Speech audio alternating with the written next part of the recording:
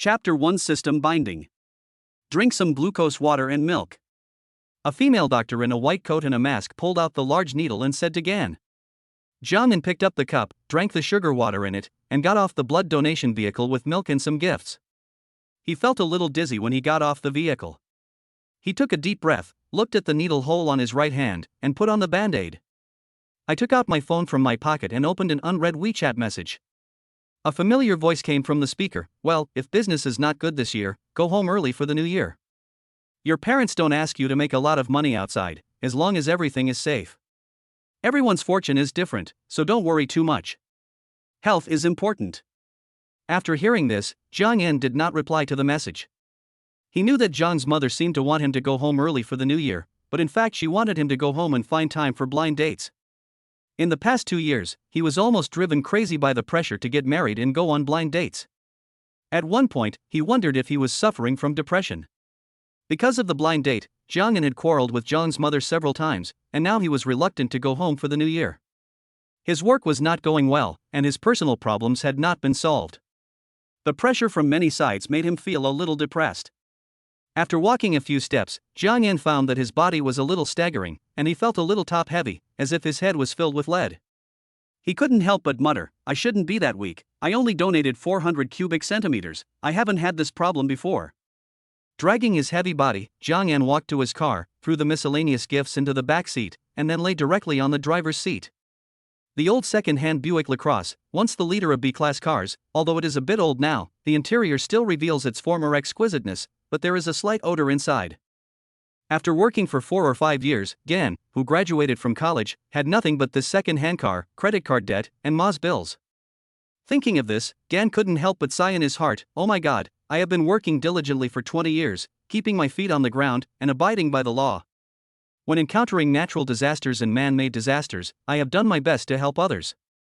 Why have things not gone smoothly in these years, and why have I been so frustrated all the time? Gan, who is almost 30 years old, has worked for many years and made some money in business.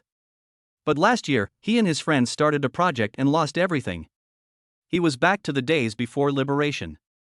His business failed halfway through, and he has been unable to work for the past 6 months. He was ready to calm down and resume business, but the company's capital chain broke. A series of consecutive blows made him mentally collapsed. Jiang Yan, lying in the driver's seat with a sad look on his face, fell into a deep sleep without realizing it. Ding dee.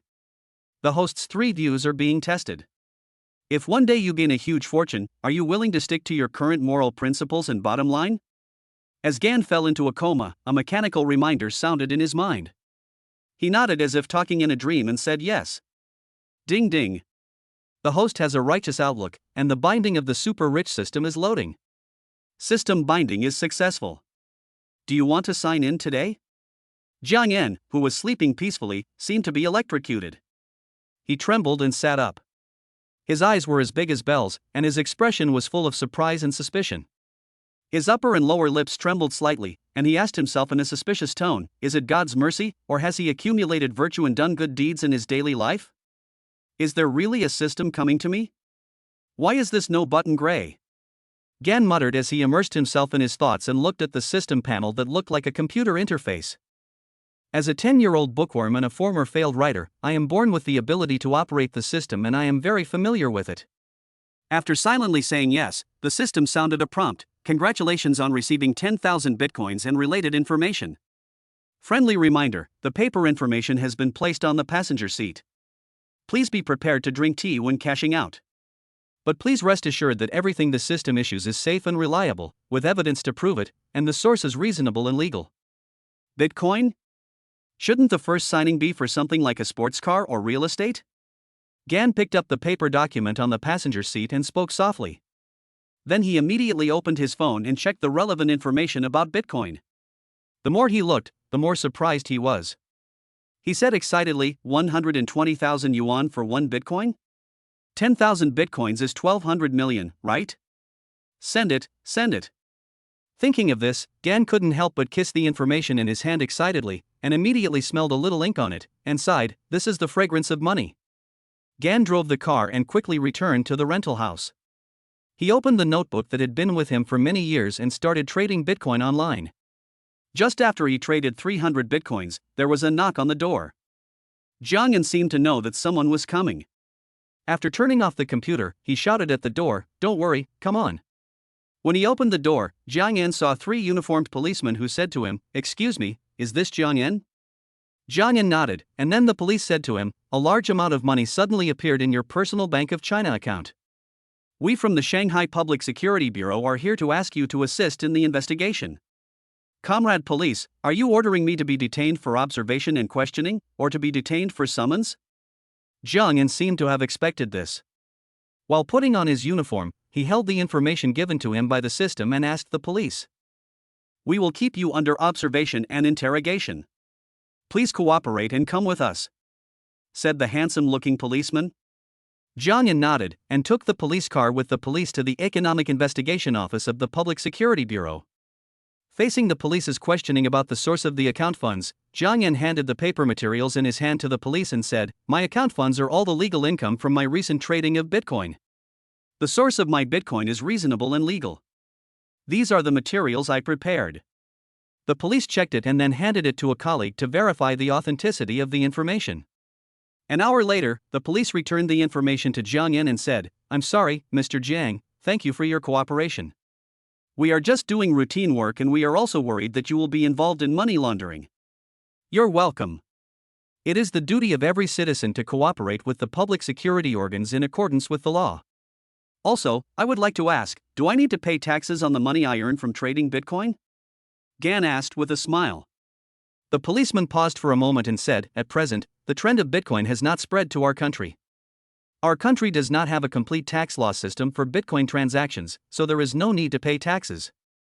Jiang Yan was moved when he heard this and said to the police, "Whether I need to pay taxes or not, I am willing to donate 10% of my Bitcoin trading income to the public security system.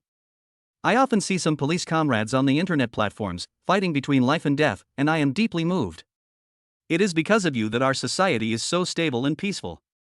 After listening to this, the police saluted Jiang Yan solemnly. At this point, Gan took a police car back to his residence and began to sell his Bitcoins. However, the large-scale shipments also caused the price of Bitcoin to fall. After selling all 10,000 Bitcoins, he earned nearly 1 billion yuan. At the same time, the bank also called and said that he had become a VIP and was going to visit him. After Gan rejected the bank's request for a visit, he did not forget his previous promise and donated 100 million to the public security system. After the incident, Gan looked at the text message from the bank, which reminded him that he still had a balance of nearly 900 million yuan. He fell into deep thought. After some thought, he began to clear some of his bills. Credit cards, car loans, MA's bills. Only then did Jiang Yan understand what it meant to be debt-free. Looking at the simple rental house, Jiang Yan started to clean it up. He cleaned out all the things that were not used and were worn out, and then terminated the contract with the landlord. "I already have 900 million yuan, why should I still live here? I should buy myself a luxury car and a mansion." Jiang Yan packed some personal belongings and left the rental house with his bag on his back. As soon as he got to the car, Jiang Yan was in a dilemma. With a C license plate, he couldn't enter the downtown area of Shanghai and could only drive around outside the outer ring road. He was a little nostalgic for this car that had been with him for 2 years and couldn't bear to give it up. He spent a lot of time on this car. Although there were no major problems, there were many minor ones.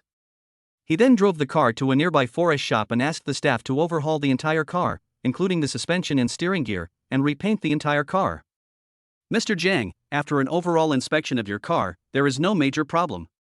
There are just some minor issues here and there that are not serious.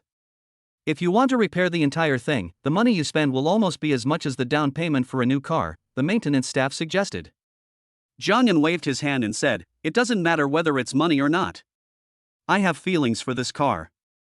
I only have one request, and that it be restored to the condition of a new car. I can pay a 10,000 yuan advance payment first, and I'll come back to get it after it's repaired." When the maintenance personnel heard this, they did not say much, but simply informed the estimated maintenance time. Jiang Yan walked out of the forest store with his bag on his back and hailed a taxi. After getting in the car, he asked the driver, "Master, is there a BBA or luxury car forest store nearby?" The driver glanced at Jiang Yan, smiled and said, "Yes, there is an Audi forest store 4 kilometers ahead. Do you think it's feasible?" Jiang Yan nodded without any hesitation. He didn't have any particular requirements for a car, as long as it was safe, comfortable, and reliable. The driver was a bit talkative and chatted with Gan all the way, telling him a lot of knowledge about car buying. Before getting off the car, he did not forget to remind Gan that it is not easy to make money and he should not be cheated by those salesmen. "Thank you for your guidance, master." Jiang Yan hurriedly expressed his gratitude after getting off the car. After entering the 4S store, a salesperson came to greet him immediately. A tall and thin guy wearing frameless glasses walked up to Jiang Yan and said, "Hello, sir. I am Xiao Gao, the salesperson here. How can I help you?" The author has something to say. Strictly speaking, Jyotsai is not a novice author. He has written books on other platforms, but there is no doubt that he has covered the books. This is my first attempt at writing about urban rich people. I would like to ask for more suggestions from readers. Chapter 2: Car Shopping. There was no vulgar plot, the salesperson was smiling, with a little respect in his eyes. Gan often went out to do business, and although his clothes did not look rich, they were neat and tidy. Facing the salesperson's greeting, he also smiled. "I want to pick up a car today. Do you have any latest models? My budget is over 1 million. Jiang Yan said slowly to Xiao Gao. Xiao Gao couldn't hide his surprise when he heard this. He didn't have too many doubts about Jiang Yan's ability. He smiled and said, "Okay, sir, what's your name? Should I take you to see the car now, or should we take a rest first?" Jiang Yan handed the backpack to Xiao Gao and said, "My name is Jiang. Please help me store the bag. Let's go check out the car first." Xiao Gao took the backpack, put it away, and then led Jiang Yan to the car show area, asking Jiang Yan about his needs along the way. "I prefer a sedan. My requirements are a low-key appearance, good performance, safety, and comfort." Jiang Yan turned to Xiao Gao and said, "Okay, Mr. Jiang, please come this way. There are not many car models that meet your budget requirements. This is our latest 21 model A8. Let me introduce it to you." Xiao Gao bowed slightly, made an inviting gesture, and guided Jiang Yan to look at the A8 on the booth. Listening to Xiao Gao's introduction, Gan was quite satisfied with the appearance and performance of his vehicle. The quality of a good salesperson is often reflected here. The simple parameter introduction has already guided Gan's impulse to buy. After the test drive, Jiang Yan couldn't help but sigh inwardly. Luxury cars are expensive for a reason. Whether it's the space, interior, or performance, it's really a world of difference compared to his old LaCrosse. "How much does this car cost?" Gan asked. "The top configuration of this car is currently priced at around 1.2 million, and it's in stock." Xiao Gao replied, unable to hide his excitement. Jiang Yan nodded and said, "I want this car. I'll pick it up now. I'll pay in full." Xiao Gao didn't expect the whole process to be so smooth, so he got out of the car first, opened the driver's door for Jiang Yan, covered the edge of the door with his hand, and warned Jiang Yan to be careful. After getting off the car, Jiang Yan was about to follow the salesman Xiao Gao to the guest area to fill out the order, but his eyes were immediately attracted by another car not far away from the A8, and he said, "Wait a moment." As soon as these words came out, Xiao Gao's heart skipped a beat. "What car is that?" Jiang Yan pointed at a car not far away that looked almost the same as the A8 but exuded a sporty feel, and asked Xiao Gao. Xiao Gao didn't think too much about it. Relying on his professionalism, he said, "That's the latest S8. It looks the same as the A8, except for the wheels and exhaust pipes. But the S8 is equipped with a V10 engine, which has better power performance than the A8, and can accelerate from 0 to 100 km/h in 3.8 seconds. It and A8 are twins. S8 is the sports version of A8. It is young and fashionable, with a restrained appearance and executive performance.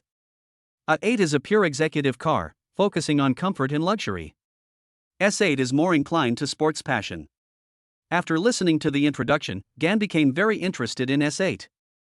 He felt that since he was young, S8 seemed to be a better match for him. "How much does this top-of-the-line model cost? Can I test drive it?" Jiang Yan asked. The top configuration of the S8 is about 2.1 million yuan, so you can test drive it. "But, brother, you want a ready-made car, and the latest S8 is not on the market yet. What do you think?" Xiao Gao said truthfully.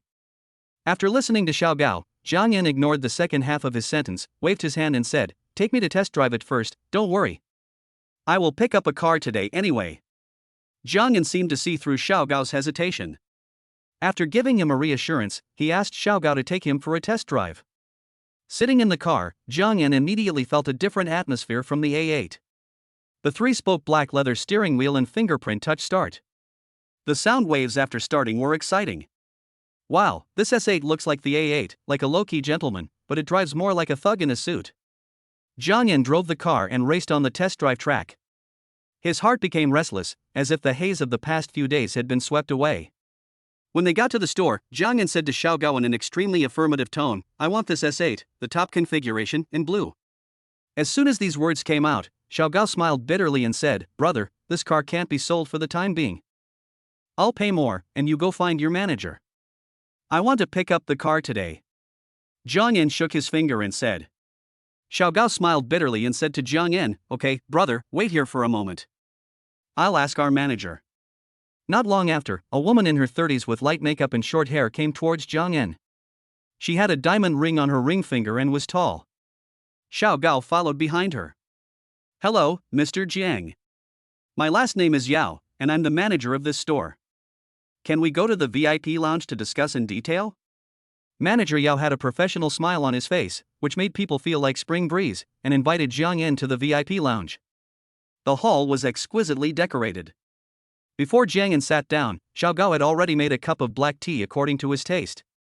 "Mr. Jiang, Xiao Gao told me that you insisted on buying a top-of-the-line blue S8 today, is that right?" Manager Yao asked.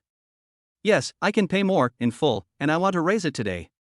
I am a man of decisive actions, so we don't need to talk about other things. Just tell me whether you can meet my needs." Jiang Yan nodded. Manager Yao smiled and said, "I just communicated with the manufacturer. Coincidentally, a car you need has just arrived. Although the model has not yet been put on the market for sale, we have internal channels. It will cost an additional 500,000 yuan to pick up the car. Do you think you can accept it?" "No problem. I don't really like price wars. I just have one last request. You must give me a Shanghai license other than Shanxi for free," Gan said. After listening to this, Manager Yao thought about it. Although it was difficult to get a license plate in Shanghai, it was not a difficult task for a large 4S store like them. He nodded and said, "Okay, then it's settled. The car is still at the manufacturer's place. It will take about an hour to bring it over. If there is no problem, let's sign the contract." Jiang Yan nodded to indicate that it was okay. Xiao Gao at the side took out the contract. Both parties signed it, swiped the card, and waited for the car to arrive. An hour later, a trailer pulled a brand new S8 to the 4S store. After unloading the car, Jiang Yan checked it and found that the license plate had been installed. He couldn't help but give a thumbs up to the service and action of the 4S store. Amid the sound of several salutes, Jiang Yan drove his new car straight to Hanlong Plaza in the city center. Driving on the inner ring road and watching the vehicles passing by on the road, Jiang Yan couldn't help but think of the days when he stayed in Hangzhou. By comparison, he found that the price of vehicles on the roads in Hangzhou was higher than that in Shanghai. After careful consideration, it becomes clear. Shanghai license plates are expensive. Shanghai car owners have a budget of 500,000 yuan, but can only buy a 400,000 yuan car. The remaining 100,000 yuan needs to be used to buy license plates. The S8 may seem low-key and restrained, but it has excellent performance when driving, and its reputation as a suit thug is not undeserved. As the car drove along, some car owners who knew the quality of the car kept their distance from Gan. "Wow, it's the Suit Thug S8, and it looks like a top-of-the-line model. This seems to be the latest model, isn't it not on the market yet? Wife, drive slower, don't drive like a fighter. You can't outrun that Audi." "What the hell are you talking about? It's just an Audi. We are also a BMW after all. That's the new S8. The purchase tax alone is enough to buy our fork." The car stopped and started along the way.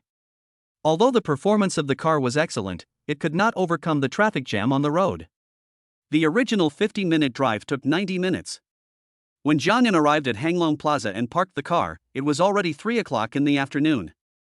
Fortunately, he had eaten something at the 4S store before. People often engage in revengeful spending after becoming rich. Gan took the elevator and went straight to the clothing area, wanting to buy some clothes for himself. Seeing an Armani clothing store, he walked straight in. As soon as he entered the door, a salesperson with a dignified appearance and proper manners came over and said to Gan, "Welcome to Armani, sir, how can I help you?" Jiang Yan nodded and said, I want to buy some clothes. Please help me choose and introduce them. Okay, sir, please follow me. This way, please. The salesperson led Gan to the clothing area. After trying on a few pieces of clothing, Jiang Yan was not particularly satisfied. The salesperson kept praising Jiang Yan for his perfect figure, but in fact, Jiang Yan knew his own situation. He was 178 centimeters tall and his weight was almost as high as his height. After years of part-time work, staying up late at social events, he was sub-healthy and had fatty liver. Looking at his bloated self in the mirror, Jiang Yan didn't know what to wear for a moment. Beautiful lady, please stop praising me. How about this? Give me some advice and help me match my clothes according to my body shape.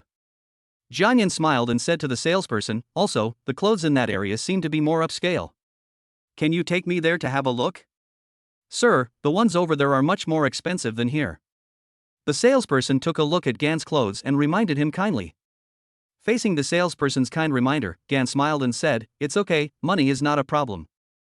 I don't know why, but every time he said money is not a problem, Gan felt a sense of relief. He even wondered if he had a loser mentality. The salesperson heard this and didn't say much, and started to match clothes for Jiang Yan. To be honest, the professional clothing salesperson did match clothes appropriately. Jiang Yan had a round face and a little fat on his face. His facial features were regular. However, his puffy figure and double chin lowered his overall appearance. Normally, he looked plain. He was not a loser or a sleazy guy, but he looked a bit greasy. After years of wind and rain, he had suffered a beating that he shouldn't have suffered at the age of 27. Chapter 3, Meeting an Acquaintance. After all the matching, Jiang Yan's eyes really brightened. It was true that clothes make the man, and gold makes the Buddha. The matching of clothes directly covered up the flaws of his figure. The casual and decent clothes made him seem to have returned to the days when he just graduated from school. He bought 3 sets of casual, sports and formal clothes. When he asked the salesperson to pack them all up and pay for them, his eyes were filled with joy. Hello, sir. After the discount, the total is 325,672. I'll give you the whole number, 325,000. The salesperson said to Gan happily. After paying the bill, several beautiful sales staff in the store were eager to try, and they all wanted to leave their contact information for Jiang Yan. After all, they rarely meet customers as generous as Jiang Yan. They all wanted to climb the ladder, and they were looking forward to the story of the domineering president falling in love with me. Do you think there's something I'm missing? Gan looked himself up and down and said to the salesperson who was receiving him. The salesperson covered his lips lightly, not shy at all, and smiled. Are you still in need of a girlfriend? Jiang Yan was slightly stunned when he heard this, and then he laughed. Ha! I mean, maybe I'm still missing some jewelry or something. The female salesperson, who was so embarrassed that she blushed, couldn't help but mutter in her heart, what a straight man. We also have some jewelry, watches and the like in our store. Would you like to take a look? The female salesperson adjusted herself and said to Gan. No, I'll go to other stores later. I still need a favor from you. Could you please help me put these things into my car? I'll take a look around and come back to your store to get the car keys. Jiang Yan waved his hand and said. The saleswoman said no problem and took Jiang Yan's car keys. Jiang Yan told her where the car was and thanked her. After leaving the store, the saleswoman started to sort out Jiang Yan's clothes. She did not ask other colleagues to help deliver them. As he was walking around, Jiang Yan suddenly felt someone calling him from behind, Enzi, Enzi. Jiang Yan turned around and saw a man in his 30s or 40s with a round head and thick neck. He was a little shorter than him, but the two were of similar build, so the height difference didn't seem that big. Next to the man stood a slim beauty with delicate makeup on her face, touching his left hand. Oh, Brother Kai, what a coincidence. Jiang Yan walked up to the man and hugged him. They were colleagues in the company. The man's name was Chiang Kai, a native of Shanghai. He had resigned a month ago. At the beginning, Chiang Kai and Jiang Yan had the best relationship in the company. Although Jiang Yan was very good at dealing with people in the company, there were not many people he really recognized. Chiang Kai was one of them. Moreover, Chiang Kai was a native of Shanghai, almost a generation older than Jiang Yan, and had a wide range of experience. He had given him a lot of advice both at work and in life. After the two of them greeted each other, Jiang Yan did not ask too much about who the beautiful woman next to Chiang Kai was. He also knew Chiang Kai's situation. He loved to play, liked to gamble, and was also a glutton. During their work together, Chiang Kai often took Jiang in to eat delicious food. However, he was recently getting a divorce and dividing his property, and most of the women around him were his mistresses. We haven't seen each other for almost a month, and it's a rare occasion to run into you here today. Are you alone? Judging from your appearance, you must have made a fortune. Chiang Kai looked at Jiang Yan's new clothes and said in surprise. Hey, I made a little money recently.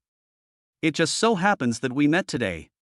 Let's have dinner together later and you can take me to try the local delicacies. I'll treat you. Jiang Yan held Chiang Kai's other arm, fearing that he would run away.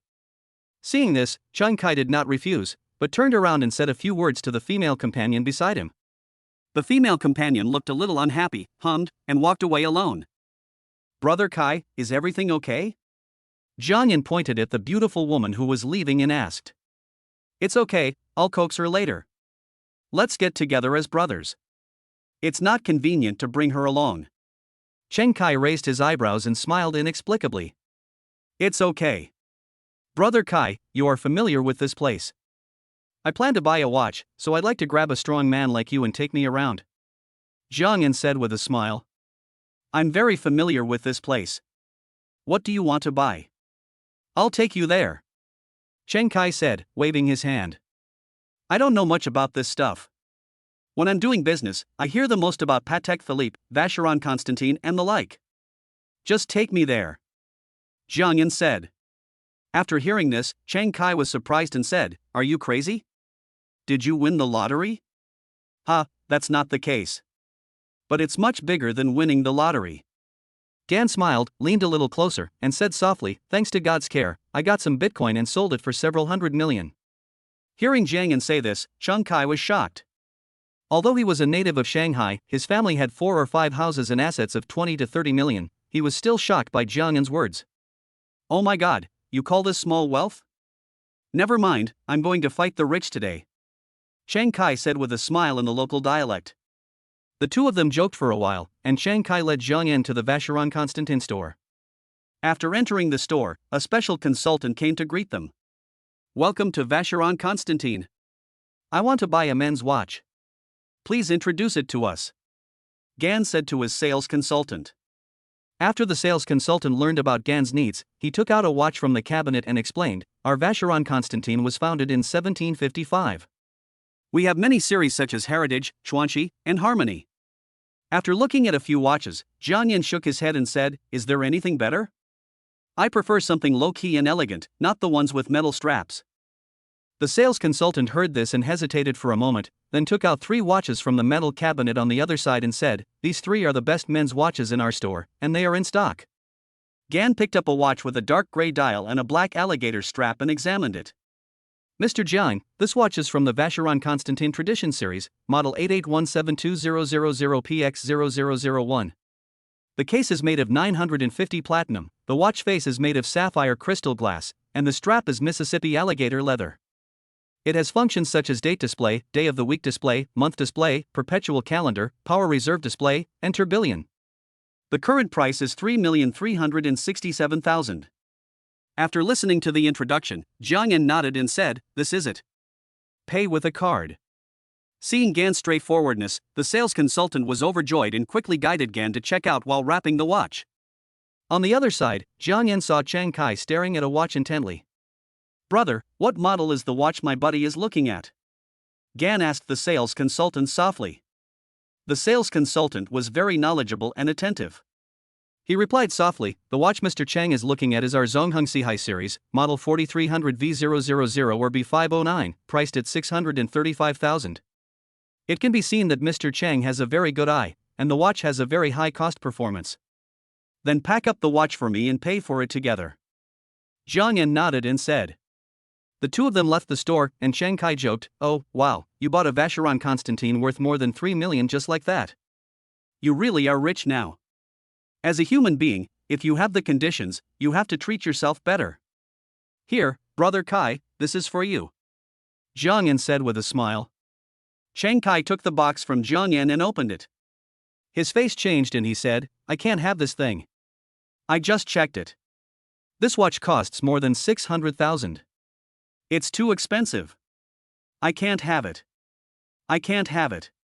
Seeing Chiang Kai hastily refuse, Jiang Yan shook his head and said, Brother Kai, we were the only two with similar tempers among the more than 100 people in the company, and you often gave me advice.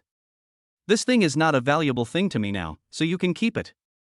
The two men pushed and shoved each other, and Chiang Kai couldn't resist. Besides, he really liked the watch, so he accepted it. After the two of them walked around, Jiang Yan took out his phone and checked the time. It was almost time. He said, Brother Kai, it's almost 6 o'clock. Let's find a place to have dinner. Chiang Kai got excited when he heard about eating. He smiled and said, 2 months ago, I went to a restaurant with my friends. It's quite famous in Shanghai and the food is good. I'll send you the location and we can meet there directly. Jiang Yan nodded and then looked at the location sent by Chiang Kai.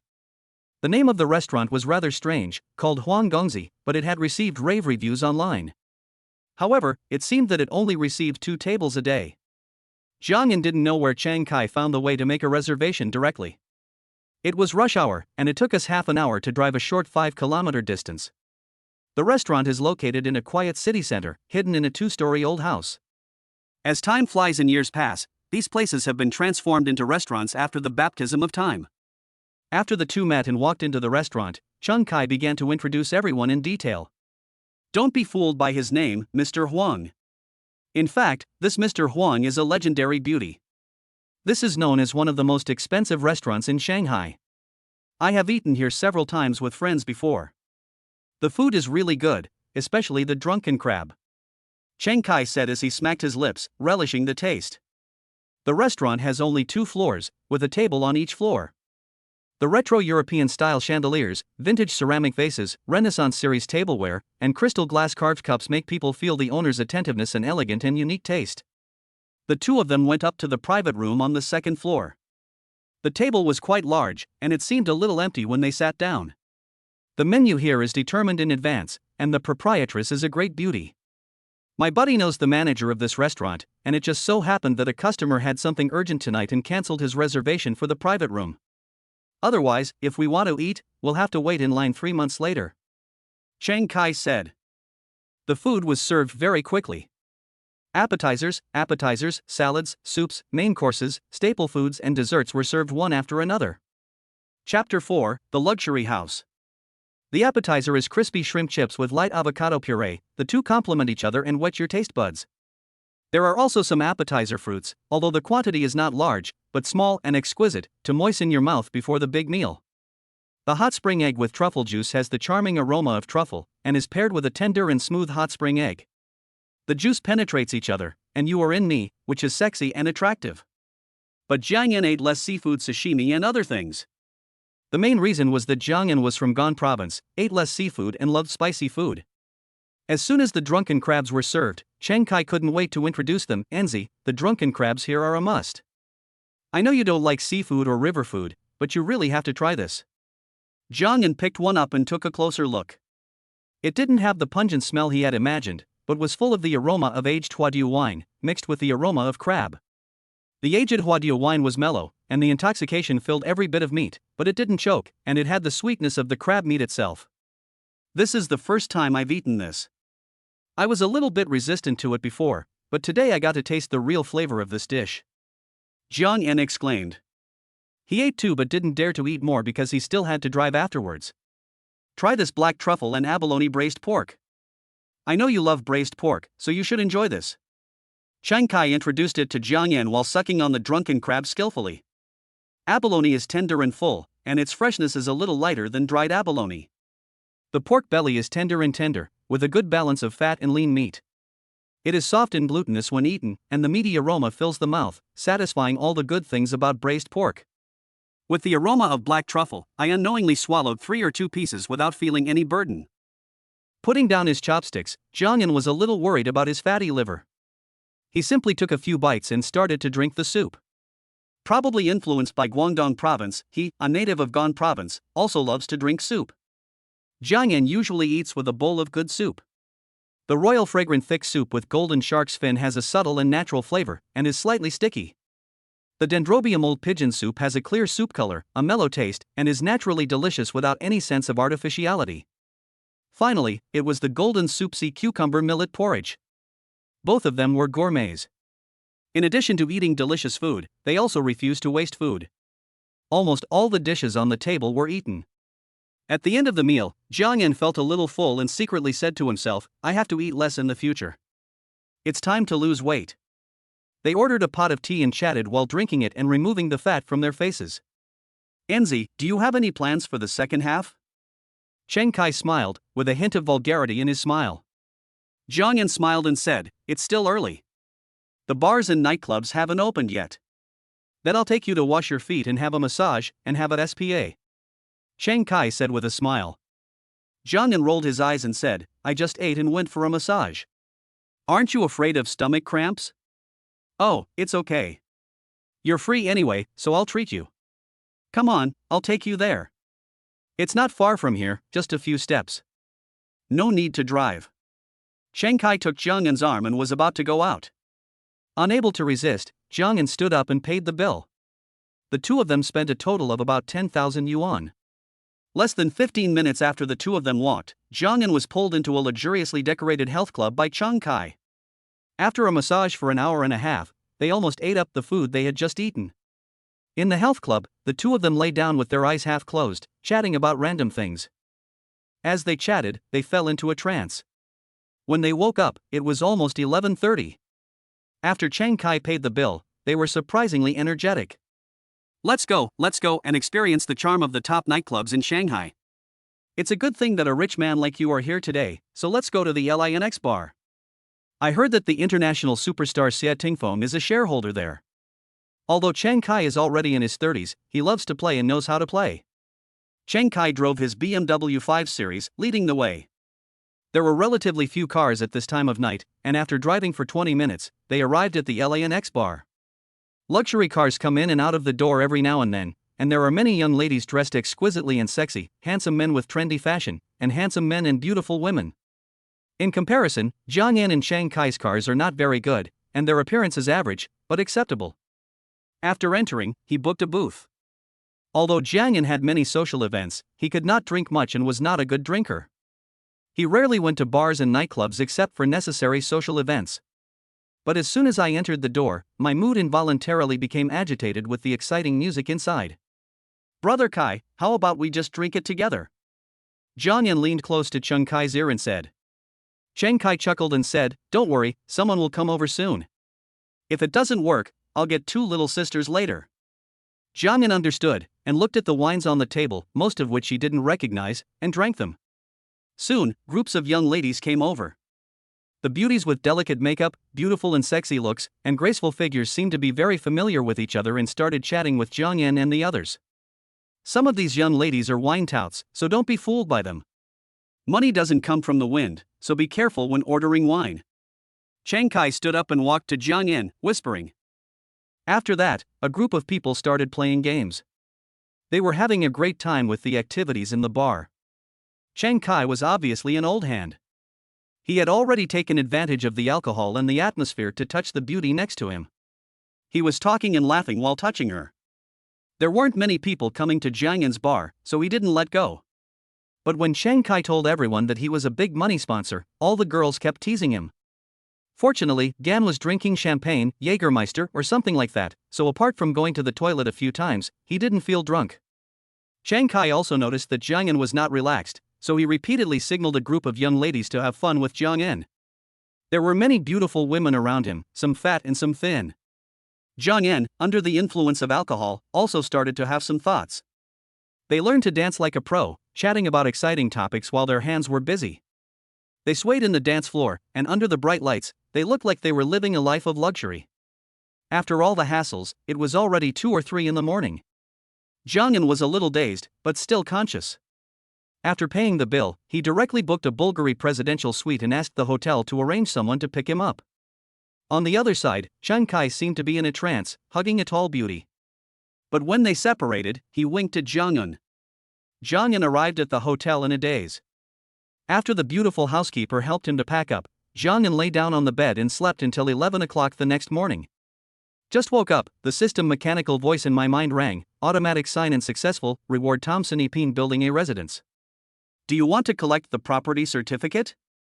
When Jiang Yan heard this, he couldn't help but shudder. As a real estate developer, he had some knowledge of some famous communities. Building A of Tomsanipin is the best located building in the entire community, 50 meters away from the river, truly zero distance.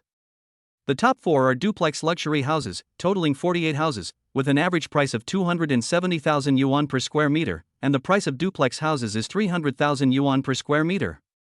The total value of the entire building is close to 10 billion. After extracting the 48 property certificates, Jiang Yan looked at the red property certificates in amazement. He couldn't help but sigh. I was just worrying about the Social Security purchase restriction issue. The system really understands me and it solved the problem in one step. After calming down, Jiang Yan picked up his phone and opened the unread WeChat message sent by Chiang Kai. Brother, relax a little. It's a waste for you to sleep in such a nice hotel alone.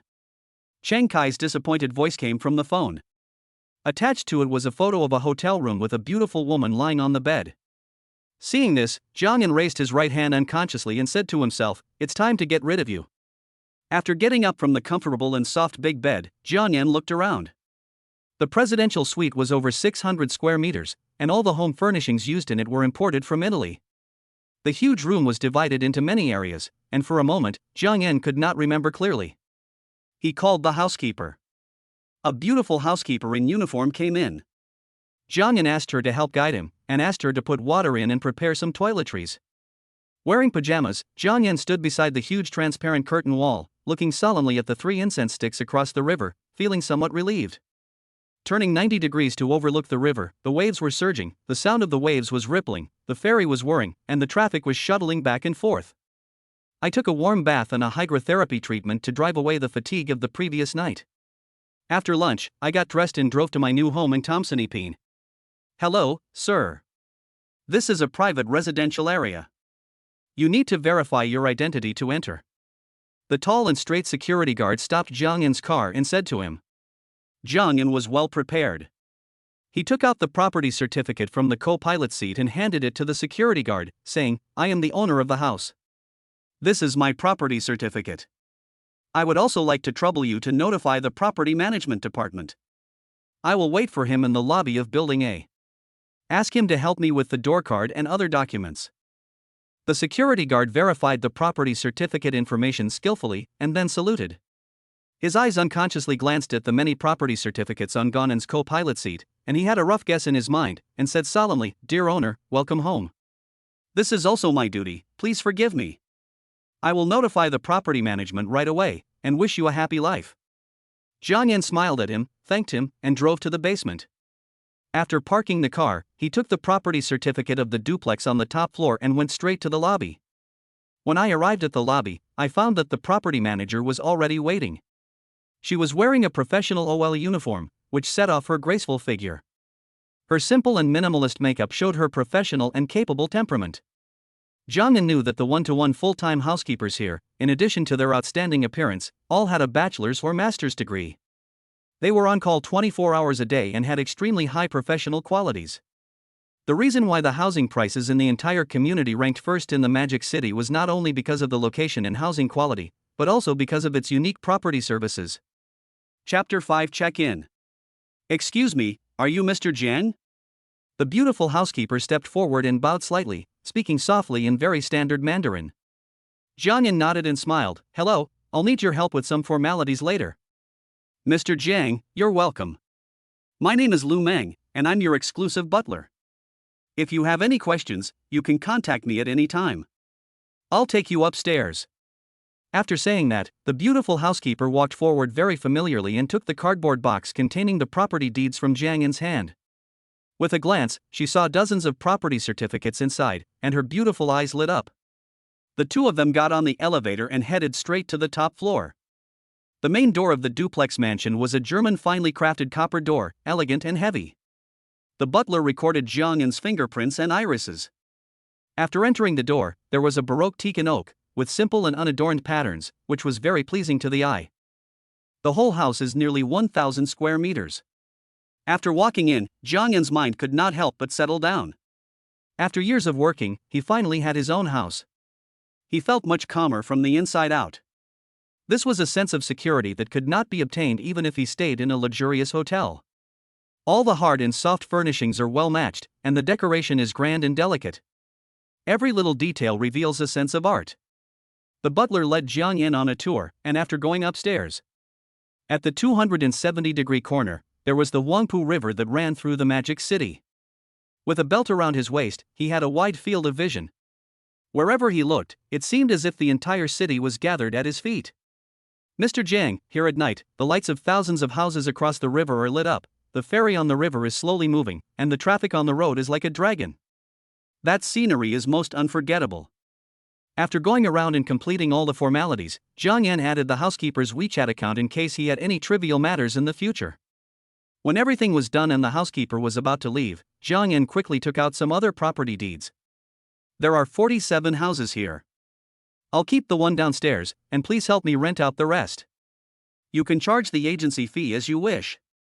I'll give you the card number later, and you can just transfer the rent to me. Jiang Yan took out a house deed and handed over the rest. Although the beautiful housekeeper had a rough guess in her mind, she was shocked when she received the official confirmation from the real owner. When she took the cardboard box, she immediately felt the heaviness brought by billions of assets. The huge house left Jiang Yan alone. After he calmed down, he felt empty, lonely, and cold. Just as he was about to think about the future, his cell phone rang. Jiang Yan looked carefully and saw that it was Chen Bo, the marketing director of their company, who called. At this moment, Jiang Yan suddenly remembered that he still had a job and had not resigned. Jiang Yan, why haven't I seen you since you came to work today? There's nothing on your attendance card. Did something happen to you? Chen Bo is a nice guy with average ability. He is good at smoothing things over at work. When faced with Jiang Yan's absence from work, his tone was not impatient. Brother Chen, I was busy with something urgent these 2 days and forgot about it. I'm sorry. Also, I plan to formally resign today. Jiang Yan said in a calm tone with a hint of apology. Chen Bo pondered for a while and asked, is it because of the company's capital chain problem? There are many people in the company who have the same idea as you, but it's almost the end of the year, and it's not wise to change jobs at the last minute. You should think about it again. Brother Chen, I have thought it through and am preparing to complete the resignation procedures online. Jiang Yan replied. How about this, are you busy now? Why don't you come to the company and let's talk? Even if you have made up your mind, as a supervisor, you have to say goodbye to everyone, not to mention that you still have 7 or 8 salesmen under you. Chen Bo recognized Jiang Yan's ability, but it was difficult to recruit other people, so he wanted to persuade him to change his mind in person. Gan thought about it and felt that he should say goodbye to the 8 salesmen below him. After all, they had worked together for so long. When doing things, one must have a beginning and an end. Okay, I'll be at the company in about an hour. The two said goodbye and hung up the phone. Jiang Yan went downstairs and drove to the company. After entering the company, Chen Bo took Jiang Yan into the meeting room. He handed Jiang Yan a cigarette, and while they were smoking, Chen Bo tried his best to persuade Jiang Yan to stay and not to act impulsively. Gan felt a little embarrassed by such earnest persuasion, but he had no choice but to bite the bullet and find an excuse to start a business to get out of the situation. After completing the work handover and resignation procedures, Gan went to the office of their team. Seeing that everyone in the team was there, Gan told them about his resignation. The salesperson hurriedly asked what the reason was, and Gan had to repeat the reason. In his daily work, Gan has a very good relationship with people, and he uses both kindness and force to lead the team. He also pays for the team members to go to a small restaurant for team building and meals every week. After all, the 7 people below him have achieved results, which is also helping him make money. When 3 or 2 heard that Gan was going to start a business, they expressed their desire to go with him. Now that the year is coming to an end, everyone should calm down and work hard here. If you have any questions in the future, feel free to call me. Gone and didn't say much else. Then he sent a big red envelope to his team group and said goodbye. When he was about to leave, Gan felt a little empty. Although the company had problems, he was inevitably a little moved to leave the place where he had worked for more than a year. After rushing back to his residence, Jiang Yan called his mother. Mom, I'll transfer some money to your card later, so don't be stingy. Take care of yourself. Also, don't force me about the blind date. I know what I'm doing. Oh, there's enough money at home. It's not easy for you in Shanghai, so keep it for yourself. Don't eat fast food all the time, buy more decent clothes, and eat breakfast on time, otherwise you'll have a bad stomach.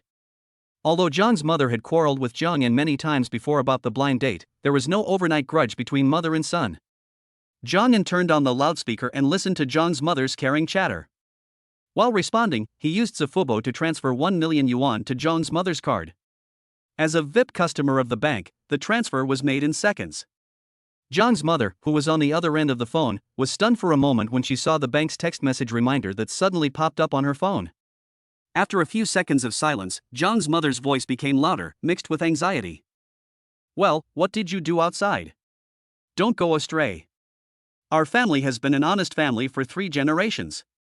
You can." Zhang's mother's words were full of anxiety and concern, and her words sounded like strings of pearls. Zhang Yan quickly interrupted Zhang's mother's questioning and caring words, and said with a smile, "Mom, you know me. I recently partnered with my friends to do a big project and earned this money. You can use it with peace of mind." Listening to Zhang Yan's explanations, Zhang's mother's suspicious tone gradually faded. "If you make money, save it well. If you need to spend it outside, spend it. If you don't need to spend it, keep it. Yeah, I know. I bought a house in Shanghai. When you and Dad are free, come to Shanghai and live there for a while. We can go home together for the new year. Also, don't try to introduce blind dates to me anymore. I have money now and I want to find someone suitable. There's no rush." Zhang's mother ignored the first half of Zhang Yan's words and said in a serious tone, "What do you mean you are not in a hurry? How old are you? Are you not in a hurry? Look at others." Hearing this, Zhang Yan's mood suddenly became depressed. He smiled bitterly and had to listen to Zhang's mother's scolding. He regretted making this call and felt that he should have directly transferred the money and sent a WeChat message. After exchanging pleasantries for a while, the two hung up the phone. Zhang Yan also transferred 1 million to Zhang's father and then called Zhang's father. "Dad, I transferred some money to your card. Don't worry about spending it recklessly, use it with confidence." Zhang Yan said in a solemn tone, and in his heart he was a little in awe of his father, as he had been beaten many times since he was a child, and he couldn't escape even if he ran away. "Why are you giving me money? I have it here. Keep it for yourself," Zhang's father said in a serious tone. He changed his tone halfway through his words. "Where did you get so much money? What did you do?" Zhang Yan quickly repeated what he had said to Zhang's mother. After hearing Zhang's father's tone soften, Zhang Yan heaved a sigh of relief, as if he had gone through a difficult and dangerous situation. Listening to the roar of various vehicles coming from Zhang's father's side, Zhang Yan once again talked about asking Zhang's father and mother to come to the Magic City. "I have to do project acceptance during this period, so let's talk about going to Shanghai later. When you are outside, be careful and don't get into trouble with other people. Be restrained, but don't suffer any loss." Zhang's father's words seemed careless, but they also contained deep concern. "Yeah, take care of yourself. I've given Mom some money, so you too shouldn't be frugal. Drink less alcohol, as it gets red in the face and is bad for your liver," Zhang Yan warned. Okay, take care of yourself outside. I'm busy right now. I'm hanging up now." Neither the father nor the son spoke much, and it was difficult for them to express their true feelings. It was as if they were separated by transparent glass. They could see each other, but it was difficult for them to truly touch each other. However, both sides more or less understood each other's intentions. When Zhang Yan was about to make the next call, he found a message from Zhang's father. "You have bought such a big house now, remember to bring Jiang Shu to live with you. She is now a junior, she doesn't have many classes now, and she will soon start internship. I am afraid that she will be led astray by others. You, as a brother, are usually too busy with work to take care of your own sister." Zhang Yan couldn't help but smile bitterly after reading the message. It turned out that a daughter is a father's little cotton padded jacket. After replying the message, Zhang Yan called Jiang Shu. The phone rang, and from the other end came the sound of some birds chirping, like the sound of hundreds of birds singing in the old forest. The birds chirping and the sounds were cheerful but not noisy. "Hey, Shu, can you hear me?" I can hear you, brother, what's the matter? Is your mom urging you to go on a blind date again?" Jiang Shu's sweet voice sounded. "Hey, stop it, I'm on the phone with my brother." Chapter 6 Canyon Storm. After Zhang Yan asked about Jiang Shu's recent situation, he told him about Jiang Shu's father's instructions. "Brother, are you hooking up with a rich woman? Don't think that I don't know the housing prices in Shanghai just because I'm in school." Jiang Shu's tone was mixed with surprise and ridicule. You silly girl, you don't have any classes right now. I'll pick you up at 5:30 this afternoon. Please pack your things. Jiang Yan said angrily. Hearing Jiang Yan's angry tone, Jiang Shu smiled and said, Okay, I'll wait for you at the school gate tomorrow. I also need to find some internship companies. After the two exchanged pleasantries and hung up the phone, Jiang Yan lay alone on the big sofa in the living room, bored and basking in the rare sunshine. The afterglow made him look golden. Once people have free time and sit alone, the noble sense of loneliness in their hearts will come out and they will start to think about more things. Touching the flesh on his belly and patting it, Jiang Yan sat up and muttered, It's time to lose weight, otherwise I'll lose my money before my body collapses. There was a specially equipped gym in the house, with all kinds of equipment. Gan put on his sportswear and started sweating profusely. Before he had even finished exercising for 10 minutes, he was sweating profusely and began to pant. After 2 hours of continuous exercise, Jiang Yan collapsed on the ground. Seeing that the ground was wet but his body was still thick, he couldn't help but sigh. After resting, he felt a little sore all over. Jiang Yan said to himself, It seems unreliable for this person to practice blindly. I really need to find a regular coach later. After taking a shower and changing into clean clothes, Jiang Yan went downstairs and drove to Shanghai Jiaotong University. It took him more than 40 minutes to drive a short distance of 10 kilometers.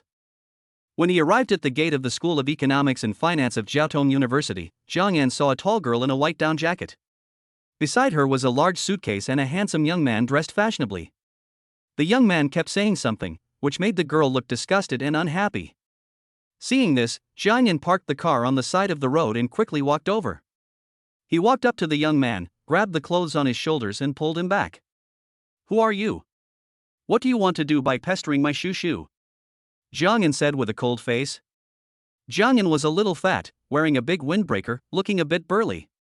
He learned some kung fu when he was a child, and was a member of the school's martial arts team when he was in high school. He had fought a lot and was very strong.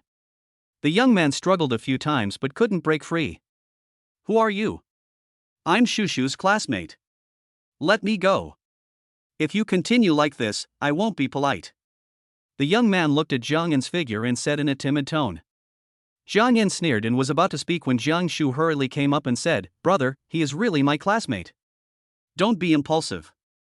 After listening to Jiang Shu's words, Jiang Yan loosened his hand and glared at the boy fiercely. The boy straightened his wrinkled clothes, looked at Jiang Yan's chubby face, and then looked at Jiang Shu's standard delicate face, and couldn't help muttering, This doesn't look like it, are they real brother and sister? What the hell are you talking about? I'm warning you, stop bothering my sister, or it won't be so easy next time. Jiang Yan said with a sullen face. Jiang Shu understood Jiang Yan's temper. He usually looked smiling, but when he was really angry, it was hard to stop him, so he quickly pulled Jiang Yan away. Jiang Yan guessed that the young man was most likely his sister's suitor. Judging from his appearance, he had been pursuing her for a long time. As he walked away, he glared at him viciously. If that kid dares to bother me again, you'll beat the shit out of him. Let him see that our kung fu was not practiced in vain. Jiang Yan said to Jiang Shu while pulling the suitcase. He is my classmate. We see him every day. I don't want to make it too embarrassing. Next time he does this again, I will listen to my brother and give him a shoulder throw first. Jiang Shu said with a smile, holding Jiang Yan's arm. Sitting in the car, Jiang Shu looked at the interior in amazement and said, Brother, the interior of your new car looks so luxurious. How much did it cost? It's not much money, just over 2 million. Jiang Yan started the car and said casually. So expensive? What about your previous car? Jiang Shu asked in surprise. It's at the 4S store. The car has a lot of minor problems, so I sent it for a comprehensive inspection. Please let me drive that car. It has a thick and durable body, which is suitable for a novice like me. It's not suitable for a girl like you to drive that car. I'll buy you a new one later and you can choose whatever you want. Jiang Yan rolled his eyes at her and said. It's okay. It's really painful to have a new car bumped and dented. I'll just take that one. Jiang Yan thought for a moment and said, It's up to you, but it will be later. The car is still being repaired. Let's go have a meal first and then go home directly. The two found a Chinese restaurant that looked good, had something to eat, and then went straight back to Thompson. Since entering the community, Jiang Shu looked around like a curious baby. After entering the door, he exclaimed, Wow, brother, I just checked, your house is worth nearly 300 million yuan, you are not really hooking up with a rich woman. Jiangyan flicked her forehead and said, can that rich woman support me with 300 million? This is all earned by your brother's good deeds. Yeah, that seems to be true. Even rich women won't be interested in you with your looks. Gan raised his hand, pretending to hit. You live upstairs, and I live downstairs. If there's anything you need to buy, tell me. I'll send you the business card of the property manager here later. Remember to apply for an access card. Jiangyan said, also, I'll transfer some money to you. You can buy what you need later. Don't be afraid of wasting money. After saying that, Jiangyan took out his mobile phone and prepared to transfer the money. Brother, no need. I have money on me, enough for me. Jiang Shu interrupted and said, how much money can you have? Even if you work as a part-time tutor outside, you can't make much. Besides, girls love to dress up, and clothes, cosmetics, jewelry, bags, etc. are very expensive. Jiangyan said while fiddling with his mobile phone. Really? I still have hundreds of thousands in my card. Jiangyan was stunned when he heard this. He turned his head and said to Jiang Shu, where did you get so much money? I make money by occasionally making a short video on Douyin and doing a live broadcast. Jiang Shu's voice was a little weak, and he couldn't help but shrink his neck. Is it true? Tell me the ID so I can take a look. Jiangyan opened Douyin and watched Jiang Shu's videos. He found that most of them were jokes with his roommates. He had more than 1 million fans. I'll transfer you first. You'll be going out for an internship soon. During this time, stay at home and look for suitable companies. After transferring the money, Gan returned to his study. He was bored and turned on his computer. As an old summoner, he started playing in S3 and has been a League fan for 7 years. He is full of love for this MOBA game. The pinnacle of success in S8, the rebirth of the Phoenix in S9, and the failure in S10. I have been proud of it, and also sadly disappointed. Just as Jiangyan entered the ranking, Jiang Shu's chattering and laughing could be heard in the hall outside the door, mixed with some other female voices. Jiangyan stood up and walked to the door to see that Jiang Shu was video chatting with her roommate. Sisters, from today on, I am now a daughter of a wealthy family. He. Come, let me show you my new residence. Wow, Shu, your brother's house is so big, and the decoration is amazing. Outside the window is the Huangpu River, and across the street are thousands of lights. The 3 incense sticks are so beautiful. Ah, I can't take it anymore, Shu, ask your brother if he wants a wife. If he does, I'll send her to him right now. No, I am the most suitable to be Shushu's sister-in-law. Just look at my plump waist and hips, and you will know that I can help your Jiang family to have more children. Jiangyan was listening at the side, his face full of black lines, and he couldn't help but mutter to himself, are girls nowadays so bold? The game sound rang, and Jiangyan decisively turned around and sat on the gaming chair, starting his journey to the canyon. Do beauties smell as good as games? In the new version, many equipments were not clear to Ganen. After taking some time to look at the lineup, Ganen felt that this game was a bit bad. As a senior jungler, after analyzing the pushing situation on the bottom line, Ganen roughly knew that he could only focus on farming or do some counter-squatting in this game. All 3 lanes were in a push state, which gave Gan a headache. At the beginning of the game, Gan was playing Mantis, and the opposing jungler was Graves. After letting his own top laner weapon place a ward at the blue area, Gan and the bottom lane duo started to attack the red area. Facing a hero like Graves who has high damage, clears the jungle quickly and is easy to invade, Gan chooses speed 3. Looking at the time, Ganen was brushing the toad and glanced at the top laner weapon. Facing the stoneman, weapon was about to push the line in the early stage. Seeing this situation, Ganen frantically clicked the retreat signal. He knew that this point was when the jungler was catching the top laner, and the male gun was brushing the jungle relatively quickly, so this time point was just right. While giving the signal, Gan also moved towards the top lane after clearing the frog. As expected, as soon as Gan walked towards the upper tower, he saw the male gunner appear with a large shotgun. When the weapon saw the mantis rushing over here, it frantically clicked the support signal. Seeing this, Ganen couldn't help but curse in his heart, idiot, just don't move, just move back a little when the line is pushed forward. The stone man threw an Indian flying pancake and stuck to the weapon. The male gunny went forward and threw a smoke bomb, and then started to attack. Weapon held onto his E-skill, taking the damage and moving towards Gan. Gan marked the Graves, but this was because his E-skill was not stacked, and his armor was not high. On the contrary, the stoneman was always able to withstand pressure, with plenty of health and a passive skill. When the weapon retreated, he used W to knock down the male gun, reducing its health. Gan rushed closer, not saving his skills, and used E to hurry up. Then the four heroes fought together, but unfortunately they could not trigger isolation. The damage of the mantis was not as good as that of the male gun. Chapter 7, Hugging. Fortunately, the weapon's E skill played a key role. He turned on the electric fan, twisted left and right, and knocked out two people. The two seized the opportunity to focus their fire. Seeing that the situation was not good, the male gun flashed to the tower, and the weapon used QAW to take the head. Gan followed with a flash for no reason and was repeatedly questioned by the weapon. After using up his skills, the stoneman saw that the weapon's health was low and chased it frantically. Seeing that the weapon was about to die, he suddenly ate a cookie and his health increased a little. Seeing this, the stoneman decisively gave up the pursuit and flashed to run under the tower. After the fight, Jiangyan decisively gave Weapon a thumbs up and typed, "Brother Weapon, you are really meticulous. Seize the opportunity, brush the river crab, and steal a group of 6 birds by the way." The rhythm of the male gun was a bit messed up, so I could only concentrate on farming. However, all 3 lanes at home were under pressure. In addition to constantly clicking on the support signal, the lanes also clicked on the male gun frantically. "I came here to give away my life, and now you're not coming back?" No flash in the middle. Every jungler has his own rhythm, and Graves obviously didn't want to follow his teammates' ideas, and gradually some noise started to arise. At this time, Gan's bottom lane was directly seized by the opponent's Titan and Kaisa combination. Cripple and Lux were killed, and Kaisa got a double kill. Seeing this, Gan inside. It was obvious that he couldn't take the little dragon. As expected, the sound of the little dragon's cry indicated that Gonan's value in going to the bottom lane was reduced by more than half. The duel between the male knife and the orphan Yasuo in the middle lane was a battle between the two sides. The male knife pushed the line and played a bit fiercely. The male gun also went to the middle lane several times.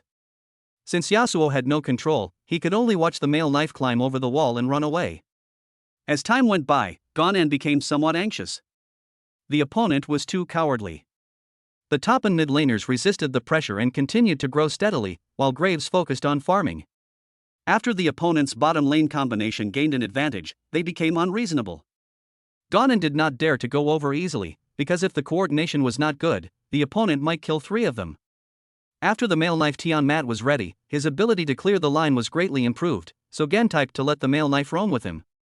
As soon as the 2 of them reached the dragon pit, the other side's bottom lane became extremely alert and retreated directly, not giving them any chance. The line was under their own tower, and there was no condition to cross the tower. Gan had to return empty-handed and then went straight to the canyon. Graves knew that he had no line control in the middle and upper parts, so he didn't dare to fight for it and had to give it up. At this time, the only breakthrough point is on the top lane. The canyon crashed down and the shareholders were divided. The opponent's top tower was in danger, but the male gun arrived in time to help defend the tower. After estimating the position of the Graves, Gan took the Talon directly to the top lane. The stone man used his ultimate and ran away, directly giving up the first blood tower. The landing phase is almost over, but the teamfight is very difficult to fight. If it drags on, we can only rely on weapons to carry the team alone. Our bottom lane tower was taken, and the opponent directly turned to the middle lane tower. The rhythm was completely in the opponent's hands. Fortunately, the male knife cleared the line quickly, and Gan supported from the side, and the middle lane tower was barely saved. Cripple and Glory were probably in a state of mental breakdown. They gave away 5 kills and kept complaining about Gan not catching them, which was a crazy mentality. Even after the bottom lane tower was gone, they didn't leave and pushed the other side's bottom lane like fools. With a brutal collision, the stone man rushed out and knocked the 2 away. Yasuo followed up with his ultimate, and the crippled Lux died instantly. Then came the crazy question mark: why did the stone man and Yasuo disappear without a prompt? The 3 of them were speechless. The mid laner was guarding the tower, and Weapon was busy pushing the line in the top lane. If you don't come to help guard the line in the bottom lane, or switch lanes with the top laner, who can you blame for getting caught in the bottom lane?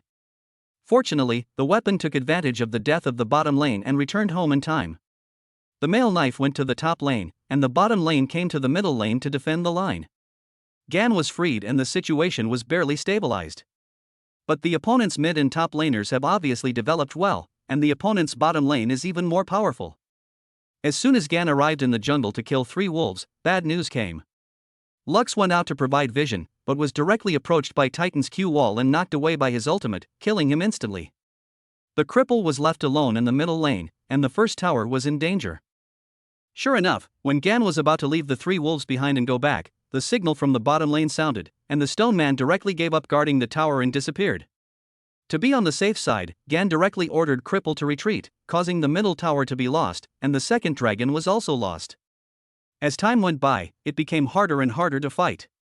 The vision was blocked, and the jungle was full of dark holes, full of dangers. As the T1 top laner in this version, the stoneman became tanky, and even the weapon had no way to deal with him. Besides, Kaisa had a big move and could provide support at any time. Gan followed behind the weapon and did not dare to attack rashly. The big dragon refreshed, and when Gan just reacted, he pointed to the big dragon's vision, and the big dragon disappeared. The 5 opponents gathered together and directly pushed down the middle lane high ground, clearing the jungle area. The situation was obviously hopeless. Fortunately, Gan snatched the opponent's dragon, otherwise they could have directly attacked. The mid lane had a soldier line pressure, and the opponents started to group together and push the top lane, taking advantage of the male knife to clear the super soldiers in the middle lane. The stone man directly attacked under the tower on Gan's side, and the cripple Lux took off and was connected by Yasuo's ultimate, and died instantly. Weapon and Gan tried hard to fight back with the help of the defensive tower, but unfortunately, with the protection of Titan, Kassadin ran away with only a little health left. The 2 of them and the second tower were turned into a pile of wreckage by the ultimate move of the Graves. Click, I can't fight anymore. I can't beat the stone man at all. As the crystal exploded, Gan was in danger of losing his position. After 2 more games, his teammates either exploded in the lane or were caught by the lane without vision, and they lost 3 games in a row. The ashtray next to him was full of ashes and cigarette butts. Gonan was a little depressed, but fortunately there was a rank protection mechanism, so he didn't drop in rank. At the beginning of the 4th round, Gan lit another cigarette, took a deep breath, and exhaled, as if all the bad luck had been washed away. Entering the moving and selection phase, a teammate typed in the chat box, "Second floor, Poison Man?"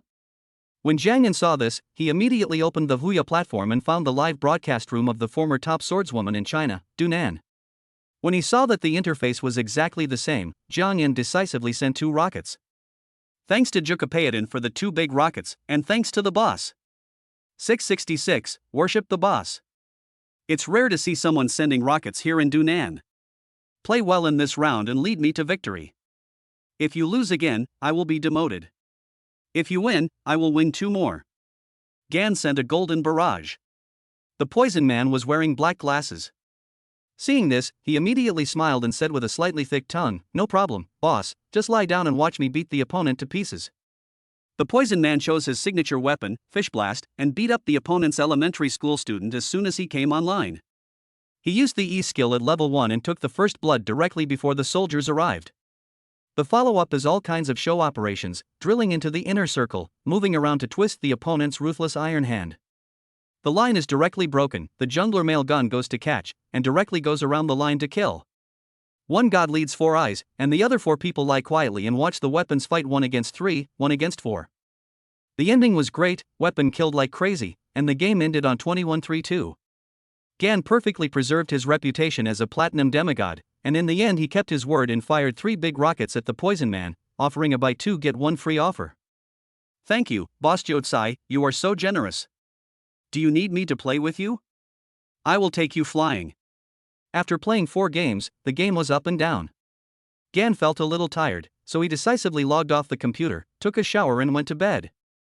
As soon as I woke up early in the morning, the system automatically sent me a reminder, automatic sign-in successful, reward, 12.7% of Ali Group shares.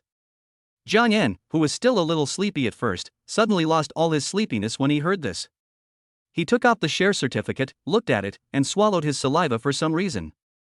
At present, the market value of Ali Group is nearly 11 trillion yuan, and 12.7% of the shares are worth nearly 140 billion yuan. Facing such a huge fortune, Jiang Yan was suddenly uneasy. From this moment on, he was also on the rich list. Sitting slumped on the bed, trying hard to absorb the shock brought by the sudden wealth, Gan took a few deep breaths. When he was about to get up, Gonan's cell phone rang. He picked it up and saw that it was an unfamiliar number from Hangzhou. Ganan was not too alert because many people knew his cell phone number when he was doing business. "Hello, is this Mr. Gan?" The voice was full of magnetism, as if it had endless attraction, and I was unconsciously infected by it. Listening to this extremely familiar voice, Gan's mind suddenly popped up that famous saying, "I have no interest in money, and I have never received a penny of salary." "Dad, Ma?" Jiang Yan's face was a little dazed, and he blurted out inexplicably. The person on the other end of the phone hesitated for a few seconds and said, "Mr. Jiang is really a joker." Sorry, Mr. Ma, I'm your fan. It's my first time talking to you, and I'm really excited." Jiang Yan suddenly reacted and didn't think there was anything wrong with the previous address. "It doesn't matter. It's my honor to have a fan as powerful as Mr. Jiang," Ma Yun said with a smile, with some tentative meaning in his words. Jiang Yan also understood what Shintong Guangde meant, and said with a smile, "Boss Ma, I bought Ali's shares for no other reason, it's just a pure investment behavior." "I see, Mr. Jiang, it's not very convenient for us to talk about these things on the phone. Can we meet in person to talk?" Jiang Yan was naturally happy to hear this and have a private chat with Ma. He quickly confirmed the location and time with Ma Yun. For such a private meeting, privacy is extremely important. It just so happened that Ma Yun was also in Shanghai at the moment, so Jiang Yan happily invited him to his home. What place could be more private than one's own private residence? After the two of them communicated, Jiang Yan called Lu Meng, the private property manager, and told him to arrange for the entry and exit of an important guest who would be visiting later. After getting up and tidying up, Jiang Yan prepared tea sets in the living room.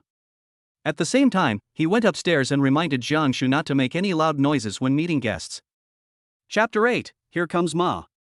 40 minutes later, the doorbell rang. Jiang Yan quickly got up, opened the door, and saw the face that often appeared in major news videos. Jiang Yan, who was extremely excited, seemed a little at a loss at this moment. "Welcome, Mr. Ma, to my humble home." Jiang Yan inexplicably said a sentence from ancient Chinese. Then he quickly shook Ma Yun's hand and invited him into the reception room. Ma Yun sat down with Jiang Yan and then introduced Zhang Yang, who followed him. Jiang Yan was not unfamiliar with the new helmsman of Ali, and shook hands with him. "I really didn't expect Mr. Jiang to be so young. He is really promising at a young age." No, it's just a coincidence and good luck. Mr. Jiang is really very capable. I am really surprised that he can acquire such a huge amount of shares from our previous shareholders in such a short time." After the three of them had a round of business praise, Ma Yun got to the point, "I wonder what Mr. Jiang thinks now that he has become the largest private shareholder of our group?" "Mr. Ma, you don't have to worry too much about my ulterior motives. I'm just making a pure investment move. The group is led by you two bosses, so how could I have any ideas? You don't have to invite me to future shareholders' meetings. Just don't forget me when you receive the annual dividends." While explaining, Gan didn't forget to make a joke to ease the atmosphere. Ma Yun looked at Ganan's expression as he spoke and felt that he did not have any other intentions, but he was still quite alert. The three of them were talking, and although their conversation didn't seem to contain much information related to the group, it was inevitable that there were some temptations towards Gan. At the end of the conversation, Jiang Yan started to shamelessly establish a relationship with them, calling them Uncle Ma and Uncle Zhang one after another. It was such a harmonious and happy scene. Originally, Jiang Yan wanted to keep the two of them for lunch, but he didn't expect that Ma Yun already had an appointment with the government and couldn't make the time. The three of them left the reception room, and Jiang Yan called out to Jiang Shu upstairs, "Shu, come here." Jiang Shu was holding a mobile phone and doing a live broadcast. Hearing Jiang Yan's call, he didn't think too much. When he walked to the stairs and took a look, he was stunned. "Papa Ma?" Jiang Shu held up the phone in one hand and covered his red lips with the other hand in shock, and for some reason he shouted out the national name. Jiang Yan looked at the phone in Jiang Shu's hand, his face darkened, and he quickly shouted, "Turn off your phone first." At this moment, Jiang Shu's live broadcast room suddenly exploded. "Is that Papa Ma? It is confirmed that it is my father. Who is Shu's brother? Why is he with Ma Papa? It seems like they are very familiar with each other. For the tribe." Then there was a black screen. Many curious and shocked netizens felt like they were being scratched by a cat, and they did not forget to leave crazy messages in Shushu's dynamic videos and private messages. "This is your roommate's younger sister. She is currently a student at Jiaotong University. I want her to intern in our group and accumulate some practical experience." Jiang Yan introduced her to Ma Yun and the others. Jiang knew that Ma Yun was somewhat wary of him after suddenly becoming the first private shareholder of the Ali Group. He had the idea of arranging an internship for Jiang Shu this morning. Now that he said it openly, he was actually expressing his attitude. These are all small matters. We are very happy to have our niece, a top student from Jiaotong University, come to our group for internship. What's more, she is so beautiful. She will raise the average appearance of our group as a whole. Don't you think so, Lao Zhang? Ma Yun said with a smile. Niece, when you have time, just come to the group to report. I will give a heads up to the Human Resources Department directly. Zhang Yun, with a handsome face, said to Jiang Shu with a smile. The easygoing attitude of the two bosses really made Jiang Shu feel a little helpless. After seeing them off, Jiang Shu quickly asked, Brother, was that the real Jack Ma just now? How come he is even more handsome in person than in the video? Jiang Yan rolled his eyes at her and said, It's real. It's real. I can't help it. It's all to help you arrange an internship. Huh, I don't believe it. Do you think I didn't understand what Mr. Ma said just now? He was talking about our group. Do you have shares in Alibaba? Jiang Shu was careful and intelligent. After figuring out something, he asked expectantly. Jiang Yan smiled and nodded, saying, Keep this a secret for me, and don't ask me anything else. Also, when you go there for internship, calm down and learn more. Then can I empty my shopping cart at any time without paying? Jiang Shu said excitedly. Jiang Yan gave her a sidelong glance and let Jiang Shu experience it for herself. He hadn't had breakfast and it was already past 11 o'clock, so Jiang Yan was feeling a little hungry. Shu, are you hungry? Let's go out for a meal together. No, I took some bread and milk from the refrigerator this morning. I'm not hungry now. Besides, I have an appointment with my roommate to have lunch together at 1 p.m. As a result, Jiang Yan had to go downstairs by himself. Due to his long-term business trips, Jiang Yan developed a habit of rarely ordering takeout. He preferred to walk a little, choose a suitable restaurant, and eat in the store. After leaving the community and walking on the road, I searched for some restaurants with good reviews on the app and chose a restaurant that only serves vegetarian dishes. After eating, Jiang Yan was full of praise for the vegetarian dishes in this restaurant. For someone like him who is in the process of losing weight and has a bit of fatty liver, he still needs to control his diet. The vegetarian dishes tasted the same as the meat dishes, which really satisfied his appetite. I was walking on the road, playing with my phone while digesting my food. When I reached an intersection, a young man in real estate agent uniform came up to me. Hello, can you tell me about the corner shop near the subway entrance? Jiang Yan took the advertisement leaflet and started reading it out of boredom. As a former real estate practitioner, Jiang Yan thought the shop was pretty good from the advertisement on the leaflet. The agent on the other side saw that Jiang Yan had been looking at the advertisement, so he quickly walked up to Jiang Yan and said, Sir, our shop is at the subway entrance that is about to start construction. Gan looked at the advertisement while listening to the agent's introduction. Sir, would you mind adding me on WeChat? I see you're quite interested. I'd like to send you some pictures and information.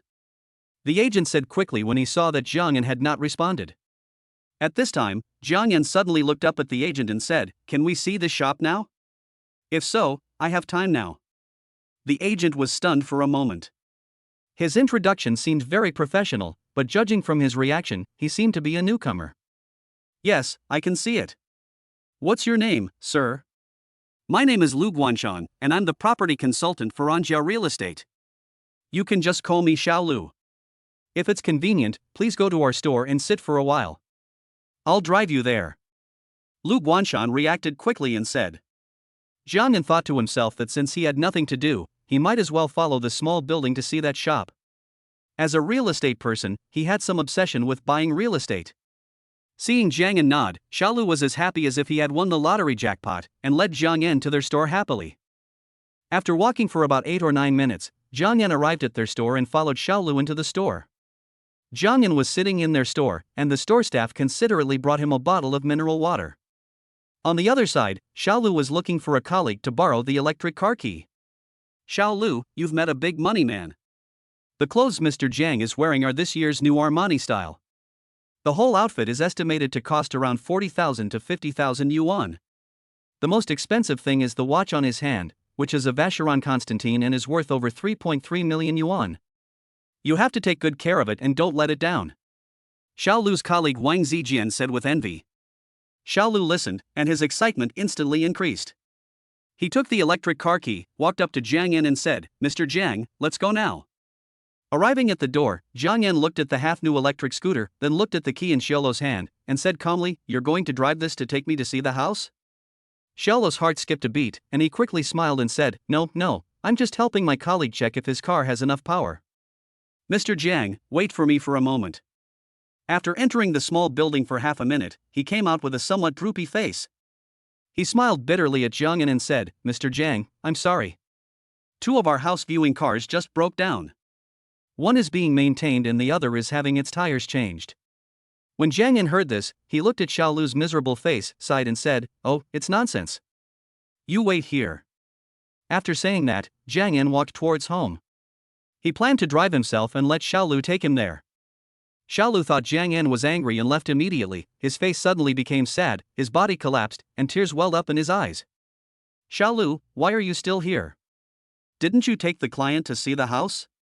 Where is the client?" And store manager Su Wenchang walked to the door with his hands in his pockets and asked Xiaolu. "Manager, Mr. Jiang saw that there was no car to take him there, so he left angrily." Xiaolu tried hard to hold back her tears and said in a crying voice. When Su Wenchang heard this, he was stunned. He then said angrily, You, how can you be so stupid? My car and the little prince's car are both in the repair shop. Don't you know how to take a taxi to take the customer? I just forgot to tell you one thing, and you messed up. Such a sincere and high-quality customer is gone in the blink of an eye. I really don't know how to say hello to you." Several people in the store listened to the conversation between Xiaolu and Su Wenchang and couldn't help but sigh, thinking, why did this customer come to Lu Guanshan? The business that came to the door was messed up and wasted. Just as Xiaolu was being scolded by his master Fang Xijin, Jiang Yan drove to the door of their store, rolled down the window and shouted to the Anjia store, "Xiaolu, hurry up, did you ask you to wait for me at the door?" Xiaolu listened to the shouting from the roadside, paused, and the expression on his face changed, just like the face changing in Sichuan opera, from a look of regret to a smiling face in an instant. Chapter 9 Fitness. Xiaolu hurried to the side of the road, followed by Fang Xijin. "Mr. Jiang, I thought you were angry, but I didn't expect you to drive here in person," Xiaolu said somewhat embarrassedly. At the same time, he introduced to Jiang Yan, "This is our store manager, and also my master Fang Xijin." Jiang Yan nodded and said, "Then get in the car. Xiaolu will sit in the passenger seat and the navigation will show you the way." "Mr. Jiang, let me sit in the passenger seat and use the navigation to give directions." Xiaolu was too clumsy. Fang Xijin walked up and said. Seeing Jiang Yan nodded, the two got in the car. Along the way, Fang Xijin chatted in a roundabout way, while Jiang Yan drove the car, responding intermittently. Half an hour later, they arrived at their destination. "Mr. Jiang, look at the location of this shop. In the future, this will be the exit of the subway station, so the room for appreciation is self-evident. This corner location is the best. Are you satisfied with it?" Fang Xijin said, holding a planning map and some information in her hand. Jiang Yan was quite satisfied with this location, and he had a rough idea about the planning and appreciation potential here. He planned to bring his parents to Shanghai in the future, and then open a tobacco and liquor store here, so that Zhang's father would have a place to play mahjong, and Zhang's mother would not be too idle, and would have a place to relieve the boredom of life. I want all three shops on the corner, paying in one go. However, as for discounts, I'll need to talk to the store manager. I used to work in real estate, so I know the ins and outs of it. Your company is as big as Anjia, so I believe there are some internal discounts. I need the lowest discount, Gan said, pointing to the three shops on the corner. Don't worry about that, Mr. Jiang, I will definitely get the lowest discount, Fang Xijin said with a smile. I like to get things done in one go. After manager Fang went in and negotiated the price, I thought it was okay, so I signed the contract today. You guys, too, can get your commission earlier. Jiang Yan finally nodded at Fang Xijin and implicitly told her that he knew the rules of first-hand housing transactions. Fang Xijin listened to it with a normal expression and nodded with a smile. On the other side, Xiaolu looked a little nervous. Jiang Yan sat in the corner of the sales office and waited for Fang Xijin for less than 10 minutes. Then he saw her coming out with several quotations in her hands. Mr. Jiang, this is the final reserve price. Fang Xijin handed the list in her hand to Jiang Yan and said with a smile. Jiang Yan took a look and then calculated in his mind that the price was not much different from what he had in mind. Then he said, "Okay, I am satisfied with this price.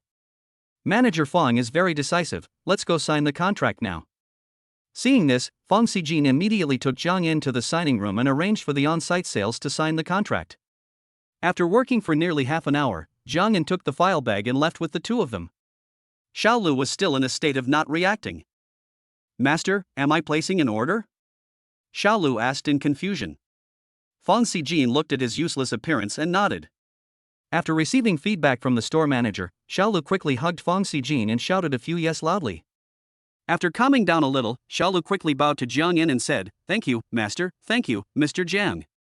Jiang Yan saw Xiaolu suddenly bow to him and quickly helped him up, saying with a smile, "This is what you deserve," handing out flyers in the cold weather. "Hard work will always be rewarded, keep it up, and you will be rewarded." Then Jiang Yan added both of them on WeChat and sent them back to the store. "Oh, Aunt, I placed an order, and 3 orders at once. Your vision is amazing. Mr. Jiang is really wealthy. I didn't expect that he was so young and could buy 3 sets in full at one time without blinking an eye. The whole process was extremely easy." Xiaolu was still excited at this time, and he was even more excited when he arrived at the store. "Well done, but you have to thank your master for this. Although the process seemed easy, the work your master did before the transaction was not easy." When she saw Mr. Jiang for the first time, she knew his identity. Su Wenchang said, smiling and patting Xiaolu's shoulder. "Master, do you know Mr. Jiang?" Xiaolu looked at Fong Sijin in astonishment and asked. Fong Sijin pointed to her head, then took out an A4 paper with a face printed on it from her bag. On the paper was a screenshot of Jiang Shu's previous live broadcast room. There was a photo of Jiang Yan printed on it, and the appearance of Ma Yun and the others could be vaguely seen. This Mr. Jiang is a mysterious and unusual person. He once appeared in her sister's live broadcast room. Also appearing at the same time were the former chairman of the board of directors of the Ali Group, Ma Yun, and the current chairman, Zhang Yong. According to netizens' speculation, he should be a shareholder of Ali. More importantly, he is also the owner of Thompson. According to the news leaked from Thompson Epine, he bought a building in Thompson. He is a real rich man. Fong Sijin said like a treasure. After hearing this, a group of people in the store applauded unconsciously. "Master, you are so amazing. Manager Fong, awesome. There is a reason why your store manager Fong is doing such a good job. She keeps in mind all the potential customers who are within her business scope and have the potential to generate sales. Attitude determines everything, and details determine success or failure. You can learn a lot from her," Su Wenchang said to the clerk. Okay, let's all start working. Xiaolu and I will treat you to a meal tonight to celebrate our store's performance exceeding its target and to celebrate Xiaolu's order." Fong Sijin put her hands down and said with a smile. "Master, I don't have any money on me," Xiaolu said in an awkward voice.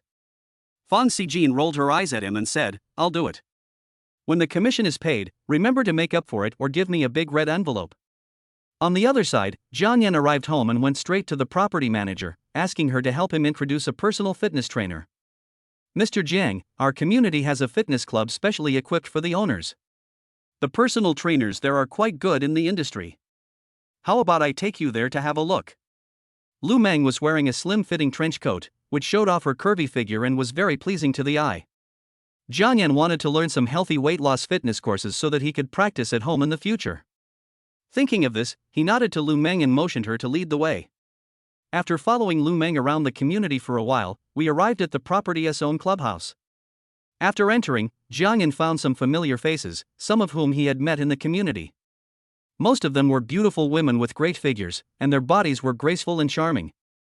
Jiang Yan didn't know whether those parts were real or fake, but they made him drool.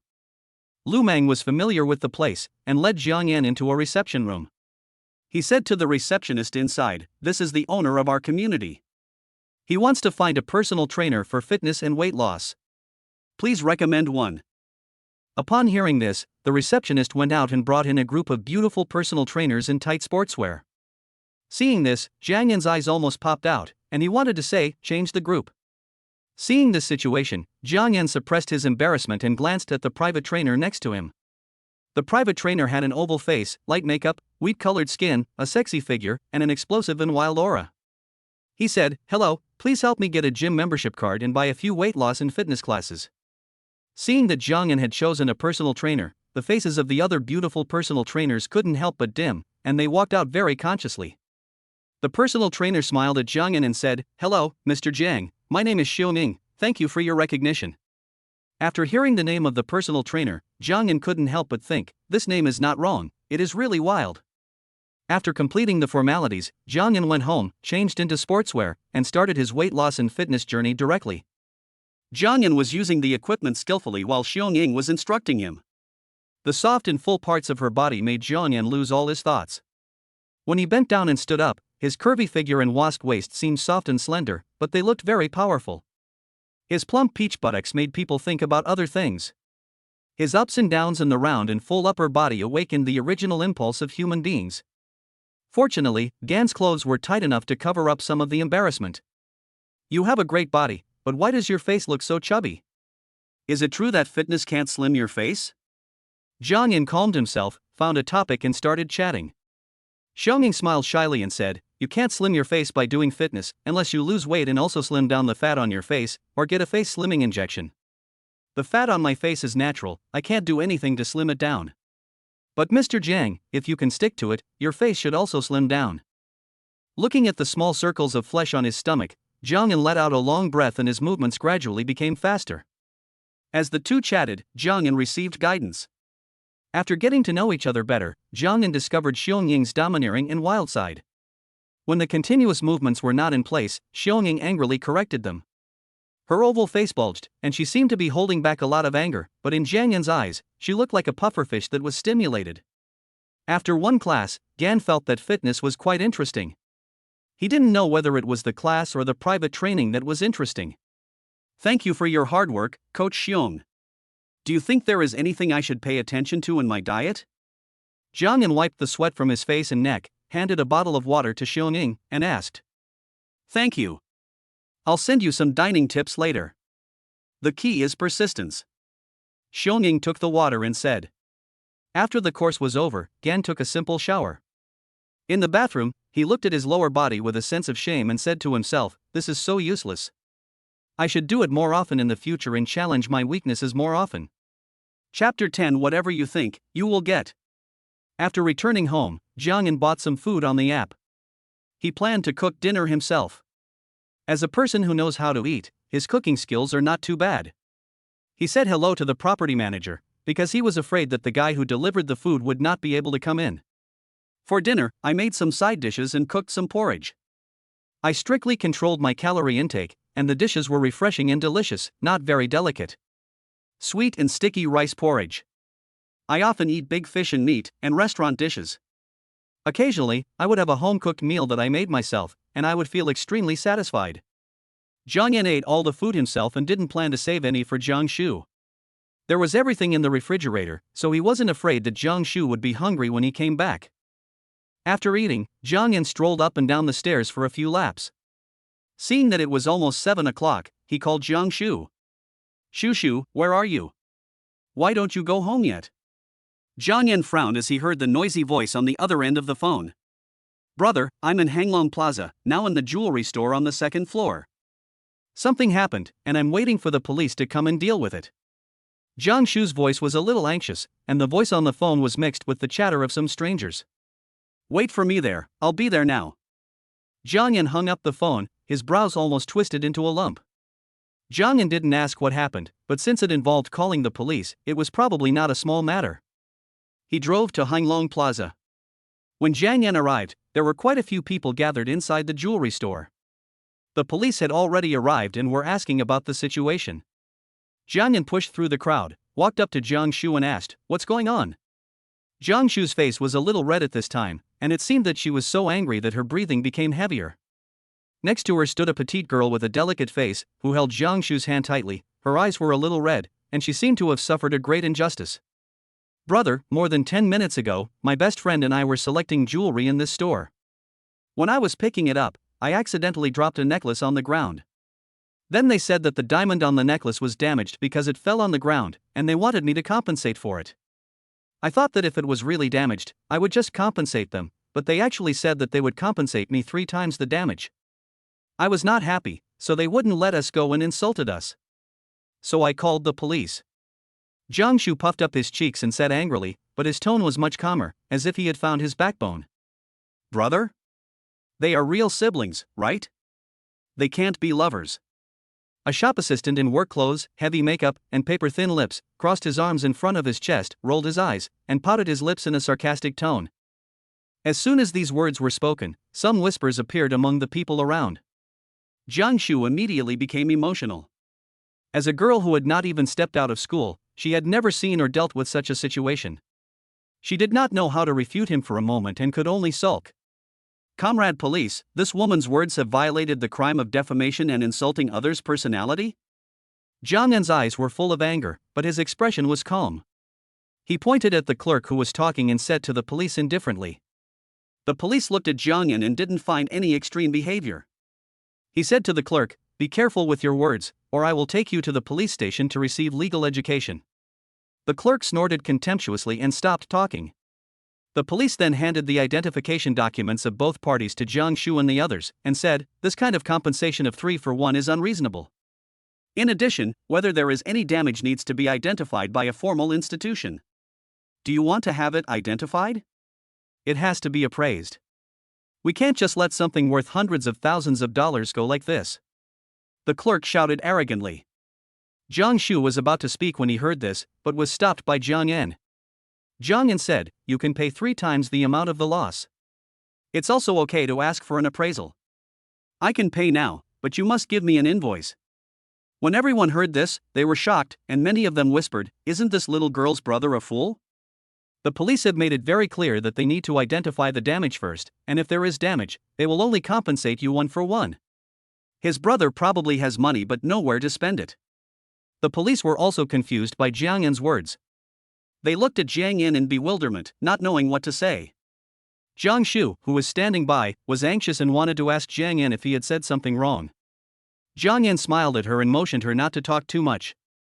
Then, in front of a group of people, Jiang Yan swiped his card and got the invoice.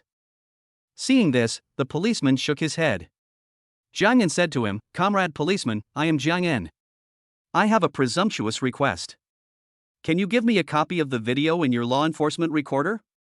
The policeman thought Jiang Yan's name sounded familiar, and then he suddenly realized, "So you are Mr. Jiang. The video is just a small problem. Please leave me an email address and I will copy it and send it to you later. Thank you very much. You have worked hard," Jiang Yan said with a smile. Then Jiang Yan turned around and said to the clerk, "Notify your store manager and the legal department of the headquarters. We will see you in court then." Jiang Yan shook the receipt in his hand, and with a smile on his face, he took Jiang Shu and her roommate out of the jewelry store. The clerk showed a disdainful expression on his face and muttered, "See you in court. We are such a big company, are we afraid of a little bastard like you? Shu, where does your roommate live? Why don't we send her back first?" Jiang Yan started the car and said to Jiang Shu, who was still angry, "Also, don't be angry. I will hire the best lawyer tomorrow, and then I will close that store and make sure that clerk gets the punishment he deserves." "Well, I'm just a little angry. When I think of the face of that shop assistant, I want to smash her mean and hateful face," Jiang Shu said, humming some breaths through his high nose, raising his white fist. Jiang Yan smiled and said, "We don't cause trouble, but we're not afraid of it either. Stay calm and don't take action unless it's absolutely necessary. Call me if you have any problems." "Okay, brother, let me introduce you. This is my best friend Gong Ling. I want to bring her to our house to stay for 1 night," Jiang Shu said, hugging the petite and pretty roommate beside him. "No problem. You guys were really scared tonight." Jiang Yan was at the scene at the time. Looking at Gong Ling's behavior, he quite approved of Jiang Shu's friend. Gong Ling, on the other side, heard that she was going to stay at Jiang Shu's house for 1 night and quickly declined. Jiang Yan and his sister persuaded her several times. Gong Ling was a little reluctant to refuse, so she accepted the invitation with embarrassment. "Oh, by the way, aren't you inviting your roommates to dinner today? I remember there are 6 people in your dormitory. Where are your other roommates?" Jiang Yan said while driving and glancing at the rearview mirror. The other roommates are usually okay to play with, but Gong Ling is my best friend." As they chatted, Jiang Shu felt much better. He laughed and said, "Don't have any random ideas. The other sisters in our dormitory want to be my sister-in-law, but they are still not good enough. If it's Lingling, I don't mind. Gong Ling didn't know what to say when she heard this. She lowered her head and was quite shy. The sizable peaks on her chest could not help but stand up a little higher. Under normal circumstances, she would have pounced on Jiang Shu and used a dragon claw, but in the car of someone she had just met, her good upbringing made her hold back the thought of wanting to take action. It seems that the sisters in your dormitory are just sisters in name only. Are there 6 people and 7 groups in your dormitory? Jiang Yan said with a smile. I don't know, I haven't counted. Maybe there are more than 7. Jiang Shu laughed. The relaxed and happy atmosphere diluted the previous resentment. The 3 of them arrived at the community and went straight upstairs. Jiang Shu couldn't wait to pull Gong Ling to introduce the area of the house and the beautiful scenery outside. As a semi-fat otaku, Gan turned on his computer at night and played a few games in the canyon. He won and lost half, and his victory points went up a little. This helped him stabilize his position in the platinum demigod realm. When Gan woke up early in the morning, he heard a familiar prompt tone, sign-in successful, congratulations on obtaining 51% of the shares of Quanjing Law Firm. Hey, wow! I was just worried about hiring a lawyer, so find me a law firm with relatively controlling stake. After stretching, Gan checked the situation of this law firm on the internet. This is a big firm, ranked among the top 3 in the country. Its business covers the whole world, and it is also a strategic partner of many listed companies. After reading the information, Gan did not pay too much attention to the market value of this firm. After breakfast, Jiang Yan called the director of Quanjing Law Firm. Hello, are you lawyer Luobin? Excuse me, is this Mr. Jiang Yan? What a coincidence. I was just about to contact you. I'm Jiang Yan. It's convenient for me to come over now. We can meet each other. You are the majority shareholder of our firm. Any time is convenient for you. The 2 agreed on a time, and Jiang Yan drove there. When he arrived at the office, he met the handsomely dressed Luo Bin, and the 2 looked at each other. Jiang Yan was a little jealous of the other's figure and appearance, and secretly vowed to keep exercising. Mr. Zhang's sudden purchase of shares in our firm must be due to some reason. As a famous lawyer in the industry, Luo Bin was thoughtful and spoke in a calm tone, neither humble nor arrogant. Jiang Yan smiled, took out last night's invoice and the USB drive containing the video, and said, I want this store to close down, and I want that clerk to pay the price he deserves. Luo Bin took the information, checked it on the computer, and said in astonishment, just for this matter, you spent so much money to buy shares in our firm? For a lawsuit like this, with such complete evidence, even an idiot lawyer can't lose. Seeing Luo Bin's incredible expression, Jiang Yan smiled and said, I don't understand the legal profession. I only know that I should spend the most worthwhile money and hire the most professional people. I will not be involved in the company's business in the future. Just don't forget me when you share the profits. Lawyer Luo, you will still be the director of our law firm in the future. I believe in you. Chapter 11 Meeting in Person. After leaving Quanjing Law Firm, Jiang Yan handed over the dispute of the jewelry store to Luo Bin and asked him to handle it. At the same time, he felt that there would be many things in the future where Quanjing would be needed. After returning home, Jiang Yan changed his clothes and started to challenge his weaknesses. In the gym, there were things that made his blood boil, things that made him eager to try, things that made his mind flutter, and things that also made him feel inferior about his body. After weighing himself, Gan sighed as he looked at the unchanged value. The road to losing weight and getting in shape is long, and he will continue to search for it. Sweating in the gym with a beautiful lady as his instructor is better than training alone. After practicing for a whole morning, Jiang Yan's stomach started to growl. Looking at the puddle of sweat on the ground, he decided to change his pants first, which were wet and sticky. On the way home, Jiang Shu sent him a message, saying that he was sending Gong Ling back to school and that he had an elective class in the morning. Then Jiang Yan stayed at home, carefully prepared a few home-cooked dishes, tried to take out a bottle of good wine, and drank alone. He flipped through his phone and opened Soul. An online friend he hadn't contacted for a long time sent him a message. After clicking on it, it turned out to be a reminder for building a house. He entered a chat room filled with online friends he had been chatting with on the app for a long time. Leak here? How was your last checkup? After being pulled onto the microphone, Jiang Yan heard the question from a person named Mu Xingchen. The host, Mu Xingchen, had a female voice that was not particularly pleasant, with a hint of hoarseness. She was introduced as a 30-year-old unmarried girl from Hunan, who lived in Pengcheng and worked in the internet industry. She was also being pressured to get married to the extreme. Jiangyan had the opportunity to take a quick look at her photo. She had pretty eyebrows, clear eyes, and regular features, like the image of a good daughter-in-law that her family often talked about. However, she had just had an online romance on an app some time ago, and because she fell in love, she was depressed for a long time. Fortunately, she had not met the other party yet, and except for the loss of feelings and time, she did not let the other party take advantage of her. The doctor said I have fatty liver and told me to stay up late less, avoid smoking and drinking, and exercise more. Ha ha. Jiangyan said with a smile. I heard your devilish laughter again. Today is Saturday and we haven't chatted for a long time. The voice of the landlord Mu Xingchen sounded. After a long chat, Jiangyan felt that the contrast between his voice and appearance had become smaller. Are you feeling better lately? Jiangyan asked. Hearing this, the homeowner fell silent, and other people's voices rang out. You leak, you are bringing up the past again. We just comforted Xingchen and you are bringing up the past again. Qingtian, the second microphone, said anxiously. As the oldest lady in the chat room, she is 2 or 3 years older than the room owner. She is also an unmarried woman, but her family has already urged her to get married. She works in HR in a state-owned enterprise. She is the most mature, enthusiastic, and considerate person.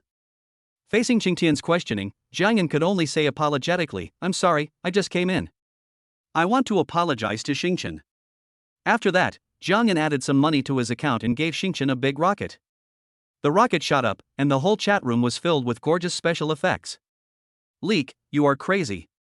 Hundreds of dollars are gone, and I can't get any share of the money. I went to the official for benefits. We don't like giving gifts or anything like that. You can just give us something for free next time. We don't need the popularity anyway. Xingchen shouted. By the way, Jiucai, we were just discussing that the 7 of us at the party should meet together. What do you think? Qingtian said. Jiangyan was a little excited when he heard this. After all, they had known each other for more than 3 months, so it was only natural for them to meet each other. He just happened to be idle, so it would be great if he could make more friends. Okay. When? But can you all come to Shanghai? Everything is convenient here. There are ready-made places to stay, renovated houses and so on. I will arrange for a housekeeper to clean it. Jiangyan said happily. After hearing Gan's words, 5 or 6 people in the chat room burst into an uproar. You bought a house in Shanghai? When did it happen? Jiucai, you hit it too well. I always thought you were just like us, working as a social animal in society. No. I just bought it a while ago. God has blessed me recently and I made a little fortune. Jiangyan laughed softly. Let's decide on the specific location. Xingchen and Brother Feng are in Pengcheng, I'm in Zhengchun, Ziguoshuang and Jiucai are in Modu, Tian is in Urumqi, and Conan is in Harbin. Let's agree on the location and time. How about we set it on New Year's Day? Qingtian said in an orderly manner. After thinking about it, everyone agreed to meet during the New Year's Day holiday. As for the meeting place, everyone had no big objection. After all, they were all scattered all over the country, and no matter where they met, they would need to take a plane. Jiucai, can your house in Shanghai accommodate so many of us? Will it disturb you? Or we can book a hotel together, which would also be great. Qingtian said. When Jiangyan heard this, he became a little anxious and said, Don't worry, we can accommodate you. I will treat you all to a big meal when we get to Shanghai. I have a renovated house downstairs with 8 rooms, furniture, appliances, kitchen and gym. You just need to bring your own people, and I will arrange everything else. Okay, if everyone has no problems, let's book our tickets for New Year's Day in advance. We can meet together, eat at a wealthy restaurant, and then help Jiucai experience his new house. Ha ha. Qingtian said with a smile. After everyone said no problem, Xingchen said, then let's officially create a WeChat group so that we can communicate if we have any questions.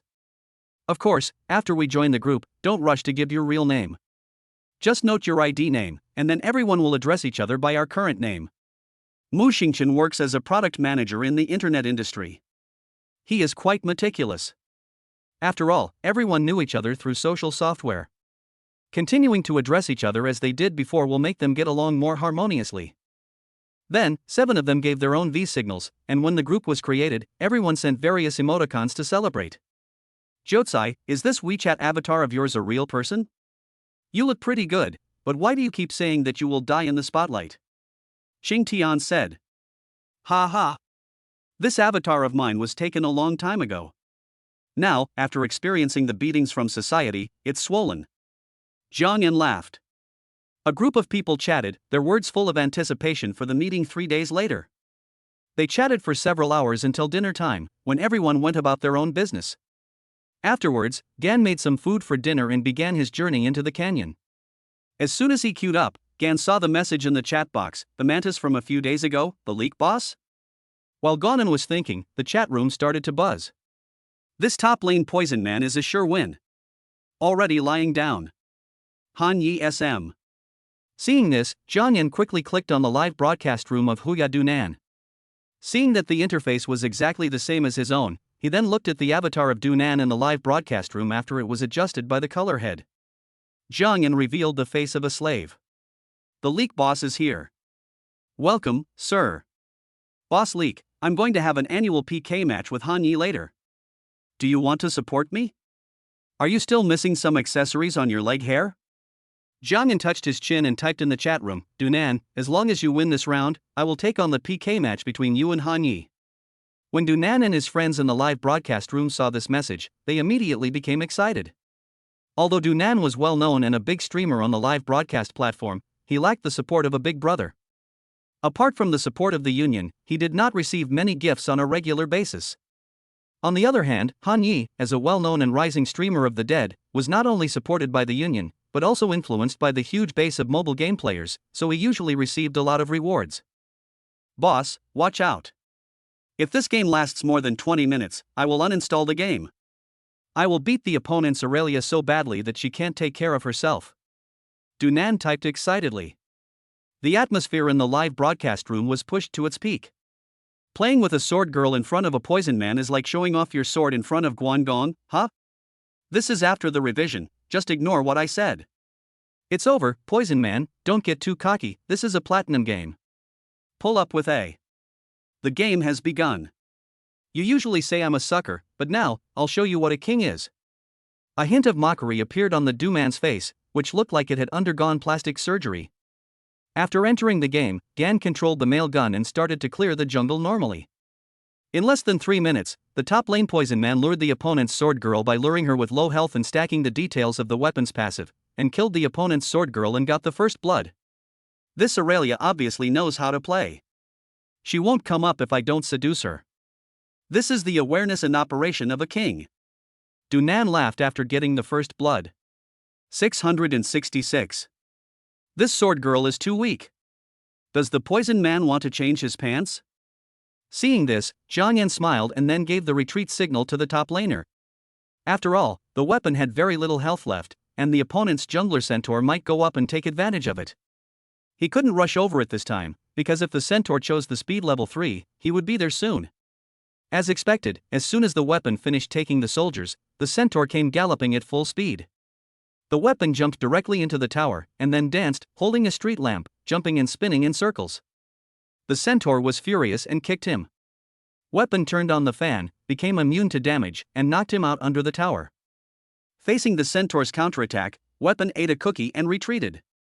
The centaur was killed by the tower, and the buff was transferred. The poison man was very happy at this time, and said, "If I don't taunt, this centaur probably won't kick me." There is a reason why the centaur is ranked gold 2, or he is still too young. In addition, is my cookie fine? With the double buff, I can hang up now. Chapter 12, Pay Tuition and Learn Technology. I learned that. I think there's going to be a quarrel on the other side. Poison man, add fuel to the fire. Is this the Platinum Bureau in the suburbs?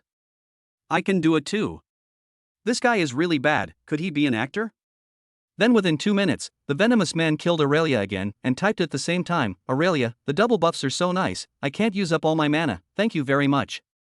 The opponent probably saw the taunt of the poison man, and the centaur slowly began to hide. After that, it was a one-sided slaughter. The sword girl was consumed and shot under the tower. Donan also went up to get some heads, killed people, pushed the tower, took the vanguard and the little dragon, and the rhythm was flying. It was not until the second Vanguard crashed into the opponent's top lane high ground that the opponent directly started the 15-shot attack, during which the Centaur never went to the top lane once. How about it? I said within 20 minutes, it will not exceed 20 minutes and 1 second. This is the king level. The Poison Man said excitedly. At this time, Jiang Yan also sent a rocket into Nan's live broadcast room, causing barrages of comments to fall like snowflakes.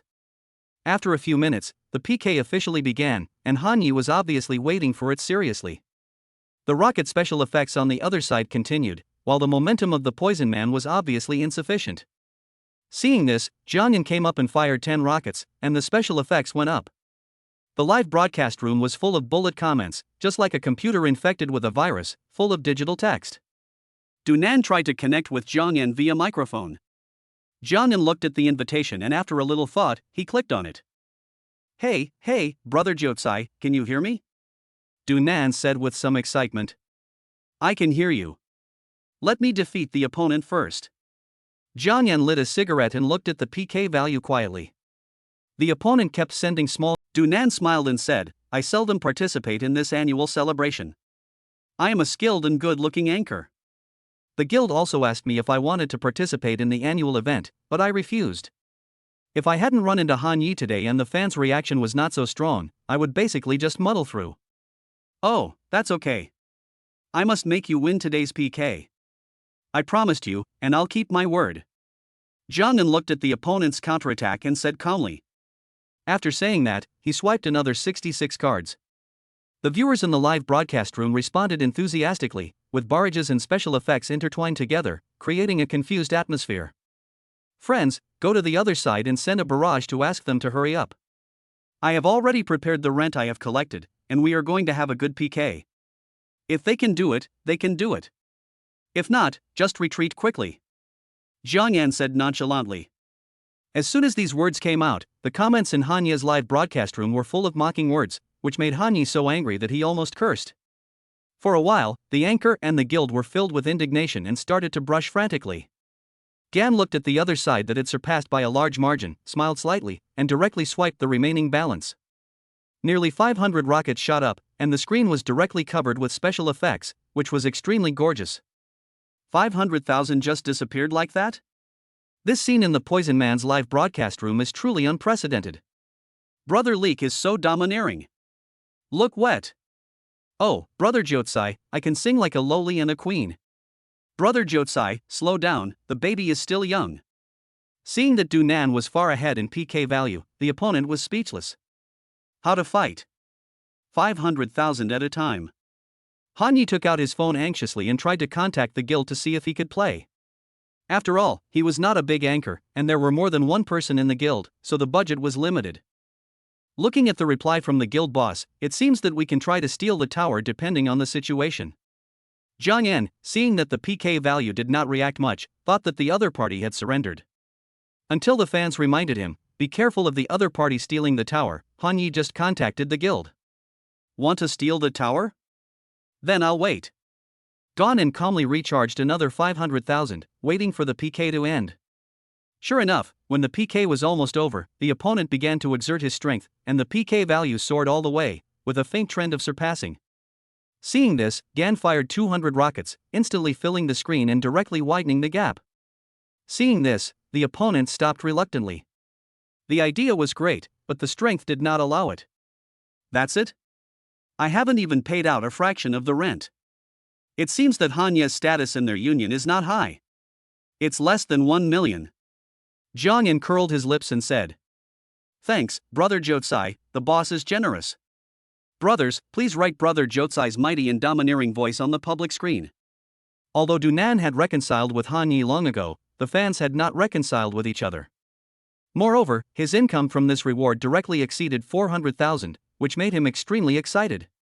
The most expensive companion in history. Brother Leek is mighty and domineering. Dunan, you used to be known as the best Aurelia player in the country, but how come you haven't been played much since the update? If you can use Aurelia to get to the top of the country again, I will support you in the future. I will support your guild in any competitions. Jiang Yan lit a cigarette, enjoying the satisfaction of victory brought by PK, and said with a bit of inflated expression. In the past, Ganan often watched technical anchors such as Dunan and Hushin practice their skills. Now he still misses the time when Dunan used the old version of Aurelia to kill everyone in the canyon. I'm not very suitable for the new version of Aurelia, but since Brother Jotsai said so, I must give it a try. The Poison Man said with great ambition, Brother Jotsai, do you want me to help you rank up? There's no need for you to take me with you. It's enough that I can occasionally encounter such a person who can cling to my power. As for getting points, it will be a natural thing if my level is high enough. Jiang Yan refused. After chatting with Dunan for a while, Ganan started his journey to score points. However, in the next 3 games, his teammates were all those who followed the trend and went against the trend. Fortunately, in the last game, he won without any danger thanks to the advantage of the lineup. Sure enough, this ranking system is fair. It's really tiring. Jiang Yan flicked the ash off his cigarette and said tiredly. Then I opened Teamfight Tactics and played 2 games. I was not very skilled and got a bad score. After thinking about it, I opened Shinchao's live broadcast room and planned to learn some technical skills. As soon as I entered, I saw Shinchao arguing with the netizens. Speaking of chasing 3, can you please see the other people's cards? Really? You play games without using your brain? Those who say I'm a wimp, show me how to be a king first. If you don't want to watch, you can unfollow me. No gifts. Then, a bunch of cards that Shinchao needed appeared. Shinchao said awkwardly, I didn't cheat. The dealer was causing trouble. So the barrage began to fill the screen? I came here to learn technology, but you're giving me magic? I am dying of laughter. People should still have dreams. When Jiang Yan saw this, he almost choked on the cigarette and laughed happily. Listening to Shinchao's vague explanation, Jiang Yan directly swiped 5 big rockets and sent a golden barrage, saying, Brother Chao, please explain in detail. Shinchao was quite surprised to see that Gan's unfamiliar account had sent him a big gift package. He then said, thank you for the 5 rockets, boss. Since you want to learn the technology, I will explain it in detail. The water friends below should pay attention and learn well. Look at the leak boss who knows how to pay the tuition. Look at you, you get nothing every day and still complain. The local tyrants, I can't compare. He just spent 700,000 or 800,000 in Dunan's live broadcast room. We are no match for him. Do you teach technology? Rent collector, Brother Leak is here. Looking at the comments talking about Jiang Yan's origins, Shinchao smiled and said, Brother Jotsai, don't listen to their nonsense. I am a technical and good-looking anchor. Then, Shinchao began to explain in detail when to draw cards, when to save money, how to operate, etc.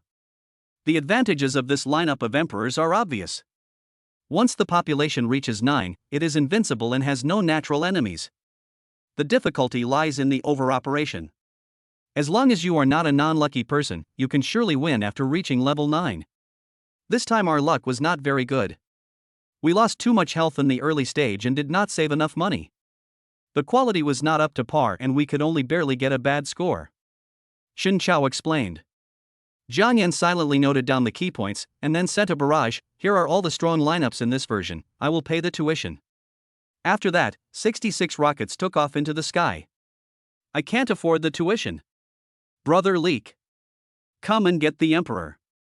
The one upstairs, are you a vegetative person who just woke up? Shinchao looked at the special effects on the screen and said gratefully, thank you for your support, Brother Jotsai. I was joking about the tuition fee, don't take it seriously. Then I will follow the boss's request and explain each strong lineup. Chapter 13 Luxury Car Gift Package. Afterwards, Ganan simply played while watching Shinchao's explanation. He got a few bad points, but he didn't win the game. That's basically all the strong lineups for this version. Brother Jotsai, how do you feel? Shinchao asked casually after looking at his own ups and downs in performance. There is also a lucky star. Gan sent a barrage of comments. Seeing this, Shinchao was slightly stunned and said, this lucky star is a bit difficult. It's useless to rely on skills alone. If you can't draw the card, it's gone. Implication that my brother Leak is a non-African? Ha, it turns out that the super rich man is also a gambler. 7th and 8th, the home of the lucky star. It's okay. I used to like playing pirates, but now I want to play Lucky Star more often. But every time there are so many people grabbing the cards. Jiang Yan sent a barrage. Shinchao looked at the barrage and said, is that so? Then I'll change my account. In the King's tier, not many people play Fortune Star, so I can't experience the fun of grabbing cards and operating them. You're afraid of losing points. Xin Chao is a slave now. Lucky Star, forever home, either first or eighth. After changing to a Gold 2 account, Xin Chao began to teach and explain Fuxing. As soon as he entered and finished the equipment, Xin Chao got a Lucky Star selection. He was stunned and said, "What is this? Lucky Star selection start? Turn it off. Magic?" In the early stage, there is a lucky star chosen by heaven. No matter what it is, just take it. This time it's a bit lucky, but the equipment is not good. But there is no rush. Xin Chao explained. After a few rounds, Xin Chao's face turned a little ugly. He smiled bitterly and said, "Why are these people so stubborn? I've been chosen by the lucky star, and my cards are pretty good, so why are there still 3 companies competing with me? I'm sick." Fortunately, Xin Chao played steadily and defeated other colleagues first, found the right time to draw cards and change jobs, and successfully won the game. He won the first game. But the following few games were not so good. Many of my peers had their own stubborn cards and their lucky stars died one after another. Even those who had a lucky start only got bad scores. If you want to get points, don't play Lucky Star. This is a bloody lesson. Fortunately, I ate 2 chickens, otherwise my lifelong reputation would have been almost ruined. Xin Chao said helplessly. Although Gan was usually a steady and cautious person, he had the heart of a gambler. After listening to the explanation, Gan sent 10 rockets and tried to rush for points. But the more he played, the more frustrated he became. Either the dealer didn't give me a card, or my winning streak was broken. I didn't get any bad points, but I got the 7th and 8th place quite a lot. Fortunately, I got a great hand at the end, and there weren't many people in the same group, so I managed to win the game. The afternoon passed quickly, and Jiang Yin prepared some dinner. He cooked some porridge and some side dishes. He called Jiang Shu down from upstairs, and the 2 of them ate while chatting. "Brother, what do you think of my best friend Gong Ling?" Jiang Shu picked up a broccoli and asked Jiang Yin. "That girl is pretty good. Last time at the jewelry store, when she saw you in trouble, she held your hand the whole time and was very worried about you. It seemed like she really treated you as a good sister." Jiang Yin looked up and said, "Is that so? Aren't you being urged to get married recently? Why don't you follow her around? After all, good things should be kept within the family, he." Jiang Shu smiled, and the 2 dimples on his face were naturally sunken, and his whole face looked like a flower. Jiang Yin had just taken a mouthful of porridge when he heard this. He choked and rolled his eyes at Jiang Shu, saying, "Marriage is a matter of fate. Gong Ling looks pretty good, but I don't have much feeling for her. And even though you have a good relationship with her now and want to bring us together, if I really get together with her, I'm not sure if your relationship will be as good as it is now." Listening to Jiang Yin's words, Jiang Shu pursed his rosy lips and snorted, "Humph, I'm helping you. Don't come to me to plead for you when your mother can't bear it anymore. Besides, Gong Ling and I have a good relationship. We will be good sisters for life." Jiang Yin listened to his sister's innocent words and shook his head. He said, "You have a good relationship with Gong Ling now because you have been roommates in college. There are not many conflicts of interest and other differences between the 2 of you. In the future, after you have worked for a few years, you will find that many things will change." Hey, why am I telling you this? Anyway, you should experience it slowly in the future. I also hope that your relationship with Gong Ling will continue to be good. Lul Yulu. Jiang Shu didn't know what to say, so he could only make a face at Jiang Yin. Also, Ali has come to inform you that you should report to Motoant Financial Services in advance after New Year's Day. It's not far from our home, only 5 kilometers away. I'll give you a car when the time comes.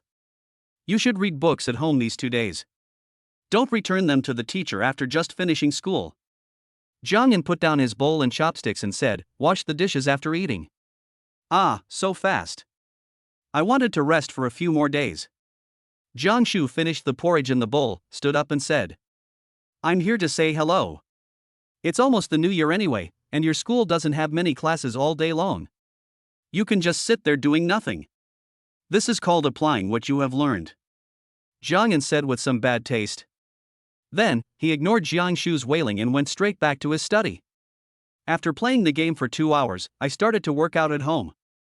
I did some boxing, some sanda, and then I followed what my personal trainer had taught me and worked out to lose weight. After a workout, Jiangyan took an exhausted shower, then lay on the soft and comfortable big bed, browsing Douyin out of boredom. As I was scrolling, I saw a familiar live broadcast room.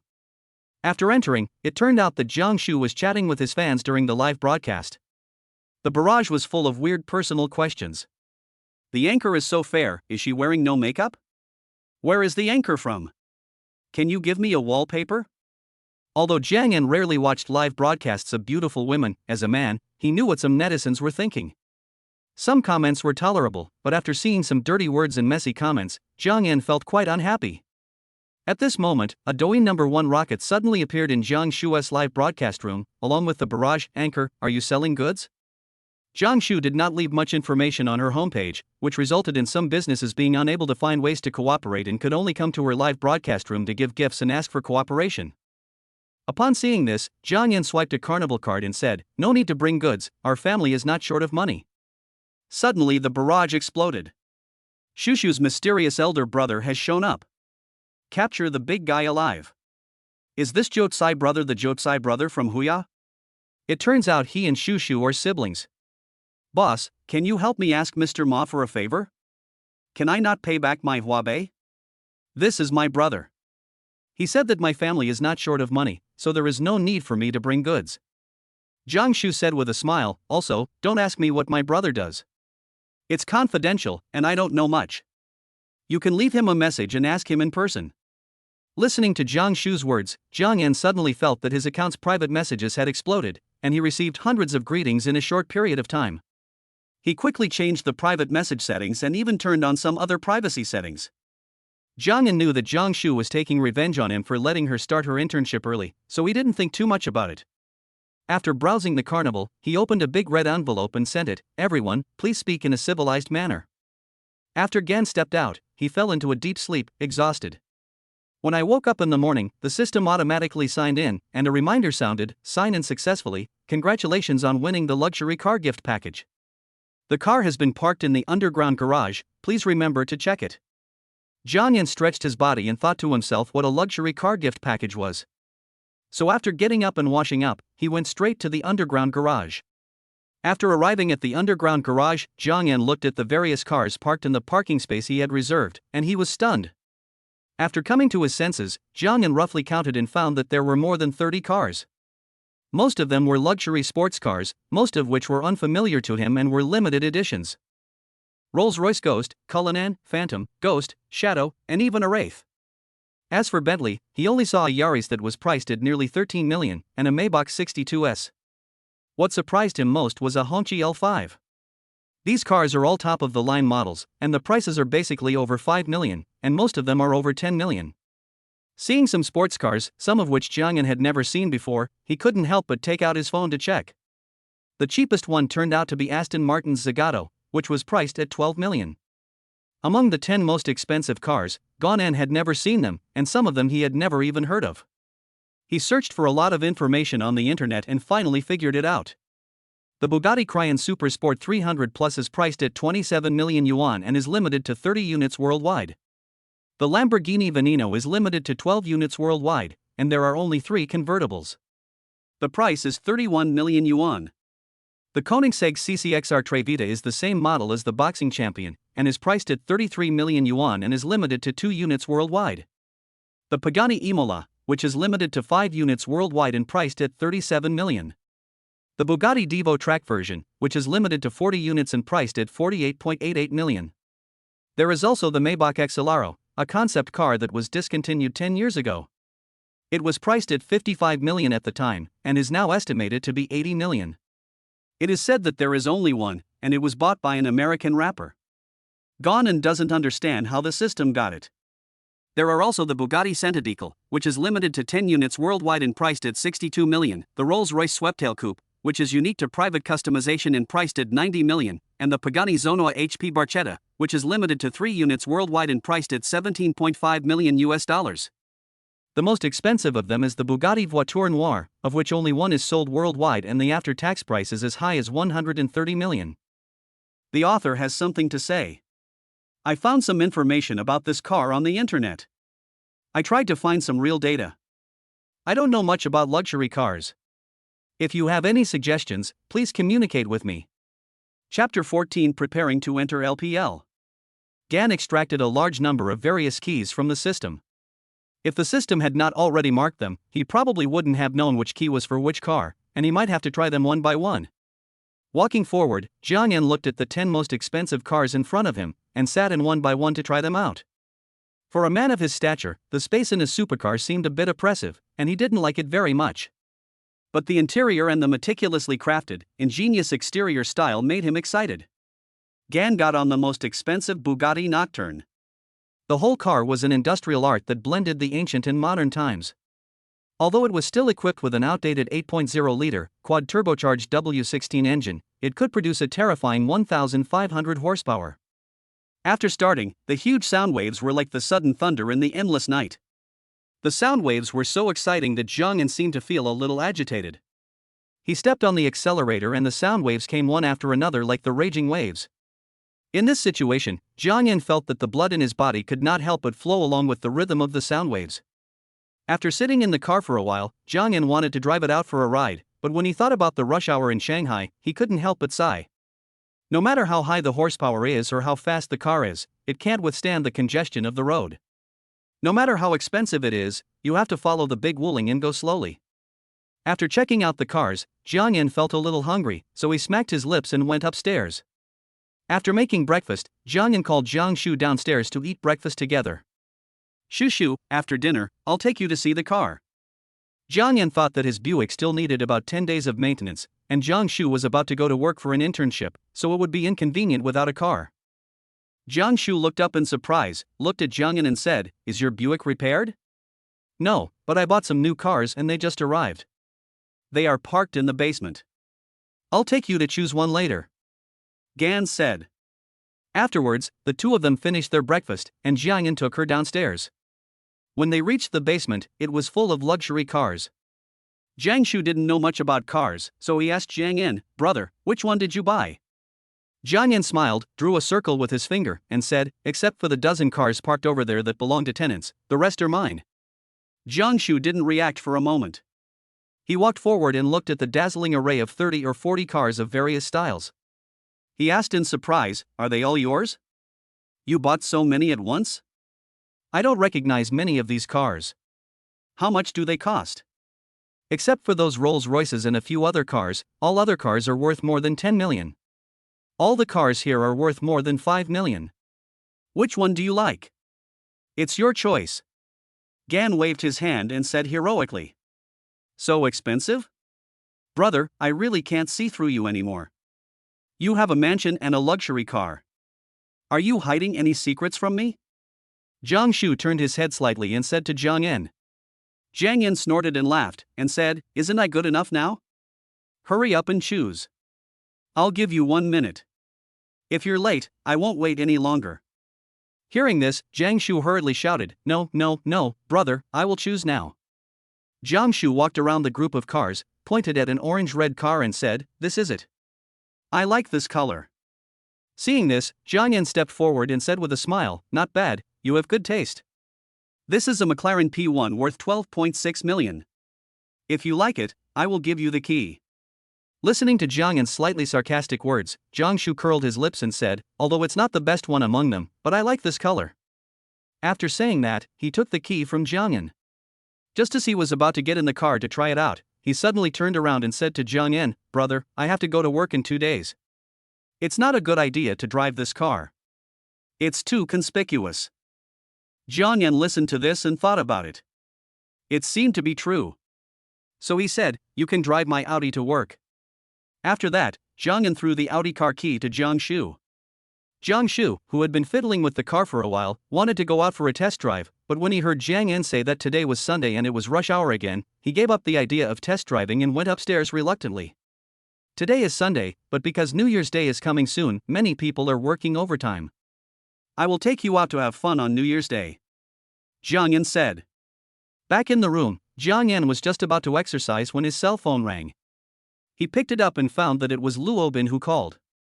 After the call was connected, Luo Obin's magnetic voice rang and said, "Mr. Jiang, as the largest shareholder of the company, you are too incompetent. The other party has responded to the matter you entrusted me to do. I just sent the lawyer's letter yesterday, and the other party was frightened and contacted me immediately. They wanted to ask if it could be settled privately. After listening to this, Jiang Yan said, "Oh, it seems that our Quan Jing has a strong deterrent effect." The other party surrendered as soon as they received the lawyer's letter. It is not impossible to settle it privately. You can ask their headquarters to publish an apology statement on the official website, and at the same time, close the store in Hanglong Plaza for rectification and reopen it after the Spring Festival.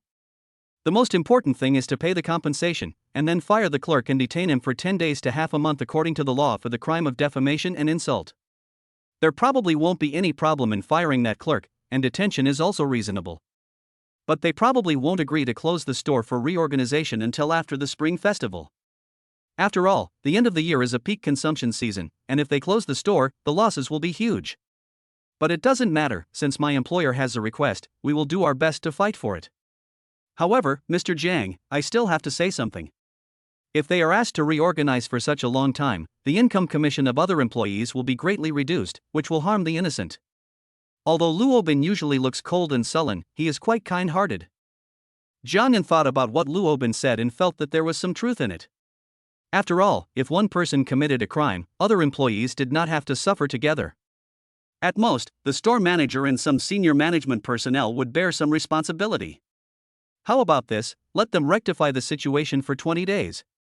As for the others, they should issue apology statements and pay compensation if necessary. At the same time, talk to their headquarters and ask the unrelated employees not to feel wronged.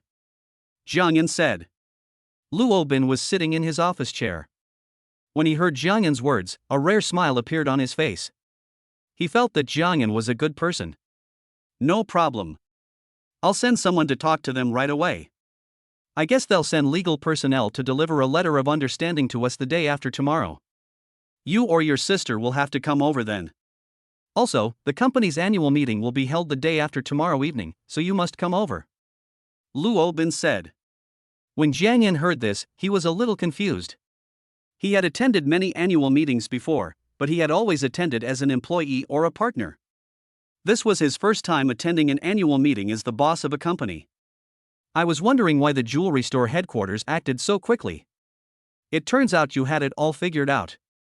Annual meeting? No problem. I'll be there on time. Just tell me the time and place. Jiang Yan said suddenly. Seeing that his thoughts were exposed and Jiang Yan agreed to attend the annual meeting, Luo Bin smiled and said, although you have only become a major shareholder of the company in the past 2 days, you have to come out and meet the company's employees. Everyone is usually busy, and the annual meeting is a rare team-building opportunity. Everyone has been fascinated by you for a long time. After that, the two chatted for a few words, and then Luo Bin went about his business. The end of the year was approaching, and many partner companies had some matters waiting for him to deal with. After training for a while, Gonen started to fight in the canyon. He lost more than he won, and watched his victory points slowly drop.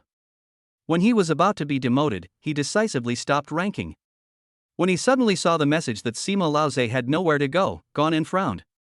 As an old fan of the league, I know a lot about players like Sima Laoze. His level is beyond doubt, and he has many highlights. Although he occasionally fails, it does not prevent Gan from recognizing him. In the past 10 years of the league, there was Smile in the front and Uzi in the back. When Uzi dominated the bottom lane, many AD players became background boards, but Laoze played with his style. It's a pity that Laoze has a weird temper.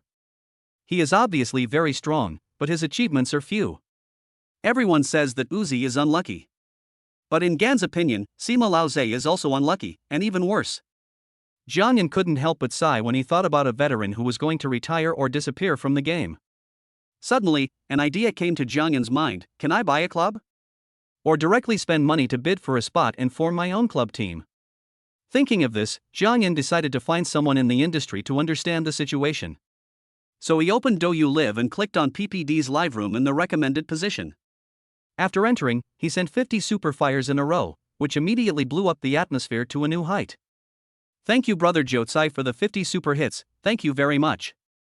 PPD was watching his own ghost videos seriously, and then after seeing Gan's super hit, he held back his laughter and hurriedly thanked him.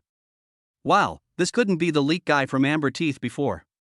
The newly promoted super rich man has donated nearly 1 million yuan on other platforms in the past 2 days. Then Jiang Yan added another 50 superfires and sent a barrage. Boss P, is it convenient for me to chat privately? I want to consult you about something. Everyone was a little confused when they saw Gan's operation. He spent 200,000 just to consult? Or else? PPD looked at Jiang Yan's comments, hesitated for a moment, and said, Brother Jotsai, no problem. I'll ask my assistant to contact you backstage. After the live broadcast, I'll add you on WeChat and chat with you privately. Then Gan swiped another 100,000 and replied, Okay, I'll wait for you. The PPD assistant in the background acted quickly and contacted Gan quickly to confirm Gan's account information. Chapter 15 Meeting. An hour later, PPD ended the broadcast early, found his assistant, and added Gan via work WeChat. After the two introduced themselves on WeChat, they started to communicate via WeChat. Gan directly explained his intention and said to PPD, Boss P, I want to buy a place in LPL, but I don't have a way, so I found you. When PPD heard this, he was stunned, with a questioning look on his fat face. He said, Brother Jotsai, please stop teasing me. Now there are no LPL quotas left, and the transfer period is over. My team was also sold due to a quarrel between the senior management due to poor performance. When Jiang Yan heard this, he thought to himself that he really hadn't paid much attention to this matter. But after thinking about it, he said, Is there any other way? I want to enter the LPL. PPD was momentarily at a loss after hearing Gan's resolute tone. The flesh on his fat face twisted together like an eggplant hit by frost. Brother Jotsai, why do you suddenly want to join LPL? It's a bit too late at this time. Moreover, LPL clubs are very expensive, and most of them are losing money. PPD did not seem to recommend Gan to join LPL. Most of the capital comes in to promote their own brands, such as JDG, LNG, TIAS, etc. I just saw the news about Lao Ze's suspension, and I felt a little bad. I felt sorry for these veterans who have been fighting for many years. So, wanting to enter the LPL is also a contribution I can make as an old fan of the league. But don't worry, although this idea just came up, I really want to enter the LPL. Gan said truthfully. PPD listened quietly. He was also full of love for the league. He once dreamed of making it to the LPL, but he always failed. Now he is wealthy and has bought a place in the LPL with others, but due to poor performance, the investor withdrew his investment and he had to sell the team. He felt powerless to support an LPL club on his own. Oh, if only you could find me earlier. Now the transfer period has passed. If you want to enter LPL, you have to wait for the next transfer period, which will take at least half a year. PPD sighed. Although he didn't know much about Gan, he could feel that the words of this leak brother were full of the same passion as he once had. When Ganen heard the news, he was in deep thought, feeling helpless. Suddenly, PPD said, OMG's backer capital has recently run into financial problems. But Ho Ting probably won't sell the club. I just don't know if he can accept other people to invest in it. If you're willing to invest, I can go talk to him. Hearing this unexpected turn of events, Jiang Yan smiled and said, I can accept a stake. Money is not a problem. OMG Club was once the pride of many league fans. Every time I think of it now, I feel proud.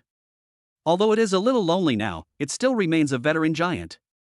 Gan was naturally very happy to invest in OMG. Well, before that, I think we two should meet. PPD said. Jiang Yan naturally had no problem with this proposal, and quickly said, No problem, why don't you just come to my house, I have time today. Hearing that Gan had arranged the meeting at his home, PPD thought that this was perfect. He also needed to see how much wealth Gan had. If he went to Ho Ting to discuss the investment without a serious asset investigation, and something went wrong, his reputation would most likely be ruined. After the two of them had agreed, Gan prepared some proof of assets. He knew in his heart that these documents would definitely be needed. After waiting for an hour or so, the property manager Lu Meng brought PPD to Jiang Yan's home, and Jiang Yan went forward to shake hands with him to welcome him. Oh my god, I really didn't expect that, Brother Jotsai, you are so young, and this house is worth at least 300 million, right? One house is worth 3 of mine. No, I have to take a good look at it. PPD said in surprise after entering the door. Jiang Yan smiled and said, It's okay to visit. I'll show you around. But it's not convenient to go upstairs for now. My family is upstairs and it's not convenient. Besides, except for this house, all 48 houses in Building A are under my name. But most of them are rented out. As PPD walked around, he was shocked by Gan's wealth. Then Gan took PPD into the reception room, made some tea, handed the asset certificate to PPD, and said, "Here are some of my asset certificates. Take a look. They should be useful when you go find Ho Ting." PPD was touched by Gan's attentiveness. He opened the file and took a quick look. The more he read, the more shocked he became. Building A alone was worth nearly 10 billion yuan, not to mention that it also contained Ali's share agreement certificate and the share certificate of Quanjing Law Firm, which is one of the top law firms in the country. "Oh my god, this is amazing, Brother Jotsai. I thought you were a second-generation rich man, but I didn't expect your personal assets to be so amazing." PPD's big fat round face was full of shock. "To be honest, I checked your information on the internet on the way here, but there was very little information. The most valuable thing was that you and Mr. Ma appeared together in a live broadcast room. I didn't expect that you were actually the largest private shareholder of Alibaba. Once this news is released, you will probably be the newest national husband. This is just partial proof of assets. I think these should be enough to qualify for LPL. However, please don't spread these things. I don't want to make a big fuss about it." Gone and thought about the system he had. Compared with it, his current assets were indeed only a small part, and they would increase in the future. PPD listened to Gan's instructions and said, "As a qualified middleman, you can rest assured about this. Take this document and I'll go find Master Ho. I think he'll agree. He's not doing well right now. The club's performance is declining year after year, and the investors behind him have funding problems. If he hadn't had feelings for the club and held on, he would have sold it long ago." PPD sighed, feeling a little regretful. Now it's getting harder and harder for LPL clubs to run, and there's no complete profit model. Fortunately, more and more capital is starting to enter the market. Gonan has a little understanding of the situation of some LPL clubs. Their profit model is only peripheral products, player trading and sponsorship. Sponsors value performance, which can bring enough exposure. Player trading is also linked to performance, or they have their own perfect youth training system. As for peripheral products, that is just a small part of the profit. You talk to him first and see how many shares of the OMG club he is willing to give up. It would be even better if he could simply invest in the team. Gan said. PPD nodded and said, "Basically, the team and the club are in a parent-child relationship. There shouldn't be much of a problem with directly investing in the team, because the bulk of the money is spent on the LPL team. But I suggest investing directly in the club, because it's more convenient to operate, and you'll have more say and initiative." After listening to the advice of professionals like PPD, Gan thought about it and then talked to PPD about the issue of brokerage fees. "I'll trouble you to take the lead on this matter. Come on, you are curious about my car, so I'll take you to see the new batch of cars." Gan stood up and led PPD to the garage. When the two of them arrived at the basement, PPD was dazzled by the sight. He touched each car body with a look of intoxication on his fat face. "Oh, I like them so much, they are simply works of art. I never thought that Brother Jotsai also has a hobby of collecting luxury cars." PPD squeezed into the Pagani Imola, sat in the driving seat, and said with a look of enjoyment. Looking at PPD's intoxicated expression, Gan said, "If you like this Pagani function, you can drive it during this period." When PPD heard Gan's words, he opened his mouth in surprise and said, "Is this true? This car looks like it has never been driven. It's a brand new car." "It's okay, I have plenty of cars," Jiangyan said with a smile. "Forget it. After all, it's a new car. If it gets scratched or bumped, I can afford the compensation, but it will be painful." PPD shook his head and said, "It's okay. There are only 40 of this car in the world. It's expensive, but it's not too rare. If I exchange it for the Bugatti Nighthawk, I'll have to think carefully. If you really like it, you can drive it these days. It's insured anyway if it gets bumped or scratched," Jiangyan said with a smile. "Brother Jotsai, then I really won't be polite. I will get things done as soon as possible in the next 2 days. You wait for my good news." PPD patted his chest, causing the flesh to roll and the whole car to tremble slightly. The two exchanged pleasantries, and PPD drove off in his Pagani with great satisfaction. He had his own car, so he found a designated driver to drive it home for him. Then Jiangyan went upstairs, exercised for a while, and cooked lunch. However, Jiangshu looked at the fitness and weight loss meal Jiangyan made, his face fell a little, and he said, "Brother, I want to eat meat. There's everything in the refrigerator. You can fry a steak. But you have to wait until I finish my meal before you do it. Otherwise, I'm afraid I won't be able to resist snatching your food away. Jiang said as he quickly picked up the food in the bowl. Okay, no problem. I'll go upstairs first and wash the dishes later. Jiang ran upstairs happily, planning to cook a big meal for himself later. On the other side, PPD drove home. His wife looked at the new car PPD drove and asked in surprise, "Where did you get this car? Did you save some private money without telling me?" Facing Shen Lingmin's questioning, PPD smiled and walked forward, hugged her and said, "How is it possible? I have to save my own money for many years to be able to afford this car. Wife, I just received a big business, and this car was lent to me by the client. If this business is successful, I can earn at least this much." Looking at the hand gesture made by PPD, Shen Lingmin's eyes widened and she said, "Is this true? Who is the other party?" "I can't tell you the other party's identity for now. I promised him to keep it confidential. I'm afraid you'll let it slip when you chat with your girlfriends. However, this business is the biggest business I've ever come across. Do you think you should give me some activity funds?" PPD stretched out his hand and made a gesture of grabbing money. Chapter 16, The Essential Skills of the Super Rich.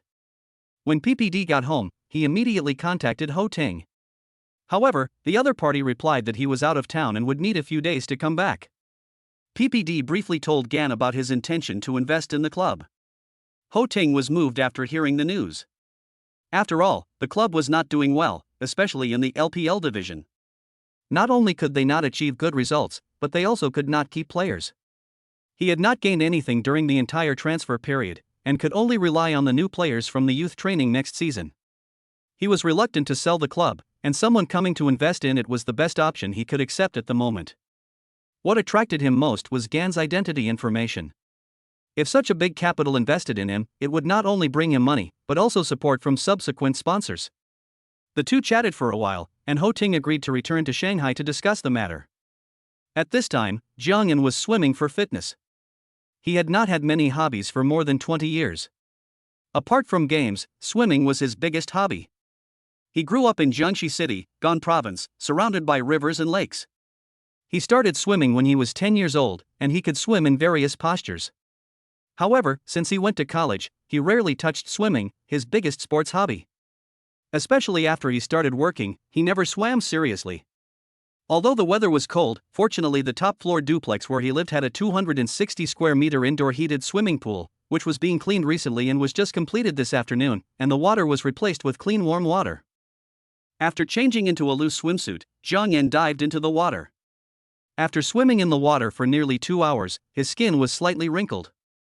Due to habit, he did not like to wear goggles when swimming, so after coming out of the water, everything he saw seemed to be separated by a layer of fog. After working out recently, Jiang obviously felt a lot more relaxed. Although he didn't lose much weight, his overall state seemed to have returned to the time when he first entered society. His skin became a little whiter, and his image and temperament looked more energetic. He tightened some parts of his body and did some anal lifting exercises appropriately. Jiang and Jiang Shu had a light dinner together. Washing dishes seemed to have become a custom. After eating, Jiang Shu cleaned up quickly, humming a song. He turned on his computer and started his journey in the canyon. After several rounds, Gan was lucky and his teammates were very good. Except for one round where his teammates were offline and he lost, he won the other 3 rounds. His reputation as a platinum demigod was well preserved. When I woke up in the morning, I heard the pleasant reminder tone as usual, sign in successfully, congratulations to the host for obtaining the necessary skills of the super rich, personal consumption cashback crit, highest crit 100. This skill is invincible. Jiang smiled happily, and at the same time, an object nodded in agreement. Jiang knew that although he held 12.7% of the shares of Ali had basically not distributed dividends to shareholders since its establishment. Internet companies usually burn money, and when they encounter major investments, they burn even more. They burn small goals at a time. Although there are many people willing to take over the shares, Jiang was reluctant to sell them. In addition to the current rent collection, there is basically no other source of money. Without the skill of cashback, what kind of rich man is he? Jiang was very happy and wanted to stand on the bed and sing a few lines, but after seeing that he was naked, he reluctantly gave up the idea of standing up. After putting on his clothes, Jiang walked with a ruthless step, swaying from side to side, as if something was pulling him left and right. After washing up, he hummed a song and cooked breakfast. After finishing his meal, as soon as he put down his bowl, Luobin sent him a message, telling him not to forget the annual meeting at 6 p.m., and sent him a location. Ganen replied with a received as if he had an occupational disease, but later on, he thought that the word received was a little wrong. At 5 o'clock in the afternoon, Jiangyan changed into a formal suit, stood in front of the mirror, looked at himself from left to right, and boasted in his heart, "I am still the same boy, without any change." The venue for the annual dinner was arranged in a 5-star hotel, and the venue was reserved. As one of the top 3 law firms in the country, Quanjing has an annual revenue of 30 to 40 billion, so it is naturally not short of this money. When Jiangyan went out, he drove a Rolls-Royce Wraith worth 90 million yuan, a coupe-style luxury car. It had the comfort of a sedan and a stylish appearance.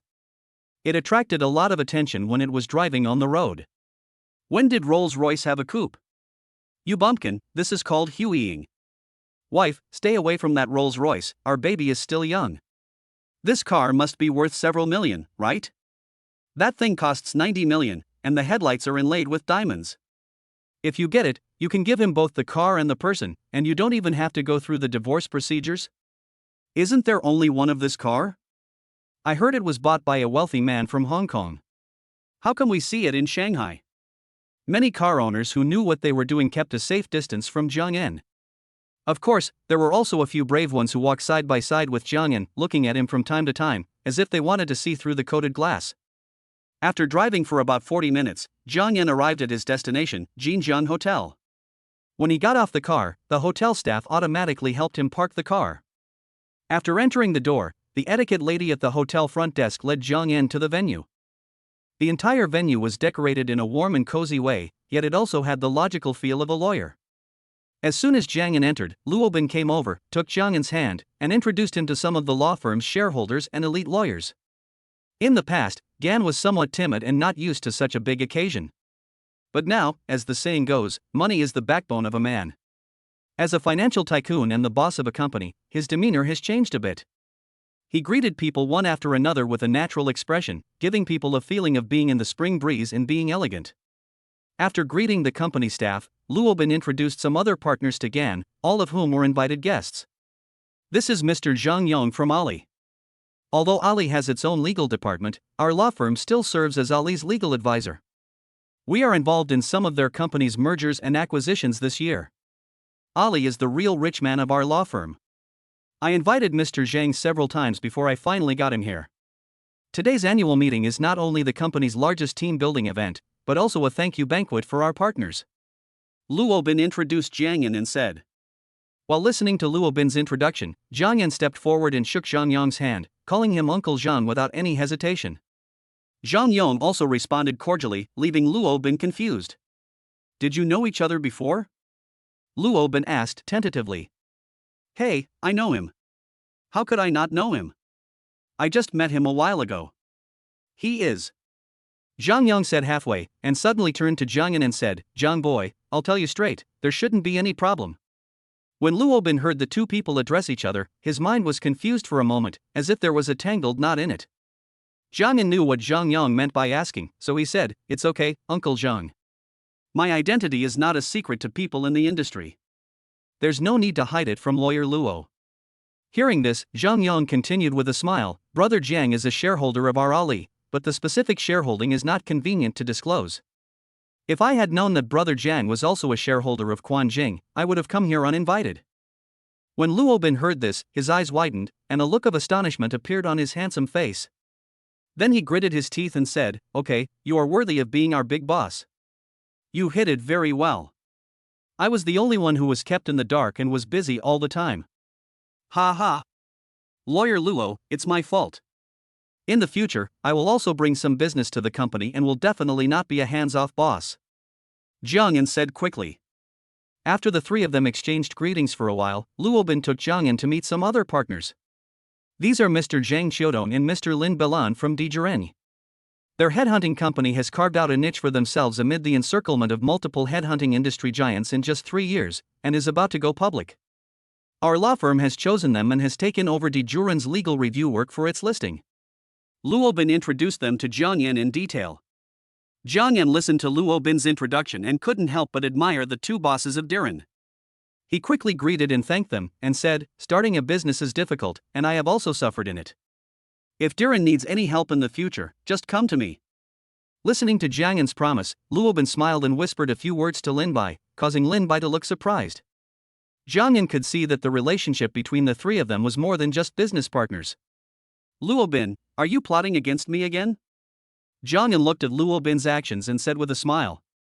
"Mr. Lin and I were college classmates. Their company is going public soon, so you have to help them out a little." Luobin didn't care about Jiang Yan's words at all, and patted Jiang Yan's hand and said, "As one of the most elite people in the legal profession, Luobin has not known Ganen for a long time, but he has also understood Ganen's personality. Friendship is often evaluated by time, which is often not very accurate. After all, they are all single dogs." Afterwards, Gan and Luobin thanked their partners one by one. Along the way, they got to know many big players in various industries. The annual dinner started on time, and Luobin, as the CEO of the law firm, went on stage and began his speech. "This year is the first year of our law firm's transformation, from a partnership system to a corporatization system. We are all trying to figure out whether this path is correct. Fortunately, the company's revenue performance this year tells us that the transformation is the right path. Of course, just after the transformation, our company was attacked by capital. Now, let the culprit show himself to everyone." Luobin talked about the prospects of the law firm, and then invited Gan to the stage. Chapter 17 2.2 Patek Philippe. Facing Luobin's ridicule, Jiang Yan shook his head and smiled, then strode to the podium, looking at the thousands of people below, with a surge of heroic feeling in his heart. Quanjing has branches all over the world, with more than 6,000 employees. Only a part of them came to attend the annual meeting this time, and some of them were overseas, and it was inconvenient to go back and forth. "First of all, I have to state that I am not as evil as Lawyer Luo said. I am a complete layman in the legal profession. It was a coincidence that I invested in Quanjing. And it was the first time for me to speak in front of so many people. I don't like some empty promises, and I am not good at it. There are more and more young people in the company now, and of course I am also a young person. I know what everyone wants. I won't say much about the other things. The wolf culture and the chicken soup for the soul are not as real as the bonus. Here, I decided to give each employee a red envelope of 10,000 yuan as a personal thank you for your hard work this year. I hope Quanjing will get better and better in the future." Jiang Yan said with his hands clasped together. After he finished speaking, thousands of people below burst into thunderous applause, mixed with some shouts of "General Jiang is so great." Then Luobin came on stage and made a gesture to announce some details and benefits of the dinner. Luobin did not do too many fancy things for the annual dinner. After looking back at the company's past and looking forward to the future, he directly announced the start of the dinner. Gan and Luobin sat at the main table with many partner lawyers and business partners. The group did not talk too much about work or industry-related matters, but mostly talked about family matters and interesting stories about their hometown customs. Quanjing Law Firm has its own unique culture. The whole banquet was free of clutter and red tape. In this annual meeting without a drinking culture, everything was joyful. During the period, Gan also selected 100 lucky employees and promised to empty their New Year shopping carts. In the relaxed and happy dinner, time passed quickly as the wine flowed. At the end of the meal, those who were married had already left to go home to their wives and children. Those who were in a relationship were planning to go back and transform into werewolves. Jiang Yan and Luobin were left alone, looking at each other, as if they saw the envy in each other's eyes. They thought to themselves, others were in pairs, but I could only do it in slow motion with my left hand and right hand, and replay it. We've had enough in the first half, is there going to be a second half? Jiang Yan joked after wiping the corner of his mouth after taking a sip of soup. Oh, you good man, you actually said such things in front of me, a lawyer. You want me to break the law knowingly. Believe it or not, I will sue you for incitement right now. Luobin said with a smile. The group joked around and ended the annual dinner with laughter. Jiang Yan found several designated drivers downstairs, but none of them were willing to take his job, because even capable and experienced drivers were afraid of overturning the car. After waiting for several people, Jiang Yan finally found a former soldier who took his job. Master Wang, don't worry. The car is insured. Just drive normally. The road is not far. Jiang Yan said, worried that the designated driver was too nervous. However, after seeing the calm expression of the designated driver, Jiang Yan felt that his words were a bit redundant. Master Wang got in the car and started the journey very naturally. It's okay, boss. I'm not nervous. I have an A1 driver's license and used to drive a tank in the army. I just retired and went home 2 years ago. Master Wang has a strong build, but his skin is slightly dark. He showed his white teeth and said confidently. Tank soldiers, so awesome. Jiang Yan respected soldiers from the bottom of his heart and couldn't help but give them a thumbs up in admiration. Along the way, Jiang Yan chatted with the designated driver, Master Wang, about his hometown and interesting stories in the army. From the lively conversation, I learned that Master Wang applied for discharge because his parents were old. He was in his early 30s and just got married last year. His wife was his junior high school classmate and had been waiting for him. Now the child is 1 year old. While Jiang Yan applauded his happy marriage, he silently swallowed the dog food in his heart. The two of them chatted and laughed, and soon arrived at their destination. After getting off the car, Jiang Yan deliberately left Master Wang's contact information, thanked him, and went upstairs. After digesting the food, he turned on the computer and entered PPD's live broadcast room. As soon as Gan's account came in, many netizens noticed it and greeted him. When PPD saw Gan coming in, he quickly said, Brother Jotsai, we are preparing a flexible team formation, do you want to join us? Listening to PPD's invitation, Gan thought that playing alone would be boring. For him, the days of playing in a 5-person team have been gone for many years, and he still misses it very much when he thinks back on it. Gan directly spent 120,000 yuan to open an Emperor. Received a cashback reminder, critical hit 65, cashback of 7.8 million yuan. After giving PPD a thumbs up, Gan typed, I'm only Platinum 5, I can't beat him. Seeing this, the comments below laughed. It turns out that you can't get a higher rank just by having money. I feel much more balanced now. I finally found an advantage. Brother Leek, I will help you rank higher. It's okay, this is our area number. Do you have one? If not, I'll send you one. PPD said. Afterwards, Dan received PPD's message on WeChat. After going online, the 5-person flexible teaming began. Brother Jotsai, just play the jungle position that you are good at, and we will support you at any time. PPD said. Fortunately, the rank of the 5-player match was not very high, and most of them were diamond or platinum. PDD was once a professional player, and now he is old and his skills have become worse, but he can still handle the diamond V in the line. The other 3 teammates are slightly higher in rank, and they are the strongest Rift Masters. 5 people start a team, and it is fun. Winning or losing doesn't matter, the main thing is the game atmosphere of 5 people. Brother Jotsai, I've already told him you asked me to contact him, and he doesn't seem to refuse, so there's a chance. I'll have a meeting with him after New Year's Day. PPD said after eating a piece of fruit after playing a game. Jiang Yan nodded and said, no problem. I have plenty of time anyway. Let's make an appointment and meet up then. The two chatted, and everyone and the fans were confused.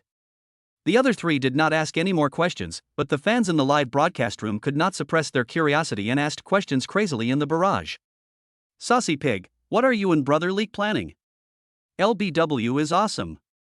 Hey, stop asking me questions all over the screen. You just need to know that I am conspiring with Brother Jotsai to do something earth-shattering. When the time comes, I will tell everyone. PPD said angrily. Afterwards, several people happily started playing in a 5-person team. The situation was chaotic, and the flexible team formation turned the game into a free-for-all. Playing the game consumes cigarettes. I light a cigarette at the beginning, light a cigarette when I get a solo kill, and light a cigarette when I get a solo kill. I slam the table and light a cigarette when I get a solo kill. When I counter kill, I have to light a cigarette to get excited.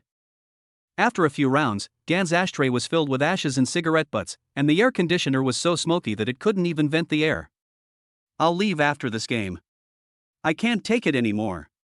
My room feels like a sauna. I've smoked half a pack of cigarettes. Gan took a sip of strong tea, spit out the tea stems, and said. Before leaving the line, Gan gave away all the shark fins given by Emperor Kai. After washing up, Jiang Yan lay on the bed and looked at the plane tickets sent by the netizens who were about to meet in the group. They were all in the same time period, concentrated in the morning of New Year's Day. Jiang Yan sent a message in the group, saying that he would drive to the airport on time tomorrow to pick them up. The 7 of them were all looking forward to this meeting and were chatting in the group, feeling extremely excited. When Gan woke up early in the morning, he heard the system prompt as usual, sign in successfully, congratulations on winning the Patek Philippe the Grandmaster Chime 6003-010. Jiang En listened. He knew Patek Philippe, but he didn't know what kind of watch it was. He was confused and checked it online. He was almost shocked. This watch was sold at a Christie's charity auction last year for a whopping 220 million yuan. It was made by Patek Philippe specifically for this charity auction, and only one piece is available. After extracting it, Gan fiddled with it in his hand.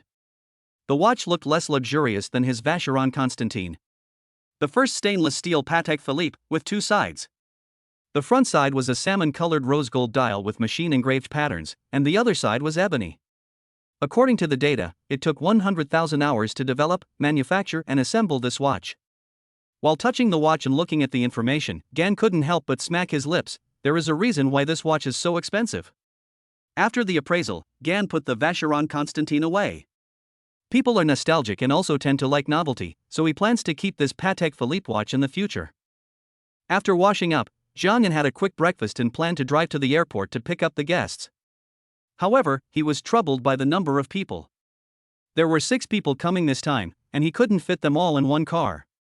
He originally planned to ask Jiang Shu to go with him, but after thinking about it, he decided not to. Jiang Shu didn't drive much, and it was fine to drive on the road on normal days, but this trip to the airport to pick up the guests required driving on the highway, and it would take a long time, so he was worried about Jiang Shu's driving skills.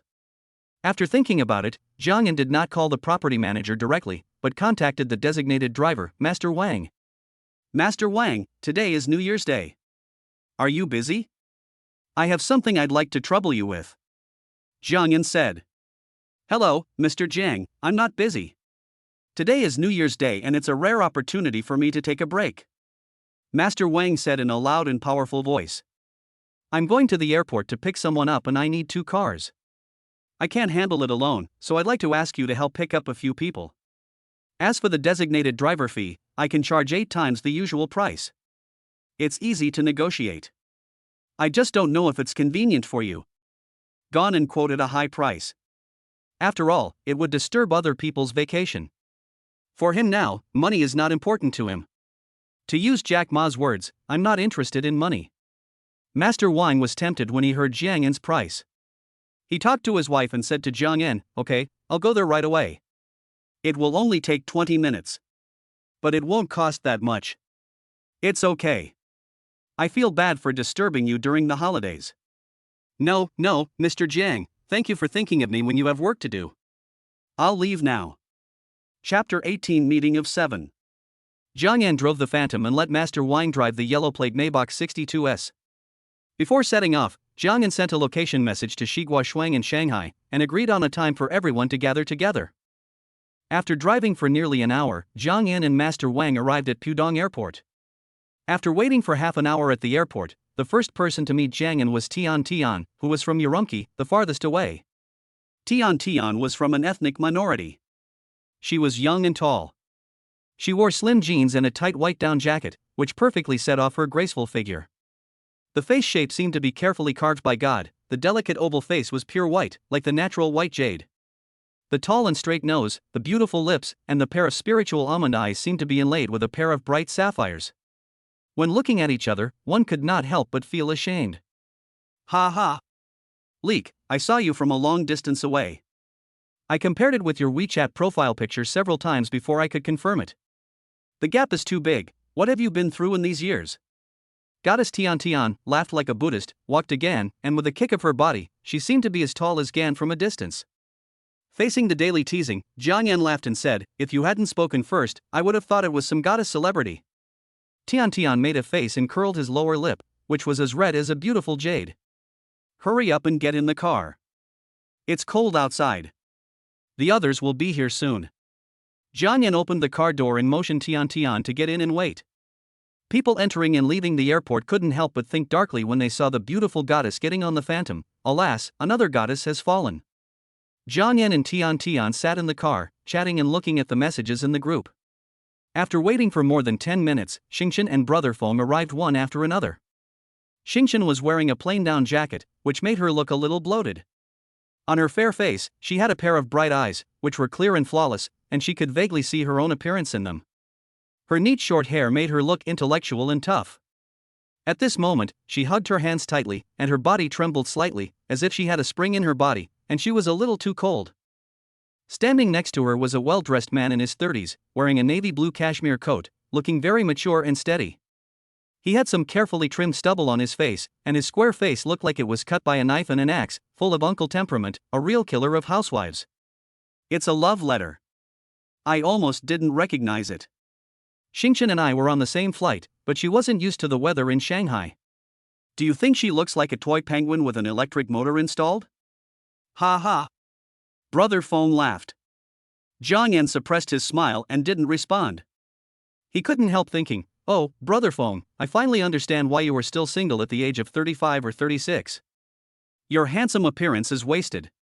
Tian, who was in the car, saw the two people coming, and quickly jumped out of the car, hugged Xingchen, and said, ah, Xingchen, I missed you so much.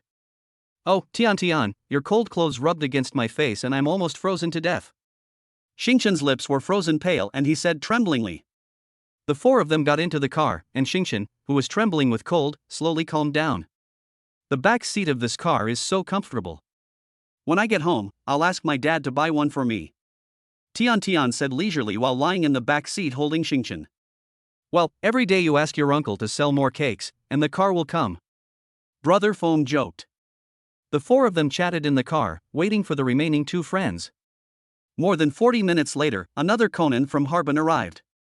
He had natural curly hair and a thin body, and was completely different from the imagined northeastern man. He wore frameless glasses, was taller than Gonen, and looked well educated.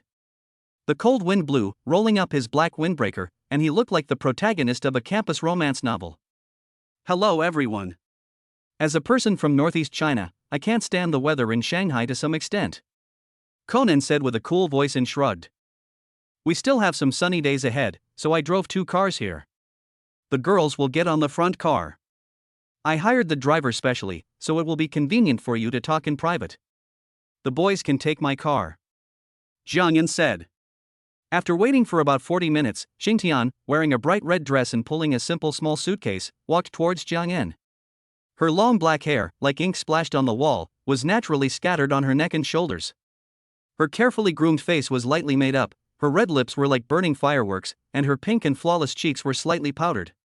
A swan-shaped necklace hung around her white neck.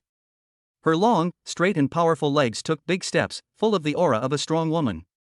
The exquisiteness of her whole body, her round and full chin and earlobes, all show that Xingtian is an urban beauty who loves life and is extremely blessed. Ah, Xingchen, Tian, I missed you so much. Xingtian put down the suitcase and said with a sincere smile on his face, and Jiucai and Brother Feng, you must have been waiting for a long time. I'm glad to see you. Okay, everyone is here. I talked to Ziguoxuang and she said she would drive to my house by herself.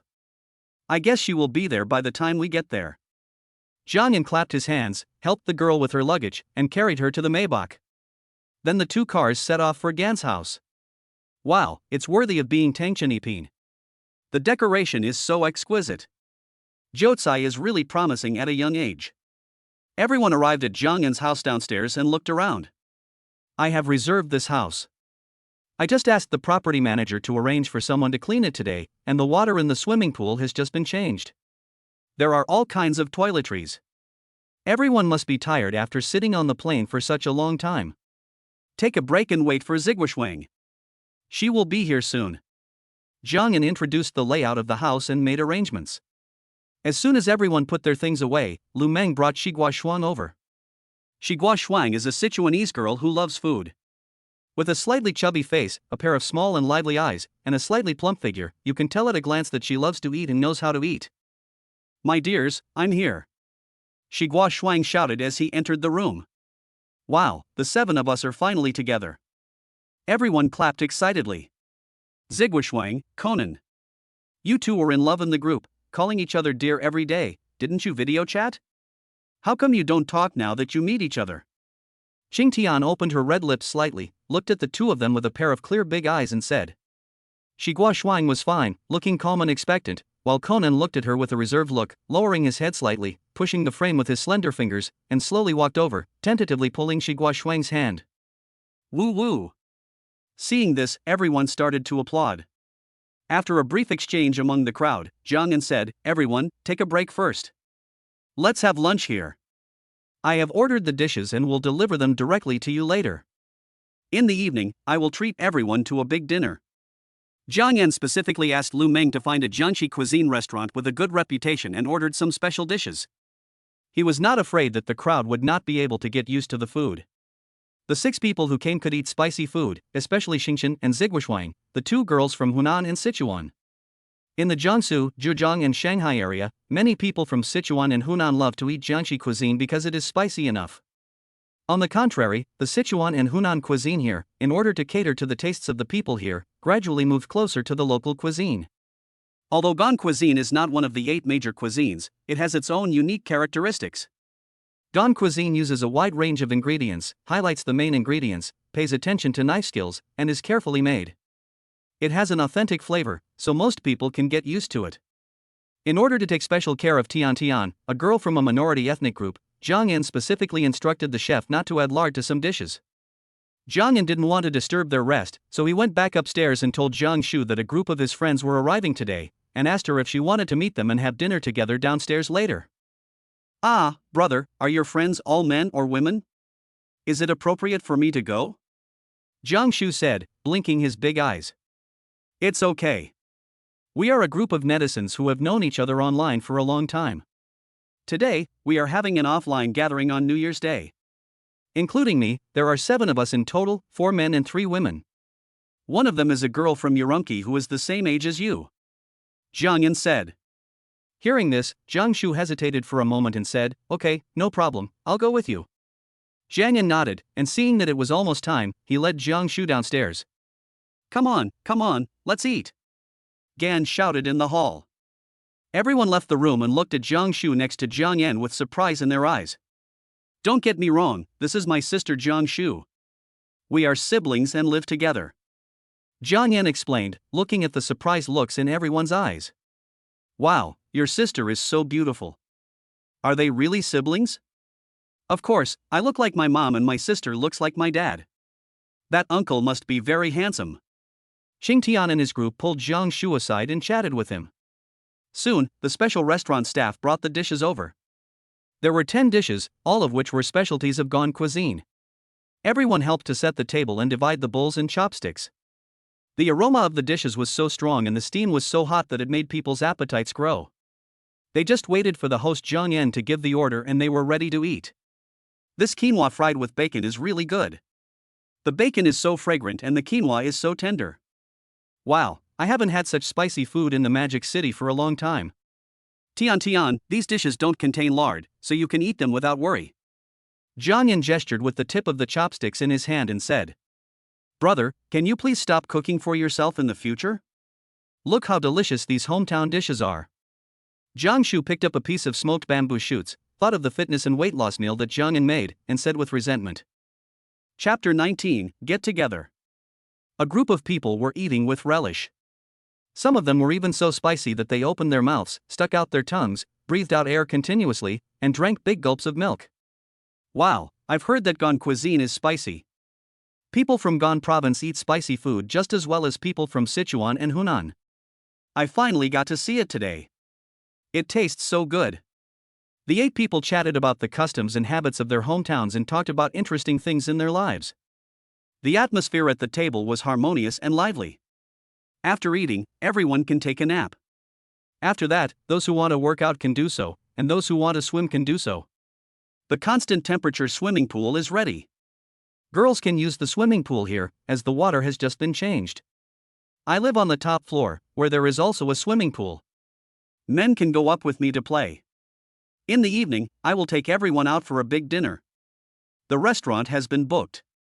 Finally, I will take everyone to experience the nightlife of Shanghai. Jiang Yan made thoughtful arrangements. Okay, let's all give a toast to Jiucai to thank him for his hospitality. Jiang Yan was very happy about the arrival of this group of netizens.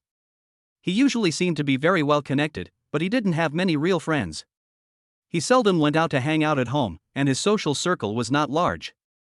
Now that friends came from afar, he was very happy. After everyone finished eating, Jiang Yan sent a message to Lu Meng, asking her to arrange for the hotel staff to clean up. Afterwards, tea was made for everyone, and a group of people sat in the reception room, drinking tea, digesting their food, and chatting about everything under the sun. Finally, they took a nap at noon and swam in the afternoon. Jiang Yan, Brother Feng and Conan drank tea in the study.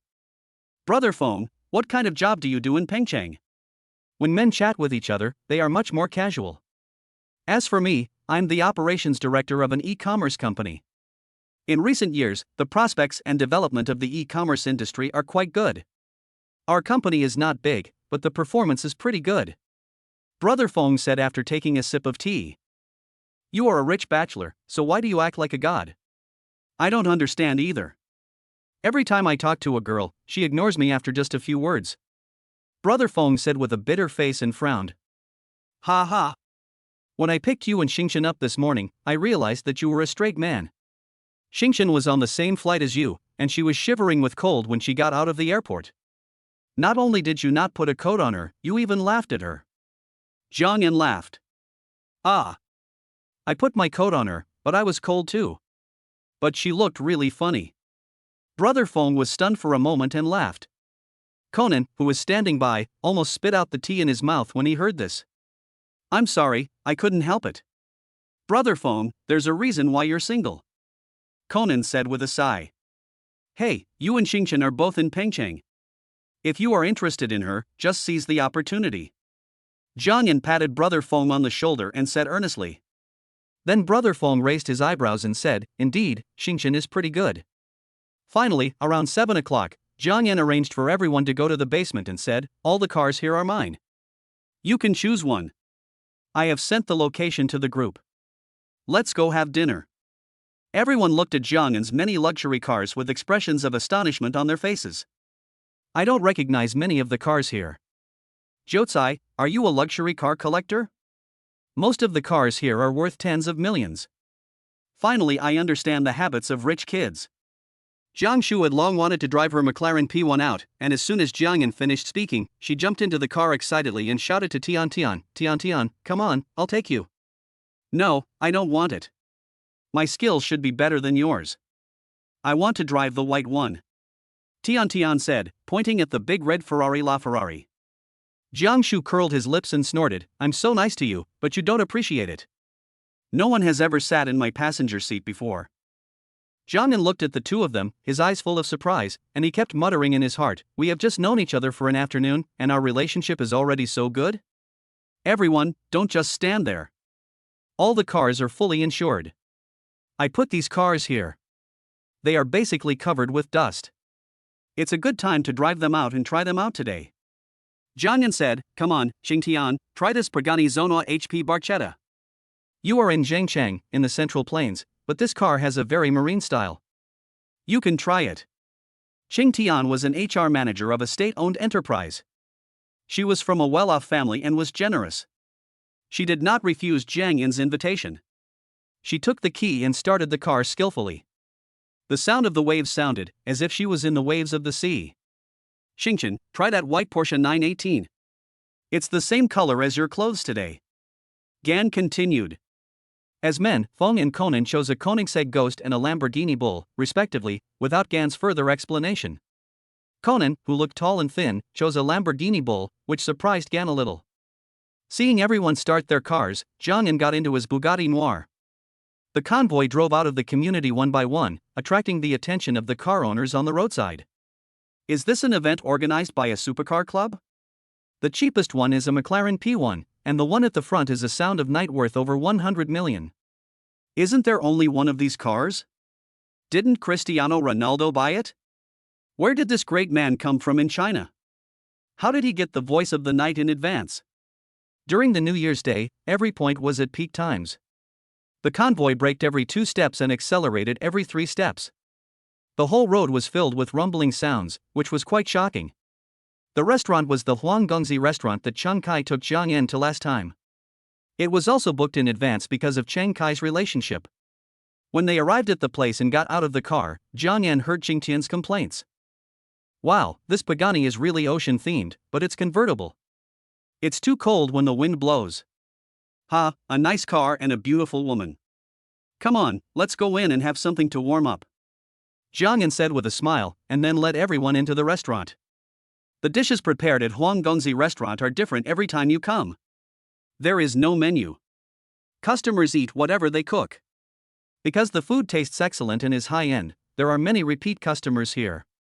As soon as everyone sat down, the waiter came over and asked if they wanted to serve the food now.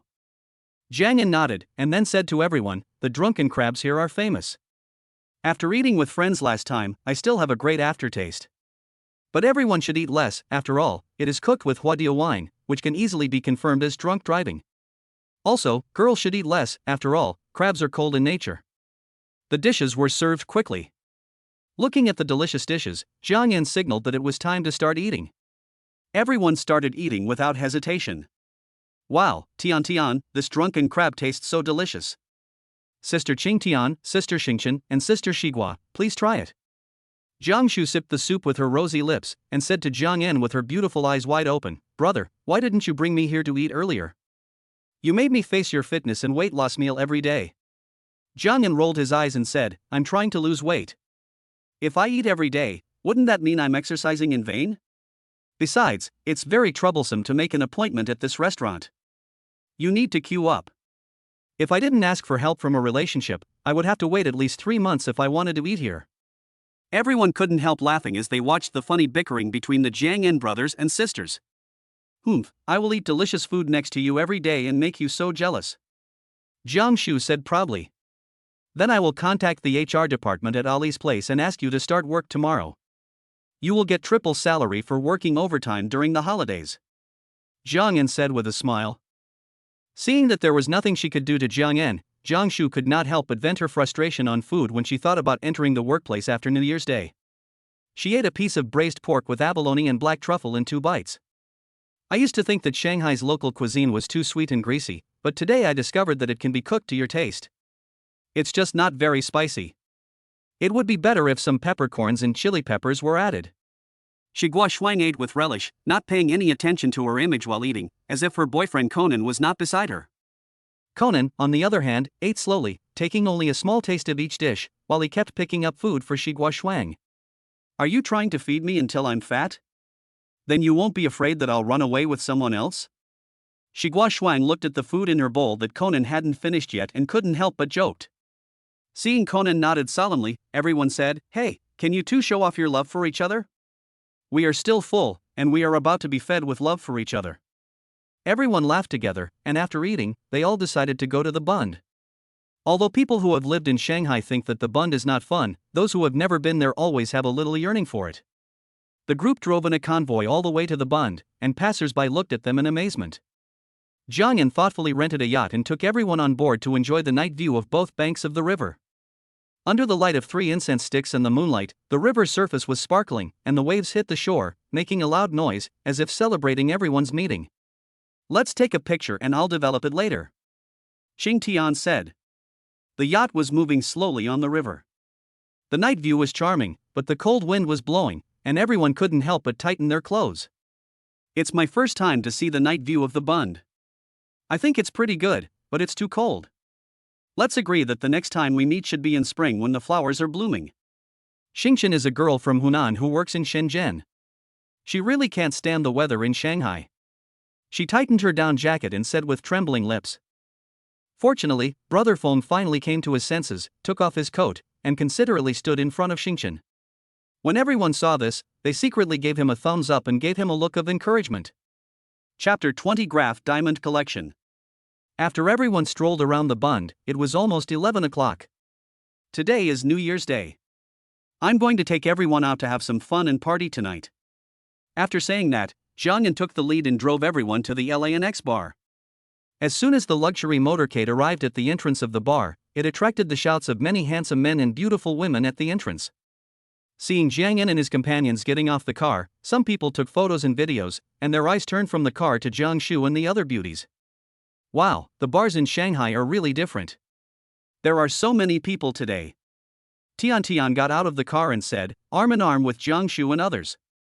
To be honest, I don't know where to take you guys to play, so we can only go to places like these that young people like to come to, Jiang Yan said with a smile. It's okay. Although we haven't been to a nightclub for a long time, it's rare for us to get together, so we can have some fun together. Xingchen, who always looks dignified and generous, said.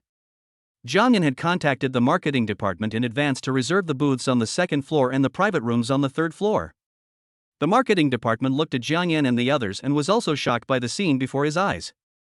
As a marketing department of a top nightclub, he was well informed.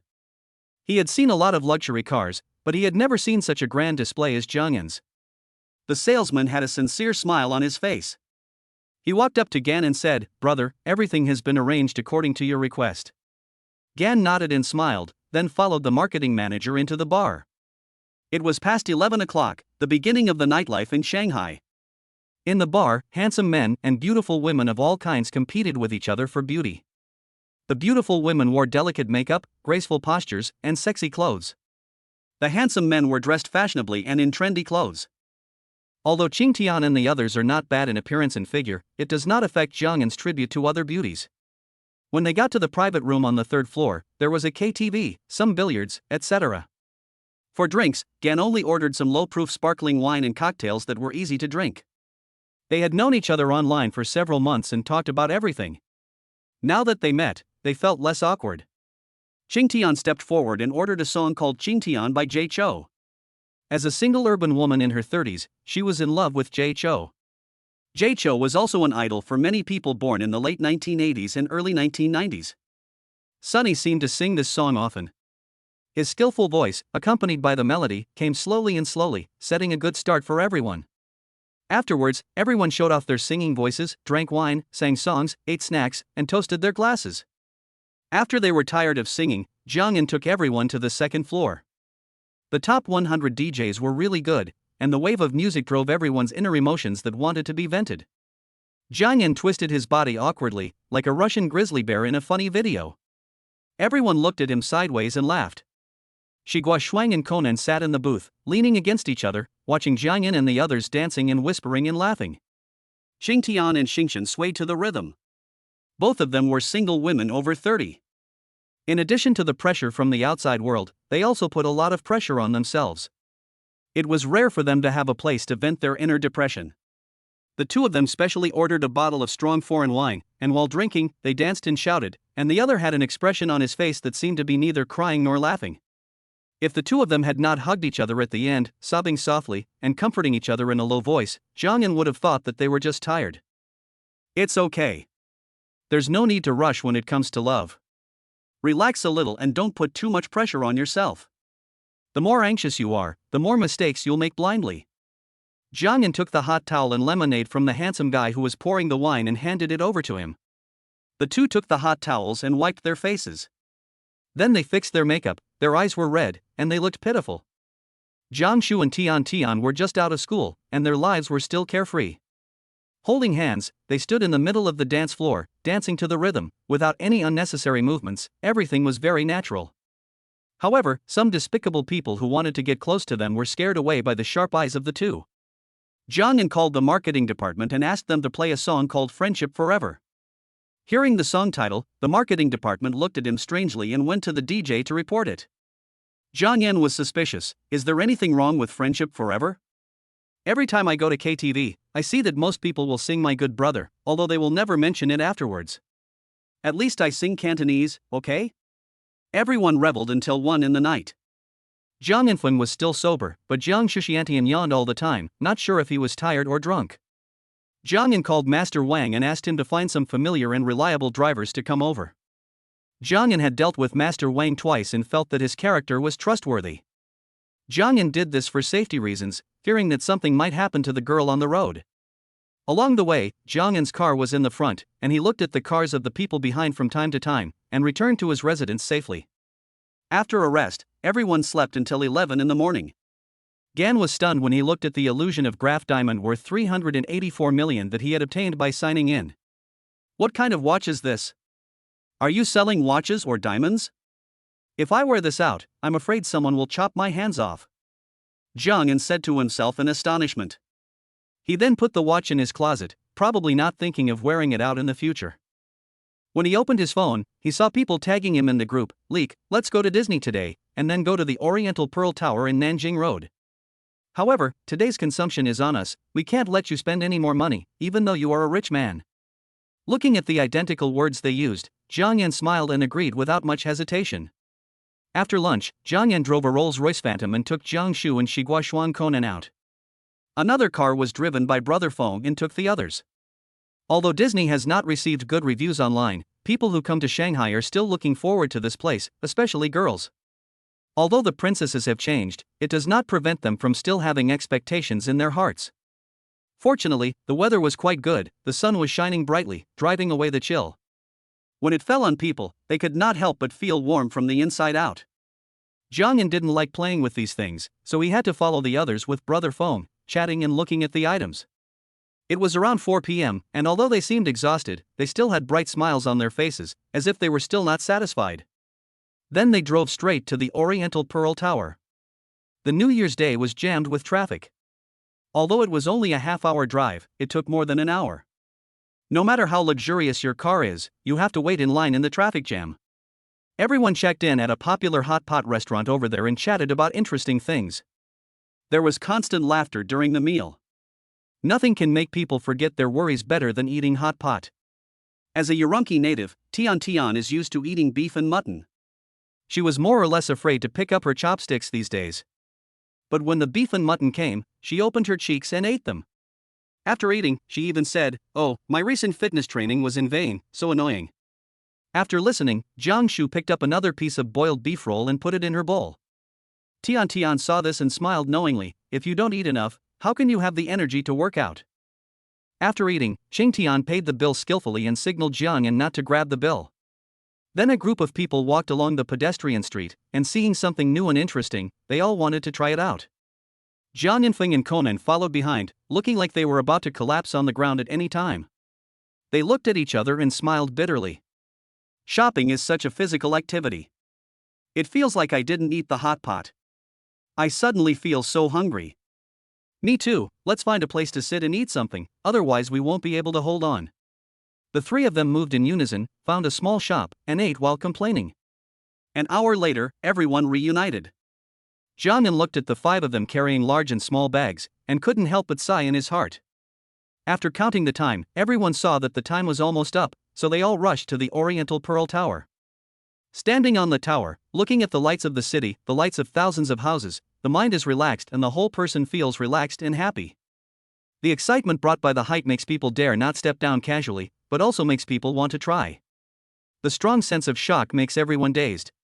After enjoying the scenery of the Oriental Pearl Tower, the five girls said they were a little hungry, so they went straight to the revolving restaurant to have a buffet.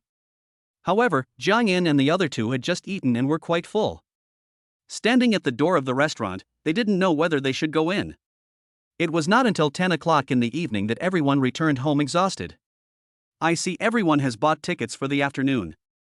How about we get up early tomorrow morning and I'll take you to Tianzifang. The alleys there have the unique characteristics of Shanghai's Shikuman architecture, and there are many creative workshops, which are really fun. Jiang Yan knew that everyone was feeling a little depressed about the separation tomorrow, so he broke the atmosphere and made a suggestion. After everyone agreed, they washed up and rested early to prepare for getting up early the next day. After waking up, Gan sighed. Just because he signed in, he was given another watch. This time it was Graf's diamond charm. It was a watch made of 152 carats of white diamonds and 38 carats of pear-shaped diamonds. The pear-shaped diamond in the middle could be disassembled into a diamond ring. The total value was 280 million. Did I poke the hole of diamonds or the hole of watches? How can I wear this watch outside? Gan put it together with Graf's diamond illusion. Looking at these two extremely flashy watches, the muscles on Gan's face twitched involuntarily. He felt as if the system was targeting him. After washing up, Jiang Yan met up with everyone and had some breakfast together. With mixed feelings before parting, he set off for Tianzifang. Chapter 21 Negotiation of Investment. Tianzifang is a fashionable landmark creative industry cluster formed by the reconstruction of the Shikuman buildings unique to Shanghai. It is also the creative workbase of many artists. People often call it the second Xintiandi. In fact, apart from being equally fashionable, it has many differences from Xintiandi. Tianzifang shows people the friendly and warm side of Shanghai. As long as you walk in this most charming alley in Shanghai, you will easily appreciate the unique personality of Tianzifang.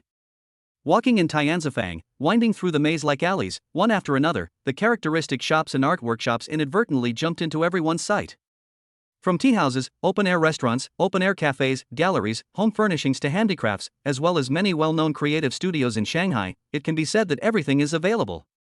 Whether it is the signboard or the merchandise, each store tries its best to show its own style. The purpose is to highlight the unique characteristics.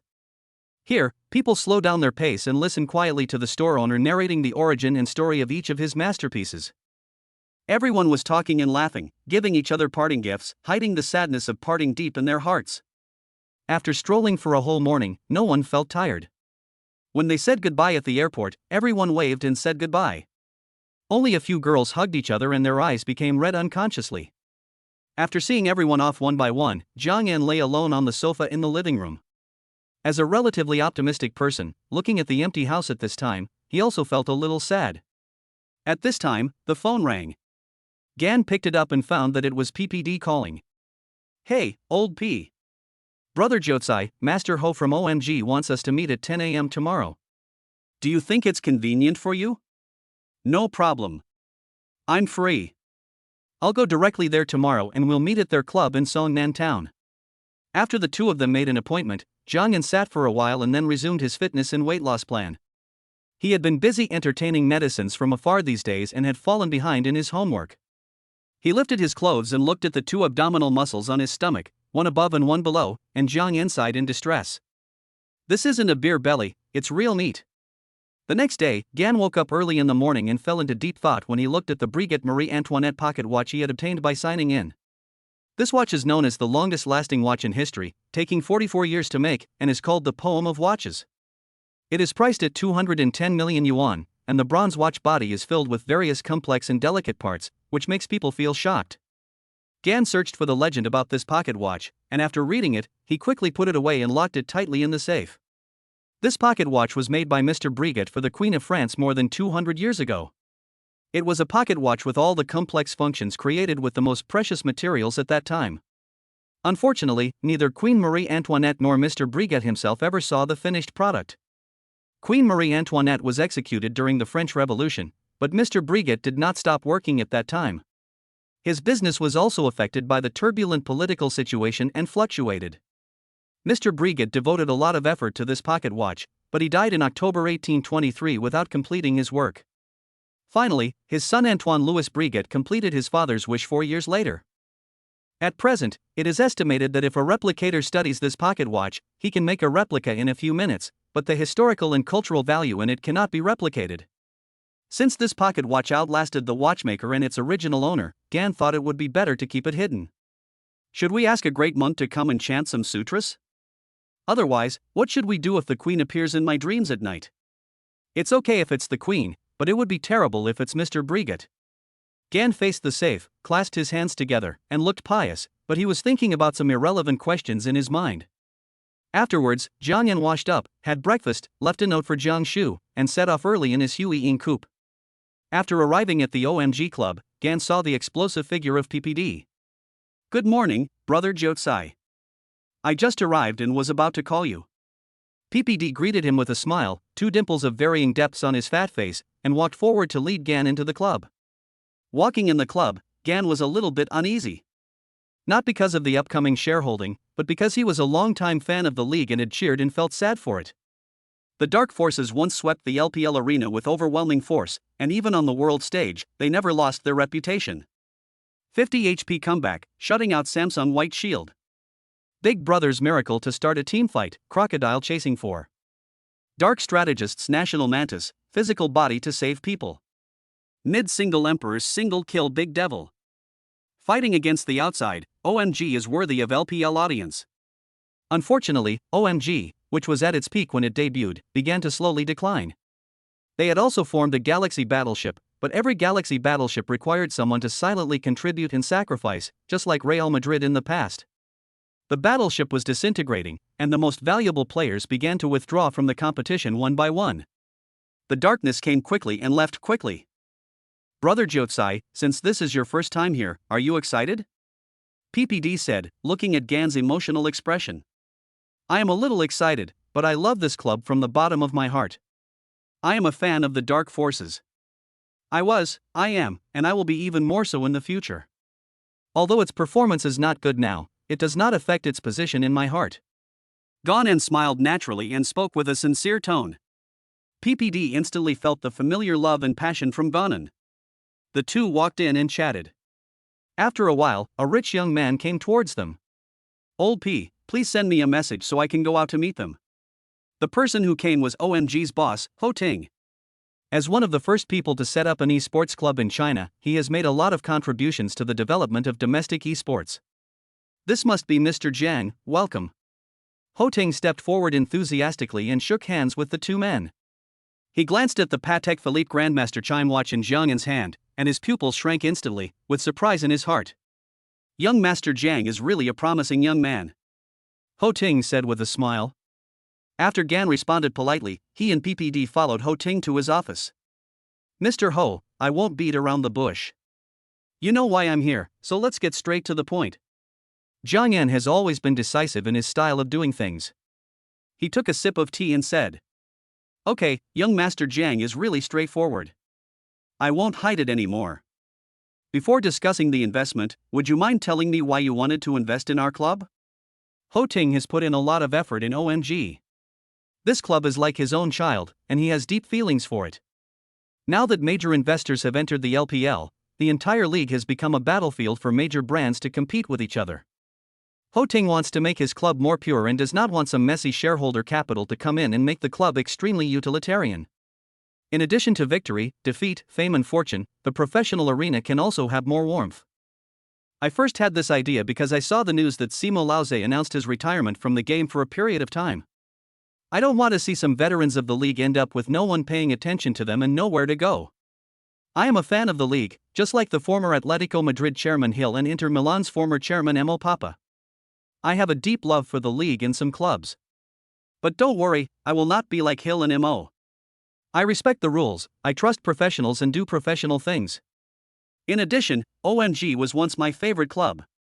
Although it has not performed well in recent years, I sincerely hope that it can stand up again, and I believe that it can stand up again.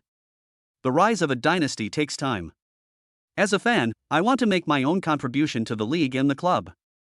After speaking, Gan's tone was a little erratic, and when he was excited, his voice could not help but rise. There was a hint of enthusiasm in his pious expression. His erratic tone did not conceal his true feelings. Ho Ting and PPD remained silent. Looking at Gan's expression, they had no doubt about Gan's true feelings. I can sell a maximum of 30% of my shares to Mr. Jiang, Ho Ting suddenly said. Hearing this, PPD was stunned for a moment, then he was delighted, knowing that this deal would most likely be successful. At this time, Gan smiled and shook his head, saying, I need at least 34% of the equity, not just shares.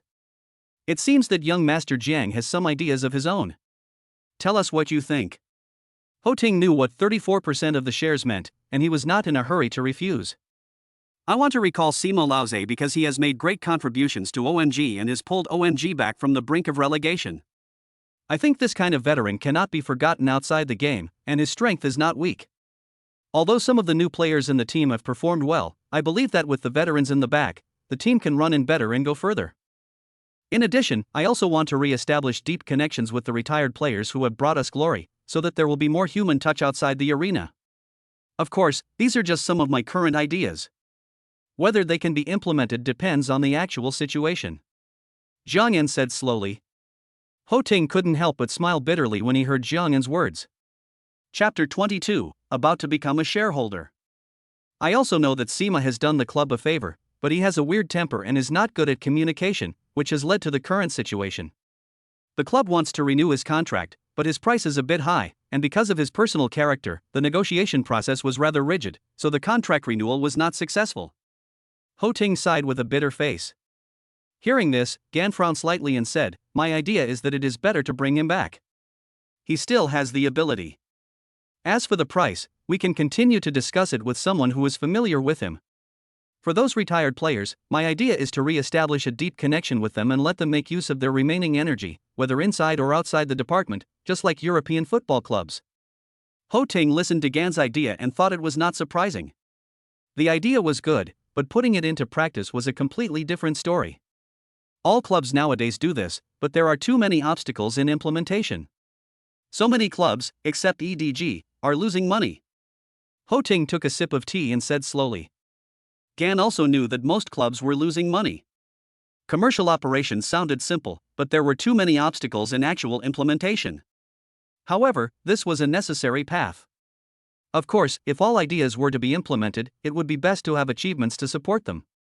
Otherwise, everything would just be a castle in the air, and it would be shaky if the wind blew.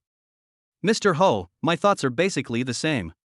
Everything is based on the interests of the club. Any ideas can be discussed, and I am not the kind of person who is inflexible. Jiang Yan looked up at Ho Ting's eyes and said.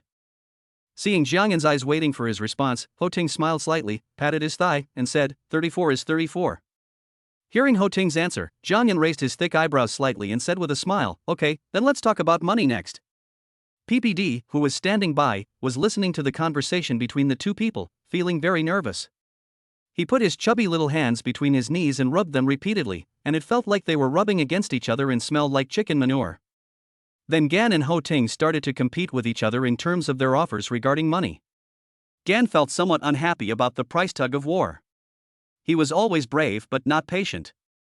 Although years of business work had tempered his temper, his style of doing things slowly began to return to its original state after he got the system. How about this, Master Ho? My offer has been calculated. I will add another 20 million to the previous one. Do you think it's okay? If it's okay, I will arrange for legal personnel and accountants to come and review the contract. Of course, I have a condition. I need Sima the old thief to return to the club and even the court. This is my original intention to enter the LPL. Jiang Yan sucked his cheeks, feeling the still honest face on his cheeks. He spoke. Although Ganon knew that if he invested in OMG, he would receive a cashback from the system. But it did not mean that he should be taken advantage of and let others charge him exorbitant prices. With the necessary skills of a super rich person, although he had no shortage of money, he had to spend it in a way that made him feel psychologically balanced. Ho Ting listened to Jiang Yan's offer and conditions without any change in expression. With a faint smile on his face, he suddenly said to Jiang Yan, who looked at him calmly, this price is a bit embarrassing. But for Jiang Xiao's sincerity, price and conditions, I agree. Hearing Ho Ting's affirmative answer, Jiang Yan's cheeks on both sides of his slightly plump round face lifted up, and he smiled happily, then it settled. I'll arrange for someone to come over tomorrow to review the materials. Then, we'll sign the equity agreement. PPD was delighted to see the deal come together. He started out in this kind of business, which involves a vast number of complicated matters. He never expected that today's deal would progress so quickly. Mr. Jiang, you are indeed efficient and decisive. I will also be decisive. I will tell people to prepare the contract documents right now. Ho Ting was really shocked by Jiang Yan's sharp style of action. He thought to himself, why is he in such a hurry to sign the agreement? Am I being cheated? After Ho Ting made some guesses in his mind, he ordered people to prepare the materials. Then the three of them drank tea in the office and chatted about interesting anecdotes in the circle. Mr. Jiang, can I see the watch on your hand? Ho Ting began to notice the Patek Philippe, Master Chime, on Jiang Yan's hand as soon as he entered the door. He was itching to buy this watch which he had only seen on the internet. Jiang Yan was stunned when he heard Ho Ting's sudden and inexplicable request. Then he took it off, handed it over, and said, I got this watch by chance. Ho Ting was a little stunned when he saw Jiang Yan's calm and nonchalant look. Afterwards, Ho Ting called in a staff member and asked him to prepare a pair of clean white gloves. Oh, it's okay. No need to make such a fuss. It's just a watch. I have 2 more expensive Graf watches at home, but those 2 are too eye-catching and not suitable to bring out. Jiang Yan said calmly. Listening to Gan's Versailles language, Ho Ting coughed, feeling that Gan was showing off, but he could not find any evidence. Ho Ting took the Patek Philippe from Jiang Yan and held it carefully in his hands, as if he was holding a rare treasure. He examined it with shining eyes and an obsessed look on his face, like a pervert who met a peerless beauty. He murmured to himself, it is indeed a masterpiece of Patek Philippe. It is indeed a work of art beyond compare. PPD, who was standing by, looked at Ho Ting's perverted appearance on the train and said quickly, Mr. Ho, wipe your saliva. After saying that, he also came over and looked at the watch in Ho Ting's hand. With a tangled look on his face, he said, it seems to be similar to my Patek Philippe. The one in your hand seems to be made of stainless steel.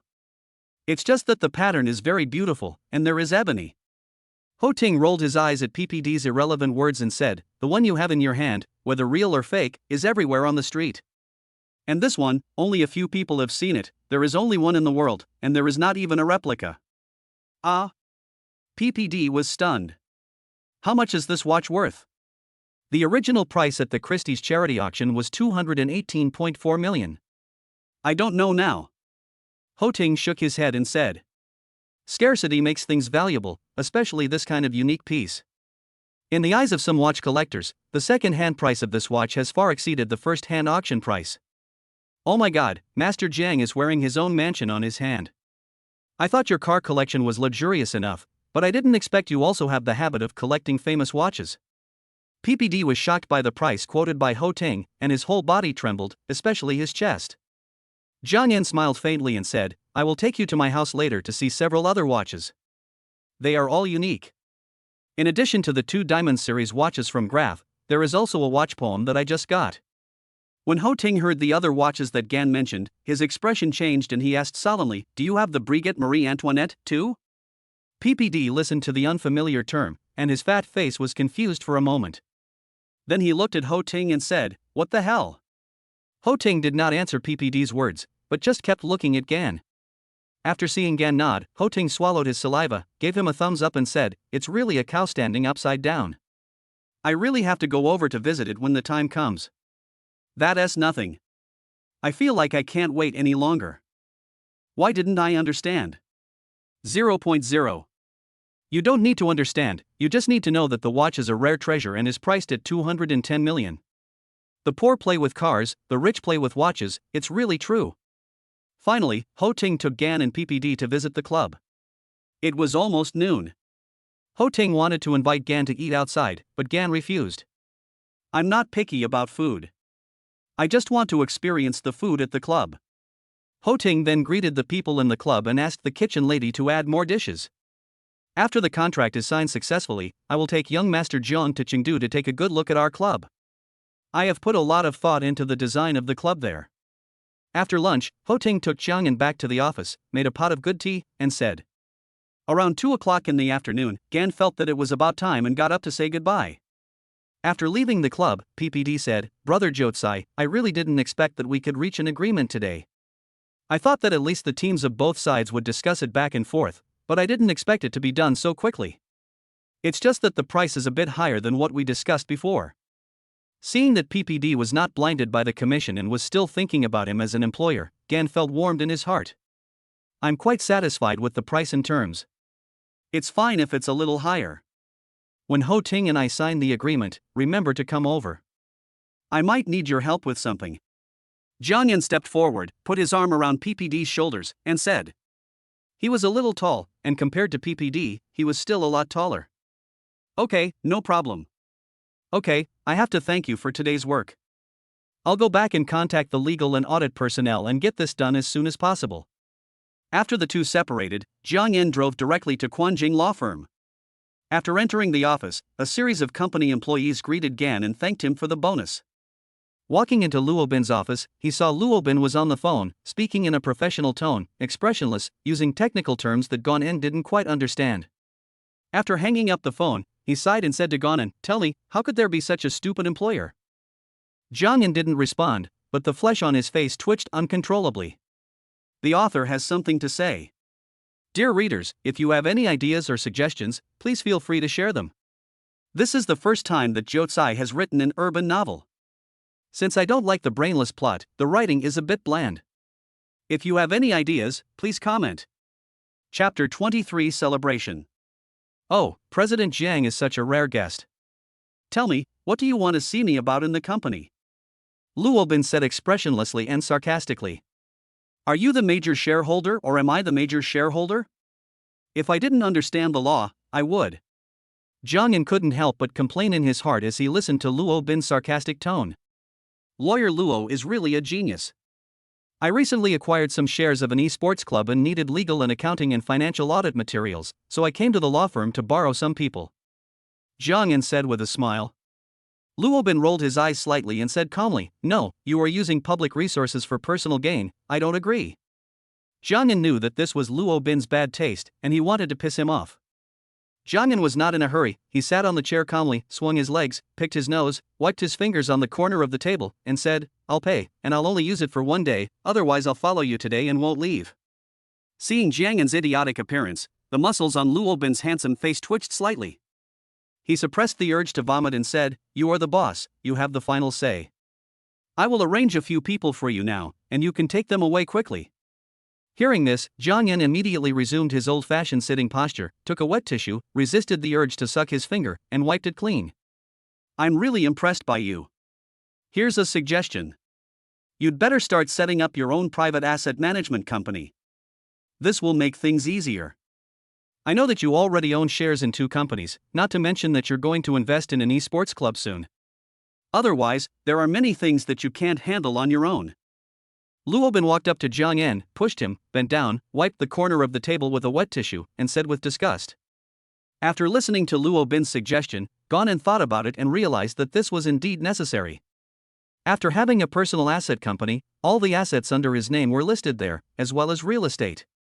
If there was anything he needed, he could always let someone in his team handle it. After that, after discussing the time and place of the meeting with the people arranged by Luo Bin, Jiang Yan returned home. After waking up the next day, Gan Yan signed in and received a gift package of famous watches. After taking it out, he placed more than a dozen watches on the bed. The sunlight shone on some of the famous watches inlaid with jewels and diamonds, almost blinding Gan Yan's eyes. "Oh my goodness, this is really a nuisance. Next time I sign in, I probably won't get a reward watch. Almost all the most valuable ones are here." Jiang Yan slightly blocked the refracted light and shadow in front of his eyes, and couldn't help but mutter to himself. "I looked at each watch in my hand and looked at its corresponding information. The cheapest one was actually a Breguet 1814 pocket watch, valued at 28.41 million. Wow, this watch can be collected as an antique." Gan flipped through the pocket watch. There were 2 independent dials, one with Arabic numerals and the other with Roman numerals, reflecting Breguet's unique pursuit of exquisite aesthetics. The most expensive piece is the Jaeger LeCoultre 101 manchette, which is worth 182 million. It is inlaid with 576 diamonds and a gray sapphire dial, which is covered with a micro 101 movement. The whole watch looks more like a round bracelet. In addition, there is a Chopard 201 carat watch worth 175 million, which is decorated with 201 grams of natural colored diamonds. Its dazzling color is no less than the previous Graph series. However, what satisfied Gan the most were some watches that looked relatively low-key, restrained and simple, such as Patek Philippe REF 1518 and Rolex Paul Newman Daytona. There were not too many jewelry and diamond decorations, but they contained sophisticated technology and surprising historical humanities. However, these 2 watches were not cheap. One was priced at 78.15 million, and the other was priced at 120 million, and they were the same models that the famous Hong Kong movie star Yuan Lo wore. I have finally understood that the value of expensive watches is increased by the jewels and diamonds on them, or by their complex and sophisticated technology, or by the legendary stories they carry. Gan collected many famous watches and sorted them into categories. The one that was inlaid with jewels and diamonds was placed on one side, which was extremely luxurious. On the other side were the ones that Gan liked more and planned to wear in the future. There were also some valuable pocket watches, and Gan made a special box to store them all. "Why do I feel like I have too many pocket watches?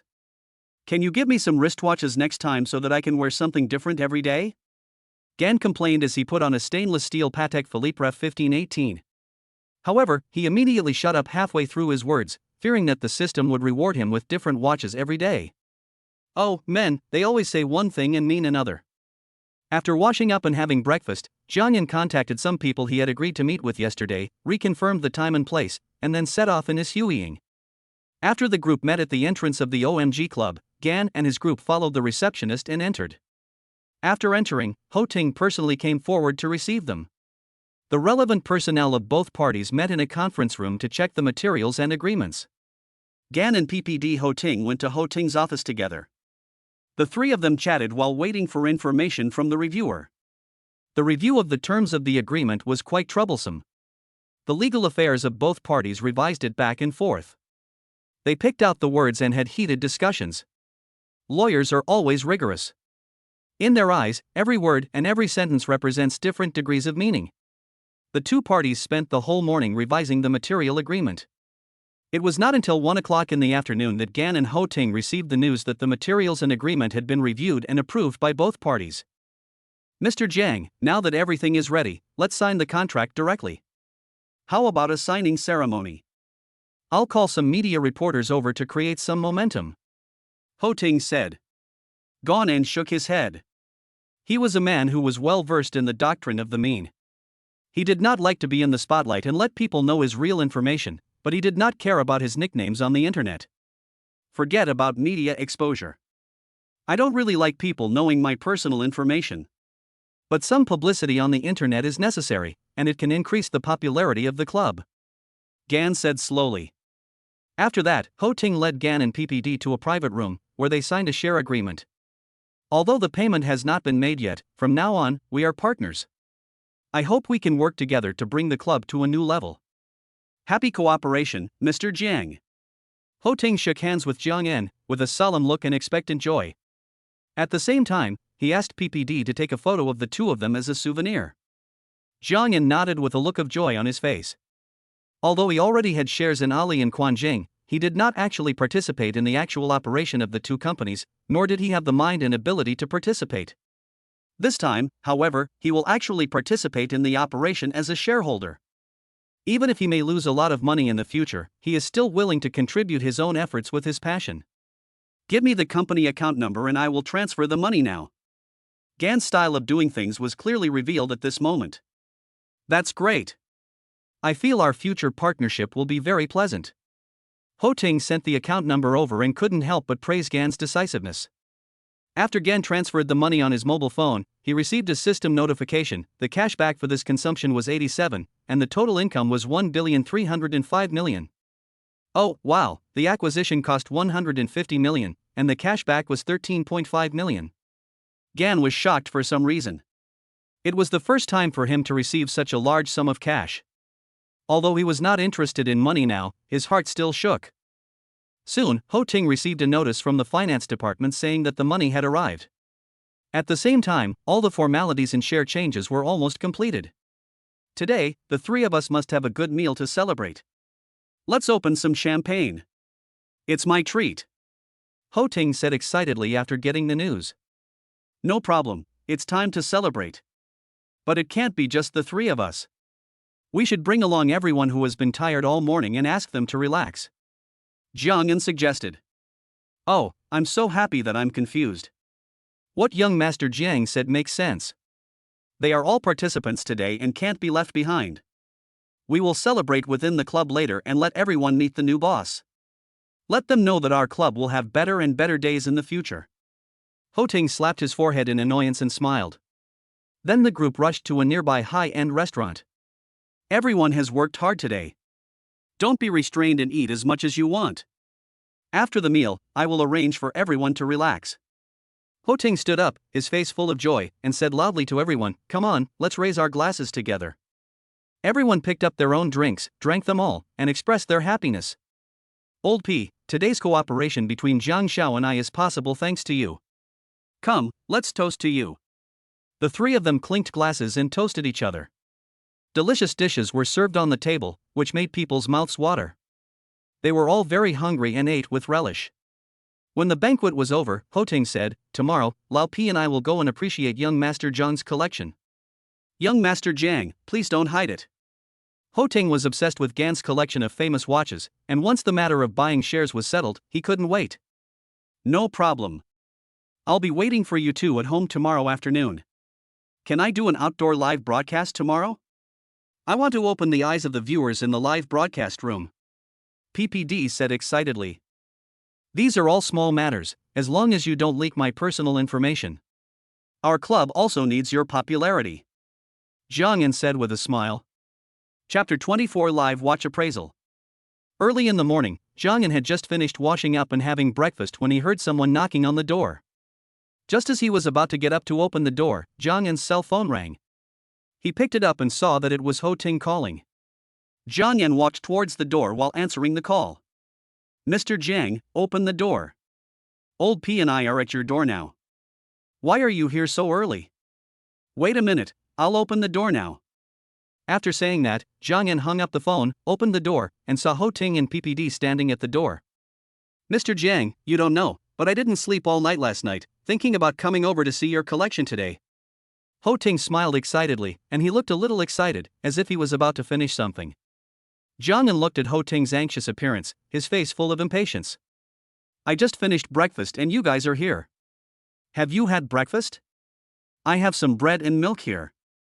I've eaten, Master Jiang, let me see your big treasure. Hiss.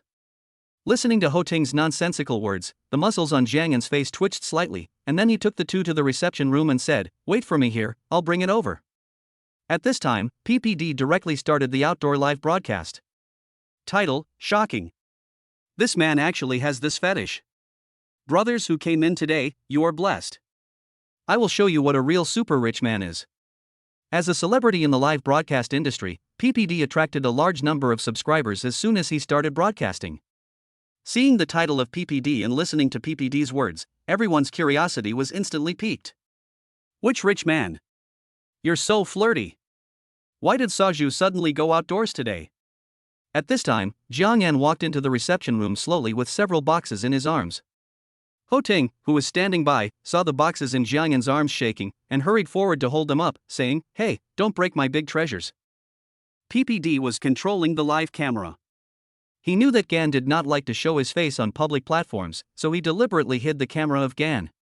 Seeing the number of people in the live room rising wildly, PPD began to introduce him. Next to me is OMG's boss Ho Xiao, and the other one is a super rich guy named Zhou Tsai. We are at his house now. Later, I have another shocking news for you in the Esports circle. Is this true? Is brother Zhou Tsai that amazing? He only made a few million online. There are many people who are more amazing than him. The idiot upstairs, the identification is complete. What news? Sazu, why are you like those failed authors who like to interrupt the chapters? PPD looked at the barrage, and while watching Ho Ting's cautious actions, his eyes widened, and he swallowed unconsciously, and then said to the barrage, Look carefully and listen more. I came here today to attend the class. Ho Ting placed all the boxes on the table one by one, as if he had obsessive-compulsive disorder. The positions of each box were symmetrical and the distances seemed to have been measured with calipers. His eyes were full of piety and solemnity. Do you have obsessive-compulsive disorder? These boxes all look similar. If you put them in order and shuffle them around like this, I won't be able to tell which is which anymore. Zhang Yan couldn't help but complain. Ho Ting stared at the box on the table with an obsessed look on his face, and said in a dreamy voice, After you read it, I will mark the brand and style on the box for you. I will open the box randomly later. I like the kind of unknown surprises. After that, Ho Ting took out a pair of white gloves and put them on his hands as if performing magic. He opened a box at random, and inside was a watch with a dial inlaid with transparent diamonds. Upon closer inspection, each diamond on it had a common mark. This style is the Hublet Big Bang, right? Kind of. PPD glanced at the comments, then looked at the watch in Ho Ting's hand and said, Mr. Ho, my netizens said this is Hublet's big explosion. Ho Ting listened to PPD's words, but kept looking at the watch. He nodded slightly and said, This is Hublet Big Bang. Some people with a little money can afford it, including me. But this one is called Hublet Diamond Big Bang. It is the same model as the one that American singer Beyoncé gave to her husband, and it is worth more than $35 million. This watch was made by 17 senior craftsmen in 14 months. The watch body is inlaid with more than 140 carats of diamonds, about 1,282 in total. These precious gems are from different places and have undergone a strict screening process to ensure that they match each other and are consistent with the overall design of the watch. The style is roughly the same as those circulating on the market, except that it is inlaid with diamonds, which took a lot of processes and time. The netizens were shocked when they heard Ho Ting's words. 35 million? This is the most expensive watch I have ever seen. You are so rich. Luckily, this style is available in replica. I'll buy one tomorrow to show off. I got such a precious watch at the first try. It seems I'm lucky today. Ho Ting said complacently with a smile on his face. Hearing this, Zhang Yan rolled his eyes and said, This watch is the cheapest among these dozen watches. Ho Ting was speechless. He was just proud of his good luck, but after being stimulated by Jiang Yan, he looked a little embarrassed, and then turned happy. It was like the face-changing skills of Sichuan opera, amazing. Then I'm even more looking forward to what's coming next. Ho Ting's mouth curled up slightly, like a guest in a brothel. His expectant smile was filled with a hint of vulgarity, and his eyes stared at the other boxes infatuatedly. After that, he opened another box. What came into view was a vast expanse of white reflected light. After a slight glare, he saw white diamonds surrounding a pear-shaped diamond dial. Under the flowing light, the whole watch looked like a queen's crown, holy and charming. What is this? Saucy pig, adjust the camera, you can't see anything. PPD, who was standing by, couldn't recognize what kind of watch it was, but he knew the diamonds on it were valuable. He stared at the watch with dull eyes, not noticing the comments in the live broadcast room. The charm of Graf's diamonds? Ho Ting licked his lips and asked Gan. Seeing Gan nod, PPD at the side adjusted the camera and aimed it at the watch. Some female netizens in the live broadcast room screamed immediately. Mr. Ho, how come you haven't heard of the Graf brand? This watch looks very valuable.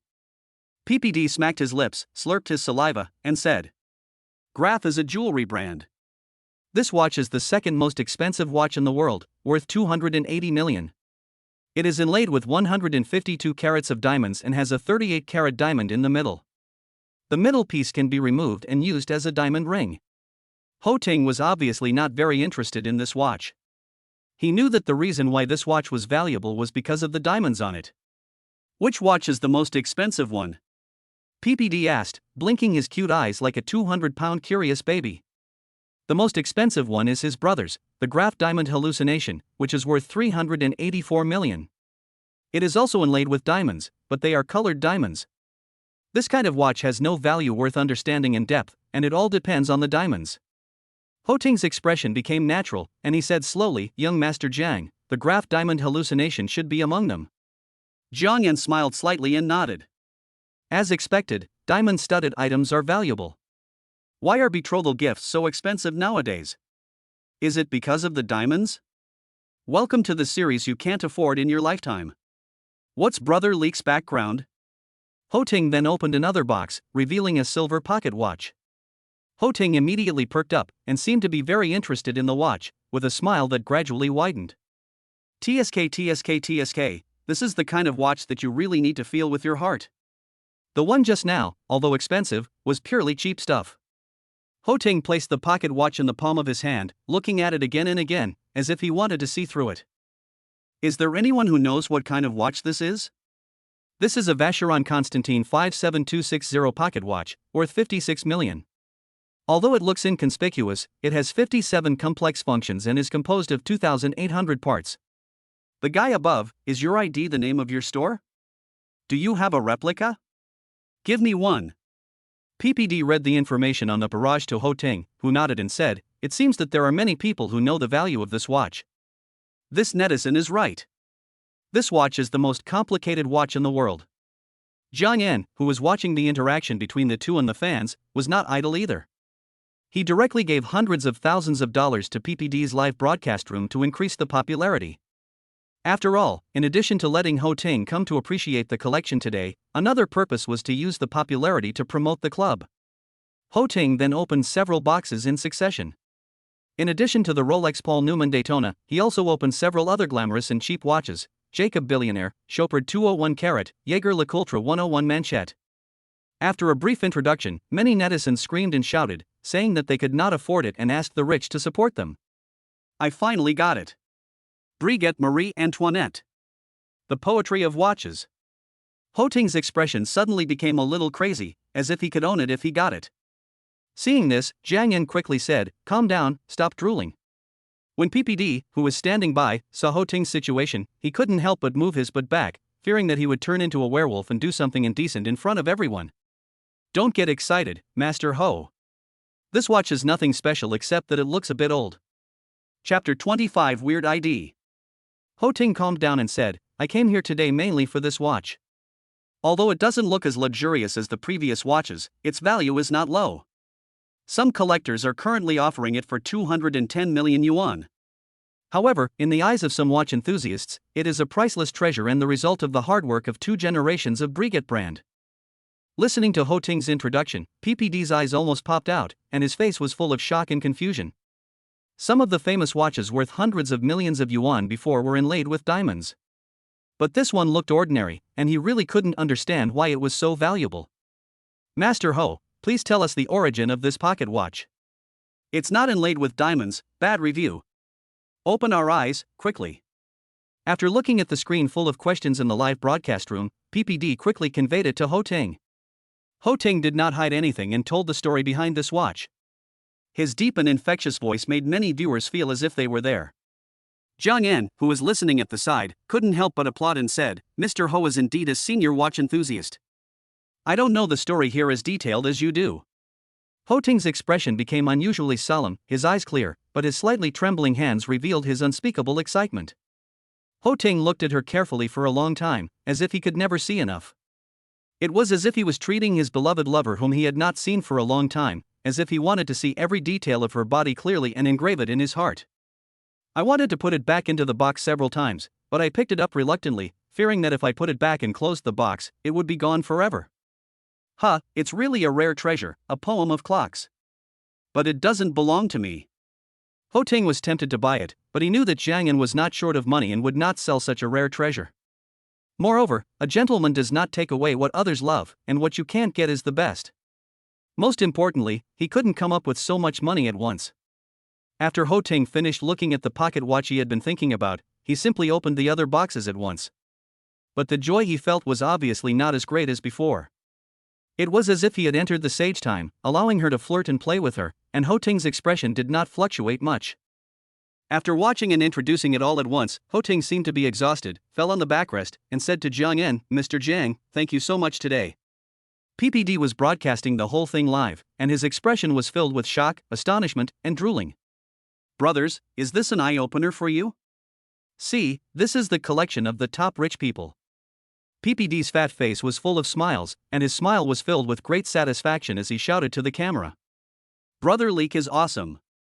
Brother Leek, please support me. Crap, no Richard Miller. Ho Ting seemed to have noticed this comment, and with a disdainful smile on his face, he said, the most expensive watches in the world are basically all here. What else do you know besides Richard Miller? You just watched some video ads and are talking nonsense here. Of course, I'm not saying that Richard Miller is bad. I'm also a fan of Richard Miller, but the netizen just now obviously doesn't have a very good brain. He speaks without thinking. He is a typical loser. Ho Ting added his explanation and snorted coldly. Gan seemed to have heard the word Richard Miller, and his face turned a little ugly.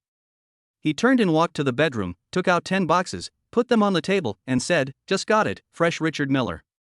Ho Ting looked at Jiang Yan's expression and thought that Jiang Yan was angry with that netizen, so he quickly said with a smile, Mr. Jiang, there is no need to be angry over that kind of outspoken idiot.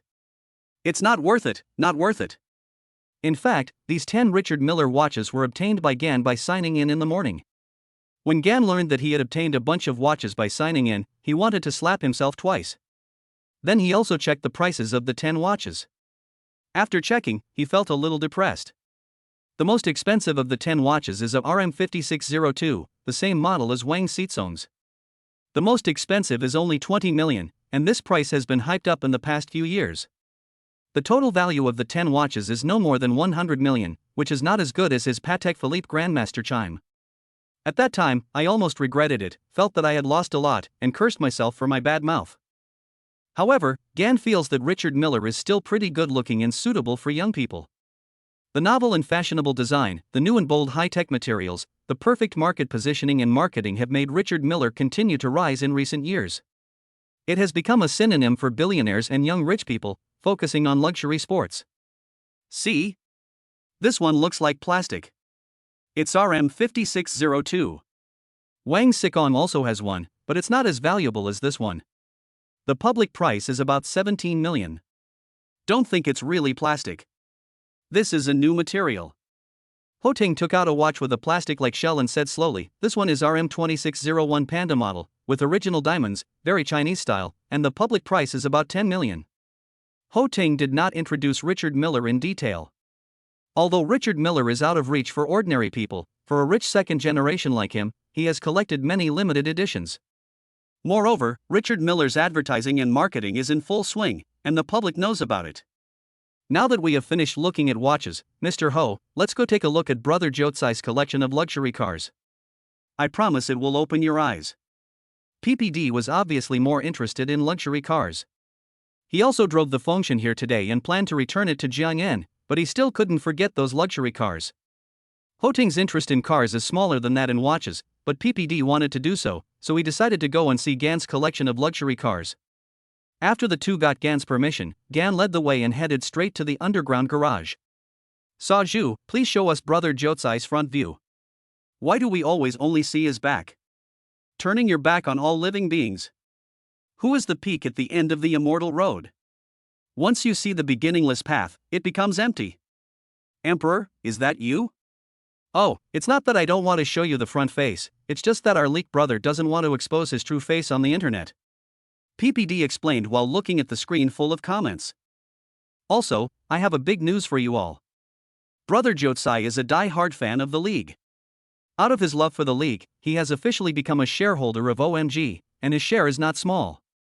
Everyone remember to support the OMG club more. Once such a big news was released, the live broadcast room immediately exploded, and netizens tried hard to digest this bombshell. What? So sudden? My dark forces will surely rise. OMG, OMG, OMG. Jiang'an was not idle either.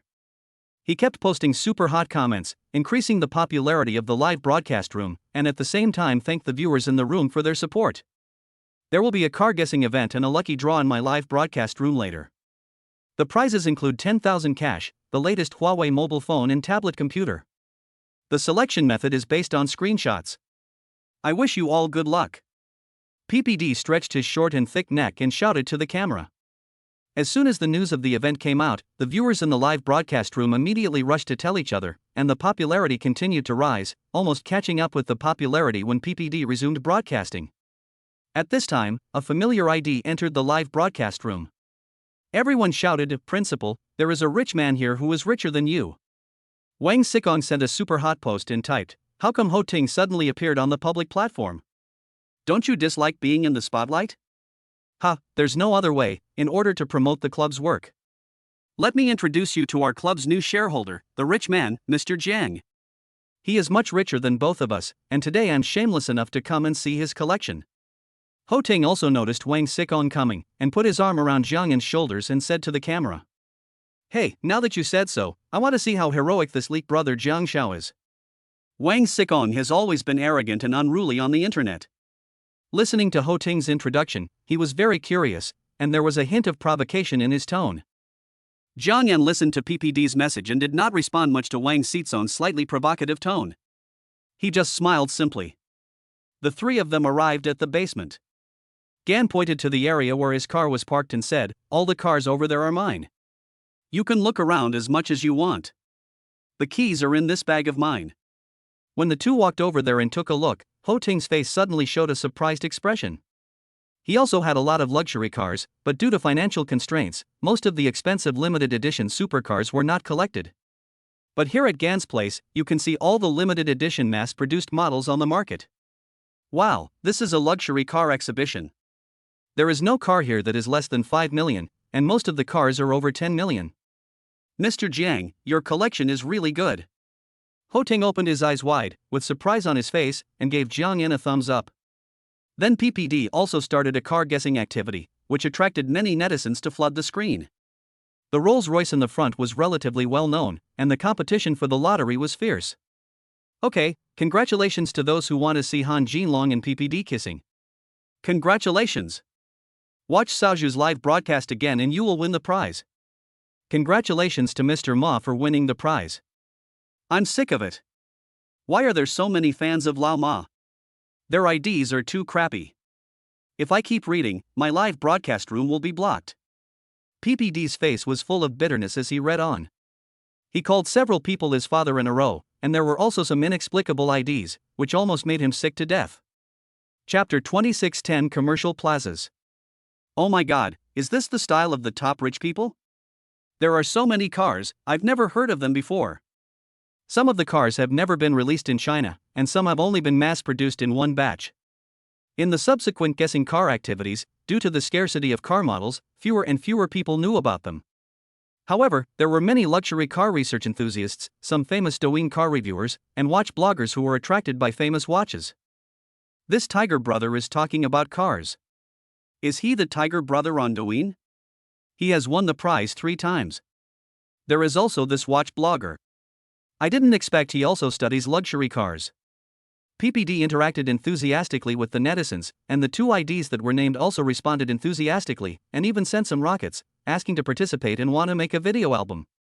Brother Jotsai, Brother Who, and the famous watch blogger want authorization to replay the video, and even want to come over to appreciate your collection alone. Let me ask for your opinion. PPD asked with a smile. Jiang Yan listened to PPD's question and thought about it for a while.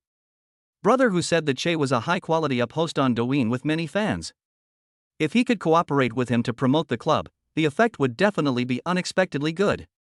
There were also some other well-known up-hosts of famous watches, who were all high-quality promotional channels. They needed high-quality video materials, and Gan needed in-depth promotion of the club's brand. The 2 hit it off and complimented each other. No problem, just ask them to chat privately. I welcome them to come over to collect materials, and then promote our club and esports at the same time. Gan nodded and said. Afterwards, when the whole event was over, Gan made an appointment with the up-host for the next time. At the same time, he edited the video online and began to focus on promoting the club's brand in the media. After the 3 of them finished their work, they had a meal together, and Gan also paid PPD's agency fee. At this time, many netizens left messages on OMG's Weibo and Douyin. Congratulations to OMG for getting a big shareholder. I hope OMG's performance will get better and better. After dealing with the trivial matters, Jiang Yan began to resume his usual routine. He insisted on exercising to lose weight every day, eating the fitness packages he made himself, controlling his mouth and moving his legs. Jiang Shu started working a few days ago. Ant Financial was facing the cusp of listing, and the whole company was busy. Fortunately, she was just an intern and did not have much to do, but she still had to work overtime. Jiang Shuren is beautiful, speaks well, is diligent and smart, and many colleagues in the company admire her. However, seeing that she drives a car worth more than 2 million yuan and uses limited edition expensive bags, many people are discouraged. A person who has many admirers is not considered excellent. The truly excellent person is the one who makes others feel like they are committing a crime, blaspheming, and secretly scolding themselves for being cheap after they take one look at you and fall in love with you. Brother, I am so tired at work every day, but those colleagues are fun and speak nicely. Some of them often buy me milk tea and delicious food. After get off work, Jiang Shu drank the millet porridge cooked by Jiang Yan while chatting with Jiang Yan. Jiang Yan listened carefully to his sister's stories about the company, but he kept slurping the porridge in his bowl. When your colleagues are nice to you, you should return the favor by giving them afternoon tea or something like that. Gan is a seasoned professional. He knows that free things are often the most expensive. If you can't refuse a gift from someone, you need to find a chance to give it back. China is a society that values relationships. Listening to Jiang Yan's response, Jiang Shu opened his eyes wide and nodded like a studious primary school student. Do you hear any gossip about you at the company every day? Jiang Yan suddenly asked. He knew that Jiang Shu, as a beautiful girl, drove a luxury car and used luxury goods to work, which inevitably aroused speculation and even some indecent remarks. Jiang Shu tilted her head and blinked her big eyes like a comic heroine, thinking, I didn't hear it, but a colleague told me that someone was saying bad things about me behind my back. I don't know who it was, and I didn't investigate further. But today the company's HR department issued some announcements. Some people were fired, and some were transferred to other areas. Hearing this, Jiang Yan smiled. He knew that someone inside the company might have given a heads up. That's good, just do your own thing. In the workplace, be careful to protect yourself and keep your eyes open at all times. Gan said, wash the dishes until the last one eats.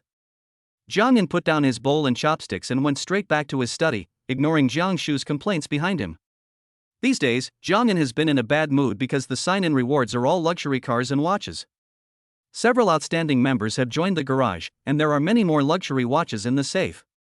Ganon was not very interested in these things. But just because of a joke, the system rewarded him crazily. Whenever he thought about it, Ganon would be furious. But he couldn't give up. After all, it would be a pity to throw away chicken ribs, and it would be tasteless to eat them. The next day, Jiang Yan got up early in the morning. Listening to the familiar prompt tone in his mind, Jiang Yan's heart couldn't help but shudder, sign in successfully, and be rewarded with 10 Magic City commercial plazas. What the hell? Gan's brain was suddenly stunned by this sudden reward. After he came to his senses, he opened it and checked it, and his face was immediately filled with ecstasy. Oh my god, oh my god, oh my god. For several days in a row, the people who signed in were all cheap stuff. Today is my lucky day. As expected, the system dad still loves me. It's not one of the 3 major illusions in life. It doesn't matter whether it is valuable or not, I just like the thrill of the lottery. Jiang Yan thought happily in his heart. 10 top commercial plazas in Shanghai, including Jinmao Building, Global Center, Honglong Plaza, and other top CBD commercial plazas in Shanghai, almost covering the best commercial landmark buildings in Shanghai. The rent of office buildings in these plazas basically ranges from more than 10 yuan to more than 20 yuan. The total value exceeds the Ali shares that Gonan had drawn before, which is the biggest reward Gonan has ever received. By the way, how can I collect the rent from 10 commercial plazas? I don't feel safe leaving it to others. Luo Bin is right. I have to set up my own asset company as soon as possible and hire someone to take care of it. After Jiang Yan's excitement, he suddenly thought of it. He then called Mr. Zhang of Akihito, hoping to entrust their company to help find some top asset management talents. After Jiang Yan and Zhang Qiudong agreed on a time, Zhang Qiudong sent the company's location to him. Jiang Yan saw that Diren's Shanghai branch was right in the Shanghai Center building. Jiang Yan smiled, washed up, had breakfast, and drove over. The 2 places are very close, less than 1 kilometer, only 500 or 600 meters.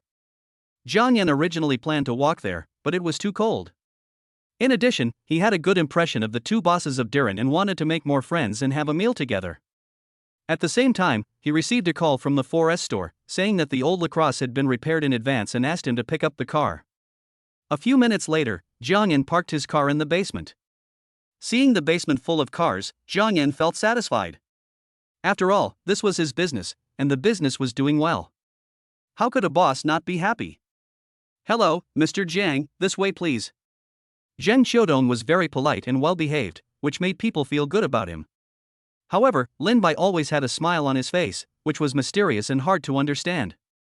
Mr. Zhang, Mr. Lin. I came here this time to specifically entrust you to help me recruit people. I want to set up a personal asset management company to manage some of the assets under my personal name. Jiang Yan didn't say too many polite words and went straight to the point. Zhang Qiudong and Lin Bai were surprised when they heard this, and then asked, Boss Jiang, what kind of talents do you need and what positions are you recruiting for? Jiang Yan smiled bitterly and said, I haven't registered my company yet, but I've decided on a name. It's Anger Assets or Anger Capital. Zhang Lin and the other man suppressed their embarrassment and said, Boss Jiang, you didn't just come up with the name of your company, did you? Eng. Seeing Jiang Yan nodded, the 3 of them burst into laughter. Jiang Yan drank a sip of tea, wiped the tears from his eyes, and said, Really, the company name is decided. I have also thought of the office location. It is on the 88th floor of this building. I will keep it for myself. Keep it for yourself. Zhang Qiudong didn't react to what he meant for a moment, but Lin Bai beside him suddenly realized, this Magic City Center building, could it be your asset, Mr. Jiang? Jiang Yan smiled mysteriously, nodded and said, in addition to this one, the nearby Jinmao and Global are also mine. I just changed the procedures today. The 2 of them had a hard time digesting the sudden heavy news, so they quickly took out their phones and asked the property management. The information they got was that a mysterious person had just acquired the building, but the specific details could not be disclosed. After getting the exact news, Zhang Qiudong and Lin Bai couldn't help but take a breath of cold air. Boss Jiang, you are truly powerful. My asset company is in a state of disrepair. I want to entrust you with all the personnel structure and company registration, and pack it all up. Jiang Yan enjoyed the pleasure of being just right and naturally showing off.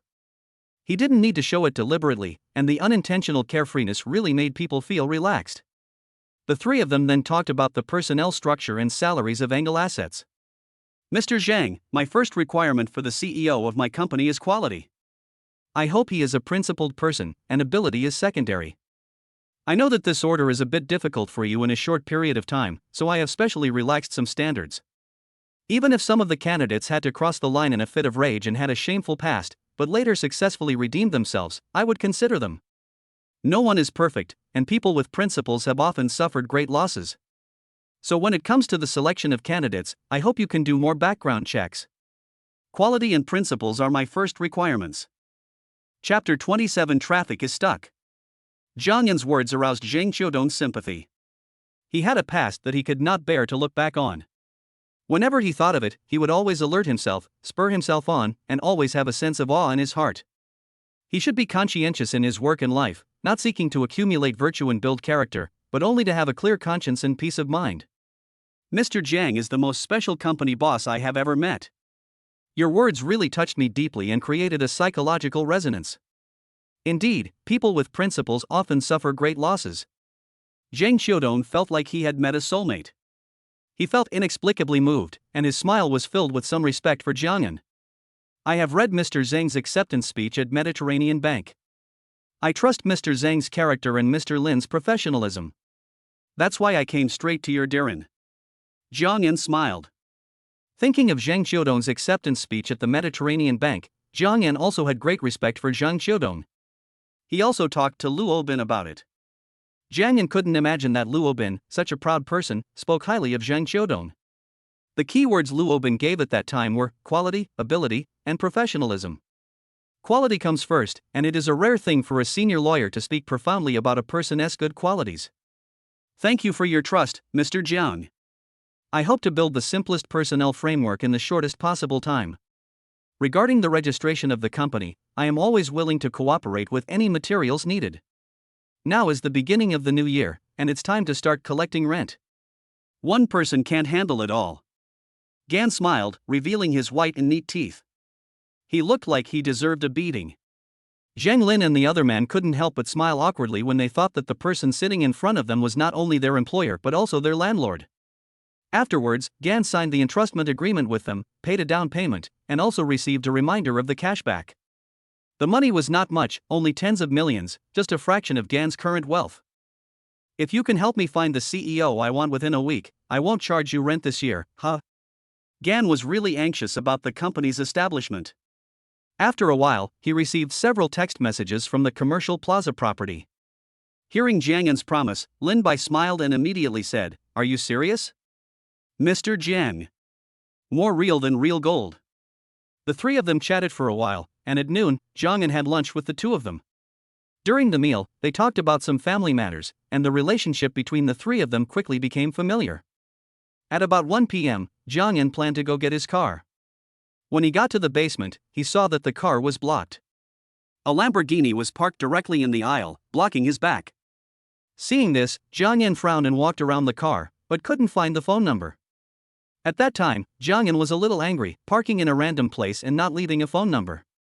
Zhang Yan called 110, and the police said they couldn't take care of the car in the basement, so they could only call the owner. After waiting for a few minutes, the police called and said, "The owner is on the way." Hearing this, Zhang Yan felt a little better. However, after waiting for 20 minutes, he still didn't see the owner of the car. Zhang Yan became impatient and directly got the owner's phone number through other means and called him. When the call was connected, the voice on the other end sounded like that of a young man with a rather loud voice. "Hello? Dude, can you please move your car? It's blocking my car and I can't get out now. Wait a minute, I have something to do upstairs now." He hung up the phone, leaving Zhang Yan holding the phone in confusion, his expression and movements like a crazy person. When Gan reacted, he couldn't help but feel suffocated in his chest and took deep breaths through his nose, like a blower. Then he dialed the number again, and the voice of the young man came from the other end. "Hello? Hey man, move your car. I have something to do and need to go out. Didn't I tell you to wait a moment?" Good fellow, he just finished talking and he hung up again. Zhang Yan suppressed his anger and called again. This time the other party hung up directly. Zhang Yan was furious and wanted to ask Lu Meng to find a few people to drive 3 cars over to block this big guy. But after looking at the position, if 3 cars were blocked, some cars in other parking spaces would not be able to drive out. Zhang Yan was filled with anger. He went upstairs and found the property security guard. He said, "There is a big bull in the basement. It has blocked my car. I can't get out now. Please get some rolling plates and move it out of the way." "Oh, I have to go check it out first." Zhang Yan led the security guard to the basement. When the security guard saw Daniel, he looked a little embarrassed. As for Jiang Yan's car, he only knew it was a Rolls-Royce.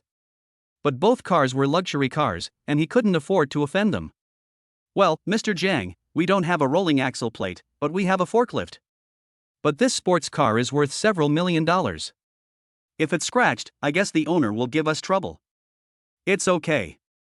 Just help me move the car away now. If the car owner causes you trouble, I will help you solve it." The security guard scratched his head in embarrassment, thinking to himself, "You solve it yourself, verbal promises are useless." "Well, I can't make the decision for now. How about this, I'll take you to see our property manager." Jiang Yan frowned, his thick black eyebrows slightly raised, and said unhappily, "Such a simple matter, do you still need to find the property manager?" The security guard nodded. Jiang Yan narrowed his eyes slightly with a look of anger. He took a deep breath, trying to control his inner restlessness, and asked the security guard to take him to find the property manager. The property manager was a tall, 30-year-old woman with a bulging chest, as if she had just given birth. She wore light makeup on her face, and besides being elegant and decent, she also had a shrewd and capable temperament. "Hello, Mr. Jiang, I'm the property manager here, my last name is Zhang. The security guard just told me about the basement. I want to ask, which floor is your company located on? Are you a tenant here?" Manager Zhang's voice was clear, and with a professional smile on his face, he seemed to have the magic to soothe people's emotions. But there was a hint of temptation in his words, and he avoided the question directly. Jiang Yan understood what Manager Zhang meant. He frowned slightly, and faint wrinkles appeared on his forehead. He raised his thick black eyebrows and said, "My company is not here, and I am not a tenant here. The problem now is, please help me get that car away first. I have something to do." Manager Zhang listened to Jiang Yan's angry words with a calm expression, as if Jiang Yan's reaction was within her expectations. "How about this, Mr. Jiang, I'll check here, and then quickly contact the owner and ask him to move the car."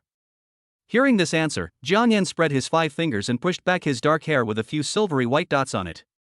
He suppressed his irritability, sighed, and said, "I don't have that much time to waste on this kind of thing. Wait here for me while I get my ID." After that, Jiang Yan went straight to the basement and took out the property certificate of the Magic City Center building from the car. Then he went upstairs and put it in front of Manager Zhang, saying, "I am the new owner of the Magic City Center building. I am not very satisfied with your attitude towards work. I want to consider changing to another property management company." Manager Zhang had no doubts. She also knew about the change of ownership of the Magic City Center.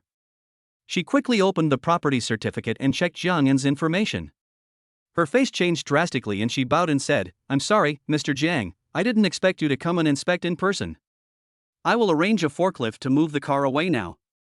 As a pregnant woman who had just given birth, she rushed to work because she cherished her job. Once she was replaced, she would face dismissal from the company headquarters. Unemployment was basically a devastating blow to a woman of her age and status. Putting aside the stain on her resume, just because she had just given birth and was nearly 35 years old, there was basically no other company in the market that wanted her. "What I want now is that you immediately move that car away into a corner, so that it doesn't affect other people's passage. Lock the tires of that car with locks and don't charge him for it. I just hope that he can drive back and forth a few more times to exercise. Do you understand what I mean? Then, find out the relevant information about the owner of this car for me, and I will deal with it later." Jiang Yan had anger in his eyes. He took a deep breath and spoke slowly with some anger in his tone. After saying that, Jiang Yan left the building alone, regardless of Manager Zhang's constant apologies behind him. After giving instructions, Jiang Yan's anger subsided slightly, but he didn't want to wait for the security guard to move the car.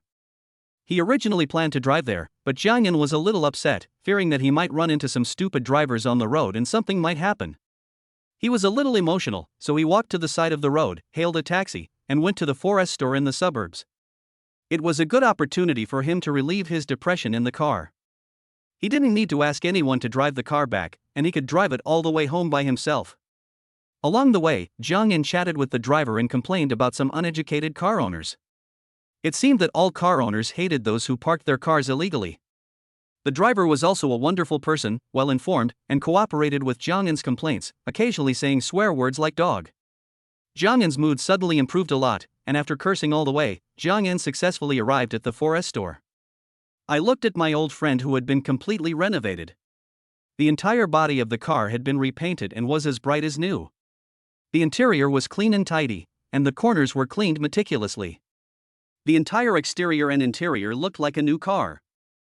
Mr. Jiang, the bearings inside your engine were slightly damaged, and the gears in the transmission were severely worn. We have already replaced and repaired them. We have also fixed other minor problems, such as old batteries, unresponsive reversing radar, and odor from the air conditioner. This car is now in the same condition as when it first left the factory. Chapter 28 Car Crash. After listening to the staff's brief introduction, Zhang Yan nodded and paid tens of thousands of yuan for the car repairs. As for the cash back, Zhang Yan automatically blocked it. The license plate had been changed in advance with the help of the 4S shop staff. Although it was impossible to apply for a high-quality license plate in a short period of time, fortunately it was a temporary license plate and could enter the city. Otherwise, Zhang Yan would not even be able to enter the outer ring road. After thanking the mechanic, Zhang Yan got in the car. Zhang Yan could not help but feel deeply moved as he got back into the car that had accompanied him through thick and thin. He started the car, and the engine sounded soft and gentle, which was much more pleasant than before, and the gear shifting was also smoother. When you step on the accelerator, the gearbox responds much more sensitively than before, and at least there is no jerking. Driving his old friend along the way, Gan was in a happy mood, singing, "Ride my beloved little motorcycle, it will never get stuck in traffic." The sound of the music reverberated in the car, and Gan let himself go, making all kinds of magical expressions and small movements, feeling that he had returned to the days when he worked hard in society. The days of working were hard and making money was difficult, but Gan was optimistic, good at resolving problems, and finding joy in hardship. The journey was not short, and after driving for more than an hour, they got off the highway. Zhang Yan was dancing and swaying to the music in the car, when he suddenly saw a pink Audi TT running straight towards him from behind. Zhang Yan's scalp suddenly went numb. He felt the speed of the car behind him, and it was obvious that he couldn't stop. He quickly changed the gear to neutral, stepped on the brake, held his head with both hands, and leaned back. There was a loud bang, and Zhang Yan was hit instantly. The car body shook and swayed a few times, then moved forward more than a meter. The tires rubbed against the ground with a hissing sound, and Zhang Yan's heart sank when he heard it. After the car came to a stop, Zhang Yan looked around and found that the airbag had not been deployed. He felt the impact force. After confirming that everything was fine, Zhang Yan took a deep breath and his heart slowly fell back into his stomach, but it was still jumping up and down, as if there was an air pump pumping it up crazily. After getting out of the car, Zhang Yan looked at the rear of the car and found that the trunk lid had been lifted up and the bumper was bent and cracked. Then he looked at the front of the other car. The headlights were broken, the hood was lifted up, and the bumper was hanging under the car, shaking, indicating the strength of the collision just now. Fortunately, Zhang Yan stepped on the brakes tightly, and the front of his car was less than 10 centimeters away from the car in front, which almost caused a chain accident. Zhang Yan walked to the door of the Audi and knocked on the window, but found no response. Zhang Yan took a closer look and found that the owner of the car was lying motionless in the driver's seat with his eyes closed. What? Was he fainted from shock or knocked unconscious? With this kind of force, can someone be knocked unconscious? Zhang Yan was immediately confused by the situation, thinking, I was the only one who was hit and nothing happened to me, so how come the person who hit me is unconscious? Then Gan sighed, shook his head, took out a tripod from the trunk and placed it behind the two people's car to warn of oncoming vehicles. Then he walked to the side of the road and called 110 and emergency services. Zhang Yan was not idle either. He took out the window-breaking hammer from the car and smashed the other party's car window with a strong push. After 2 tugs, Zhang Yan opened the car door. As expected, the owner of the car was a girl. She was wrapped in a white down jacket. Her figure could not be seen, but she was tall. She had a delicate oval face, light makeup, a tall and beautiful nose bridge, and slightly plump and pink lips, which were faintly shining. Her eyes were tightly closed, her long eyelashes were pressed together, she had a pair of crescent-shaped eyebrows, and her double eyelids were naturally pure, with a light and glittering eyeshadow. Her facial features were delicate and natural, as if they were carefully carved by God. Her face was beautiful, and she looked like a sleeping beauty. A pair of delicate hands hung limply, the fingers were beautiful and slender, white and flawless like jade. Zhang Yan did not have much time to appreciate the other's beautiful face, and quickly put 2 fingers together to feel the other's carotid artery. After feeling the other person's powerful pulse, he looked at his jade-white forehead and checked his injuries. Zhang Yan smacked his lips and muttered, "Good boy, this guy must have fainted from shock." After patting the other person's delicate cheek and leaving a few fingerprints, and finding no movement, Jiang Yan looked around. For safety reasons, Jiang Yan planned to carry the other person out of the car. But where to put him was a problem. Jiang Yan wanted to take off his windbreaker and put it on the side of the road as a cushion for the other person, but he was afraid of getting it dirty. So Jiang Yan took the mat from his car and laid it on the side of the road.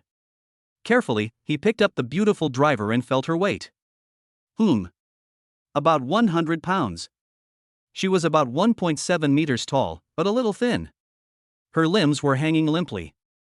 Jiang Yan carried her to the side of the road and placed her on the car mat. Seeing her exposed to the bone-chilling cold wind, Jiang Yan sighed, shook his head, and put his coat on her. After doing all this, Jiang Yan sat on the embankment and shivered when the wind blew. He couldn't help but complain in his heart, "What kind of thing is this? I am the victim, and I have to be both the father and the mother." The police car and ambulance arrived quickly. Jiang Yan briefly explained the situation and the doctor carried the female owner into the car. Jiang Yan exchanged the situation with the police and handed the female owner's phone to them. Then, while waiting for the other party's insurance agent to come, Jiang Yan showed him the photos he had taken. The police wrote a bill and the tow truck towed the two cars away. Jiang Yan didn't want to bother with it, so he didn't go with them. He just asked them to take the cars to the 4S shop for repair and told them to tell him the address when they got there. Jiang Yan shivered in the cold wind, took a taxi, got in, and went directly to the Magic City Center building. When he arrived at the destination, he went straight to Manager Zhang's office. "Boss Jiang." Manager Zhang suddenly became a little nervous, with a hint of panic in his professional smile. Seeing Jiang Yan breathing into his palm, Manager Zhang thoughtfully made a cup of hot tea for Jiang Yan. "Don't be nervous. Has the owner of the big bull left?" Jiang Yan sat on the sofa with a hot teacup in his hand, motioned Manager Zhang to sit down, and said in a calm tone. Manager Zhang felt relieved when he heard this, but he was still a little restrained. He tried to control the smile on his face and said, "Boss Zhang, it has been handled. Our security personnel asked him to run back and forth 4 or 5 times before he unlocked the car. The owner of the car is a young man in his 20s named Li Ming. He is dressed quite fashionably but has a bad temper and keeps cursing. He is the son of the boss of Red Eagle Trading on the 46th floor. On the same floor, he also opened an e-commerce company with many internet celebrities who do live streaming to sell goods. The business is doing well, but they receive a lot of court summonses every month, most of which are lawsuits such as product protection." Jiang Yan sneered when he heard this. Thinking of the incident in the basement, he couldn't help but get angry. He made 3 or 4 phone calls and asked the other party to move the car. The attitude was bad. It seems that opening this e-commerce company to bring goods and bringing goods is not honest. It seems that it is not a good thing. How is Li Ming's father's company? Red Eagle Trading is currently caught up in a tax evasion scandal and is under investigation. It seems like they are father and son, neither of them is a serious businessman.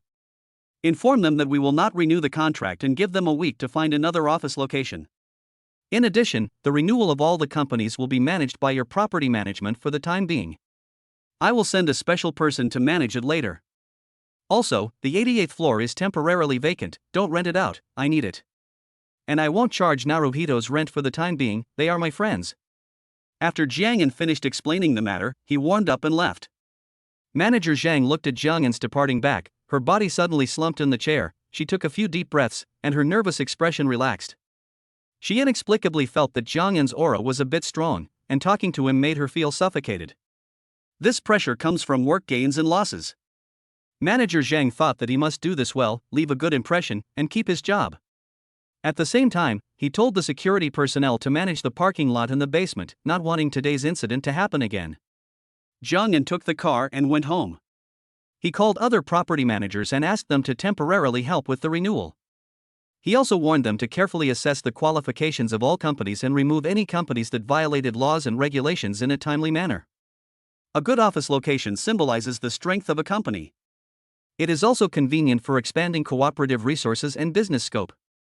Most importantly, it improves the happiness and work efficiency of employees. With 10 top-level commercial plazas in Shanghai, Jiang Yan has no worries about tenants.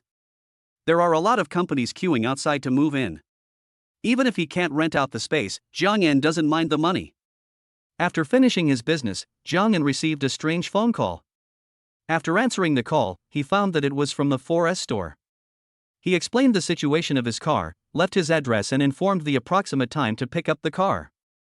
After hanging up the phone, Jiang sighed, feeling sorry for his old lacrosse. It had just left the repair shop when it suffered such a disaster, and he was sent to jail for the second time. But when I recalled it, I twirled my fingers and couldn't help but say to myself, that girl is quite pretty, with fair and delicate skin, very smooth. Putting aside some strange thoughts, Gan began his daily exercise. The next day, early in the morning, Jiang was awakened by the ringing of the phone.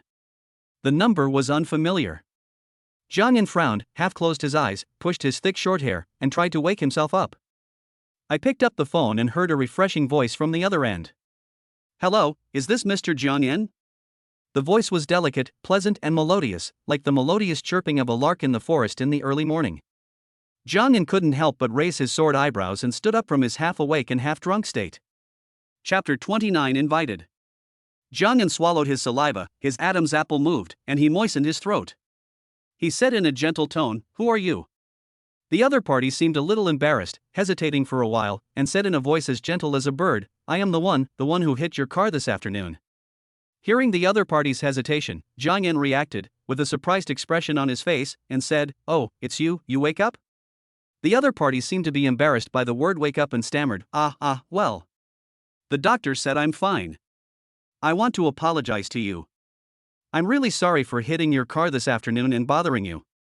Jiang heard the girl's shyness and said with a smile, "It's okay, your insurance has been taken away from the car anyway, and it's being repaired. In addition to my apology, I would also like to invite you to dinner to make amends and thank you." The other party seemed to have mustered up some courage, and his tone couldn't help but rise a little, speaking crisply. Jiang raised his eyebrows and said, "Let's eat. No need to be so troublesome." Yes. The police and the doctor told me that it was all thanks to you for handling the situation properly. My mother said that she must treat you to a meal because it's a courtesy to you despite the trouble you've caused. When the girl heard Jiang's refusal, she panicked and said everything. Out of courtesy? And your mother said so? Do you really want to thank me? Jiang muttered in surprise. You really don't need to eat. Just be careful when driving next time. No, I must eat the meal. I really want to thank you in person. The girl was anxious, her words sounded like pearls falling on a plate. Seeing that he really couldn't get rid of her, Jiang thought for a moment and thought that this girl seemed to be very pretty and had a nice voice, so it seemed like a good idea to have a meal with her. That's fine, but you have to get your body checked first. As for the meal, can we have it the day after tomorrow? The day after tomorrow is Saturday. There was reluctance in Jiang's tone. Seeing that Jiang agreed to the meal, the other party's tone became clear and he said, "Okay, no problem. The day after tomorrow night, I'll book a restaurant and send you the time and location. Oh. By the way, can you add you on WeChat?" After the call, Gan received a system notification, automatic sign-in successful, congratulations on obtaining 30% of the shares of Byte Network Technology Company. Hey, wow, a unicorn company. When Ganen heard the prompt, he couldn't help but show a hint of surprise on his face. Although ByteDance has not yet gone public, its valuation has exceeded $100 billion. Thinking of this, Ganen couldn't help but admire Mr. Zhang Ming, the boss of ByteDance, who had fought his way out of the internet giants. He rushed left and right, made friends with distant people and attacked nearby people, and was at ease among the internet giants. After Jiang finished washing up and was about to have breakfast, he received a strange call from Beijing. Seeing this, Jiang's eyebrows moved, and he guessed the identity of the caller. Hello, is this Mr. Jiang? Yeah, it's me, it's Brother Ming. Facing Jiang's sudden familiar address, Zhang Ming couldn't help but smile, and his eyes, full of wisdom, flashed a hint of surprise. The colored lenses reflected his handsome and charming eyes. Mr. Jiang is so polite. Zhang Ming's voice was full of energy and his laughter was hearty, which made people feel close to him. Brother Ming, I know why you called me. I didn't intend to acquire ByteDance shares for any other reason. It was purely for investment. I believe you have heard of this in the industry. I still hold shares in Ali, and Uncle Ma also talked to me about it at that time.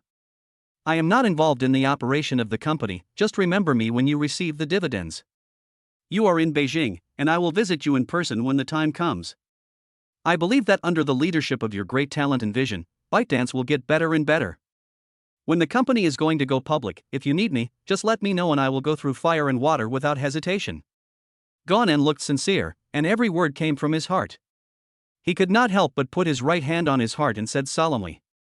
Listening to Jiang heartfelt words, Jiang Ming was stunned, and a look of surprise appeared on his handsome face. He never expected that this new shareholder would be so frank.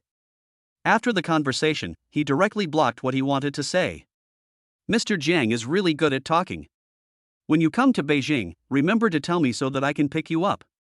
After that, the two thanked each other and hung up the phone. After eating breakfast, Jiang started his exercise. After recent fitness and weight loss, his body shape has gradually become taller, and his whole spirit has changed. The fat on his belly has also shrunk a little, but the abdominal muscles are still hard to see and are hidden deep. At noon, after Jiang had lunch, the phone rang again. He picked it up and saw that it was still an unfamiliar number. When he picked it up, the other party's voice sounded a little anxious, with a hint of oldness in his voice. Excuse me, is this Mr. Jiang? Yes, who are you?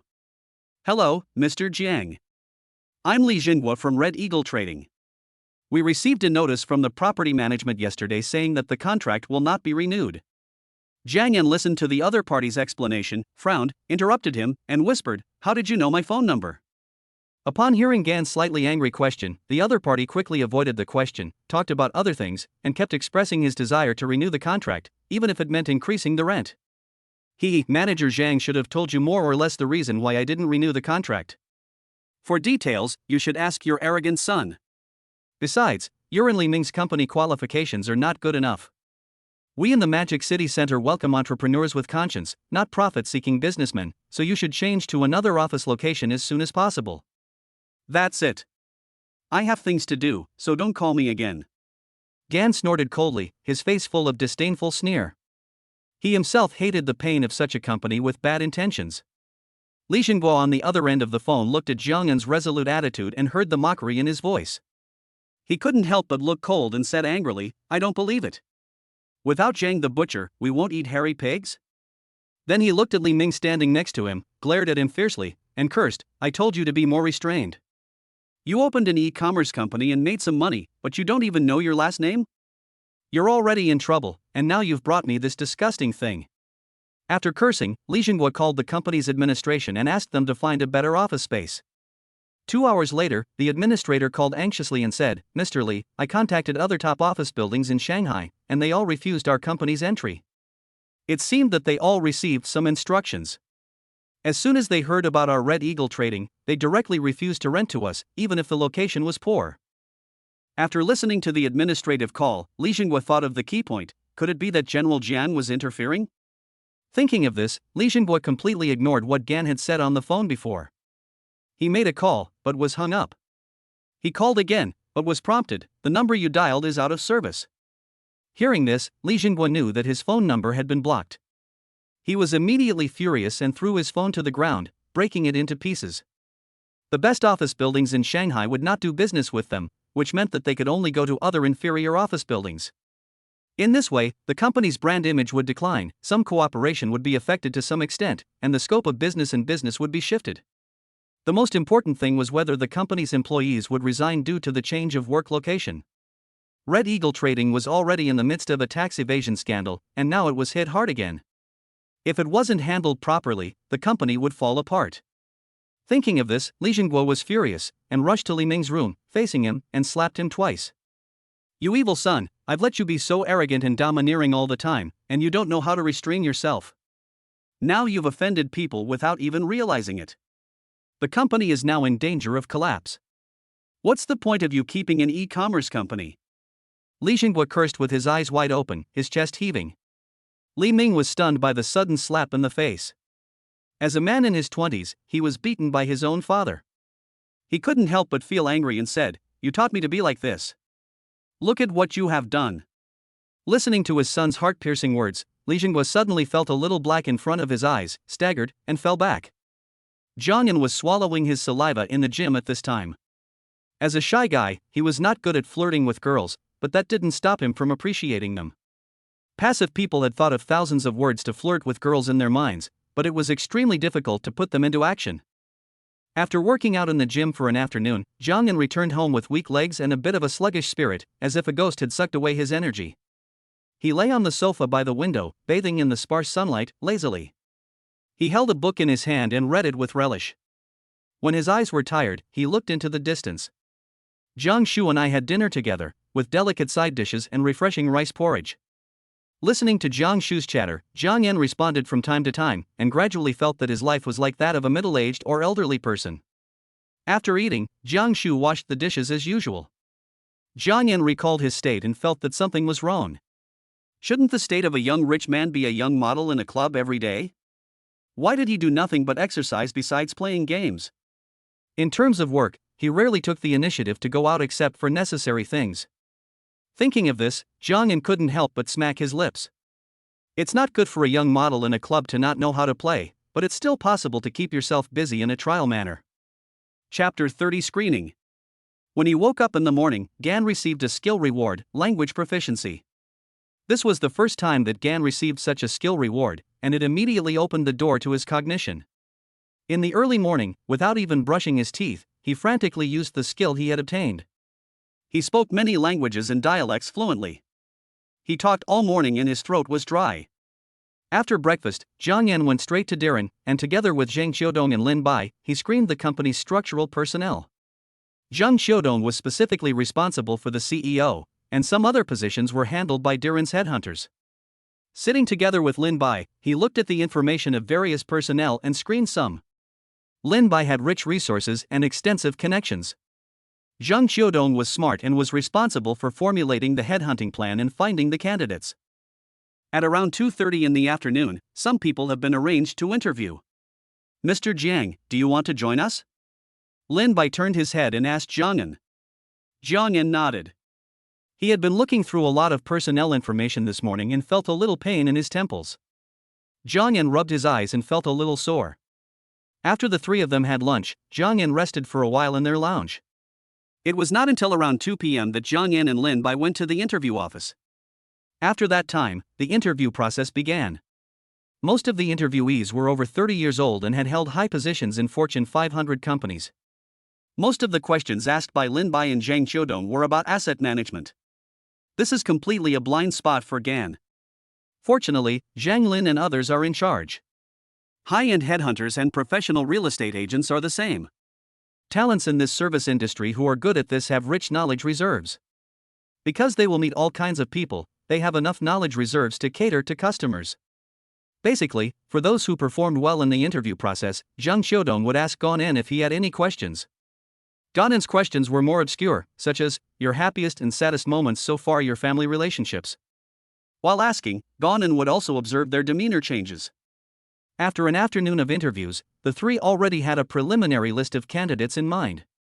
Boss Jiang, what do you think of these 4 people?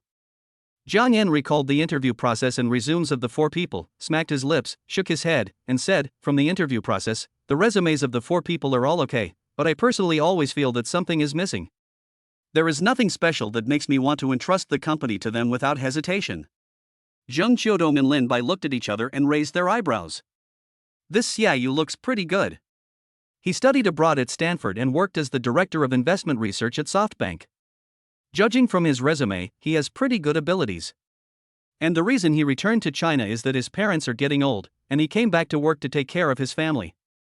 There is no doubt about his abilities, and as for his character, for now, he is pretty good. Xiaoyu is indeed the one I prefer among the current interviewees. But I feel that he lacks leadership qualities, and during his time at SoftBank, he was probably overly influenced by Japanese culture. I always see his expressions and movements, and he is so methodical, and even nodding is a bit stiff. Jiang Yan frowned slightly and said thoughtfully, how about this, let's expand the scope of the search tomorrow, and I'll look through the human resources database with you guys. Afterwards, the 3 of them confirmed the candidate labels again, and Gan returned home.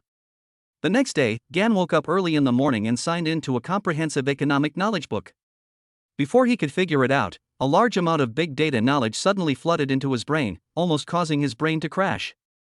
For just a few seconds, Gan stood there, expressionless and dull, as if he was possessed by an evil spirit, like a puppet. What happened to me? Why did I suddenly lose consciousness? After Gan reacted, when he thought of the encyclopedia of economic knowledge he had signed in for, knowledge such as economics, international economics and trade, finance, risk management and insurance, fiscal science, environmental resources and development economics emerged involuntarily in his mind. Wow, they say knowledge is a person's lifelong wealth. This reward is really enriching my cultural literacy. After getting up early, Jiang Yan did some exercises, had breakfast, and then went to Diran. Just like yesterday, I checked Naruhito's human resources database this morning. Today, the search scope was expanded a bit, including not only people in asset management, but also some senior management of capital companies. After looking at it for an hour or two, Ganen blinked his sore eyes, rested himself, and continued to check. Hey, this person seems pretty good, Gan said, pointing to the information of a person named Xiang Qian on the computer. After Lin Bai took a look, he frowned and said, Boss Jiang, aren't you looking for talent in resource management? Xiang Qian is in venture capital, and was the former CEO of IPD's venture capital in Greater China. He doesn't have the same profile as you want. Jiang Yan raised his thick black eyebrows, slightly widened his eyes, and said after a moment of reflection, I always felt that something was missing from the many people I interviewed before. Now I understand that most of the people I interviewed before were only in the field of asset management. Although many of them have served as senior executives in the financial accounting departments of Fortune 500 companies, they lack the temperament and aura to fight with the outside world. I am very interested in Xiang Qian. After listening to Gan's explanation, Lin Bai immediately asked someone to retrieve Xiang Qian's detailed information. As for Xiang Qian, judging from the information, his career and life are rather tortuous and bizarre. He once served as the venture capital director of IPD. Before that, all the projects he managed had never failed. After being promoted, he failed in 2 major projects in succession. In the end, he was suspected of being framed by the company's senior management for transaction fraud and was forced to leave IPD. After leaving, he suffered a series of setbacks in life, including divorce and personal financial crisis. Currently, he is still missing and there is no latest information about him. I guess he is struggling to survive. Lin Bai looked at the information with a frown on his face, confusion and embarrassment written all over his face. From what we can see so far, this person has a stain. Although it says suspected, I feel that there is more to it than just a little bit, and it is probably related to him personally. The information states that Xiang Qian is a workaholic and his style of doing things is vigorous and resolute. Hearing this, Jiang Yan made a hissing sound, smacked his lips, and the skin on his forehead twisted together like a bitter gourd. Since it says suspected, that means there's probably something hidden. Let's investigate. We finally found someone we like, we can't just let him go. Isn't General Zhang known as Sherlock Holmes? Now it's time to trouble General Zhang to take action. I need a detailed background check on this person. Seeing this, Lin Bai called Zhang Xiudong and showed him the information. Jiang Yan also told him his request. Zhang Xiudong showed an embarrassment on his face and said bitterly, Boss Jiang, aren't you embarrassing me? He used to be the venture capital president of IPD. He was framed by someone inside the company, which means that the other party did it flawlessly. Except for the 2 parties who know the truth, it is difficult for us outsiders to find substantial evidence. Ha ha. I don't care. I'm quite optimistic about this guy. Even if we can't find substantial evidence, we can find some supporting evidence. We're not in a lawsuit, so we don't need solid evidence. We just need some corroboration from others, or some speculation on his behavior and personality. Mr. Zhang, you have to focus on the money. A week is not much time. Jiang Yan patted Zhang Xiudong's shoulder, raised his eyebrows and smiled. Oh. I have to start running around again. After all, you are our employer and client. But this kind of thing is still very exciting. Zhang Xiudong sighed, then spread his hands and said with a silly smile on his face. Then Gan and Lin Bai continued to look at the database. This Chen Xiufeng is also quite good.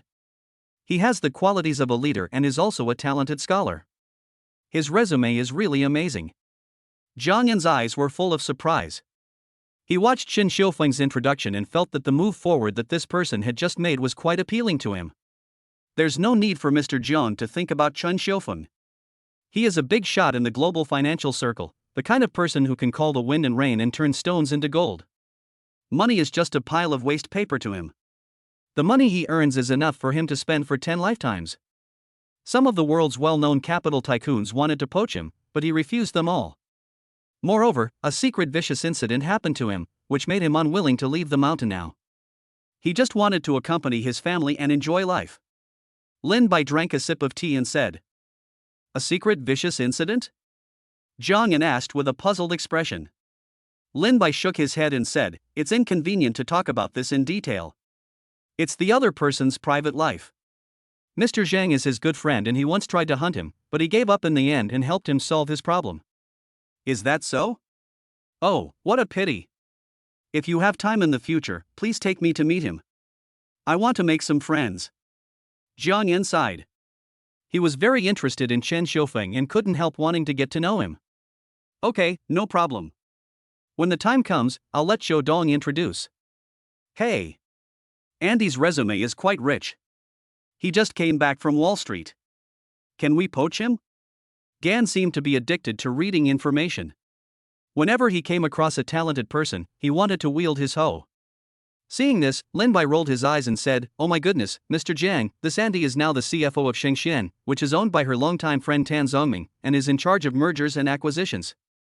Why are you trying to poach her? For the time being, it's useless for us to poach her. Besides, it's extremely difficult to poach her. She and Tan Zongming are close friends, and she won't change jobs easily." Lin Bai knows all the executives of major companies in the database by heart. Chapter 31: A date with a beautiful lady. When Jiang Yan was salivating over some talented people, his cell phone suddenly rang. He picked it up and saw that the number was familiar. After thinking about it, he realized that it was from the female driver who wanted to treat him to a meal. "Hey, Mr. Jiang, I've sent you the time and location of the restaurant, don't forget it." The other party's clear and pleasant voice sounded like the sound of a gurgling stream in the mountains in midsummer, which made people intoxicated. There was a bit of coquettishness in the tone, which made Jiang Yan's heart flutter, and he replied as if possessed by a ghost, "Okay. Wei." "Oh, Mr. Jiang, it looks like your lady has a date tonight."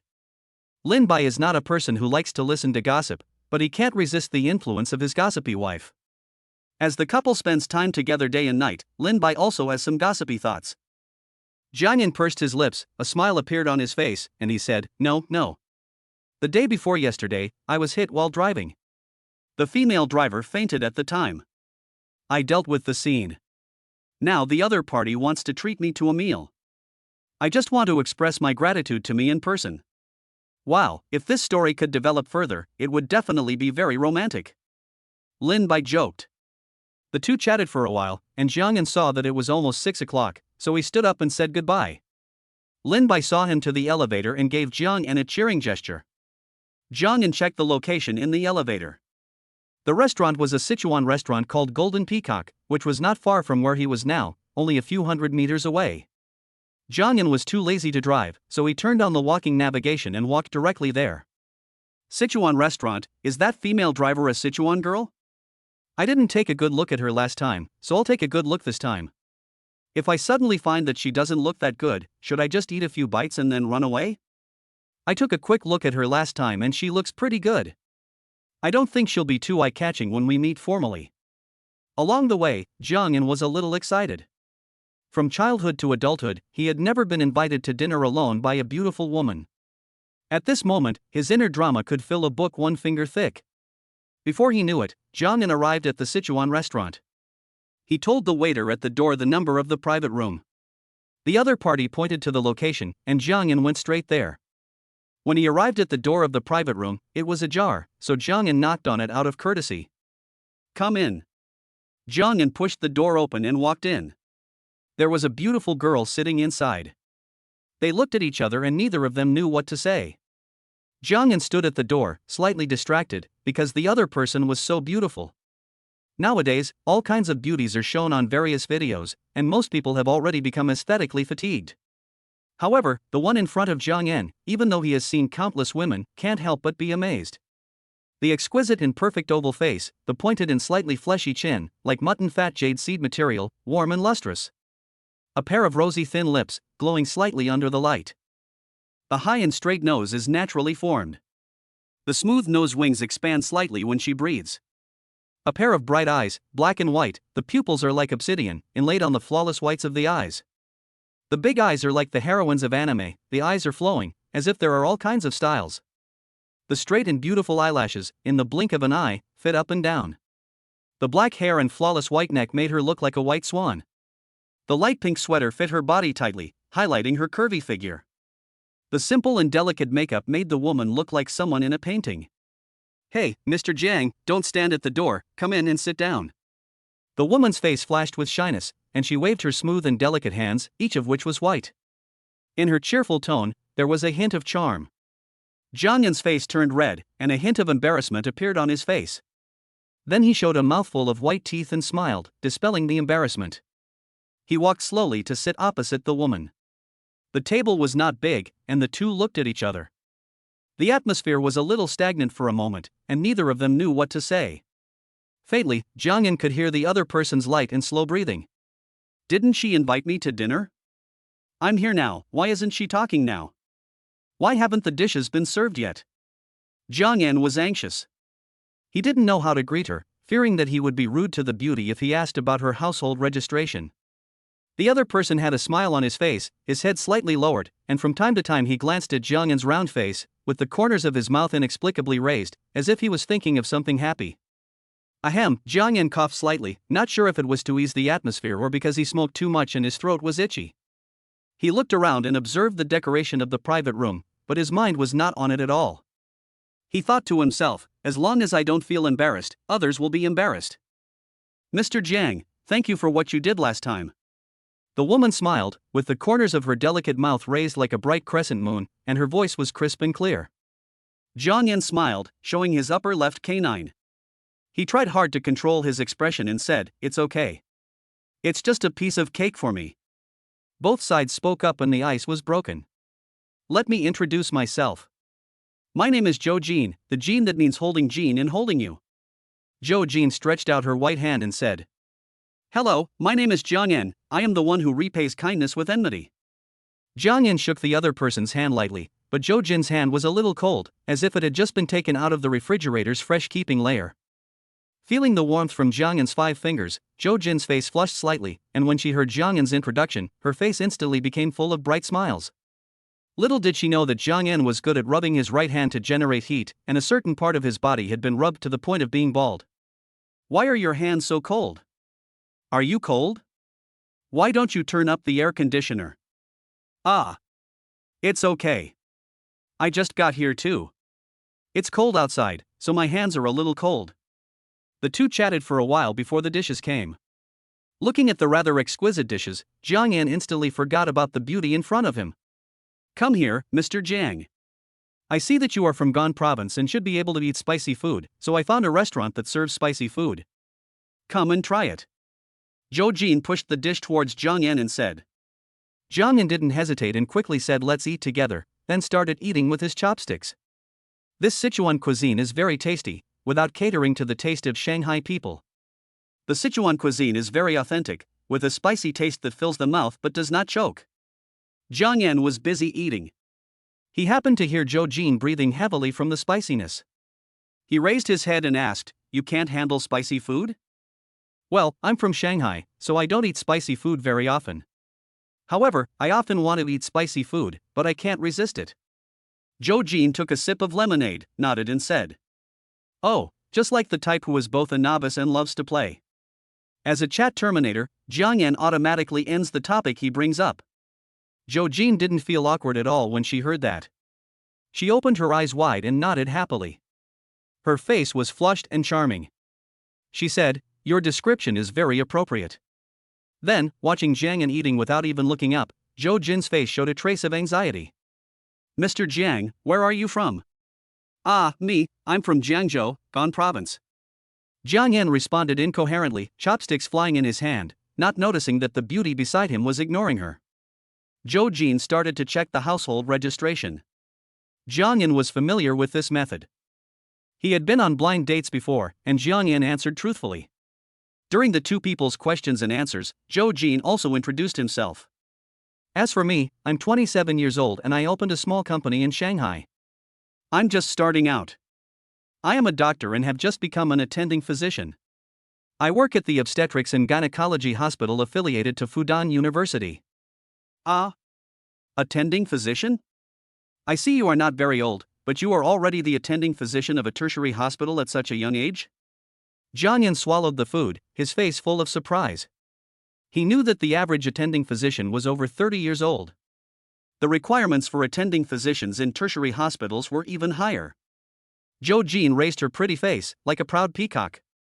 Then, when she thought of the word age, her expression became more restrained and she said, I'm 30 this year, but as the saying goes, a woman 3 years older than her husband is rich.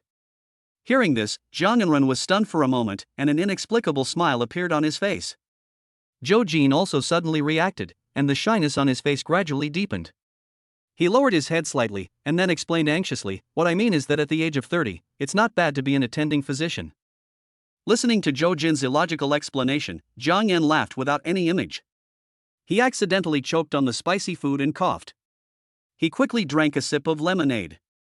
His coughs were mixed with wanton laughter, which made Zhou Jin yell, Don't laugh. Ouch, I'm choking. Are you 30 already? You don't look like that, you look more like 23 or 24. Jiang Yan moistened his throat, his Adam's apple moving, and calmed down his laughter. Zhou Jin listened to Jiang Yan's praise, her cheeks flushed and she lowered her head slightly. Jiang Yan was almost infatuated with her appearance, and he couldn't help but think of a poem. The most gentle thing about lowering your head is that it is like a water lotus that is shy in the cool breeze. I just published more papers, so I was promoted faster. No, you are a doctor. Why did you faint immediately after you bumped into me that day? Were you scared? Jiang Yan talked about everything and started with a fatal topic. Upon hearing this, Zhou Jin raised his head, with some embarrassment on his face and some anxiety in his voice, and explained, I didn't faint from fright. I was busy seeing patients all day that day and forgot to eat. I had low blood sugar, so I fainted. Oh, I see. Then you should be more careful next time. Not only when driving, but also remember to eat on time. After saying that, Jiang Yan started to eat his meal, and he would look up from time to time, urging Zhou Jin to eat quickly. Chapter 32 Watching a Movie. Is that sticker on the back of your car that says you must marry me if you get rear-ended true? Zhou Jin tried hard to control her facial expression, but her shyness became even stronger. She suddenly asked in a weak voice. When Jiang Yan heard this, he almost spit out the soup in his mouth. He was surprised and quickly swallowed the soup. He pursed his lips and said, This could be true. Ha, is that so? Zhou Jin didn't go into the topic due to her girlish modesty, but her face was a little tangled. She stared at the bowl with her big eyes, and the chopsticks in her hand kept poking the bottom of the bowl. Don't just poke the bowl, eat quickly. These dishes won't taste good if they get cold. Jiang Yan pursed his lips and said. Neither of them seemed to be good at communicating. As a passive person, Jiang Yan responded in a disjointed manner. Zhou Jin seemed to be trying hard to find a topic, but after racking his brains, most of the topics he talked about were about household registration issues. Still single at 30, won't your family urge you to do that? I did urge him, but I was too busy. I was studying for my master's degree, and then I got even busier when I entered the hospital. Alas, I don't know what's going on. Do I look very fierce? Why do so many of my colleagues look at me, and then when I look back at them, they shift their gaze? It's as if they are a little afraid of me. Zhou Jin pursed her rosy lips, sighed and said. Jiang Yan smiled and said, It's probably because you are too outstanding. They feel like they are committing a crime just by looking at you, and they feel guilty. Is that so? Then what do you think of me? Zhou Jin felt happy, as if a ball of honey had melted in his heart. He looked at Jiang Yan's big face with burning eyes and a smile on his face. This is the rhythm of being chosen in a blind date. No, am I not here for the thank you banquet? This rhythm and sequence are not right. Did I go to the wrong private room? Jiang Yan's heart skipped a beat, thinking so. You are beautiful, and you are also an attending physician in a tertiary hospital. You are very capable. Listening to the formulaic answer blurted out by Jiang Yan, although Zhou Jin felt it was a bit perfunctory, he was still somewhat happy in his heart. Well, I'm going to the bathroom. Excuse me for a moment. Jiang Yan stood up and said. Okay, but don't pay the bill secretly. The owner of this store is my friend and I've already greeted him. Zhou Jin's eyes were shining with wisdom and there was a know-it-all smile on her pretty face. Is that so? Then let's continue eating, and try not to waste anything. Jiang Yan smiled, trying to hide the embarrassment of being seen through. Then Gan ate for a while and held back the burp that was about to come out. During the meal, the two had checked their household registration information thoroughly and their relationship became much closer. When they parted, Jiang Yan thanked Zhou Jin for the dinner. Zhou Jin looked at Jiang Yan's back as he left, feeling somewhat disappointed. She whispered, "Zhou Jin, why are you so disappointing? You finally met a boy with good character and good looks, but why didn't you flirt with him?"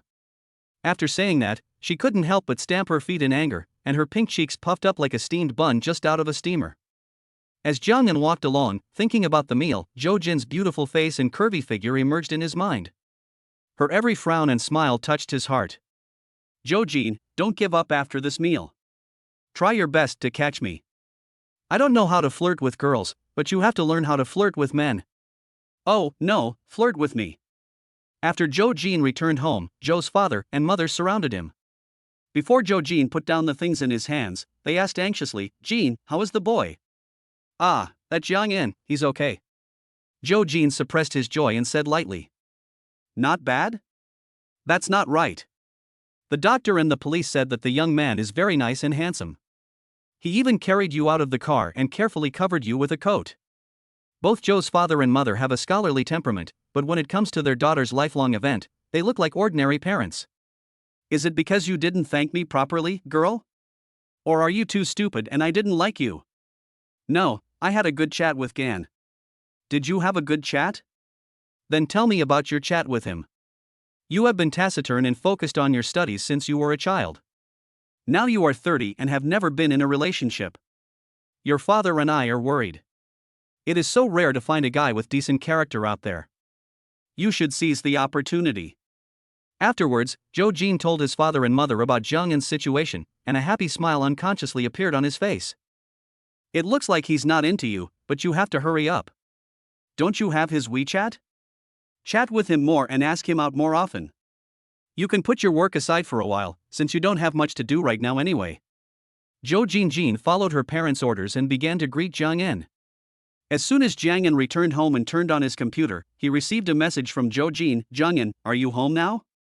"I'm here, playing games now." "Is that so? Then you go ahead and do your work." "Well, I ranked in." At this time, Zhou Jin was lying on the bed in the room, looking at Jiang Yan's reply. He couldn't help but grit his teeth in anger. His pair of round and slender long legs kicked at the air, and he muttered, "I'm so angry, why is Jiang Yan so stupid? I'm so angry." I deleted and wrote a sentence, wrote and deleted it again, and finally made up my mind to send it. "Tomorrow is Sunday, are you busy? I feel that I didn't treat you well today, so I want to invite you to a movie tomorrow." Once the message was sent, it disappeared without a trace. At this time, Jiang Yan was fighting fiercely in the canyon and didn't even look at his phone. He didn't see it until he was about to go to bed. This is the rhythm of trying to seduce me. Zhou Jin did a great job. Keep up the good work. Jiang Yan thought happily in his heart, and then replied, "It's okay. Today's food is quite appetizing. I will treat you next time. If you want to watch a movie, how about tonight?" After sending the message, Jiang Yan waited for a while, and when he saw no response, he fell asleep. When he woke up, Gan and received a sign-in reward of 100 million in cash. This kind of reward was somewhat boring to Gan En. I opened my phone and found Zhou Jin's reply, "Okay, why don't you go watch The Yin Yang Master? Several of my friends have recommended this movie to me." "The Sunny Days? I'm afraid your friend has already paid for it." Jiang Yan rolled his eyes and typed a reply, "No, I'm afraid I'll have a heart attack if I watch this movie. Let's watch a comedy." After replying, Jiang Yan started to wash up. After eating breakfast and reading Zhou Jin's reply, the two of them confirmed the time and place, and then Jiang Yan started his day's exercise. At about 6 o'clock in the afternoon, Jiang Yan saw that it was almost time, so he washed up, said goodbye to Jiang Shu, and then drove out in a Bentley with empty hands. The cinema was at Honglong Plaza. Jiang Yan parked his car in the basement and turned on his phone to see that Zhou Jin had already arrived and was waiting for him at the entrance of the cinema. Am I being too ungraceful to ask a girl to wait for me? When Jiang Yan walked to the entrance of the cinema, he saw Zhou Jin standing there, looking around blankly. She was wearing a pure white slim-fitting down jacket, with a big hat on her head, and the fluff on the brim of the hat fluttering. She was wearing tight, straight light blue jeans, which embellished her straight and round long legs.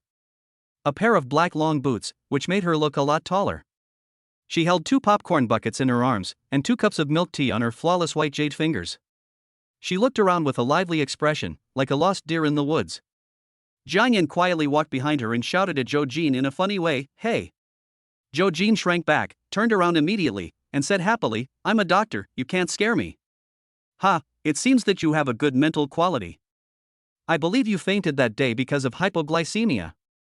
Jiang Yan laughed loudly like a steely straight man. Zhou Jin was speechless, curled his lips slightly, and said with some anger, "Can we put this matter behind us?" "Ah, I had forgotten about this." Afterwards, Zhou Jin gave Jiang Yan some milk tea and popcorn, and the two walked side by side, keeping a slight distance from each other. As they walked, they unconsciously moved closer to each other. "Jiang Yan, is your car repaired?" "Not yet. 4S stores are usually slow to repair. It will probably take a few more days. Alas, I suddenly received a phone call that day, so I didn't pay attention to your car. I'm sorry for the trouble." "It's okay. I have a spare car. Please drive carefully next time." When the movie started, the two of them were eating popcorn, drinking milk tea, watching the movie, and restraining their laughter from time to time. After watching the movie, the two of them happily discussed the plot of the movie, laughing constantly. When Jiang Yan laughed, his image was slightly exaggerated, and the small flesh on his big face was squeezed upward, making a small flesh bag appear on his cheekbone. He had a mouthful of big white teeth, lined up in rows. A small canine tooth was playfully exposed. The shallow dimples on his cheeks were faintly visible. Zhou Jin's smile was as beautiful as a flower. Her clear and bright eyes reflected Jiang Yan's smile, shining like the twinkling stars in the midsummer sky. Her beautiful eyelashes were standing upright, blinking with agility. On her delicate face, the dimples on both sides were of the same shape and symmetrical, full of spirit. For someone like Jiang Yan who had obsessive-compulsive disorder, it was extremely pleasing to the eye. "Come on, I'll treat you to something to eat." "No, I ask you." Jiang Yan raised his eyebrows, tilted his head, stared into Zhou Jin's eyes, and said with a serious look on his face, "No, I have to do it this time." Seeing Jiang Yan's intimidating look, Zhou Jin laughed and said, "Okay then." Chapter 33, Once you get it, you get it. The two walked side by side, slowly leaning against each other. Jiang Yan put his hands in his coat pockets, and Zhou Jin unconsciously took Jiang Yan's arm. Jiang Yan glanced at them with his peripheral vision, his heart pounding, and he seemed to hear the symphony of blood flowing in his veins. The faint fragrance coming from Zhou Jin was not the kind of fragrance from cosmetics, but light and not pungent. Jiang Yan had a mild rhinitis and was allergic to the strong smell of cosmetics. But when Jiang Yan smelled the fragrance from Zhou Jin mixed with a slight smell of disinfectant, his nasal cavity became clearer. They walked to a nicely decorated Western restaurant and went in. When they reached the table, Zhou Jin looked at her hand, which was wrapped around Jiang Yan's arm. Her pretty face flushed, and she pulled her hand out naturally, trying her best to control the embarrassment on her face. Seeing this, Jiang Yan smiled at her, arranged for her to be seated, took the menu from the waiter, and handed it to Zhou Jin. "This seems a bit expensive, and I don't really like Western food." Zhou Jin glanced at the menu, not wanting Jiang Yan to spend too much money. Jiang Yan smiled and said, "It's okay. Didn't we agree on eating Western food on the way? It's not too expensive. I can afford it." Seeing Jiang Yan's calm look, Zhou Jin ordered a relatively cheap dish on the menu, and then handed the menu to Jiang Yan. Jiang Yan took a look, frowned, and said, "Oh, you don't have to save money for me. Even if I treat you to Western food every day, you won't make me poor." Zhou Jin completely ignored the point in the words. A bright smile appeared on his face, and he whispered, "You don't have to eat Western food every day, bread is also fine." "Huh? What did you say?" Jiang Yan didn't hear clearly and couldn't help but ask back. "Ah, nothing." Then Gan called the waiter and asked him to recommend some signature dishes that were well received. Jiang Yan couldn't be impatient with Western food. He had to cut it, otherwise he would have eaten it in one mouthful. While eating, the two talked about their hobbies and agreed to play together next time. After dinner, Jiang Yan sent Zhou Jin to the car. Zhou Jin's Audi TT was in the repair shop, and this time the car that drove over was a Porsche Panamera. Seeing this, Jiang Yan couldn't help but raise his eyebrows and thought, "This little girl, her family is quite well off. Did her family get demolished?" When the house was demolished, the Panamera. The two waved goodbye and left. Jiang Yan reminded them to drive carefully and be safe on the road. Then Gan started looking for his car in the basement. After 10 minutes of searching, he finally heard the car alarm and drove back home. Brother, do you have a girlfriend outside? I haven't seen you cook dinner for me these 2 days. Jiang Shu poked his head out from upstairs and asked Jiang Yan. Jiang Yan's mind flashed with Zhou Jin's image. He smiled and said, Not yet. I'm trying my best to wait for someone to get me. At the same time, he added in his mind, Zhou Jin, hurry up. No one has ever taken the initiative to pick me up, and no one has ever discovered my inner beauty. You are the first one. I am easy to get. Once I get it, I can get it. Oh, it seems like something's wrong with you. I'm going to tell Mom. Jiang Shu showed a cunning smile and said slowly. Jiang Yan immediately became anxious. He didn't want Zhang's mother to get involved. He hadn't been mentally attacked by Zhang's mother for a long time, and he didn't want to listen to her nagging again. Come down, I'll give you a present. Oh, I'll see what gifts there are. Jiang Shu jumped down from upstairs and walked in front of Jiang Yan. Seeing this, Jiang Yan quickly stepped forward and grabbed Jiang Shu's neck under his armpits. The cold clothes pressed against Jiang Shu's delicate neck, and she was so cold that she cried out, Brother, I was wrong, I won't tell tales anymore. Jiang Shu fluttered and begged for mercy. Jiang Yan raised his left hand and hit Jiang Shu's head several times. While hitting him, he said, You spy. After playing, Jiang Shu stood there angrily, his beautiful eyes rolled up, staring at Jiang Yan's back as he returned to the bedroom, breathing heavily, like a toad in summer. Here, pick 2 of the gifts my brother is giving you. Jiang Yan didn't care about Jiang Shu's angry look at all. The brother and sister had a deep relationship and they had played around a lot in the past. Jiang Yan placed some ladies' watches in front of Jiang Shu. Jiang Shu's expression changed immediately. Her beautiful eyes seemed to be shining, and she showed an amazed smile on her face. She didn't know much about watches, but she could simply appreciate the gorgeousness of ladies' watches. Jiang Shu picked out a Breguet and a Cartier watch, put them on his hands to try them out, and said, Brother, please give me some more claps, or I won't feel comfortable accepting this gift. We are on the same page. Otherwise, after a few years, you will also be forced to get married. Don't blame me for not speaking up for you then. In the following days, Jiang Yan stayed in Diran and screened people with Lin Bai. At the same time, the company was also registered. However, Zhang Qiudong was still verifying Xiang Qian's personal information and doing a detailed background check. Except for the CEO, Eng Capital has gradually recruited other staff. Among them, a team was specially poached from Jinshan Capital, with a manager named Wu Kaji and 2 or 3 team members. According to Tian Yao, Wu Kaji has outstanding abilities, but he was suppressed because of a disagreement with his superiors in Jinshan, so he was able to take advantage of the opportunity to hunt him down. What satisfied Jiang Yan the most was Wu Kaji's character. In addition to his abilities, Wu Kaji had a bottom line and principles. Sun Ichio, who was brought over, was originally a rookie, but after Wu Kaji's teaching, he has become a professional investment manager. This also indirectly shows Wu Kaji's ability to cultivate talents. Asset management is also involved. The entire team is diligent and eager to learn. Gan has plenty of time to let employees grow. Jiang Yan met with Wu Kaji and talked for a while, told them about the company's situation, and gave them generous treatment and authority. They were also very happy about Jiang Yan, a boss who was not short of money and had a generous personality. The main purpose of establishing the company is to manage my assets. At the same time, there will not be too many actions in the early stage. There are many reasons. The first is that I personally don't know much about asset management and investment. I have rich theoretical knowledge, but almost no experience. The second is that the CEO is still in the process of being recruited, but it will be soon. The third is that my assets are already facing returns, and I need to quickly gather the funds so that it will be convenient to invest these funds. Boss Jiang, where is our current office? Jiang Yan pointed to the upper floor and said, It's on the 88th floor. I reserved it for our company. It's currently under renovation and will be ready soon. In the next few days, you can familiarize yourself with the information on asset management at home. To be on the safe side, I can arrange for you to start work and sign a contract now. After learning more about it, Jiang Yan was very satisfied. Having worked in the workplace for several years, he had seen many companies with wolf-like culture, but they all just shouted slogans, saying that wolves eat meat.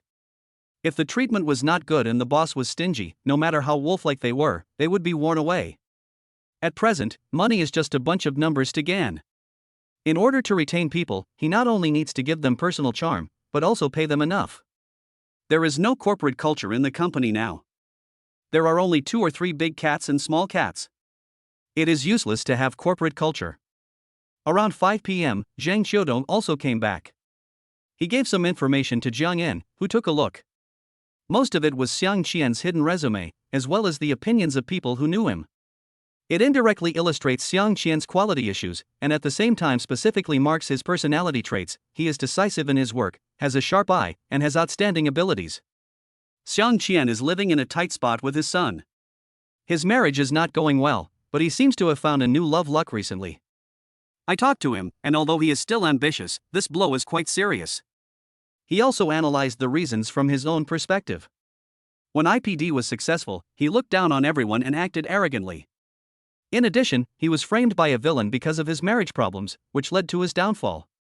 From all aspects, I think there is nothing wrong with Xiang Qian's ability and character. If President Jiang really wants to recruit him, I will call him immediately and ask him to come and meet you. Zhang Xiaodong has great personal charm. In just a few days, he completed a thorough background investigation on Xiang Qian and also established a relationship with him. This made Jiang Yan's perception of Zhang Xiaodong's abilities even higher. Xiaodong, you are amazing.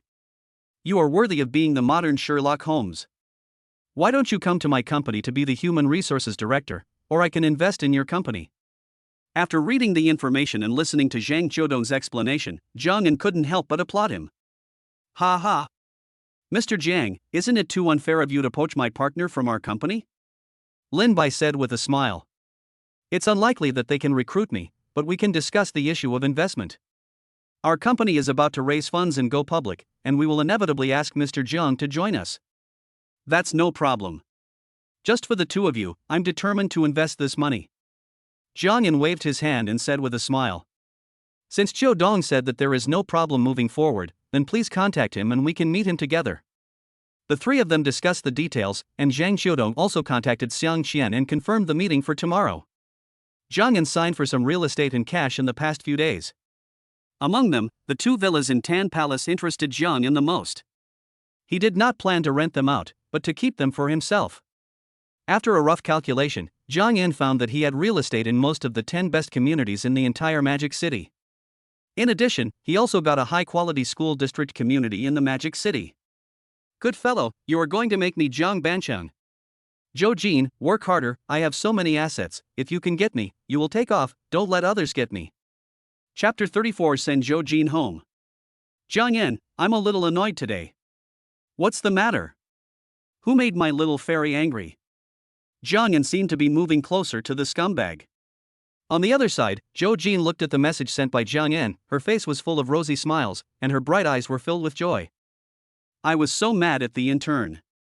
I kept teaching her but she just couldn't learn. My blood pressure was high. It's okay, take your time, there's no rush. I'll treat you to dessert tonight. No, I have to be on duty tonight. Oh, I see. The weather is cold, so keep warm. I'll bring you some midnight snack tonight. A sour smell wafted from the conversation between the two. The next morning, Jiang Yan woke up in a daze. He had brought supper to Zhou Jin late last night. When he was leaving, Zhou Jin suddenly gave him a big hug. Jiang Yan had been thinking about all sorts of things all night. I'm not sure if Zhou Jin is too casual or just too naive. I thought about it the whole night, recalling all the details of my recent interactions with Zhou Jin, trying to find the answer. The two of them were looking forward to it. This kind of hazy ambiguity before they were lovers was the most exciting and irresistible. Between the two of them, it seemed as if there was a veil and mist covering them. They could feel each other's thoughts and warmth, but it seemed unreal. They were afraid that if they got too close quickly, it would break the hazy mist between them. Automatic sign-in successful, congratulations on obtaining the God of Gamblers complete gambling techniques. God of Gamblers gambling techniques? Why would I need this? After the information was poured in, Gan was immediately impressed and said, wow, there are so many things covered here, including psychology, mental arithmetic, and the magical skill of photographic memory. Woohoo, take off. After washing up and having breakfast, Jiang Yan went straight to Diran. At 10 o'clock in the morning, he made an appointment to meet Xiang Qian. Not long after arriving at Naruhito, the three of them greeted each other. Xiang Qian arrived 15 minutes earlier, took a short break, and the meeting officially began. When Ganen first met Xiang Qian, he felt that he was introverted, probably because of a series of events that happened recently, but he was still full of confidence. The whole meeting process was very relaxed, not as serious as the previous interview process. Most of the questions Gan asked were about things outside of his profession, while he observed Xiangqian's expression and movements. After getting to know him, Gan was very satisfied with him. He felt that Xiangqian had personality, aura, and reliable character and quality. "Mr. Xiang, are you interested in becoming the CEO of our company?" Gan directly extended an olive branch. Xiangqian pursed his lips and said solemnly, "Boss Jiang, I have a stain on my body. Aren't you afraid that I will betray you in the future?" Jiang Yan shook his head and said, "To be honest, we have done a detailed background check on you, and I have been observing your every move just now. We have come to the conclusion that we believe in your character and ability, and think you are reliable." The word reliable sounds plain, but when you think about it carefully, it is the word that best represents a person's all-round best qualities. Xiangqian remained silent. After thinking for a while, he learned about the current company structure in business with Gan. Except for you as the CEO, the rest of the basic personnel structure has been set up. The main job of the company is to manage the assets under my name, and it will involve investment in the future. Most importantly, I also want to set up a charity fund. Listening to Gan describing the corporate blueprint of Angle Capital, Xiangqian nodded in agreement from time to time. "Thank you for Mr. Zhang's recognition. I am willing to join Angle." The communication process between the two was very pleasant. Gan himself had a unique personal charm, and coupled with his profound knowledge and application of psychology, he soon gained Xiangqian's recognition. "Welcome to Angle." Gan stood up and shook hands with Xiangqian to express his welcome. Afterwards, the two chatted briefly and Xiangqian planned to report in tomorrow. On the other side, Zheng Xiudong and Lin Baiji saw that the big thing had been accomplished, and they couldn't help but high-five and hug each other. After walking forward, Jiang Yan expressed his gratitude to Zheng Xiudong and Lin Bai. "I keep my word. Apart from the remuneration, Naruhito's rent will be waived this year. Of course, you have to pay the property management fee yourself." Ha ha ha ha ha ha. The three of them looked at each other and laughed. After the three of them had lunch together at noon, Jiang Yan returned home and went swimming and exercising in the afternoon. "My car was fixed today. Is yours fixed too?" After Jiang Yan finished his exercise, he lay on the big sofa in the living room and read the message sent by Zhou Jin. "Yeah, the forest store asked me to pick up the car later." "That's great. I don't have to be on duty tonight. Let's celebrate together." What a lame reason to celebrate. Gan couldn't help but complain in his heart. "Okay, it's my treat." "No, it's my treat." The two of them couldn't agree on a solution, so they just went AA. He sent a message to Jiang Shu, asking her to take care of her own dinner. Then Jiang Yan went out and took a taxi and went directly to the forest store to pick up the car. "Old friend, nice to see you again." Jiang Yan had a special feeling for his Junyue. It was his first car and the system was also bound to this car when he fell asleep. Driving to the restaurant where he and Zhou Jin had an appointment, Jiang Yan was amazed every time he saw Zhou Jin. This time Zhou Jin wore a bright red slim coat with a belt tied around her waist, outlining her tall and graceful figure. Her makeup was simple and elegant, with bright red lipstick, and she was full of enthusiasm. She was like a walking flame in the cold winter, with a unique and proud aura, emitting a lot of heat. Jiang Yan stared with his eyes wide open, thinking, "Wow. I can't bear it anymore, I can't bear it anymore. Zhou Jin, please confess to me quickly."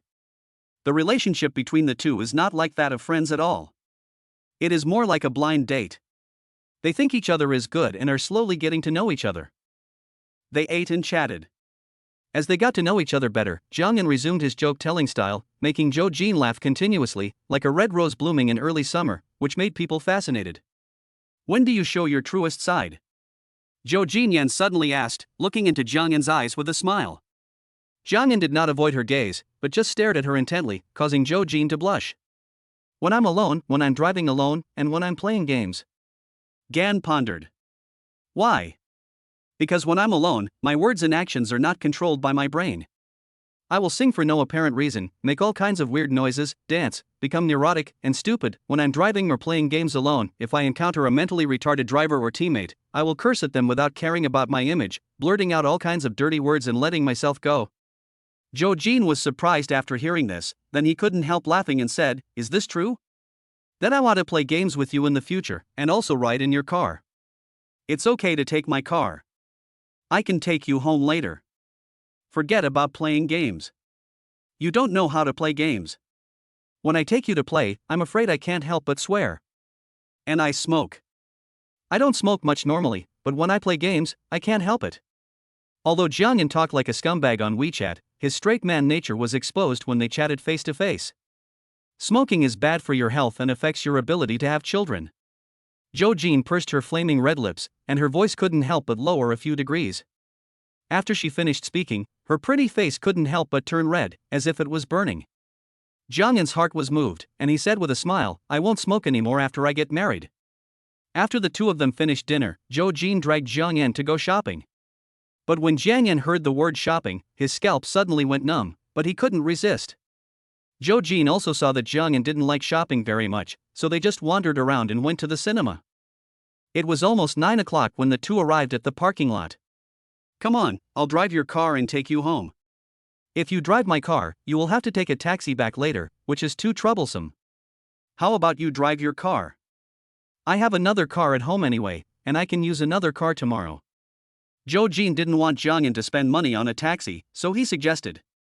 In response, Jiangyan smiled and readily agreed, taking Zhou Jin to sit in his old lacrosse. After Jiangyan's car was renovated, the co-pilot welcomed its first female owner. Your car has a lot of space inside. It's quite comfortable. Are you hinting at me? Jiangyan, a veteran otaku, couldn't help but think in his mind. Fortunately, this car is more business-oriented, so it has more space. Send me the location and I'll navigate. Jiangyan opened the navigation and heard Xiao Tuanchuan's voice prompt, Are you alone today? Are you single? What a coincidence, I am also. Two faces in confusion. Ha, this voice navigation is so interesting. Zhou Jin was lying on the passenger seat, laughing so hard that her big chest couldn't help but sway up and down. He turned on the air conditioner and started the car. Zhou Jin's home is in the Tamsui Bay Garden in Huangpu, which is considered a luxury house in Shanghai. It costs 130,000 to 140,000 yuan per square meter, and any house there starts at tens of millions. Jiangyan knew Zhou Jin's family was well off from the way he dressed and the car he drove. But he didn't expect Zhou Jin's family to be so wealthy. Fortunately, Jiangyan's net worth is now hundreds of billions, and he has seen many luxury houses. He was slightly surprised, but it didn't show on his face. Along the way, when he saw people driving with high beams or changing lanes without turning on the lights, Ganin tried his best to suppress his anger. After enduring for 8 or 9 minutes, he encountered a slow-moving car and couldn't help but break down. Why don't you get out of the car and carry it? There's a clear road ahead. As soon as he opened his mouth, Gan couldn't control himself. You bastard, which road are you going to take? Is there no road you like? Do you have glaucoma or cataracts? Turn on the high beam and you can't see the road to the grave. You idiot, you don't go when the light is green, you don't like the color, I see you have it on your head. Chapter 35 Rent Collection. Zhou Jin sat in the passenger seat, looking at Jiangyan's fragrant mouth in surprise. Her white and smooth hands covered her cherry lips. She opened her big eyes with distinct black and white, staring at Jiangyan's face with a brilliant look. Oh, Jiangyan, let's not rush, take it slow. Zhou Jin covered her cheeks with her hands, as if she was embarrassed to watch any further. She laughed lightly, and her delicate body couldn't help but tremble slightly. Alas, I usually have a good temper and good driving skills. I rarely lose points all year round and am very stable. But these people are too careless in driving. They all look like they are having a cerebral hemorrhage. The one who drives so slowly, there is clearly nothing in front of him, but he just keeps dithering. It's so disgusting. Ha, luckily we didn't open the window, otherwise if they heard you, you would get beaten. It's okay. I can handle 3 or 5 people. If I can't beat them, I'll just lie on the ground and let them work for nothing for a year. Here I am. I'll stand in front of you. I also have pepper spray. Why do I feel like your pepper spray is for me? Jiangyan glanced at Zhou Jin and said with a smile. Zhou Jin waved his hands repeatedly and explained anxiously, No, this has always been my habit. I'm kidding. Zhou Jin's home was not far away, and the two of them chatted for about 20 minutes before arriving. When they arrived at the gate of the community, the security guard seemed to be very familiar with Zhou Jin and quickly greeted him, saying, Hello, Dr. Zhou. It seems like you are very familiar with the security guard, otherwise I probably wouldn't be able to get in.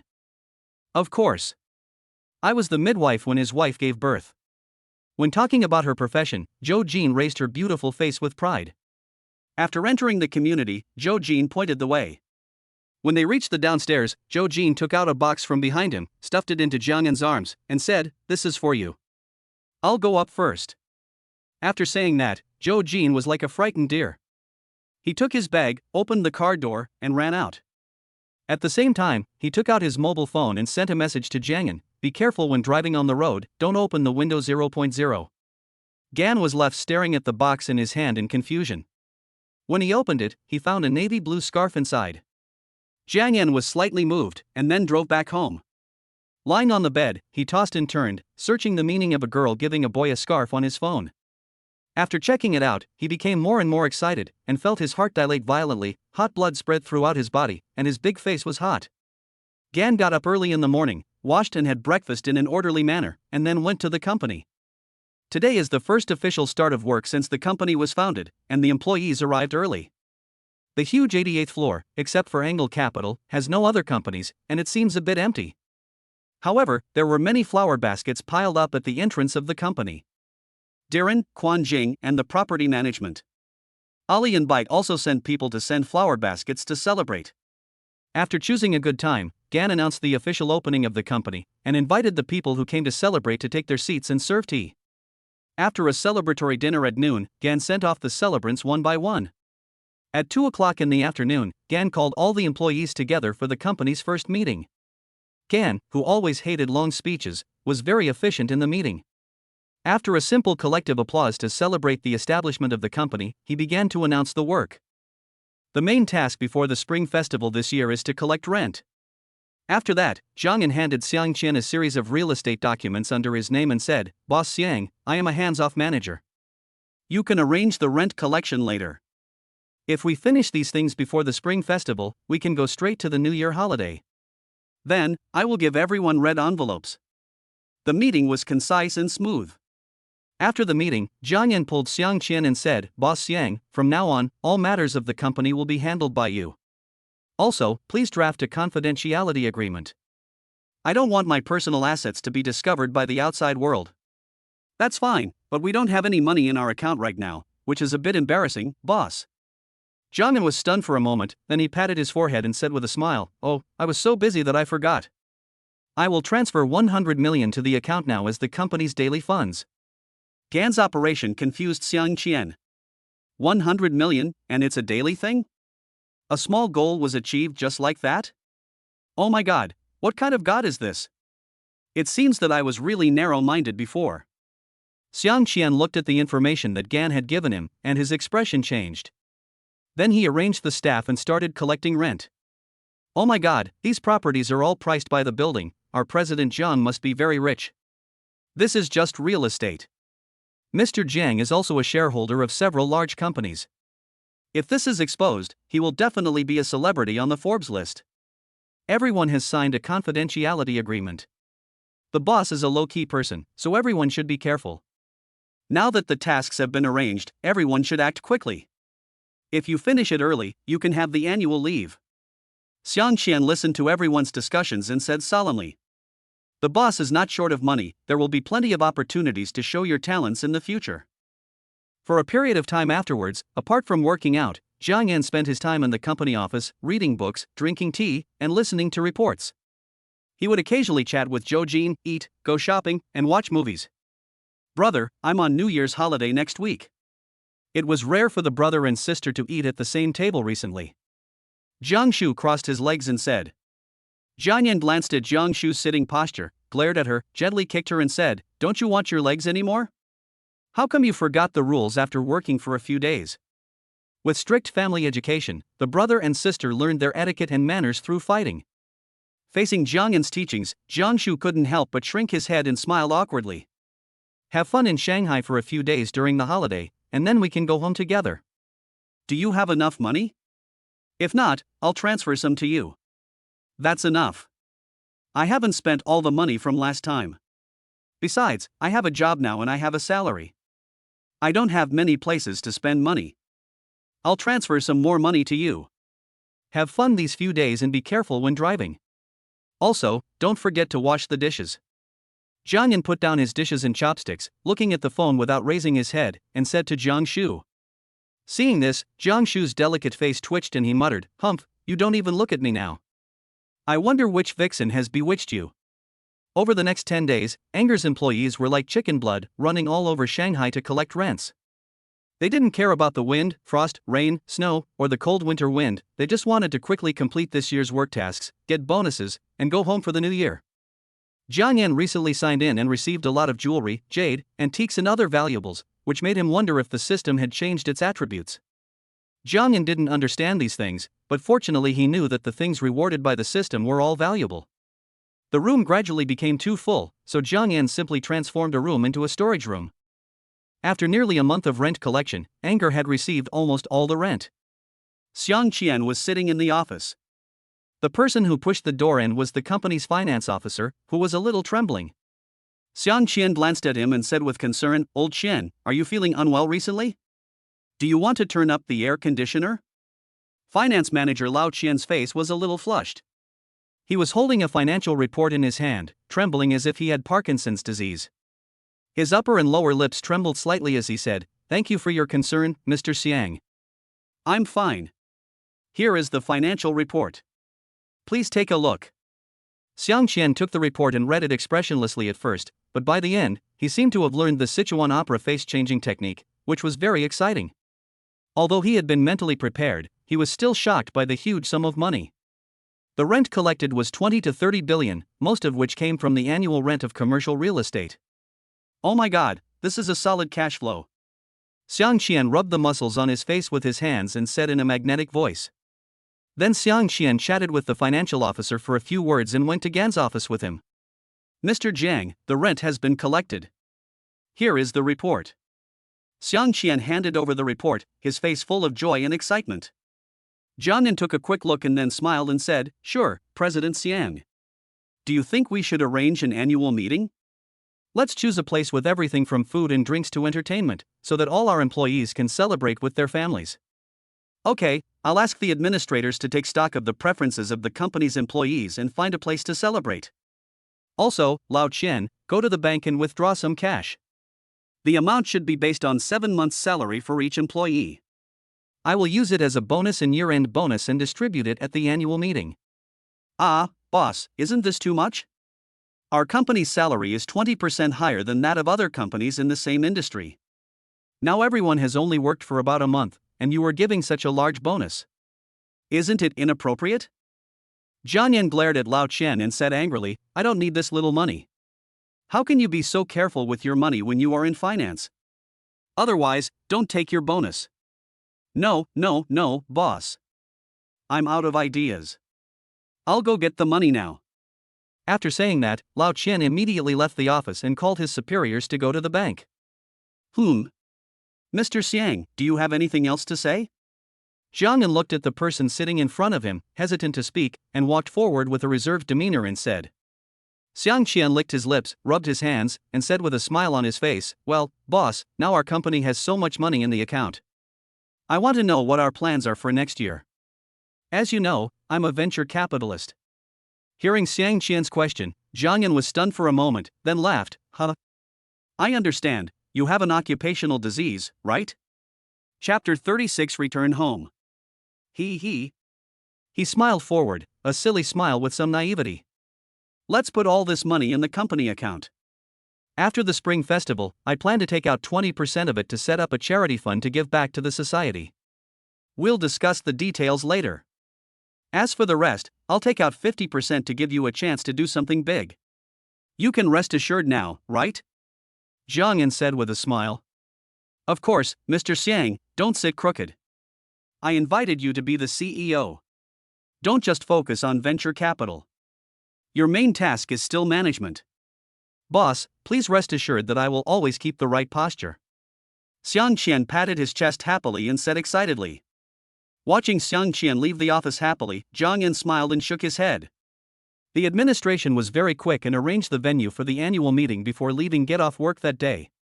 The process was arranged in a very team-oriented manner, with all the food, drinks, and entertainment available. The next morning, dozens of people from the company gathered downstairs, some with families, and of course some singles. Jiang Yan was alone, Xiang Qian brought his child, followed by a fashionable beauty, and Wu Kazhi brought his wife.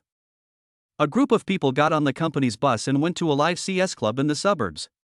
In the morning, they played Team PK, played go-karts, and went to a haunted house. In the afternoon, they went to a high-end hotel, swam, had a sauna, and had a massage. In the evening, they had a barbecue buffet and a big meal prepared by the hotel. All the staff had a great time. After everyone had eaten and drunk their fill, Gan gathered them together, with a pile of red cash in front of him, which was very attractive. The staff stared at the pile of cash, their eyes full of surprise. Everyone has been very busy during this period. Today is our company's first annual meeting, and I will give bonuses to everyone. Everyone, go to the room behind me one by one to receive them later, Gan said with a smile. When everyone heard this, they jumped up and down in excitement, and couldn't help but shout, "Long live the boss!" "Come on, Lao Qian, you come and distribute the money to everyone." Donan gestured for silence, and then called Lao Qian from the finance department up. Lao Qian walked to the front, thanked Gan, and then began to call out the names of the company's employees one by one according to the list, asking everyone to go to the room to receive their bonuses. At the same time, he also reminded them not to ask each other. Those who received the money all smiled happily, but some had to hand it in when they got home because their wives were around. Finally, Engel's annual meeting ended with Gan's announcement of a holiday. Everyone gathered and went home by car. After returning home, Jiang Yan and Jiang Shu decided to go home the day after tomorrow. "I'm going home for the new year the day after tomorrow." Jiang Yan sent a message to Zhou Jin. Zhou Jin on the other end looked at Jiang Yan's message for a long time without saying anything. A hint of sadness appeared on her pretty face. She replied, "Okay, I have to be on duty tomorrow, so remember to take your things home." Jiang Yan looked at the reply and felt empty inside. "Yeah, take care of yourself and don't catch a cold." Lying in bed, without seeing Zhou Jin's reply, Jiang Yan's mind was in turmoil, tossing and turning, unable to sleep. With the light on, his eyes stared at the second hand of the Paul Newman Daytona watch in his hand. His mind could not help but follow the movement of the second hand, and he could not help but silently repeat, "She likes me, she doesn't like me, she likes me, she doesn't like me." The cycle goes on, with mixed feelings in my heart. My whole heart seems to be put into a multi-flavor hot pot with 9 squares, with all kinds of flavors churning endlessly. Jiang Yan almost never suffered from insomnia. Tonight, he barely fell asleep until after 5 in the morning. He woke up at nearly 12 o'clock the next day, but he was still a little listless, as if he had lost his soul. He just brushed aside the system's sign and rewards without paying too much attention. After a simple meal, Jiang Yan forced himself to cheer up. After exercising for a while, he went shopping with Jiang Shu and bought gifts to bring home to honor his elders. "Brother, what do you think about buying this dress for Mom?" Jiang Yan took a look and said, "Mom likes everything you picked. We'll buy some jewelry later. She always complained that she lived frugally after marrying our dad, and our dad didn't give her many gifts." "Well, wait for me to pick some more. There are also those from my eldest aunt, second aunt, and 2 aunts." After walking around for 2 or 3 hours, Gan was exhausted and groaning. He sat on a bench in the corridor with a dozen large and small bags beside him. "We seem to have forgotten to buy gifts for my cousins. The most important thing is my cousin's daughter, who is almost 3 years old this year. That little girl is so adorable." Jiang Shu was sitting on the side, counting the gifts, and suddenly said. Jiang Yan closed his eyes in despair and said weakly, "Why don't you go by yourself?" "I'm too tired and can't walk anymore." "No, you have to go with me." After saying that, Jiang Shu pulled Jiang Yan and continued to stagger into various shops. After a busy afternoon, Jiang Yan returned home listlessly and lay on the sofa in the living room, too exhausted to move. At night, the brother and sister went to bed early and planned to set off at 3 or 4 in the morning. They were afraid of traffic jams on the road and tried to avoid them. In the early morning, after packing up everything, Jiang Yan drove the Phantom with Jiang Shu and set off. Jiangzhou, his hometown, was not far from Shanghai, only about 600 kilometers away. Driving on the highway, watching the cars coming and going on the road, the navigation showed that many sections of the road were all red, and Jiang Yan couldn't help but twitch his face. When returning home, everyone wants to avoid the congestion, so most people think the same way. "Oh my god, Shushu, please don't fall asleep, or I'll want to sleep too. I'll drive 100 or 200 kilometers first, and then you'll take over." Jiang Yan drove very steadily all the way, habitually controlling the speed at about 110 kilometers/h. At night, most people on the road were returning home, so they didn't care what car was in front of them, they would overtake it anyway. At every service area, Jiang Yan would stop to rest for a while and smoke a cigarette to refresh himself, but he would try to eat less and drink less water. When people are full, they will easily feel sleepy when the air conditioner blows warm air. Drinking too much water will cause trouble on the highway. In this way, the 650-kilometer journey back home took more than 10 hours, including traffic jams. It was not until about 3 p.m. that day that we arrived in Jiangzhou City. In the city, Jiang Yan asked his father and mother to buy several large houses in advance. He planned to spend the New Year's Eve in the city and return to the countryside on New Year's Eve. Jiangzhou is a prefecture-level city in Jiangxi Province, located at the junction of multiple provinces. Over the years, with the help of favorable geographical conditions and harmonious people, Jiangzhou has developed very well, with its GDP ranking among the top 3 in the province.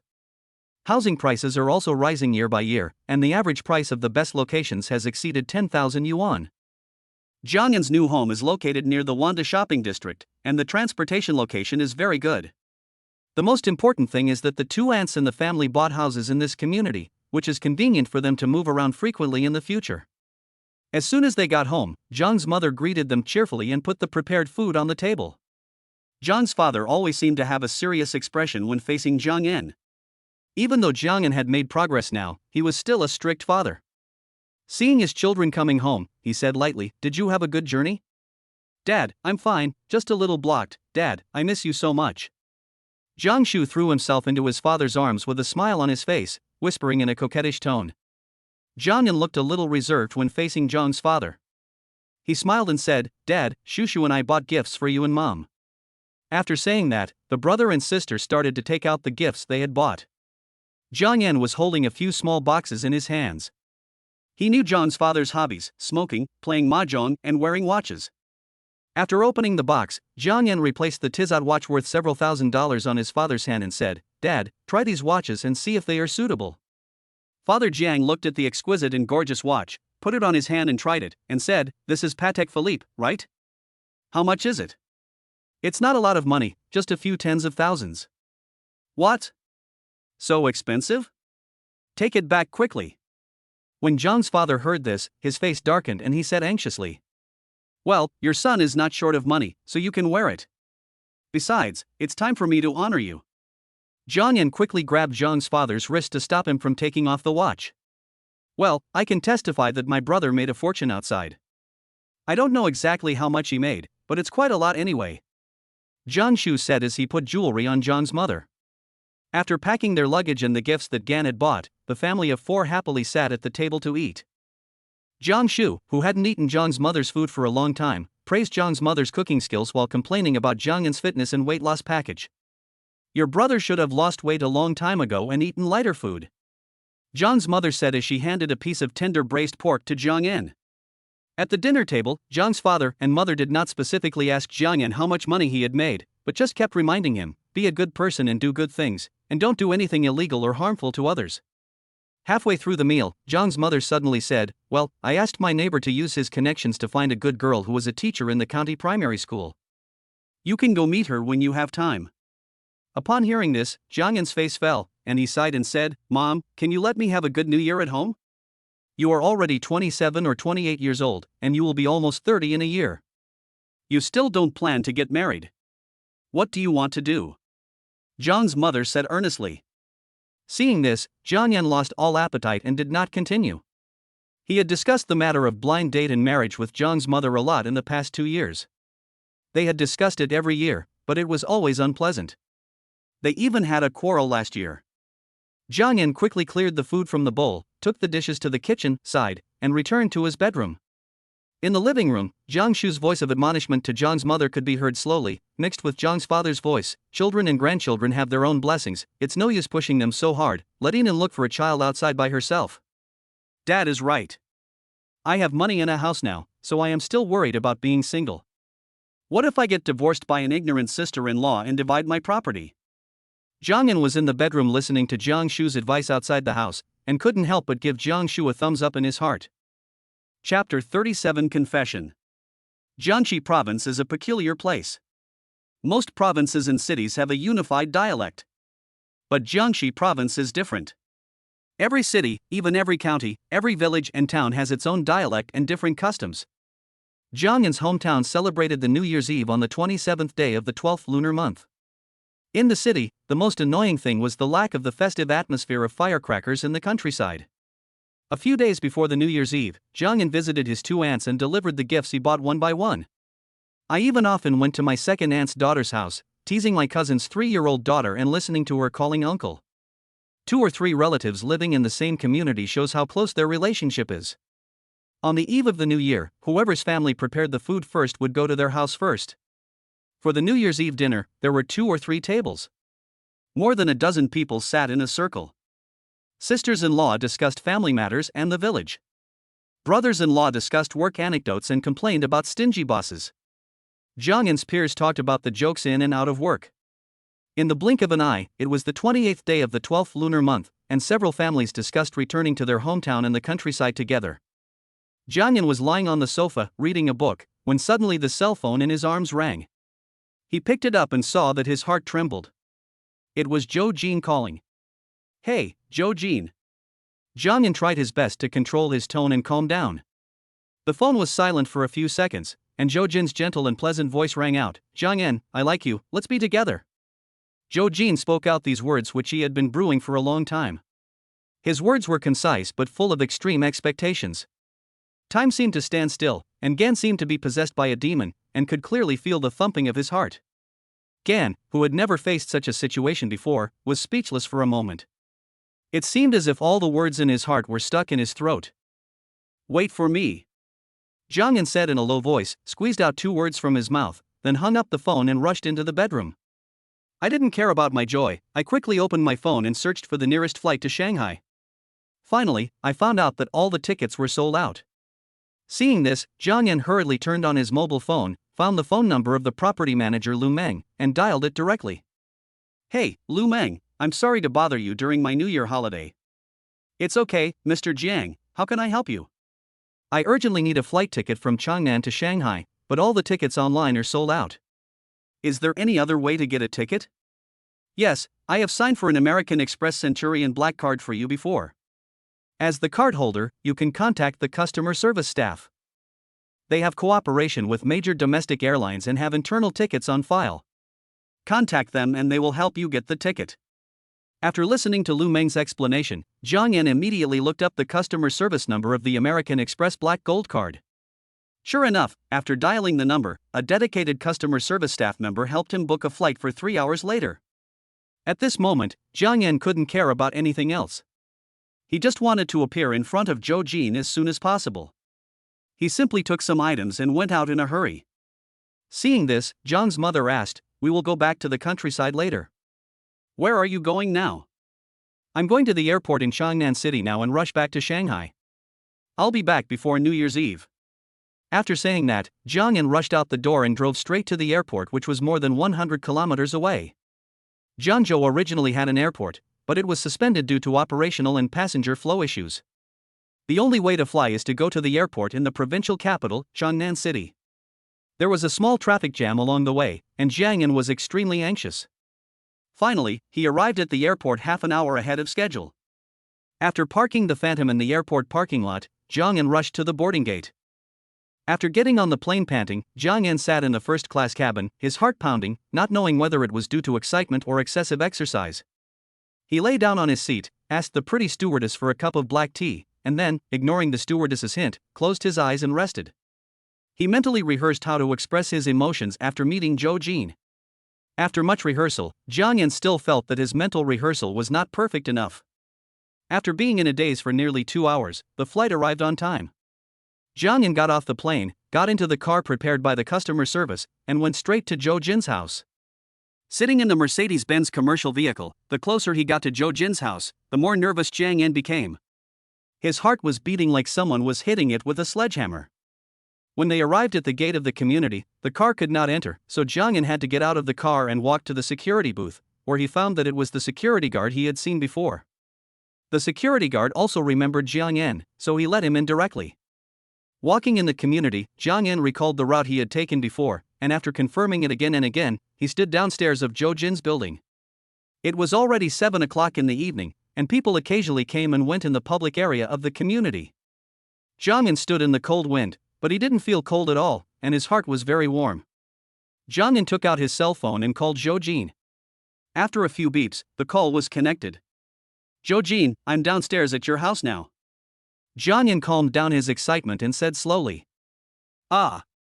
Aren't you at home? I'll come down now." Jojin's crisp and clear voice rang out, full of surprise and unexpectedness, and then only the sound of cheerful footsteps could be heard. Dozens of seconds later, Jojin appeared in front of Jiangyan wearing light pink plush pajamas, with two vivid rabbit ears on his head. He ran, swinging his ears back and forth, and looked like a giant kangaroo. "Some things, I always feel, are more meaningful when said in person. I have never been a person who is good at expressing my feelings, and I am very passive in relationships. Now that I am standing in front of you, I want to tell you in person that I like you, too. Be my girlfriend." Jiangyan looked at the lovely girl in front of him, with her slender and graceful figure, playful dress, and both domineering and cute. His tone was slow and solemn, with a faint smile on his slightly tired face. Listening to Jiangyan's sincere words, Jojin almost cried for joy and threw herself into Jiangyan's arms. "You know what? These few days when you were home, I suddenly realized that I missed you so much." Jojin buried her head in Jiangyan's coat, her charming face pressed against Jiangyan's chest, her tone full of surprise and emotion. Jiangyan smelled the refreshing fragrance of Jojin, and his heart was moved. He held Jojin tightly with both hands, whispering in her ears in more than a dozen different languages, "I miss you too." Listening to Jiangyan's tender murmur, Jojin unexpectedly raised his head, his eyes moving, his obsidian-like pupils reflecting Jiangyan's not-too-handsome face, and he said affectionately, "Mandarin, English, German and Greek. There's also Arabic, Japanese, Korean, Spanish, Portuguese. Your boyfriend is much better than you think." Jiangyan blinked and chuckled. "Here, put this on." Jiangyan took out a glass-type emerald jade bracelet from his coat pocket. This was the system's previous sign in reward. There were a total of more than a dozen different sizes of bracelets. The precious jade bracelet was placed on Jojin's jade-like hand, and the size was just right. It was obviously carefully selected by Jiangyan. The jade-like hand and the transparent, full and crystal bracelet looked extremely noble and gorgeous under the light of the corridor lamp. "This appears to be jadeite, it's too precious, I can't have it." Although Jojin didn't know the specific value of the bracelet, he had heard about it a little bit. He quickly struggled to take it off and return it to Jiangyan. Seeing this, Jiangyan grabbed Jojin's soft and delicate hand, stopped her movements, and said, "This is our family heirloom. My mother asked me to pass it on to my future daughter-in-law." "Oh, is that so? Then I'll keep it for you first." Jojin's pretty cheeks were covered with a layer of blush, and she said shyly, "Well, remember to wear it on your hand. This is my stamp on you. Then I'll give you a stamp too." Jojin raised her pretty face, stood on tiptoes, and lightly touched Jiangyan's cheek. Seeing this, Jiangyan smiled and said, "Go up, it's very cold outside. I will stay in the Magic City for another day tomorrow. If you are not busy, remember to call me and I will accompany you." "Well, I'm on vacation now. Unless I have special arrangements, I have time." "Okay, I'll come pick you up tomorrow. Go upstairs and don't catch a cold." Jiangyan kissed Jojin on the smooth and warm forehead and said affectionately. Watching Jojin walk away from his sight, Jiangyan left the community, took a taxi, and went directly back to Thompson. All night, he was so happy that he couldn't sleep, and rolled around in bed excitedly. In the morning, Jiangyan put the large piece of rough stone he got from signing in into the storage room. After washing up, he drove his Bentley Mulsanne to Jojin's house without even having breakfast. After parking the car at the gate of the community, I called Jojin. Not long after, I saw Jojin with her long hair draped over her shoulders. She was wearing a knee-length white sweater jacket that covered her tall and graceful figure. She was wearing a black high-necked cotton shirt with a slightly tight effect, which highlighted her slightly tall upper body. She was wearing tight black jeans that outlined her perfectly symmetrical legs. She was wearing a pair of white fashionable casual shoes and walked towards Jiangyan in a small and smart manner. With a delighted smile on her pretty face, she hugged Jiangyan intimately. Then, Jojin looked at the car Jiangyan drove over, and was slightly stunned. She pouted her tender red lips and said, "Jiangyan, do you feel pressured to be with me?" "Ah." Jiangyan looked confused. "Why did you rent a car? I'm not the vain person. I just like being with you." Jojin lowered his head, holding Jiangyan's fingers, and said softly. Jiangyan didn't know whether to laugh or cry after hearing this. Then he thought that Jojin really didn't know his wealth. They had known each other for more than a month, but they had never asked each other such personal and private questions. As for cars, Joe Jean had only seen the Lamborghini 2 or 3 times. Suddenly, when he saw the Bentley Mulsanne, he had doubts in his heart. It was normal for the ownership. The author has something to say. I missed a chapter, so I'll change the order. Singles should like sweet things, right? I like it too. If you have any suggestions, please leave a message. Chapter 38 Street Interview. This is my own car, not a rental. Here, the ownership certificate is all here. Jiang Yan smiled and took out a vehicle ownership certificate from the car and handed it to Joe Jean. Joe Jean looked at the property certificate suspiciously, then her beautiful eyes were filled with surprise, and she said, "Didn't you say your company is just starting out? This car is very expensive. You are not a rich second generation, are you?" "Ha, it's true that the company has just started, but this has nothing to do with me driving a Mulsanne. I'm not a rich second generation, I'm his father." Jiang Yan held his stomach and laughed. "I told you, your boyfriend is better than you think. Come on, get in the car, let's go have breakfast first, and then I'll show you your boyfriend's family background." After getting in the car, Joe Jean stared at Jiang Yan, who was concentrating on driving, with a smile on his delicate lips, and said, "Jiang Yan, do you mind that I'm 3 years older than you?" "I don't mind. From a medical point of view, women live longer than men. You are 3 years older than me, so we can grow old together." Jiang Yan smiled and glanced at Joe Jean, saying the words of a scumbag. "Hee hee, why did you suddenly become so slick?" "That's because I met you."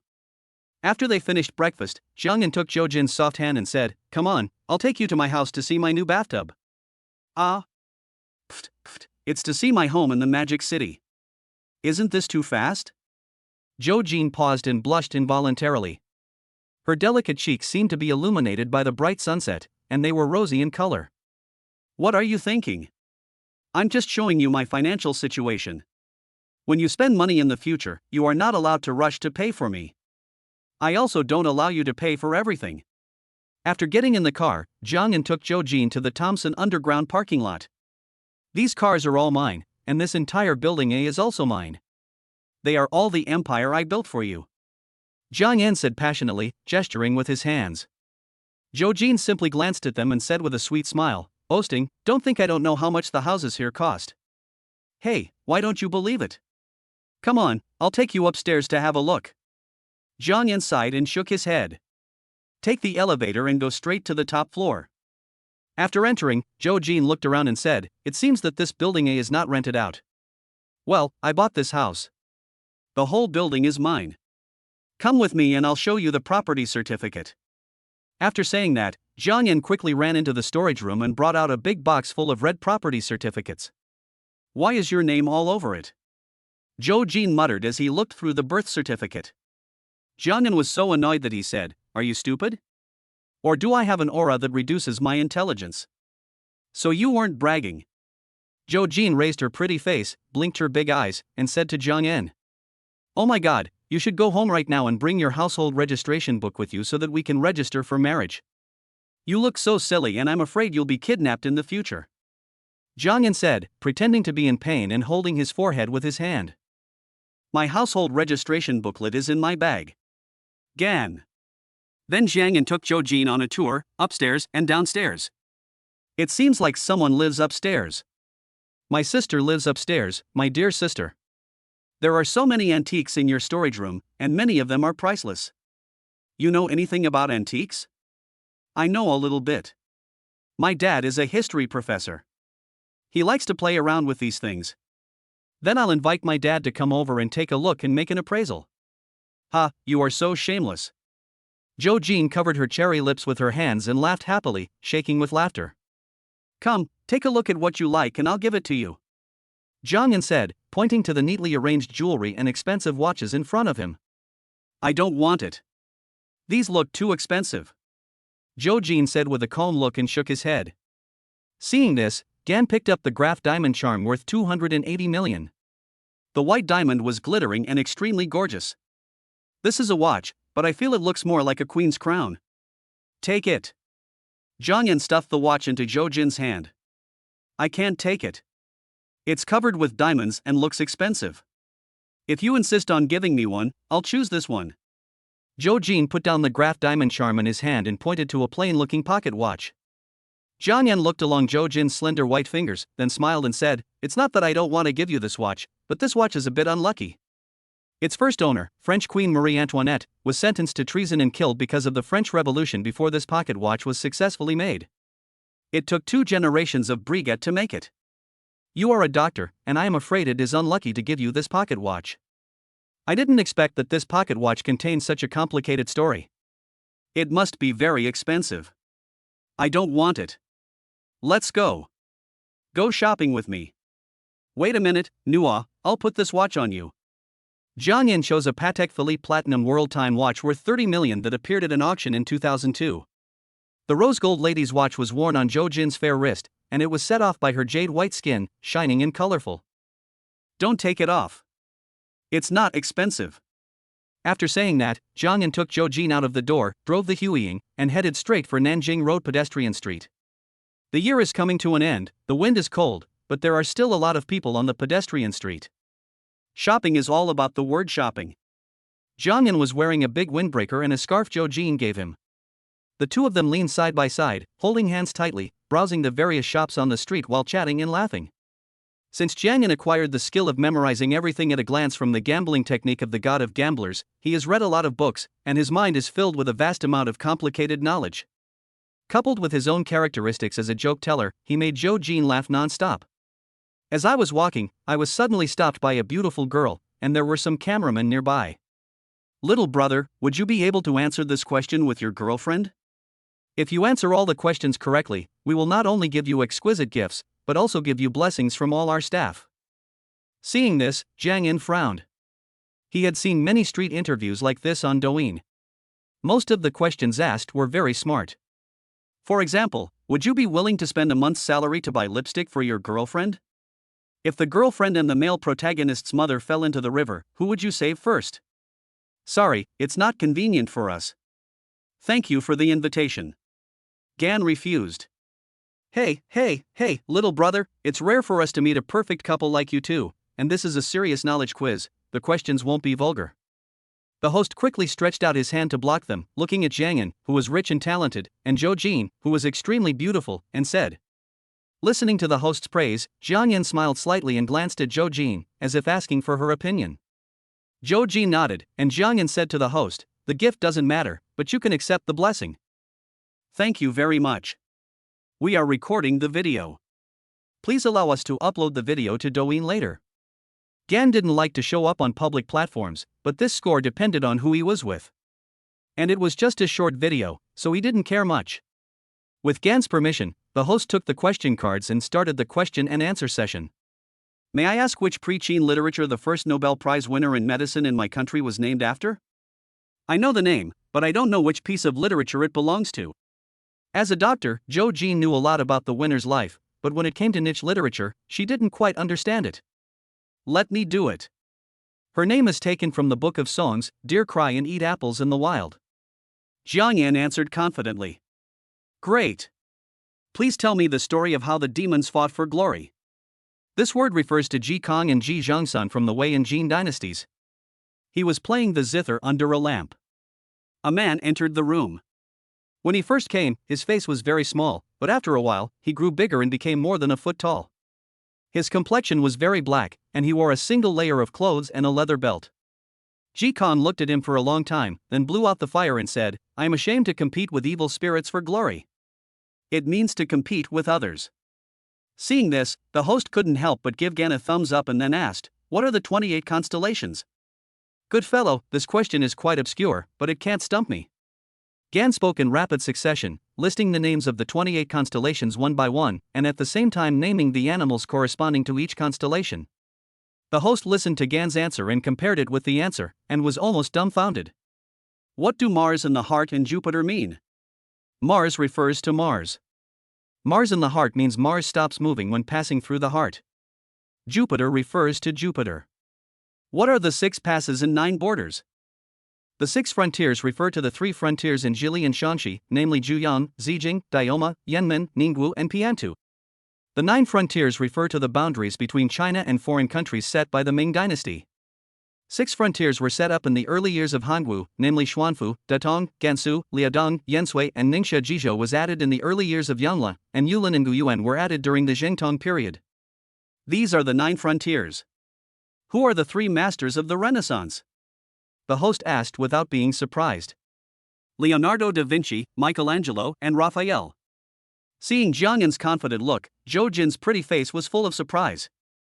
Her big, beautiful eyes stared straight at Jiang Yan's face, and her clear gaze seemed to be full of stars. The following is a medical question. How many levels of pain are there? What is the most painful thing in the world? Let my wife answer this question. She is a professional. Zhou Jin was stunned when she heard Jiang Yan's sudden affectionate address, and her pretty cheeks flushed slightly.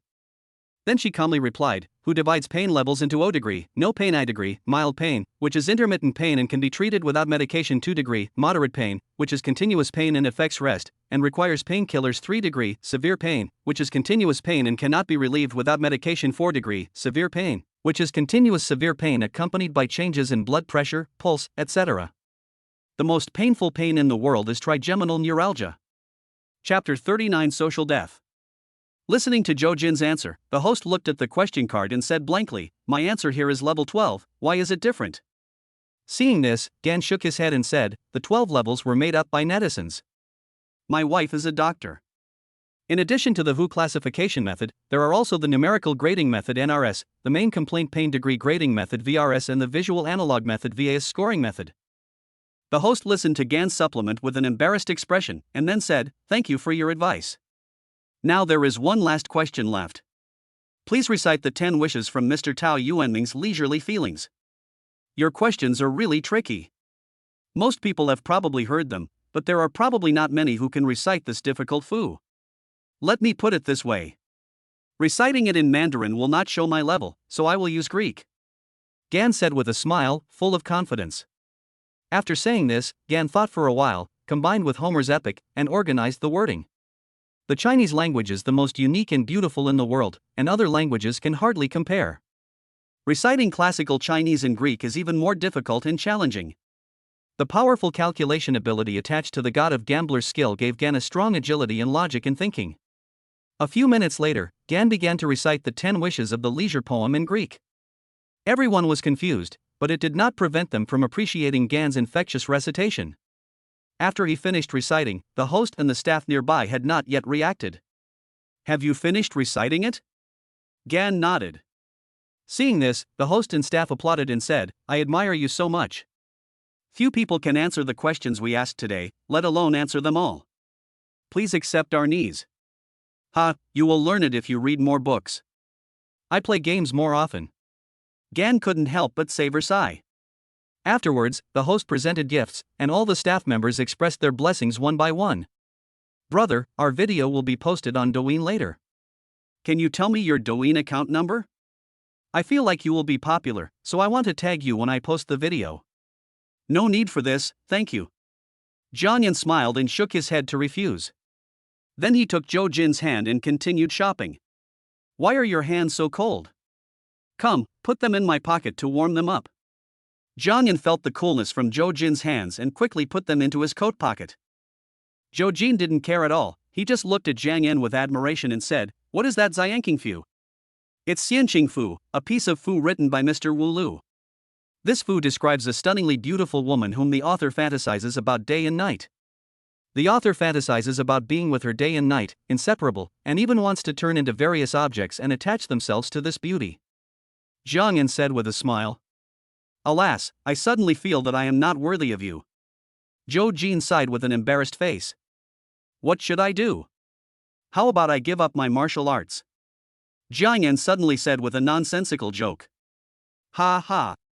Afterwards, the two of them walked between various shops and found a restaurant for lunch.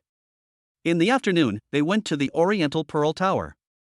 Although they had been there several times before, the scenery was different for each person. The two of them leaned against the railing of the tower. Jiang Yan looked at the surging river below, holding the warm and soft jade in his arms, and couldn't help feeling relaxed and heroic. He pointed to several iconic buildings not far away and said to Zhou Jin, please call me Jiang Bancheng from now on.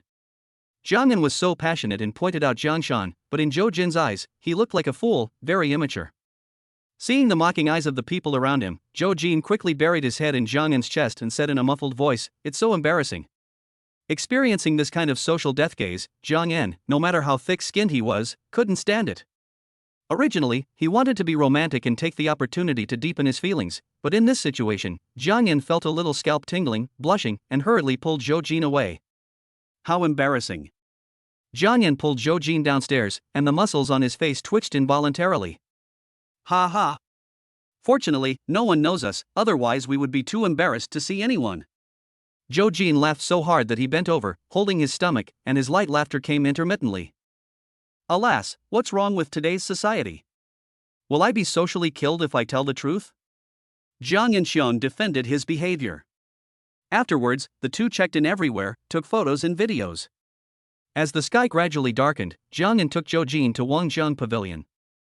This restaurant is a famous couple restaurant in Shanghai and also a holy place for marriage proposals. I've heard of this restaurant, but I've never been here. Zhou Jin looked at the exquisite decoration of the restaurant. There were many couples inside, snuggling up to each other with sweet smiles on their faces. We can come here openly from now on. The dishes were exquisite and suited the taste of the people in Shanghai.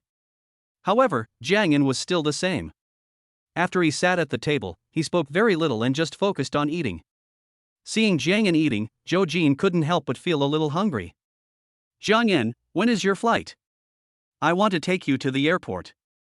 Zhou Jin took a few bites and suddenly said. My flight leaves at around 7 in the morning, so you don't have to see me off. There will be a car to pick me up tomorrow morning. Jiang Yan put down his bowl and chopsticks, wiped his mouth, and said. At this time, the atmosphere became a little heavy.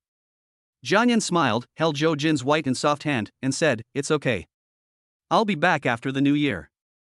We'll have plenty of time to be together then. After dinner, the two watched a movie. Seeing that it was almost time, Jiang Yan planned to send Zhou Jin back home. In the car, the two did not talk much, and the atmosphere was a bit stagnant.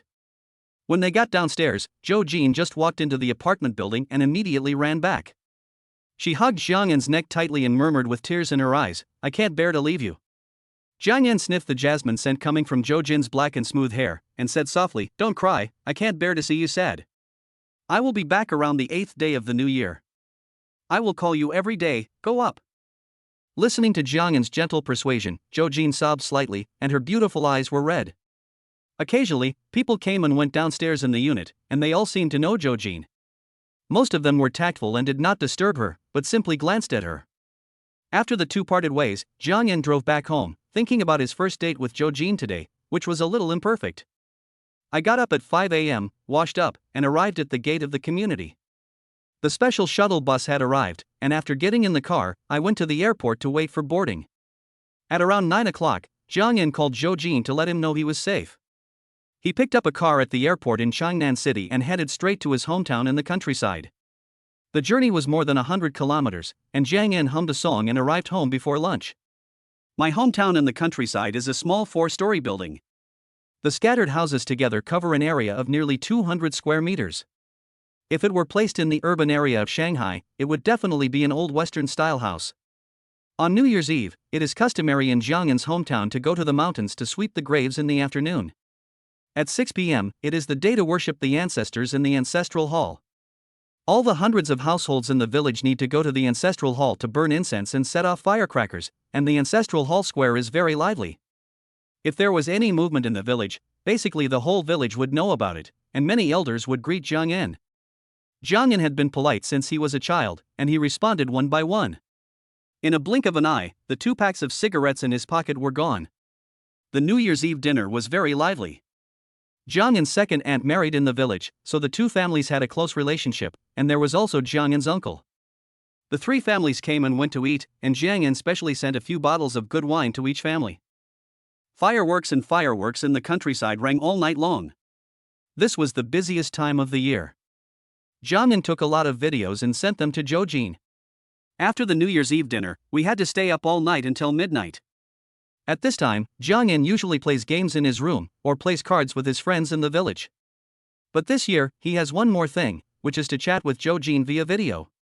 The two of them talk about what they saw and heard on New Year's Eve, and occasionally express their longing for each other. At this time, Zhang's mother's voice came from downstairs. "NN, your father is playing cards at Uncle Feng's house again and losing money there. You should bring him back quickly." Zhang Yan was in a state of excitement. Hearing the shouts from downstairs, he couldn't help but frown. He went downstairs and said to Zhang's mother while looking at the camera of his mobile phone, "Oh, it's okay. It's New Year's Day. It's normal to lose some money playing cards. My dad loses every year. It's normal." No, he would lose a little money in previous years, but this time he's betting a lot. "I see the money on the table is piled up very high. Hurry and pull your dad back." Zhang Yan watched Zhang's mother gesture and felt that something was wrong. In previous years, he won or lost a few thousand yuan at the card table. Why was the game so big this year? He hurried upstairs, got some clothes, and planned to go and take a look. While walking on the road, I told Zhou Jin that I was going out for a while. "Well, then you should pay attention." After saying that, Zhang Yan hurried to Uncle Feng's house. Uncle Feng was considered Zhang Yan's elder. His real name was Zhang Feng. He had been working in Guangdong province for several years and had not returned home for several years. After returning home in the past 2 years, he had hardly gone out. He made a living by gambling all day long. He played mahjong in one family and bullfighting in another. Before he knew it, his 3-story house had been built. People in and outside the village said that he was a con man. His wife opened a barber shop in the county town. It was openly a barber shop, but it was actually a mahjong parlor. The couple probably did too many things that were detrimental to their virtue. Their first child died in infancy, and they gave birth to 2 daughters in succession. They had to bear the fines and gave birth to a son with the 3rd child. The 2 daughters were well behaved and sensible, and they were also of marriageable age, but because Zhang Feng was very strict about the bride price, no one dared to come to propose marriage. His son is now 18 or 19 years old, but because he was spoiled since childhood, he did not study well outside and fought all day long. He was sent to a detention center at a young age and is now living in a technical secondary school. Chapter 40 Father and Son. When Zhang Yan opened the door, he saw a large group of people in the hall, gathered around an 8-person table.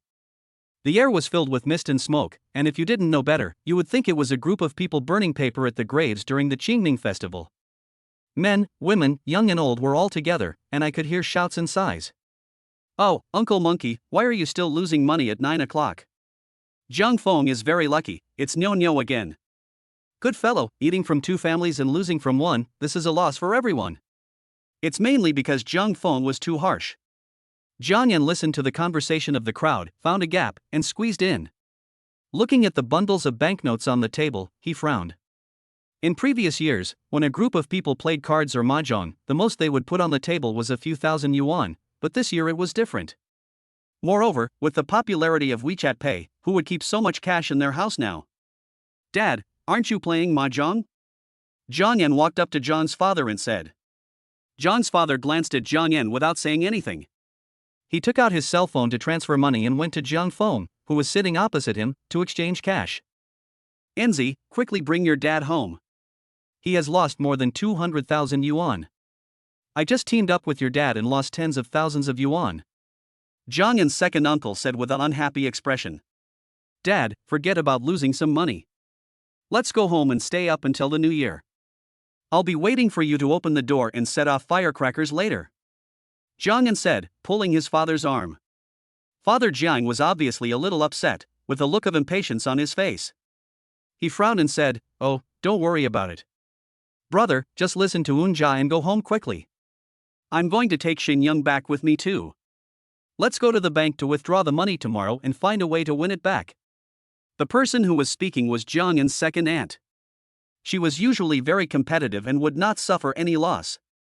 She was very angry because her second uncle Xining had lost money.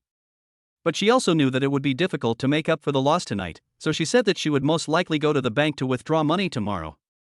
"You 2 old secretaries are really a pair of funny guys. People from the same family tend to stick together." Second aunt couldn't help but complain about Father Jiang and second uncle.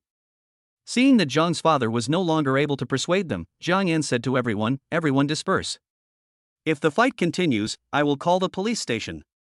It's New Year's Day, and the police station is also celebrating the new year. It's not easy for everyone to play cards together and have some fun. Enzi, just let your dad continue playing for a while. Jiang Feng, who was sitting across the table, couldn't help but shout when he saw that the party was about to be dispersed. Yes, Enzi, what is the police station called? A group of people who had won money by following Jiang Feng couldn't help but shout that they didn't want Jiang's father, the rich man, to slip away. I have no objection to playing mahjong and cards during the new year, but from the look of it, it's clear that they are gambling with their family fortune. Jiang Yan calmly glanced at the people who had just spoken. It's okay, we're just having fun. Seeing the crowd making a fuss, Jiang Yan raised his thick eyebrows, smiled and said, it seems that if my dad and I leave, it will spoil everyone's fun. Jiang Yan looked at his watch and realized that it was unlikely that he could force his father to leave, so he continued, it's 10 o'clock now. Let's play for another hour. Regardless of whether we win or lose, we will go home. Then Jiang Yan turned to his father and said, Dad, let's play together. Don't touch the cards if you are unlucky. You take care of the accounts. Yo, father and son bureau? What the hell is this father-son conspiracy? I'll make you all spit it all out later, Gan An complained in his heart. Jiang's father looked at Jiang Yan and frowned slightly. The two of them rarely participated in any activities together, let alone playing cards together. Jiang's father felt that this situation was a bit strange, but Jiang Yan felt very excited. Winning or losing the game didn't matter, the main thing was that it was the first time he played on the same stage with his father. You bastard boy, your dad lost so much and you don't know the seriousness of the matter. Second Ant kicked Jiang Yan from behind and said, Second Ant, it's okay. Seeing that Jiang's father didn't say anything and didn't object, Jiang Yan took out his mobile phone and said to Jiang Feng, Uncle Feng, come on, I'll exchange the cash with you. After transferring 150,000 yuan, Jiang Feng counted out 15 stacks of banknotes from in front of him and handed them over. Only 1/3 of the banknotes were left in front of him. Gan's hometown likes to play nyo-nyo, and this way of playing is very common. But the rules are different in each place. Gan's way of playing, in addition to the normal point size, the same point, the first card is the same, not the color, but the size of the second card, and so on. Jiang Yan shuffled the cards and asked the others to cut them. Then a group of people started to place bets. The people on both sides placed relatively few bets, only a few hundred at a time, and few people joined in. Jiang Feng, who was sitting opposite, did not place much bets in the first round, just 1,000, followed by a few people who followed suit. Seeing that everyone had placed their bets, Gan played the first round normally, memorizing the cards in his mind. Before the cards were dealt, he knew in his mind the size of the win or loss. The dealer always announced the points last, and Gan was not in a hurry to look at the cards. He just looked at the other three people at the table with a smile, and his focus was mainly on the opposite side. After 3 or 5 rounds of losing a little bit, Jiang Yan slowly discovered Jiang Feng's little tricks. The wide sleeves of his down jacket were slightly tight at the cuffs. When he took the cards, he liked to hold a lit cigarette in his left hand, and his right hand would always make some secret moves at this time. That's all you have, I'll give you a little treat first. Jiang Yan couldn't help but sneer, thinking to himself. In the following games, Gan paid more and more compensation to the opponent, and there was not much money left in front of him, so a group of people followed suit. Seeing that the opponent was pressing harder and harder, with each game costing several thousand yuan, Gan An pretended to be a little distressed, but he was smiling in his heart. 9 o'clock. 3 o'clock. No cow. On Jiang Yan's side, Jiang's father raised his head, stared at Jiang Yan with wide eyes, and kept muttering, 3 sides, 3 sides. Dad, stop reading and let them fill up. Awesome. Gan showed the cards and said with a smile. Come on, replenish your money, we finally won a game. Jiang's father said with a smile. In the following games, Gan controlled the cards, and he would often win 7, 8, or 9 points. Occasionally, he would win a small point, and the big players would lose the small ones. Uncle Feng, the money is gone? Do you want to transfer it? Jiang Yan asked Jiang's father to happily take out his mobile phone and show the QR code. Jiang Feng exchanged 50,000 or 60,000 yuan, and then said, this deck of cards is not good. It's a bit rolled. Let's change it to a new one. It's okay, it's better to change to a new pair. Jiang Yan stopped his father who was about to speak, and said with a simple smile on his face. Jiang Feng took a new, unopened deck of cards from the table and handed it to Jiang Yan. At the same time, he said to the person behind him, don't read behind me, kid. And you, don't put your hands on my shoulders, and don't step on the bar of my chair. Seeing this, the group of people couldn't help but laugh. Jiang Yan opened the new deck of cards, glanced at it, and found some subtle differences. At the same time, he stroked it roughly with his hand, and couldn't help but sneer in his heart, "You are playing a trick on me, make a mark, and I will kill you." Later, when shuffling the cards, Gan pretended to be careless and made a big mess of them, and the cards flew and scattered on the table and the ground. "Why are the cards shuffled like this?" Zhang Feng said with a frown. It's okay, just get a new one," said others. Gan simply checked the same new deck of cards, and after finding no problem, he continued. With his photographic memory and strong thinking and calculation ability, he occasionally used his gambling skills. Anyway, there were no high-definition cameras here, so Gan was not afraid of being discovered. Then everyone slowly began to discover that Gan had been killing the opponent, no matter how big or small the cards were. The same old K-Bull, if the opponent had a 10 behind him, Gan would just put a Q, which was simply enough to make people vomit blood. Zhang Feng had already exchanged cash 4 or 5 times without realizing it, and lost all the money he won. The people who had previously played behind him switched to playing at the side gates. "If you give me 100,000 cash this time, I won't believe it. Zhang Feng is a professional gambler. After the ups and downs of his mentality, he has completely lost his mind. If it were someone else, after losing all the money he won, he would still be able to keep some rationality and resist persuasion." At this moment, his eyes were a little bloodshot, and he didn't know whether it was caused by the smoke or the gambling. The index and middle fingers of his left hand were burnt yellow by the smoke. Father Jiang was not so saintly as to persuade him. He directly took out the QR code and transferred 20,000 yuan at a time, 5 times. He then selected 100,000 yuan in cash and handed it over. The game continued. In the next few rounds, Gan did not deliberately control the distribution of the cards. He just relied on luck to win all the games. "Brother, your luck is back. You've won 5 times in a row. Is it too late for me to invest in Hajhuang now?" My second uncle couldn't help but joked. Jiang Yan smiled, turned around, and said happily, "Uncle, I will start counting your share now, and after the fight, our 2 families will divide the money." Ha ha. Everyone at the table turned green when they heard this. The 2 side gates were relatively good, and they didn't lose much. Zhang Feng, who was opposite, looked extremely ugly, as if he had eaten a dead child. He kept muttering in his heart, "Is he possessed by evil spirits? He can't even win by changing the cards. I'm going to bet all my 24,000 this time." Zhang Feng said in a low voice. "Kill." Gonan took a glance and said, "I have to shuffle the cards. It's a bit unlucky." Zhang Feng said, trying to make his expression look more normal. Jiang Yan smiled and agreed readily.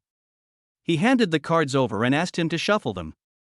Jiang Yan watched Zhang Feng secretly arrange the cards and couldn't help but sneer in his heart. After the cards were dealt, Gonan calmly watched Zhang Feng reveal the first 4 cards one by one. They were 4 flowers. When it came to the last 5th card, he seemed to have it all figured out. He squinted at the cards, and when he pushed them out, his face changed. He was nervous. Shouldn't it be a flower card?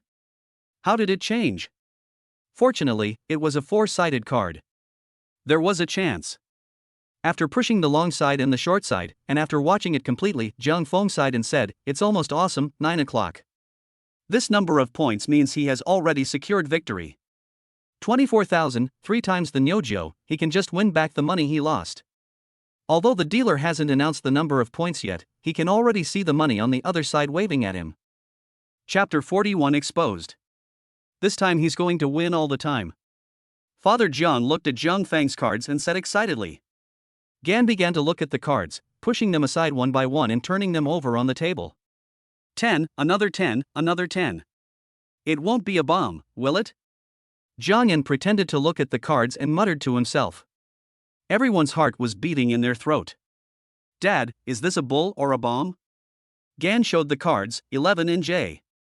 Those who had placed bets leaned forward to look for confirmation. After seeing clearly, some swallowed their saliva, some wiped their sweat from their foreheads, and many cursed. "What the hell is this? They kill me every time, and there's a 6-fold bomb. I'm so angry that I'm vomiting blood. First you lose, then you win, it's time to eat the wedding money." Zhang Feng next door looked ashen, his fingers were shaking. 24,000 was multiplied 6-fold to 144,000. His body was drained. "Come on, transfer the money that needs to be transferred." There is no father and son in the card field, let alone neighbors in just one village. Zhang's father excitedly took out his mobile phone, directly showed the QR code, and collected the money one by one. After collecting some miscellaneous hundreds, thousands, and tens of thousands of dollars, Zhang's father looked at Zhang Feng, who was a little absent-minded, and said with a smile, "Well, often, do you want to pay Fubao in cash via WeChat or scan my QR code?" Zhang Feng's face looked a little pale under the bright light. With his calloused hands, he took out his cell phone with a trembling hand and transferred the family fortune to Zhang's father. Okay, it's time to go now." Zhang Yan looked at the time and shouted. As soon as these words were spoken, everyone started shouting at the same time. "Play a little longer. Just leave when you win. It's still early. The door will open at 12 o'clock. We can still play for a while." Listening to the shouts of the crowd, Zhang Yan's forehead wrinkles appeared, and his frown seemed to be able to kill a mosquito. Just when he was about to speak, he was interrupted by a low and hoarse voice. "Enzi, let's play a few more games. There's still early." Zhang Feng's face was so gloomy that it seemed like water could drip out.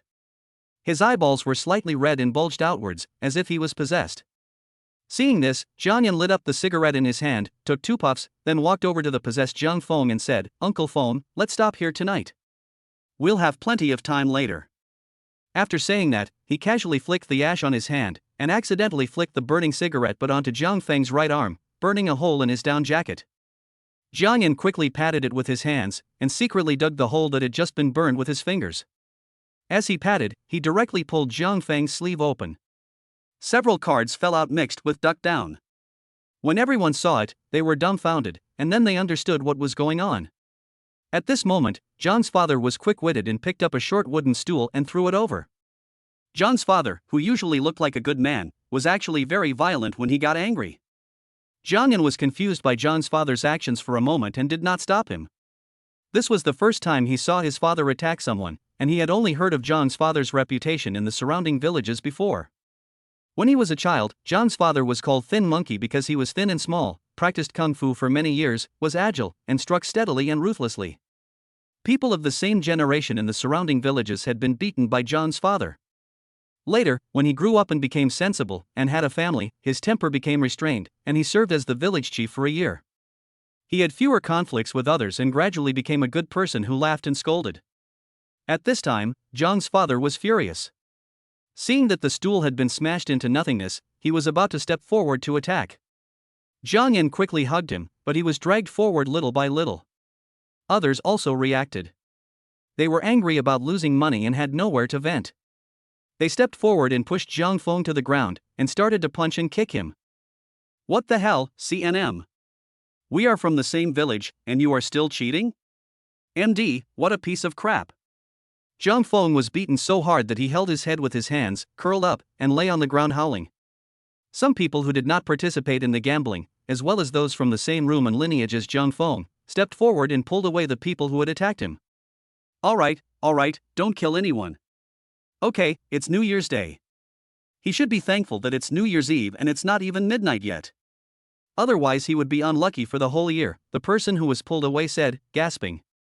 Zhang Yan, who knew how to avoid danger and seek good fortune, had already pulled Zhang's father out of Zhang Feng's house with the help of his second aunt and uncle. Standing on the side of the road, Zhang Yan took out 70,000 yuan, stuffed it into his second uncle's hand, and said, "Uncle, this is your share." "Ah, I was just joking before."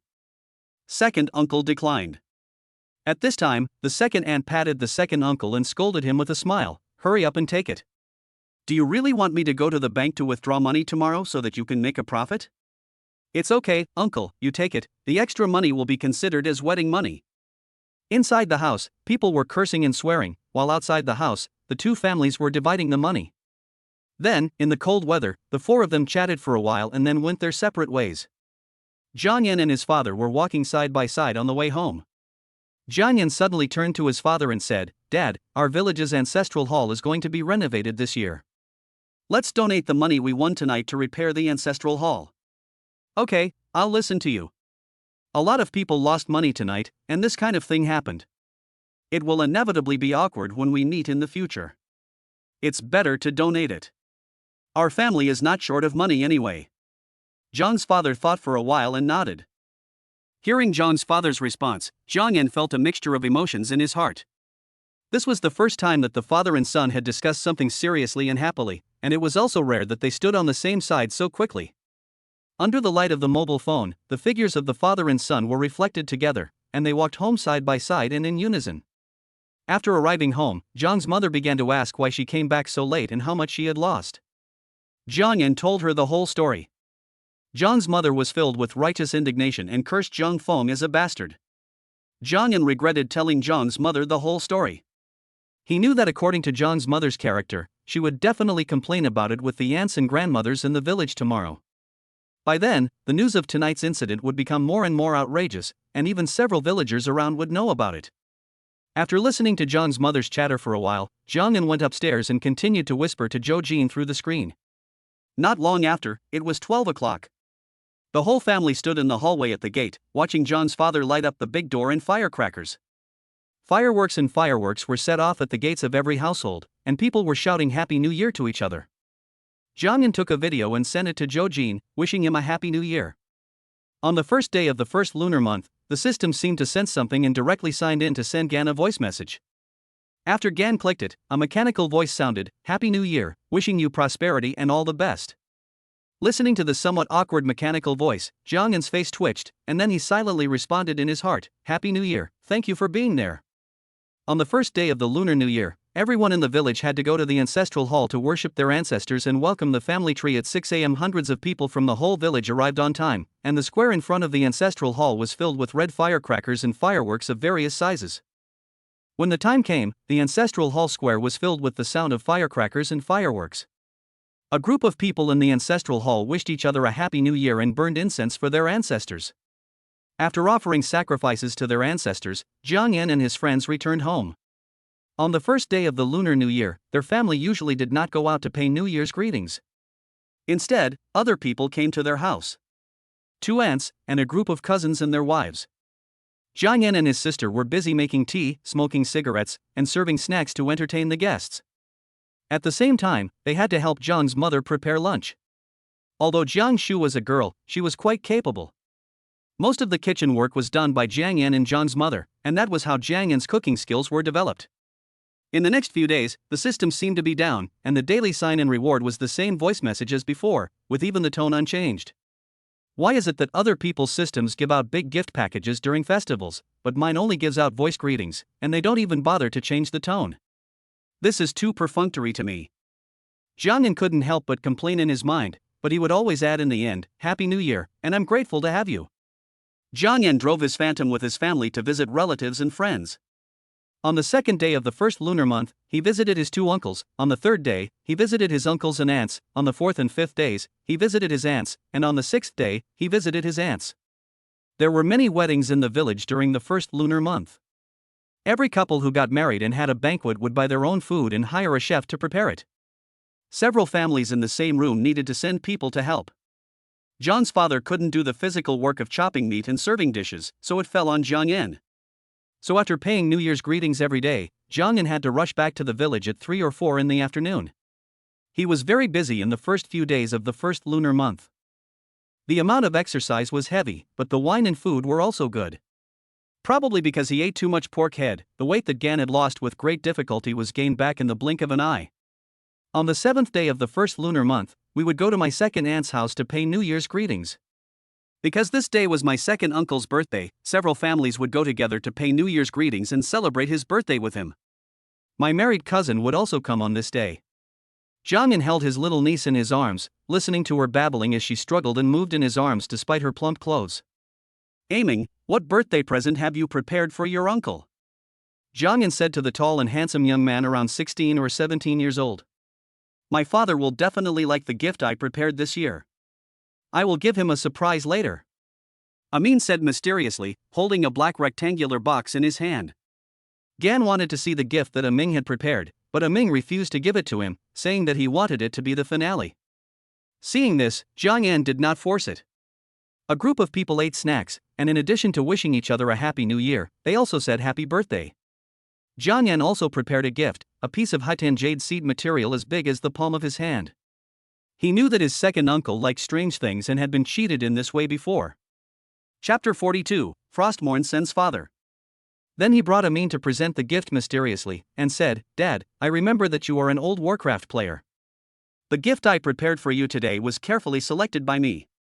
You will definitely like it." After saying that, he handed over the long black box. After the second uncle opened it, he took out a silver black long sword with various strange patterns engraved on it. "Is this Frostmourne from Warcraft?" said my second uncle uncertainly. Ming's face was filled with joy. He nodded excitedly and said, "Yeah, I heard you say before that you like playing World of Warcraft. Later, due to work and age, you gradually gave up. I think you worry too much about me and my sister, so this time I carefully selected this World of Warcraft equipment online and gave it to you. I think this should be your youth." Jiang Yan, who was standing behind Ming at this moment, was laughing so hard that he doubled over. Although the scene was slightly sensationalized by Ming, Jiang Yan couldn't help himself. "Goose, goose, goose." Jiang Yan covered his stomach, tears almost coming out. When the second uncle looked at the gift given to him by his own son, a loving smile appeared on his face, but there was a hint of murderous intent in his eyes. "Well, Ming is thoughtful. Come here, I'll give you a buff." The smile on the second uncle's mouth was a little stiff, and he tried hard to make his face look more kind. Ming didn't understand what was going on and thought his father was genuinely happy, so he walked forward excitedly. Seeing this, Jiang Yan felt as if he was watching his cousin moving step by step towards the abyss. In Jiang Yan's eyes, the loving smile of his second uncle was exactly the same as the smile of the old witch in the fairy tale when she tricked Snow White into eating the poison apple. "Aiming, there's a black spot on your forehead, don't move yet." Jiang Yan stopped laughing and said inexplicably. As soon as the words came out, it was too late. The hard plastic sword in the second uncle's hand was whipped towards Amin. Faintly, the humming sound of the air could be heard. The kind smile on the second uncle's face was gone, replaced by a ferocious anger. The waist-high Frostmourne, with a whistling sound, knocked Amin to the ground. The second uncle was still not satisfied, wielding the sword and beating Amin continuously, shouting angrily, "Frostmourne sent my father away, I asked you to send me away, I asked you to send me away." Amin curled up on the ground, howling. Before everyone understood what was happening, the fight between the father and son had already been decided. Several people rushed forward to take Frostmourne from the second uncle, and Jiang Yan took advantage of the opportunity to pull Amin out and took him to the bedroom. "What's wrong with you? Your son gave you a birthday present, so why did you hit him?" The second aunt pulled her second uncle, who was in a rage, and asked with an unhappy face. "Xining, Ming is already so old, why are you still beating him? And it's the first month of the year." My second uncle panted heavily, shook his head while sitting on the chair, drank a sip of tea, and said, "Do you know what this sword is used for?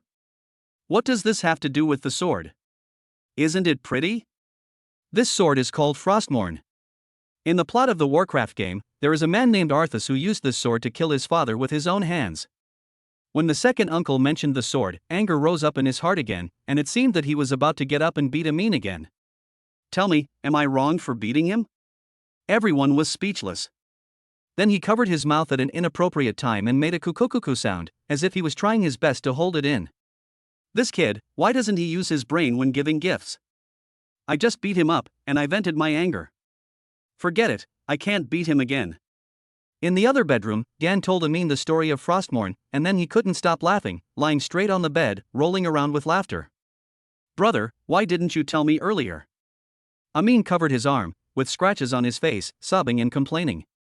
Jiang Yan rubbed his belly, which was cramped from laughing, and after he stood up, he said with a staccato laugh, "You said it should be kept secret, and it should be the finale, a surprise for my uncle. I want to see it, but you won't give it to me. But this show is quite the finale." After saying that, Jiang Yan's funny spot was tickled again. He laughed so hard that tears welled up in his eyes. "Ah, those damn netizens have misled me." Ming seemed to be possessed by Yuan Hua. He covered his arm, which was bruised from being beaten, cried out in pain to the sky, and tears flowed uncontrollably from the corners of his eyes.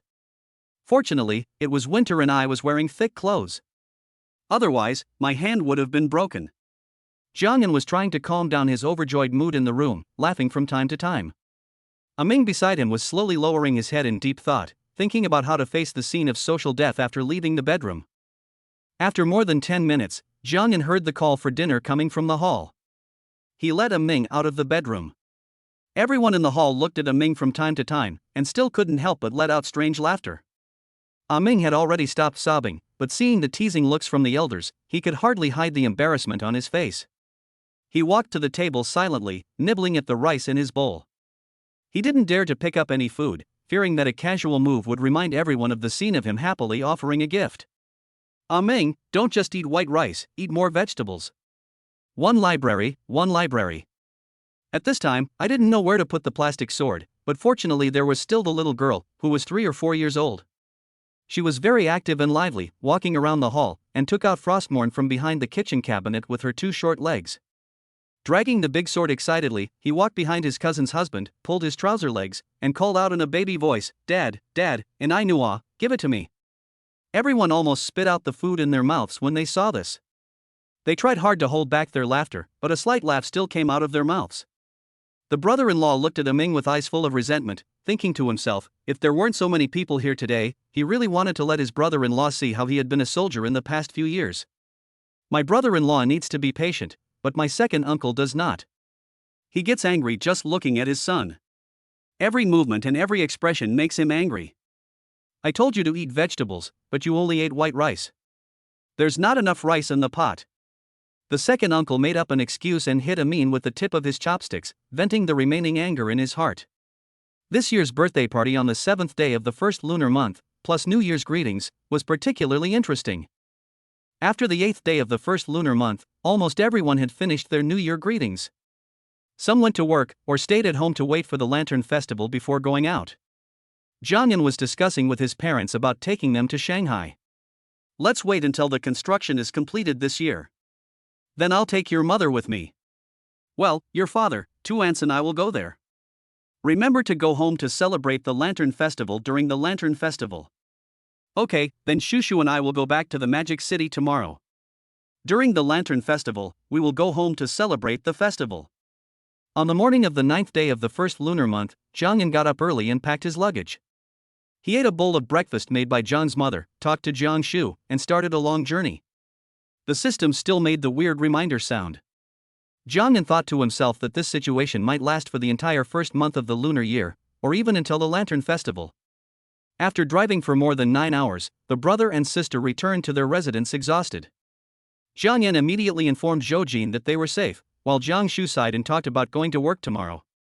Are you home now? Jiangyan asked Zhou Jin tenderly. Yeah, I just got home. Wait for me, I'll go find you. Jiangyan seemed to have lost all his fatigue. Although he had video chatted with Zhou Jin every day during the new year, he was so happy that he felt like setting off fireworks when he thought about meeting Zhou Jin. No, it's almost 8 o'clock now. You've been driving for so long, go to bed early. It's okay, I'm not tired. I'll be there now, wait for me. Jiangyan cleared his throat, cleared the tiredness in his voice, and pretended to be full of energy. After hanging up the phone, Jiangyan walked downstairs quickly. His heart was burning with heat when he thought of Zhou Jin's charming face. Jiangyan changed his car to a Bugatti Chiron and went straight to Zhou Jin's house. Although the original price of this car was only 27 million, it was the car with the highest horsepower and the fastest speed in Jiangyan's collection. The black body in streamlined shape. When the ignition started, the sound waves were seductive. When the accelerator was moved, a faint blue flame came out of the exhaust pipe.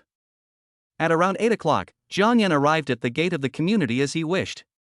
He called Zhou Jin, and a few minutes later, he saw a tall, curvy beauty walking over. On her pretty face, her eyebrows and eyes are like paintings. She is not wearing any makeup, but she is more beautiful than anyone else. Her delicate facial features are naturally distributed on her charming and pretty face. Her smile is so beautiful that the cold wind can't help but be affected by it. The slim-fitting woolen coat outlines her graceful figure. Her long, slender legs are covered with long black boots, giving her a true goddess vibe. Jiangyan held Zhou Jin's slender waist with one hand, feeling the softness. With the other hand, he played with Zhou Jin's flowing black hair and whispered softly in her ear. The two expressed their heartfelt thoughts to each other and whispered tenderly. I brought the household registration book back from home this time. We can go and register any time if you want. Jiangyan's eyes were full of tenderness. Well, but before that, you have to meet my parents. Zhou Jin didn't shy away from the idea of marriage. Men and women in love are always fearless. Okay, I'll listen to you. The two looked into each other's eyes, full of affection. Zhou Jin's clear eyes seemed to be full of peach blossoms, and her eyes were full of spring. Her lips were so beautiful and tender, so moist and lustrous, like the petals of a gorgeous rose covered with dew. If not now, when? Jiang Yan leaned his big face over and started to bite. The author has something to say. 2 updates today. Chapter 43: The Unforgettable Swimsuit Photo. Zhou Jin was at the age when a woman was most beautiful and passionate, like a bunch of peonies in full bloom, fragrant yet elegant, subtle yet majestic. Her fragrance filled Jiang Yan's heart like flowers all over the field. With very little emotional experience, she has retained too much of the reserved and gentleness of her 20s. At this tender and passionate age, she is a little shy, just like the mimosa in the spring breeze, looking forward to the gentle caress of the warm spring breeze, but afraid that the strong spring breeze will damage the leaves and branches. There are not too many obstacles between adults with mature thoughts and thinking. The emotions are passionate and fearless. The pink eyes are like flowing streams. The rosy and plump lips are slightly parted. The complexion is full of spring, and the rosy face is filled with tenderness and tenderness. Are you going to work tomorrow? Jiang Yan asked softly with affection in his eyes. Zhou Jin nodded slightly, then pinched Jiang Yan's thick waist, which was filled with fat during the Chinese New Year, and chuckled, "You've gained a lot of weight in the past few days. I have no choice but to include your share and eat it all." Jiang Yan said with a smile. Ha ha. Come on, let's go have a midnight snack. Driving, with the beauty by his side. Finding a late-night snack shop, Zhou Jin rested his chin on the table with both hands, his eyes full of tenderness. Under the light of the glass chandelier, his eyes were shining, as if filled with stars. Wipe your saliva. When Zhou Jin heard this, she was about to raise her hand to wipe the corner of her mouth, but then she realized that Jiang Yan was teasing her, and she couldn't help but smile innocently. Seeing you wolfing down your food, I feel hungry too. The last video we took on the pedestrian street went viral on Douyin, and many people said that the cabbages were eaten by pigs. Zhou Jin clicked on the video and put the phone in front of Jiang Yan. Jiang Yan looked at the video's more than 1 million likes and hundreds of thousands of comments, and couldn't help but raise his eyebrows. He didn't expect it to suddenly become a little popular. These netizens have poor taste. They actually called you a pig. I really don't know what they are thinking. Ah, you are so shameless. Zhou Jin murmured with a smile. Clicking on the comments, most netizens are praising Zhou Jin for her beauty and calling her their ideal goddess. Some are also praising Jiang Yan for his extensive knowledge and talent. Of course, there are also some sour-minded people who are nitpicking. There are even some netizens with sharp eyes who noticed the watches on Jiang Yan and Zhou Jin's hands and praised Jiang Yan for being rich and powerful. Someone even posted the 10 vows you recited in Greek on Weibo, and several professionals commented on it, saying that your grammar, writing and wording were very appropriate and your writing was brilliant, and they all gave you thumbs up. Of course, there are some girls who are calling you husband. Zhou Jin said with a pouty look on her face. Jiang Yan picked up the disinfectant tissue, wiped his mouth, and said with a smile, "It's okay, you can shout, and I will respond to you warmly." I don't. After supper, Jiang Yan sent Zhou Jin home. Downstairs, the two hugged each other, and Jiang Yan watched Zhou Jin enter the elevator and go upstairs. Who knew that Zhou Jin ran out immediately after entering the elevator and whispered in Jiang Yan's ear, "Husband." The warm and fresh air, like the fragrance of orchid, wafted around Jiang Yan's ears, stirring his heartstrings and causing them to tremble slightly. He was about to reach out and hold Zhou Jin's slender waist, intending to carry her away, but Zhou Jin dodged nimbly. Zhou Jin got into the elevator, turned around and made a face at Jiang Yan, with a sweet smile on her face. After returning home, Jiang Yan lay on the bed and looked at the message sent by Zhou Jin. "Do you like looking at the beauties on Douyin? No, don't you see that I have no expression on my face? I don't even like the comments. Is that so? But you read all of them without missing a single detail." Before Gan could reply, more than a dozen pictures were sent to him. Jiang Yan clicked on it and took a look. His eyes almost popped out and he kept swallowing his saliva. The pictures were all portraits of Zhou Jin. Some were wearing pleated short skirts, revealing her slender white thighs. Some were wearing transparent suspenders, showing her delicate collarbones and flawless jade neck, and some were even wearing black embroidered cheongsams, showing her curvaceous and tall figure.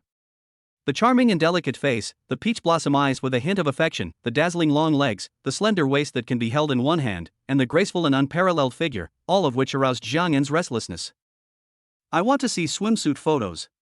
"You're thinking about peach." "Ah, the witch misled me. Hee hee, I'm going to sleep first, good night, husband." "What the hell is this?" Jiang rolled around on the big bed alone.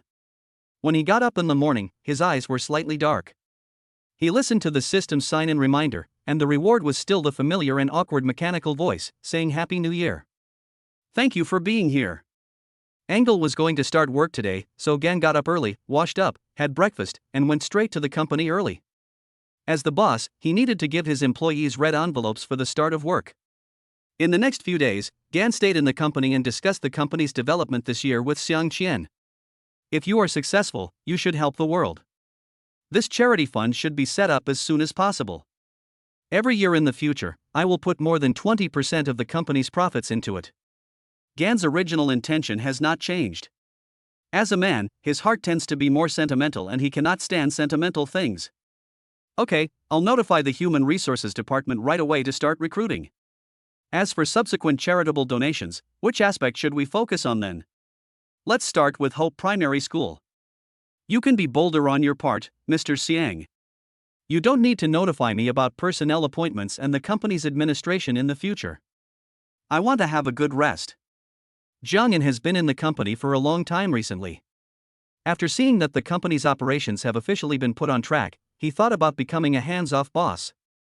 After discussing the company's affairs, Gan went home directly. During the Chinese New Year, he had gained too much weight, and there was still a long way to go to work out and lose weight. Jiang didn't go out in the evening. Zhou Jin had to work the night shift. I cooked dinner at home, and it was rare for me to eat with Jiang Shu. I was thinking that I would take some time to introduce Zhou Jin to Jiang Shu and cultivate the relationship between the two sisters-in-law in advance. Don't play with your phone while eating. Your bowl is about to fall over. Jiang Yan reminded Jiang Shu as he looked at his phone intently.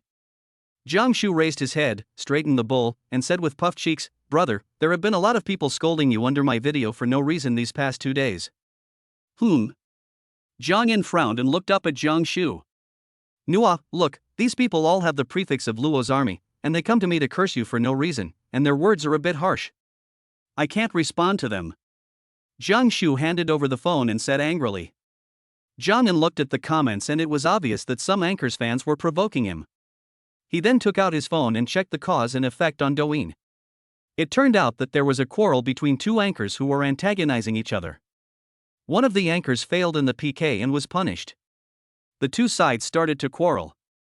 The punished anchor boasted that Zhou Caigo was his brother and threatened to support him and beat Luo Dachui, the opponent, with 1 million. Then the topic became more and more heated, and with the previous collection display video of Jiang Yan, it was also very popular. Both sides were more or less trying to take advantage of the popularity, so the farce affected Jiang Shu. Jiang Yan also clicked on the videos of these two people, all of which were vulgar plots. Most of them were PK provocation videos, with people yelling and talking about someone's army at every turn, which made Jiang Yan's brows twisted together. You want to take advantage of the popularity, right? You want to provoke me, right? I will make your Luo family army and Lu family army homeless. Jiang Yan showed a slight sneer on his face and directly opened the phone address book. He had become a shareholder of ByteDance before, so naturally he also had the phone numbers of the company's executives. He found the phone number of Douyin's operations director and called him. When the call was connected, Jiang Yan first stated his identity and explained the cause and effect. This kind of vulgar uphost is completely ruining the live broadcast atmosphere of our Douyin platform. Director Han, do you understand what I mean? Jiang Yan said lightly. I understand. Don't worry, Mr. Jiang. I will make their accounts disappear tonight. Our platform cannot encourage such evil practices. After the two of them finished talking on the phone, Director Han immediately gave orders to remove the two anchors who were causing trouble, including their accounts. They were just two accounts with hundreds of thousands of followers, so they were blocked. The two anchors were playing PK and harvesting leaks with great interest, but suddenly they felt that the live broadcast room was dark and everything was gone. At first they thought there was a problem with the equipment, and after reopening Douyin, they found that their accounts were gone. He called the customer service, who told him that his account was blocked because of suspected violations. The two were confused. Violations? The two began to panic and contacted the guild behind them. They found that the guild seemed to be eager to cut off ties with them. After spending some money, they learned that a big boss on the official side had banned them by name. 100,000 fans were left homeless, with no idea what their anchor had done wrong. During the Lantern Festival, Jiang Yan and Jiang Shu went back home to spend the Lantern Festival with their parents. After the 15th day of the lunar year, the system began to return to normal. After signing in, Jiang Yan received 1 billion yuan in cash, with 3 words attached: New Year's money. After returning to Shanghai, Jiang Yan couldn't wait to look for Zhou Jin. It happened to be Zhou Jin's day off, so the two of them traveled around Shanghai, checking in and taking photos at various places, enjoying themselves very much. In fact, Jiang Yan still wanted to take Zhou Jin swimming, because that way, he could see Zhou Jin wearing a swimsuit. When he thought of this, Jiang Yan's heart was burning, and he became crooked as he thought about it. We are all adults now, so we should do more things that adults like to do. The author has something to say. Alas, this is my first time writing an urban novel. I chose to start with super rich novels because I feel that this stuff is relatively simple. As a 10-year-old bookworm, I don't like routine and pretentious novels, so the plot of this book is relatively bland. I was stuck recently, so I read some of the works written by my peers. I found that if you don't write about routine and pretentious novels, there seems to be nothing to write about super rich novels. I have been thinking about the plot recently, and this is the last draft I have saved. Please give me a 5-star review, and welcome your guidance. Chapter 44, Going to Hangzhou. Jiang Yan, the hospital has arranged for me to go to Beijing Union Hospital for a 3-month exchange next week. Zhou Jin suddenly said with a serious expression. Jiang Yan hadn't reacted yet. After he understood, he frowned and said, "It takes so long. Can I not go?" As soon as these words came out, the atmosphere was slightly stagnant. Zhou Jin remained silent. It had not been long since the two of them started dating, but they had to separate because of work reasons. This was a blow to the relationship between the two. I'm a doctor and a party member. I like this profession. Zhou Jin looked serious and didn't say much, but her words showed that she wanted Jiang Yan to understand her. It's okay, I support you. At worst, I will go to Beijing to accompany you. Jiang Yan pulled her hand and suddenly smiled. Zhou Jin didn't expect such a thorny problem to suddenly disappear. She smiled, and 2 shallow dimples appeared on her pretty face. One is over 30, and the other is nearly 30. As adults, the consideration of the problem is no longer about asking the other party to compromise, but more about tolerance. In the morning, Jiang Yan carefully put the Schwanda furnace he got from signing in into the storage room. Although he didn't know much about antiques, he had heard of the reputation of the Schwanda furnace. At present, there is no Schwanda incense burner in the world that is widely recognized as authentic. The real Schwanda incense burner refers to the one made in the 3rd year of Schwanda. Because of its fine workmanship, beautiful shape, and expensive consumables, the Schwanda incense burner is very rare. It has been very popular since its casting, and it has suffered many disasters in history. Therefore, it is still difficult to see the real Schwanda incense burner. Jiang Yan had no doubts about the authenticity of the item in his hand. After all, could the system father give him a fake one? Looking at his room full of treasures, Jiang Yan felt a surge of emotion. They had fallen into the hands of someone like him who didn't know how to appreciate them. He felt as if some of the pearls were covered in dust. He even had an urge to hand them over to the country. Why not spend money to build a private museum, cooperate with the authorities, and let the world see the true appearance of these treasures? Jiang Yan thought to himself. While having lunch at noon, Gan En suddenly received a call from a bad friend. Hey, show off, what's up? Hey, Enzi, I'm getting married next Wednesday, and I want you to be my best man.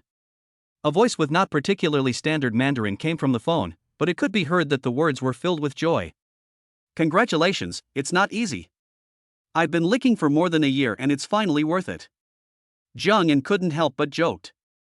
Ha ha. I still have to thank you. After I listened to your tactics, I got her in no time. I am getting married because of pregnancy. As the matchmaker, you must come over on Wednesday. The other party laughed heartily, not minding Gan's ridicule at all. Jiang Yan chuckled a few times and said, "You're quick enough. The other party has feelings for you. Otherwise, no matter how deep the tricks are, it will be useless. Next Wednesday, right? I will definitely be there. But forget about being the best man. I know that I can't drink, and I'm not the kind of person who can liven up the atmosphere." Oh, it's okay. You don't have to drink or liven up the atmosphere, but you must be the best man. Duan Jiming said firmly. Hiss. I've never been a best man before. Okay, I'll be there on time next Wednesday. Jiangyan thought for a moment and said, "Okay, it's settled. I'll send you the location." After the conversation, the two hung up the phone. The caller was from Jiangyan's college roommate, who lived not far from Jiangyan's hometown, in Raochang. Because he liked to dress up exquisitely in college, his roommate affectionately called him Showbag. Over the years, Jiangyan has only 2 or 3 close friends. He doesn't contact them very often, but once they say they want to meet, chat, or have a meal, he is willing to put down what he is doing and drive 200 or 300 kilometers to the other person's city. During college, there were 6 people in the dormitory, but in the end, the only one who could really become friends with Jiangyan was the show-off Duan Jiming. Of course, in the entire dormitory, Jiangyan and Duan Jiming became the only 2 roommates who could continue their friendship after college. Although Jiangyan had a good relationship with the other roommates, due to their personalities and character, Jiangyan never continued to contact them. Many times, Jiangyan also felt a little sad. In other people's dormitories, everyone was like brothers and had deep feelings for each other. But in their dormitory, they were just superficial brothers. Maybe they all had character flaws. A year and a half ago, Duan Jiming fell in love with a girl from the company next door. He ran around for her and acted as her bootlicker for 3 months, picking her up and dropping her off at regular times every day, and even sending her home first during holidays, which cost him a lot of money on gas. After chasing for a long time, Duan Jiming still couldn't get her, so he had no choice but to complain to Jiangyan. Jiangyan taught him a few tricks. First, bribe the girl's friends and let them act as insiders to see if the other party has a backup. Second, find out about her hobbies, daily routines, etc., to find the right entry point, and let the girl's friends encourage her from the side.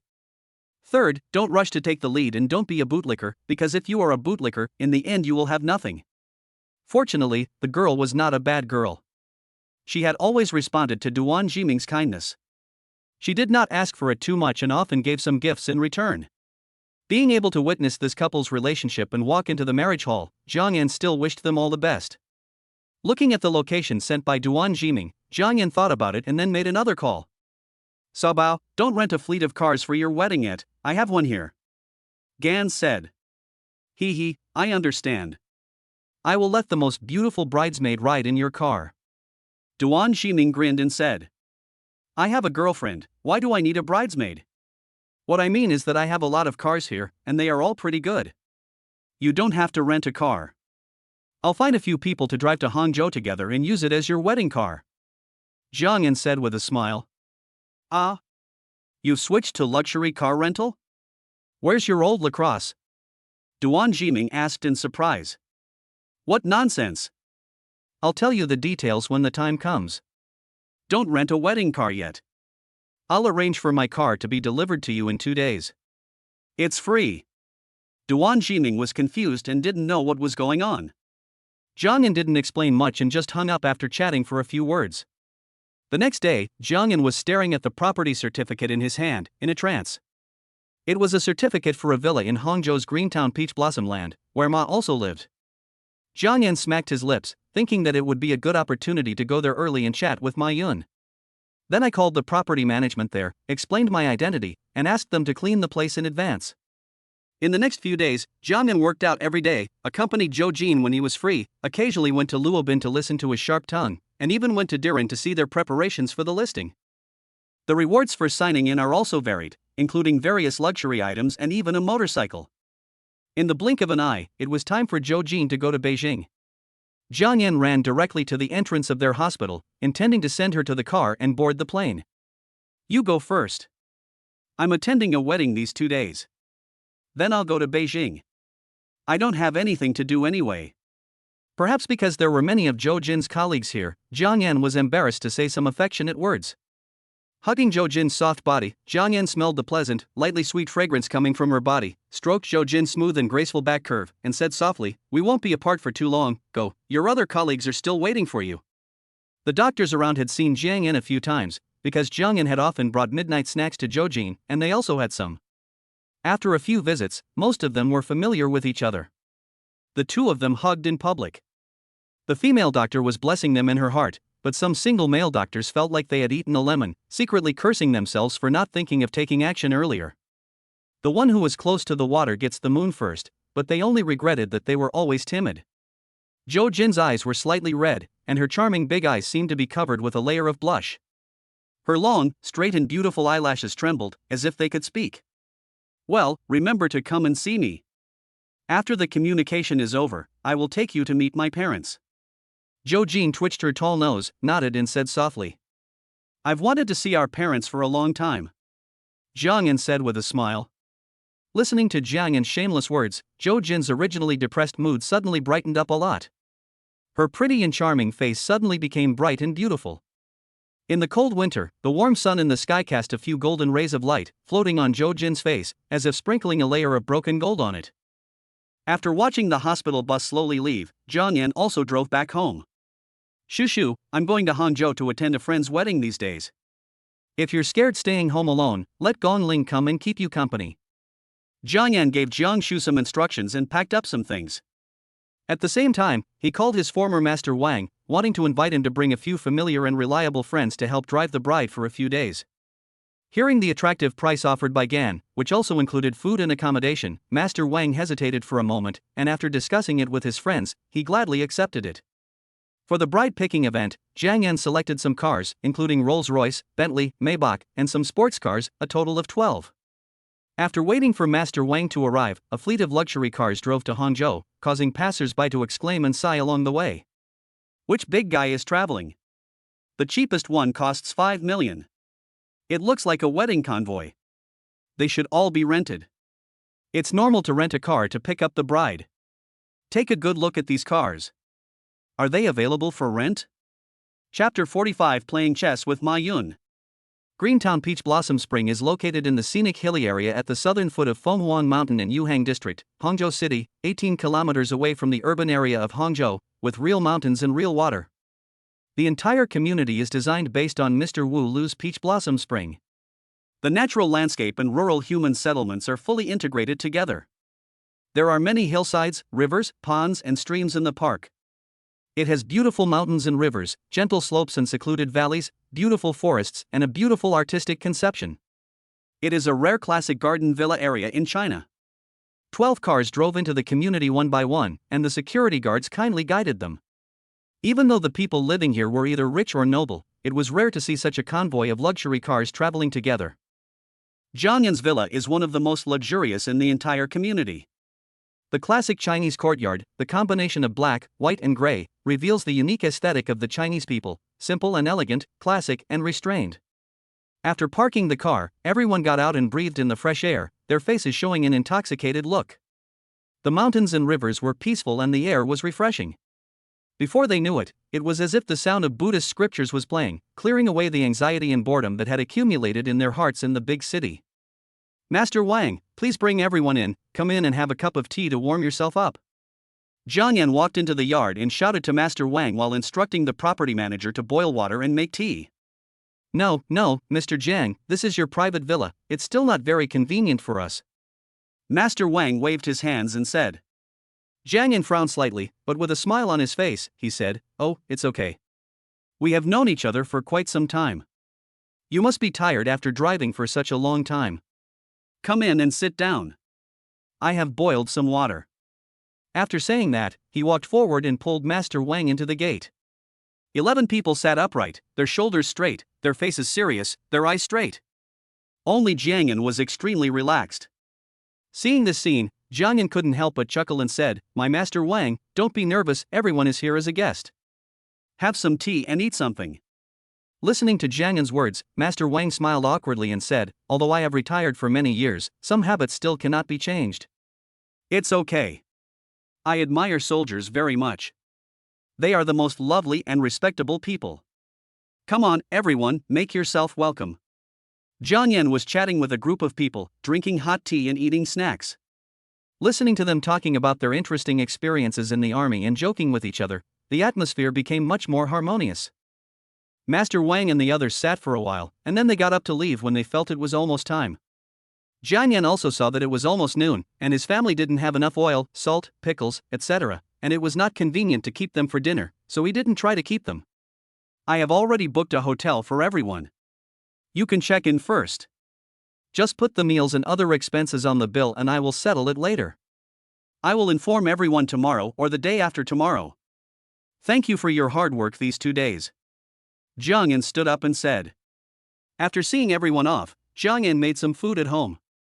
After taking a nap, at 2:30 in the afternoon, he called Ma Yun and asked for a specific location, and then he rushed over. The community was very large, and fortunately someone led the way, otherwise Jiang Yan felt that he would have to wander around for a long time. After walking for 4 or 5 minutes, a housekeeper brought Jiang Yan to a courtyard and then went back. The courtyard was quite ancient in style, and looked about the same size as Jiang Yan's, but it was relatively further inside and more peaceful. After ringing the doorbell, a nimble middle-aged man came out of the door and greeted me. "Jiang boy, you still have a conscience and know to come and see me, an old man." Ma Yun had a faint smile on his face, and he looked, well, very elegant. "Uncle Ma, long time no see. How have you been recently?" Jiang Yan walked beside Ma Yun and greeted him warmly. Ma Yun asked Jiang Yan to sit down and said while making tea, "Life is not easy. I almost died 2 days ago." Listening to Ma Yun's catchphrases, Gan An was not too surprised. He had always thought that Ma was an elegant and easygoing entrepreneur. Later, as they gradually communicated more on the phone and got to know each other better, he found that in addition to being an entrepreneur, Ma was also an ordinary citizen. He had foul language and catchphrases, and when he was angry, he would also curse. When Jiang Yan first heard it, he was also shocked, and felt that the elegant and easygoing image in his mind was gradually collapsing. But then he thought that those goddesses he had a crush on also had constipation and diarrhea, and they were all normal people. "Really? What's going on?" Jiang Yan asked. "Poisoning, food poisoning, I can't even say what it is, damn." Ma Yun put the brewed tea in front of Jiang Yan and said. Listening to Ma Yun's vigorous words, Jiang Yan knew that it was nothing serious. He smiled and sipped the tea. The fragrance lingered in his mouth, and the taste was long-lasting and refreshing. "As long as you're okay, I see you're in pretty good spirits. Also, this tea is good, Uncle Ma, give me some later." "Hey, kid, you came to see me empty-handed, and now you want to steal my Westlake Longjing tea before the Qingming festival." Ma Yun joked, "I'll prepare half a caddy for you later." "I don't have much left." "Ha ha. You bought a house here too?" "Yes, it's not far behind you. Now we are real neighbors. I will come and have a meal or something when I have nothing to do. You're welcome to eat, but don't forget to bring some vegetables, even 2 pounds of pork will do." Gan felt very comfortable chatting with Ma Yun. He could talk about the overall situation and also chat about daily life. He had high emotional intelligence and could follow up on whatever was said and get to the point without worrying about awkward silence. 2 more people will be here later, a total of 4 people. "It's just right that you are here today, so play mahjong with us." "Playing mahjong? No problem. Who are you?" Jiang Yan asked. Ding Lei from Wangyi and Lao Guo from Fushan, the 3 of us were originally planning to play chess together, but today it just so happens that you are here, so we are short of one.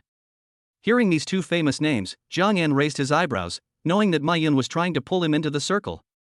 At least the 2 people who were coming later were members of the Zhujiang Chamber of Commerce and members of the Chinese Returned Scholars Association.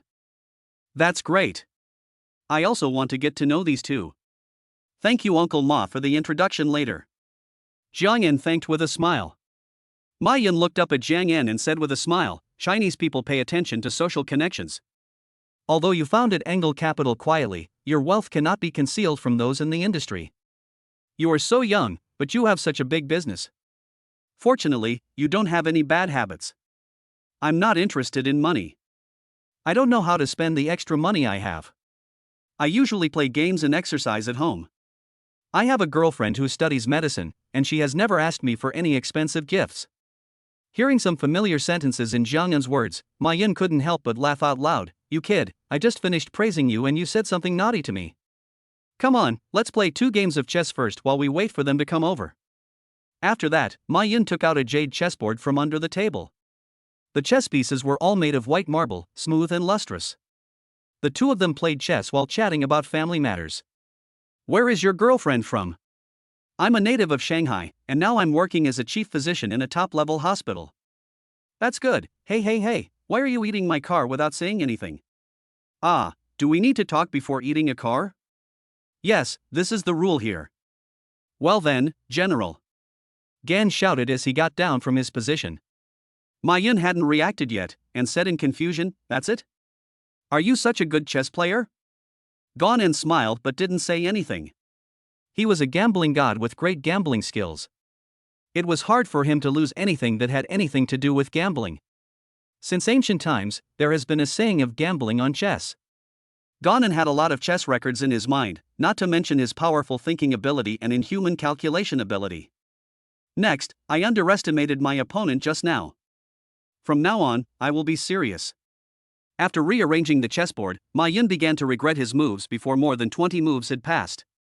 Why are you not talking while eating, Canon? You have to talk while eating? Yes, this is our rule. Is that so? Then tell me the rules here first so I can tell you in advance. It's okay, let's talk while we're down. Facing Ma Yun's specious arguments, Gan could only make his move while explaining his intentions. Relying on overt tactics, he gradually nibbled away at Ma Yun's position. Soon, Ma Yun was left with only an old general and a few scattered elephants. No more playing. It's too boring to play with you. Hey, Uncle Ma, it doesn't matter if you lose the game, but please don't turn over the chessboard. Jiang Yan said as he picked up the chess pieces on the ground. Just as Jiang Yan was cleaning up the mess, the doorbell rang outside, and Ma Yun quickly got up to open the door. Jiang Yan knew that it was probably the other two poker friends who had arrived. As expected, Jiang Yan had just finished cleaning up when Ma Yun smiled and led two middle-aged men in.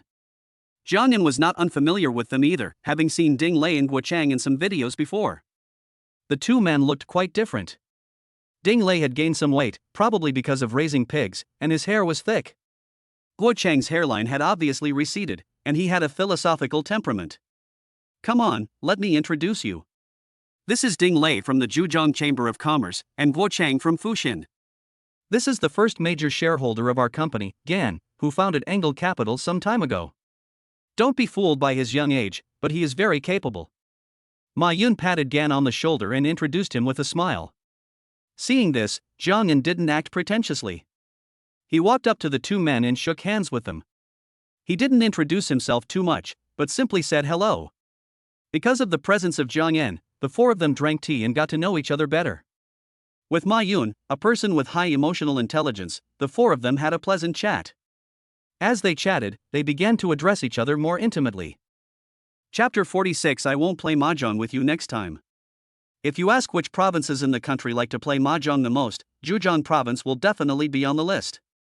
As for mahjong, some scholars have verified that it actually originated in the Jiangsu and Zhejiang areas.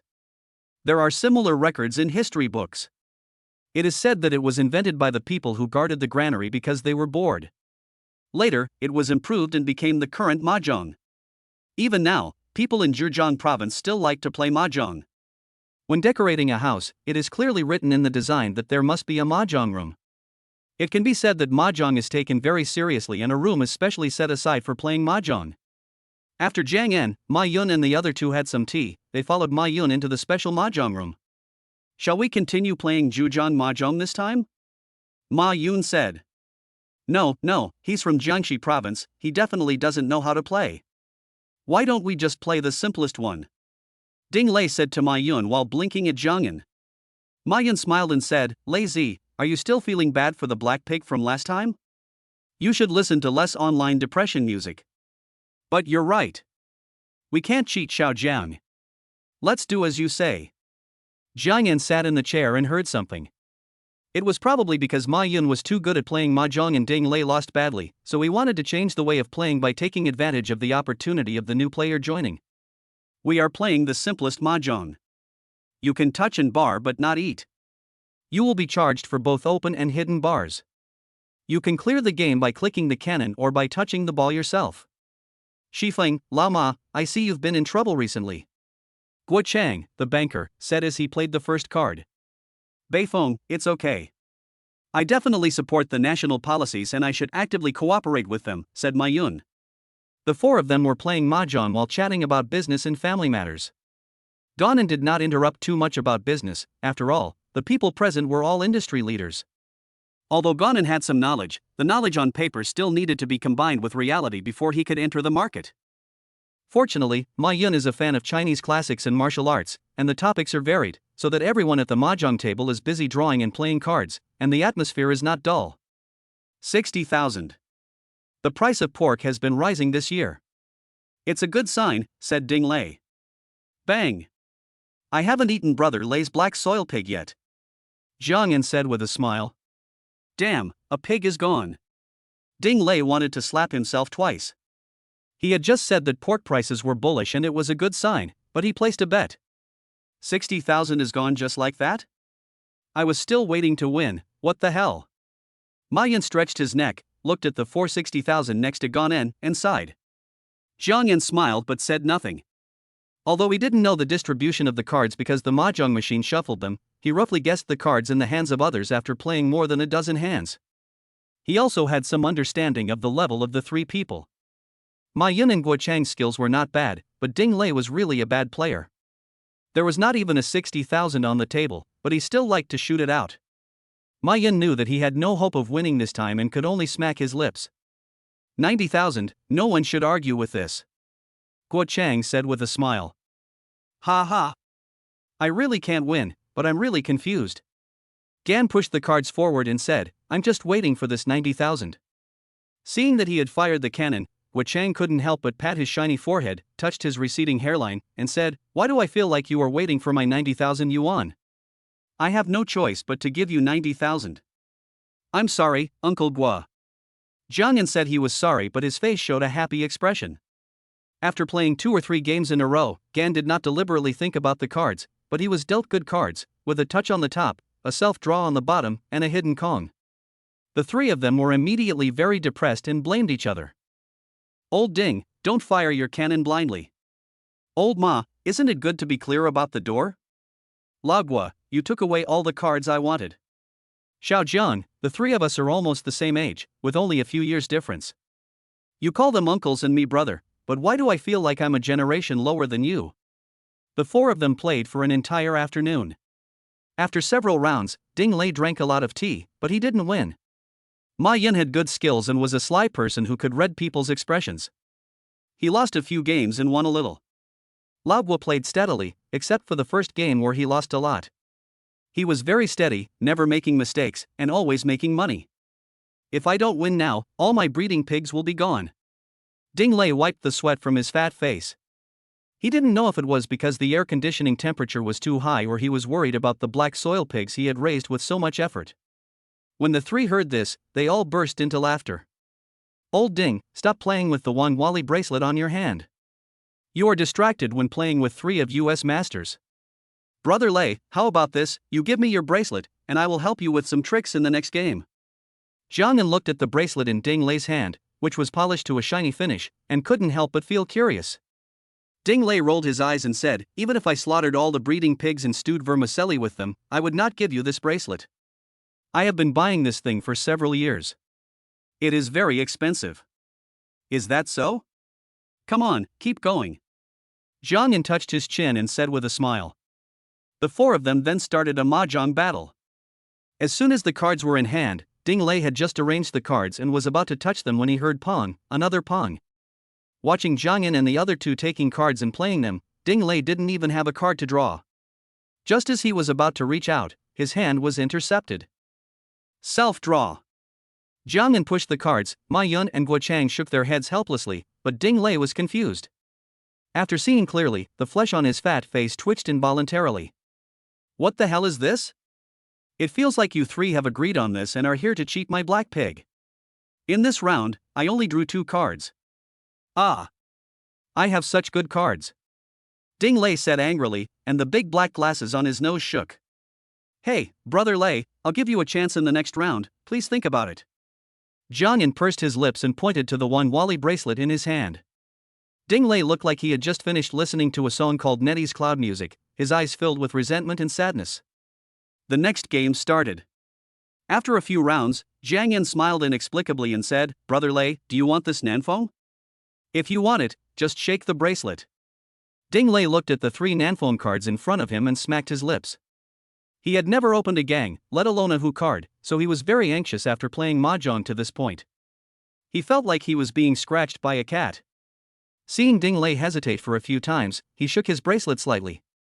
Jiang Yan smiled slightly, slapped Nanfeng out directly, and said, Brother Lei, it's too hard for you, let's open the bar. Bar, hee hee. Ding Lei's face turned from gloomy to bright, and he said with a smile, 4 barrels. Seeing Ding Lei inexplicably hit the 4 bamboos, Jiang Yan covered his face helplessly and said, "It's over.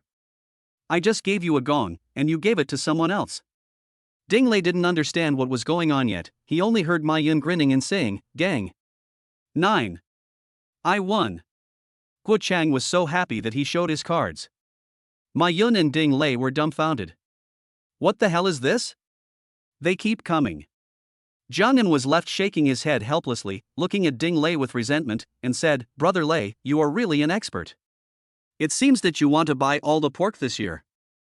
Brother Lei, what do you say about the next game? Anyway, I like your bracelet very much." Ding Lei had a conflicted look on his face. After gritting his teeth, he slapped his bracelet on the table and said, "Xiao Jiang, my black soil pig this year depends on you. Don't worry, I promise that your pig will not be raised in vain this year." Jiang Yan stretched out his hand to take the bracelet, blew on it, wiped it, revealing the translucent pattern. After the game started, Gan's movements of drawing and playing cards became much faster. North wind. I'd better touch it first. The cards are too bad. Ma Yun shook his head and sighed, 9. After a few moves, Gan played another 30,000 and said to Guo Chang, "Uncle Guo, go for it. It's a bit hard to figure out your cards." Guo Chang turned his shiny forehead towards Jiang Yan, his eyes full of surprise, and said, "It's only been a few rounds, how do you know my cards? Is it the reflection of my forehead? Since you said so, I'll touch it. Brother Lei, draw the cards. The next one is a hidden gang." Jiang Yan said with a confident look and pursed his lips. Ding Lei touched the cards but didn't touch them. He took one and looked at it, then asked, "How did you know?" "Hidden gang." Ding Lei had no time to be happy, his face was full of doubts. He. "I won't take your bracelet for nothing. Don't be impatient. Just play your north wind. Don't even think about breaking it." Jiang Yan said with a mysterious smile, "You're about to hear a card, right? I'll let you win later." No, this Xiao Jiang is too powerful. This one doesn't count." Ma Yun and Guo Chang pretended to be angry and even made a move as if they were going to overturn the table. "Stop it. I'm finally trying to win. How can you do this? Is it that my black soil pig is not tasty, or am I not worthy of winning?" Ding Lei shouted hurriedly. Ha. "Brother Lei, 6 tubes, it's time to win, don't think about self-drawing. The other 2 are in the hands of Uncle Ma and Uncle Guo." After a few rounds of drawing, Gan slapped the 6 tubes on the table and said calmly. Ding Lei looked at the table, smacked his lips, and said, "Then I'll just do it reluctantly. It's too difficult for me. Xiao Jiang, should I decrypt it now?" Jiang Yan pointed at the mahjong on the table and said, after playing around, "I have memorized the appearance of each tile in the upper and lower sets of mahjong. Although each tile is similar, there are always subtle differences. And I can see through your movements and expressions. You are playing mahjong with us with your X-ray vision, this is fucking. I can't play with you next time. Give me back my bracelet. The author has something to say. I write books part-time, work during the day, and occasionally do some fishing." Chapter 47, Sponsorship. Seeing 3 people who were over 150 years old in total starting to cheat, Jiang Yan rolled his eyes at them and said, "Uncle Ma, Uncle Guo, you 2 didn't lose. You don't have to buy pork for the new year. You're getting a bargain and you're still acting like a spoiled brat." Jiang Yan curled his lips and looked at Ma Yun and Guo Chang with disdain. Then he said to Ding Lei, "Brother Lei, I already call you brother? These dozens of black soil pigs are the compensation for changing my name. I don't want the pig, but can you give me back the bracelet? I've been playing with it for many years." Ding Lei's glasses were shining, and his eyes were fixed on the Hainan Wanwali bracelet in Jiang Yan's hand. The dark-colored bracelet had a calm pattern hidden in the wood. The lines were beautiful and the color was soft. The jade-like patina reflected a little light, as if the surface of the bracelet was painted with a layer of varnish, which was infinitely charming and magnificent. Jiang Yan fiddled with the glossy beads on his bracelet and looked at Ding Lei's chubby face. His big black framed glasses made him look gentle and honest. His expression was filled with resentment and grievance, like a child whose beloved doll had been robbed. "No, this is the tuition you gave me. At least I helped you recover some of your losses. If you lose money playing mahjong in the future, you can ask me to help you get it back. In this afternoon's mahjong game, I didn't even use my full strength." Jiang Yan didn't believe Ding Lei's honest, simple, and aggrieved appearance. The billionaires with a net worth of hundreds of billions are all movie stars. That's fine. Next time I'll have to call Yu along, and you can help me get back at justice. Ding Lei smiled happily, with the corners of his mouth raised, and a simple and honest smile appeared on his chubby face. No problem, shall we continue playing? The three glanced at Jiang En, and their faces showed contempt. Jiang En couldn't help but cough a few times and touched his chin awkwardly. How about playing chess? Gan asked tentatively. If that doesn't work, I can accept it if you three play against one. So arrogant? The three of us are known as the three national players of the Entrepreneurs Club. Ding Lei, who was unaware of the situation, raised his eyebrows and said. Ma Yun, who had just learned Gan's chess skills in the afternoon, saw Ding Lei vowing to accept the challenge, and hurriedly stepped forward and said anxiously, No, just the two of you can do it, don't take me with you. Seeing Ma Yun retreating in a hurry, Ding Lei quickly hugged Ma Yun's thin shoulders and said, Hey, brother Ma, what are we afraid of when three of us fight one? Let's play best of 5, with some stakes. Xiao Jiang just won my bracelet, and I also like your watch, Xiao Jiang. This is fair. Listening to Ding Lei's words, Jiang En shook the Paul Newman Daytona in his hand, shook his head and smiled. Brother Lei is really calculating. My watch is worth more than 100 million. I don't want much bet. If I win later, I will trouble the three bosses to sponsor my OMG Esports club. The three of them calculated the stakes and it seemed like they wouldn't lose much. If they won, they would get a watch worth more than 100 million yuan. If they lost, each company would only pay a few million yuan in sponsorship fees, and this sponsorship fee was used for advertising, expanding influence, and accumulating traffic. Even if they didn't achieve the expected results, they wouldn't lose much. This deal is quite cost-effective. Although our brand no longer needs advertising, we are willing to support Xiao Zhang's career and hobbies. The three of them looked at each other, revealed the look of old foxes, and said in a high-sounding manner. Watching the best performances of Ma Yun and the other two, Jiang En laughed out loud and said, Come on, this chess game is destined to go down in the history of the Chinese Entrepreneurs Club. However, let me make one thing clear first. You can't play dirty. Especially Uncle Ma, the comeback guy. The game started, both sides started with cannons and horses. Seeing this, Gan smiled and sent out his chariot, intending to sacrifice the horse for the 13th time. The 13 moves of sacrificing the horse is the first game of the ancient chess manual, Zhu Zhongmi, and most chess lovers know it. Seeing Gan use the chariot to sacrifice the horse, Wu Chang couldn't help but say, sacrificing the horse for the 13 moves? Xiao Jiang, you underestimate us too much. After saying that, the three of them discussed for a few words and decided not to use the cannon to attack the horse, but to use the chariot to capture the soldiers and suppress the horse. It doesn't eat horses anymore. But it's still useless. Jiang En said with a smile. After more than 10 moves, Gan seemed to have lost a few more pieces, but he was still firmly in control of the situation. He used the iron bolt move to trap the black player to death. Oh, I told you I wanted to eat horses. Ding Lei groaned. It's hindsight. Ma Yun and the other two looked at Ding Lei with disdain and said.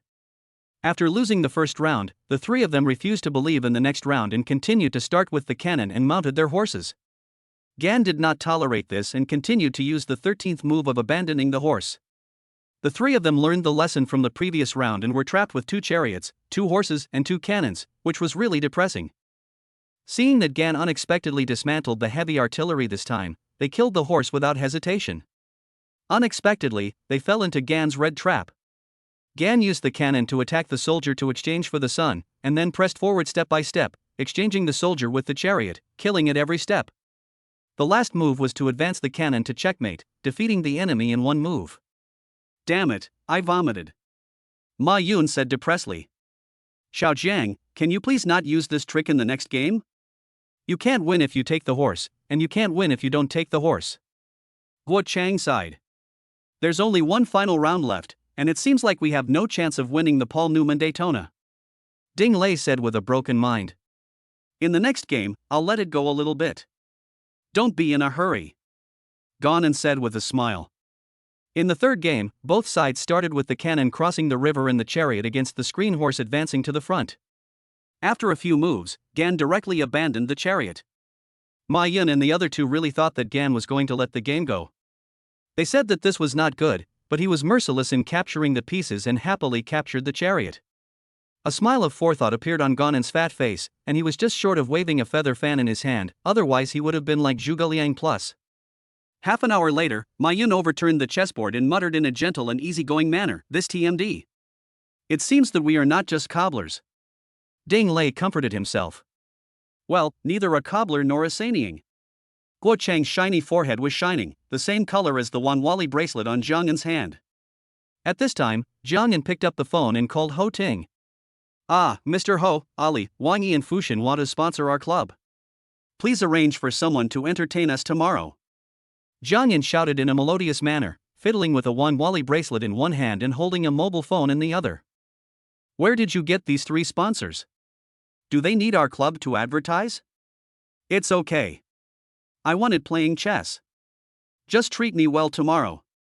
After the phone call, Ma Yun and the other 2 looked at Gan, who looked calm and composed, like a big winner. The 3 of them were extremely indignant and asked Gan to treat them to a meal. Jiang Yun did not refuse, and the 4 of them got in Ma Yun's Maybach 62S and headed straight for Luelu. After the 4 of them finished their meal, Jiang Yun returned home, but he did not forget his business. He invited Duan Jiming to come to Taoyuan in the morning to learn about the details of the wedding. "Enzi, do you have any relatives there? I have already booked a hotel for you." "It's okay. When you come over tomorrow, I'll tell you." The next morning, Gan signed in and received a red envelope, which was empty.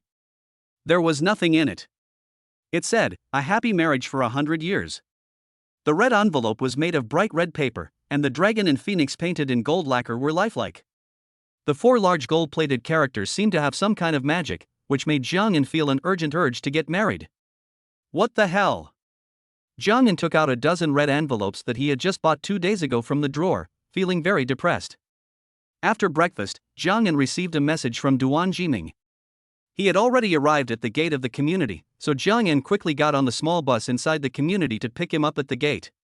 Arriving at the door, looking at the familiar white Mondeo, Jiang Yun got in the car directly. Sitting in the passenger seat, he pointed at the road and guided the car into the garage. Duan Jiming is not tall. He is only about 1.7 meters tall when wearing basketball shoes. Because he often plays basketball, he has a well-proportioned body, but his skin is a little dark. His hair is always well-groomed and stylish. When he walks, he has the aura of Chow Yun Fat. "Saucy guy, you're really good. You're getting married without saying anything." Jiang Yan walked up to Duan Jiming and punched him on the chest, saying with a smile, "This is all thanks to you. Last time you said on the phone that you had a girlfriend, why don't I see her?" Duan Jiming said, looking around the hall. "She is a doctor. She has been going to Beijing for exchange during this period." The 2 hadn't seen each other for nearly a year, but there was no sense of strangeness. They exchanged their recent situations, and Duan Jiming was confused and looked at Jiang Yan from time to time. "Are you the real Enzi? Why do I feel like you've been possessed by another spirit? You were complaining to me last year, but how come you became rich this year? And your first pot of gold was 10,000 bitcoins." Duan Jiming looked at Gan with a puzzled look on his face, and found that except for being a little thinner, nothing else had changed. "I sold all 10,000 bitcoins at once. 1 billion, 1 billion, 1 billion. I can't spend all of it in my lifetime. Are you stupid? You sold at a loss." "Bitcoin is rising like crazy now," said Duan Jiming. "It's okay. Money can make money. Let's talk about tomorrow's process. I have already prepared the car. I will take you to see it first." Jiang Yan did not say too much about his sudden wealth. He quickly took Duan Jiming to the underground garage. Duan Jiming's eyes almost popped out when he saw the 12 neatly parked luxury cars. He swallowed and said, "My goodness, why do I feel like the hotel I booked for my wedding is not worthy of these luxury cars?" "Ha ha. It's okay. I have already prepared uniform suits and tuxedos for the drivers. We will prepare a grand ceremony tomorrow," Jiang Yan said with a smile. "Tell me about tomorrow's process so I can prepare."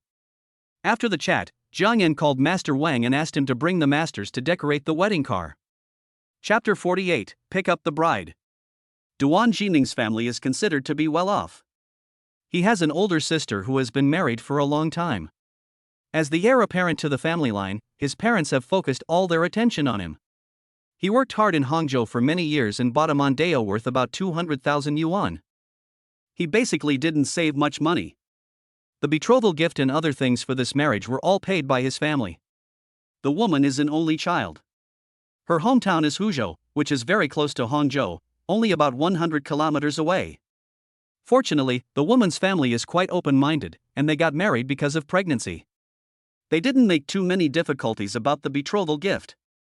However, due to the face of the woman's family, they symbolically asked for 160,000 yuan plus 3 golds. In addition, both families paid a down payment to help the couple settle down in Kaohsiung, Shashan, Hangzhou. This situation should be what most unmarried men in China expect the most.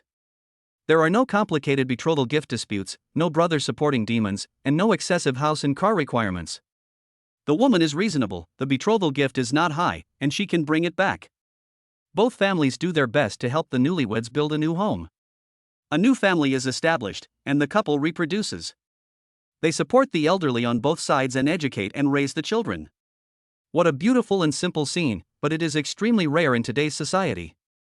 The night is long and the world is dusty, but fortunately there are always bright lights and clean breezes. The couple originally planned to rent a hotel in Hangzhou for the bride to stay. On the wedding day, they would pick up the bride from the hotel and go straight to the wedding hall. This would save them trouble and they wouldn't have to travel back and forth. But the girl's family insisted that Duan Jiming go to Huzhou to pick up the bride, saying that customs cannot be broken. But it doesn't matter, it just means running a few hundred kilometers back and forth. Early on Wednesday morning, Gan got up and signed for a 100-year-old mountain ginseng, but he didn't study it too much because he had more important things to do. He quickly washed up, had a simple breakfast, and went to the garage. Jiang Yan was wearing a red long gown and best man suits, followed by 11 wedding car drivers in black suits. The whole scene looked like a dandy boy traveling with a group of black-clad bodyguards. The group started the vehicles, with the Gan sports car in front, followed by the Pagani Zonua HP Barchetta and the Bugatti Centodieci. The three cars together were worth nearly 300 million yuan, and there were also a number of luxury cars following behind. The entire luxury convoy, driving on the road, really attracted attention. Pedestrians and vehicles on the road took photos and recorded videos. Which rich man is getting married? Could it be that Mr. Ma is marrying off his daughter? The wedding of the century for a wealthy family? Jiang Yan first took everyone to Duan Jiming's new home to pick up the groom and his entourage. The two places are more than 40 kilometers apart, and they took the ring road. Hangzhou has one good thing: there are no excessive traffic restrictions like Shanghai. The luxury car led the way and sped along. After driving for more than 40 minutes, it arrived directly downstairs of Duan Jiming's house. Because it was 6 or 7 in the morning, and relatives and friends were all staying in hotels, there were not many people in the new residence. In the cold winter of the first month of the year, except for some elderly people who came out to do fitness exercises, other residents stayed in bed, otherwise there would be another exclamation. Duan Jiming's uncle and cousins had been waiting at home for a long time. When they came downstairs, they saw the luxury cars driven by Jiang Yan and were stunned. They had never seen such a scene before. The uncle was fine, he greeted Jiang Yan and other masters cordially, passed out cigarettes, asked his family to prepare some tea, and at the same time put a carton of Chinese wine in each car. The young people knew the value of these cars to some extent, and they all looked at Duan Jiming with wide eyes, asking in whispers. Jiming, where do you come from? All these cars combined are enough to buy this building. This is my best friend from college. These cars are all his private ones. You can each choose a car later and get in. Don't be restrained, we are all family. After you get in the car, be careful and don't smoke or tinker with anything else. Duan Jiming and their cousin reminded them. Everyone rested for a while, drank some hot tea, and prepared to set off. There were 6 groomsmen in total. Except for Jiang Yan, among the other 5, 3 were Duan Jiming's cousins, and 2 were Duan Jiming's buddies. Nearly 20 people got on the bus and headed straight for Huzhou. Jiang Yan drove Duan Jiming, who was wearing a sexy burgundy suit, and Master Wang drove Duan Jiming's uncle. The rest of the people got on other cars in 2s and 3s. It took less than 2 hours to drive the 100 kilometers and we arrived at the bride's house around 9 in the morning. At this time, the neighborhood of the bride's family was already bustling with activity. 12 luxury cars drove into the neighborhood, and residents were talking about it. This is Fang Aimin's daughter's wedding. What a grand ceremony. This car looks very valuable. Mr. Fang's daughter is so lucky. Fang Tingting usually looks well educated and well mannered. She is considered to have married into a good family today. Well, but I heard from their neighbors that Fong Tingting got married because she was pregnant, and the baby is almost a month old. Rumors are always like this. As they spread, they become more and more outrageous. The bride was only 2 months pregnant, but the baby was almost a month old. However, after calculating, it seemed that there was nothing wrong. The bride's house was already crowded with people, all of them were relatives, friends, and neighbors. Duan Jiming's uncle and his cousin, among others, held wedding candies and red dates in their hands and gave them to everyone they met. After the candies were given out, a basket of blessings was also received. When they entered the house, Duan Jiming's father-in-law Fan Imin was already waiting in front of the hall in a neat suit. He looked energetic and had the demeanor of a small leader. His face was full of joy, which made others feel that he was very satisfied with his son-in-law. The bride's relatives and friends began to make arrangements, and also grabbed a handful of wedding candies, red dates, and whole pieces of huazi, and stuffed them into the hands of Jiang Yan and others. Customs vary from place to place, but there is always one thing in common: stuffing red envelopes or performing a show to impress the bridesmaids and get them to open the door. The amount of money in the red envelope does not have to be large, but the number of red envelopes must be large. The bride's room was filled with chirping and shouting, and the bridesmaids were cheering and jumping for joy. From outside the door, it sounded like a nest of magpies and pigeons in the room. Jiang Yan stood at the back, with Duan Jiming and other groomsmen in front of him, stuffing red envelopes and singing songs. "Do you have any extra red envelopes on you? I'm almost done with my red envelopes and the door won't open. What should I do?" Duan Jiming whispered to the groomsmen. "What should we do? We rarely carry cash." Hearing this, Jiang Yan couldn't help but frown slightly, thinking to himself, how could these bridesmaids in the room be so ignorant? The show has been performed, and the red envelopes have been stuffed almost completely. Why don't they open the door honestly?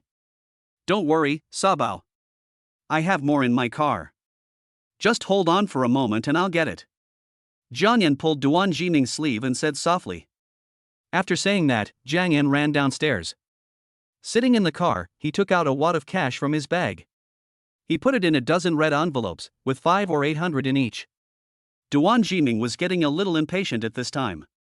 Although there was a smile on his face, there was obviously some unhappiness in his tone. He tried his best to control his emotions at the door, saying some flattering words against his will, asking the bridesmaids inside to open the door. "Show off, take it.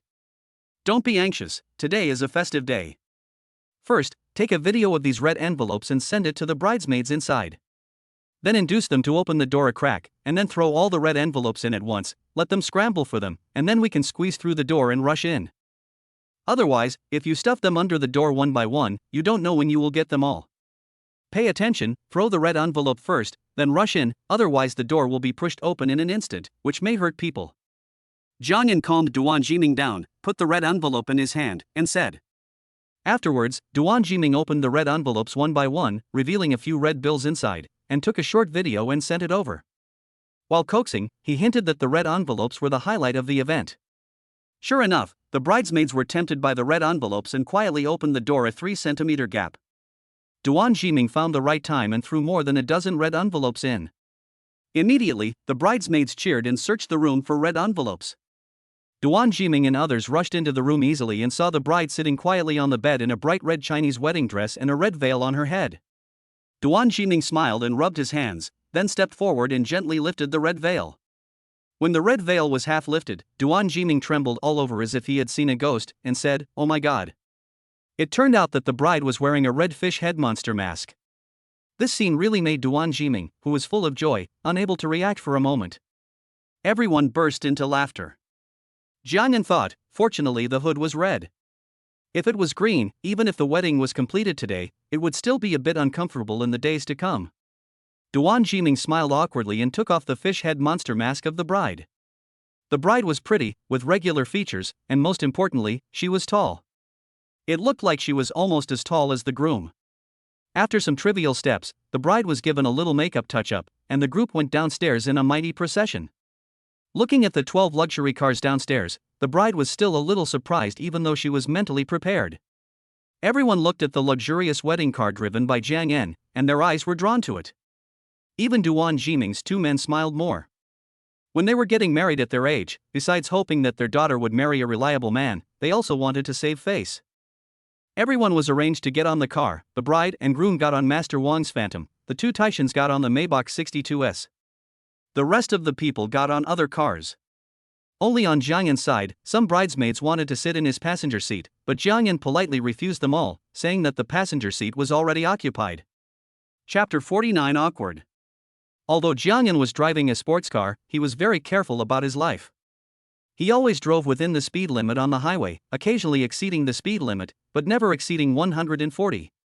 He was leading the way, but for some reason, he was separated from the convoy. Almost all the other wedding cars were ahead of him. Following the navigation, we finally arrived at the wedding hotel before 12 o'clock. After parking the car in the underground garage, Jiang Yan, who was wearing a best man suit, heard someone talking to him. "Hey, buddy. You're the best man. The banquet is about to start. Let's go up together," said a man in black casual clothes. Jiang Yan smiled and nodded at him, saying, "Yeah, they've already gone up. I drive slowly. Let's go, I'm familiar with this place, I'll take you there." "Okay, thank you very much." The man in black was very talkative and enthusiastic. He led the way while chatting with Jiang Yan. "I'm the bride's cousin, what about you?"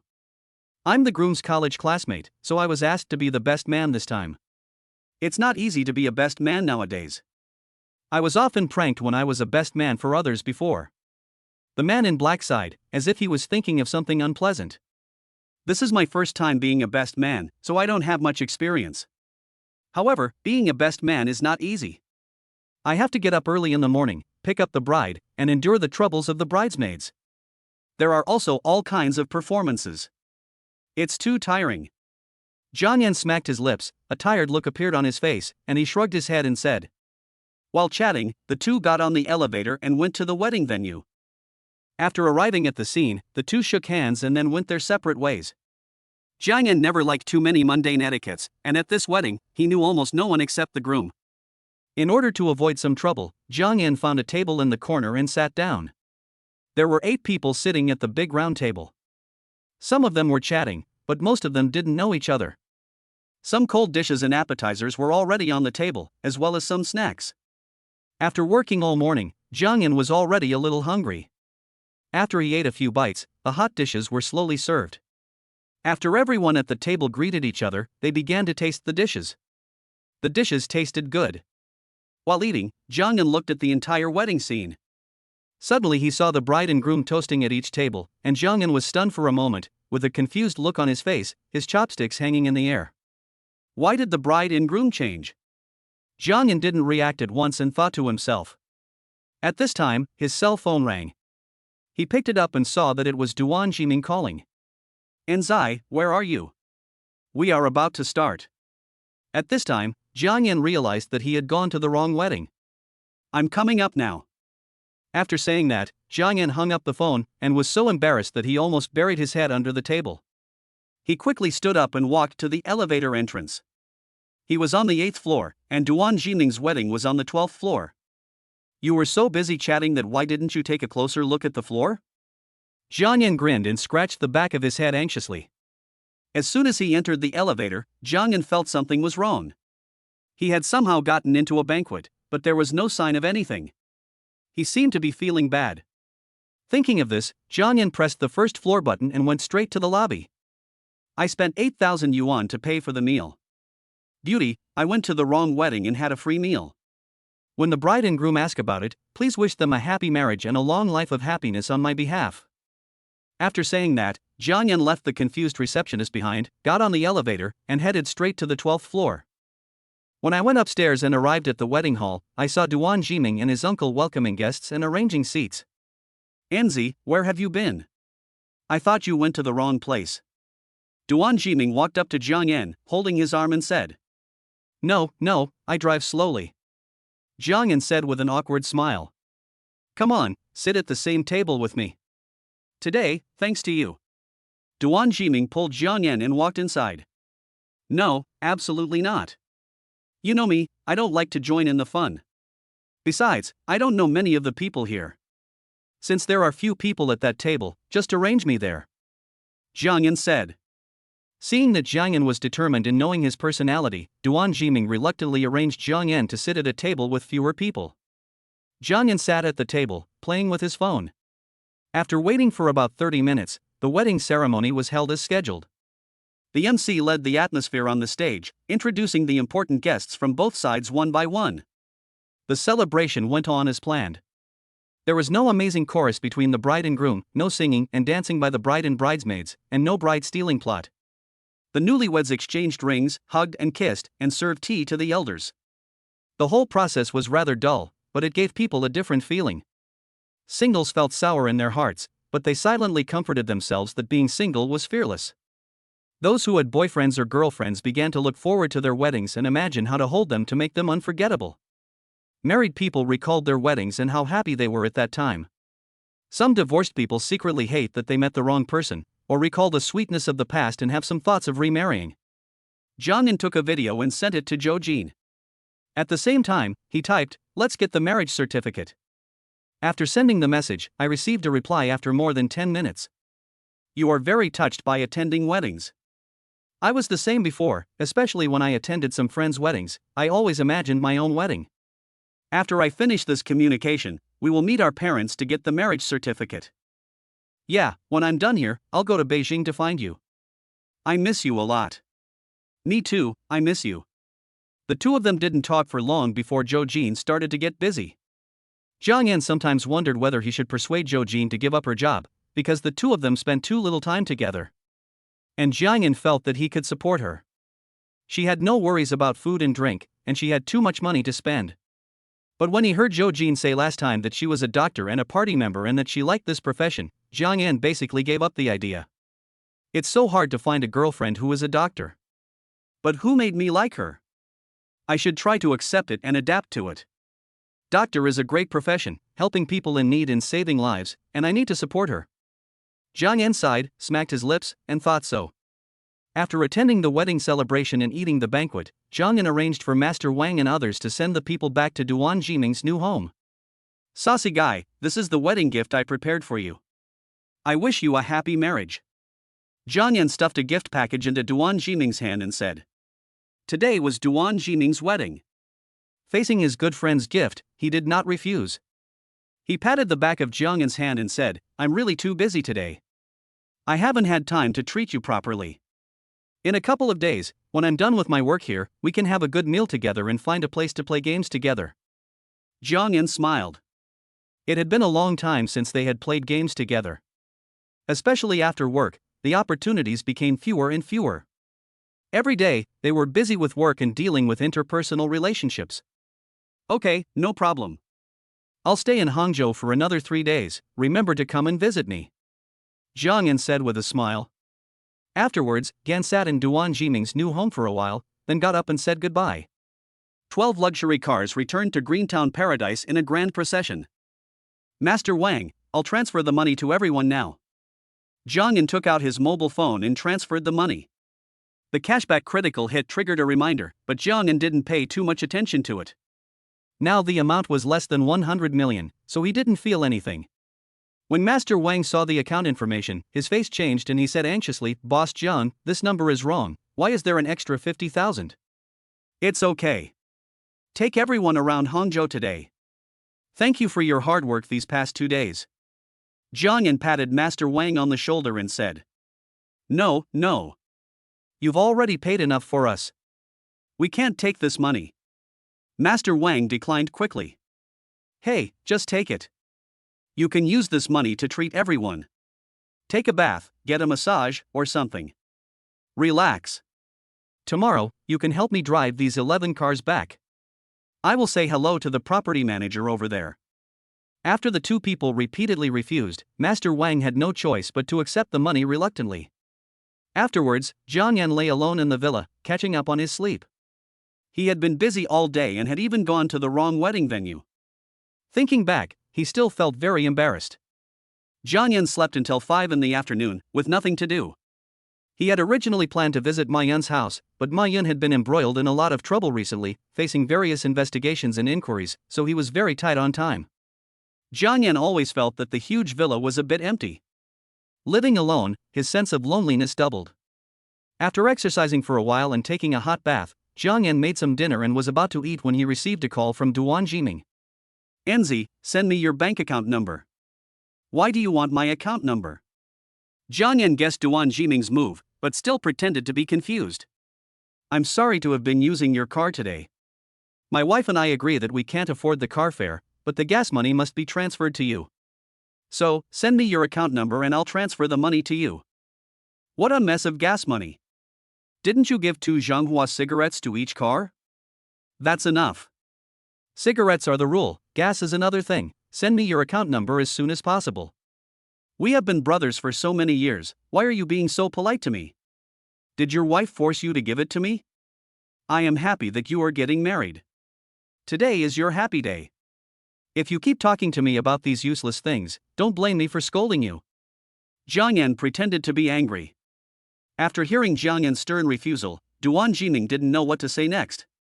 Then I'll come to see you in the next 2 days. I'll take care of the eating, drinking, and having fun. Duan Jiming said after a moment's hesitation. Okay, no problem. I'll hang up first. A night of love is worth 1,000 gold. Jiang Yan said with a smile. What the hell, my wife is pregnant, I hope it's a girl. The author has something to say. I had a company party yesterday, and I updated twice today. Thank you for your support, and I ask for 5-star praise. Welcome to interact and correct me. Chapter 50, Leading the Asian Server Coalition to Reverse the Situation. The two chatted for a while and then hung up. Jiang Yan finished dinner and was about to play a game when his cell phone rang again. Enzi, what's wrong with your property certificate? My name is written on it, and I already have a house. Duan Jiming on the other end of the phone said hurriedly. This house is a wedding gift for you. Kyojiakyo is a bit remote, so it's not very convenient for you to get off work. Jiang Yan chuckled and said. Nonsense, I can't have this house, you take it back. Duan Jiming just finished speaking and immediately shouted, Wow, why is there a check in this red envelope, 888,000, are you crazy? I won the house with Fu Xin's boss when we played mahjong. Just keep it. You can't take it back. As for the check, it's a gift. You should pay off the mortgage appropriately. You are under a lot of pressure now.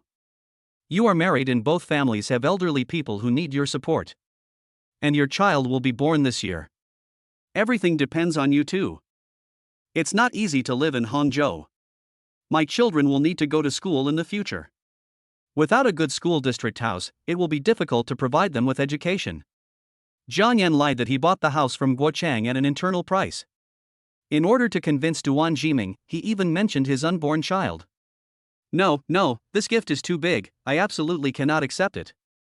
Duan Jiming said. You have to take it. Last year, I was short of money for a project, and you gave me 60,000 without saying a word. Even if you don't think about yourself, you have to think about the two families and your children. There's no need for us to divide it so clearly between brothers. Jiang Yan said firmly. Listening to Jiang Yan's words, Duan Jiming on the other end of the phone remained silent for a long time. In 3 days, I will bring my wife back home. You can come to my house for dinner in the next 2 days. Duan Jiming said in a low voice. No problem, I'll go there tomorrow at noon. After the call was hung up, Duan Jiming and his wife were sitting on the bed opening the red envelopes. They looked at Jiang Yan's gift package in silence for a long time. Oh, when Enzi gets married in the future, what should we give as a gift? Duan Jiming said with a wry smile. You are really generous, buddy. This is millions of dollars. Your favor is huge. Let's not touch the 880,000 for now. When he gets married, we can add a little bit and take it back. But the house is difficult to deal with. If it doesn't work out, let him be our child's godfather. Duan Jiming listened to his wife's words, sighed, and said, This is the only way. Well, that's not right. Don't set your sights on my buddy. I have known him for many years, and I don't want anything else to be mixed in my relationship with him. Duan Jiming thought about what his wife said, his face suddenly changed, and he said solemnly. What's going on? The couple chatted for a while and then opened the red envelopes, which was exactly in line with the saying that a night of love is worth 1,000 gold. On the other side, Gonan was invited by PPD to play a game called Hell on Earth. In addition to PPD, there were Decima, Chiezi and a popular female anchor Tuanzi from Douyu. Multiplayer team, the game background is based on World War II, 50v50 attack and defense. Teamwork is the core of the game, so communication is very important. Players work together under the leadership of commanders at all levels to occupy strategic targets on the battlefield and defeat opponents. This is your first time playing, right? Let's play a few games first to familiarize yourself with the types of soldiers, said PPD. I just like this kind of game that doesn't require very fast hand speed. Gan said. I'll be the sniper. My sniper is very powerful. Decima said quickly. Then I'll be an assault soldier. I have experience in this, said Eggplant, a CSGO gaming tycoon. Then I'll be a medic. I'm quite self-aware. Teacher Ma, remember to call me at any time, Tuanzi said cheerfully in a silly but cheerful voice. When the game started, the 5 of them played 4 or 5 rounds to familiarize themselves with the rules of the game and the combat types. However, because it was an Asian server, language communication was a bit difficult, and most of the time they communicated by typing. After winning and losing a few games, Gan became familiar with the rules of the game. The next round started, and after about 20 minutes of playing, Gan's situation was precarious, and he was almost beaten back to the last point. Originally, winning or losing didn't matter, but the commander thought he was powerless and gave up his position and quit the game, which directly caused the entire team to be leaderless. Seeing this, Jiang Yan frowned and said, "What does this mean? Why did the commander run away? Damn." Seeing the team losing ground without a leader, Jiang Yan couldn't help but stand up and said, "Without a leader, it's not a good gaming experience. How about this? I will temporarily serve as the commander and do my best to coordinate the team's actions." After that, he repeated it in English, Japanese and Korean at the same time. However, apart from the PPD people, almost no one responded to Gan. Seeing this, Gan could only start calling out quietly one by one, "Can Team H hear you?" No one responded. "Can Team B hear you?" No one responded. After calling several teams in multiple languages, Team D finally responded. The voice was obviously Chinese. Then Gan continued to call each team and give instructions. Team D, please turn around now and move towards the F5 area. Move towards the F5 area. Thank you. Team C, can you hear me? Gan called out in multiple languages, and finally got a response from a Japanese. You also go to F5, to the F5 area, thank you. Gan communicated with him in Japanese and issued orders. The officers of Team C listened to Gan's familiar and friendly Japanese, responded skillfully, and followed the command. Later, Gan continued to communicate with the teams using language. The enemy was repelled and the area was recaptured a little. Seeing that Gan's command was effective, the teams began to respond one after another. Team G, you go to area E6 now and attack this point from the east of the church. Thank you. Gan communicated fluently in English, marking points on the map and issuing orders. Panther Tank Crew, can you hear me, Barley Tea? I can hear you, the other party responded in Korean. Okay, I want you to follow the Mullenweg path in front of you to the eastern slope. Team L, I need you to go to the anti-aircraft artillery position. Gan's command was getting better and better. His strong thinking, calculation and memory abilities helped him clear the fog on the battlefield. Communication became smoother and the enemy was beaten back. All units, attention, reconnaissance aircraft is approaching. Attention all units, I need to build a military station between E4 and E5 now, thank you. Team K is in position, the enemy has just been eliminated. The captain of Team K reported the situation in a Taiwanese accent. I'm attacking your point. Team C responded. We are now under fire suppression and there are many enemies. I think the attacking team can respawn directly. The captain of Team J gave feedback in English. Okay, C, I threw one for you. Everyone start heading to area B5 and attack the transport convoy ambush point from south to north. Team K, you will start attacking from the junction of B4 and B5 now. I need a pincer attack. Thank you. Team A, you go around and get in behind them, give them a stab in the ass, open their eyes. Orders were issued one after another, and each team carried out the orders unconditionally, with a swift and fierce offensive. The enemy was somewhat stunned. They had a great advantage before, but in the blink of an eye, they were like taking drugs, interspersed various tactics, combined arms and weapons, and lost positions one after another. Everyone did a great job, nice, we are now launching a pincer attack on the last area. Well done, gentlemen. Seeing that the team had surrounded the enemy's last stronghold and the outcome was decided, Jiang Yan couldn't help but cheer. Okay, I think we've won. It's my honor to command you, teams. Thank you, everyone. Gan thanked them in the microphone. What was heard next was the cheers of a group of players. China is the best, number one. China number one. Awesome. Gan and the other four listened to the players' cheers in unison, with various languages coming one after another, even mixed with awkward Chinese. Brother Jotsai, have you really just started playing this game? PPD swallowed and said. Well, this is the first time I play with you guys today. I've never played it before. Gan replied. I'm playing with a fucking hammer. Are people so different? I've only just figured out the types of soldiers and the rules of the game. PPD shouted excitedly. Brother Jotsai, it's a pity that you didn't join the army. This tactical command is totally epic. Decima boasted. To be honest, Brother Jotsai's Japanese level is definitely at the level of Colonel. Eggplant said with a smile. Brother Jotsai's foreign language skills are really amazing, you deserve to be rich. Tuanzi shouted. Today, the brothers in the live broadcast room are blessed to witness an epic battle. Turning the tide, supporting a collapsing building, look at these foreign players, they keep shouting that China is number one. No, I want to edit this video and post it on Douyin. Jiang Yan listened to the compliments from several people and responded with a smile. He also went to several of their live broadcast rooms and sent dozens of big rockets. The comments were all cheering and praising. Let's stop here for today. It's a bit late. We can play together again next time. Good night. Jiang Yan quit the game with some excitement. Recalling the shouts and praises from players from all over the world, Jiang Yan's heart was filled with a sense of accomplishment and honor. Being able to command the Asian Server Coalition to turn the tables, Jiang Yan couldn't help but feel excited. The author has something to say. This material was found on TikTok. The protagonist of the original video is said to be a student of the National University of Defense Technology.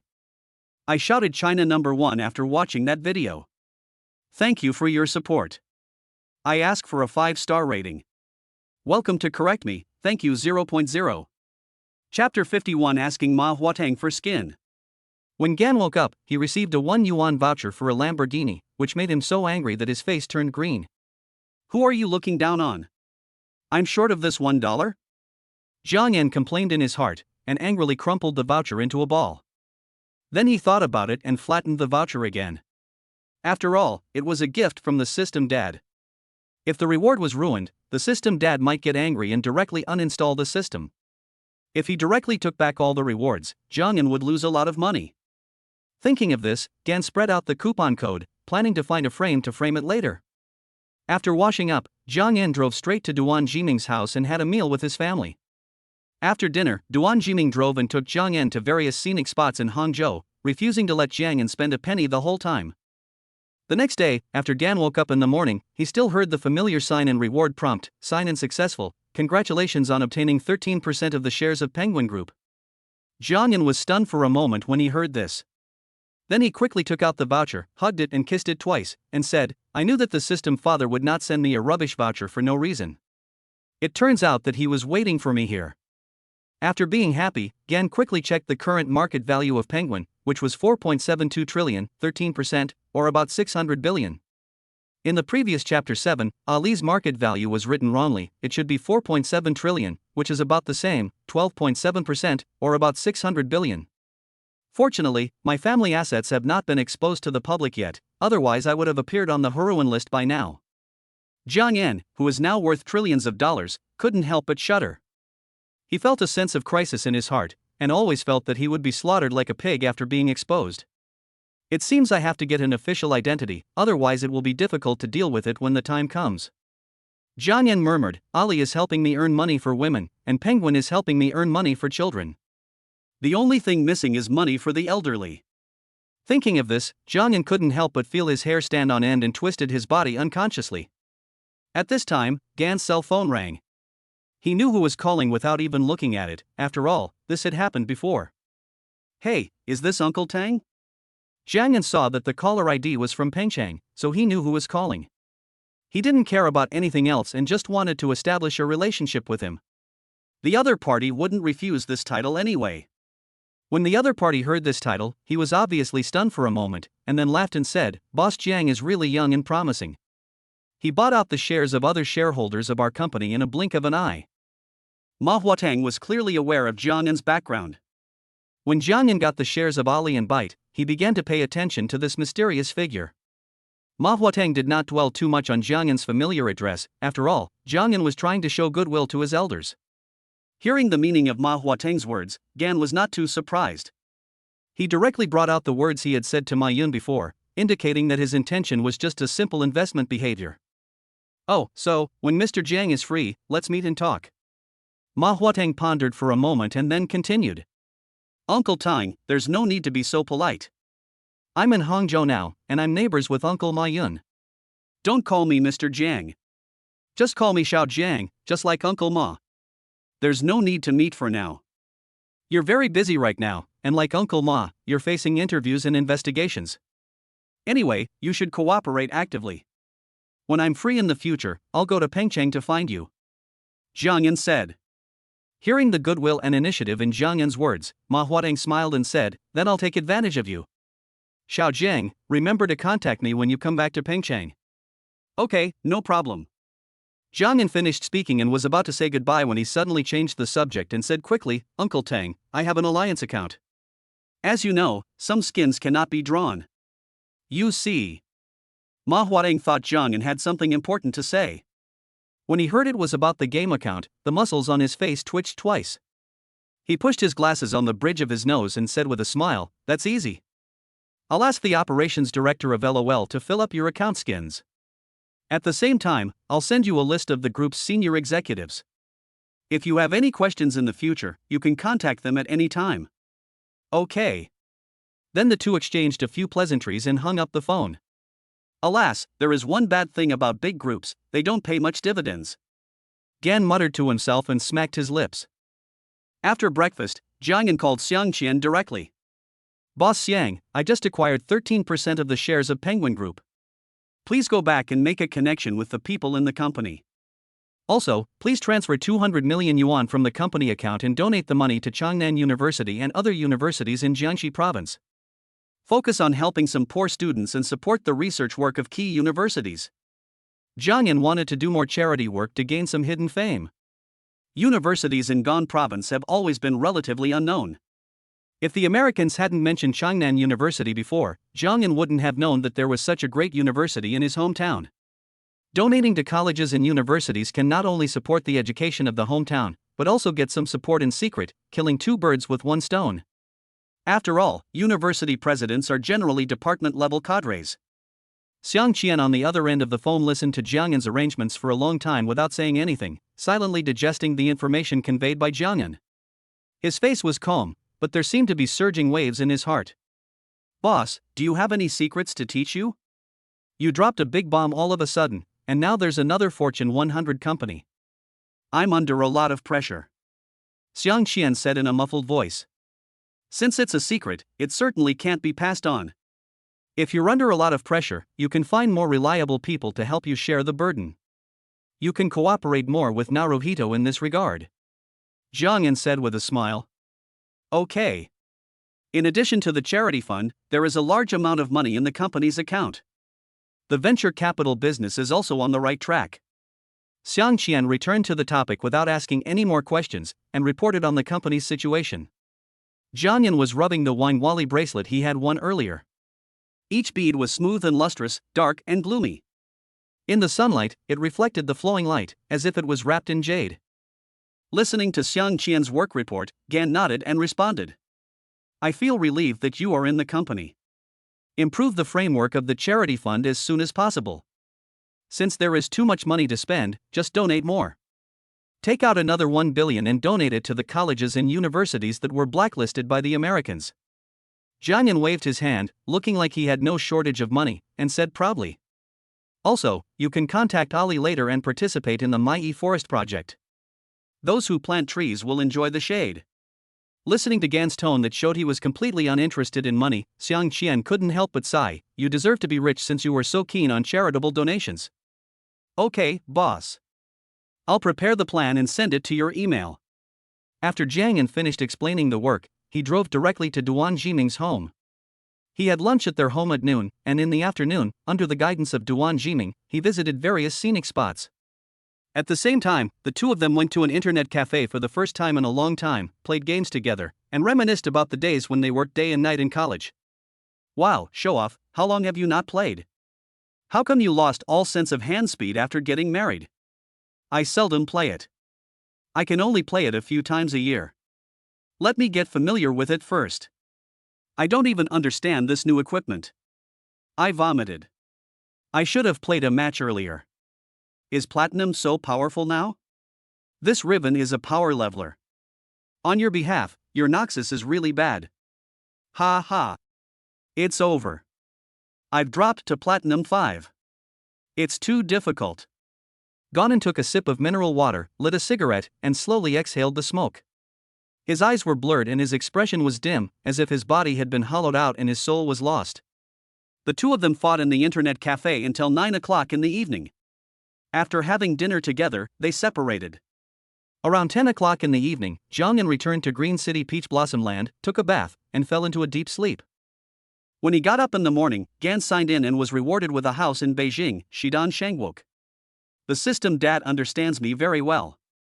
He knew I was going to Beijing, so he immediately found me a house. Jiangyan said with a smile. He then took out his phone to check the information of the house. Shidan Shangwok is located in Datong Hadong, the second ring road of Beijing. It is adjacent to various CBDs, with Nanhai and Huaiyuan behind it. It is known as the most expensive community in Beijing, with a unit price of 187,100 yuan per square meter. The apartment that Jiangyan obtained is a 4-bedroom apartment with an area of 296 square meters, located on the 15th floor, Phoenix floor. Wow, the decoration is all ready for me, that's great. Jiangyan said happily. That day, Jiangyan sat at Mayan's house for a while, said goodbye, and then drove back to Shanghai. He sorted out his personal belongings at home and called Jiang Shu. Brother, can you take me with you? Jiang Shu said in a somewhat coquettish tone. What are you going to do? Just go to work. Anyway, Gong Ling is with you, so you don't have to worry about being lonely. Jiangyan was too lazy to say more to his eccentric sister. After giving a few simple instructions, he hung up the phone. Just as Jiangyan was about to go out, he suddenly thought of something. He arrived in Beijing, but it seemed that he had no car to use. It seems that the licensed cars here can't be used in Beijing. Oh, never mind, I'll buy one when the time comes. Gan simply threw away the things that could be solved with money. This is the happiness of the super rich. It is just as the saying goes, anything that can be solved with money is not a problem. I got on the VIP shuttle and headed straight to the airport. At about 2 p.m., I arrived in Beijing. After getting off the plane, there was also a car to pick up Jiang Yan and take him to Shidan Shangwok. Looking at his new home in Beijing, Jiang Yan was quite satisfied. The 296 square meter house was not too big, and it was not too empty for one person to live in. At least it was better than Greentown Peach Blossom Land. The author has something to say. Some of the previous chapters are more troublesome to change, so you need to contact the editor in advance. Dear readers, please give me 5 stars. Corrections are welcome. Chapter 52 The Talkative Driver. Jiang Yan lay in Shidan Shangwok for an hour, took a nap, then got up, left the community, and hailed a taxi on the roadside. Master, take me to the nearby Rolls-Royce 4S store. Jiang Yan spoke directly to the driver in authentic Beijing dialect. The driver glanced at Jiang Yan through the rearview mirror, thinking that this young man looked plain and ordinary, but he asked for a Rolls-Royce. Could he be planning to eat there? Then the driver glanced at the neighborhood and saw that it was Shidan Shangwok. That was correct. He might be a rich man. Okay, sir, are you here to buy a car? The driver spoke in an authentic Beijing accent. Jiang Yan smiled slightly and said, Yeah, I just arrived in Beijing, so I bought a car to get around. No wonder, you look very tired, you must have just got off the plane. The driver said, thinking, wow, young people nowadays are so amazing, they even drive Rolls-Royces? But there's nothing wrong with that, after all, everyone on Douyin now owns a Rolls-Royce. Well, I just got off the plane 2 hours ago. It's a rare opportunity to come to Beijing. But the air in Beijing is not very good. Is it always like this? Jiangyan has some mild rhinitis and is very sensitive to the air and weather. Just after arriving in Beijing for more than 2 hours, he obviously felt a slight blockage in his nose. Hearing the implication of Zhang En's words, the driver was a little surprised. He had always thought that Zhang En was a native of Beijing. The air quality in Beijing is better now, but it is only slightly polluted. In the past few years, it was even worse. By the way, sir, you are not from Beijing, right? Zhang En smiled and shook his head, saying, I'm from Gan Province, and I'm currently living in Shanghai. My girlfriend is on a business trip in Beijing, and I happen to have a house here, so I'll stay in Beijing for a while. After listening to Zhang En's words, the driver gave him a thumbs up and said, You are right. Your Beijing dialect is the most authentic among all the outsiders I have ever met. It is almost the same as that of me, a Beijinger who has lived in Beijing for decades. Along the way, Zhang En chatted with the driver. From time to time, they encountered a small traffic jam. Zhang En found it very interesting to listen to the driver's cursing. The driver also told Zhang En that his family had obtained many houses from the demolition and relocation, and he earned a lot of money from the rent every month. He drove just to find something to do because he was too idle. He also had a BMW parked at home that was covered in dust and he was too lazy to drive it. When we arrived at the destination, the driver greeted us warmly, Take care, have a safe trip, and goodbye. Thank you, master. After entering the 4S store, a well-dressed salesperson with an exquisite suit and tie came up to him and greeted him cordially. Hello, I want to buy 2 cars worth more than 5 million yuan, and I want them ready-made. It would be best if you can help me get the license plates as well. Zhang En went straight to the point. The main reason for buying 2 cars was to deal with the traffic restrictions in Beijing. The salesperson was somewhat surprised by Gan's vigorous and decisive style. Because the usual process is to arrange for the customer to rest for a while, then talk about the budget and the desired car model, and finally choose the car and bargain. No problem, Mr. Jiang. The cars we currently have on sale that are priced over 5 million include Phantom, Shadow, Ghost and Cullinan. I'll show you the cars first. The salesperson said with a professional and friendly smile on his face and an inviting gesture. Zhang En waved his hand and shook his head, saying, I won't look at any cars. I'm familiar with Rolls-Royce and have driven them many times. The Ghost is a bit big, so I won't consider it. The Shadow is a convertible sports car with a piece of cloth covering the roof, which I don't like very much either. Just give me a Phantom and a Cullinan. The Phantom must be blue, and the Cullinan red. Both must be top of the line. I'll pay for them in full. The salesperson was slightly interrupted by Gan's words. It was the first time he met a buyer who didn't even need to see the car. But after listening to Gan's words, he realized that Gan was a very interested customer, not the kind of customer who would just come and take some photos and leave. Good professional qualities and rich work experience make the sales staff realize that when facing a customer like Gan who is very goal-oriented and has a strong personality, they need to go along with him. Restraining his excitement, the salesperson followed Gan's instructions and first arranged for Gan to go to the VIP room to calculate the price of the 2 cars.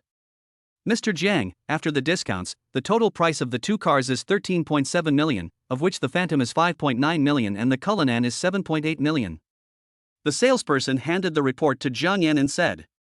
Zhang En glanced at the report and said, I don't like bargaining. 13 million. I don't have social security in Beijing, but I know you can help me get the license. I can pay now. Listening to Gan's statement, the salesperson pretended to be embarrassed and said, I need to ask our manager for instructions on this price. What's more, you don't have social security here, so it's difficult to get a license. Hearing this, Zhang En frowned slightly and said, What do you want to ask for instructions? I used to be a salesperson. Since you have difficulties here, I will go to Bentley to take a look. After hearing what Gan said, the salesman shuddered and almost peed himself. Rolls-Royce only sells about 5,000 units nationwide each year, and their 4S store only sells a few units a month. If the order flies away, not only will he lose his commission, but he will probably be beaten up by the manager. Brother Jiang, don't be anxious. Have a cup of tea and light a cigarette. I mean to let our manager prepare the contract. The salesperson swallowed and wiped the sweat from his forehead, feeling that the air conditioning temperature was a bit high. After that, the salesperson took out a pack of cigarettes and a cigarette and lit it for Gan. After lighting the cigarette, the salesperson left the VIP room. In less than 2 minutes, the salesperson and his manager in a suit and tie came in.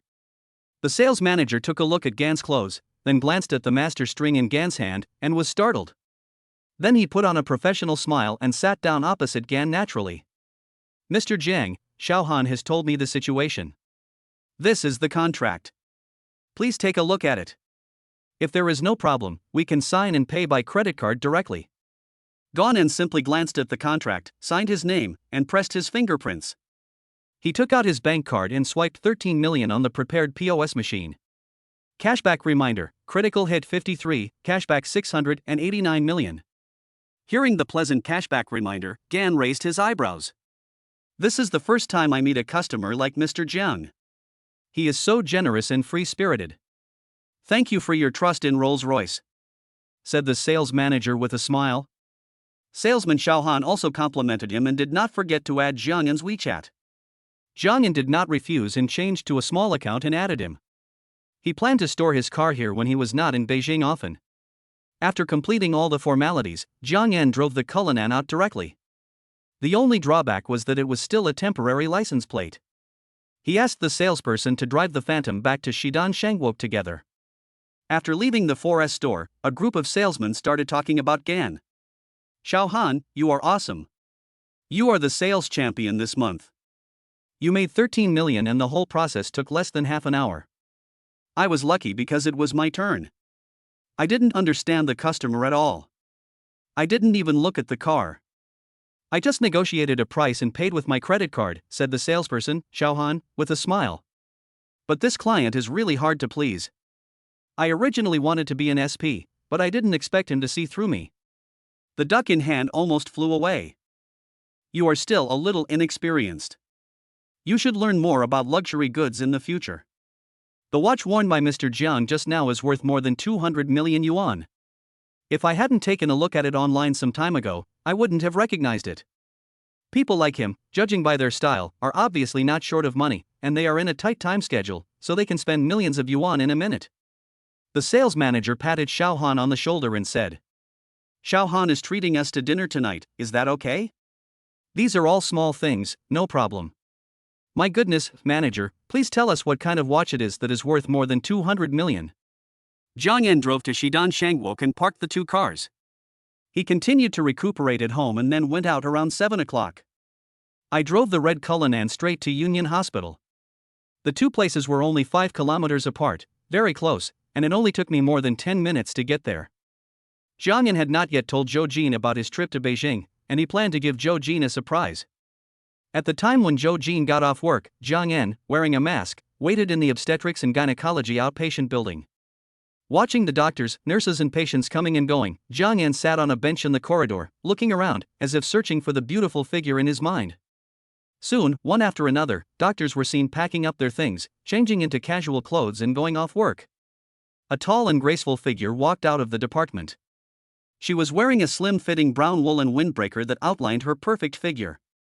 She was wearing loose gray and white casual sports pants that covered her long legs.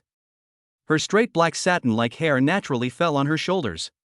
Her simple and elegant makeup matched her delicate oval face, which was elegant and charming. She waved to her colleagues at the door of the department, as if saying goodbye to them. The smile on her face was sweet, and she looked like a perfect goddess. Jiang Yan was overjoyed to see the beauty. Just as he was about to get up and go over to give Zhou Jin a surprise, he saw a handsome doctor who was over 1.8 meters tall, handsome, and wearing frameless glasses running up to Zhou Jin. Seeing this, Gan couldn't help but turn sideways and listen to their conversation. Dr. Zhou, are you free tonight? I would like to invite you to dinner and exchange experiences about today's surgery. The handsome doctor said with a smile, his face full of anticipation. Zhou Jin smiled and shook his head, saying, Dr. Jai, I'm sorry, I'm a little tired today and want to go back and rest early.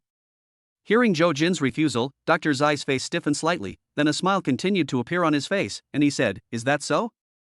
How about the day after tomorrow? You seem to be resting the day after tomorrow, so we can have dinner together in the evening and exchange experiences. Chapter 53, Crotch Covering. Facing Dr. Zhai's invitation again, the smile on Zhou Jin's pretty face disappeared.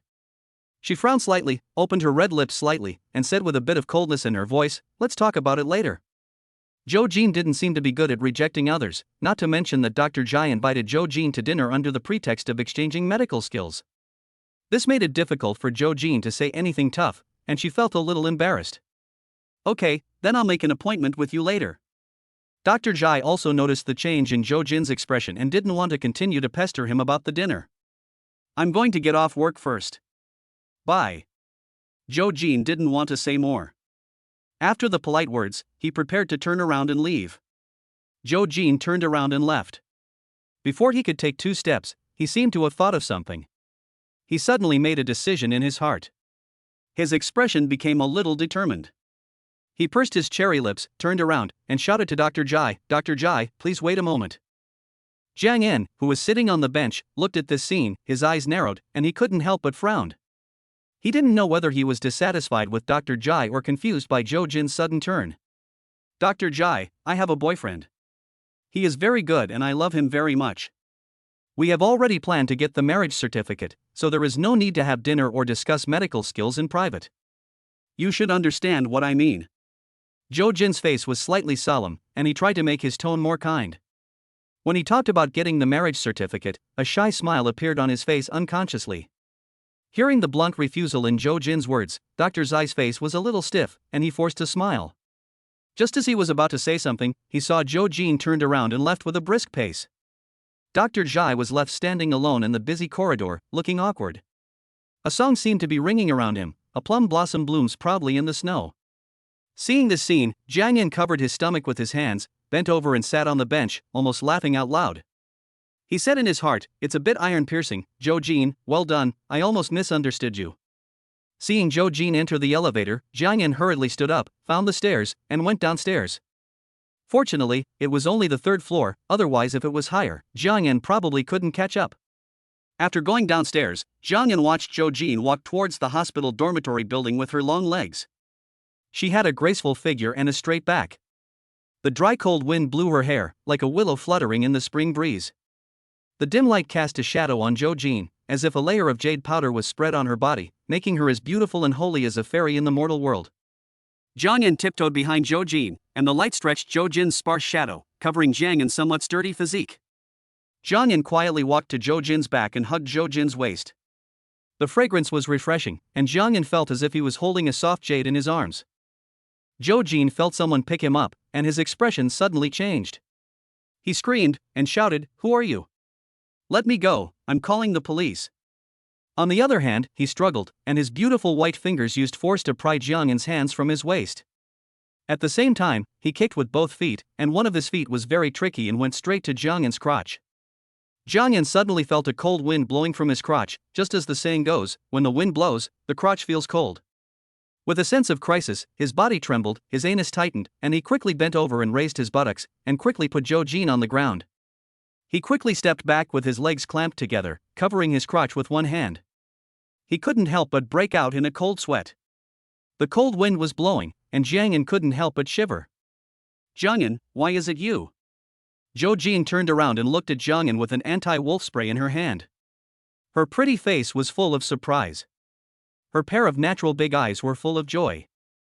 Jiang En felt that his actions were a bit vulgar, and he couldn't help but laugh awkwardly. He said, "I am a disciple of the Wudong sect, Zhangwuji, nicknamed the Crane in the Clouds.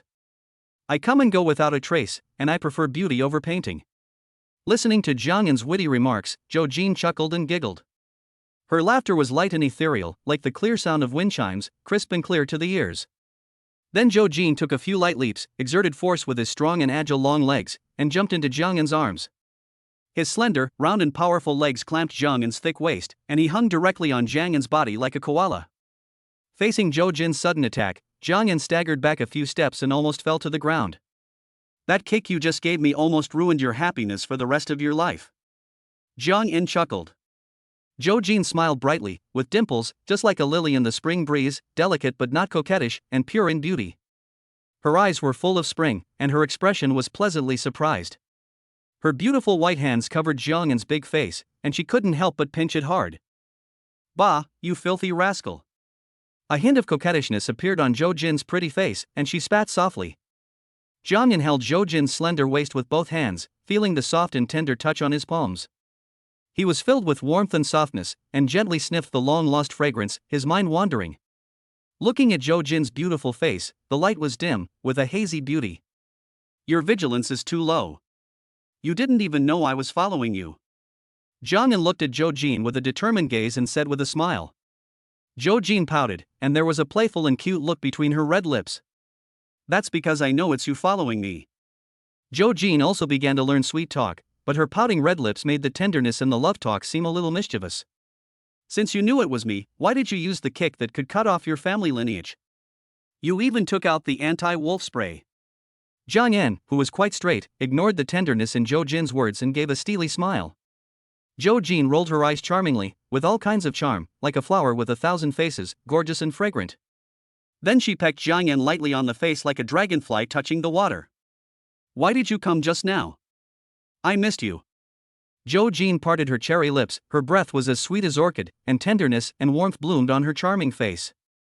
The lights seemed to be focused, reflecting the deep lovesickness in her expression. Jiang Yan's gentle eyes were full of warmth, and he said gently, I miss you, too. Under the light, the shadows of people merged and intertwined into pairs. The light and shadows were dim, and the cold wind was mixed with a little humming, as if it slipped away somewhat embarrassedly. Well, this is a hospital, it won't have a good impact. Zhou Jin used both hands to push away Jiang Yan's big face that was leaning towards her. 2 red clouds appeared on her cheeks, and she looked delicate and charming. Jiang Yan chuckled and said, Have you had dinner yet? I've booked a restaurant. Not yet, I'm waiting for you. Zhou Jin shook his head and smiled. Jiang Yan reluctantly let go of Zhou Jin's waist, gently put her down, held her slightly cold hand, and said, let's go eat. Okay, why are your hands so warm every time? Zhou Jin asked with a smile, feeling the burning warmth coming from Jiang Yan's palms. Because you are in my heart, so I am passionate. Jiang Yan started his list of scumbag quotes, speaking casually. Hee, when did you come? Zhou Jin's eyes were full of joy and there was a sweet smile on his face. As for me, I arrived when you were almost off work, and I was sitting on the bench in the corridor. Jiang Yan half tilted his head and looked at Zhou Jin with a strange look in his eyes. Zhou Jin puffed up his cheeks, looked at Jiang Yan's strange eyes and posture, and said with a smile, what's that look? After that, he covered Jiang Yan's cheeks with his hands, shook his head, and continued, the doctor's surname is Zhai, and he is the chief surgeon of Union Hospital. He has been inviting me to dinner recently, saying that he wants to exchange medical skills. However, I have clearly rejected him today, and asked him not to bother inviting me in the future. I was right beside you too when you were talking, and I heard it all. But that Dr. Zhai is really handsome. He's taller than me, handsome as a jade, and wears a pair of rimless glasses. He looks like a beast in human clothing.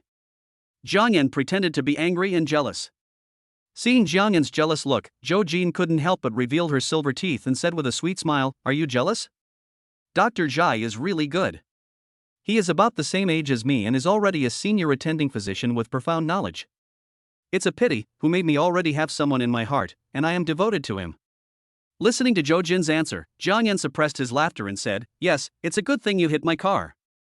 It's a good thing that there's a sign on my car that says, marry me if you rear-end a car.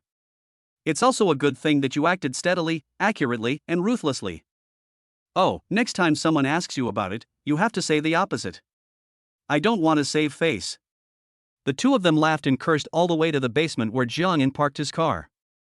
After getting in the car, Zhou Jin suddenly reacted and looked at Jiang Yan's newly bought Cullinan. He looked at Jiang Yan with a look of surprise and asked, where did this car come from? I bought them as soon as I arrived in Beijing this afternoon. I bought 2 in total. I also have a Phantom in the community. It's convenient for me to see you. With 2 cars, I don't have to worry about traffic restrictions. How great is that? Just because of this, you bought 2 cars? And you bought such expensive cars. You spent money recklessly. Zhou Jin couldn't help but said angrily.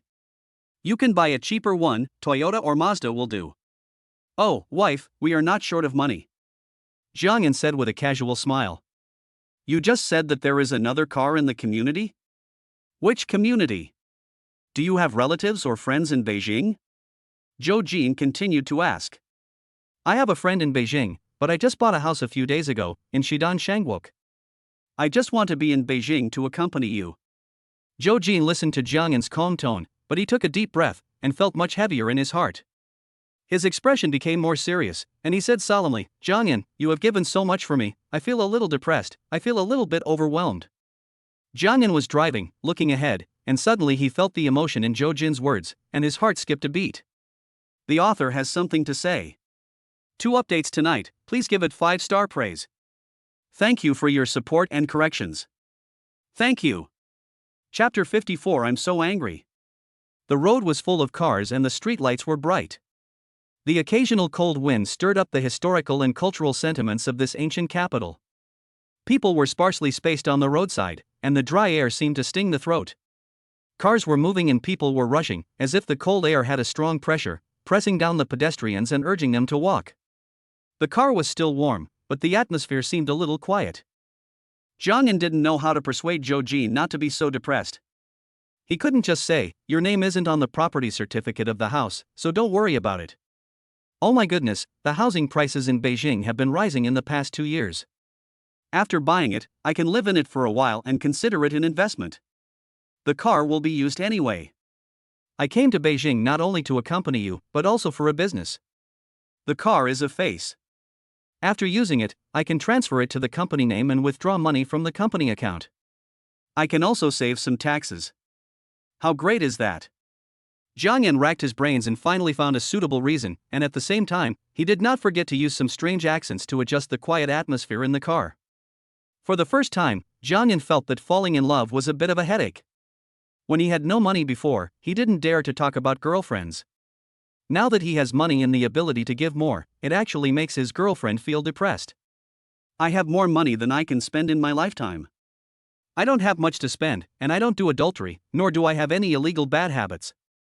The most important thing for us to be happy is that we are together, and I'm not a control freak, so don't feel depressed.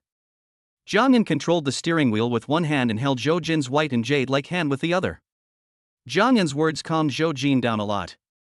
Her pretty face gradually became more radiant, like the sun peeking out from behind the clouds, shedding light and revealing a golden glow. Am I overthinking too much? Zhou Jin raised her delicate face, blinked her clear eyes, slightly opened her moist and plump lips, and asked Jiang Yan in a clear voice. Jiang Yan raised his thick eyebrows and said with a smile, "You finally realized it." Sigh, I suddenly feel a little tired and want to change my girlfriend. Change a girlfriend who only cares about my house and my money, not me. How great it would be. I just need to buy her bags, clothes, and red envelopes every day, and everything will be settled. Unlike you, you care about my lack of showering, my appearance, and my size 44 athlete's foot. Listening to Jiang Yan's jokes, Zhou Jin chuckled, then said with a serious face, "It's too late for you to change now. Once you get on my pirate ship, don't even think about getting off. You should be more domineering. I will be tied to your pirate ship for the rest of my life. Even if you kick me off, I won't get off." Jiang Yan said with a smile. The two of them were laughing and joking, when Zhou Jin suddenly asked solemnly, "Do you really have athlete's foot? Why don't you take a shower?" Jiang Yan suddenly felt a dark line on his forehead, his thick eyebrows twitched, and he said, "You are such a fool, I suddenly want to throw you out of the car." Ha ha. Zhou Jin laughed so hard that her body shook. But your feet are really big, and your face is big too. Zhou Jin, I'm going to bite you to death. Jiang Yan looked ahead, grabbed Zhou Jin's scallions with one hand, and pretended to stuff them into his mouth. The two were chatting in the car, and before they knew it, they had arrived at their destination, Chiang Mansion Banquet. At the foot of the imperial city, there are quadrangles.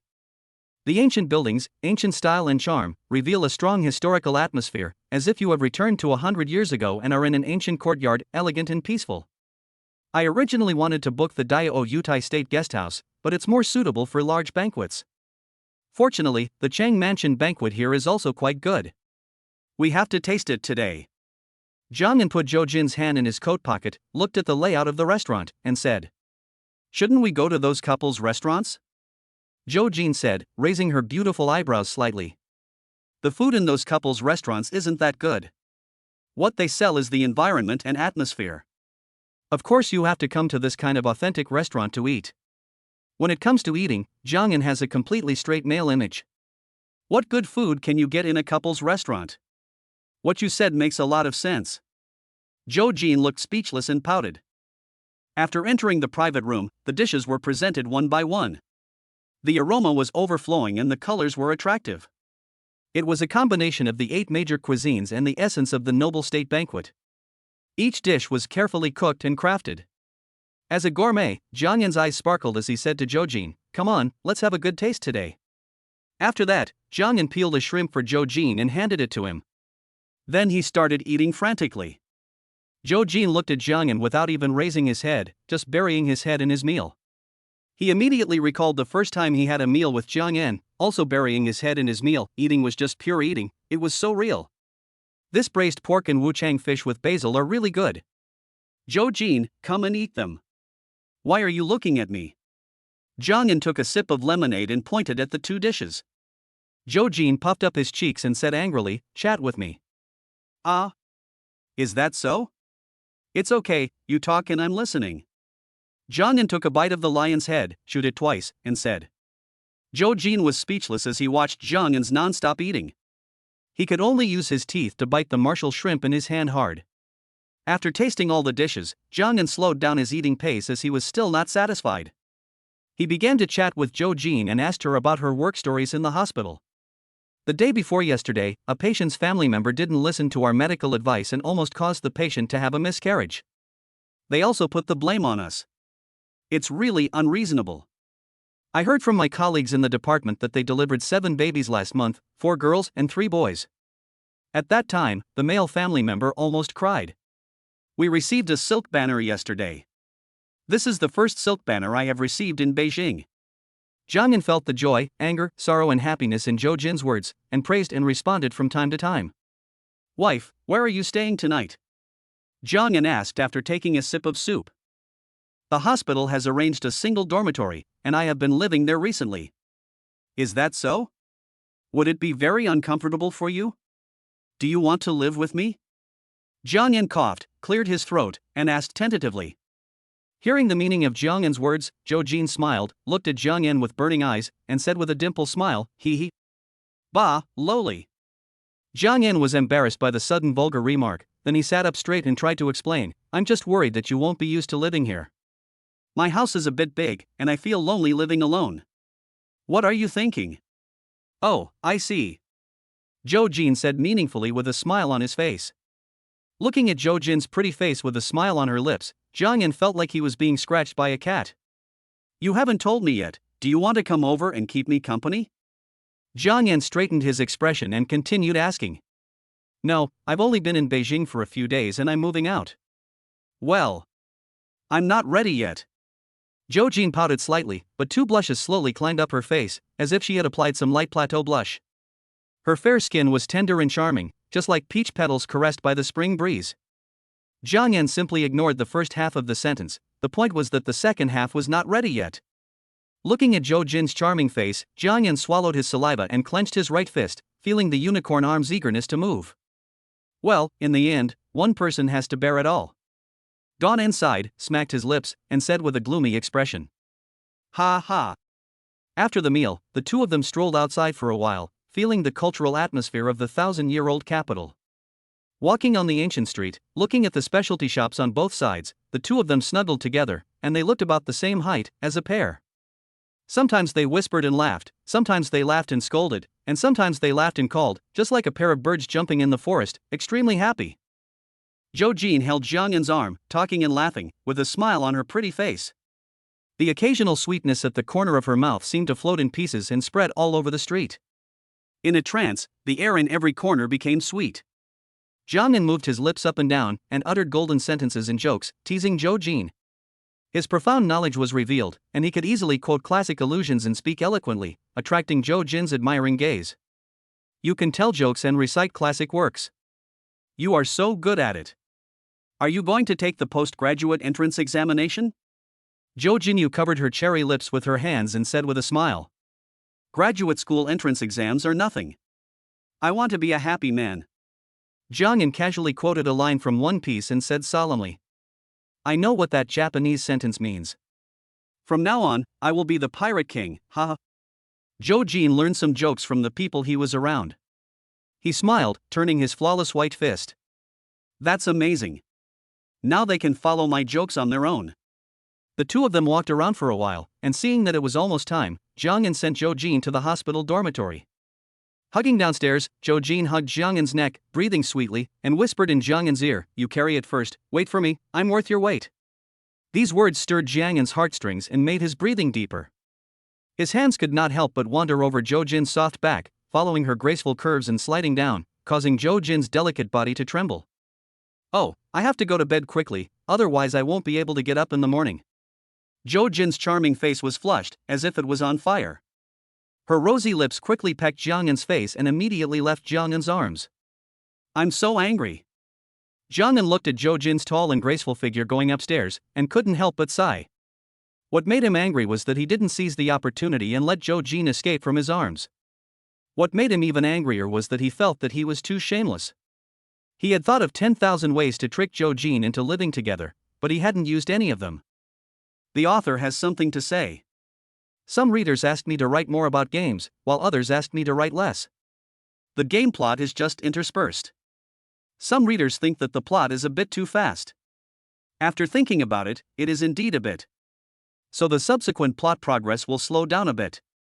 The most important thing is that there will be no immortal cultivation or anything like that in the future. Because I personally feel that it is a bit out of place.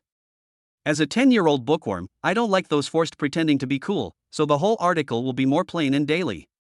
In addition, it is a headache to check the data. I ask for a 5-star rating, and welcome to correct me. Thank you. Chapter 55 Two Bicycles. After returning home, Gan took a shower and lay on the bed, staring at the ceiling, his mind full of dirty thoughts. When he woke up early in the morning, his sign and reward was a bicycle, a Trekmadun.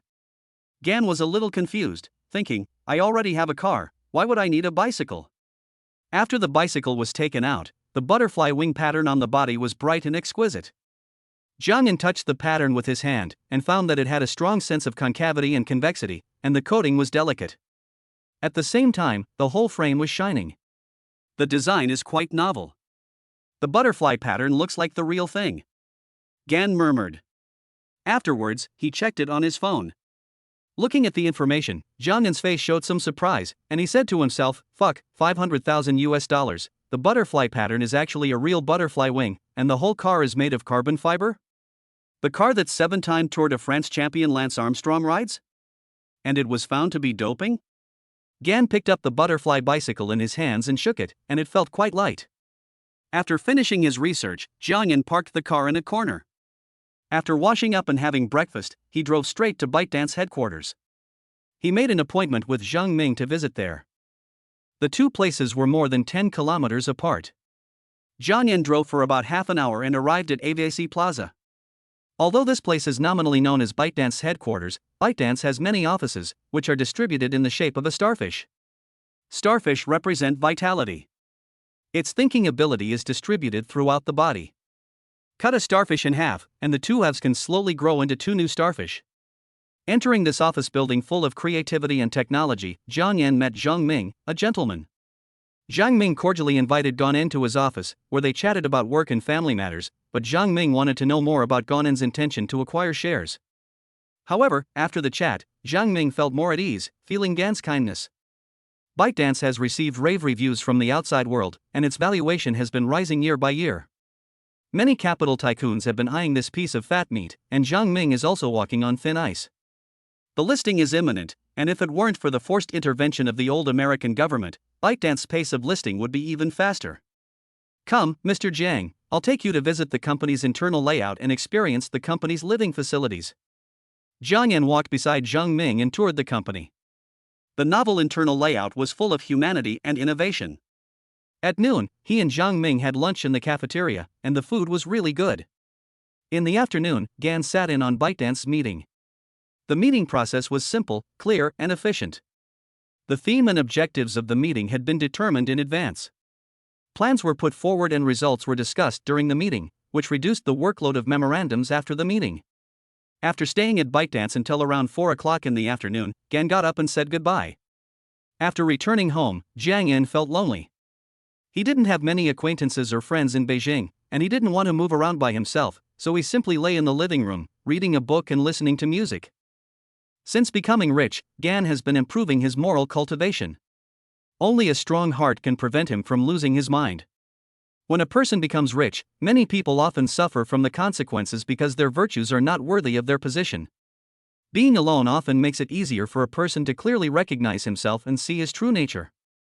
Gan likes to be alone because being alone makes him feel kind and he can meet his true self in solitude, return to spiritual peace and the true nature of his soul. But being alone is different from being lonely in character. It is not emptiness, boredom, inferiority due to inaction, resentment due to world weariness and despair, or self-admiration, but a state of mind that is empty but full. Gan did not feel that he was boring, but rather unusually relaxed. Even if he was boring, he would bear it by himself, not afraid of involving others, and not feeling uneasy. He lived a lean life to the fullest, faced himself calmly, and shaped a more perfect self. Being alone is a person's pure joy. Gan can enjoy the prosperity and also settle down his time alone. Holding a copy of Walden in my hand, I smile or ponder deeply when I see something that strikes my fancy. Listening to music, I feel something in my heart and hum along with the melody when I feel comfortable, or even sing out loud occasionally, no matter how the song sounds. Before he knew it, it was getting dark. Jiangyan got up, stretched his body, checked the time, and did some exercise. When Zhou Jin was about to get off work, Jiangyan's indifferent expression showed tenderness and warmth again. I drove to the hospital and waited in the underground garage for Zhou Jin to get off work. Soon, Zhou Jin was seen wearing a black waist-length down jacket, a pair of loose jeans, and white sneakers. He took small steps and ran towards Jiangyan happily. "Be careful, don't fall." Jiangyan looked at Zhou Jin's tall figure swaying, running with small steps, almost tripping over his front foot and stumbling forward, and couldn't help but shouting, "Are you stupid?" Zhou Jin smiled, revealing her white marble teeth. Her delicate face was filled with a silly expression. She held Jiangyan's arms with both hands, and her eyes were as clear as water, full of sweetness like honey. She opened her cherry lips slightly, exuding a fragrance like orchid, and said with a voice like a spirit bird, "Are you busy tomorrow?" "I rarely have a day off tomorrow." "I'll be busy tomorrow, busy accompanying you." Jiangyan grinned, revealing his fangs, and smiled. The two got in the car, found a place to eat, and then watched a movie. Although the process is the same, the joy of the process is the most important thing when two people are together and doing the same thing. "Where are we going to play tomorrow?" Zhou Jin held Jiangyan's arm and leaned half of his head on Jiangyan's shoulder. The two of them walked on the side of the road, their bodies leaning against each other, their backs infinitely elongated by the lights, and finally met at one place. "Do you want to sleep in this morning?" Jiangyan knew that Zhou Jin got up very early every day when he was working. As a doctor, he basically had to go to work around 7:30. When he was on duty, he needed to be on duty 24 hours a day.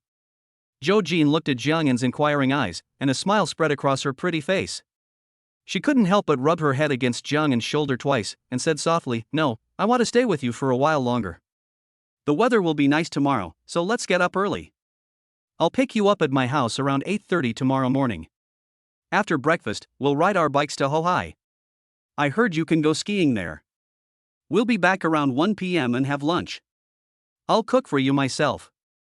We will visit the Forbidden City in the afternoon, and I have booked tickets for the Doyun Society Zinjika Theater in the evening, so we can go and listen to crosstalk." Jiangyan seemed to have made sufficient preparations, and he told the day's arrangements in detail. "Okay, I'll listen to you," Zhou Jin said softly. As usual, the two of them walked outside for a while, and then Jiangyan sent Zhou Jin to the downstairs of the hospital dormitory. They hugged and kissed each other, and then parted. The scene was the same as usual, but there was always a different feeling every time. Jiangyan stood under the streetlight, the slightly dim light shone on his tall and straight body, and the golden light of broken jade was spread all over. He waved his hand and urged Zhou Jin to go upstairs to rest quickly and not catch a cold. In Zhou Jin's eyes, Jiangyan under the light looked like the golden armored god of war in every girl's dreams, emitting a refreshing soft light that made people admire him. The next morning, Gan got up at about 4 o'clock.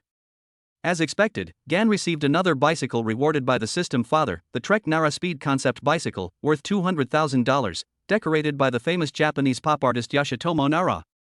The whole bicycle is decorated with a relaxed and lively high-tone cartoon image, conveying the profound theme of raising people's awareness of anti-cancer. As a cycling racing bike, this bike is made of carbon fiber, light and fast. It was sold at a Sotheby's charity auction in 2009 for a high price of $200,000. To date, many people still believe that the Trek Yoshitomo Nara Speed Concept bike is the fastest time trial bike in the world. "Thanks, System Dad. Even though the car is not worth much, it really pleases me," Jiangyan said to himself with a smile. After washing up, Jiangyan rushed to Tiananmen Square.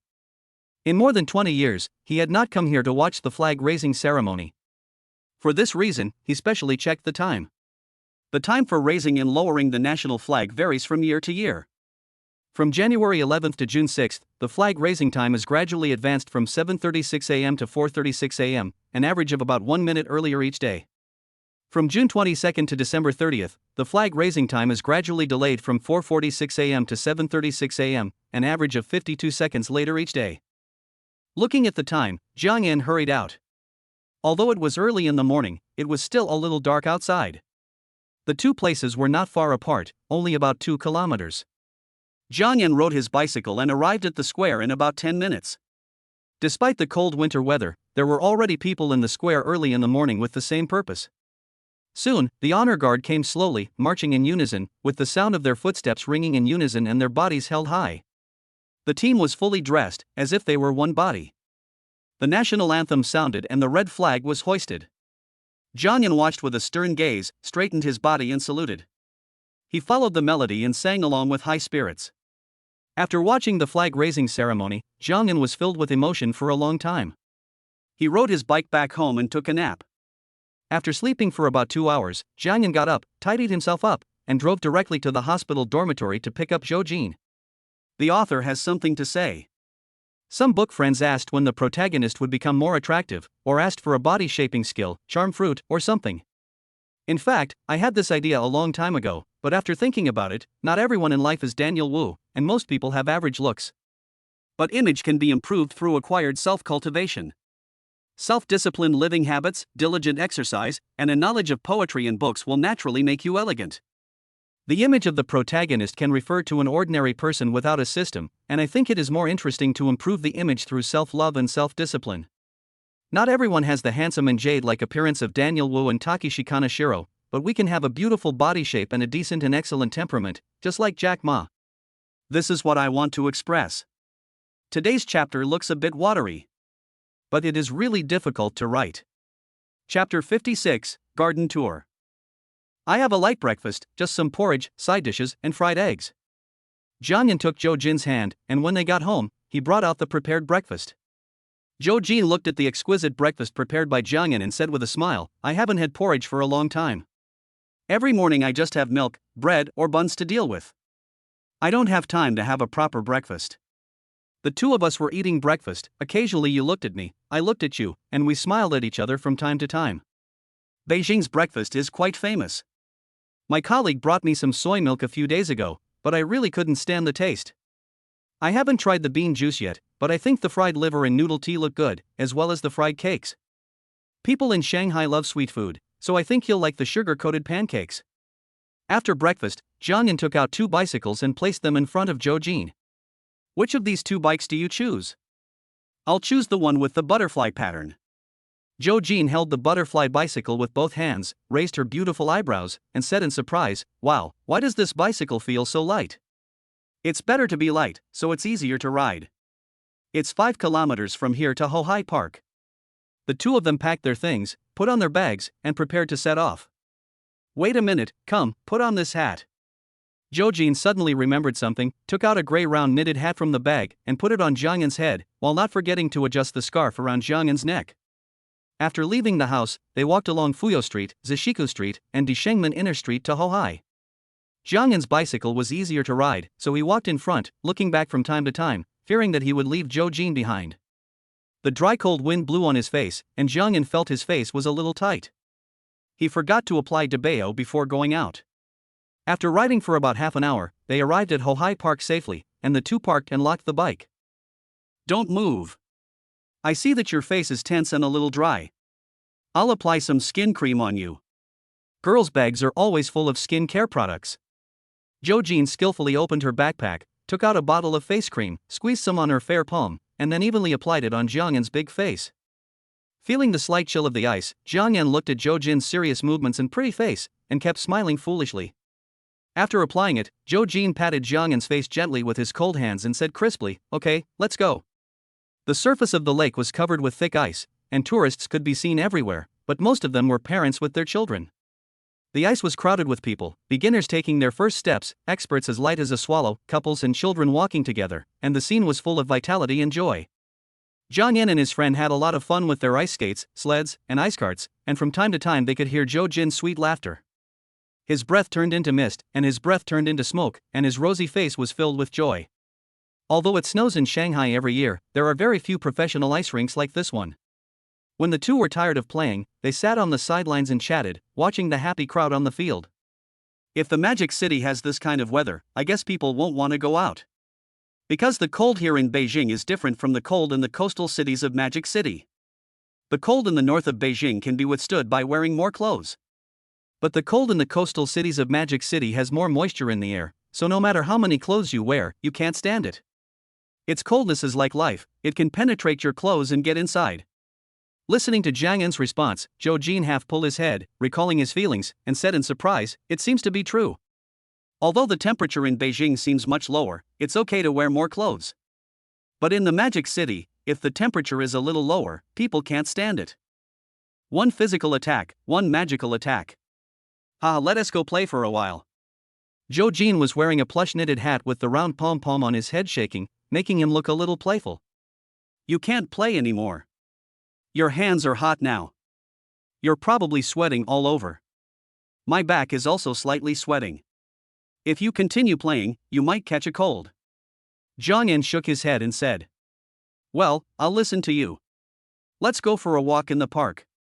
After Jiang En returned the tools, the two of them strolled in the park, looking at the scenery, visiting the old residences and attractions, talking about interesting stories and anecdotes. Every time he went to a former residence, Jiang En would tell the story of the place in detail. He was knowledgeable and ambitious. Occasionally, he would tell anecdotes about famous people in the former residence, which made Zhou Jin's beautiful eyes sparkle. "How do you know so much?" Zhou Jin blinked his clear eyes, which reflected Jiang En's handsome features. His gaze was bright and brilliant, and the admiration in his eyes was like the warm sunlight sparkling on the clear lake. Jiang En looked at Zhou Jin's crescent-shaped smile and said, "It's all from the books, and some knowledgeable and handsome book friends and netizens told me."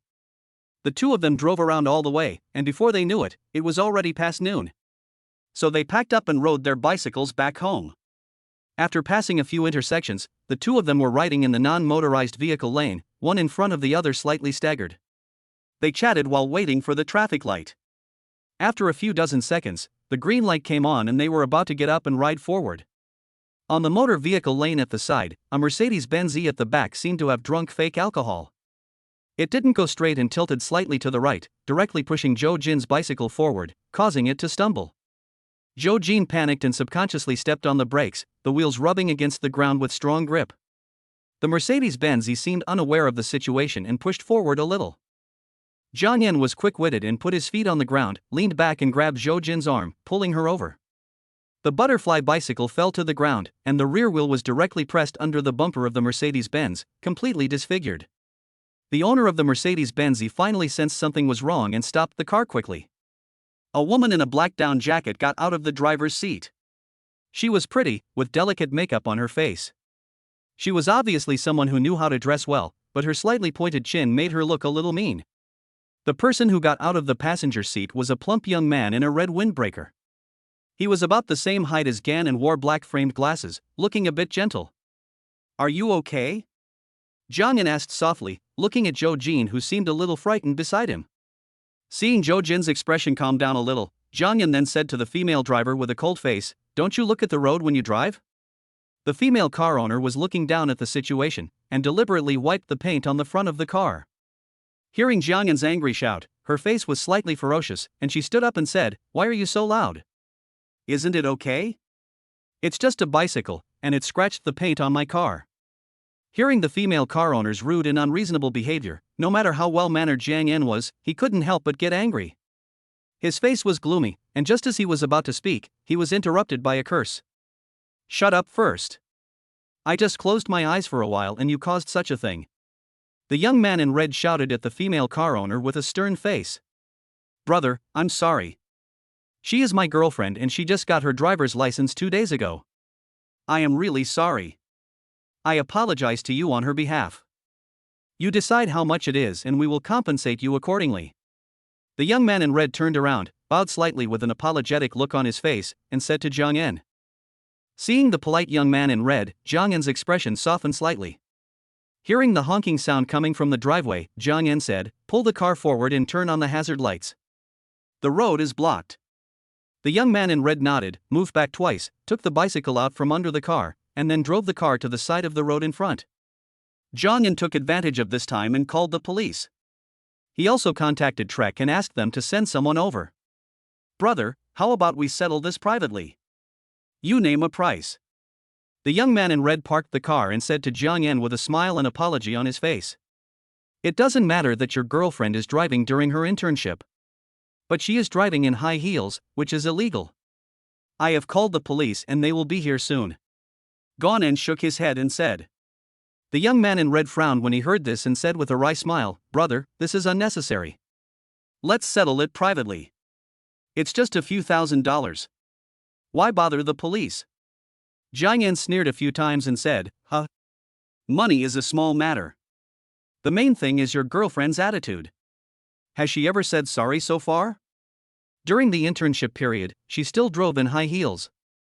This matter cannot be settled privately."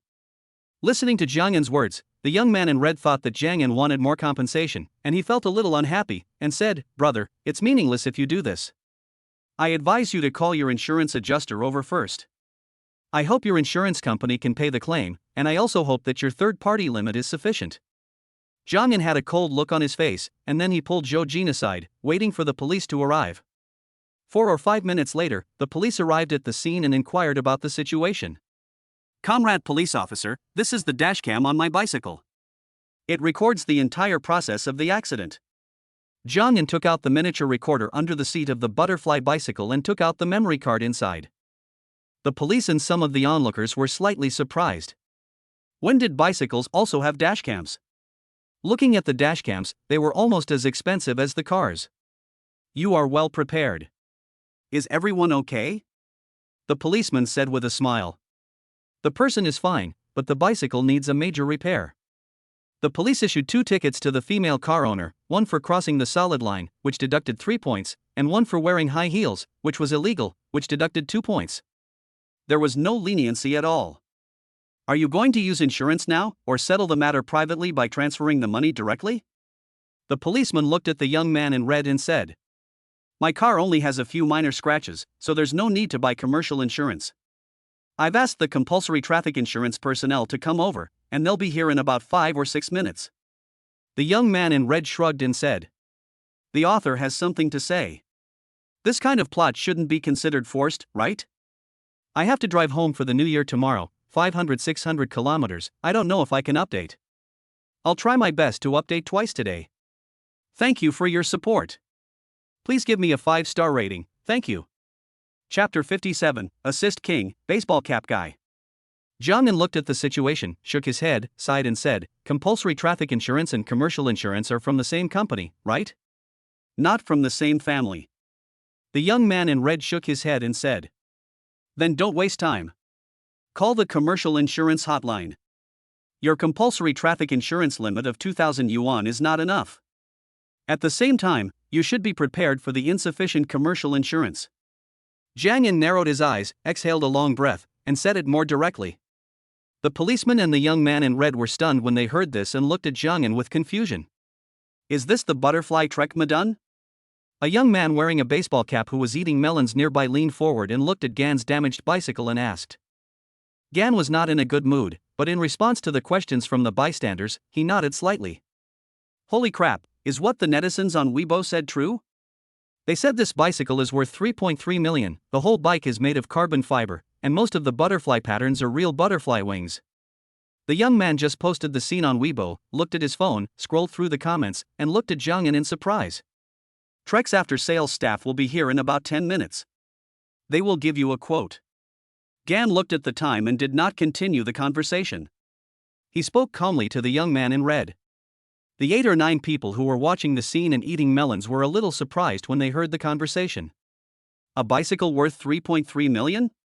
Is it made of gold? Will your butt hurt if you ride it for a long time? What gold?" It said the whole car is made of carbon fiber. The 2 policemen were also curious, so they walked to the butterfly bicycle with the guy in the baseball cap, touched it with their hands, and then looked at the damaged and cracked wheels. "Hey, it's really carbon fiber. The butterfly pattern feels just like the real thing. Wow." The policeman has dealt with many accident vehicles and can recognize the material. He spoke with a Beijing accent and laughed. Today was like a knife stabbing my butt. It really opened my eyes. The young man in red listened to everyone's laughter and chatter, then he trembled and walked to the bicycle, checked it, and his hands were shaking. He finally understood why Gan asked him to order commercial insurance. He swallowed and dialed the phone silently. You don't have to come. I call commercial insurance. After that, the young man in red called the commercial insurance number. After that, he took 2 deep breaths, walked in front of Jiang Yan, and said calmly, Brother, how much is the estimated damage to the car? Jiang Yan glanced at him indifferently, then looked at the female car owner, shook his head and said nothing. Seeing that Jiang Yan didn't say anything, the young man in red turned to the guy in the baseball cap and asked, Brother, did anyone on Weibo tell me how much the car damage was? So I can be mentally prepared. The guy in the baseball cap was eating melon with great enthusiasm.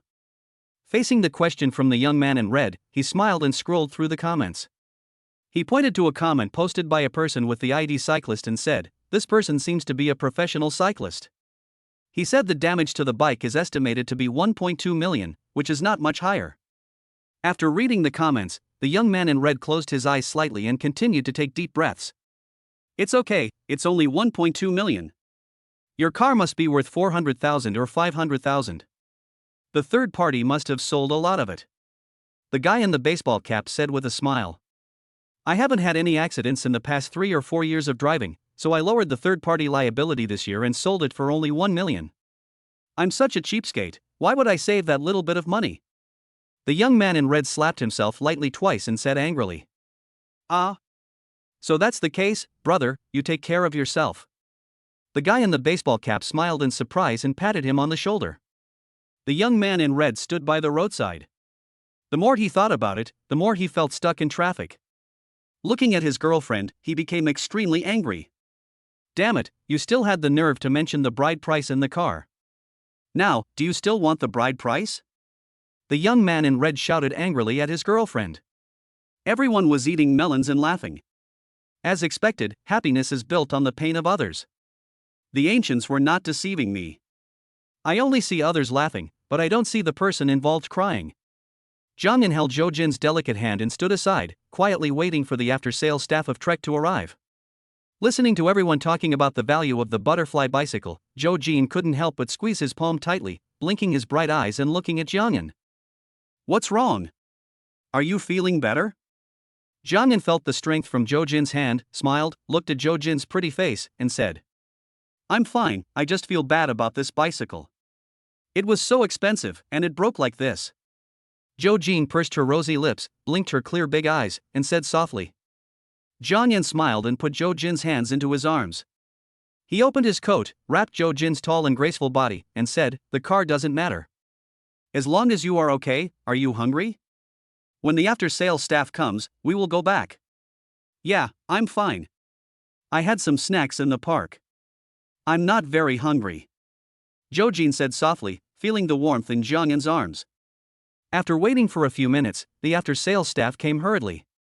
The number of onlookers around did not decrease, but increased. The after-sales staff was dressed in a suit and followed by a maintenance staff in uniform. After greeting Gan, the maintenance staff began to check the damaged bicycle. A few minutes later, the maintenance worker side walked up to Gan and said, The wheel is damaged, and the bearings and frame are a little cracked, but these are minor matters. The most important thing is that the butterfly pattern coating has fallen off a little, and it needs to be returned to the main factory in the United States for respraying. The repair cost is about 1.32 million. Well, I'll have to trouble manager Gu and Master Lu with the follow-up. You can talk about this matter with the other car owner's insurance. I'll leave first. If you have any questions, we can communicate later. Jiang Yan nodded to the after-sales manager and maintenance personnel and said. After that, Jiang Yan prepared to push his other bicycle and lead Zhou Jin to walk home. It was only less than 2 kilometers away from Shidan Shangwok, and it would only take 20 minutes to walk back. Mr. Jiang, please stay. The young man in red shouted behind Jiang Yan. Jiang Yan turned around and saw the young man in red pulling his girlfriend towards him. Mr. Jiang, my girlfriend wants to apologize to you too. The young man in red had just scolded his girlfriend a lot. Seeing that Jiang Yan was about to leave, he quickly pulled the female car owner over to apologize to Jiang Yan. I'm sorry, please forgive my bad attitude at the beginning and please forgive my mistakes. The female car owner's eyes were slightly red, probably because she was scolded a bit too harshly. More than 10 minutes had passed since the accident. Although the female driver's apology came a little late, Jiang En's resentment had already disappeared. After accepting the apology, Jiang En waved his hand and said, "Be more careful in the future." After that, Jiang En led Zhou Jin to Shidan Shangwok. The two chatted as they walked. "Jiang En, I found that you are very strong. When you pulled me just now, I felt that you just like this, you picked me up and slipped me over." Zhou Jin walked beside Jiang En and said as he gestured the action of lifting a basket. Jiang En looked at Zhou Jin's gesture and joked, "Is it like carrying a chick? Ha ha. What a little chicken. That's too ugly." Zhou Jin said angrily, while he put his hands in a circle, wrapped them around Jiang En's neck and shook them twice. "Lady, please spare my life. I was wrong." Jiang En pretended to suffocate and said. Seeing Zhou Jin loosen his hand, puffing his cheeks, and pouting his lips slightly on his jade-like face, Jiang En said with a smile, "Do you know why I was so strong just now?" "Why?" "Because people have potential, when they meet the person they love, the potential will explode." Jiang En didn't find it corny at all, he learned the quotes of scumbag men without any instruction. "Ah, so corny. Who did you learn this from?" Zhou Jin's face was full of smiles, and the corners of his mouth were curved like a crescent moon. His picturesque eyebrows were full of joy, and there was a hint of shyness on his cheeks. "Do I need to learn this?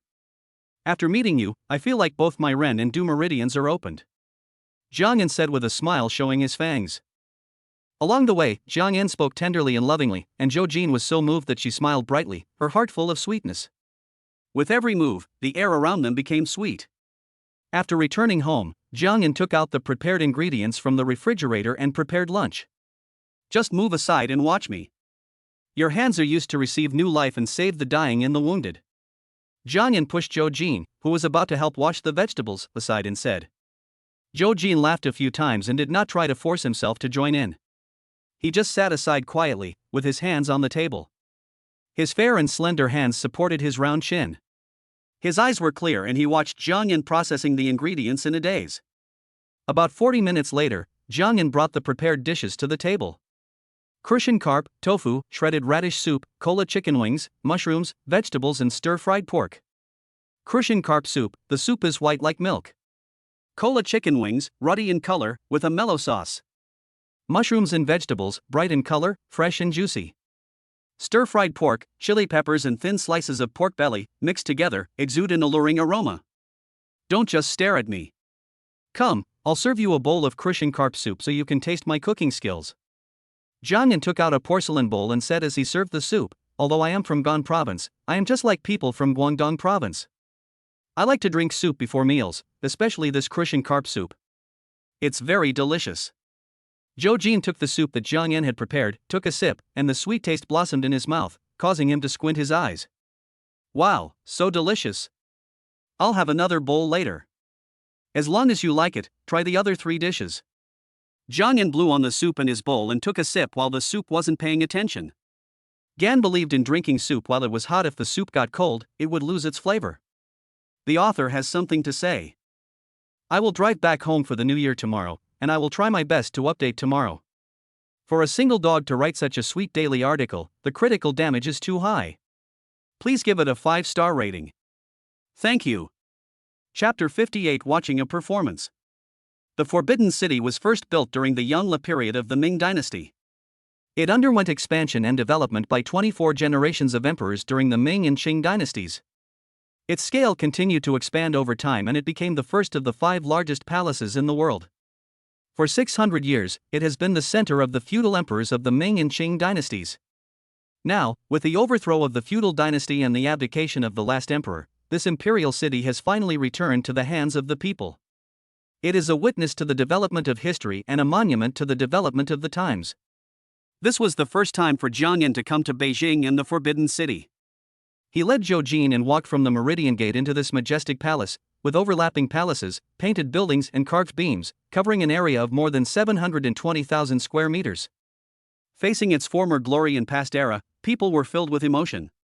It was the flow of time that opened up the annual rings and extended the tunnel of time. The world is evolving and rising in the midst of change. This is an eternal philosophy. The two of them strolled in this magnificent palace, looking around, appreciating the artistic essence of that era, praising the exquisite and incomparable artistic masterpieces of their ancestors. Feeling the experience of being an emperor, living a supreme and powerful life.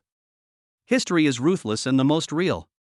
No matter how you live, it will eventually be fixed in that period, become permanent history, and be sealed in the archives of history. Right and wrong, merits and demerits are free for future generations to appreciate and evaluate. Hey, why is the shape of this stone lion so strange? When the two walked to Duanhong Bridge, Zhou Jin pointed with his white jade finger at a stone lion with a peculiar shape, scratching its head, baring its teeth and covering its crotch in pain, and asked softly. Jiang An looked at the stone lion covering its crotch, and couldn't help but think of the day when he was almost kicked to death by Zhou Jin. He subconsciously tightened his body. The reason for the crotch-covering stone lion is unknown. However, there is a rumor that Emperor Daoguan wanted to train his eldest son Yiwei as his successor, but Yiwei refused to listen to his teachings and was ignorant. Once, Yiwei confronted his master in person. Emperor Daoguan was furious and called Yiwei over. In a rage, he kicked him in the crotch. A few days later, Yiwei died. Later, Emperor Daoguan regretted it very much. Every time he passed Duanhong Bridge and saw the stone lion covering its crotch, he would think of his eldest son and would cry. He even ordered the eunuchs to cover the stone lion with red cloth. Of course, this was just a rumor about the stone lion. Listening to Jiang An's story, Zhou Jin smiled and said, "Why do I feel like you know more than the narrator? The guide must know more than me. I also read this kind of anecdote in a book. Half a day is a bit rushed for visitors, and it is a test of their energy and physical strength. Because it is the off-season for visiting the Forbidden City, it will be closed at 4:30 in the afternoon." After the two of them came out of Shenwu Gate with a lingering feeling, Zhou Jin took Jiang An's arm and asked with a smile, "Do you think the emperor really has 3 palaces, 6 courtyards, and 72 concubines?" When Jiang An heard this, he felt as if there was a trap waiting for him. This is a general folk saying that is not very accurate. The origin of the saying should be the ancient Zhou dynasty recorded in the Book of Rites: 3 ladies in the 6 palaces, 9 concubines, 27 ladies, and 81 imperial wives. In fact, the imperial concubines in the Qing dynasty had a hierarchy and a limit on the number of concubines. There was 1 empress, 1 imperial concubine, 2 noble concubines, 4 concubines, and 6 imperial concubines. Finally, there were noble ladies, maids, and maids. The number of these 3 was uncertain. According to the records of the Qing dynasty, the one with the most concubines was Kong Matsi. He had as many as 55 concubines. This was probably related to the length of his reign. He was an emperor for 61 years and lived to the age of 69. Well, 69. He knew how to have fun. As Jiang An was talking, he drove a car. But Zhou Jin didn't understand, so he asked, "Is there a country with fewer concubines?" Yes, Emperor Hongji of Ming Dynasty, Zhu Yutang, was the ruler of the Ming Dynasty. He was the revivalist of the Ming Dynasty and only married 1 empress, Zheng. Of course, this was related to his childhood experience, because his father, Emperor Xianzong of Ming Dynasty, Zhu Jianxin, favored the jealous and vicious concubine Wan. When his biological mother Ji was pregnant with him, concubine Wan almost killed her in the womb. After he was born, he hid in the palace for 6 years before his father knew he had a son. It was probably due to malnutrition and psychological trauma in his childhood, coupled with his exhaustion after taking power, and the death of his relatives. As a result, he only lived to the age of 36 before he died. What a pity! When Jiang An talked about Emperor Xiaozong of Ming, he thought of the strange Ming dynasty. There were strong emperors who guarded the country, died for the country, and refused to marry or pay tribute, but there were also many strange emperors. Some died of obesity, some were stubborn, some were the director of the plot reversal, some were alchemists, some were crazy about taking aphrodisiacs, some took laxatives, and some were otakus and carpenters. Although some emperors were eccentric, Gan still admired a few of them. One was the stubborn Emperor Zhengde, who did not love the throne but liked to be a general. He named himself the Mighty General, changed his name to Zhu Shou, defeated the Mongolian prince in a great victory in Yingzhou, and avenged the shame of the Tumu incident 70 years ago. In addition to martial arts, he was also a real foreign language master, proficient in Buddhism and other religions, and even fluent in Sanskrit. In addition to giving himself the title of general, he also gave himself the title of Buddha. At the same time, he learned Portuguese in a very short time and could even communicate fluently with Portuguese people. Of course, the most painful thing was that he also inspected the prostitutes in the ward, which doubled the value of the prostitutes and invisibly raised their prices. Xu Hozhao, the Emperor Wuzong of the Ming dynasty, was both a civil and military ruler. He was considered a wise ruler, but he also did a lot of absurd things. He was considered a tyrant, but under his rule, a saint named Wang Yangming emerged, who attained enlightenment in Longchang and understood the philosophy of mind. Unfortunately, Xu Hozhao died inexplicably, accidentally falling into the water and dying of pneumonia. He did not live as long as his father, and died at the age of 31. Does this mean that men with more wives live longer? Zhou Jin's words brought Jiang Yan, whose thoughts were racing, back to reality. Feeling the inexplicable meaning hidden in Zhou Jin's smile, Jiang Yan raised his eyebrows and said directly, "They are two exceptions. Most emperors died young, probably because they had too many wives. And among those emperors with many wives, few of them have normal hair color. So who do you think is better, Emperor Kangxi or Emperor Xiaozong of the Ming dynasty?" Zhou Jin looked at Jiang Yan with her picturesque eyes, the corners of her pretty mouth slightly raised, looking extremely charming. Listening to Zhou Jin's continuous probing questions, Jiang Yan realized that this was obviously a trap. It seemed like she was asking about who was better, but in fact she was asking about his views on marriage. Oh, why do girls like to ask such stupid questions? There is obviously only one option. Gan thought so. Of course Emperor Xiaozong of Ming is better. I will firmly stand on his side and only love one person in my life. Besides, my waist is not in good condition, and you are enough for me. You come home with me in the evening and help me check whether my waist is reliable. Jiang Yan said seriously, turning the tables. Bah! I'm not going. Zhou Jin put on some powder on her cheeks, and a thicker red cloud climbed up her cheeks, just like the lotus petals swing in the breeze in a summer pond. Looking at the time, there were still 2.5 hours before the evening show of Diyun Club started, so Zhou Jin pulled Jiang Yan to go shopping. I see you only wear 3 or 4 sets of clothes every time. Come on, I'll match you some clothes that fit you. I'll pay for it, and you're not allowed to grab them. After shopping and buying clothes, the two found a place to eat. Finally, when it was almost time, they went straight to the Dianshi Zinjiku Theater.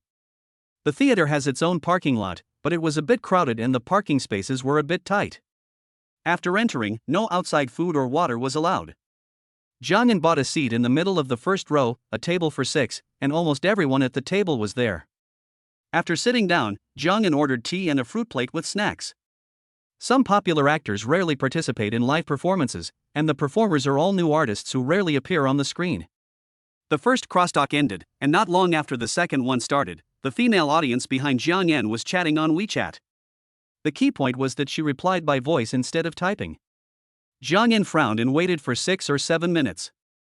Seeing that the other party was a little bit endless, Jiang Yan had to stand up slightly, gently knocked on the back of his chair, and said to the female audience, "Hey, beautiful lady, if you want to chat on WeChat, just chat on WeChat. Can you type? It affects the impression of us." The other party seemed to realize his own impoliteness. He did not argue. After apologizing, he continued typing awkwardly. All 6 crosstalk performances were very exciting, except that the female fans were a little crazy, often interrupting, and the jokes were a little too much, which affected the viewing experience. As for the whole performance, Jiang Yan still felt it was quite good. At least the actors worked hard, there were enough jokes, a lot of interaction, and there was an encore at the end. The show ended at 9 o'clock, and Jiang Yan drove Zhou Jin back to the hospital dormitory. It's a pity that I didn't see Teacher Guo and Uncle Yu. I wanted to watch their crosstalk. Zhou Jin smacked his red lips and sighed. This is normal. Except for some special days, they seldom perform now. I'll pay attention to the performance schedule later and we can go to watch it then. Jiang Yan said with a smile while driving. After sending Zhou Jin downstairs and hugging her, Jiang Yan watched her go upstairs and then drove back home. After a day of wandering around, Jiang Yan felt a little tired and went to bed early. When he woke up early in the morning and looked at the sign and items, Jiang Yan was speechless. What do I need this thing for? It may look good, and I may like it, but am I going to wear it and walk around the street? The author has something to say. Recently I have been thinking about adding some supporting characters, and I want to make the image of the supporting characters more vivid, but I seem to have a limited level of ability, and I have been thinking hard, but I have no idea where to start. I got home at about 1 o'clock last night, and I am now facing the pressure of marriage. Do you have any female book friends? Can you help me? Finally, I also ask for 5-star praise. Welcome to Interact. Welcome to Correct. Thank you. Chapter 59 Living the Life You Hate. Gan withdrew the reward and looked at the gorgeous leather case, not knowing how to start. Fortunately, there was an instruction manual. Gan touched the smooth texture of the Ultraman Saga leather suit worth $6 million inside. $6 million, isn't it a bit of a waste to make this thing? Open the manual, which introduces the material of the leather case and its functions. New special material for aerospace, scratch-resistant, wear-resistant, waterproof, fire-resistant, electrical and dust-resistant, but not bulletproof. Fully breathable, no bulge when you fart. Warm and cold-resistant, constant temperature lining material. The built-in voice simulation voice changer and networked projector can change the user's voice timbre, while the chest projector can project the information image the user wants to project. There is a color-changing curved screen on the left arm for easy operation. After taking a quick look at the series of instructions on the manual, Gan's facial muscles twitched twice. Why not give it a try? Gan said to himself. Although Jiangyan complained, he was eager to try it out when he saw the colorful, beautifully shaped, and lightweight Ultraman Saga suit in his hand. After unzipping the back of the leather case, Gan got in wearing his underwear. The leather case fits snugly and safely without being tight, is ultra-thin and breathable, and is warm, cold-resistant and elastic. It seems to be fine, but there seems to be something stuck in the crotch. What is that? Jiangyan reached his hand into the opening on his back and took out a data cable. What is the data cable for? Jiangyan thought about it, bent down, lowered his head, and through the special lenses of the leather case, he found a USB port under his crotch. Charging port? Damn, can't something worth $6 million be set up to be solar powered? It's so embarrassing to have the charging port here. While complaining, Jiangyan clicked on the screen on his left forearm. Looking at the screen that was half the size of his palm, Jiangyan clicked on the internet function and tried to connect to the internet and play some movies he wanted to watch. Beep, beep, low battery. The timer on his chest lit up, and a mechanical and stiff reminder sound came to Gan's ears. Jiangyan sighed and took off the leather case. But he found that there seemed to be no charging head, so he had to open the manual and found the page with the operating instructions. After reading it, Gan directly removed a small charger from the wrist of the right arm of the leather case. Afterwards, Gan took out the leather case to charge it, washed up, had breakfast, and then read the instruction manual carefully. The leather case was charged for an hour, and Gan read the instruction manual thoroughly, then he couldn't wait to try it out. The projector on his chest is projecting internet-connected videos, and there are colored spotlights installed on the palms of both hands. There are various tiny colored lights surrounding the timers on his head, back and chest. At the same time, there is a hidden spotlight on his right wrist that emits a light blade. The entire leather case is full of a sense of technology. Gan wore it, played with it in the living room for a while, and got addicted to it. After that, Jiangyan spent the morning at home, enjoying the rare sunshine in Beijing, reading a book.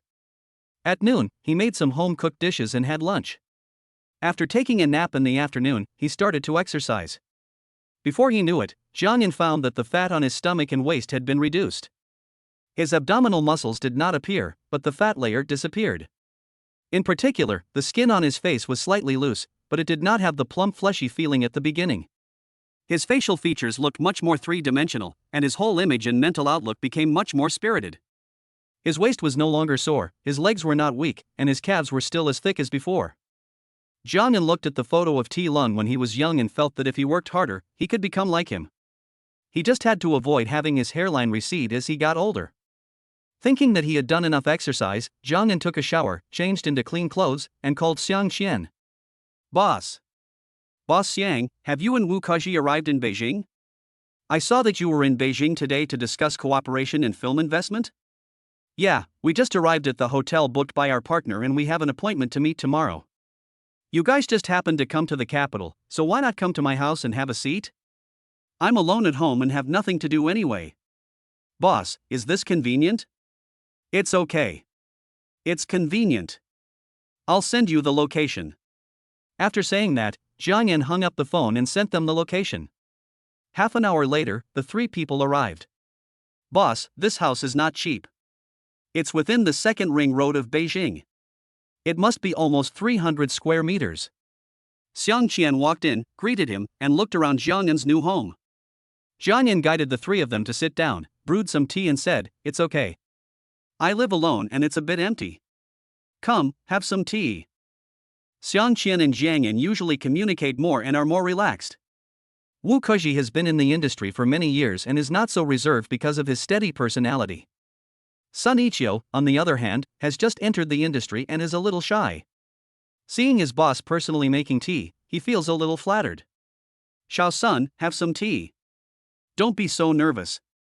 Old Wu told me that although you have not been in the industry for a long time, you have a unique vision and are good at thinking. You are a rare talent. Work hard.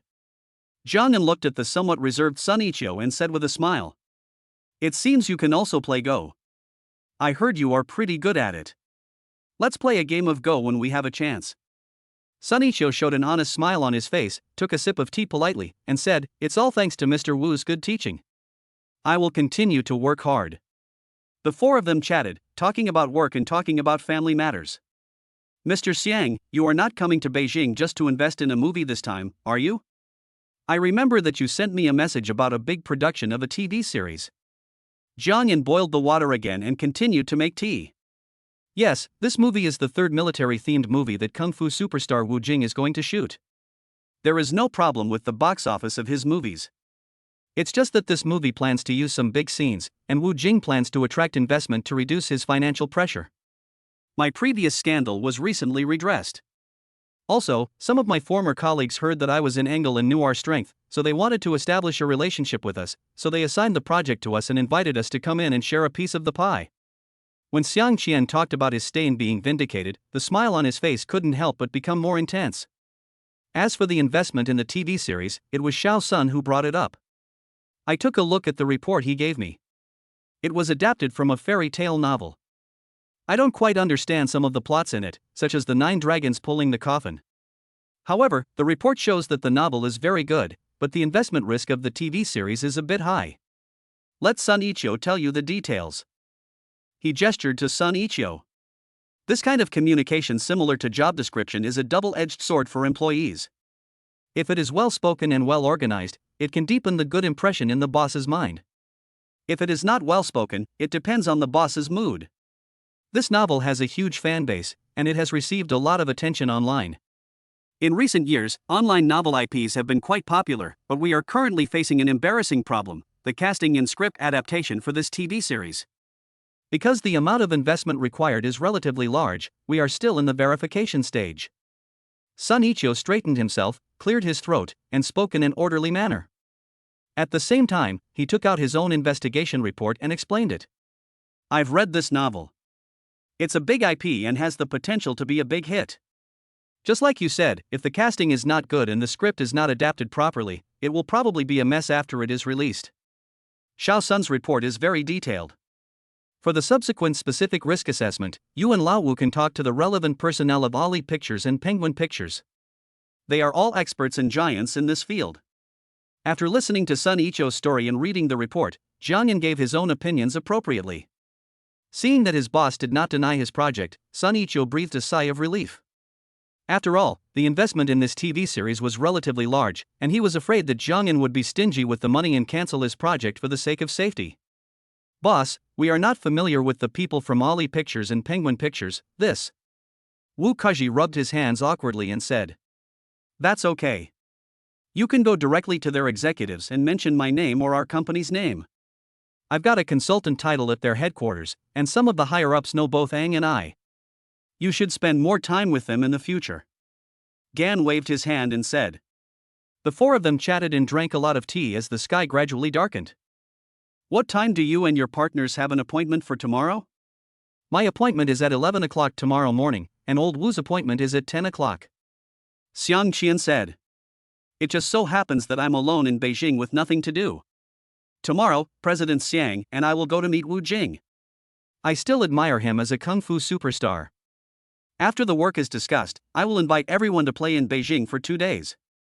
I don't want to move alone, so it's a good time to recruit you strong men.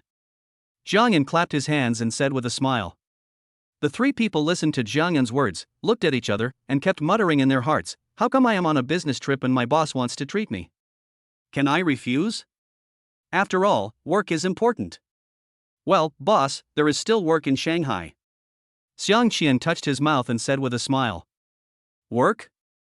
No problem. I don't need that little money. I'll treat you all to 2 days of fun. This is also part of your job. The day after tomorrow, we'll go to the Great Wall. I remember Mr. Seung's son is called Howhan. As the saying goes, if you haven't been to the Great Wall, you're not a true man. If it's convenient, you can invite Howhan to come, and I'll reimburse you for the round-trip airfare, accommodation, food, and drinks. When Jiangyan was working, he was often forced to play games with his director. At that time, he hated the invitations from his director because he was a bad player who loved to play and pass the buck, but it was hard to refuse. Jiangyan couldn't swear when playing games, so he felt very restrained. But now that Gan is his own boss, he has become the person he hates. Forget about the hero, he's in school. We can go the day after tomorrow. It just so happens that we have never seen the Great Wall in person. The author has something to say. The project director of my last company was like this. He was terrible at playing League of Legends, at the Bronze 2 level. He also liked to quarrel with the opponents. After I resigned from that company last year, he still often invites me to play games. Recently, Infinite Firepower came out, and he was eager to try it. He invited me to play with him, but I said that the internet cafe at home was closed and I didn't have a computer. Alas, why didn't he think of equipping me with a desktop computer so that I could play with him every day? Chapter 60, Uncle US Horse. In the evening, after Jiangyan treated the three of them to dinner, they went their separate ways. When he woke up the next day, Jiangyan signed for a set of Kanchi 5-colored 12-flower god cups. Jiangyan was familiar with this thing, as he was all over the news about it some time ago. Poly Auction House auctioned a set, and the transaction price plus commission was 130 million. The 12-flower god cups are the treasures that countless collectors dream of, and many people cannot collect a complete set in their lifetime. The Kanchi 5-colored 12-flower god cups are exquisite in shape, regular and beautiful in shape, milky white in body, as thin as paper, and crystal clear. For the first time in the Qing dynasty, official kills, painting, poetry, calligraphy, and seal carving were combined together, which undoubtedly made the porcelain have a higher artistic attainment and a rare commodity. Each cup represents the 12 months of the year, and is painted with the flowers representing each month, and a full Tang dynasty poem is also provided for each flower. They are narcissus in January, jasmine in February, peach blossom in March, peony in April, pomegranate in May, lotus in June, orchid in July, osmanthus in August, chrysanthemum in September, hibiscus in October, rose in November, and plum blossom in December. Each flower god represents a beauty.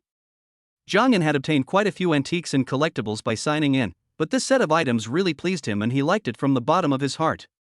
Wow, TSK, something worth 130 million is indeed exquisite. Jiangyan pinched the wall of the cup with 3 fingers, and the light shone through, reflecting the fingerprints. After admiring it for a while, Jiangyan directly put away the Flora God cup and locked it in the safe. At the same time, he did not forget to confirm the safety of the safe again and again. When collecting those famous watches worth hundreds of millions of dollars in the past, Jiangyan had never been so careful. After finishing all this, Jiangyan washed up and had breakfast, but he still couldn't forget the set of Flora God cups that he had signed in for. After turning around and washing his hands, he put on a pair of white gloves and took out the Flora God cups, looking at them from left to right, touching them, and couldn't let go. Looking at the time, Jiangyan and Xiang Qian agreed to meet Wu Jing at 11 o'clock. Wu Jing arranged a more interesting place, the horse farm of Uncle Yu Qian in Daxing. Wu Jing and Yu Qian are close friends, even though one is a film and television actor and the other is a crosstalk artist. But because they both like wine and have other reasons to cooperate, they have become close friends. Jiangyan was worried about this meeting place. After all, face-to-face cooperation should be both formal and private, and after the meeting, the hospitality should be good. An open horse farm pet park, formal or not, is not private enough. Jiangyan packed up and went out, and did not forget to communicate with Xiang Qian on the way. The two places were nearly 50 kilometers apart. Jiangyan drove for about an hour and finally arrived. He met Xiang Qian at the entrance of the racecourse. After entering, there was a special person leading the way. Jiangyan looked around the racecourse and saw almost no tourists. He asked the person leading the way and found out that the racecourse was closed today. It seemed that the business service was suspended specifically for Wu Jing and this meeting. Looking at the red sign at the ticket office window, which read "Teacher Yu Qian is not here, don't ask anymore, I don't know when she will come," Jiangyan felt like laughing, and guessed that the ticket sellers were tired of being asked so many questions and couldn't stand it. The horse farm covers an area of 60 acres. After walking a few steps with the guide, Wu Jing came out to greet us. "Hey, Mr. Xiang, Why didn't you tell me when you arrived so I could go to the door to greet you? Wu Jing is a Manchu and a native of Beijing. He has a straightforward personality. When he saw Xiang Qian, he immediately stepped forward and held his hand, as if he had seen an old friend. His expression was sincere and didn't seem to be acting at all. Director Wu, you are too polite. Let me introduce you. This is Mr. Jiang from our company. He is your fan and he came here just to see his favorite star. Xiang Qian had a faint smile on his face and briefly introduced Jiang Yan to Wu Jing, meaning that this cooperation was entirely decided by me and Jiang Yan was just a bystander. Wu Jing was also quite surprised to hear Xiang Qian say that Jiang Yan was his fan. Although he was a big shot on the screen, they knew that in the eyes of the big capitalists, celebrities and idols were no different from ordinary people. Hello, welcome, welcome. Wu Jing shook hands with Jiang Yan cordially and greeted him. Hello, brother Jing. I finally get to see you in person. I have liked your work since Kung Fu Kid, Yang Yuqian, Afei, Tenji, Zhuge Liuyan, Killer Jet, Tian Yangsheng. Including the movies you starred in and directed, I have watched every one. Jiang Yan said with a smile. Listening to Jiang Yan talking about his roles, Wu Jing was touched because some of his roles were supporting roles, and many years had passed, so most people hadn't seen them. After the three of them exchanged a few words at the door, Wu Jing led Jiang Yan forward, entered a small villa, and went up to the reception room on the second floor. Jiang Yan was a completely qualified boss. When Xiang Qian and Wu Jing were discussing investment cooperation, Jiang Yan just watched quietly, drank tea, and did not interrupt at all. Most importantly, he deliberately concealed his identity before coming, not wanting his identity as a boss and fan to affect the investment matters of the cooperation, and kept public and private matters separate. Finally, they had almost finished the talk and it was time for lunch, so Wu Jing had someone prepare the meal. Brother Qian, I know you have a few bottles of good wine in your collection, so don't hide them. Wu Jing called Yu Qian over to be the host. Hey, I knew that my wine couldn't escape your dog nose. Yu Qian had a slightly curly and fluffy hair and a cigarette in his mouth. He didn't care about his image at all. After all, this horse farm was his home, and his image has always been like this, smoking, drinking, and perming his hair. Looking at Yu Qian's appearance, Jiang Yan didn't think there was anything wrong, but it felt quite real. Then he saw Yu Qian take out 3 bottles of iron-capped yellow sauce Moutai from his own wine cellar, and Jiang Yan's eyebrows jumped. Jiang Yan looked at the wine on the table, took the cigarette from Yu Qian, and said, "We can't drink much, and it's noon now." Jiang Yan was halfway through his words when he suddenly felt like slapping himself in the face. If you don't want to drink and want to refuse, you can just say you have something important to do in the afternoon. Saying that you can't drink well or something like that, in the ears of others, means you can drink, but as for how much you can drink, it depends on the situation. It's okay. Brother Qian and I can't drink much either. After dinner, I'll take you two to visit Brother Qian's horse farm. Wu Jing smiled as he opened the Huangjiang Moutai and poured a glass for Jiang Yan and Xiang Qian respectively. I really can't drink much, I'm not being modest, but this wine smells quite good, Jiang Yan thought so. Xiang Qian looked at the wine glass in front of him, and then looked at Jiang Yan. Jiang Yan shrugged his shoulders and spread his hands, indicating that he had no idea what to do. Xiang Qian saw this and smiled. He didn't care. He had been hanging around in bars for many years and had a good alcohol tolerance. But he knew Jiang Yan's alcohol tolerance very well. The liquor was only 150 grams, so he wouldn't get drunk, but he would vomit. I can't drink a lot, but I'm good at drinking. At least I won't lose my mind, act crazy, or talk nonsense when I drink too much. The 4 of them sat at the table, which was filled with dishes. Before they even started eating, they all raised their glasses. Jiang Yan swallowed the soy sauce wine, trying to hold back the choking sensation, and grinned. Chinese people have always been good at talking about work over the dinner table, and it is also a continuation of the 2 parties' understanding of each other outside of work. After 3 rounds of wine and 5 kinds of dishes, Jiang Yan couldn't stand it even after finishing 3 bottles of wine, even though Xiang Qian helped him block some of the wine. He hadn't drunk for a long time, so he felt his face was as red as Guangdong after drinking less than 3 or 2 bottles of wine. After drinking too much soup, Jiang Yan's stomach began to churn. He couldn't hold it in any longer, so he leaned over, lowered his head, and began to vomit into the trash can. It's a good wine, but unfortunately my stomach is not strong enough, Xiang Qian saw this and patted Jiang Yan's back. Yu Qian, who was standing beside him, handed him a cup of warm water and a hot towel. After vomiting, Jiang Yan rolled his eyes, took a breath, and felt much better. After wiping his face, he thanked Qian Shangqian and quickly drank a few sips of warm water. Come on, eat more food. Seeing Jiang Yan vomiting, most of the people who raised their glasses after him did not include Jiang Yan in the toast. Wu Jing and Xiang Qian were talking about movies, while Jiang Yan and Yu Qian were talking about interesting things. Ha ha! I didn't expect that Mr. Jiang has read my book. Come, I have to toast you. Yu Qian raised his glass and said, let's be casual, just drink boiled water. Hey, Uncle Yu, you are just joking with me. What do you mean by just drinking boiled water? After saying that, Jiang Yan sniffed, and the remaining smell of sauce-flavored liquor in his nasal cavity rushed straight to his head. He looked at what he had just vomited, and then said from the heart, drinking boiled water is good. I've told you not to call me Mr. Jiang. You're a generation older than me, so just call me Xiao Jiang or Enzi. Last time I went to Dayun Club, I wanted to watch your crosstalk with Teacher Gua, but I missed it.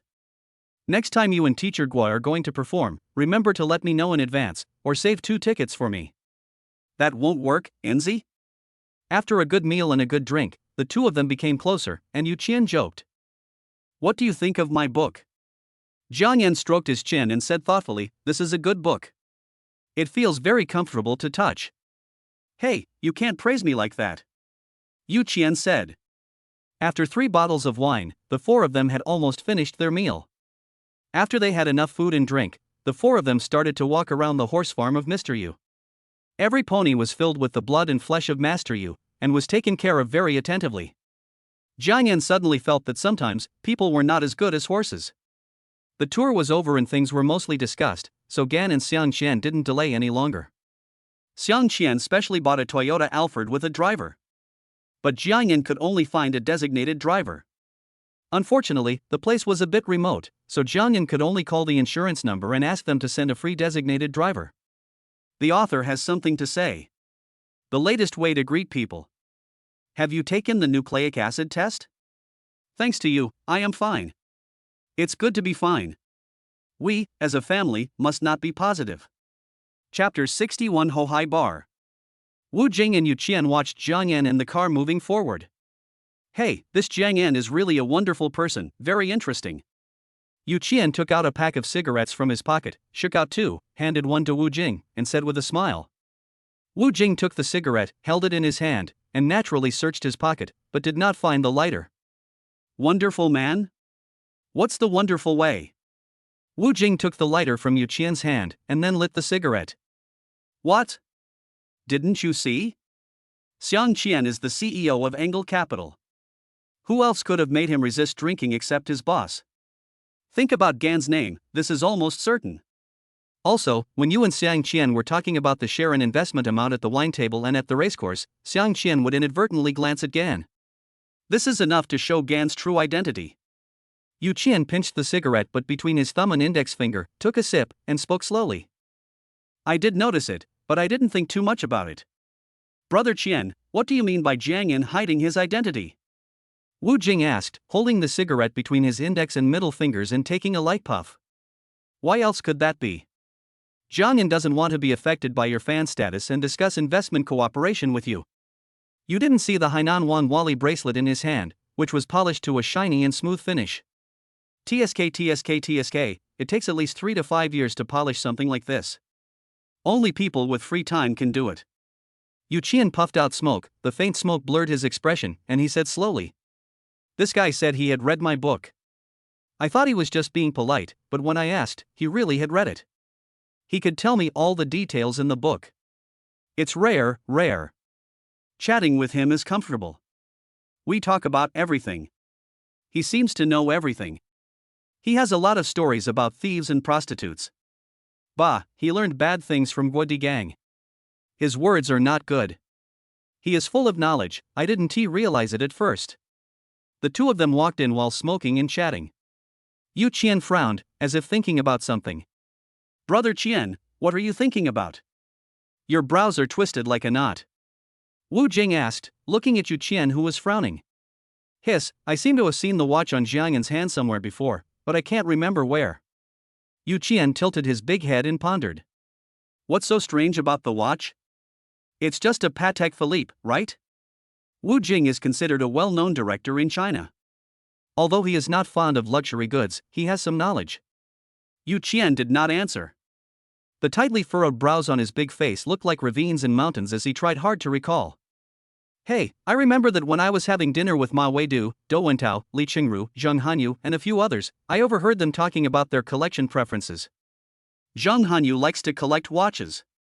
He said that among the watches he likes the most and regrets the most, there is a Patek Philippe, Master, or something, and he even showed us a picture. I am not interested in those things, but when he said that the watch was worth more than 200 million, I took a curious look at it. Now think about it, how come the watch on Gan's hand looks so similar to the picture I saw at that time? Yu Qian clapped his hands, thinking hard, and finally got something. He couldn't help but say with surprise and joy. Wu Jing was confused by what he heard, but she understood that Zhang Hanyu liked to collect watches, and there was a watch worth more than 200 million yuan, which seemed to be worn on Zhang Yan's hand. A watch worth more than 200 million, is there really such an expensive thing?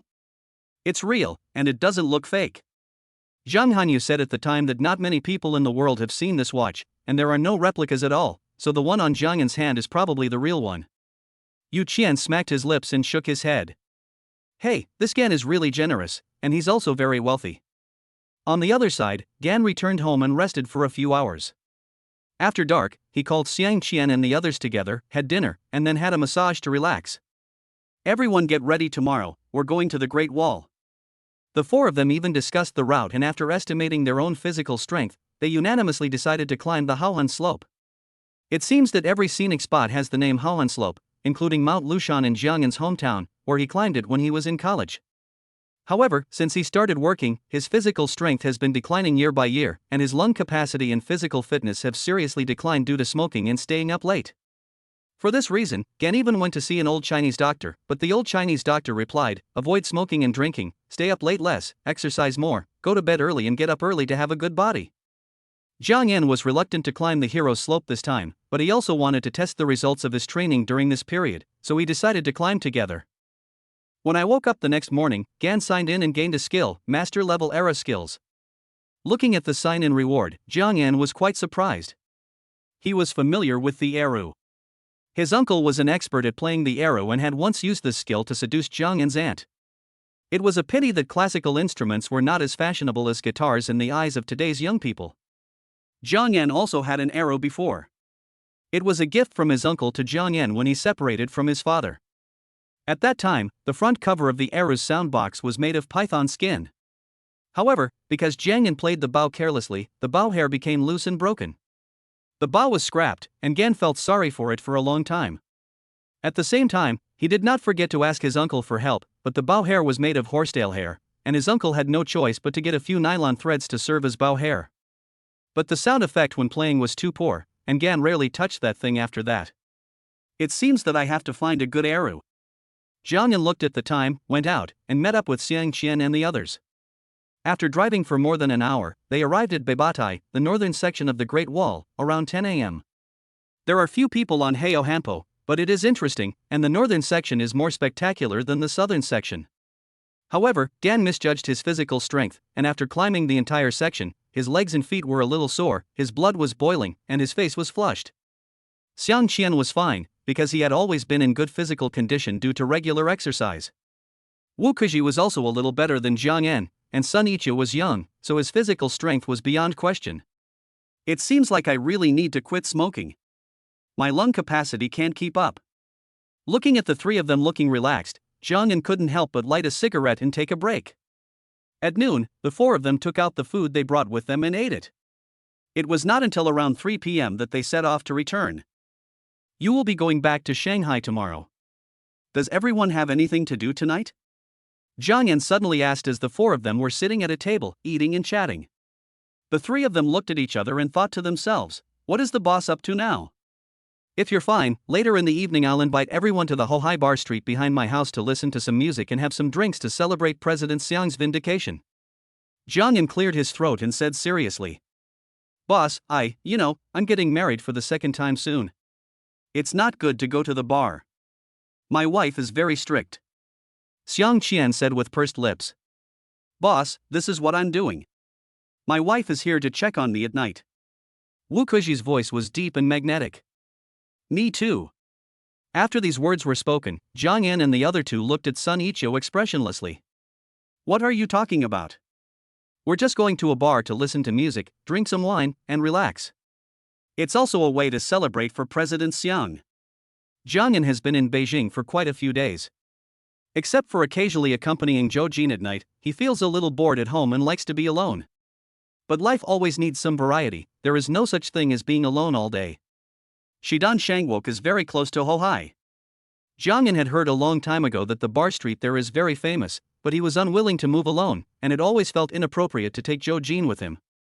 So this time, he planned to grab the three of them and go there together. Jiang Yan saw a hint of disappointment on the faces of the three people, smiled and said, I'll pay for tonight's consumption. Make as much as you want. After finishing their meal, the four of them headed straight for Hohai. When passing by the entrance of a bar called Sex in the City, Sun Ichio swallowed silently. He knew that this bar was full of pole dancers. The four of them found a bar called Ferry Station and walked in. The atmosphere in the bar was pretty good, but the environment was just average. There was a singer singing folk songs in front, and there was a cat on the sofa. The waiter said that the cat was adopted during the Brazil World Cup and was named Brazil. Jiang Yan ordered sparkling wine and handed the wine list to Xiang Qian and the others. The four of them drank some wine and listened to songs. The resident singer was a pretty girl who was singing live. She had a good voice and was very contagious. For this, Jiang Yan also gave her a few flower baskets. I have finally been cleared of this unjust case.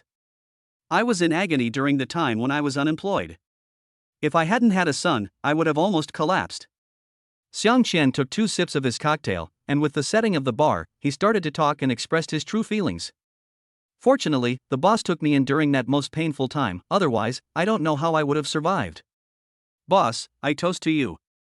Seeing Xiang Qian was a little excited, Jiang Yan said quickly, what's the point of accepting or not? The main thing is that you have the ability. I interviewed a large group of people at that time, but I couldn't find a satisfactory one. Then I found your information in Diren's system. Your background check was also done by Mr. Zhang from Diren.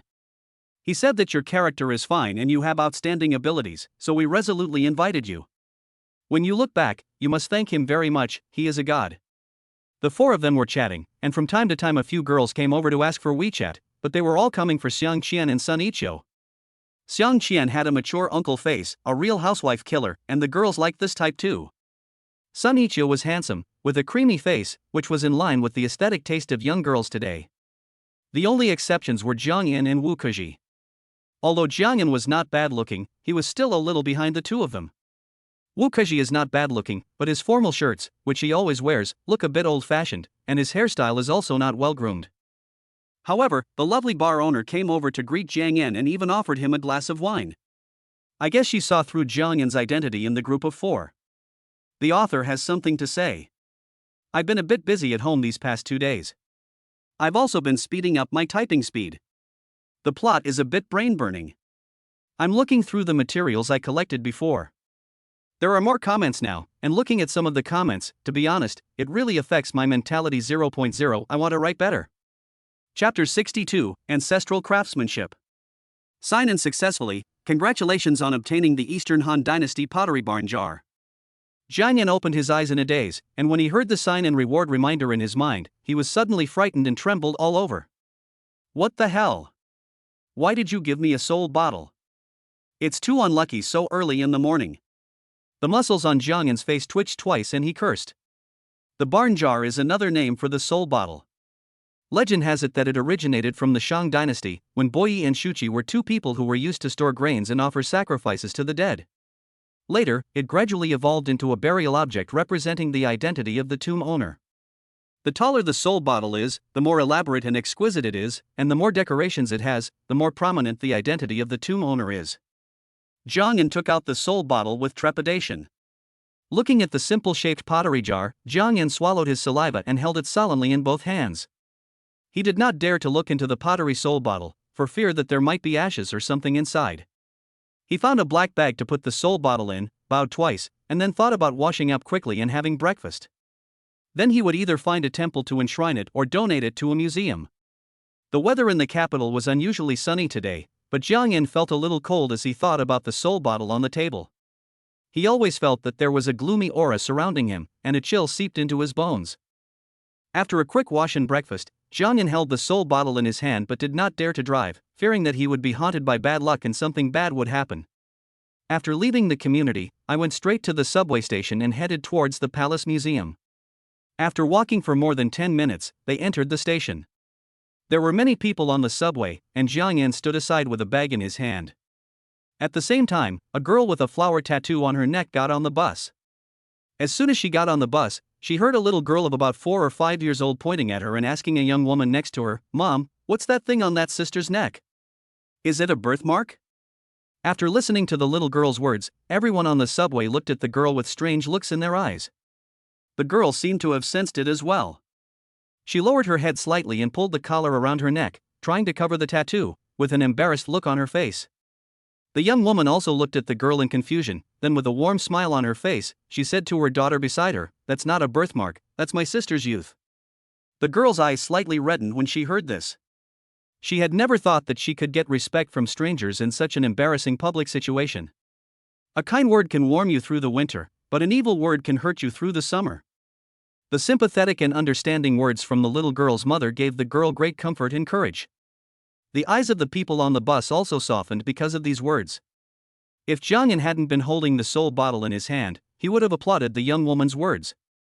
The highest level of self-cultivation is never to ask others to be the same as you, but to respect others for being different from you. The young woman's warm words made the somewhat cold carriage warmer. Looking at the station, Jiang got off the train in a happy mood, almost forgetting that he was holding a 2,000-year-old burial object. After exiting the subway station and walking for 10 minutes, he finally arrived at the Palace Museum. After finding the place where the cultural relics were donated, Gan walked straight in. Gan was received by a gentle young man in his 30s wearing glasses.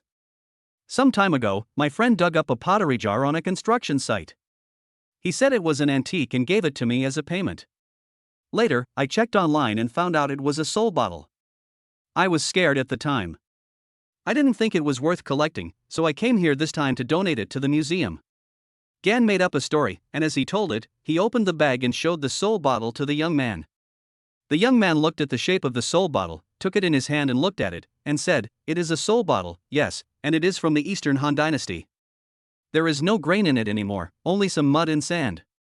I guess it must have been washed out from the riverbed and then dug out by your friend from the construction site." After saying that, the young man scooped out some of the mud, sand and soil inside, looked at it in his hand, and then motioned for Jiang to take a look too. Jiang was also startled by the young man's action. He quickly took 2 steps back and said, "I won't watch this. I'm still scared. I feel uncomfortable all day." Ha ha. This kind of soul bottle is very common, but it is rare to see such an ancient one, and it is very rare to be preserved so well. This thing is not valuable, but it has great historical significance. The young man expressed his gratitude to Gan, and then took Gan to fill out the form. After completing a series of formalities, the museum awarded Gan a donation certificate and a small cash reward. After leaving the museum, Jiang took out his mobile phone and searched for a Cultural Relic Protection Foundation online, and donated the reward directly to it. This way, he felt more at ease. Although Gan did not believe in ghosts and monsters, he did things for peace of mind. Believing that there is a God above your head and keeping awe in mind in order to warn yourself is different from believing in ghosts and gods. After finishing all this, Gan did not forget to find a music store nearby and bought a top-quality 6-barrel Eru. After taking the subway back home, Gan had lunch and took a short nap. I had nothing to do when I woke up, so I sat in the study and read a book and played the Eru. My life was plain but very comfortable. Jiang, who was playing the Eru, suddenly heard the doorbell ring. He got up and opened the door, and saw a man in his 60s with gray hair and a vigorous spirit. "Hey, Mr. Jean, is that you?" This old man Jean is Jiang's neighbor downstairs. He was an old Chinese medicine doctor before retirement. He is now a member of the neighborhood committee and also the owner representative of Jiang's building. They are a family of 6, with 3 generations living under one roof. Jiang met him during a morning run. He kept praising Mr. Jin's physical fitness and asked him for the secret of maintaining his health. However, Mr. Jin's answer at that time made Jiang a little confused. "Exercise every day, watch Victoria's Secret occasionally, and keep your body and mind comfortable." Jiang was speechless when he heard this answer and looked at Mr. Jin's serious expression. There was nothing wrong with this answer. Watching Victoria's Secret is necessary to keep your body and mind relaxed. After all, no one should watch Victoria's Secret for the clothes and underwear. Xiao Jiang, there is a boxing match in our community recently, and there is also a blind date conference jointly held. I remember that you seem to live alone, so I came here to ask you if you want to participate in the boxing match and the blind date conference? Grandpa Jean handed Jiang Yan an event flyer and said. Jiang Yan invited Mr. Jean to his home and said, Mr. Jean, forget about this blind date conference. I have a girlfriend. Also, what events are there in this competition? Mr. Jean was quite surprised about Jiang Yan's relationship status, because he always saw Jiang Yan living alone and thought he was single. It's good to have a girlfriend. I always thought you were single. There are several events in the competition, including chess, table tennis, basketball, and several talent shows. They are all written on the list. Which one do you want to participate in? Grandpa Jean said, pointing to the contents on the list. Gonan looked at the list and was in a dilemma. He could play many ball games, but his level was limited. He would probably be beaten if he played them, especially table tennis. The table tennis level of the old man in the community was estimated to be world class. Gonan was even more self-aware of some track and field events. There were only chess and talent shows left, which made Gan feel a little embarrassed. With his chess skills, he could only punch the nursing home and kick the kindergarten. Xiao Jiang, don't scratch your head. Community competitions are all for entertainment, and participation is what matters. I see you're quite tall, so you should know how to play basketball. Also, I just heard the sound of arrow at the door, so you could give us a talent show, Grandpa Jean said with full energy. I can play basketball, but I haven't played for a long time, so I'm not very good at it. How about you sign me up for chess? I'm pretty good at it. Gonan thought about it. After all, it was a community activity, so he still felt that he should integrate into the group. Chess, this thing was signed up by a group of us old guys. You dare to sign up for this, it seems your level is not low. Grandpa Jean said with a smile. My level is okay, so I'll sign up for chess. As for talent shows, forget it. That's a field for us aunties, so I won't get involved. Okay, that's settled. Tomorrow afternoon at 2:30, there will be a simple preliminary competition in our community. Don't forget it then. After giving instructions to Jiang Yan, Mr. Jean said goodbye. Jiang Yan was still basking in the sun and reading a book. In the evening, he drove to pick up Zhou Jin from get off work and had dinner together. The two of them were very close to each other and they would be inseparable if they hadn't seen each other for a day or two. What's wrong? You were so happy just now, why are you so sad now? At the dinner table, Jiang Yan looked at Zhou Jin frowning and couldn't help but ask softly. Zhou Jin looked at the green vegetables on the table with a sad look on his face. He sighed and said, yesterday, when I was on rotation in the emergency department, other doctors received a case of a little girl who drank paraquat pesticide. Alas! Just because she didn't do well on the exam, her mother beat and scolded her, and she didn't think straight and drank paraquat. When Jiang Yan heard this, he also fell silent. He knew about paraquat, and there have been reports of such cases in recent years.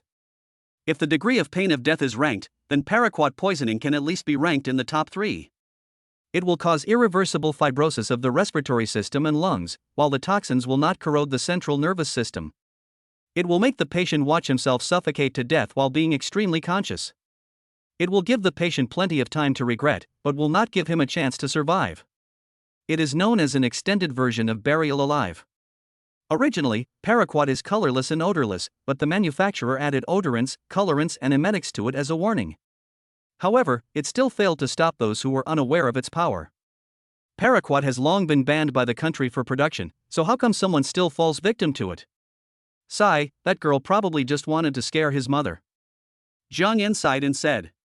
Our colleagues washed the girl's stomach and gave her intravenous dialysis, but it was of no avail. She was at such a good age, and yet she ended up like this. Jiang Yan put down his chopsticks and gently held Zhou Jin's soft hand, not knowing how to comfort her. Perhaps people who are used to seeing separation and death understand the preciousness of life better. When is your next break? Let's go to a concert. Jiang Yan changed the subject. I recently learned to play the erhu. I'll play a horse racing song for you. Zhou Jin regained his composure and pushed away the slight sadness on his face. His picturesque eyes and brows bloomed with brightness again. Arrow, I've never really listened to it seriously. When will you learn it? Zhou Jin's tone became lively again, and a smile appeared on her pretty face. Playing the arrow is a skill passed down from my ancestors, hee hee. Ganin stretched out his right hand and made a pulling motion. Boys do have a skill inherited from their ancestors. The author has something to say. As I was writing, I suddenly deviated from the outline 0.0 I am adjusting. Yesterday, I made a blue screen on my computer because I kept revising it. Today I downloaded Orange Gua. Starting tomorrow, I plan to update 4,000 words every day and prepare to be a perfect student. Finally, please give me a 5-star rating. Please urge me to update. I have also set up a special topic building, welcome to leave comments and complain. Chapter 63 Human Nature is Too Complex. Sign in successfully. Congratulations on obtaining 34% of DJI's shares. Gan sat on the bed, listened to the reward reminder in his mind, and stretched his neck. It's another unicorn enterprise, and an old unicorn at that. It's just a technology company, it's better to do business. Ganin got up and did 2 chest expansion exercises, and said softly. But this time we own 34% of the shares, which means we have security control and a veto power. I guess the call will come soon. As expected, Jiang Yan had just finished washing up when his cell phone rang. The caller ID showed that it was from Pengcheng, and Jiang Yan knew who it was right away. When the call was connected, the person on the other end was Wang Tao, the boss of DJI Technology. He currently held 45% of DJI's shares. Ganin suddenly became his largest shareholder, and his shareholding ratio was enough to threaten the company's subsequent operations, causing Wang Tao to feel a little anxious. On the phone, Wang Tao wanted to meet with Ganin for a talk or to hold a board meeting. However, he was rejected by Gan, who expressed that he had no intention of interfering in the company's current operations.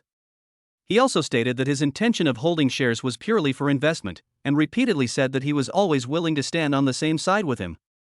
The call lasted a long time. Wang Tao repeatedly said that he wanted to find a time to meet with Jiang Yan. Jiang Yan couldn't resist and had to make an appointment with him at a rough time. Jiang Yan could also understand Wang Tao's anxiety. After all, his shareholding was too large. As long as Jiang Yan was slightly biased towards other major shareholders, Wang Tao's position would be in jeopardy. It seems like I really need to take some time to go to Pengcheng. Currently, DJI's valuation is $60 billion, but this valuation is only temporary. In the next 2 years, it will basically be no problem for the valuation to exceed $100 billion. Gan was very happy about this reward, not only because of the money, but more because this company is a technology company that is engaged in the drone industry. This kind of company is very stable, unlike internet companies, which have a bubble nature. Jiang Yan called Xiang Qian and transferred the information to him, asking him to arrange someone to connect with DJI Technology. At around 2 o'clock in the afternoon, Jiang Yan did not forget the community competition he had agreed to with Mr. Jin. The chess competition was held at the property management office. After Gan arrived, he reported his name, looked at his number, and waited to go on stage. The preliminaries were not very formal, more like a competition among chess enthusiasts in the community. As for chess, apart from professional players, amateur players generally get better with age. During the whole afternoon of competition and communication, Ganin basically did not encounter any strong opponents, except for a man in his 40s. Ganin spent a lot of thought on the layout of the stranglehold in the middle game, and the opponent was accidentally hit by a flying knife, so he fell into a disadvantage and lost the game. Thank you for letting me. After this battle, Jiang Yan officially entered the elderly circle of the community. After the game, many old men asked to continue to compete with Jiang Yan. Jiang Yan did not refuse firmly. He looked at the time and continued to play with them. But the most annoying thing about playing chess with the old man is that there are too many people giving instructions. Some whisper, some shout from time to time, and some even grab the pieces directly. A group of old men were standing around the chessboard, some were standing, some were squatting, and the only thing missing was someone moving a stool and standing on top of their heads. Finally, the old men dispersed amid phone calls to their spouses and families. Xiao Jiang, I really didn't realize that you were such a good chess player. Before Xiao Lu joined the workforce, he won the 15th place in the Beijing Sports Association individual tournament and was a national second-level chess player.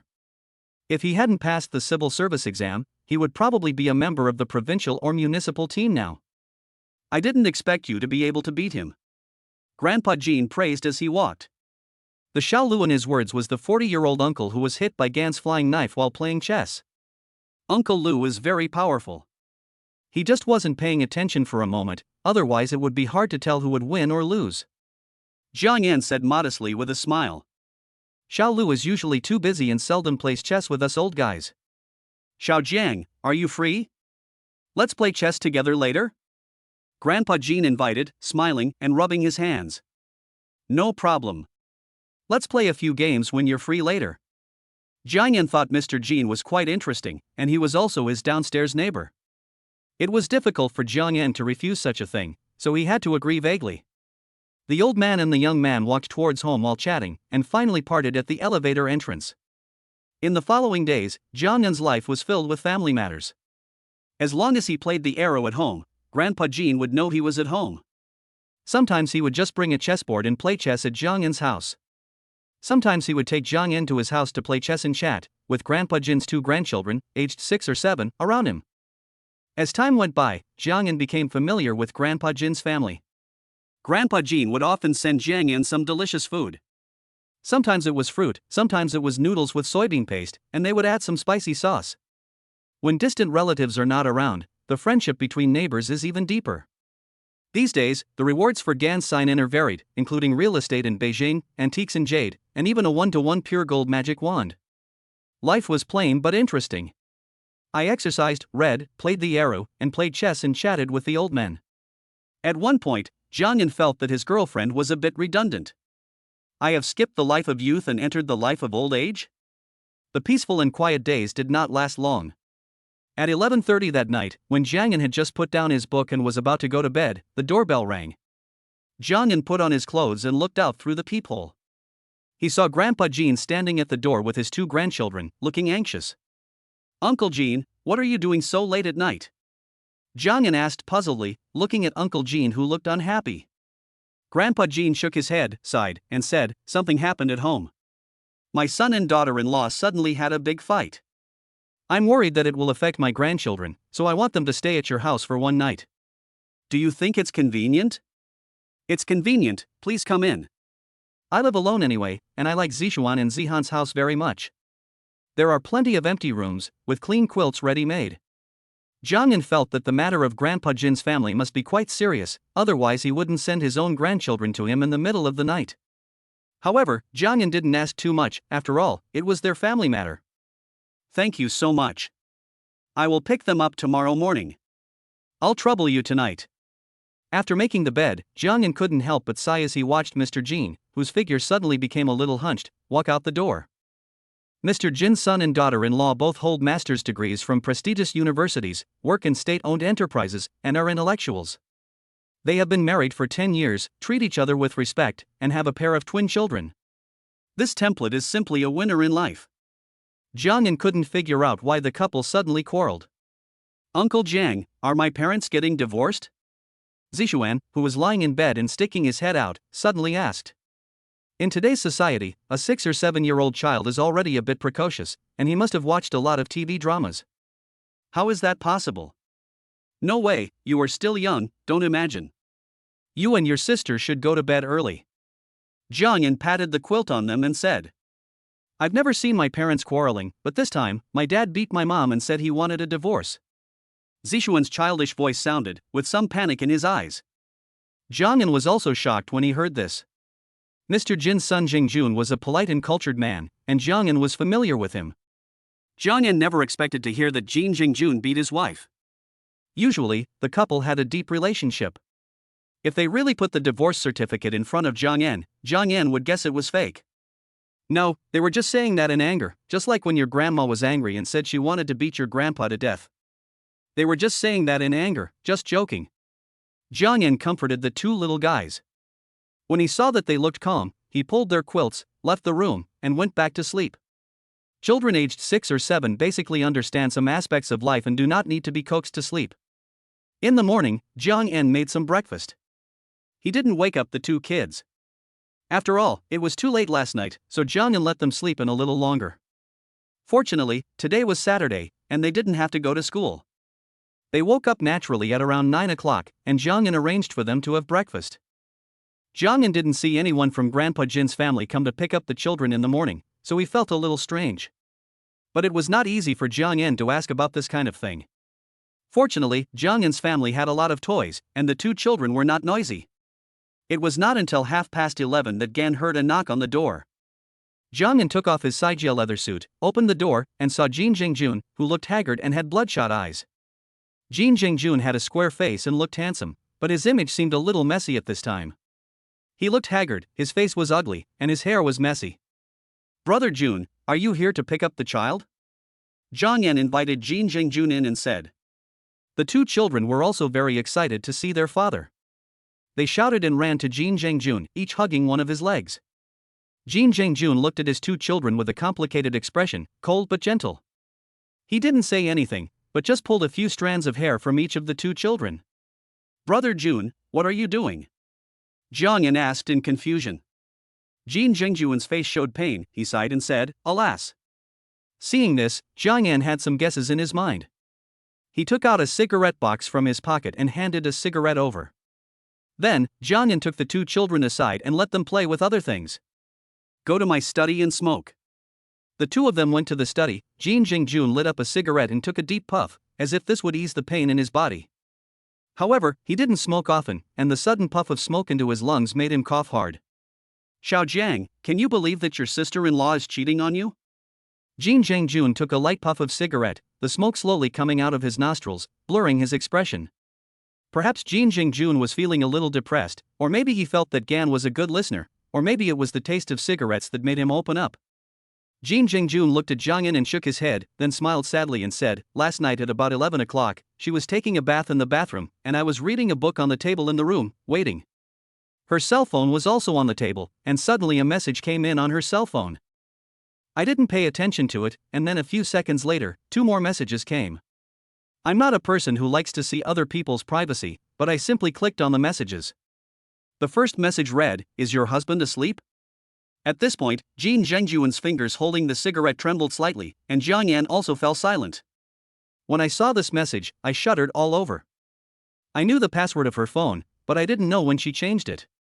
However, I quickly unlocked it and opened the WeChat message, and found that the message was sent by a man. I couldn't wait to flip through the chat history, and I saw a bunch of disgusting things, ambiguous messages, and even a fucking video. Jin Jingjun's face was ferocious and he looked a little crazy. Jiang Yan quickly comforted him and lit a cigarette for him. Your sister-in-law and I have been married for 10 years, 10 years. We have been together since college. I really didn't expect that she would do such a thing. When I think about it now, I feel sick. You don't know, I wanted to kill her at that time. If my parents and the child hadn't been woken up, I don't know what I would have done. We quarreled all night yesterday and my mother suddenly fainted. Fortunately, nothing happened, otherwise I would definitely kill her whole family, and that adulterer." Jiang Yan listened and smoked as well. Jiang Yan might not have a deep understanding of Jin Jingjun's feelings, but as a man, he probably had a similar reaction after being cuckolded. As for the child, although I know it should be mine, I am still unsure, so I plan to do a paternity test. Then divorce her. Jin Jingjun glanced at the two children making noises in the living room, with a hint of complicated strangeness in his eyes. Jiang Yan sighed and said, "To be honest, I can't believe this happened. You two have such a good relationship, how could this happen? But, Jun brother, you should calm down. After all, Mr. and Mrs. Jin are old, you have to think about them, and don't do anything that will make your relatives sad and your enemies happy." Listening to Jiang Yan's advice, Jin Jingjun did not say anything, but just exhaled smoke quietly, as if he wanted to release everything that was suppressed in his heart. The two of them sat quietly for a while. Jin Jingjun wrapped up the 2 strands of hair separately, smiled sadly, and said to Jiang Yan, "I have to go to the hospital. Xiao Jiang, I'll trouble you to take care of the children for the time being. Someone should come to pick them up in the afternoon." Jiang Yan nodded and sent Jin Jingjun to the door, leaving only the 2 children shouting foolishly. "Brother Jun, don't do anything stupid." Jiang Yan did not forget to remind him. After seeing Jin Jingjun off, Jiang Yan looked at the 2 young children in the living room and sighed. How come such a loving couple and such a harmonious family are going to break up? Sigh. Today's society is too complicated. The author has something to say. This chapter is 4,100 words. My neck hurts. Please give me 5-star praise and urge me to update more. I have seen the comments on the topic, and I will arrange it reasonably later. Chapter 64, Wishing Bodhisattva Good Health. More than a decade of love, 10 years of marriage, treating each other with respect. But now, it has turned into a bubble. Once the golden boy and jade girl in the eyes of others, once the model couple in the eyes of others, once the happy family in the eyes of others, an accident, a silent affair, directly led to all the good things, collapsed and shattered, turning into a mess. The people inside are covered in dust and in a mess. As Jiang was feeling emotional, he suddenly remembered that Jin Zhengjun seemed to be a researcher in a state-owned military enterprise. He wondered if he had military status. If so, then the adulterer would be in trouble. Destroying a military marriage is a serious crime and the offender would be sentenced to prison. In today's society, the price a third party pays for destroying another person's family is really too small. Of course, there are many temptations in today's society, both material and spiritual. At noon, Jiang made lunch. He didn't add any chili peppers, and the two little guys ate it with gusto. Uncle Jiang, the food you cook is so delicious, even better than the noodles with soybean paste my grandma makes. Uncle Jiang, can I still come to your house for dinner often in the future? Uncle Jiang, why doesn't my dad take me out to play? He used to take me to the amusement park on Saturdays off. Also, why did he pull my hair? It hurts a little. Jiang listened to the two children chattering while eating, and suddenly felt uncomfortable. After lunch, Jiang played with the children at home for a while and played the arrow for them. Then he arranged for them to take a nap. At around 2 p.m., someone knocked on the door. Jiang opened the door and found a strange old couple. Before Jiang could ask, he heard two children happily calling Grandma and Grandpa. Hello, I am Zishuan and Zihan's grandfather.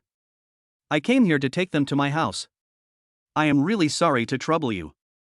Thank you very much. The master was also a well-educated man. Although his face was a little swollen and he looked not in good spirits, he always had a smile on his face and thanked Jiang. It's okay, they are neighbors upstairs and downstairs. I like these two little guys very much. Just as the two old people were about to take the child away, Jiang's cell phone rang. He picked it up and saw that it was Grandpa Jin calling. Xiao Jiang, have the child's grandparents gone to your house to pick up the child? Grandpa Jin's tone was a little anxious, his voice was a little hoarse, and he sounded like he was very tired. Yeah, the child's grandparents are still here and are getting ready to go out. Jiang said. We can't let them take the child away for the time being. Xiao Jiang, please help me stop them. Grandpa Jin said quickly. Mr. Jin, how can I stop this kind of thing? Jiang said with a wry smile. How about this, please give the phone to their grandparents and I'll talk to them. Hearing this, Jiang sighed slightly, thinking to himself, what's the matter? Is Mr. Jin afraid that the two children will never come back after they leave? Uncle sure, Auntie. Uncle Jin said that you can't take the child back for the time being. After Jiang finished speaking, he handed the phone to Uncle Sure. Uncle Sure was stunned, as if he had thought of something. He took the phone painfully and walked aside. Uncle Sure called out in-laws with a trembling voice, and the two families communicated at Jiang's house using Jiang's mobile phone. Jiang did not listen to the specific content of the conversation, and he did not want to listen. My dear relatives, it is our family that has let you down. We have two children and we want a divorce, and we don't know what to say. I understand your concerns.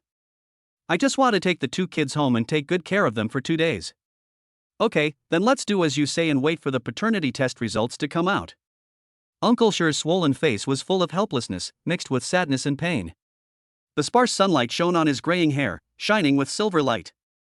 After communicating with Uncle Jin, he seemed to have more age spots on his face. The aunt just stood there, gently wiping her tears, her pale eyes slightly swollen. Xiao Jiang, Zishuan and Zihan will probably have to trouble you for another day. Aunt Jean is in the hospital now, and I can't get away, but they will be discharged on Monday. I had planned to ask the two kids' aunt to pick them up, but something happened at home, alas. Grandpa Jin fell silent as he spoke, his voice a little hoarse, and he had completely lost his former joy, leaving only helplessness. Jiang couldn't help but feel sorry for the old couple. They had a family tradition of learning and devoted their lives to serving the public. Now that they were old, their family was troubled by such a thing. It's good for the kids to stay at my house. I'm alone, and I'm happy to have them to entertain me.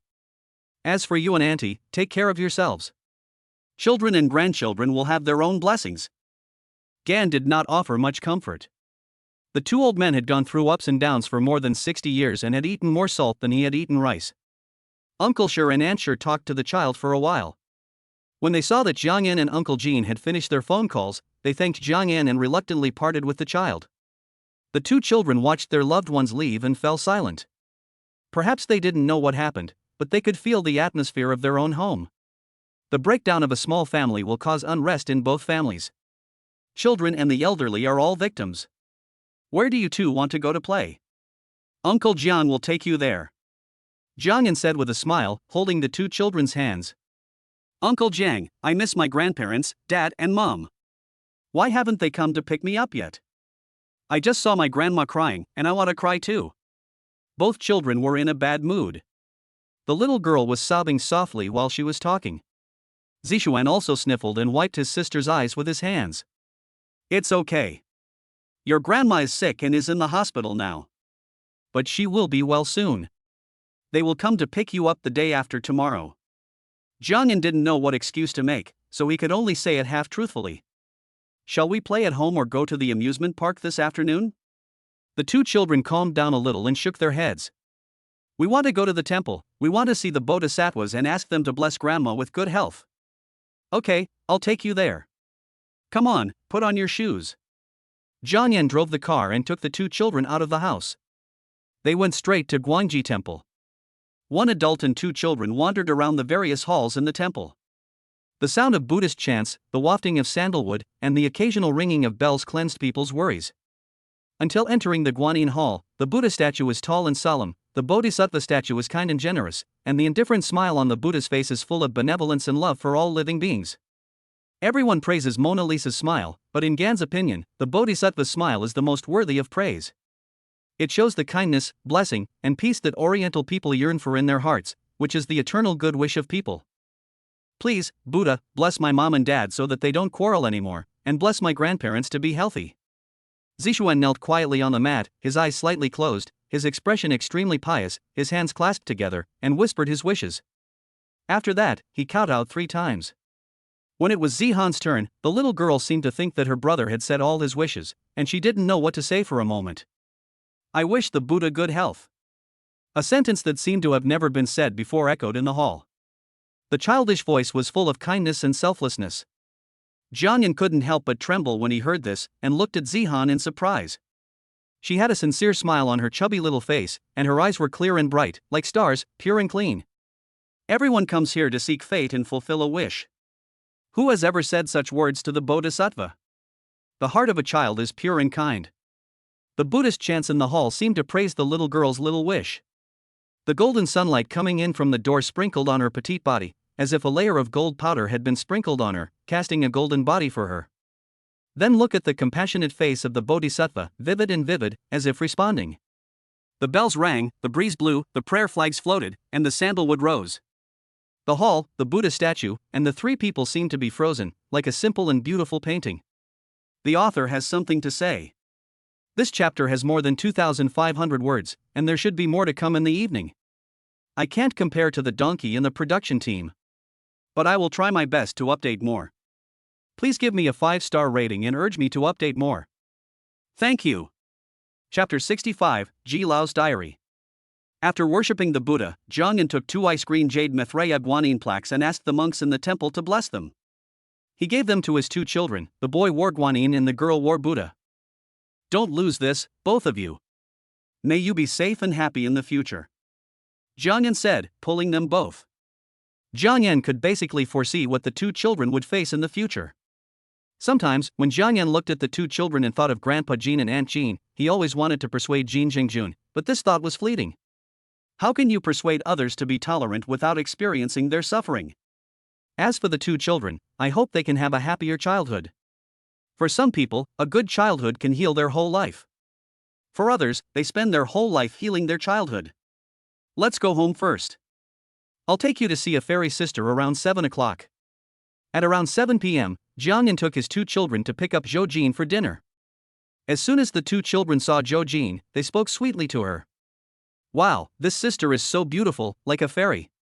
Sister, you look like the Bodhisattva we saw in the temple this afternoon. Zhou Jin was also surprised to see the children, but she was even more surprised by the two children's praise for her.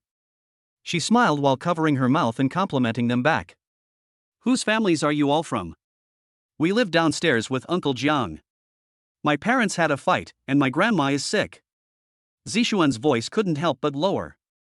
Even his face, which was originally full of smiles, was replaced by a trace of sadness, and his little head couldn't help but bend down. Zhou Jin was suddenly at a loss for what to do by this scene. He could only comfort her hurriedly, while looking at Jiangyan with a puzzled look. It's okay, Grandma will be back the day after tomorrow, and your parents will come to pick you up then. I'll take you to eat something delicious now. Jiangyan blinked at Zhou Jin, shook his head, and comforted her. I want to eat Uncle Zhang's cola chicken wings and braised pork. Children's thoughts are always so innocent. Even if they have sad things in their hearts, they will be replaced by another happy thing. Is that so? Then let's not eat out. I'll go home and cook for you, Jiangyan said as he looked at Zhou Jin. Seeing Zhou Jin nodded with a smile, Jiangyan drove back home. The ingredients and other things were all in the refrigerator. Jiangyan was in the kitchen, cooking, while Zhou Jin was playing with the two children. Jiangyan, why do you still have Ultraman's suit? I never realized that you look like a cultured person, but you are a little baby at heart. Zhou Jin's sweet and light laughter and the child's voice echoed in the living room. Jiangyan listened and cooked dinner with a smile on his face. After dinner was ready, Jiangyan poured warm water for the two children and poured a glass of orange juice for Zhou Jin. Ah, why is the orange juice cold? Zhou Jin frowned as he took the orange juice in his hand and was about to drink it. At the same time, he put the orange juice aside and poured himself a glass of warm water. Jiangyan was extremely depressed when he saw this. His eyes were full of resentment when he looked at Zhou Jin. If God doesn't help me, then he helps you. Jiangyan couldn't help but sigh helplessly in his heart. After dinner, the child watched TV in the living room, while Jiangyan and Zhou Jin lay on the sofa and chatted. Looking at Zhou Jin's curvy figure, Jiangyan secretly swallowed his saliva, but he knew in his heart that he would not be able to eat tonight. Oh, it's so itchy, Jiangyan, don't move. A faint blush appeared on Zhou Jin's delicate and pretty face. Her white and slender jade hand patted her round and soft thigh, where Jiangyan's hand was doing mischief. The temperature of Jiangyan's palm was so hot that it seemed to have magical power, stirring Zhou Jin's heartstrings. Ahem. I thought it was my own leg. Seeing the children turning their heads to look at him, Jiangyan couldn't help but say seriously. Listening to Jiangyan's random excuses, Zhou Jin couldn't help but roll her eyes at him coquettishly. Jiangyan looked at the charming Zhou Jin, his eyes were filled with jealousy, and his heart was burning with anger. However, he could only look, not eat, which really made him a little depressed and angry. No, fighting bloody battles is not my style, and this kind of thing is not acceptable. Jiangyan thought to himself and recited the meditation mantra and the great compassion mantra several times. Then he took a book from the study and sat on the sofa to read. Zhou Jin leaned her little head on Jiangyan's shoulder, quietly leaning on him and reading quietly. While reading the book, she also looked at Jiangyan's profile, which had become somewhat three-dimensional and stylish. A hint of sweetness could not help but appear on her face. Jiangyan was reading a book, Zhou Jin was looking at him, his eyes were gentle and sweet, his picturesque eyebrows and eyes seemed to be filled with stars and galaxies. The smile on his lips was like flowers blooming all over the mountains and fields, and the whole house seemed to be filled with a refreshing fragrance. What kind of book is this? It's very interesting. The words are full of true emotions, Zhou Jin said softly with a smile on her face. Jiangyan showed her the title of the book, and Zhou Jin was immediately surprised and said, "Is Mr. G's diary so interesting? It's so cute. There are exams all day long. Either you or I take the exam. What the hell are they testing, ha ha ha." Zhou Jin recited every word, laughing so hard that his body shook. "I was just going to work this morning, and my butt hurt from sitting, it's so real." Two children were watching TV, and two adults were snuggling together, reading books. The scene was full of harmony and warmth, and there was a hint of sweetness in the air. It was past 9 o'clock and Zhou Jin was about to go back. He stood up and said to Jiangyan, "I have to go back. I'll take a taxi back tonight so you don't have to send me home. It's not safe to leave the children at home." "Ah, why don't you stay here tonight? I'm worried about you going back alone." Jiangyan pretended to be surprised and said calmly, "I thought to myself, even if I couldn't eat, I could just sleep in each other's arms. Anyway, I had a strong will and could handle it." "Humph, no. Don't think I don't know what you're thinking. Not tonight. Zhou Jin snorted, her slightly pouting red lips full of unique charm. Sister, don't you sleep with Uncle Jiang? My mom and dad both sleep together. Zishuan looked at Zhou Jin and Jiang Yan, his cute big eyes full of confusion, and said crisply. Jiang Yan listened to Zishuan's words and couldn't help but secretly give him a thumbs up. Uncle finally loved you for a good reason. Not yet. My sister has to go to work tomorrow to deliver a baby. Zhou Jin's face was slightly flushed, and her snow-white skin seemed to be covered with a layer of red glow. If you don't sleep with Uncle Jiang, where will the baby come from? This sentence was like a thunderclap, which made Zhou Jin very embarrassed. Jiang Yan was also shocked and laughed awkwardly. Why don't you not go back? I'll take you to work tomorrow morning. I promise to be well behaved when I go to bed at night. Jiang Yan held Zhou Jin's soft hand and couldn't help but promise. Don't think I don't know what you mean by pouring me cold orange juice. Humph, now you have figured out the time. Zhou Jin said angrily. Jiang Yan felt as if he was caught watching a porn movie. He could only forcefully explain himself, I didn't do that. I'm not that kind of person. Don't talk nonsense. Looking at Jiang Yan's quibbling appearance, Zhou Jin couldn't help but chuckle a few times. I'm leaving first. Little guys, sister will come to see you later. After saying that, Zhou Jin prepared to go out. Wife, wait a minute, you drive there. I'm really worried about you being alone. Jiang Yan knew that it was impossible to keep Zhou Jin overnight, so he could only let her go back. We have 2 cars anyway. You drive the Phantom back and I'll take you to the underground garage. Jiang Yan took the key and then turned to the 2 children and said, You guys watch TV at home. I'll take your sister downstairs. Jiang Yan took Zhou Jin by the hand, entered the elevator, and went to the basement. The 2 stood in front of the car. Jiang Yan looked at Zhou Jin with his cheeks puffed up, looking like a puffer fish that had been attacked. From now on, you can't use that method on others. Zhou Jin blinked his clear and bright eyes and muttered to Jiang Yan. Jiang Yan held Zhou Jin's fair and delicate face in his hands, squeezed it gently, and said with a smile, What method? Oh wow, I'm going to go now. Well, be careful on the road and drive slowly. The author has something to say. The data has dropped a lot recently, and I was looking for the problem, so I looked at the books of my peers. Suddenly I found that the gap between my data and theirs was so big. I flipped through it casually, wanting to learn. But I found that I couldn't learn that kind of. I suddenly wanted to drive in the book, but I was afraid of being caught. I said a keyword to see if there are any friends. Principal Gao E. Landlady. Chapter 66, The Golden Stone finally opens. On Sunday, Gan was home alone with his 2 children. Jin Jingjun came over in the afternoon, but he looked haggard and hadn't taken care of himself for a long time. He carried the appraisal report with him. When he looked at the 2 children, his eyes were filled with warmth and a hint of guilt. Jiang Yan looked at Jin Zhengjuan's appearance and couldn't help but sigh. He used to be such a handsome, elegant and decent man, but now he has lost his humanity due to a family accident. Xiao Jiang, I'm here to pick up the child.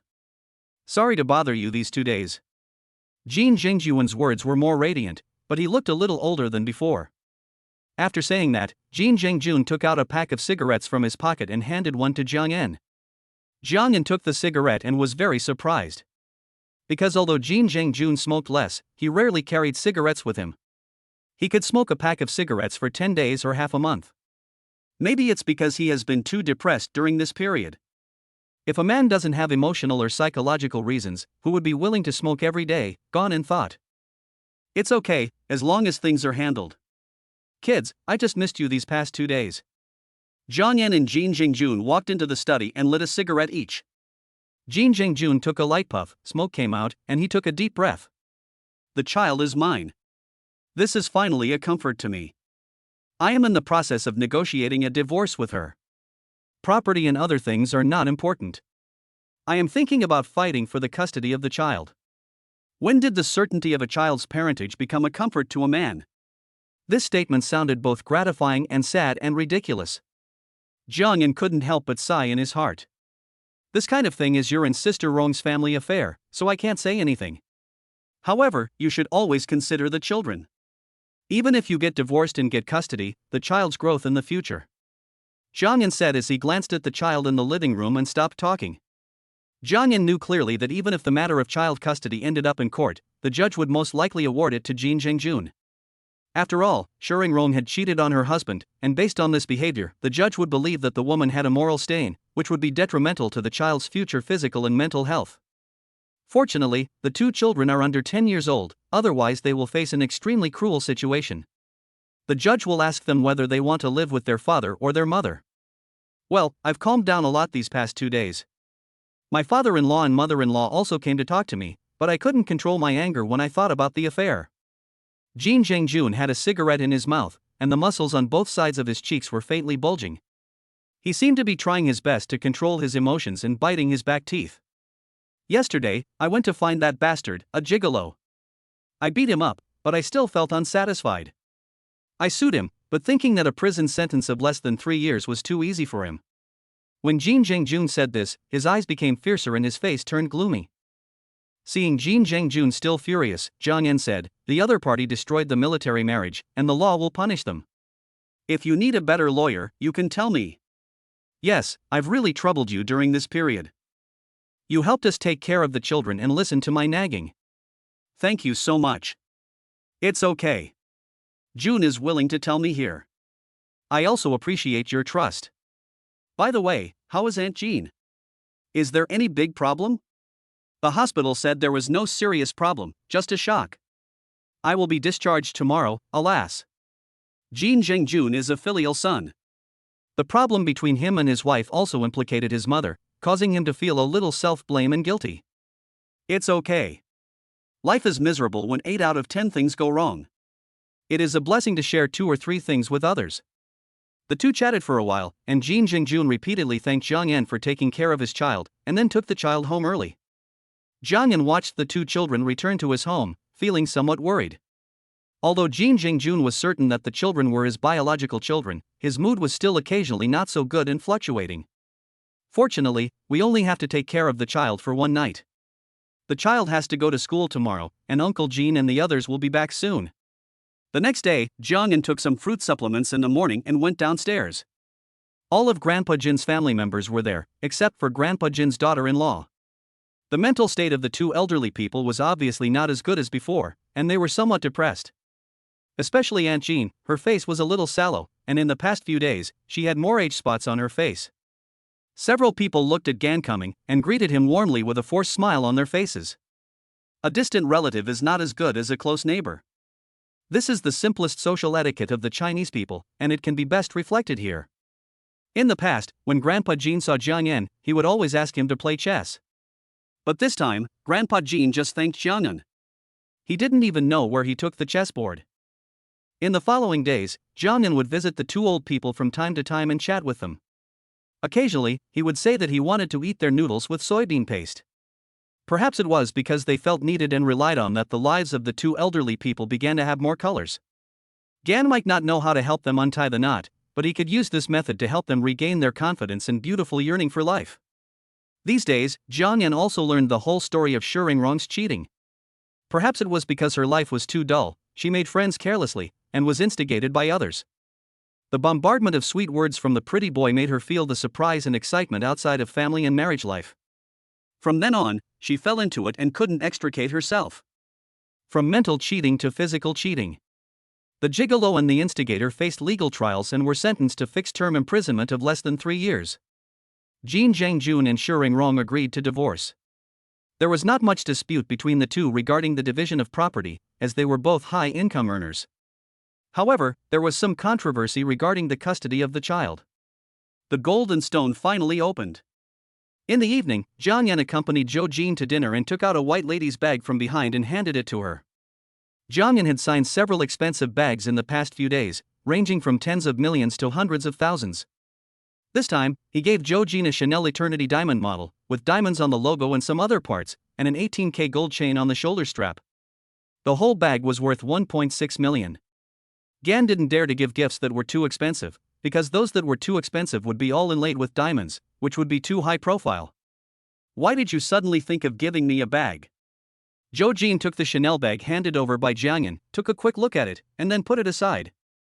I just remembered it and wanted to give it to you. I see other people's boyfriends do the same thing, right? Zhang Yan shrugged and said. I already have a bag, but I like the one you gave me. Jo Jean has been living a life of luxury since she was a child. Her family background shows that her parents are high income and highly educated. They live in a house worth tens of millions, and the cars they drive include a pink Audi TT and a Porsche Panamera. As a relocated household, she also had a high income, so she had never worried about money since she was a child. A Chanel bag, which cost tens of thousands of yuan, was something she rarely paid attention to. It was only because it was a gift from Jiang Yan that she felt happy. After the two of them finished their meal, Jo Jean took Jiang Yan to buy clothes. Probably because he saw that Jiang Yan had lost a lot of weight during this period of time, he wanted to match Jiang Yan with some more fitting clothes. When it came time to pay the bill, Gan got used to not trying to grab it. This kind of give and take relationship had nothing to do with money, and Gan also enjoyed the care given by the person he liked. After shopping, seeing that it was almost time, Jiang Yan sent Jo Jean to the hospital dormitory building as usual. By the way, I want to tell you something. Jo Jean was about to go upstairs when he suddenly thought of something and turned around and said, "What's wrong? I saw an Ultraman suit in your house last time. Can you wear it and come to the oncology department of our hospital tomorrow?" Jo Jean pursed her lips and said softly, "Huh?" Jiang Yan didn't understand and looked at Jo Jean in confusion. "We have a 5-year-old boy in our oncology department who is in the advanced stage of cancer. He said his wish is to see Ultraman. So, I was wondering if you could wear that leather suit and let the child see it tomorrow." Jo Jin's bright and clear eyes seemed to glow under the dim light, and his eyes were full of anticipation. Jiang Yan looked at Jo Jin's pretty face, the light from the street lamp shining on it, holy and pure. "Okay, the holster is just a toy. This kind of thing can make it more meaningful." Jiang Yan was willing to do it even without Jo Jin's request. Chapter 67: 3 Men and a Show. The next morning, Gan went out with Saga's leather case. "I went to the hospital and found the oncology department." I explained my intention to the attending doctor, who was very grateful for Gan's kindness. "Mr. Jiang, please come with me." The doctor took Jiang Yan to a new ward and said, "You can put on your holster now. I'll bring the child over now." "Okay, thank you, doctor." Gan unzipped the leather case and put it on. A few minutes later, a 5-year-old child wearing a mask entered the room, followed by his father and the doctor. The child looked at the glowing leather case on Gan, his clear eyes widened. "Oh, it's Saga, Saga, Saga," the child shouted excitedly, as if all the pain in his body was swept away the moment he saw Gan. Jiang Yan picked up the child and called out the child's name. The slightly mechanized voice had a very sci-fi effect. The child sat in Gan's arms, his bald face and head were filled with joy. His two thin hands stroked Gan's leather case. Gan turned on the projector and projected the following message on the wall: "Believe in the light, believe in miracles." The child's eyes are full of innocence, but his thin body looks sickly, which makes people feel distressed. Jiang Yan interacted with the child cordially, played the prepared video for him, and said words of blessing. In the end, due to the child's condition, they separated after just half an hour of communication. Afterwards, Gan found a doctor and asked about the child's condition, but the news he got was not optimistic. There are many things in this world that are beyond our control. Gan didn't know how to help, so he found the hospital director and donated a sum of money, hoping to help those in urgent need. In the hospital, there is pain, but also hope. Some people cry here, some are surprised here, some are depressed here, some hug each other in joy. There is death, but also there is new life. Here we can see the ugliness of human nature and also witness the glory of human nature. Before Jiang Yan left the hospital, he wanted to see Jo Jean, but was told that she was in the operating room, performing surgery on a pregnant woman. In the following days, Gan signed some musical instruments and related instrument mastery skills. He tinkered with it at home for a while, using the piano, pipa, and suona, but he didn't dare to try the suona easily. After all, the sound of the suona was too penetrating and too loud, which could easily disturb others. The most important thing is that when this thing rings, people always feel like something is going on at your house, either welcoming a new baby or sending someone off. "Hello, Uncle Yu." Jiang Yan was very surprised by Qian's call. "Hey, Enzi, last time you told me that you wanted to watch the crosstalk performance of Teacher Guo and I. We rarely have a performance the day after tomorrow. Would you like to come over and show us your favor?" "Hey, you're scolding me. I'll definitely come the day after tomorrow, but please save 2 tickets for me so I can go with my girlfriend." "Okay, 2 tickets. When you come over, tell me and I'll give you the tickets." "Okay, thank you, Uncle Yu. Your tickets are so hard to get, so I'm grateful to you for helping me this time." By the way, are you busy today? Come to my house and we can chat. Jiangyan thought about how he was at home all day and night, and now no friends came to visit him. It was quite lonely. In the past, at least there were still neighbors downstairs who would come and go, but since the incident with Grandpa Jin's family, they have been going out less often. That's great. I have nothing to do today. I'll go over there in the afternoon. Yu Qian agreed without hesitation. Okay, then I'll tell you the location and prepare cigarettes and alcohol for you. Don't be so polite. You can have cigarettes, but forget about the wine. At 1:30 in the afternoon, Yu Qian arrived on time and brought the ticket to Jiangyan in advance. Wow, there are so many clanging musical instruments in your house. Yu Qian walked in and looked at the grand piano in the hall and the various musical instruments in Jiangyan's study, and couldn't help but exclaimed in surprise. I'm just bored at home and want to kill some time. Jiangyan boiled water and made tea. The two talked about some elegant and interesting things, and chatted about daily life in and outside the circle, with constant music. Uncle Yu, I have prepared something good for you, take a look. Jiangyan took out a tightly packaged bottle of Maotai liquor from the cabinet in the study and placed it in front of Yu Qian. Yu Qian took the Maotai, opened the packaging layer by layer, opened his eyes wide, and said in surprise, "Hey, what a good thing, a local state-owned cork Maotai from the 1950s, a rare thing. I don't like drinking, Uncle Yu, so I'll give you this wine." Jiangyan said with a smile. Upon hearing this, Yu Qian quickly shook his head and said, "This thing is too expensive, at least hundreds of thousands or even millions. I can't have it, I can't have it." "It's okay, take it. I drank a few bottles of iron-capped yellow sauce at your horse farm last time, so I'll give you one this time." "No way. My 10 bottles of yellow sauce with iron caps cannot compare to this bottle. I definitely can't accept it if you give it to me. But if you open it now and let me drink it, I will definitely drink the whole bottle for you." Yu Qian looked at the fine wine and smiled greedily. Jiangyan listened, raised his eyebrows, and said, "Okay, I'll make 2 side dishes now." After saying that, Jiangyan was about to get up and go to the kitchen. Yu Qian saw his posture and did not stop him. He smacked his lips and said, "Are you really going to drink? Really drink? By the way, Uncle Yu, please call Wu Jing over. I can't drink as fast as you." Jiangyan said. "Call Wu Jing over, there's not enough wine left." Yu Qian said with a smile. "It's okay.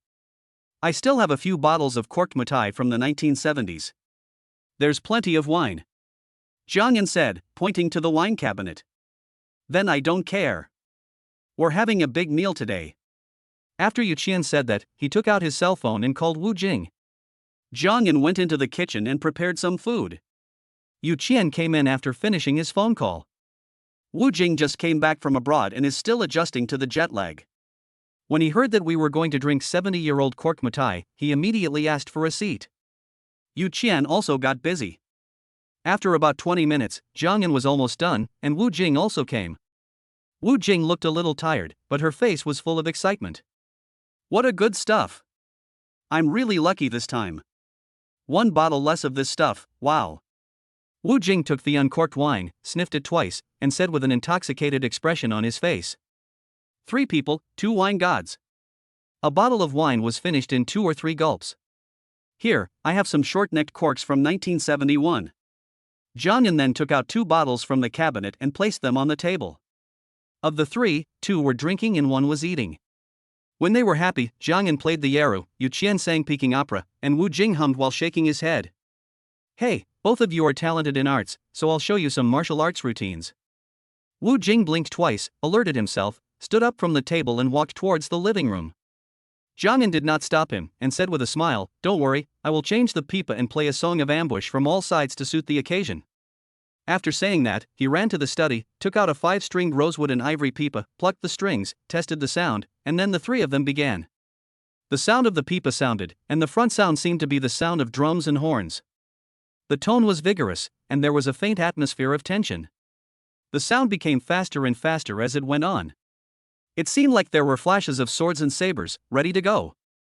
The melody was compact and lyrical, as if the troops were being deployed in battle formation, and the momentum was vigorous. Thousands of soldiers and horses were pressing forward step by step, with vigorous steps. The music in the middle part is varied and the rhythm is rapid. The melody is tense and terrifying. It is as if the night is shrouded and ambushes are everywhere. The string breaking technique is combined, and the tune suddenly becomes extremely metallic. It is like a close combat, with swords, spears, and halberds flying and colliding. Later, the tone is compact and varied, making people seem to be in the midst of a battle between thousands of troops, shouting at the top of their lungs, and fighting with swords and shadows that shake the earth, making people feel anxious and powerful. The tone of the final song becomes somewhat low and depressing, the melody is tragic and sad, and the atmosphere is full of generosity and tragedy. Wu Jing followed the tune, punched and performed martial arts. But at the end, he performed Tai Chi on the other side. Yu Qian stopped singing at some point and took a video with his phone. That's amazing, Enzi. Your era playing has already amazed me, and I didn't expect that you can play the pipa so well as well. Why don't you come with me to Dayun Society? With your talents, I estimate that in less than 2 years, you will be more popular than Yu Yunpeng. Yu Qian put down his phone, clapped and laughed. Ha, I'm afraid Mr. Gui can't afford to support me. Chapter 68. The bracelet broke. The three of them drank and ate. After dinner, they drank tea to sober up. In a flash, it was dark. Jiangyan looked at the sky outside, then looked at the time. It was almost 7 o'clock. Oh, it's almost 7 o'clock, my girlfriend is going to get off work. Jiangyan suddenly reacted, clapped his hands, and then said, "Hey, I'm really a bad person. How can I be distracted when I'm having dinner, drinking, and tea with friends?" Wu Jing and Yu Qian were stunned when they heard this and almost spit out their tea from laughing. It's okay, let's continue. My girlfriend is on duty tonight. Jiangyan waved his hand and said with a smile. Ha ha. Where were we just talking about? Jiangyan was distracted for a moment and asked with a smile. You said you wanted to show us something good. Wu Jing said with a smile. Yes, wait a moment, I'll go get it. Jiangyan turned back to the room and took out the Kanshi 12 Flower Gods cup that he had signed for earlier from the safe. Seeing Jiangyan carefully approaching with a box in his hands, Wu Jing and Yu Qian couldn't help but stretch their necks and stare at him intently. This is a complete set of 5 colored Flower God cups. Wow! It's Kangshi's. Yu Qian said in surprise. Wu Jing didn't have much idea about this kind of thing, but she thought the 12 Flower God cups were exquisite. Brother Qian, tell me something. Yu Qian wiped his hands, asked Jiangyan for a pair of white gloves, and carefully took out the flower cups from the box one by one. Looking at the exquisite quilt, Yu Qian was completely focused on it and didn't hear Wu Jing talking to him at all. Hey, Brother Qian, wipe your drool. Wu Jing gently pushed Yu Qian and said. Yu Qian was so frightened that he trembled and said quickly, Be careful, if it falls to the ground and breaks, we will be sinners. This is a wonderful treasure. I saw Ma Wei-du had an August Osmanthus cup before. He treated that thing as a treasure. Unexpectedly, I saw a complete set this time. Wow! Yu Qian stared at the pattern and poem on the cup and couldn't help but exclaimed in surprise. This is called the 12 5-colored Flower God cups of the Kangxi period. Pali auctioned a whole set before, and the transaction price was 130 million. These 12 cups are not very valuable if sold individually, only a few million, but if they are put together as a set, they are a treasure of sky-high price. Yu Qian turned to Wu Jing and said, Today I have finally opened my eyes. Next time I see Ma Wei-du, I must show off. Yu Qian stared at each cup intently, as if he wanted to engrave the appearance of the 12 cups into his mind. Wu Jing couldn't help but shake his head in marvel at Yu Qian's words. After looking at Gan's collection, the two chatted for a while, looked at the time and stood up to say goodbye. I've had enough fun today. I drank more than $1 million worth of wine, looked at watches worth hundreds of millions and collected more than $100 million worth of antiques. Enzi, come to my house next time and take a look at my collection. Yu Qian said with a smile. No problem. But I still prefer those maras that have your blood poured into them. Gan said with a smile. Go, stop watching those jokes about me online. Yu Qian frowned and smiled. But in his heart, he was cursing Guodi Gang, saying that the grandson had not set a good example. When I'm done with my work, don't forget me, Wu Jing said, and come visit me later. After seeing the two off, Zhang Yan tidied up the house with a smile. The next day was Zhou Jin's rare day of rest. Zhang Yan did not disturb her in the morning and worked out at home. In the afternoon, he accompanied her to visit famous places in Beijing, and in the evening, he strolled around Longhu Changjing Tianjia. Yesterday, 2 doctors from the orthopedic department of our hospital were arm wrestling, and one of them accidentally broke his forearm. Zhou Jin held Zhang Yan's arm, and the two of them walked in the mall. Jo Jin shared with Jiangyan some interesting stories from her work. Is it true? Broken bones while arm wrestling? Jiangyan was really amused when he heard this and asked with a smile. Really, another doctor fixed his bones and put a plaster cast on him. Jo Jin's bright eyes were filled with smiles. Ha, it's not even the end of the month yet, are they so anxious to achieve sales? Gan laughed. Oh, haha. The two chatted and walked around the store. Jo Jin helped Jiangyan buy daily necessities. When she heard something like "you are so good to your husband," she was so happy that her eyebrows and eyes seemed to bloom. Brother, your wife is so good to you. She buys everything for you. My wife has never bought me a new towel. It's so pitiful. My towel has several big holes in it. A tall and thin man in the store came up to Jiangyan and watched his wife choosing supplies in the store. His eyes were full of sadness and exhaustion. Jiangyan listened, suppressed his laughter, and said, "It's okay, just give him a beating." "Hey, you're such a ruthless person." The man gave Jiangyan a thumbs up in surprise, and then said, "The point is that I can't beat her. She used to be a weightlifter on the national team. She can lift me up with one hand." Jiangyan also mourned for the man for a few seconds and said, "Don't you have any private money? If not, I can buy you a towel." When talking about private money, the skin on the man's face twitched twice, as if he was thinking of something painful. "I drank too much a couple of days ago, and in a daze, I took out all my private money with my wife. As he spoke, the man closed his eyes, his expression full of pain. Gan was speechless. "We've bought it, let's go." Jo Jin took a few bags, paid the money, walked up to Jiangyan and said. Jiangyan took the bag from Jo Jin, looked at Jo Jin's smooth wrist, and said, "Hey, where is the bracelet I gave you?" "Ah, the bracelet. I took it off when I was at work, and left it at home today and forgot to wear it." Jo Jin seemed a little flustered, and said with a slightly evasive look. Jiangyan didn't pay much attention to Jo Jin's expression. In his eyes, a bracelet was not very valuable. Even if it was lost, it didn't matter much. He could just give her another one later. "Yeah, that's true. It's a bit inconvenient for you to wear that thing to work, it makes a lot of clanging and banging," Jiangyan said. The two of them continued to stroll for a while, and then Jiangyan sent Jo Jin back to the hospital dormitory. "By the way, wife, there will be a crosstalk performance by Guodi Gang and Uncle Yu at Dayun Club tomorrow, in the evening. I have got the tickets, and I will pick you up on time tomorrow." Jiangyan suddenly shouted as he looked at Jo Jin, who was about to go upstairs. "Okay, I'll wait for you here tomorrow after work." After the two separated, Jo Jin lay on the big bed in the single dormitory. She was tall and graceful, with a curvaceous body, extremely attractive. "Oh. It's my fault for being too careless. How come the bracelet got broken?" Jo Jin's white jade-like palms were folded together, resting on her chin as plump as mutton fat jade, and her charming cheeks were filled with deep worry. A pair of clear eyes, with some sadness, looked at the glass-type imperial green bracelet that was broken into several pieces in the box. "Why don't I tell Jiangyan the truth?"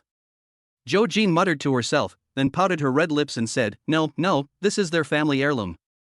If I tell the truth, he will definitely be angry. If it doesn't work, I'll just buy something similar and get away with it. I'll find a chance later and tell him when he's happy." When Jo Jin thought of this, his eyes lit up and he took out his phone to search for the same model. But after searching around, he found that there was no suitable or similar one. Instead, there were a lot of fakes. After much thought, she downloaded a regular treasure appraisal platform, thinking that there should be authentic items on it. However, she still looked around and found many authentic items, but nothing similar to the same model. "Why don't we ask the anchors inside? They should know."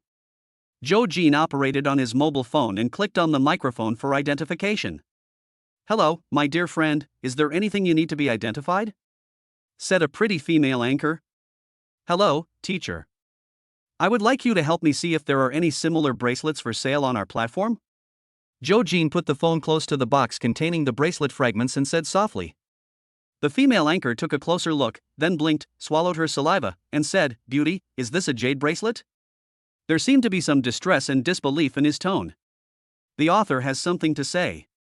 Stupid novel. In order to avenge the heroine, the best friend dug out the skull of the heroine's father, used it as a wine glass during the day and as a chamber pot at night, because only in this way can she feel that she is humiliating the heroine all the time.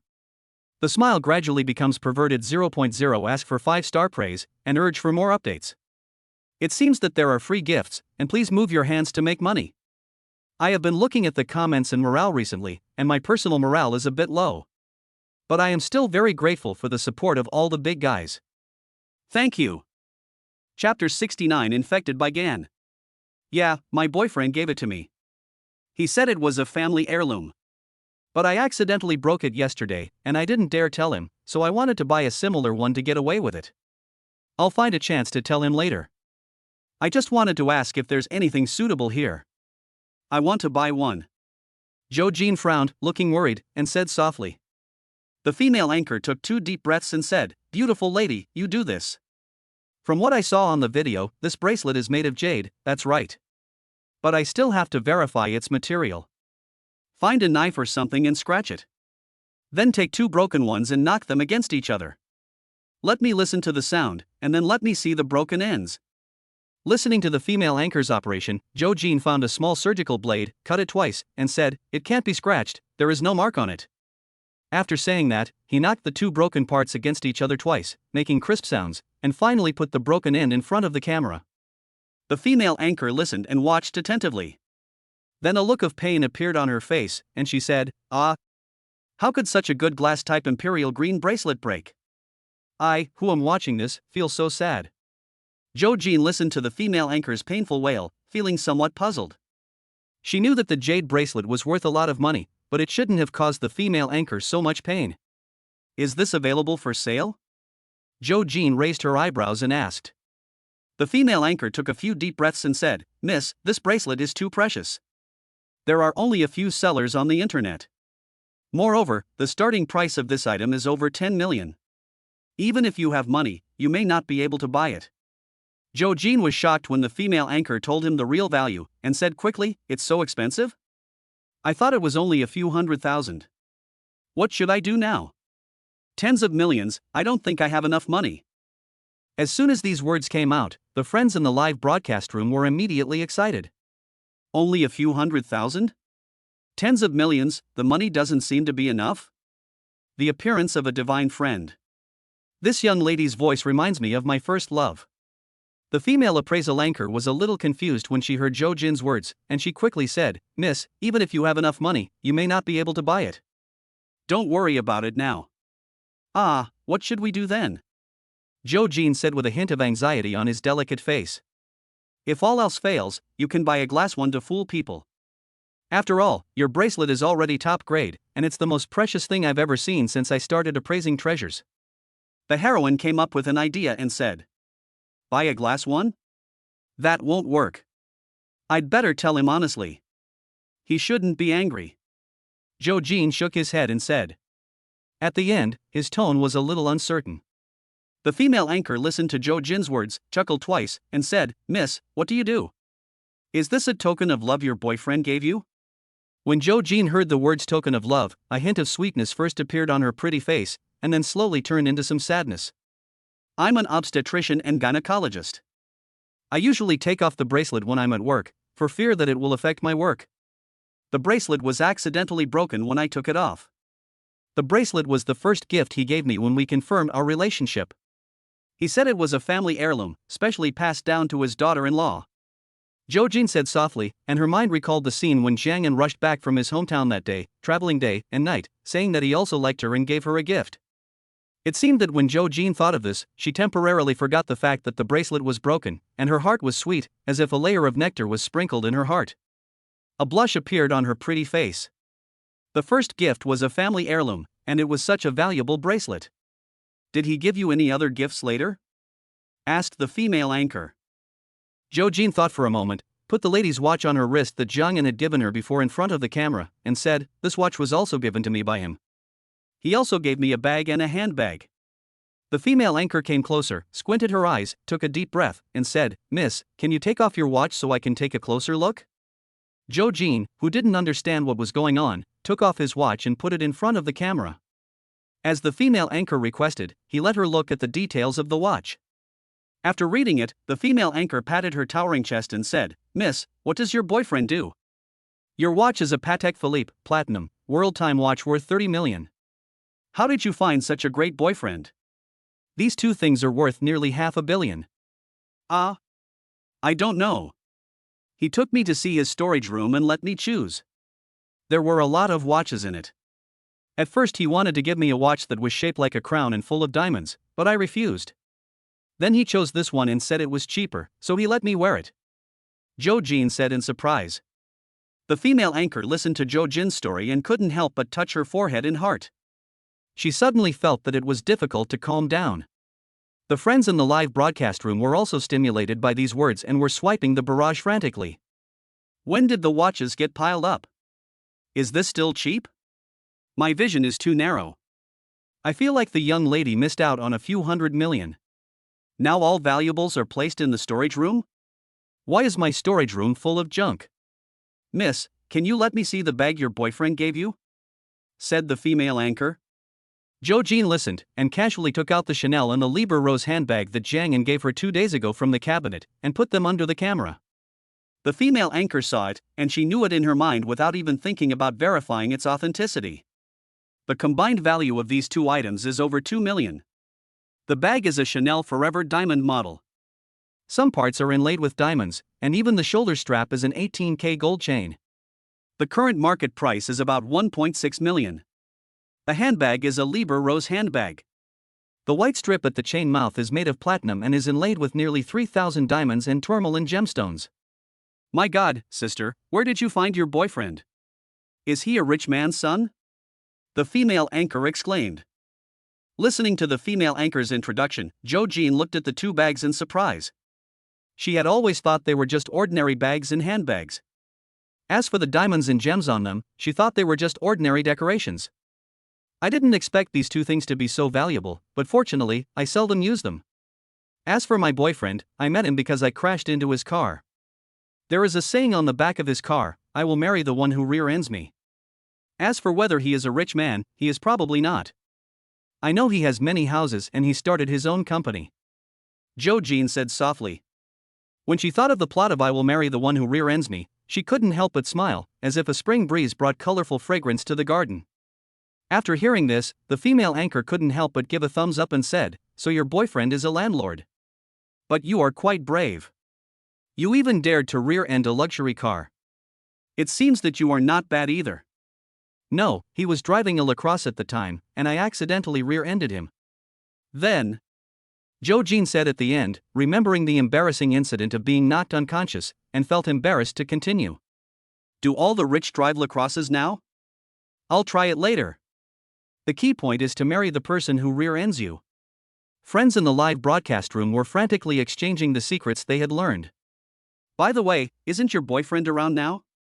Would it be convenient for him to talk to you? We also want to see this kind of rich and inhuman bachelor. The female anchor asked curiously. He's not here, and we haven't lived together yet. Jo Jin said softly. What? Miss, you haven't lived with such a rich and inhumane boyfriend yet? Do you know how many women around him want to get into his bed? You have to hurry up. The female anchor assisted Jiang Yan and said anxiously. Jo Jin listened, smiled slightly, and said, it doesn't matter, he is not the kind of person who likes to mess around with other women. I believe in his character. Besides, I am not interested in money. The female anchor listened and was speechless. Daddy Ma?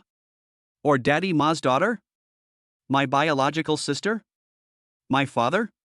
Miss, don't you dare show your face? I suspect you are Ma in disguise.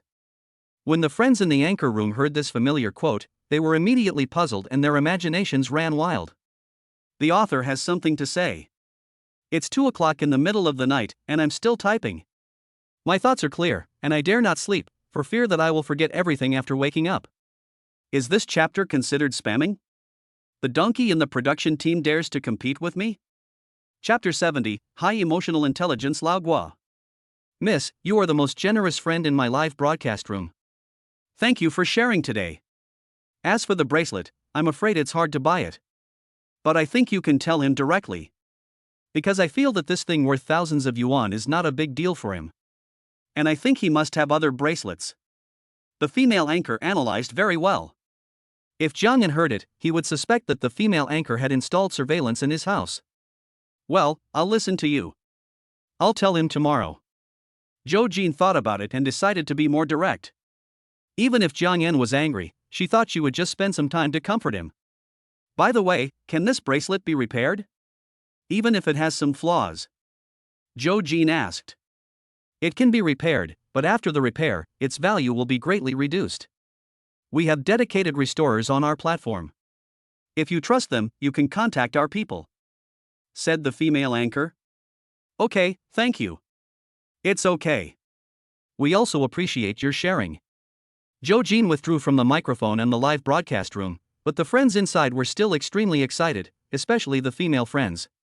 I suddenly wanted to kick the person sleeping next to me off the bed. I'm pouring water for my husband to wash his feet. I suspect he is the heir to a hidden wealthy family. I suddenly feel like my boyfriend is useless. He's not even a virgin. Girls, calm down. I was driving and I saw all across and was about to rear-end it. I succeeded, but 4 big guys came down from the car. The owner was an old man. I didn't know which one to choose. Sister upstairs, what are you doing with multiple choice questions as an adult? You should take all of them. Around 7 o'clock the next evening, Jiang Yan was at the hospital waiting for Zhou Jin to get off work. I'm going to the dormitory to change clothes first. Change your clothes, I'll help you. Jiang Yan walked beside Zhou Jin and said confidently. Zhou Jin took Jiang Yan's arm and gave him a charming look. After entering the dormitory, it was the first time that Jiang Yan visited Zhou Jin's boudoir. The dormitory was not big, but it was decorated very neatly and simply by Zhou Jin. The whole room was filled with a faint fragrance, with a slight smell of disinfectant. The bed was neatly covered, and a medical book was half opened on the bedside. Jiang Yan sat down on the soft bed without blinking, watching Zhou Jin take off his clothes. Well, I just changed my coat. Gan was disappointed. I'll touch up my makeup in 5 minutes. Zhou Jin didn't care about Jiang Yan's fiery gaze, nor did she care that Jiang Yan sat on the quilt she had made, leaving a big mark. Seeing Zhou Jin change into a pair of small leather shoes, and her delicate golden lotus feet, although wearing cartoon socks, still made Jiang Yan's heart flutter. Men are naturally fascinated by women's feet, because women's feet can easily make men think of sexual organs. Looking up, the slender and round long legs showed beautiful lines. Jiang Yan's mind was full of Zhou Jin wearing stockings. He remembered some photos Zhou Jin had sent him before, and he couldn't help but get excited. Seeing Zhou Jin bending over to put on her shoes, the seductive curves that emerged were even more provocative. Jiang Yan imagined, Cheongsam, black and white stockings, high heels, red high heels. He couldn't help but feel his nostrils getting hot. Jiang Yan wiped it quickly and found that fortunately it was not a nosebleed. I've been a bit irritable lately, so I should eat more light food. I should also reduce my fitness exercises, otherwise the male hormones will be too much and I'll explode easily. Jiang Yan thought to himself, hey. I'm a cultured person, why do I feel like I've suddenly become vulgar and dirty? This shouldn't be vulgar or dirty, this is the true nature of men, the true nature of heroes. Gan gave himself an explanation, and then looked at the beautiful scene in front of him with pure eyes. Zhou Jin moved very quickly, totally unlike other girls. She spent an hour dressing up. She let down her ponytail that she had tied up for work and let it fall naturally on her shoulders. She put some foundation on her face, drew her eyebrows simply, and applied some moisturizer. In just a few minutes, she went from being a noble and cold attending physician to a goddess next door. Let's go. Zhou Jin's light and pleasant voice pulled Jiang Yan back from the endless abyss of fantasy. Before going out, Zhou Jin helped Jiang Yan to tidy up his clothes and applied some moisturizing cream. Then they went out hand in hand. Neither of them had dinner, but Jiang Yan had prepared some snacks in the car. Because the evening show at Xinjiku basically starts at around 7 o'clock, by the time they have dinner, the show has already started. Even if they rush over now, they will be a little late. But fortunately, Guodigang and Yuqian's shows are scheduled at the end, so they will be in time. Arriving at the theater, Jiang Yan checked his tickets and went in with Zhou Jin. The theater was already full of people, both upstairs and downstairs, which was a rare scene. The seat Yuqian reserved for Jiang Yan was the best, in the middle of the second row. Watching the performance that had just begun, Jiang Yan ordered some snacks and tea. The atmosphere was very lively, and as usual, there were a lot of jokes, especially from some female fans. When Guo and Yu came on stage, the audience's enthusiasm was even higher. After all, their performances are becoming increasingly rare. Famous actors rarely perform in theaters, but only perform commercial performances in various places. After watching 6 crosstalk performances, it was really enjoyable. Zhang Yan just drank too much tea and went to the toilet several times. When it was almost over, Yu Qian sent a message to Zhang Yan, asking him to come backstage. Zhang Yan knew what Yu Qian meant. It was nothing more than introducing some friends to each other. Zhang Yan was very happy to meet more good friends. When the show was over, Zhang Yan took Zhou Jin to the backstage. Uncle Yu. Zhang Yan greeted him after entering the backstage. Enzi, come here. Yu Qian smiled and waved his hand, looking at Zhang Yan and the others. Hey, this girl is so pretty. Yu Qian praised Zhou Jin without any pretense. It was the first time he met Zhou Jin, and he praised Zhou Jin's temperament and image from the bottom of his heart. Thank you, thank you. Zhou Jin's eyes were filled with joy as he responded, Hello, Uncle Yu. Old Guo, come here, this is the young man I told you about last time, Zhang Yan. Yu Qian pulled Zhang Yan's wrist and said to Guo Digang. What a perfect match, hello, hello. Guo Digang greeted with a smile. Hello, Teacher Guo. Uncle Yu said that you can play all kinds of instruments and sing. Guo Digang said with a smile. The words are good, but when they come out of Guo Digang's mouth, Guanan always feels that the taste is not right. No, you are my enlightenment in this regard. Zhang Yan said with a smile. Ha ha. Mr. Yu has been telling me these past 2 days that he recently met a nice guy and wanted to introduce him to me. When I saw him today, I realized that he is not just nice, he is quite good, quite great. Just from the head and the image, hey. Listening to Guo Digang's praise, Zhang Yan responded with a smile. Several people were sitting backstage, chatting. When they talked about Zhou Jin, Guo Digang nodded and said that this girl was good, this girl was really good. This Miss Show is both a doctor and a party member, how great. As for your physical condition, the hospital guarantees it. As for your clean family background, the state has passed the political review, which guarantees it. As for your character and wisdom, at the age of 30, you will be a chief physician in a Class 3A hospital, and you will also be a senior party member.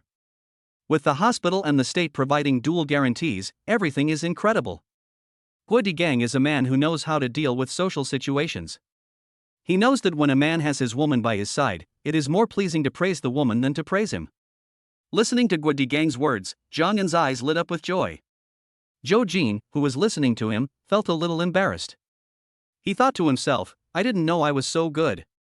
In the future, when Guo Qilin is looking for a wife, I will ask him to follow this standard. I can save a lot of money and feel at ease. Chatting with someone who has high emotional intelligence and wisdom, even just a few words, is enough to make people happy. The author has something to say. There is one more chapter later. Please give me a good review and urge me to update. I will give you a free gift for love, let's do it. Thank you to those readers who sent gifts. I wish you all a happy life with your lovely wife and family. In addition, I will randomly select a reader and give him a system as a gift. Please check it. Chapter 71, Beautiful Girl. Looking at the time, Zhang Yan and Zhou Jin said goodbye. They found a small restaurant and had a quick meal. Zhang Yan, I want to tell you something, please don't be angry. Zhou Jin said softly with chopsticks in her mouth, against her red lips, her eyes somewhat evasive. Ha? What's the matter? Zhang Yan was a little hungry and was busy eating. Listening to Zhou Jin talking, he raised his head slightly and said. Zhou Jin felt that Zhang Yan was in a good mood today, so he told him about the bracelet. The bracelet is broken, it's okay. I'll give you another one later. Zhang Yan took a sip of soup and said lightly. Listening to Zhang Yan's light and emotionless words, Zhou Jin was suddenly unable to react. Isn't that bracelet your heirloom? Now that I broke it, aren't you angry? Zhou Jin asked softly. It's a family heirloom, but there are more than just one heirloom bracelet. There are more than a dozen in the family. There are several in the house in Beijing now. The circumference is similar to yours. I will give you another one later.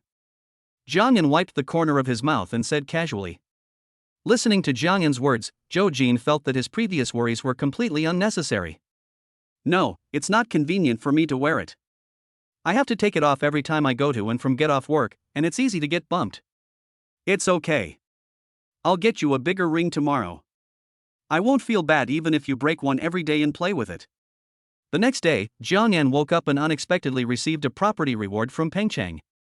Hey! Even the system dad is urging me to go to Pengcheng? Jiang Yan said with a smile while holding the house deed. Counting the days, Jiang Yan also found that the time he had agreed with Wang Tao was almost up. In the next few days, Jiang Yan would go to Yu Qian's house whenever he had time, and from time to time he would bring Wu Gang along, or invite them both to his home. 3 men on a stage, you sing, I play the piano, we live a vulgar and elegant life. After seeing Jiang Yan's talent, Wu Gang often said that he wanted to let Jiang Yan join Dayun's society. He is versatile, eloquent, and knowledgeable. What a good material. In the evening, Jiang Yan accompanied Zhou Jin as usual, eating, watching movies, and shopping. Wife, I'm going to Pengcheng in 2 days.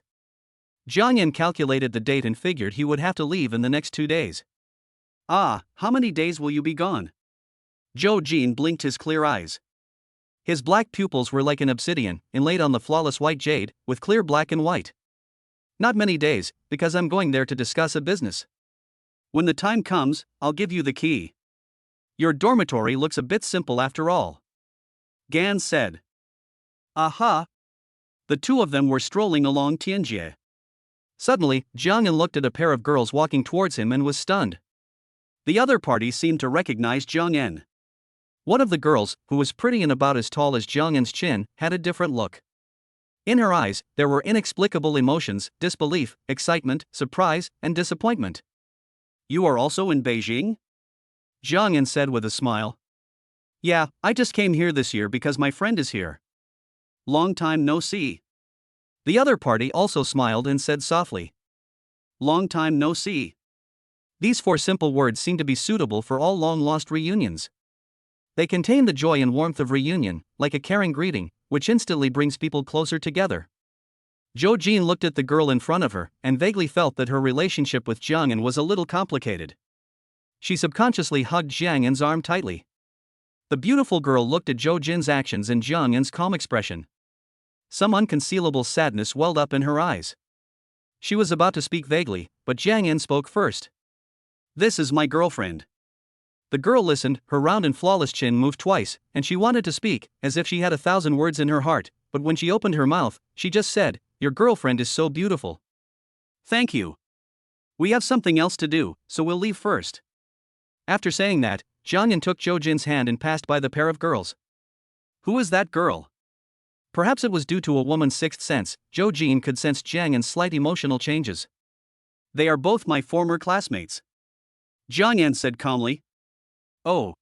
Zhou Jin didn't seem very satisfied with this answer, but she didn't know whether she should dig deeper, so she could only puff out her cheeks and respond softly. Feeling the emotions in Zhou Jin's words and looking at Zhou Jin's cheeks that looked like a pufferfish, Jiang Yan smiled and poked them with his finger and said, Well, the one who greeted me was my first love in high school. Well, you don't have to tell me. Zhou Jin heard the answer she wanted, but she felt a little jealous. If she got the answer, she would feel a faint vinegar in her heart. If she didn't get the answer, she would feel a lot of trouble. She didn't know whether she should be happy that Jiang Yan was honest with her, or blame Jiang Yan for not hiding it.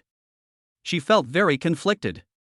Jiang Yan also guessed Zhou Jin's feelings and said with a smile, Alas, it has been many years. That relationship has been buried in the ground, and the weeds on the grave are waist high. Zhou Jin listened to Jiang Yan's answer, and a smile reappeared on her charming face. Her eyebrows and eyes were as beautiful as a painting, but there was always a trace of intractable entanglement. But then Zhou Jin secretly compared her appearance and figure with that girl in her mind, and felt that she seemed to be better than the other party, so she felt much more at ease. But when she thought that the other party seemed to be younger than her and was her first love, Zhou Jin's confidence, which had just been established, was deflated. Come on, let's take a selfie. I'll post it on WeChat Moments to show our love. After saying that, Jiang Yan took out his cell phone. Zhou Jin knew the intention of Jiang Yan's action, and he kissed Jiang Yan's cheek as if he was asserting his sovereignty. After the photo was taken, Jiang Yan posted it on his Moments openly, with a natural and free-spirited posture and expression. Isn't the pose we're in this photo a little too cheesy? How about you come over to my face and kiss it again so I can compare? On the other side, the pair of girls that they had met before were watching Gan's every move from a distance. Oh, I've advised you not to look back. One of the girls wearing glasses shook her head and said with some heartache. The pretty girl's eyes were filled with tears, which slowly slid down her cheeks. I'm not willing to give up. Winter Melon, tell me, have I done anything wrong these years? Why should I pretend to be reserved and not willing to take the initiative to step forward? The beautiful girl sobbed, tears falling like rain, hanging on her cheeks, flowing into the corners of her mouth, salty and bitter. The bitterness in the tears could not compare to the bitterness in her heart. The girl wearing glasses took a tissue and wiped the tears from her best friend's face. She sighed and said, "Alas, how could I have known that you would meet here? If I had known this, I would not have asked you to come from Pengcheng to accompany me. I'll take a leave and spend the next 2 days with you. You should get over it sooner." Donghua couldn't hide his sadness when he saw his best friend crying. "Let it go. I've tried countless times over the years. You have to let go even if you don't want to. You can't carry me on your back forever. You are no longer lovers, nor are you friends." Perhaps it was the last sentence that touched the girl's sore spot.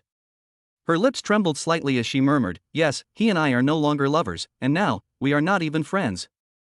His world has long been full of me." Love is touching, but also hurtful. Some people will eventually stop at words and be hidden in the years. Perhaps this is the best destination of love. But I'm still unwilling. Go back, it's cold outside. Your face is a little dry. The author has something to say. I have been thinking about this plot for a long time, and I have revised it again and again.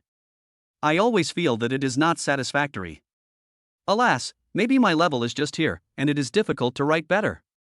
Chapter 72. He fell asleep. At 10:30 in the evening, Gan's Penguin account unexpectedly received a message. Gan hadn't used Penguin for many years. He kept it around just because some of his former classmates and friends were in it, that's all. "Even if you showed a little bit of weakness after graduating from college, I would still run to you. Now I finally understand what the 2 words 'if those 2 words didn't tremble' in Eason Chan's song 10 Years actually mean. At first I thought it was if, then I thought it was break up, now I understand that those 2 words mean hello. You are standing very high now. I can see you now, but I cannot find you. I wish you happiness." Jiangyan looked at it and frowned.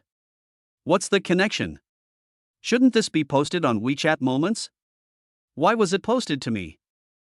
The last time they chatted was 2 years ago.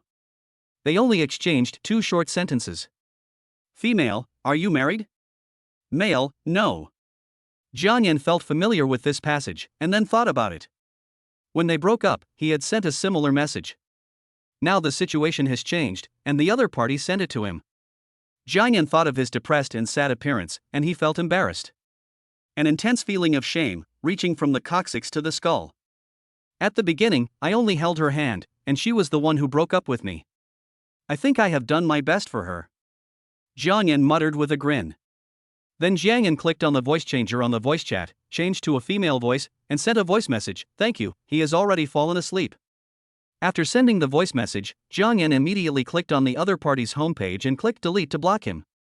This relationship, which now seems a bit messy, should have come to an end long ago. The 2 broke up 100 days before the college entrance examination. The other party said that it was for Gaonan to do well in the college entrance examination. But if they broke up before the college entrance examination, how could they do well? All they had was tears soaking their towels in the middle of the night, poems expressing their sorrow, and feeling miserable and sad. Jiangyan was sad for several years because of this relationship. Whenever he thought of it, he was filled with pain and sorrow. However, slowly, from missing it to remembering it, and then to now, he buried that relationship in the soil and burned paper to commemorate it. Maybe in the future, paper will not be burned anymore. A few years ago, when Jiangyan was being urged to get married, he met several blind dates, but he didn't feel anything for any of them. Just when he felt that he couldn't find the right person in this life, he thought about going back to his first love. It wasn't because his first love was the right person, but Jiangyan felt that at least he was familiar with her, and if she didn't work out, he could just make do with her for the rest of his life. Later, I thought about it and realized that the gap between the 2 of them seemed a bit big. The other person only graduated from high school and was too lazy to even go to college. On the other hand, he only graduated from college. Perhaps the 2 of them had different worldviews, knowledge, and perspectives. At first, he wanted to marry her, but now it's gone in the blink of an eye. Is this a scumbag? Is it human nature to be fickle? Probably not. To be precise, it's a man's maturity. A man's maturity is always accompanied by pain. Emotional ups and downs, social beatings, and setbacks in reality. Every fall and scars are the process of a man's maturity. Life will always leave people bruised and battered, but in the end, those injured places will definitely become the strongest places of a person. At first, when he was down and out, he called out to her, but she remained indifferent. Later, when it rained, Jiang Yan wondered if she had brought an umbrella. Finally, whenever someone asked him about it, he just smiled and shook his head.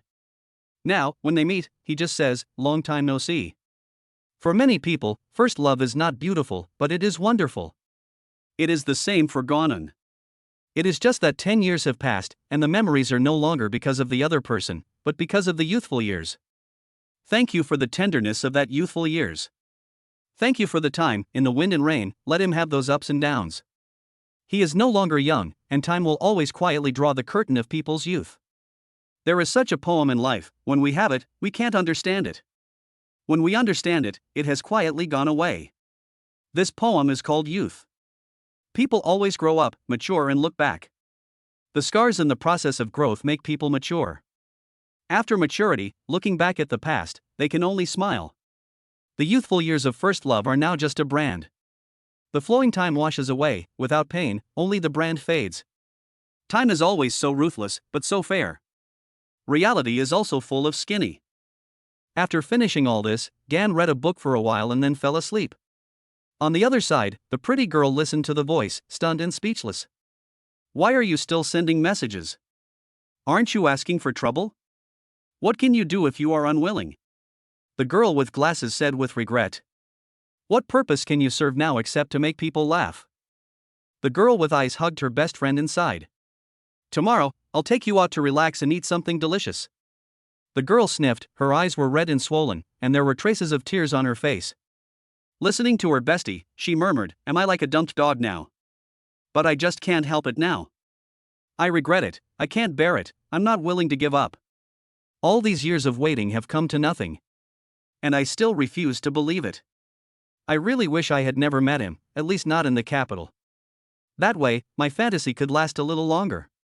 The girl with eyes listened to her best friend's mumbling, but she couldn't bear to blame her for breaking up after reading the poisonous chicken soup.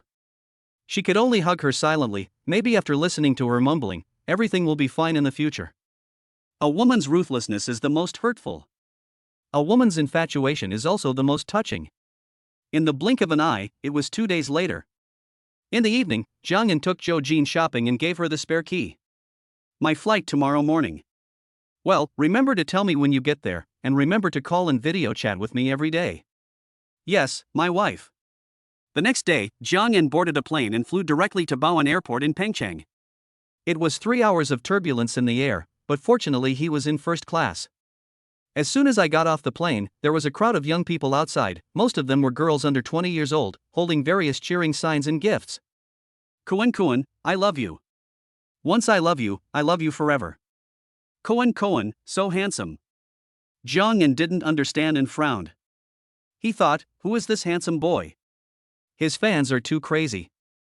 Then I looked behind me and saw a pretty boy wearing sunglasses and dressed in fancy clothes, slowly approaching me, surrounded by his agent and bodyguards. When the female fans saw this scene, they went a little crazy.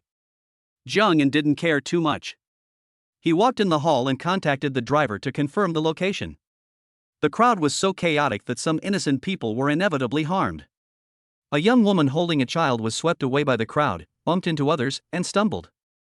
Seeing this, Jiang Yan quickly hung up the phone, holding the phone in his hand, and went over to support her arm. Be careful. Thank you, the young woman thanked. At this moment, a fan rushed over and pushed Gan's hand upwards. The child in the young woman's hand almost fell down. Jiang Yan quickly protected the child and sent the young woman to a place with fewer people. He turned around, with a cold face, pushed through the crowd, and walked angrily to the group of young men. Who are you and why are you pushing my fans? The young man noticed Jiang Yan's actions and said with a frown. Hearing this, Jiang Yan sneered and said, Your fans, why don't you arrange the order? Do you know that there are people coming and going here, including the elderly, children, pregnant women and children? Also, take off your sunglasses before talking to me. When the other party listened to Gan's words, a look of sarcasm appeared on his face. He chewed gum in his mouth and didn't care about what Gan said at all. Seeing the other party's calm appearance, Jiang Yan's eyes flashed with a hint of coldness. He strode forward, but was stopped by 2 bodyguards. Sir, please calm down. I'm going to teach him a lesson today. Jiang Yan sneered as he looked at the two bodyguards with their hands on his chest. After saying that, he grabbed the bodyguard's wrist with both hands, twisted it downwards, and took the initiative to push the bodyguard aside.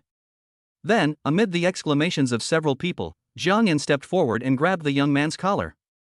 Who are you? Let go of us, or we will be rude to you, the agent shouted. The author has something to say. Many of my peers, when they meet their ex-girlfriends, most of them slap each other in the face and step on them. When I showed some signs, some book friends said they would abandon the book. Don't worry, there is only one female protagonist. No harem, and no forced pretense or face slapping. Please give good reviews, urge for updates, and there are free gifts. Thank you, thank you. Chapter 73 Chicken Mekuan. Jiang Yan's eyes were extremely cold and stern as he scanned the people present. He then took off the big frog-shaped glasses on the boy's face with his hands, and looking at this slightly familiar and disgusting face, Jiang Yan sneered. I think you're the one who sang and danced rap basketball on the internet before, right? Jiang Yan said, then took out his mobile phone and searched for his photo on the internet. That's you, right? Ha, go home and prepare for your funeral. After saying that, Jiang Yan loosened his collar, pushed away the people around him, and walked away. Boss Xiang, I'll send you a photo. In my name and in the name of the company, tell Ali Films, Penguin Films and ByteDance to make him and his works disappear from the internet. Oh, and about Weibo, I just bought 40% of Xinlong's shares yesterday. Tell the people at Xinlong to cancel his account. I don't want to see any news about this person on the relevant networks. After saying that, Jiang Yan got into the car and went straight to his new home in Pengcheng. Looking forward at the picture sent by Jiang Yan, he said with a smile, Ji Mekuan, you are so unlucky. Our boss has such a good temper. You are quite capable if you can make him angry. Then he called forward the relevant persons in charge and conveyed Gan's meaning to them. For a time, the young idol nicknamed Ji Mekuan had his Weibo account cancelled, his millions of fans were homeless, and even the relevant headlines were directly censored. The film and television works he participated in were inexplicably removed from the Penguin video. The upcoming film was notified by 2 film and television companies to make rectifications. His works on Douyin were deleted, his account disappeared, and similarly, the related titles were inexplicably censored. His albums lost their online promotion channels, and his career as an artist was almost over. Even some variety shows inexplicably cut out content related to him. An hour and a half later, the boss of Ji Mekuan's agency called his agent angrily. What the hell did you do out there? Do you know that the company has received a lot of contract terminations? Boss Han, we haven't done anything here. We just arrived at the hotel. Are you still staying at your hotel? Right now, bring your people back to the company. Okay, Mr. Han. As a veteran of the company, the agent also sought his boss personally calling to scold him for the first time. He was very uneasy, not knowing what had happened. CNMS. The agent, who was confused, then contacted his immediate superior and got the news that Ji Mekuan was banned by 2 major film and television and online media. For him, the company has been pushing charts, buying traffic, and arranging announcements. It's almost time to reap the rewards, but you guys actually did this. President Han called and scolded you personally, you really deserve it. If things go wrong, I'll be implicated too. Sister Lu, we didn't expect this. Although we have people to arrange the airport pickup, most of the fans came on their own initiative. I thought today's accident was just a small matter. The agent explained for his artist, wondering if the company could continue the public relations. After all, the artist's traffic has accumulated enough, and it is time to harvest the fans' leaks. I advise you to think about how to protect yourself. In just one lunch break, he was still a popular figure on the internet in the morning, but right after lunch, he became a nobody, even faster than the food. The Ji Mekuan incident also caused a big stir within major brokerage companies. Although some of the bosses of the top companies were not too afraid of such incidents, they still issued a notice to let the company control the artists under their management. TSK, Fanching Entertainment is really losing a lot. Artist management companies like us still need to rely on capital and the media to survive.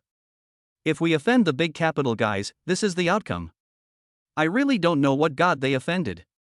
I haven't even had lunch yet, and it's like they have disappeared from the internet. Oh my goodness. Several film and television giants, internet and online platforms have jointly banned it. The bosses of major brokerage companies exchanged information with each other, and at the same time did not forget to mobilize their own networks to dig out Gan's identity. We artists are like grass held in someone's hand, and we could be thrown to the side of the road at any time. In the future, you should be more cautious in your actions and conduct. It's terrible that a seemingly ordinary fan who came to pick him up at the airport led to his death. We idle artists have been oppressed enough by public opinion, and now we have to tremble under the coercion of capital. When will we be able to stand up like men? Cried a new idol with permed yellow hair. Stand on your head, stand on. Huawei Brothers, an industry giant, the first listed artist management company, has seen its market value drop from 80 billion to over 10 billion in the past 2 years. Isn't the lesson profound enough? What can you use to fight against capital? With just one sneeze from the capital side, both the people and the company will be wiped out. The yellow-haired man's agent rushed over and hit the back of his head with a notebook, cursing angrily. Tomorrow night at 8 o'clock, Ms. Huang, an independent film and television investor, specifically wants you to accompany her. Ah, it's her again. She has bad breath and body odor. I lie on her belly, just like rowing a boat. Can I not go? The yellow-haired man seemed to have thought of something extremely terrible. He said with a painful expression and a sad face. Haha, not going? Then you can just wait for the company to terminate your contract. Then you will disappear from the internet like Sang Cohen, and you will also have to face huge compensation. The agent sneered. At this time, the initiator of the incident was in a villa in Xiangmihu No. 1 Community, Futian District, the center of Pengcheng City. The villa is 480 square meters. The current housing price in this community is just over 300,000 yuan, and a villa starts at over 100 million yuan. Boss, we have already done what you asked us to do. Currently, the contract between Ji Meikuan and her agency has been terminated, and they will have to pay compensation later.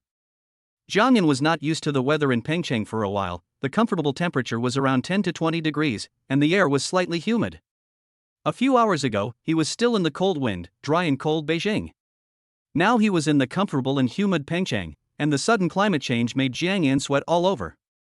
Okay, thank you for your hard work, Mr. Xiang. Boss, you are too polite. Now there are many artist management companies and media entertainment companies using their connections to inquire about our eng. Boss, what do you think? Xiang Qian knew Jiang Yan's low-key personality and he was asking for Jiang Yan's opinion. If you need to keep a low profile, you can completely rely on the industry network to block the wind and hide under the water, with only the tip of the iceberg showing. It's okay. We at Eng are doing legitimate business. There's no need to hide it. It will be easier to do venture capital if we have a reputation in the industry. Gan said casually. Okay, boss. After finishing the call, Jiang Yan changed into swimming trunks and dived into his own swimming pool. It's winter now. Although I'm in Pengcheng, this should be considered winter swimming. Jiang Yan muttered to himself as he soaked in the swimming pool, letting his limbs and torso float on the water. Jiang Yan still lives alone in the entire villa, which feels a bit deserted. Wife, I'm in Pengcheng. Jiang Yan took a video and sent it to Zhou Jin. Looking at the clear pool water, Jiang Yan thought how nice it would be if Zhou Jin could come. Even if it was just to see her in a swimsuit, Jiang Yan felt excited just thinking about it. You're here?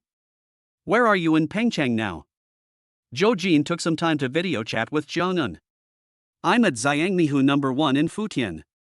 I have a house here, and it even has its own swimming pool.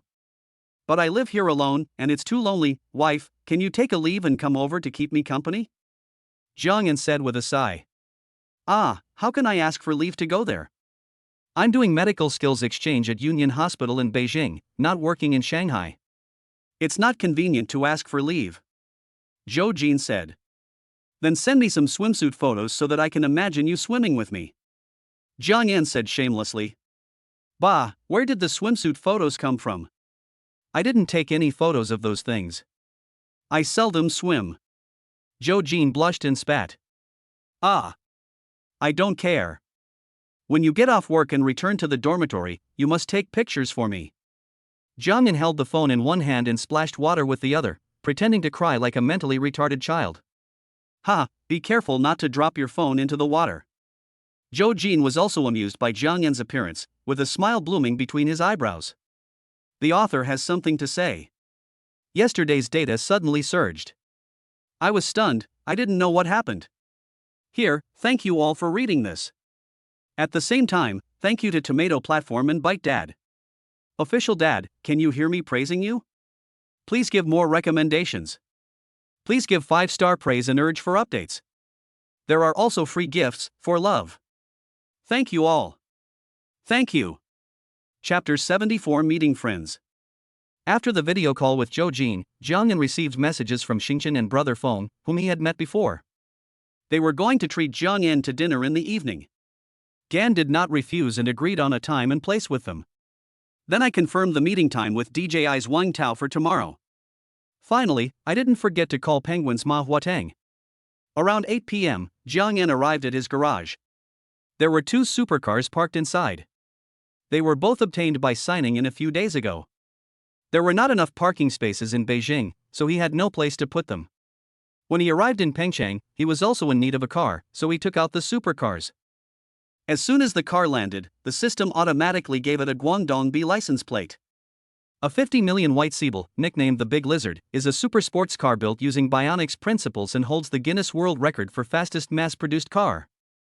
It was originally claimed to challenge Bugatti, and in fact its excellent speed also broke the Guinness record at the time, but its design style is very similar to Lamborghini, and the ghost shape ultimately did not leave a deep impression on people. There are currently several hundred Siebel machines in the world, and its fame stems from its unique top speed and image design. The other is Koenigsegg's 1.1, also known as Blade Ghost. Limited to 6 units worldwide, the price is about 100 million yuan. 5 of them are all in China. Koenigsegg 1:1 is the world's first road-legal model with a power-to-weight ratio of 1:1 kg/HP, and the world's first supercar, a road-legal model with a power of 1 MW 1000 kW, and also uses road-legal tires with a maximum cornering G value of 2 G. Looking at the 2 cars, Jiang Yan smacked his lips. To be honest, he didn't really like driving a sports car. After all, the interior space was small. No matter how luxurious and exquisite the interior was, after driving for a long time, he would always feel backache. Sports cars were still suitable for the racetrack or nightclubs. He took out the car keys and got on the Blade Ghost. He started the car and drove straight to the restaurant that Xingchen and brother Feng had booked. He drove the Koenigsegg not because it was more expensive than the Siebel, but because the Koenigsegg had better performance and texture than the Siebel. It was a little more comfortable than the Siebel. A sports car worth 100 million yuan is on the road, and it attracts a lot of attention. Some car owners are very sensible and dare not get too close even in a traffic jam. When I walked to an intersection, I waited for the traffic light. The sidewalk was crowded with pedestrians. In this season, Shenzhen is more comfortable than the north. At least the girls on the street are not wrapped up like penguins. The green light on the sidewalk was about to end, but there was still an old lady staggering on the road, carrying vegetables in her hands. Jiang Yan sighed as he watched the vehicles on the next straight road getting ready to move. He stepped on the accelerator lightly and took the steering wheel. He stuck the front half of his car in front of the car next to him. Then he opened the door, ran 2 steps, walked to the old lady, took the food from her hand, and hugged her like a princess. "You are so old and it's already past 8 o'clock in the evening. Why are you still out?" Jiang Yan spoke in Cantonese. He seemed to be complaining, but there was a smile on his face. "My grandson wants to drink the soup I made tomorrow morning. We don't have good ingredients at home, so I went out to buy some tonight." The wrinkles on the old lady's face were of different depths, and she looked at Jiang Yan with a pair of slightly cloudy eyes. Perhaps her eyesight was not very good, and she couldn't see Jiang Yan's face clearly at night, but she could feel that the young man holding him, although there was some complaints in his words, his heart was warm. At this time, the stopped vehicle dodged twice at Jiang Yan without honking the horn, as if expressing dissatisfaction and urging.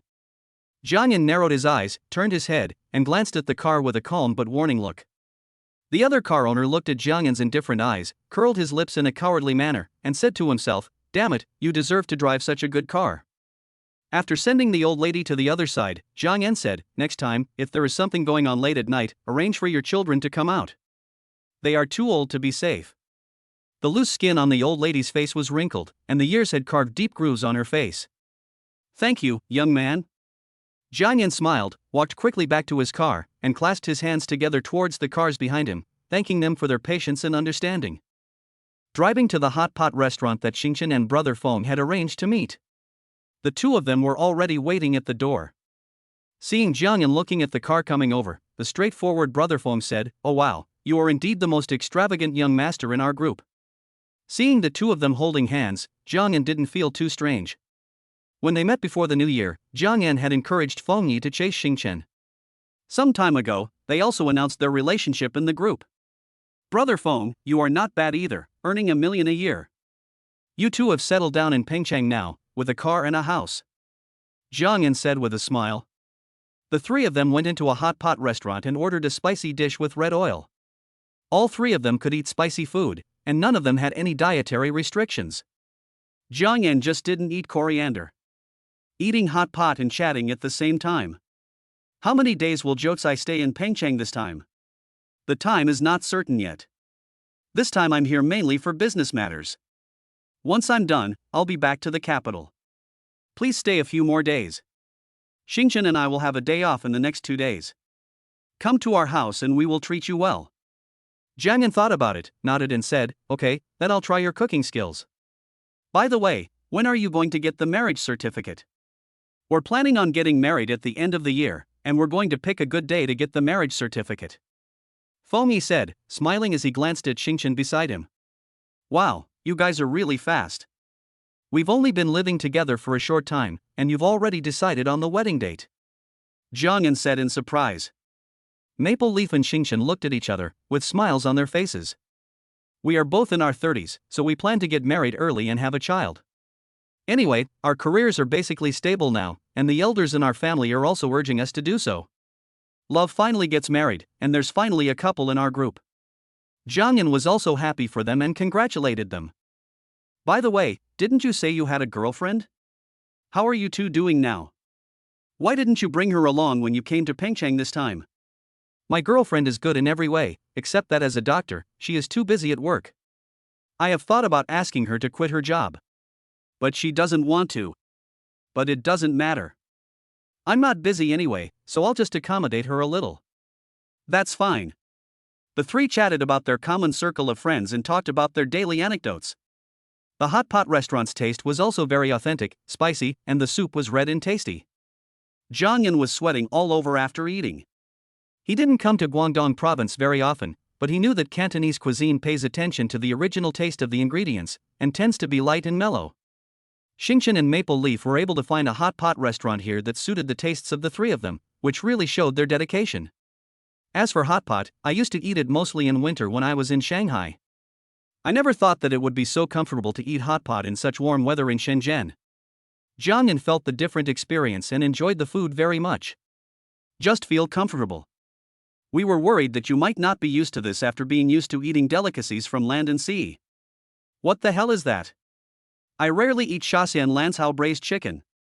The hot pot restaurant doesn't look very high-end, but the decoration inside is very exquisite and the dishes are quite good. The three of them were eating hot pot and drinking sour plum juice.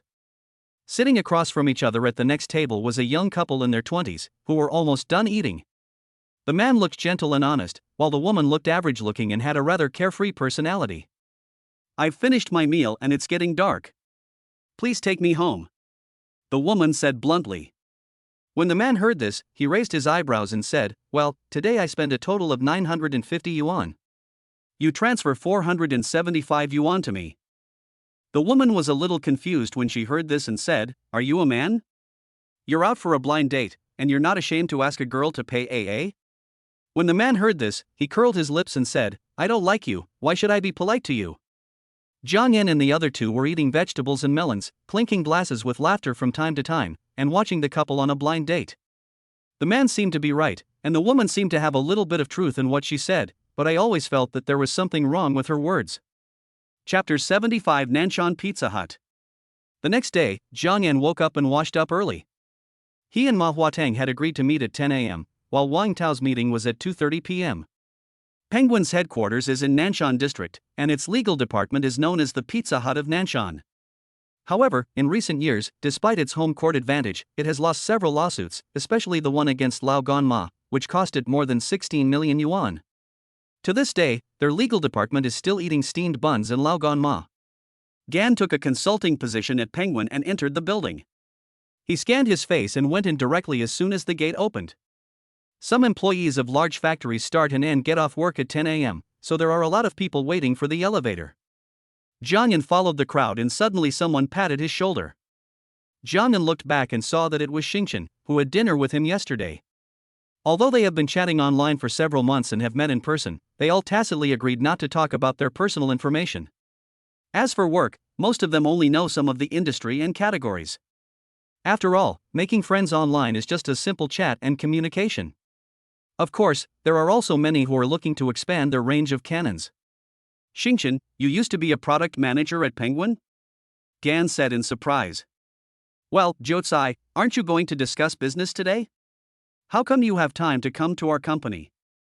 Xingchen blinked and said, then immediately reacted, are you not going to discuss business with our company? Jiang Yan smiled and said, no, I'm here to sue your company. I recharged 100,000 Q coins before, but they didn't arrive. The customer service also said that the system was faulty and they would not refund it. So I came to your chairman Ma to seek justice. There were a lot of people standing around them, and the two of them were calling each other's online ID, which made them both feel a little awkward. How is that possible? You don't look like someone who is short of 100,000 yuan. Xingchen laughed. As smart and meticulous as she was, she knew that Jiang Yan didn't say it clearly, so she simply stopped asking. However, her colleague carefully opened the company's internal system and unexpectedly saw Gan's information and position. Yulin, you guys are friends, right? Look, is this him? Xingchen's colleague opened the internal information in the system and showed it to Xingchen. Xingchen looked at the information photo above, then looked at Jiang Yan, and was truly amazed. Jiucai, look and see if this is you? Xingchen handed the phone to Jiang Yan, and it said, Jiang Yan, Group Consultant. Jiang Yan looked at the information and said with a smile, I say, there are more than 10,000 people in the group, how come you found me all of a sudden? Because your information is ranked second within the company, and the first one at the top is Mr. Ma. No, doesn't our group have the position of Group Consultant? Why does it feel like you are just perfunctorily treating people? Let me take a look. Jiang Yan took out his mobile phone, looked for the company's internal system account and password that Penguin headquarters had sent him before, logged into the system, and looked at the information. Hey, what a gimmick! Jiang Yan muttered, I have never received a penny from the company for this position, and the company has never paid me a salary. No, I have to ask Mr. Ma for money. A group of people entered the elevator. Some pressed the floor they wanted to go to, while others had already pressed their own floor in advance on WeChat. It was full of black technology. Gone and pressed the 39th floor, and everyone in the elevator was surprised when they saw it. Because Ma Huateng is on the 39th floor, and all the senior executives of the group work there. Jiucai, are you really going to look for our president Ma? Xingchen said to Jiang Yan with his eyes wide open. Jiang Yan smiled and nodded, saying, I really went to find him. I made an appointment with him. I asked him for money and salary. Jiang Yan looked sincere, thinking, I did go there to ask for money, I want to know the future direction of Penguin's company operations. Since I acquired shares of several large internet companies, I haven't seen a dime of dividends. Although the stock value is huge, but there is no dividend, it's like a hooligan. It's better to give me Greece shares, at least Aunt Dong still distributed more than 10 billion in dividends to shareholders. The bigger the company, and the more it is in the internet industry, the more money it burns. They get involved in every field and invest money everywhere. When there is a harvest, the money is invested again. When they reached the 39th floor, Jiang Yan waved to Xingchen and got out of the elevator. When they walked to the office area, they saw Ma Huateng welcoming them cordially. He led Jiang Yan into the office and made tea. Although Ma Huateng and Ma Yun are about the same age, their appearance and temperament are quite different. Ma Huateng is a programmer, looks more like a scholar, and looks much younger than Ma Yun. Ma Yun used to be a teacher, but he had a hard time starting his own business. He has the kind of convincing temperament of a pyramid scheme boss. Indeed, Ma Yun has deceived many people. At the same time, he looks older. Jiang Yan looked at Ma Huateng and smacked his lips. He thought to himself, he looks very honest and doesn't seem like a scammer. But the game lottery is a scam. The two chatted and drank tea. They visited the headquarters office, entertainment, and leisure facilities as usual. They were originally going to eat out at noon, but Gan said he wanted to try the work meal. Ma Huateng and several executives accompanied Jiang Yan in and out of the company cafeteria. Many employees were curious about Jiang Yan's identity. Although they knew in the internal system that Jiang En's position was a group consultant, they still had doubts in their hearts. After all, they had never seen Ma Huateng accompany them around the headquarters like this before, even when he was receiving some political dignitaries. The two chatted and laughed, and their relationship seemed to be quite close. Xingchen, who was also eating in the cafeteria, watched from a distance, feeling suspicious. She knew that Jiang En was worth a lot of money, but she didn't expect that Jiang En and his chairman had such a close relationship. Then she found an angle from a distance, took a photo, and sent it to Fengye. I just found out today that Jiucai's real name is Jiang En, and he is the operations consultant of our group. But he and our chairman seem to have a very close relationship. Xingchen was typing and chatting with Fengye. The position of consultant is very vague, and seems to exist but not exist. Judging from the photo, he should have a special relationship with your chairman. He may have a major cooperation with your company, or he may be one of the shareholders of your group, and a relatively large one. Otherwise, considering your company's status in the industry, there are not many people who are valued by your boss so much. Fengye is an e-commerce operator, and his mind works very quickly. With the information provided by Xingchen, he guessed Gan's identity in Penguin. But just pretend you don't know. It's fate that we met on the internet. We can just chat to relieve boredom and exchange experiences in life and work. Fengye continued typing. After lunch, Jiang En drank some tea and chatted with Ma Huateng for a while, then got up and said goodbye. Xiaojiang, Ma Yun has always said that you are very good at playing mahjong and chess.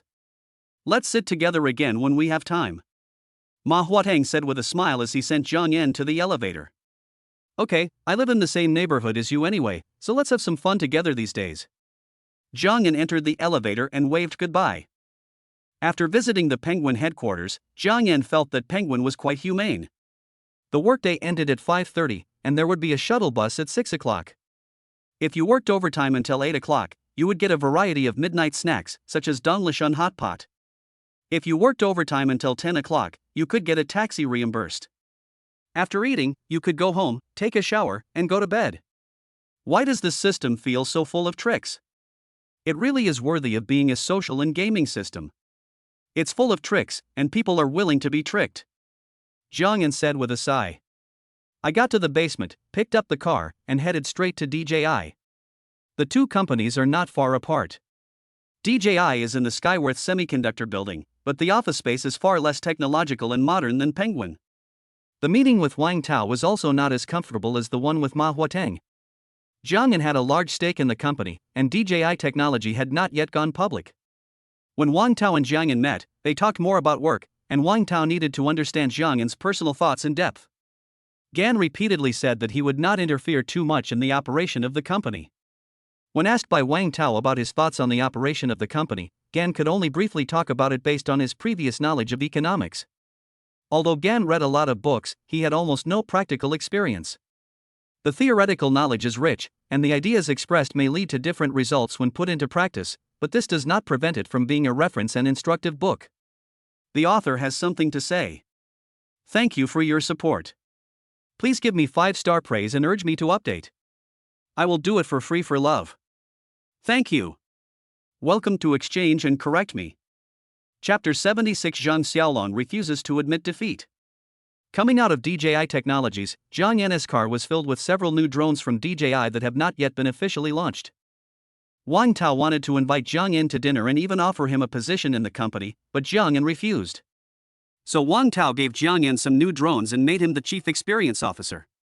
After returning home, Jiang En fiddled with these drones. He found them quite interesting, with stable performance, high-definition video, and good body stability. As expected, they are the world's leading drone company. Their new products are quite good in all aspects. Jiang En muttered to himself as he controlled the drone and looked down at the entire community. After playing for a while, Gan was lying in the living room looking at the ceiling, bored. At this time, his cell phone rang. He picked it up and saw that it was a completely unfamiliar number. Fortunately, the number did not have any signs of harassment or fraud. When Ganon picked up the phone, he heard a strong male voice. Hello, are you the owner of the car with Guangdong B-Star number? Jiang En listened, not understanding what was going on, but he felt that the license plate number reported by the other party sounded familiar to him. I don't know. Who are you? Jiang En answered blankly. The other party was silent for a while, then asked, "Excuse me, are you Mr. Gan? You were driving a Koenigsegg yesterday, right?" "Ah, yes," said Gan.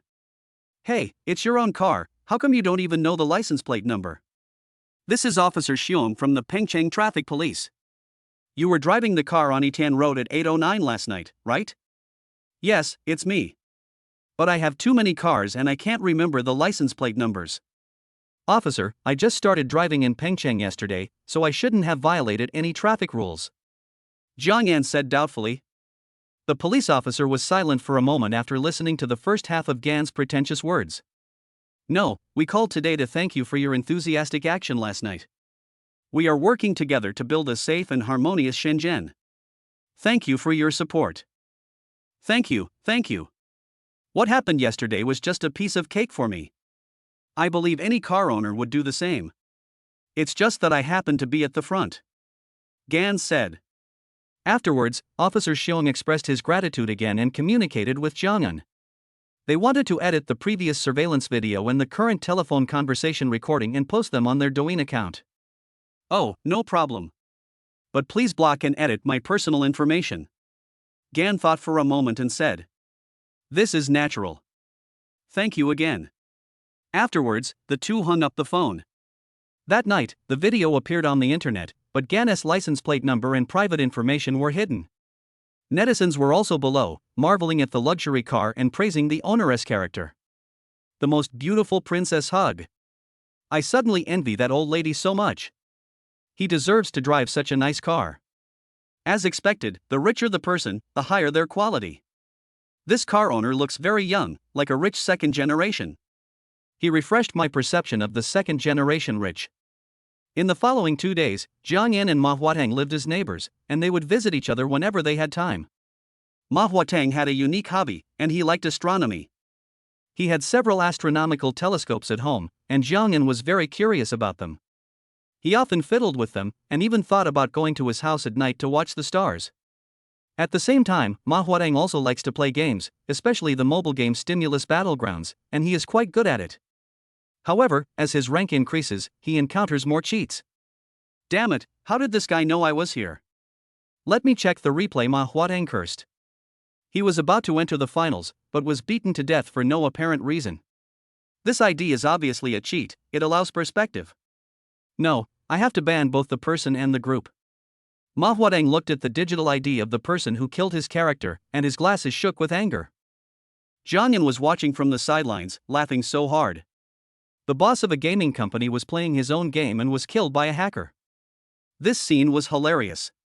Ma Huateng then decisively sent the screenshots to the game programming department. The boss gave the order, and the cheaters and their groups were all wiped out. The cheaters themselves did not expect that they had killed the boss of Penguin. On weekends, there were more people at Ma Huateng's house. Zhang Xiaolong from the company's WeChat business group, President Lu Zhiping, TLC's boss and Penguin director Li Dongxing, etc.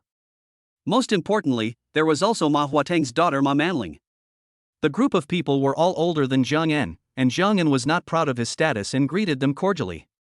Jiang Yan didn't know what to call Ma Manling, who was 2 years older than him. Calling her sister Ma or sister Ling seemed to make her look old. Calling her by her full name seemed a bit strange. After all, Jiang Yan had been eating and drinking here for free these 2 days. Calling her Manling was because the two of them were not very familiar with each other and had just met. Gan, who was having a headache, simply said hello to the other party. A group of bigwigs were chatting about work, while Jiang Yan was playing Go with Zhang Xiaolong.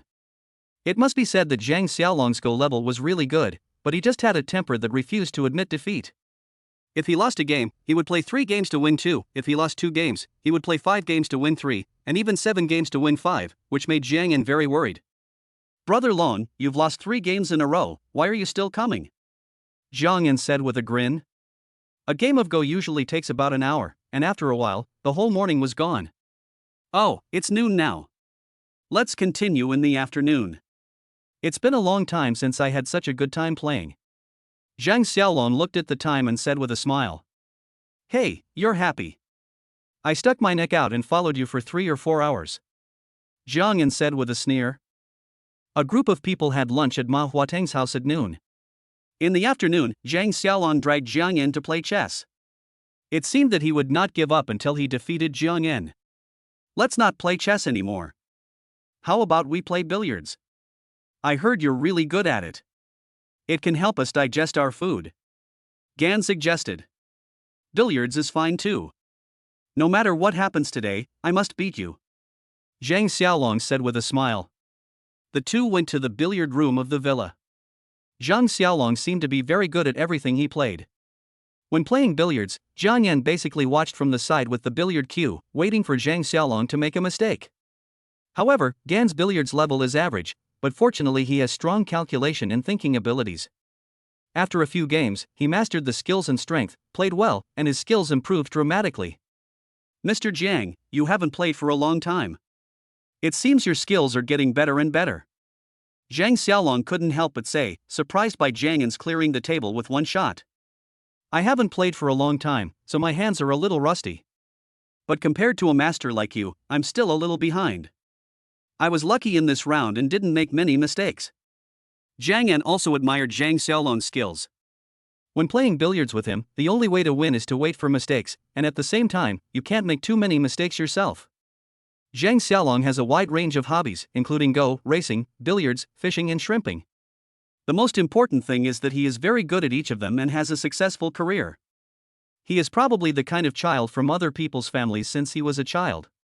After playing at Ma Huateng's house for a day, Ma Huateng originally wanted to invite Jiang Yan to have dinner together in the evening, but Jiang Yan refused and made an appointment for tomorrow because he had an appointment with Xingchen Fengye and others tonight. Xingchen's home is in Baoan district. The house was bought by Xingchen with his own savings in the past 2 years. Fengye's house is in Yangchang. Futian district and Baoan district are 20 kilometers apart. Jiang Yan has been driving a sports car for the past 2 days and feels a little uncomfortable. He feels uncomfortable driving. They ran all the way to Xingchen's house. It was a small 3-bedroom house with a warm decoration. The couple were cooking in the kitchen, and Jiang Yan watched and went up to help. There are only 2 dishes left, and there is a stinky mandarin fish. Don't come in. Xingchen stopped Jiang Yan, and at the same time asked Fengye to put down what he was doing and greeted Jiang Yan. The stinky mandarin fish is good. I never thought that there is stinky mandarin fish in Shenzhen. Jiang Yan likes this homely and authentic Hunan dish very much, but he hasn't eaten the authentic one for a long time. After 10 or 20 minutes, the dishes were basically ready and Jiang Yan helped to serve them on the table. Zhou, give me a bottle of wusu beer. Fengye took out 2 bottles of wusu beer from under the dining table and placed one of them in front of Jiang Yan. Gan didn't know much about wusu beer, but he occasionally heard people talk about the deadly wusu. Seeing the 4 degrees written on the bottle, Gan didn't think it was a big deal. A large table of food, drinking some beer with friends, the atmosphere had to be created. The author has something to say. Tonight is the New Year's Eve in our hometown. I wish everyone a happy New Year's Eve here. Chapter 77. Is this a green tea, bitch? Wusu in a glass green bottle tastes good, almost bitter, sweet and refreshing, which may be related to its brewing process, which uses mineral water. At the same time, the word concentration and alcohol content are higher than those of ordinary domestic refreshing beers, but the actual feeling is not as obvious as that of German beer. Fengye knew that Jiang Yan didn't drink much, so the two of them didn't drink one cup after another. They just took small sips and clinked glasses occasionally. Xingchen's dishes are very good, especially the stinky mandarin fish, which is stinky but tastes great. I brought this stinky mandarin fish from home, and the seasonings are all prepared by my hometown. It's hard to find it outside. Seeing that Jiang Yan liked it, Xingchen pushed the fish towards him. 3 people, 6 or 7 dishes, all of which were home-cooked Hunan dishes. They chatted and drank. My neck has been stiff for the whole morning. It's so sore, Jiang Yan said, twisting his neck. Zhou, do you live with our CEO Ma? Xingchen asked. Yes, I don't live in Xiangmihu number 1. I am a neighbor of Mr. Ma. I have been at his house all day today. Jiang Yan did not hide it. The few of them had known each other online for almost half a year. I saw the circle of friends that our president Ma posted. He said that the top Go player in our group is going to give up his position. He also took a video of you and Mr. Zhang playing against each other. Jiang Yan was not surprised that Xingchen knew about Ma Huateng's circle of friends. They were all in the same company and in the same building. The chess party was not a secret. If some fun things were uploaded, everyone would know about it in no time. I get angry when I talk about this. Zhang Xiaolong is too stubborn when playing chess. He still wants to play with me even after losing 3 games in a row. I've been playing chess with him the whole morning. My neck is sore because of him. Jiang Yan stretched the back of his neck, took a sip of wine and said. The three of them were chatting when suddenly the doorbell rang. Xingchen got up, left the door half open, and looked out. Sister Yulin, why didn't I see you and brother Gon going downstairs for a walk today? A sweet voice sounded. Xingchen had no intention of opening the door further. He just smiled at the door and said, a friend came to my house today, so I didn't go downstairs for a walk. It smells so good. What delicious food did Sister Yulin make? A tall girl with fair and delicate skin came in. She had a ponytail and an oval face full of collagen, full of classical beauty and charm. She wore denim shorts, and her pair of shiny, white and tender long legs were full of vitality and energy. Some luxury jewelry on her body set off her beautiful appearance. If she walked on the street, she would be full of people turning their heads, and she looked like a goddess. Jiang Yan looked back and was somewhat surprised at the girl's height, over 1.7 meters, which made her look taller than Zhou Jin. Xingchen stood at the door, watching the other person come in, and then looked back at Jiang Yan and Feng Yi, with some embarrassment on her face. She didn't open the door completely, and said that there were guests and friends. The meaning was clear. But the other person forced his way in, and she really didn't know what to do. She couldn't just kick him out. Feng Yi, who was sitting opposite to Jiang Yan, frowned when he saw the other person coming in. It was unclear whether he disliked the other person or was disgusted by his lack of manners. Wow, there are so many dishes, they smell so good, and there's even stinky mandarin fish. The girl smiled and squinted her eyes, with a sweet smile on her brows. Seeing this, Xingchen didn't seem to have any better solution and shrugged at Feng Yi. Since you're here, let's eat together. Xingchen sighed secretly and got a set of bowls and chopsticks for the girl. The dining table was rectangular, with Feng Yi and Xingchen sitting on one side and Jiang Yan sitting on the other. The girl took the bowl and chopsticks with a smile, and sat next to Jiang Yan naturally, thanking Xingchen. When a stranger came to the table, the maple leaf couple briefly introduced themselves. Jiang Yan politely nodded to the girl without saying much. Later, at the dinner table, Jiang Yan and Feng Yi chatted, while the girl and Xingchen talked about cosmetics and bags. The four of them ate and chatted, but they were clearly separated. Before he knew it, Jiang Yan had already drunk 2 bottles of wusu. His face was a little red, and he was obviously drunk. Just as Jiang Yan had just taken a sip of wine, grinned, and chatted with Feng Yi, the girl poured a glass of orange juice and pushed it towards Jiang Yan with her elbow. The action was natural and smooth, and did not attract the attention of the other 2 people at all. Jiang Yan took a look and a smile appeared on his lips. He did not take it, but simply whispered a thank you. As the group of people chatted, Jiang Yan also heard the identity of the girl. He didn't know her last name, but he knew her name was Yujie. She was still in college, and she seemed to be a junior. She was a neighbor of Xingchen's building, and the house seemed to be rented. After 3 bottles of wine, Jiang Yan felt that it was almost time, so he stood up and said goodbye. It's a rare opportunity for me to eat authentic Shonan home-cooked food today. Thank you two so much. Although Jiang Yan was drunk and his face was as red as Guangdong, he was still very conscious. It's almost 9 o'clock. Don't drink and drive. Jiucai, why don't you stay at our house? There's an empty room anyway. Feng Yi said. It's okay, no need. You've just started living together for a short time, how can I disturb your married life? I can just call a designated driver. Jiang Yan said with a smile. The 3 of them exchanged a few pleasantries again, and then Jiang Yan went downstairs and entered the underground garage. After finding his car and preparing to contact a designated driver, Jiang Yan spotted a graceful figure leaning next to his car. When he got closer, he found that it was the girl who had dinner with him at Xingchen's house. She was leaning down, as if looking for something beside Gan's car. Her charming curves and seductive figure revealed inadvertently made people's hearts flutter. Hey, what are you looking for? Gan asked. Ah, it's you. I just came out of Sister Yulin's house and was going back to my car to get my keys. When I got here, I dropped my keys. I'm looking for them. The girl named Yujie was a little scared when she heard someone suddenly talking behind her.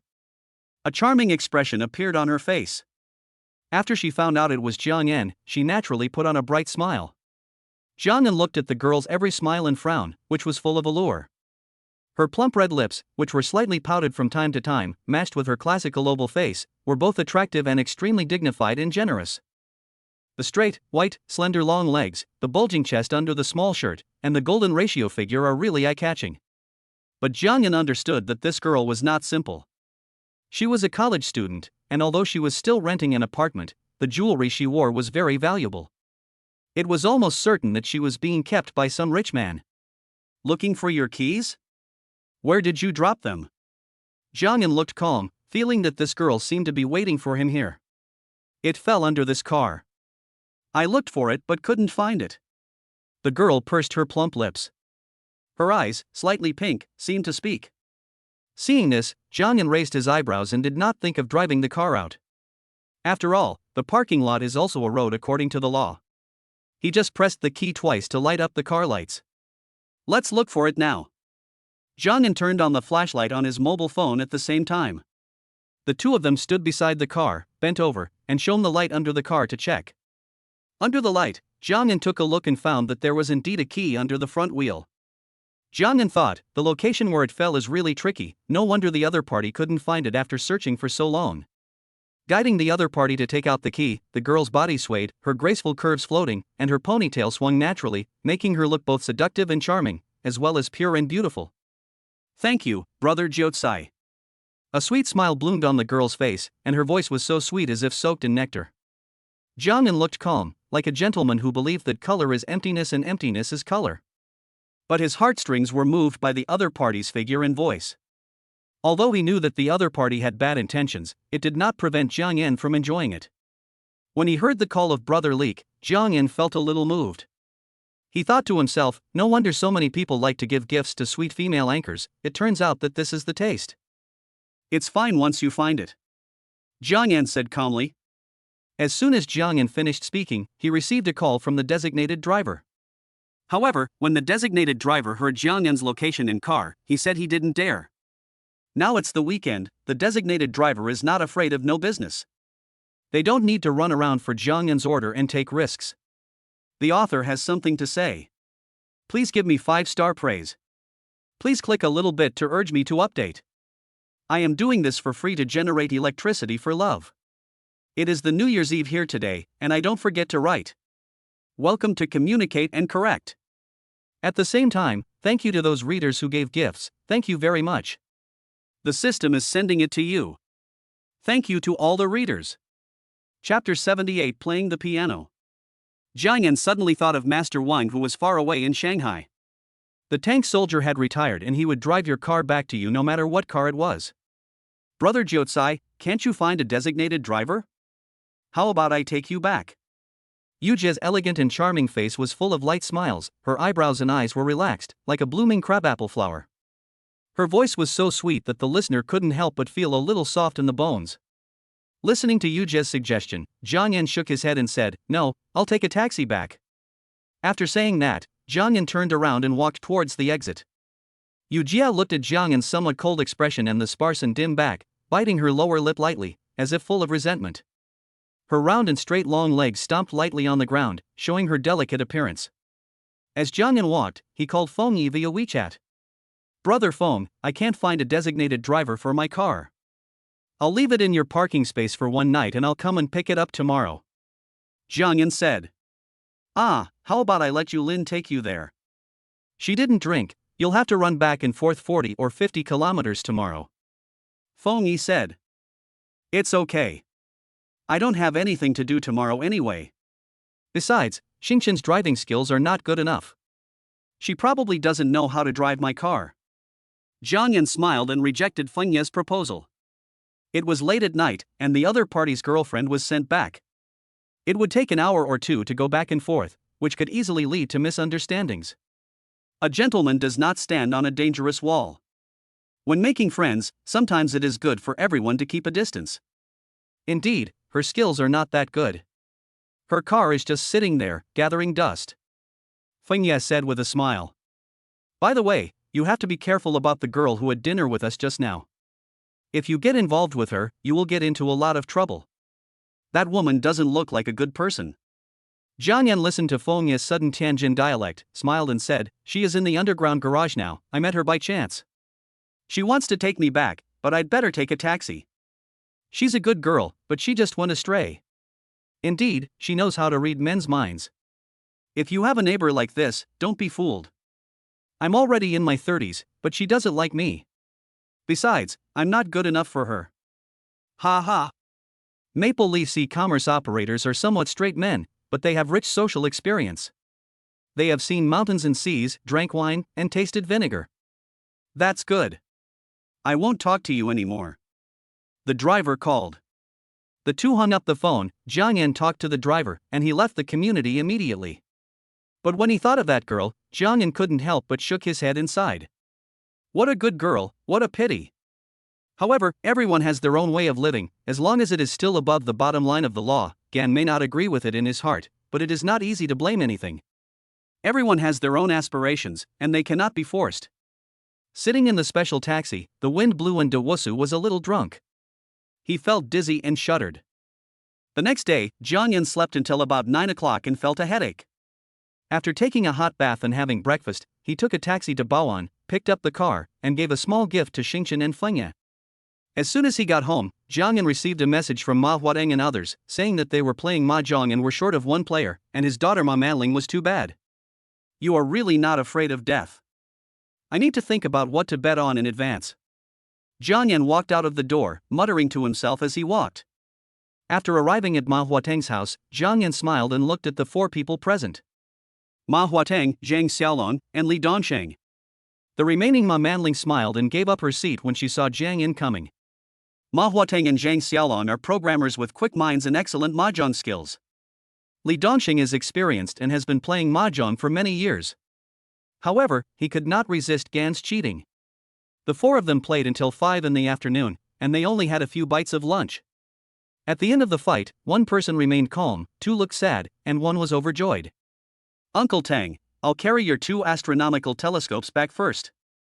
Jiang Yan said excitedly as he disassembled Ma Huateng's collection of telescopes. Ma Huateng looked at Jiang Yan's actions, his face full of pain. He waved his hand and said, "Take it away quickly. I don't want to see you again." Hey, don't worry. Besides these 2 telescopes, there's also a piano. My family is in need of it. I'll have someone come and move it tomorrow. Jiang Yan said with a smug look on his face. You can take the telescope, but not the piano. The piano belongs to Manling. Ma Huateng said immediately, shaking his head. When Jiang Yan heard this, he smacked his lips and said, I really like this piano.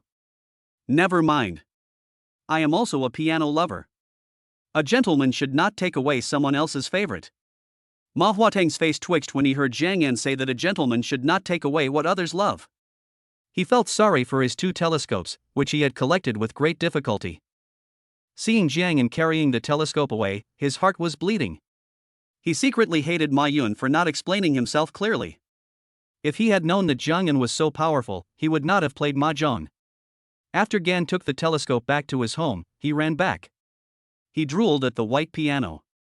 He also had a piano in Shidan Shangwok, a Galaxy Grand piano made in Germany, worth $1.36 million.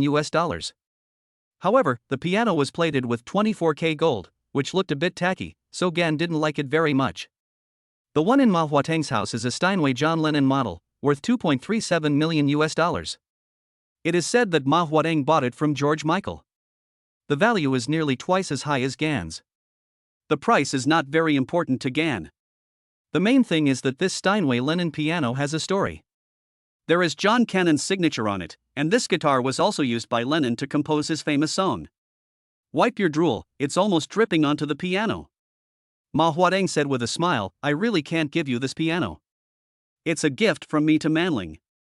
Jiang Yan glanced at Ma Huateng and said with a pout, if you can't give it to me, then you still use it as a bet. If you can't give it to me, then I can play it for you. Gan, eager to show off his skills, opened the piano cover without waiting for Ma Huateng's consent. A famous song imagined by Lennon was played by Gan. The peaceful melody, the gentle chords, and the touching notes were played slowly between Gan's somewhat rough fingers. The melody sounds a bit serious, but it is actually a song from the listener himself. It is full of enough space and sacred atmosphere, and people who don't know it often will be awed. It has a transcendent and unrefutable looseness, and sounds like a prophet's prayer. This is related to John Lennon's experience. He took drugs in his early years and disregarded religion and government. Later, in the 1970s, he devoted himself to studying Eastern religions and promoting fairy tale love. The song Imagine was created by Lennon and his wife Yoko Ono in the English countryside in 1971. Unfortunately, he was shot dead by an overzealous and crazy fan in Rome in 1980. The song has lyrics, but unfortunately, Gan is not very good at singing. Jiang played the music passionately, and several people stood behind him and listened quietly. Ma Madling, who was still upstairs, heard the music and walked to the stairs without knowing when. Perhaps it was because she was amazed by Gan's performance, which brought out the deep meaning of the song, that Ma Madling inadvertently sang the lyrics. The song guides and challenges the audience to imagine a world without wars and barriers caused by religious sects and ethnic boundaries. When the song ended, several people burst into applause. Jiang nodded slightly to Ma Madling, smiled and nodded, then said to the others, excuse me. You play well. We can arrange for Xiao Jiang to perform at the company's annual meeting this year. Ma Huateng clapped and said with a smile. TSK. I thought I was just worse than you at chess and mahjong, but I didn't expect you to be such a great piano player. Thank you for the compliment. By the way, Brother Long, don't forget the cars for tomorrow. A Phaeton and a modified Corvette. Jiang knew that Zhang Xiaolong liked to race cars and had many modified cars at home. These 2 days, Jiang was not very comfortable driving a sports car, and he didn't want to buy a new car, so he simply won 2 cars from Zhang Xiaolong today. Chapter 79 Returning Not a Teenager. Zhang Xiaolong felt a little sorry for his modified car, as he had put so much thought into it. You've already given Mr. Ma a discount, so give me one too. Is that so? I don't want the Corvette anymore. Just give me your legally modified XIN Phaeton. I think that's good enough. Jiang Yan thought that since he already had 2 sports cars at home, he simply didn't want the Corvette anymore. That's fine. Zhang Xiaolong couldn't help but smile when he heard that his Corvette was saved. In his heart, the Corvette worth more than 1 million was much more important than the Phaeton worth more than 2 million. After they had dinner together in the evening, Jiang Yan returned to his home and lay on the bed to video chat with Zhou Jin. Wife, I have to go back a few days later. Ah, but I kind of missed you. I miss you too, but there's nothing I can do. DJI Technology has a shareholders meeting and I have to attend. Jiang Yan secretly hated Wang Tao for making trouble and insisting on holding a shareholders meeting so that they could get to know each other. Okay. Zhou Jin muttered with her pretty face slightly frowned. I'm so bored here alone.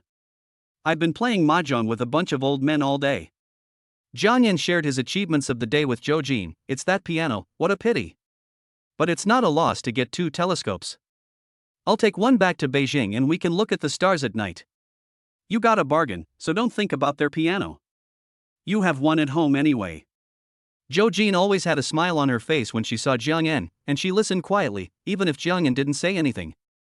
As long as she looked at Jiang Yan's face, she would unconsciously be full of smiles.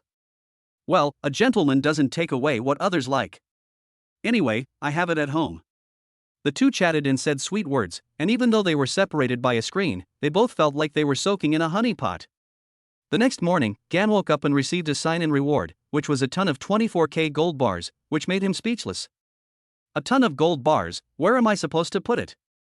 It would be better to do the same as the last 2 days and just deposit the cash directly into my card. How great is that? Jiang Yan smacked his lips and said helplessly. Gan didn't know what to do with the ton of gold bars. After thinking for a while, he called the Bank of China where he had a bank card. Gan didn't plan to sell them, he just wanted to find a place to store the gold bars. After the call was connected, Gan communicated with the account manager. When the other party heard about Gan's 1 ton of gold bars, he became silent. Mr. Jiang, please tell us your location and we will send a money transport truck over right away. Okay, I'll be here all day. By the way, can your armored car carry 1 ton? Jiang Yan asked, fearing that 1 car might not be enough. One of our armored car can carry a maximum of 100 million renminbi, which is about 1.15 tons. But I will arrange 2 vehicles, and also have weighing equipment, to weigh and calculate on the spot. When the other party heard the word 1 ton, the muscles on his face twitched slightly. Oh, fine then, send someone over now. The security guards won't stop you. After the contact, Jiang Yan made breakfast at home. Just after breakfast, 2 cars arrived at the gate of the villa. Several armed escorts and bank staff got out of the cars one after another. Gan greeted them and led them to the storage room where he kept the gold bars. Although 1 ton of gold bars sounds like a lot, it is not very large, only the size of a microwave oven. Even if it was just like this, the 1,000 gold bars weighing 1 kilogram piled there, shining with golden light, still made people feel a little excited. Fortunately, the bank staff who came here were used to seeing piles of gold bars, so they could stand this small scene. But in their hearts, they still felt that Gan, this client, was a little crazy. How could an ordinary person hold a ton of gold bars and keep them in the storage room at home? According to the current gold price, the value of a ton of gold bars is about 380 million yuan, so he is not afraid of being robbed. Then Gan produced the legal source certificate of the gold bars given by the system. After the bank staff confirmed it, they weighed and packed them one by one. The whole process lasted nearly 3 hours, and the bank staff were almost too tired to stand up straight. Ordinary people like to count money until their hands cramp. They really counted money until their hands cramped. In addition to counting money, they counted gold bars, and today they also counted until their backs and waists ached. During this time, Gan invited them to eat something, but they all refused and only drank the bottle of Evian mineral water that Gan handed to them.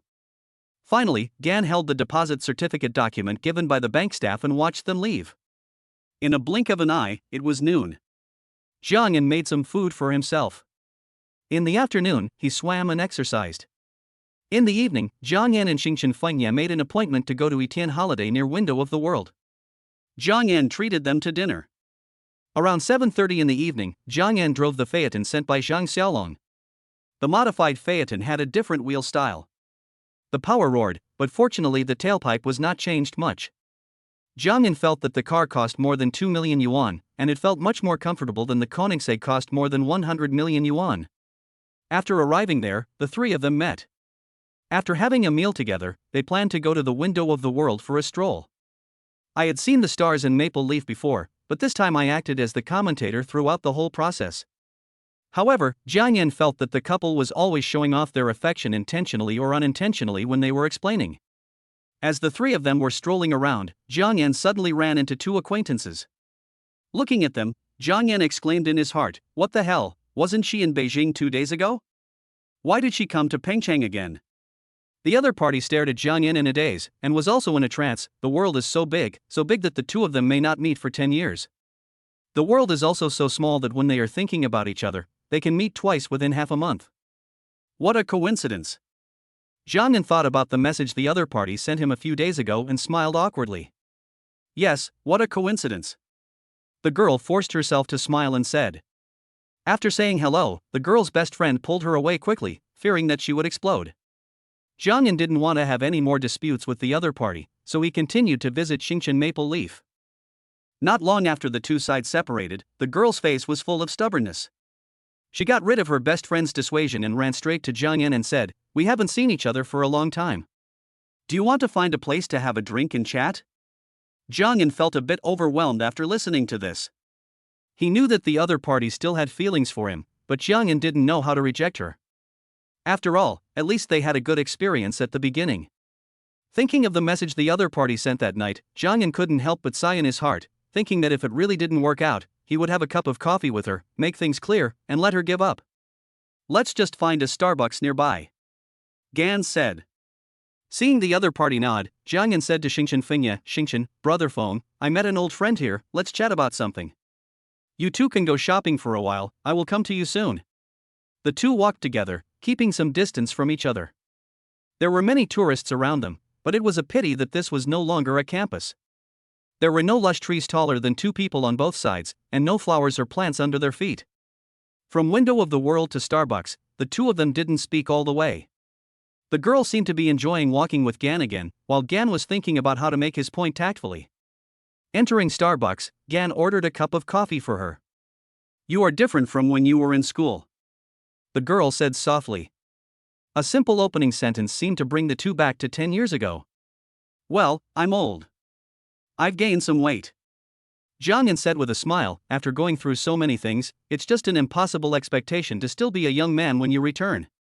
When the other party heard the second half of Gan's sentence, he couldn't help but feel sad. Returning as a young man is an impossible expectation, which implies that he is no longer the same person as before. The girl endured the pain in her heart, forced a smile, and talked to Jiang Yan about the things that happened during the years they were apart. However, after many twists and turns, she finally returned to Jiang Yan's emotional life. "Didn't your girlfriend come to Pengcheng with you this time?" Jiang Yan shook his head, but when he thought of Zhou Jin, his face was filled with joy. "No, she's at work. I came to Pengcheng this time because of something at the company. I'll be back in Beijing in a few days." After listening to this, the girl pondered for a moment. Something seemed to be brewing in her heart. She took a sip of coffee, and her expression changed, revealing a hint of determination. "The author has something to say. Recently, the rating has dropped by 0.1, which makes me feel so sad. If you think it is okay, please move your lucky fingers and give it 5 stars. If you think it is bad, please also give it a thumbs up. Please give it 5 stars and urge me to update. I am doing this for love. Welcome to Exchange and correct me, thank you all." Chapter 80 Respect Lost. "Do I still have a chance?" The girl's voice trembled slightly, and the expression on her face was expectant with a hint of pleading. When Jiang Yan heard this, he couldn't help but feel a sudden shock in his heart. It wasn't because the other party's words contained reluctance and pleading, but because this sentence reminded Jiang Yan of the scene in the secret corner when Zhang Dongqing asked his wife in the underground garage. He also said this sentence, and then Zhang Dongqing's wife died on the beach. "I like her very much." Jiang Yan shook his head, took a deep breath, and said. Then Jiang Yan looked at the coffee in front of him, not daring to pick it up and drink it. "Is it because she is prettier than me?" When the girl heard Jiang Yan's words, tears welled up in her eyes and she asked with a slightly choked voice. Jiang Yan took out a tissue and handed it to her, not taking the offensive words to heart. "Beauty is certainly a silent letter of recommendation. But I don't just like her beauty. You should understand this. Just like when I was with you, I didn't pursue you just because you were beautiful." This answer seemed to make the girl look even more painful. She hoped that Jiang Yan was attracted by her beauty. In that case, she would be willing to wait, even if it took a little longer, and spend the rest of her life with Jiang Yan. Or she could dress herself up and seduce Jiang Yan back. "Why? We had such a good relationship back then, it's all my fault." The girl held a tissue in her hand, sobbing from her nose, her words full of regret. Seeing the other person like this, Jiang Yan sighed and said nothing. He thought, let the other person calm down. "Everyone in the class says that we are a perfect match. You have good grades and you always smile when you see me." A smile appeared on the girl's pretty face, as if she was remembering the good old days between her and Jiang Yan. "Well, every time I saw you, I would dress up. Even if there was no hot water in winter, I would endure the stinging pain of the ice water on my scalp and wash my hair before going to see you. When I saw you, I couldn't help but smile. When you saw me smile, you would inexplicably follow me." Jiang Yan said, recalling. The girl recalled the sweetness of the past, and the sadness on her face improved a little. "And now? Now, I can go to see her without washing my hair or dressing up. I smile when I see her, and she smiles when she sees me." Jiang Yan thought of Zhou Jin's smiling face, and the corners of his mouth curled up, and he smiled out loud. Jiang Yan suddenly felt that it was not appropriate to say this to the other party. However, after thinking about it, what did it matter? He came here just to give the other party enough disappointment and loss, so that the other party could accumulate despair from the disappointment he had received, and then let it go and move on to the next stage. Jiang Yan had imagined what it would be like if the girl across the street came back to look for him. Jiang Yan had prepared countless cruel words in his heart, but at this moment, he couldn't say them out loud. Perhaps it was because of the good memories of the relationship back then. Or perhaps it was because Jiang Yan understood better than her how it felt to be abandoned or to lose the person you loved so much. The girl listened to Gan's words, looked at his expression and tone, and her breathing trembled slightly. "Those were all mine, but now someone has replaced them and done better than me. You are the person I dared to see only after I washed my hair. You are my past youth. But she is the person I can see even if I don't wash my hair or put on facial cream, even if my face is covered with dead skin." Jiang Yan said with a smile. "Then she is the rest of your life, right?" The girl said lightly with a hint of old age in her tone. Jiang Yan listened and nodded slightly. "I used to hope that whether I washed my hair or not, I would meet the same person. Unfortunately, it was in the past, but it doesn't matter. I found the person who smiles when I see her and she smiles when she sees me." Listening to Jiang Yan's gentle words and laughter, the girl suddenly burst into tears. Although she had begun to despair about this relationship, the pain in her heart and the tears on her face still merged into one, as if the floodgates had been released. Which is more regrettable, never being together or not being together in the end? Perhaps the latter, because the former is just a regret for the relationship that has not yet begun, or even just buried in the heart, so regretful that it can only be a soft sigh. As for the latter, every fragment, every emotion, every action in the process of being together, every time you think of it later, it will be full of regret. Do you know when I realized that I have grown emotionally?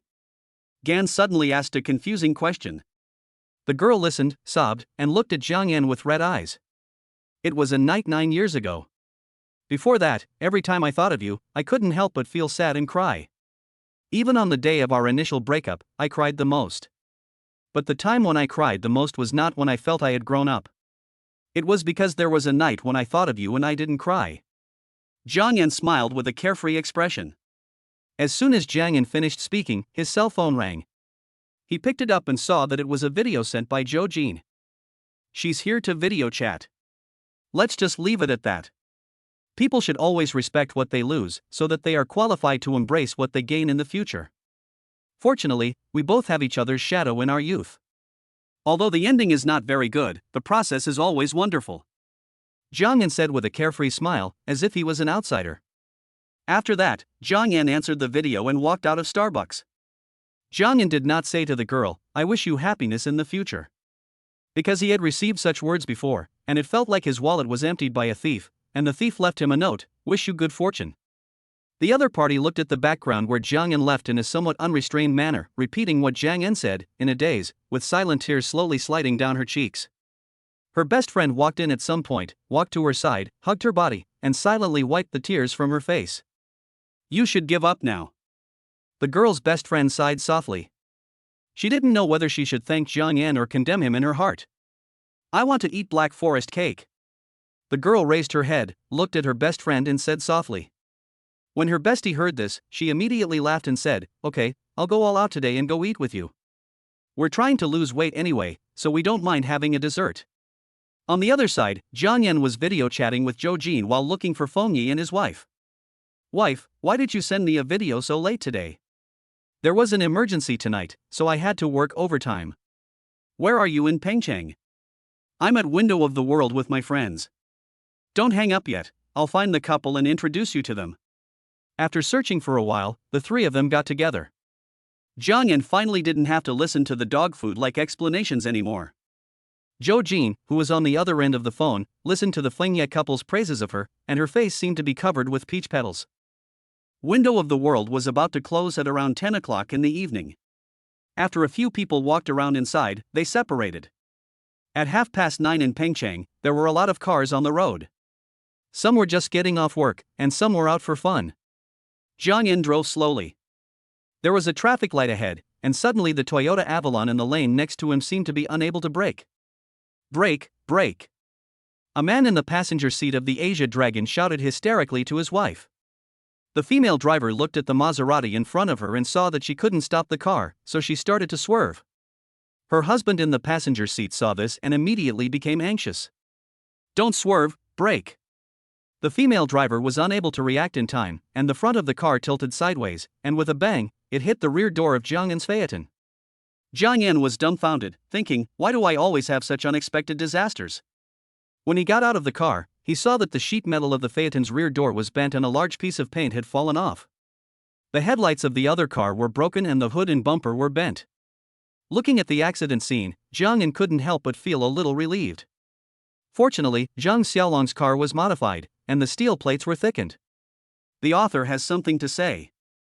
Let me share my inhuman experience as a Shanghai C license plate owner. I used to live in Shaolu, Pudong. Then one day, I needed to go to Yuzhangkou and Baoshan. I turned on the navigation, and suddenly found that the navigation showed that I couldn't take the section of the Outer Ring Expressway near the sea. The navigation suggested that I take the Xinjia Lake Expressway, pass the Jiamin Elevated Road, and go to Yuzhangkou from the Shanghai Ring Expressway. When I saw the route at that time, I was dumbfounded. Shaolu and Yuzhangkou are only about 25 kilometers apart. But if I want to go there with my Shanghai C license plate, I need to go around the Shanghai Outer Ring Road for 120 kilometers to get there. At that time, I wanted to remove the license plate and break it. Chapter 81. The breath smells like money. I'm sorry. The man in the passenger seat got out of the car and quickly apologized to Jiang Yan.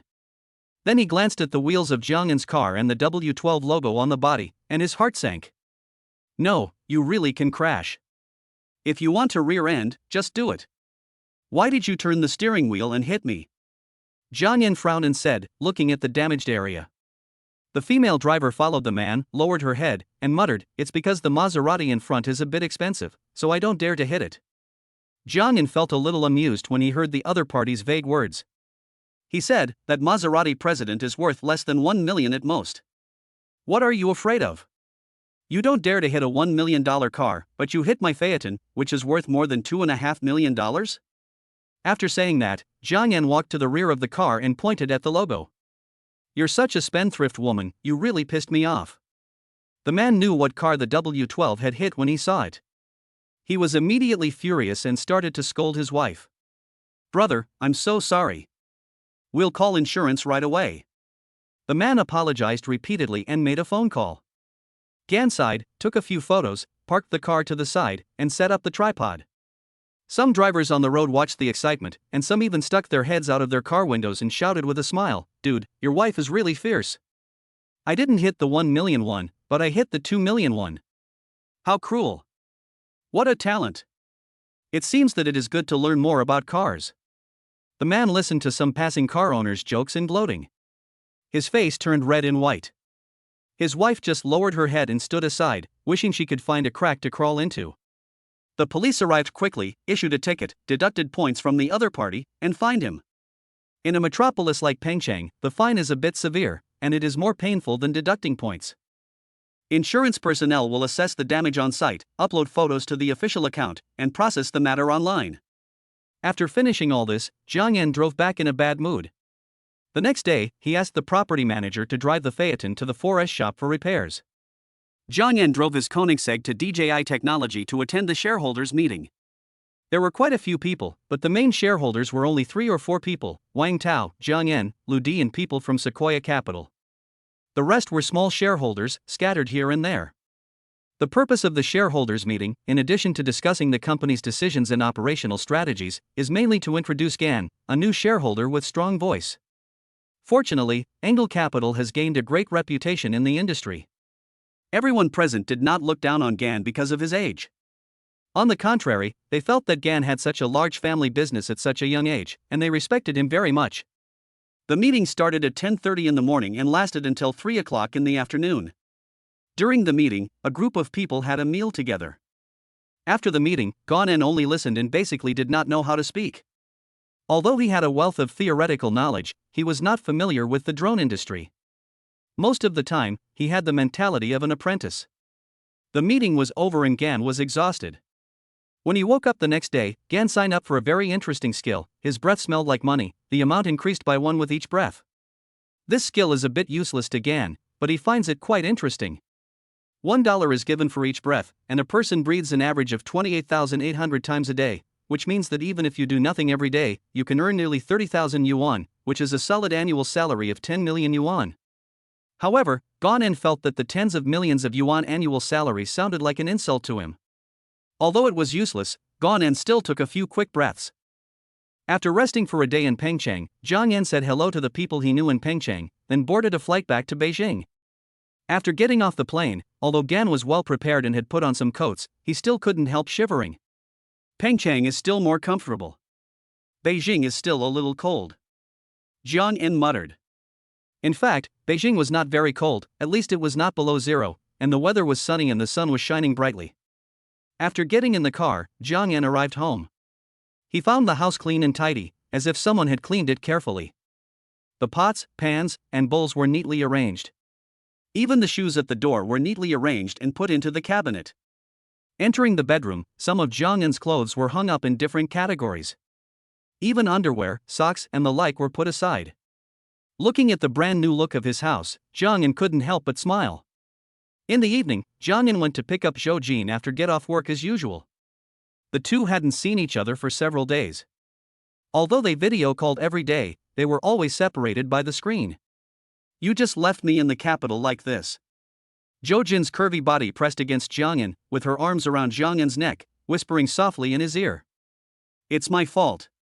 Next time there's such business, I'll try to turn it down." Jiangyan held her slender waist, smelling the pleasant fragrance coming from her body, with a sense of satisfaction on his face. No, you have something to do, I won't stop you, just think about me more, I can sense it. Jiangyan held up Zhou Jin's pretty face, looked at her with burning eyes, and smiled. The other party also smiled, with the corners of her mouth and eyebrows relaxed, as if the whole mountain was full of flowers blooming, and the fragrance of flowers was full. It was also like thousands of stars shining down, and the night became brighter. Let's go eat first. Jiangyan took Zhou Jin to a restaurant he had booked, and the two of them had dinner. I'm going to take a day off tomorrow. My cousin said he would treat us both to a meal. Zhou Jin blinked her clear eyes and said to Jiangyan, Your cousin is also in Beijing? What's his name? Jiangyan put down his chopsticks, wiped his hands, and said, Well, his name is Zhang Xiaolei, he's my uncle's son, and he opened an artist management company and entertainment company in Beijing. He just came back from another city these 2 days, and when he heard that I had a boyfriend, he said he wanted to meet you and have dinner with us. Zhou Jin said with a smile, revealing her neat white teeth. Okay, but our uncle opened a foreign trade company in Shanghai, so why did our cousin Zhang Xiaolei come to Beijing to open a company? Jiangyan asked. Hearing Jiangyan's words about his uncle, Zhou Jin did not refute but just smiled happily. My uncle wanted him to take over the foreign trade company, but he refused and said he was not interested. Then the relationship between the two became a little strained. Later, he simply ran to Beijing and opened 2 companies. On the one hand, he wanted to have a circle here, and on the other hand, he didn't want to be cold to my uncle all the time. Ha, it seems he is a man with quite a personality. Jiangyan said with a smile. Zhou Jin listened, nodded, and said, he likes to play. He travels around and changes girlfriends frequently. My goodness, his artist management company and entertainment company are not set up specifically for picking up girls. Jiangyan laughed. I don't know, but don't learn bad things from him. Zhou Jin said with a pout. The two chatted, and after dinner, they went shopping together. Unfortunately, while shopping, Zhou Jin suddenly received a call from the hospital, saying that a patient's condition suddenly worsened and was urgently called back. Jiangyan did not delay and immediately sent Zhou Jin back to the hospital. If anything happens, remember to call me. Jiangyan watched Zhou Jin hurriedly get out of the car and shouted. Yeah, I'm going to get busy now. The role of Zhang Xiaolei is a role that Iyumi Omiya wants. Thank you for your continued support. Welcome to Communicate and Correct Me. Thank you all for watching. Chapter 82 Ferrari Enzo. When he woke up the next day, Gan signed in again with a skill, even heartbeats are money. Every time the heart beats, the money increases by 1. After listening to this skill, Gan roughly calculated that the average human heart beats about 100,000 times a day, which means 100,000 per day. However, Gan grinned, he no longer cared about these small amounts of money. From now on, are you going to give me a skill that gives me $1 every time I blink? Jiangyan muttered. Zhou Jin was on vacation today, and Jiangyan was about to pick her up after breakfast when he heard the doorbell ring. He opened the door and saw that Zhou Jin had already taken a taxi. Why don't you wait for me to pick you up? Jiangyan said as he led her into the door. I'm not that delicate. It's not far away anyway, so I took a taxi here myself. Zhou Jin said with a smile. I don't want to go out today. I just want to stay at your house and watch you play the piano and read books. Jiangyan raised his thick eyebrows, looked at her smiling face with some seriousness, and said, Okay, have you had breakfast? I'll make some for you. We can also eat at home at noon. I've already had breakfast. I'll cook for lunch. Zhang Xiaolei will treat us to dinner. Good. When Gan was alone, he often lived like a pure monk. There were no bright lights, no women, and no extravagance. He looked very depressed. Although he had a lot of troubles in his heart, they were all hidden inside and not scattered outside. Normally, it is difficult for a man like Gan to find a girlfriend. He looks average and is basically a supporting role in social gatherings. He does not show off. He does not have any unique talents, but he has read a lot of books and has his own ideas and opinions. His emotional intelligence is not low, but he is never impatient or shocking. Although he often has strong emotions in his heart, he will not show them and will not appear impetuous. In front of acquaintances, he is humorous and witty, and never deliberately shows himself in front of strangers. He can't learn to be shameless and can't live like a bootlicker. His emotional experience is not rich, his life is plain as water, and his body and mind have experienced a mature sense of vicissitudes. When he sees a girl, even if she is pretty or someone he likes, he will never rush to get close to her. He is willing to rely on fate and is not good at taking the initiative. He has a righteous outlook and is worldly but not worldly. Only when people really get close to him can they feel the wisdom and fun hidden under his plain appearance. Sometimes, he is more like a book with a thick cover.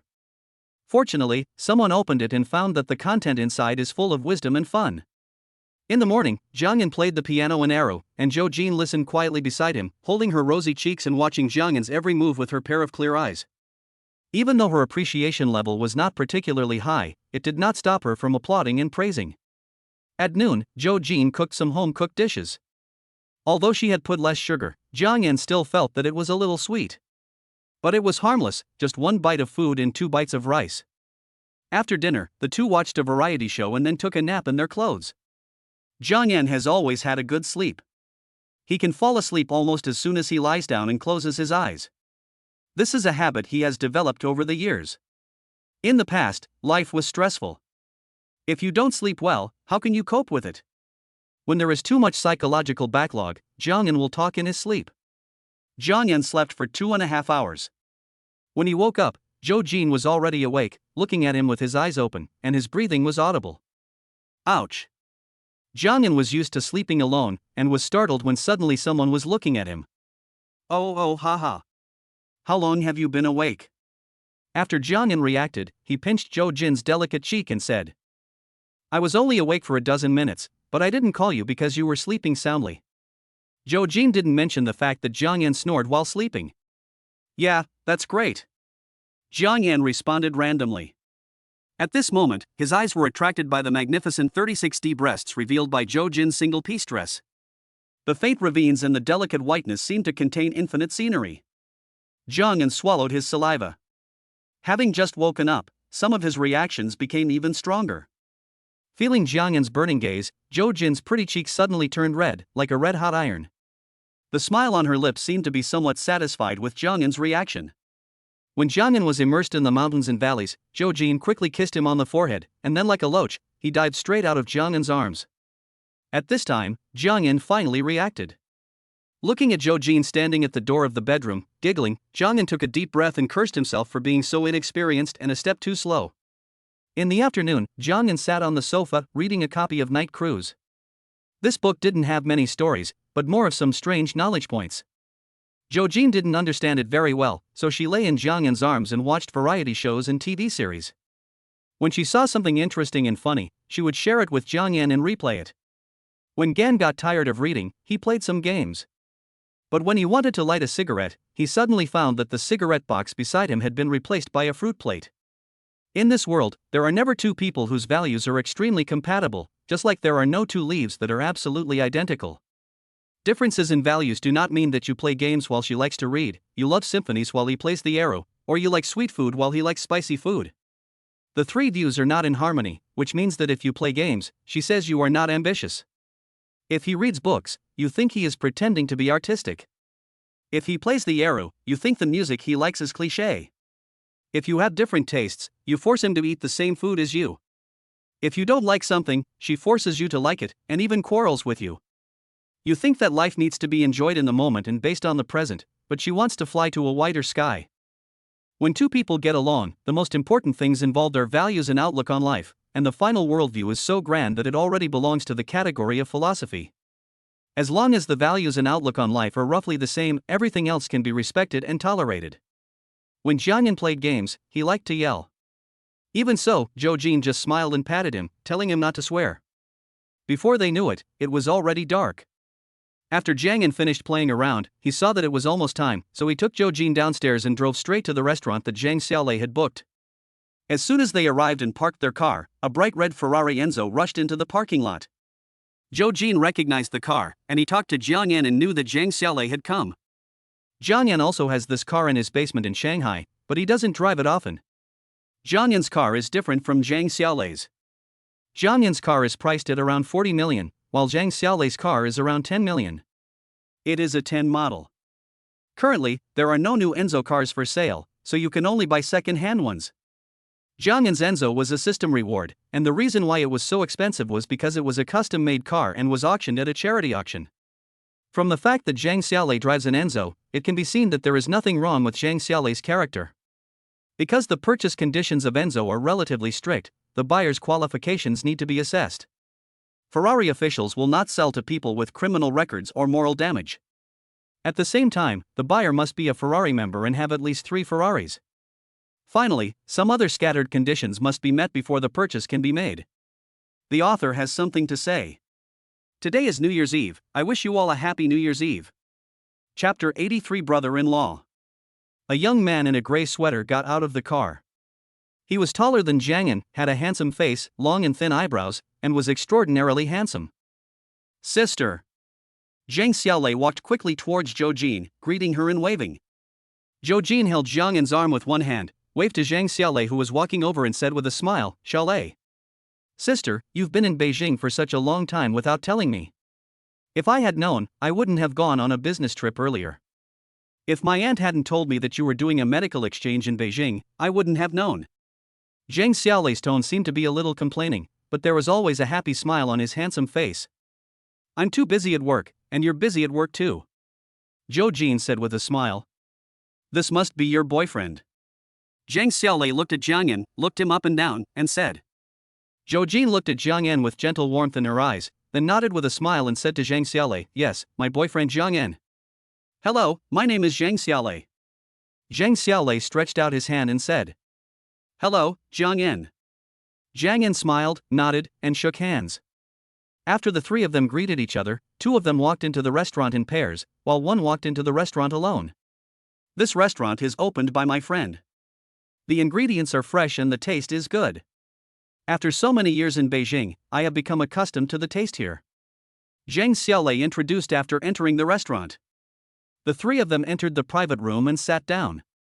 Zhang Xiaolei took the menu and asked, Brother Zhang, is there anything you shouldn't eat? I don't have any dietary restrictions, except that I don't particularly like coriander. Jiangyan said with a smile. Jiangyan watched Zhang Xiaolei take the menu and order a few dishes without asking Zhou Jin about her taste, and he realized that the 2 siblings usually had a close relationship. Come on, sister, Brother Zhang, take a look and see if there is anything you like to eat. Zhou Jin took the menu, ordered a few dishes that Jiangyan usually liked to eat, and then placed the order. The 3 of them chatted while waiting for the food to be served. Zhou Jin and Zhang Xiaolei were talking about some family matters, and Jiangyan didn't know how to speak, so he just listened quietly and drank tea from time to time. Fortunately, Zhou Jin was observant, and every time he talked about something interesting, he would turn around and look at Jiangyan with a smile, sharing it with him. Under the table, a pair of delicate hands rubbed Jiangyan's large and rough palms. What kind of job does Gan do? Zhang Xiaolei asked. I opened an asset company in Shanghai with more than 100 people. We mainly engage in venture capital, asset management, and charity. Jiangyan is somewhat familiar with this approach. When he meets the girl's family, most of them will ask this kind of question. And when he meets Zhou Jin's other family members in the future, this question will have to be repeated. More than 100 people, that's quite a lot. It should be a lot of things to manage on a daily basis. What is the name of Brother Zhang's company? How is the performance? Zhang Xiaolei began to investigate and asked questions thoroughly. Seeing that Zhang Xiaolei's questions were a little in-depth, Zhou Jin frowned, glared at him, and said, I came to dinner today to see you. Why do you keep asking questions? Why do you keep asking questions? Seeing this, Zhang Xiaolei shrank his neck and laughed, I am here with a mission. It's okay, it's okay. My company is called Angle Capital. The performance is pretty good. Last year's profit was over 20 billion. Jiangyan patted Zhou Jin's soft hands and said with a smile. Hearing that the profit was more than 20 billion, Zhang Xiaolei's face twitched slightly. He didn't believe it at all and felt that Gan was bragging. However, he vaguely felt that the name of Angle Capital sounded familiar. Zhou Jin didn't react too much. He knew that Gan had a lot of houses and other commercial plaza properties, but he was not very clear about some of the companies in which Gan held shares. Angle Capital. Zhang Xiaolei repeated it silently twice in his mind, then remembered something and swallowed secretly. Is it the Angle Capital whose CEO is Xiang Qian? Zhang Xiaolei asked, trying to cover up the nervousness on his face with a smile. Jiangyan smiled and nodded. He knew that Xiang Qian was more famous than him. In addition to being the CEO of Angle Capital, Jiangyan had also given Xiang Qian 1% of dry shares some time ago. Of course, the dry stock dividends were limited to Xiang Qian's tenure at Engel. At the same time, Jiang Yan also changed the company's legal person to Xiang Qian's name. Hello, brother-in-law. Zhang Xiaolei recalled some things in the circle and confirmed Jiang Yan's identity in his heart. He quickly put on a warm smile and his tone of voice became more serious and respectful. Zhou Jin was confused as he watched and listened. How come after just a few words, his cousin's way of addressing Jiang Yan and his expression changed?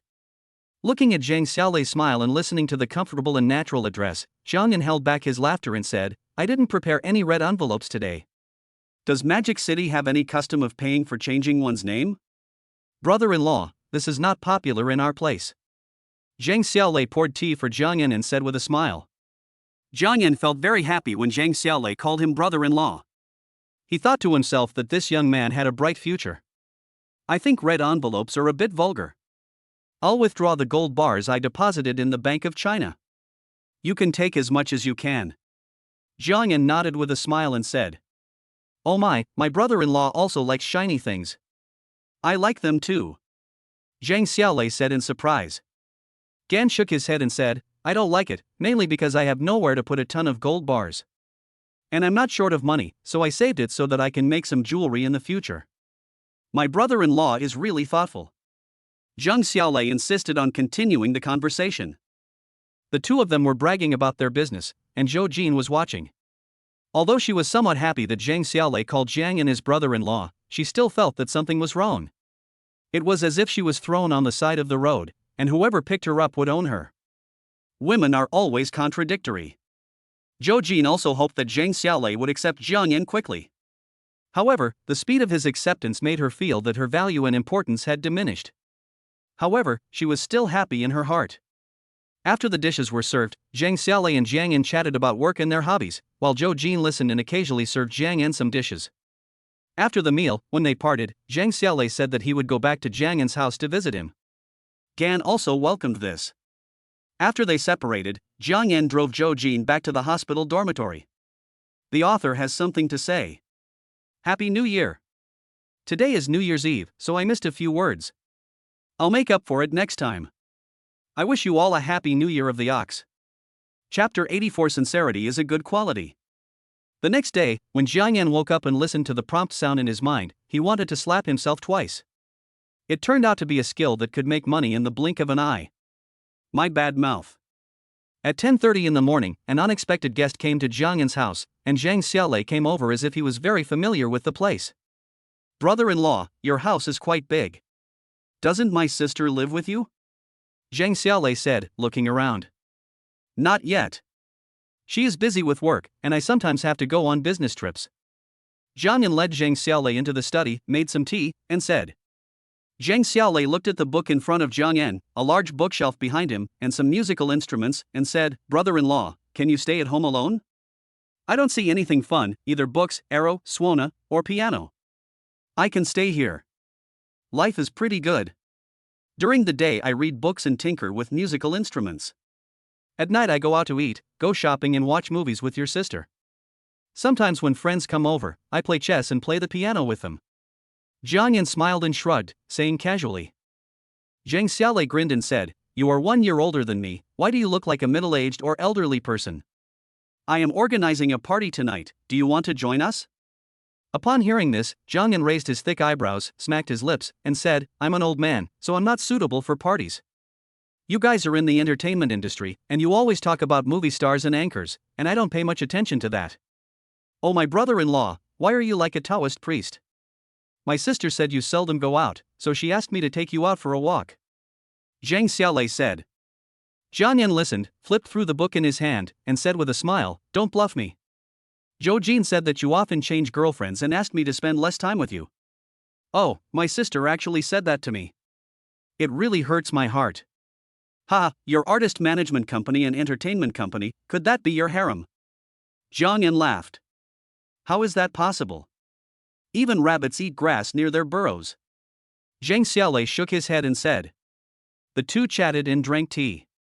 Zhang Xiaolei suddenly felt that being with Jiang Yan was a bit boring.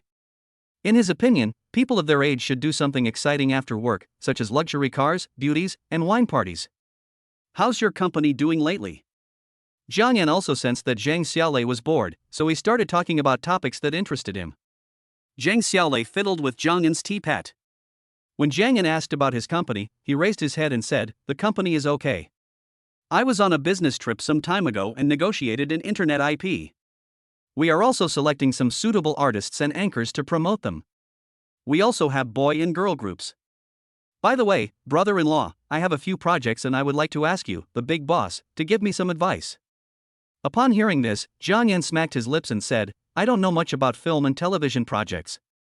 In my company, we have hired specialized people to take charge of many things. If you want me to help you look at financial statements and translate documents, I'm good at that." Since Gan obtained the economics encyclopedia, all the theoretical knowledge was in his mind. He also read some case books and digested the knowledge. However, the finance part of the knowledge encyclopedia was the most helpful to him. He could understand a lot of data at a glance. It just so happens that these past 2 days, I've been looking at data and my head is aching. Brother-in-law, can you give me some reference? After saying that, Zhang Xiaolei opened the file in his mobile phone and handed it to Jiang Yan. Jiang Yan took the phone and flipped through it, but the more he looked, the deeper his frown deepened. This was because there were many loopholes hidden in the financial statements that were covered up with multiple layers of information. There's something wrong with your report.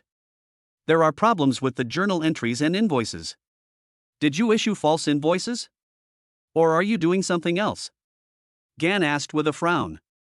Zhang Xiaolei was stunned and said, "No, our company's financial and tax situation has always been good. We will not do anything illegal or disorderly. There are obvious errors in your screenshot of the receipt and the invoice. There are also problems with the balances on the related party transactions and conversion pages. This account looks very well organized, but it is full of truth and falsehood," Gan said, pointing to some of the data above. Zhang Xiaolei understood a little bit, and his heart was pounding as he looked at the problems pointed out by Gan. "I suggest you find a larger professional auditing company to conduct an internal audit. At a glance, the amount involved does not seem to be a small amount. Also, there should be problems with your company's partners or executives. There are many things that ordinary people cannot sign." Jiang Yan handed the phone to Zhang Xiaolei and spoke slowly. Zhang Xiaolei listened in silence, but his face looked a little ugly and so gloomy that it seemed as if water could drip out of it. "Keep calm and control the materials. After the internal audit is launched, the initiative will be in your hands," Jiang Yan suggested, looking calm and composed. He vaguely guessed that it must be Zhang Xiaolei's partner who was causing trouble. "Yes, brother-in-law, I'm leaving first. I'll take care of this matter. I'll come back to see you later." Zhang Xiaolei took a deep breath, calmed his emotions, softened his expression, stood up and said, "Okay, but don't rush into it. The most important thing is to have the evidence in your hands. If you need any help, you can call me," Jiang Yan reminded. Watching Zhang Xiaolei rushing downstairs, Jiang Yan shook his head and sighed, thinking that he probably wouldn't be able to hold the party that night. After Jiang Yan took a nap in the afternoon, 2 little ones appeared at home. They were Zihan and his sister from downstairs. They probably hadn't seen Jiang Yan for a long time, so they were excited and happy. Gan also welcomed them, took out the toys he had before and let them play with them, and also taught them to play the piano. "Uncle Jiang, my parents seem to be divorced, and they don't live together now. I haven't seen them smile." The child seemed to say whatever he thought of. Jiang Yan listened and felt a little uncomfortable, but he didn't know how to comfort them. The adult world is very complicated. Your parents just have some relationship problems. You and your sister will probably understand it when you grow up. But you have to believe that they still love you. You and your sister should be more confident when you are out there. If you have any problems, you can talk to your parents more." The 2 children raised their little heads and listened to what Jiang Yan said. Although they didn't quite understand, they still nodded. "Grandma has been making some delicious food for us recently, but some of the cakes are not very tasty. They are really not very tasty. Should I tell her?" Jiang Yan was stunned for a moment, then smiled and said, "Sincerity is a good quality, but we can't use it on a cake. You can tell your grandma that her other things are delicious." When the 2 children heard this, their expressions were a little confused. They blinked their clear eyes, thought for a moment, and then nodded. Jiang Yan played with the 2 children for a while, and then Grandpa Jin came. However, Grandpa Jin's spirit was no longer as good as before. He used to be a cheerful old man. Although he was old, he was optimistic and young. But now, his temperament seemed to have sunk a little. "Uncle Gene, long time no see. Would you like to play a game of chess?" Jiang Yan invited enthusiastically. Listening to Jiang Yan's invitation, the wrinkles on his face relaxed and he said with a smile, "Okay, I haven't played chess with Xiao Zhang for a long time." When it comes to playing chess, Gan's main purpose is to help Grandpa Gene regain some of the fun in his past life. The two of them played back and forth, and Jiang Yan deliberately let them win. While playing chess, Jiang Yan and Grandpa Gene talked about their two children.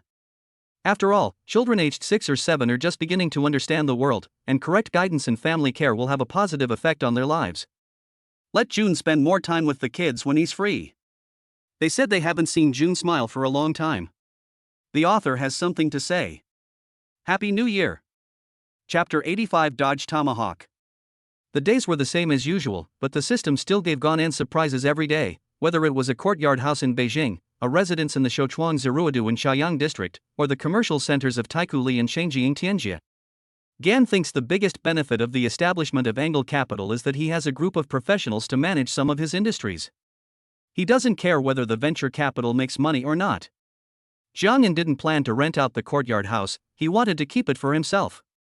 But he didn't plan to move there now, mainly because he was used to living in Shidan Shangguok, and the neighbors upstairs and downstairs were all very nice, especially Grandpa Jin's family downstairs. "Brother-in-law, I'm here." Zhang Xiaolei came to Jiang Yan's house early in the morning. Judging from his state, it seemed that the company's affairs had been resolved satisfactorily. "Look at you, has the problem been resolved?" Jiang Yan let him in and said with a smile. Zhang Xiaolei was in high spirits, with a happy smile on his handsome face, but when he talked about his previous company, a look of anger appeared on his face. "I listened to your advice, hired an auditor, and controlled the evidence. My partner also had a director of the finance department who embezzled company funds and issued false invoices for others. I caught him there." Zhang Xiaolei gritted his teeth in anger when he thought of his partner doing something behind his back. "As long as you have the evidence, you sent him to jail?" Gan was not surprised by this result. Those financial materials could not withstand a formal audit. Zhang Xiaolei shook his head, sighed, and said, "No, I took the documents and forced him to sign the share transfer agreement. I have been working with him for several years and thought he was a reliable partner, but who knew he got addicted to gambling?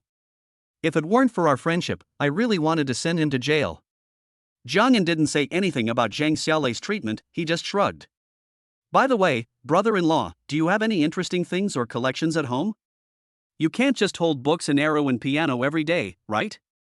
Zhang Xiaolei said, touching the gold-plated Galaxy Grand piano in Gan's hall. Jiang Yan walked into the study, boiled some water, and took a book about mergers and acquisitions from the bookshelf. He said, "Interesting? What do you mean? Luxury cars and watches? Or antiques, calligraphy and paintings, jewelry and jade?" "I don't understand antique calligraphy and paintings, but I am quite interested in sports cars and famous watches." Zhang Xiaolei looked at Jiang Yan expectantly and said. Jiang Yan thought for a while and said, "Many of my things are in Shanghai. I don't have many collections in Beijing. I only have 2 Rolls-Royces, but I have quite a few watches, including a Paul Newman Daytona, a Patek Philippe Grandmaster chime, and a few Richard Millers." "Really? Brother-in-law, please let me see it," Zhang Xiaolei said in surprise. Jiang Yan took the box containing the watch out of the bedroom and handed it to Zhang Xiaolei, while he read a book on the side. TSK, what great stuff. These 2 pieces are unique and very rare." Listening to Zhang Xiaolei's appreciation and praise, Jiang Yan knew that Zhang Xiaolei's appreciation of famous watches should be a dabbling one, unlike Ho Ting, who was a serious watch collector. After looking at them for more than 10 minutes, Zhang Xiaolei put each watch back into the box with a look of satisfaction on his face. "Brother-in-law, do you have a collection of sports cars or something like that?" Zhang Xiaolei asked, still looking at Jiang Yan with anticipation. "There are many sports cars, such as the Nighthawk, Blade Ghost, Pagani, Chiron, but most of them are in Shanghai. The Ghost of Siebel and Koenigsegg are in Pengcheng. Mainly these cars, I don't drive them much, I still like to drive that Rolls-Royce Shadow," Jiang Yan said calmly. Zhang Xiaolei swallowed, opened his eyes and listened carefully, afraid of missing anything. "Brother-in-law, can I go and take a look?" Zhang Xiaolei asked with a flattering look on his face. But what he got was a roll of the eyes from Gan. "I've already told you that those cars are not in Beijing, but in Shanghai. My sister is at home, and she should be helping me take care of those cars. Jiang Yan said. Zhang Xiaolei sighed and said, they are all precious limited editions and out-of-print ones. It's a pity that we can't see their true colors now. It's okay. When I have time to go back to Shanghai, I'll let you try it. I also have an Enzo like yours, and I'll let you try that later. Jiang Yan could tell from the fact that Zhang Xiaolei was driving an Enzo that he was an avid Ferrari fan. That's fine. When you return to the Magic City, remember to tell me. No matter how busy I am, I will go back with you. Okay. Jiang Yan nodded and said, by the way, do you know where there is a professional racing track in Beijing? Zhang Xiaolei was stunned when he heard this, then nodded and said, I know.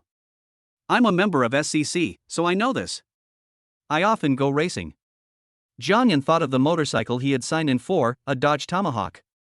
He had signed in 2 of these motorcycles, one of which was in Shanghai. However, this motorcycle was not allowed to be driven on the road in China, and could only be driven on a special track. I have a motorcycle, but it's not roadworthy, so I want to try it out on a professional track. Really? What motorcycle? Zhang Xiaolei could tell that the things that Jiang Yan played with were not something that ordinary people had, whether it was a watch or a sports car. He was quite curious about what kind of motorcycle Jiang Yan had. Come on, I'll take you to see it and you'll know. Jiang Yan led Zhang Xiaolei downstairs and arrived at the underground garage. They only saw the outline of a motorcycle covered with black cloth parked next to the Rolls-Royce. Jiang Yan walked forward, unbuttoned the black cloth, and pulled it. A mighty and domineering Dodge Tomahawk stood in front of the 2 of them. The whole vehicle looks full of domineering temperament, with double wheels at the front and back and a huge engine. It is simply a combination of Batman's tank and Bat motorcycle. Zhang Xiaolei was also stunned. He took a deep breath and said, brother-in-law, is this the Dodge Tomahawk? Gan smiled and nodded, and said, yes, Dodge Tomahawk. This motorcycle must cost 6.2 million. TSK. Dodge Viper 8.3-liter V10 engine. In order to match its horsepower, it is also equipped with special suspension front and rear double sports car wheels. The fastest motorcycle in history, with a theoretical speed of 676 km per hour. This car is a rolling work of art. Zhang Xiaolei's knowledge of cars far exceeds his knowledge of watches and the like. Looking at this masterpiece of the American Chrysler Corporation, he couldn't help but smack his lips. You know a lot. Let's go and try out this motorcycle. Jiang Yan said with a smile. At the same time, I called a towing company. Because this motorcycle cannot be taken on public roads, it can only be towed over. Zhang Xiaolei also contacted the track. After waiting for about 20 minutes, the tow truck arrived. Jiang Yan told them the location and other things, then got into Zhang Xiaolei's Enzo and headed straight for Shuani's Hauding Racing Circuit. The long straight track of the Hauding Racing Circuit is the most suitable for this Dodge Tomahawk. The speed is 676 km per hour, which is exciting just to think about. Zhang Xiaolei is a car fan. When talking about racing, he gets excited. Driving an Enzo, he unconsciously stepped on the accelerator twice. Jiang Yan was a little afraid of Zhang Xiaolei's driving condition. He was always afraid of death. Zhang Xiaolei's accelerator made a loud noise, which made Jiang Yan feel a little frightened. Slow down, don't drive so fast. The Dodge Tomahawk is still on the trailer. When we get to the racetrack, we will probably have to wait for the trailer for about 20 minutes. Jiang Yan advised hurriedly. It's okay, I have good skills. If my dad hadn't forbidden me to be a professional driver, I would have been the king of racing long ago. Zhang Xiaolei said with a smile. Later, don't try the Dodge Tomahawk. I'm a little scared of your condition. Jiang Yan grabbed the handshake beside him, rolled his eyes and said. Don't worry, I'll drive slower. Zhang Xiaolei said, pressing the brake button quickly. The author has something to say. Thank you to the readers who sent gifts. Thank you to the readers who have always supported me. Chapter 86 So High. When they arrived at the Hauding Racing Circuit, the trailer was driving slowly and they needed to wait for more than 10 or 20 minutes, so Zhang Xiaolei took Jiang Yan to sit inside the venue for a while. Zhang Xiaolei seemed to be a frequent visitor here. Many young people greeted him. There were rich second generations, racing drivers, some amateur enthusiasts, and even some middle-aged people. Mr. Zhang, you haven't been here for a long time. A young man in casual clothes walked up to Zhang Xiaolei, patted him on the shoulder and said. I've been too busy recently, so I came here with my brother-in-law to test drive the car today. Zhang Xiaolei said with a smile, I'll introduce it to you. My brother-in-law, Gan. Hello, I'm Hu Mingsheng, and Zhang Xiao and I are both buddies in the club. The young man in casual clothes stretched out his hand and introduced himself to Jiang En. Hello, Jiang En. Jiang En shook hands with the other party and smiled. The three of them were chatting together, but Jiang En was more of a watcher, occasionally interjecting. Hu Mingsheng also felt from this brief contact that although Jiang En looked easygoing, he could make people feel a slight sense of distance. He thought that they probably had no common topic to talk about. At this time, Jiang En's phone suddenly rang. He picked it up and saw that it was Wang Shirtsong calling him via WeChat. The two had met briefly in PPD's live broadcast room before. Later, after Wang Shirtsong saw Jiang En's live broadcast collection and was also in the Esports circle, they added each other as friends and had some exchanges during that time, but they never found time to meet offline. Hey, Principal Wang, how come you have time to call me today? Mr. Jiang, are you in Haodong? Jiang En was stunned for a moment, then reacted and looked around, only to find that not far to his right, Wang Xikong was holding a mobile phone to his ear. There were also a few rich second generations that Jiang En didn't know. Mr. Jiang, you are so hard to find. I have been asking you to meet up, but we just can't meet. When I was in Shanghai, I wanted to look for you, but you said you were in Beijing. I came to Beijing some time ago, and you said you were in Pengcheng. If we hadn't video chatted and I had seen what you look like, I wouldn't be sure you were here too. Wang Xikong hurried forward, took Jiang En's hand, and said in surprise. Jiang En smiled, pressed Wang Xitsong's hand, and motioned him to sit down. You can't run away today. I'll arrange a party tonight and we'll drink together. Wang Xikong said with a smile. Jiang En shook his head and said, I'm really not good at drinking. Of all the things I like, money, sex, and anger, I only like money. Ha ha. It's okay, let's just do something casually, this is not some commerce bureau. Ho Ting is in Jinshe recently, very close, let's call him over and have a meal together.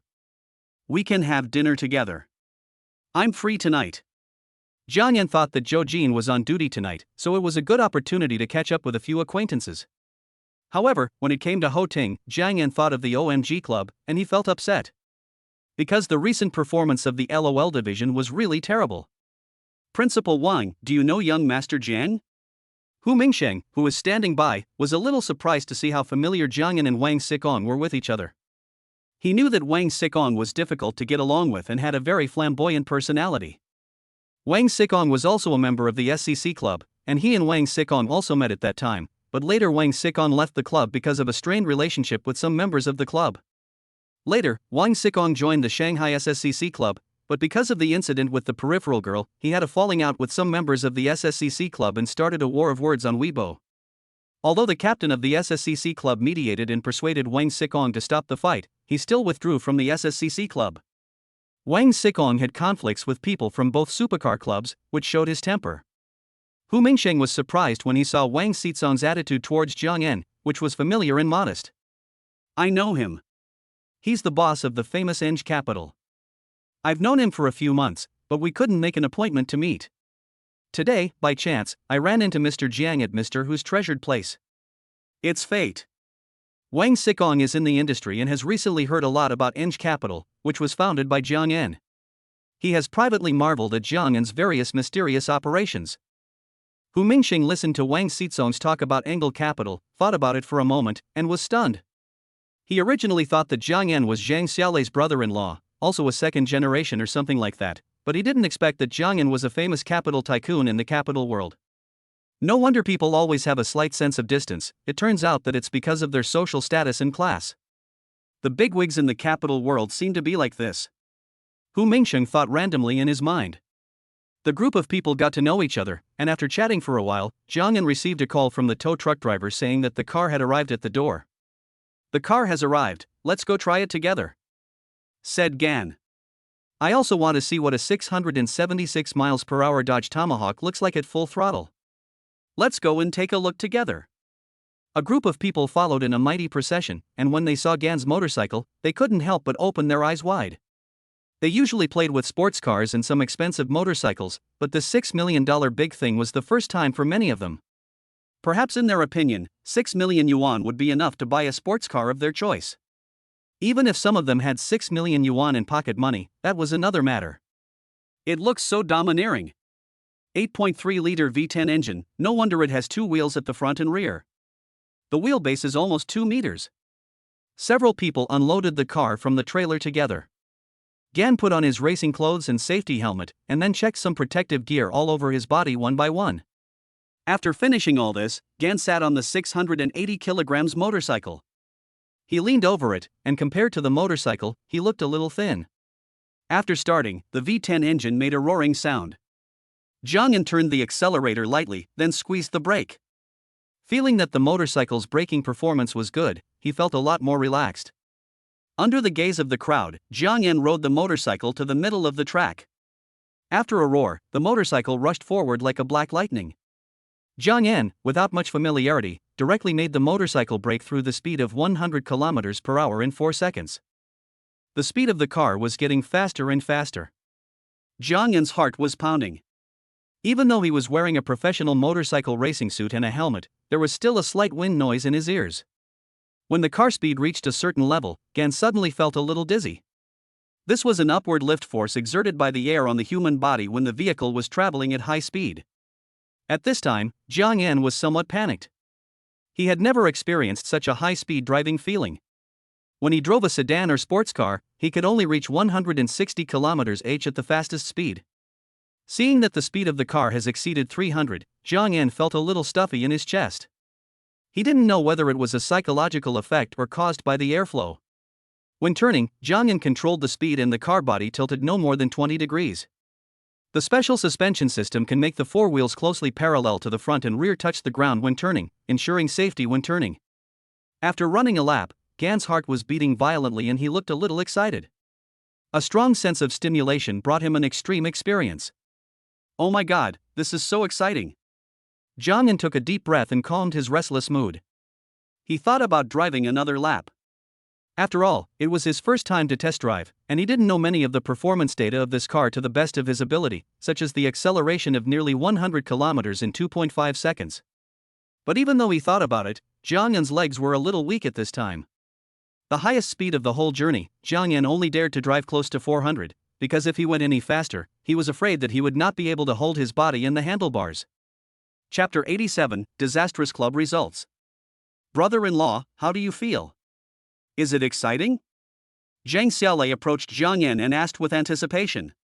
Jiang Yan took off his helmet and took a few deep breaths, the excitement on his face still not fading. It's too exciting.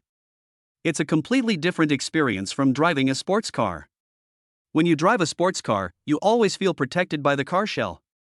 You feel safe, as if it's flesh wrapped in iron. When you drive this, because it's flesh wrapped in iron, you feel excited and stimulated. You don't dare to turn the accelerator too hard, but you want to speed up. You're so nervous. Jiang Yan tried hard to calm his restlessness and stretched his body. Let me try it, let me experience it. Watching you speeding at high speed, my heart feels like it's being scratched by a cat. Zhang Xiaolei said excitedly while wearing professional attire.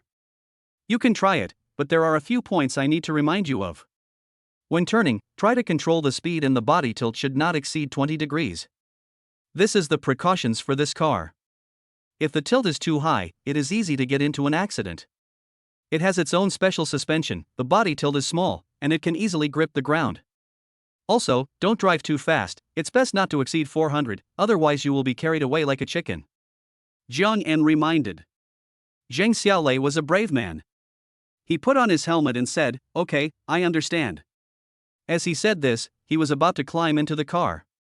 Seeing his expression, Jiang Yan knew that he didn't listen seriously, so he stepped forward and patted his helmet, then leaned close to his ear and shouted, "Remember, keep your body down and hold the handle tightly." Zhang Xiaolei nodded and responded to Jiang Yan, then he stepped on the accelerator to the bottom with a bang. The motorcycle roared and shot away like an arrow.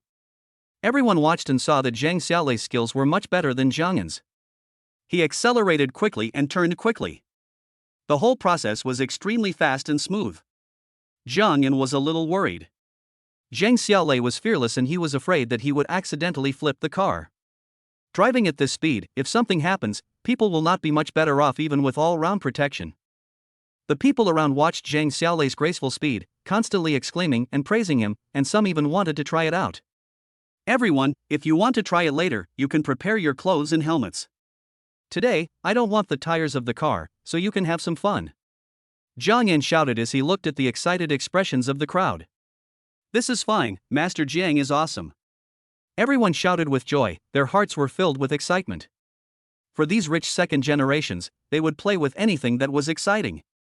The Dodge Tomahawk with a speed of 676 km per hour was exactly the excitement they wanted. However, just like before, the speed should not exceed 400. Although the world motorcycle speed record is 643 km per hour, they are professional racers with special protection and training. I hope that everyone can safely experience this different speed passion. Gan warned solemnly. Everyone listened, nodded, and prepared their own protective clothing and helmets. After running a lap, Zhang Xiaolei took off his helmet and said excitedly, "It's so cool. It's completely different from the Kawasaki H2R I drove before. It's hard for the Kawasaki to run so fast, and it doesn't feel as heavy as this one." After Zhang Xiaolei said this, everyone became even more excited and prepared to go forward one by one to experience it. They discussed and lined up, one by one. After each person finished a lap, they shared their experiences, and the first thing they said was, "It was so fucking awesome." However, after they finished the test, the tires of the car were a little worn out. Even when the last person was driving, some smoke was coming out of the tires, which looked really scary. Looking at the somewhat softened rubber tires and smelling the slight smell of heat and burn, Jiang Yan did not feel bad. After all, this car could not be driven on the road and could only be driven on the track. After the test run, Jiang Yan separated from the others and called a tow truck to tow the motorcycle back. He had thought about leaving the motorcycle here, but Hu Mingxing couldn't manage it for free. If he paid, the other party would probably not take it. But if he didn't pay, he would owe him a favor. And if he left the motorcycle, he would probably have to leave the keys behind. If he left the keys behind, if he ran into someone with a mental problem and tested the motorcycle privately and something went wrong, he would have trouble explaining it. "Mr. Jiang, I have already agreed with Ho Ting to have dinner together at 7:30 this evening," said Wang Xikong. Jiang Yan nodded and said, "Okay, no problem, just send the location to my phone and I'll be there on time." After they separated, Jiang Yan got on Zhang Xiaolei's Enzo and went home. "Brother-in-law, it was really exciting today. When are we going to try it again next time?" Zhang Xiaolei was driving, still savoring the lightning-fast thrill. "I don't know what it will be like next time. I have to ask the after-sales service to change the tire first. But don't think about my car. Although I have 2 cars, I can't lend it to you alone. Those who drown are those who can swim. I'm scared just looking at the way you drive." Jiang Yan didn't feel sorry for the car. He was mainly afraid of Zhang Xiaolei's fearless personality. If he gave the car to him alone, he might drive at 500 km/h. If something happened, he wouldn't be able to explain to Zhou Jin. Zhang Xiaolei listened, curled his lips, and said, "Brother-in-law, you are too timid. Hey, I call this safety first." Jiang Yan said angrily, "Drive slower, the speed limit on the highway is 120. After Zhang Xiaolei sent Jiang Yan back home, he sat in Jiang Yan's house for a while and then left. At 7:30, Jiang Yan drove the Cullinan and arrived at the restaurant reserved by Wang Xikong on time. When he entered the private room, the two of them were already there, chatting. "Mr. Jiang, long time no see. I missed you so much." Ho Ting greeted him warmly as soon as they met. "Long time no see, long time no see." Jiang Yan responded with a smile. The three of them sat at a table and talked about a lot of topics, from work to daily life, from cars to watches, and some interesting things in the circle, but what they talked about the most was still the club's affairs. "Mr. Jiang, our club is in this situation now. Do you have any good ideas?" Ho Ting felt a little ashamed. The results of other game divisions were okay, but the results of the LOL division team were terrible. He was really embarrassed. Jiang Yan was also very upset, but there seemed to be no good way to deal with this matter, unless he frantically poached players from other clubs. Many clubs are not short of money, and they are backed by brand capital. Even if they spend a lot of money to poach players, they are unlikely to be suitable for the team's system. Just like in football, when a club wants to change its players, it starts with the head coach. The head coach will formulate the corresponding tactics, and then supplement the other players according to the tactics and core players. The same is true for LPL teams. A good coach can build tactical ideas based on the core players. For example, FPX, the core is Coin Brother. In the year of winning the championship, Coin Brothers' roaming support directly taught a lesson to many teams' mid laners. Let's take it slow for now. There's nothing we can do about our poor record. Right now, many talented players are unwilling to come to our club. So let's slowly train and discover some talented newcomers. Gan came up with a panacea idea. Ho Ting rolled his eyes as he listened. It was as if Jiangyan had said nothing. We did discover some, but the performances of those newcomers were really too bad. Ho Ting sighed and said. Wang Sikong, who was standing by, listened calmly. Although his IG's performance had declined a lot since winning the championship, he still had many fans and his strength should not be underestimated. It's an eyesore, but there's nothing we can do. Let's give the newcomers more chances.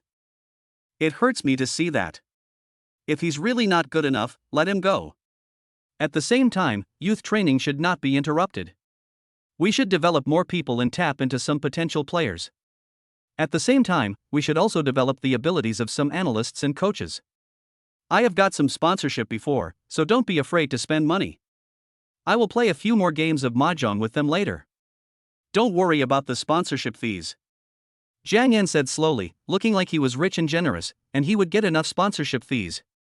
Ho Ting listened to Jiang Yan's words and understood what he meant, which was to focus on youth training, train new people, and improve the capabilities of existing personnel. At the same time, another meaning was that he didn't understand the team's affairs, but he could handle the sponsorship fees and be responsible for logistics. The author has something to say. I met someone who gave me 1 star for the first time. It's the second day of the Chinese New Year, and my mentality is almost broken. But I still want to thank those who support me. Happy Year of the Ox. Chapter 88. The fourth skill to increase money. The three of them ate and chatted about things in the circle. After dinner, Ho Ting originally wanted to take Jiang Yan out for a drink to continue the second half, but was sternly rejected by Jiang Yan. Seeing that Jiang Yan didn't want to go, the two of them didn't force him to go. But before Ho Ting left, he repeatedly told Jiang Yan to take some time to go to Rongqing and take a look at his base. When he woke up the next day, Gan couldn't help but sigh as he listened to the skills for the sign and rewards in his mind. Every step you take, your money increases by 1. Jiang Yan took 2 steps in the room and heard the reminder to add money. He scratched his head and thought to himself, what the hell is this? Do I look like someone who needs this little money? After breakfast, Gan went to the gym for a run. The 4 passive money-adding skills allowed Gan's money to continue to increase every day. At 10:30 in the morning, Jiang Yan took a shower and changed his clothes. Zhou Jin was on vacation today, so she wanted to sleep in a little longer in the morning. She made an appointment to go shopping and eat with Jiang Yan at noon and in the afternoon. Jiang Yan drove the Phantom to the hospital dormitory and sent a message to Zhou Jin. A few minutes later, a slender figure came down. Zhou Jin wore a coffee-colored cashmere beret on her head, which showed her elegance. She wore a white knitted cotton sweater on her upper body, which matched her fair skin and made her look unusually quiet and sweet. She wore tight light blue skinny jeans, which outlined her slender and straight long legs. She wore a pair of white casual shoes and walked towards Jiang Yan in small steps. Why aren't you wearing high heels today? Jiang Yan smiled and stretched out his hand, holding Zhou Jin's soft, white hand. You always drove before, today I will drive you. Zhou Jin's eyebrows and eyes were like a painting, with the sun rising in the morning glow, and the corners of her mouth were smiling, like a crescent moon in the dark night sky poking out from the dark clouds. Above her charming smile, there seemed to be thousands of beautiful and delicate flowers, seemingly about to bloom. Then you come, Jiang Yan said with a smile. Jiang Yan lay comfortably in the passenger seat, adjusted the seat back, and lay there leisurely. He was not worried about Zhou Jin's skills. After all, the other party had been driving for nearly 10 years. The two of them drove straight to Taikoo Li and agreed to try the French food there. Arriving at the ground parking lot of Taikoo Li Sanlitun, Jiang Yan watched Zhou Jin driving left and right with confusion in his eyes. Did you take the wrong route? This is the exit and that is the import. You took the wrong route, Gan said, pointing to the opening not far away. Zhou Jin blinked, pursed his lips, and said, Oh, I went the wrong way. Parking is so tight here. I saw a parking space over here, so I drove over here. Gan listened, said nothing, and just shrugged. After the car drove in, before reaching the parking space, I saw a McLaren coming from the opposite side. The other party was very confused. This is the exit, why is there a car coming from the opposite side? Oh, if I drive a little further, I can get to the front of that parking space. Why is there another car coming at this time? Zhou Jin pouted and muttered. Then she looked at the size of the lane and found that the lane was more than enough for one car, but it was a bit difficult for two cars to pass side by side. If I want to back up, I need to back up outside. It's so troublesome. Zhou Jin muttered as he started to prepare to shift into reverse gear and back up. Jiang Yan listened, stretched his neck to take a look, and said, as long as the other party backs up a few meters, the car can be parked in. It would be great if the other party could back up a little. But we are blocking his way and asking him to back up to let us in. He will definitely not agree. Zhou Jin stretched out his snow-white neck, looked ahead, and said, I have a way, just listen to me. Jiang Yan smiled and said, put the gear in P, apply the handbrake, turn on the wipers. Zhou Jin listened to Gan's instructions with doubts. Then what? Roll down the window on your side. That's right, now stick your head out, okay? Jiang Yan watched Zhou Jin's series of operations, and then looked at the McLaren opposite, which seemed to have no reaction. Stand up a little and stick your head out so that the other person can see you, Gan continued. Zhou Jin followed Jiang Yan's instructions and just poked his head out again. Hey, a magical scene happened. The McLaren on the opposite side reacted, and the reaction was very fast. It stepped on the accelerator and fell backwards without any delay. Ha ha! Turn off the wipers now, drive forward, and park quickly. Don't keep the other party waiting for too long. Jiang Yan laughed. Zhou Jin listened, stepped on the accelerator, went straight forward, and then reversed into the garage beautifully in one step. The other party was obviously a little confused and didn't react, thinking, is this the operating reaction of a female driver? Okay, let's go down. The two got out of the car. Jiang Yan looked at McLaren, who had just reacted, smiled, and clasped his fists towards the car. Why would the other party let us? Zhou Jin took Jiang Yan's arm, looked at Jiang Yan, and asked puzzledly. Jiang Yan smiled and said, he was afraid. He turned on the windshield wipers on a sunny day, and he saw that you were a female driver. How could he not be afraid? Zhou Jin was slightly stunned when he heard this, then he reacted and punched Jiang Yan's shoulder angrily, saying with a smile, huh, you were so mean. The two walked side by side, laughing and joking, into Tycoon Li. Not long after entering the door, they heard the security guard and the takeaway man quarreling at the door. Why aren't you letting me in? I'm here to buy something. A delivery man wearing a yellow uniform and a small helmet said to the security guard with an angry face. The muscular security guard listened to the delivery man's questioning and still shook his head. He stretched out his hand to stop him and said calmly, this is our property management's rule. There's nothing we can do about it. The delivery man got anxious after hearing this. He leaned forward, squeezed the other person's arm, and shouted angrily, what a mess of rules. Why can't you let me in? I came here to buy a gift for my girlfriend. Jiang Yan frowned as he listened to the argument between the two parties. Let him in. Everyone who comes to Tycoon Li is a guest. No matter what their profession is, as long as they are well dressed, there is no reason to turn them away. Jiang Yan pulled Zhou Jin back, walked in front of the security guard, and said righteously. The security guard listened to Jiang Yan's tone of superior leader, but he was not angry. He just shook his head and said, sir, this is our company's rule. I am just following the rules. Jiang Yan listened, frowned, and took out his phone.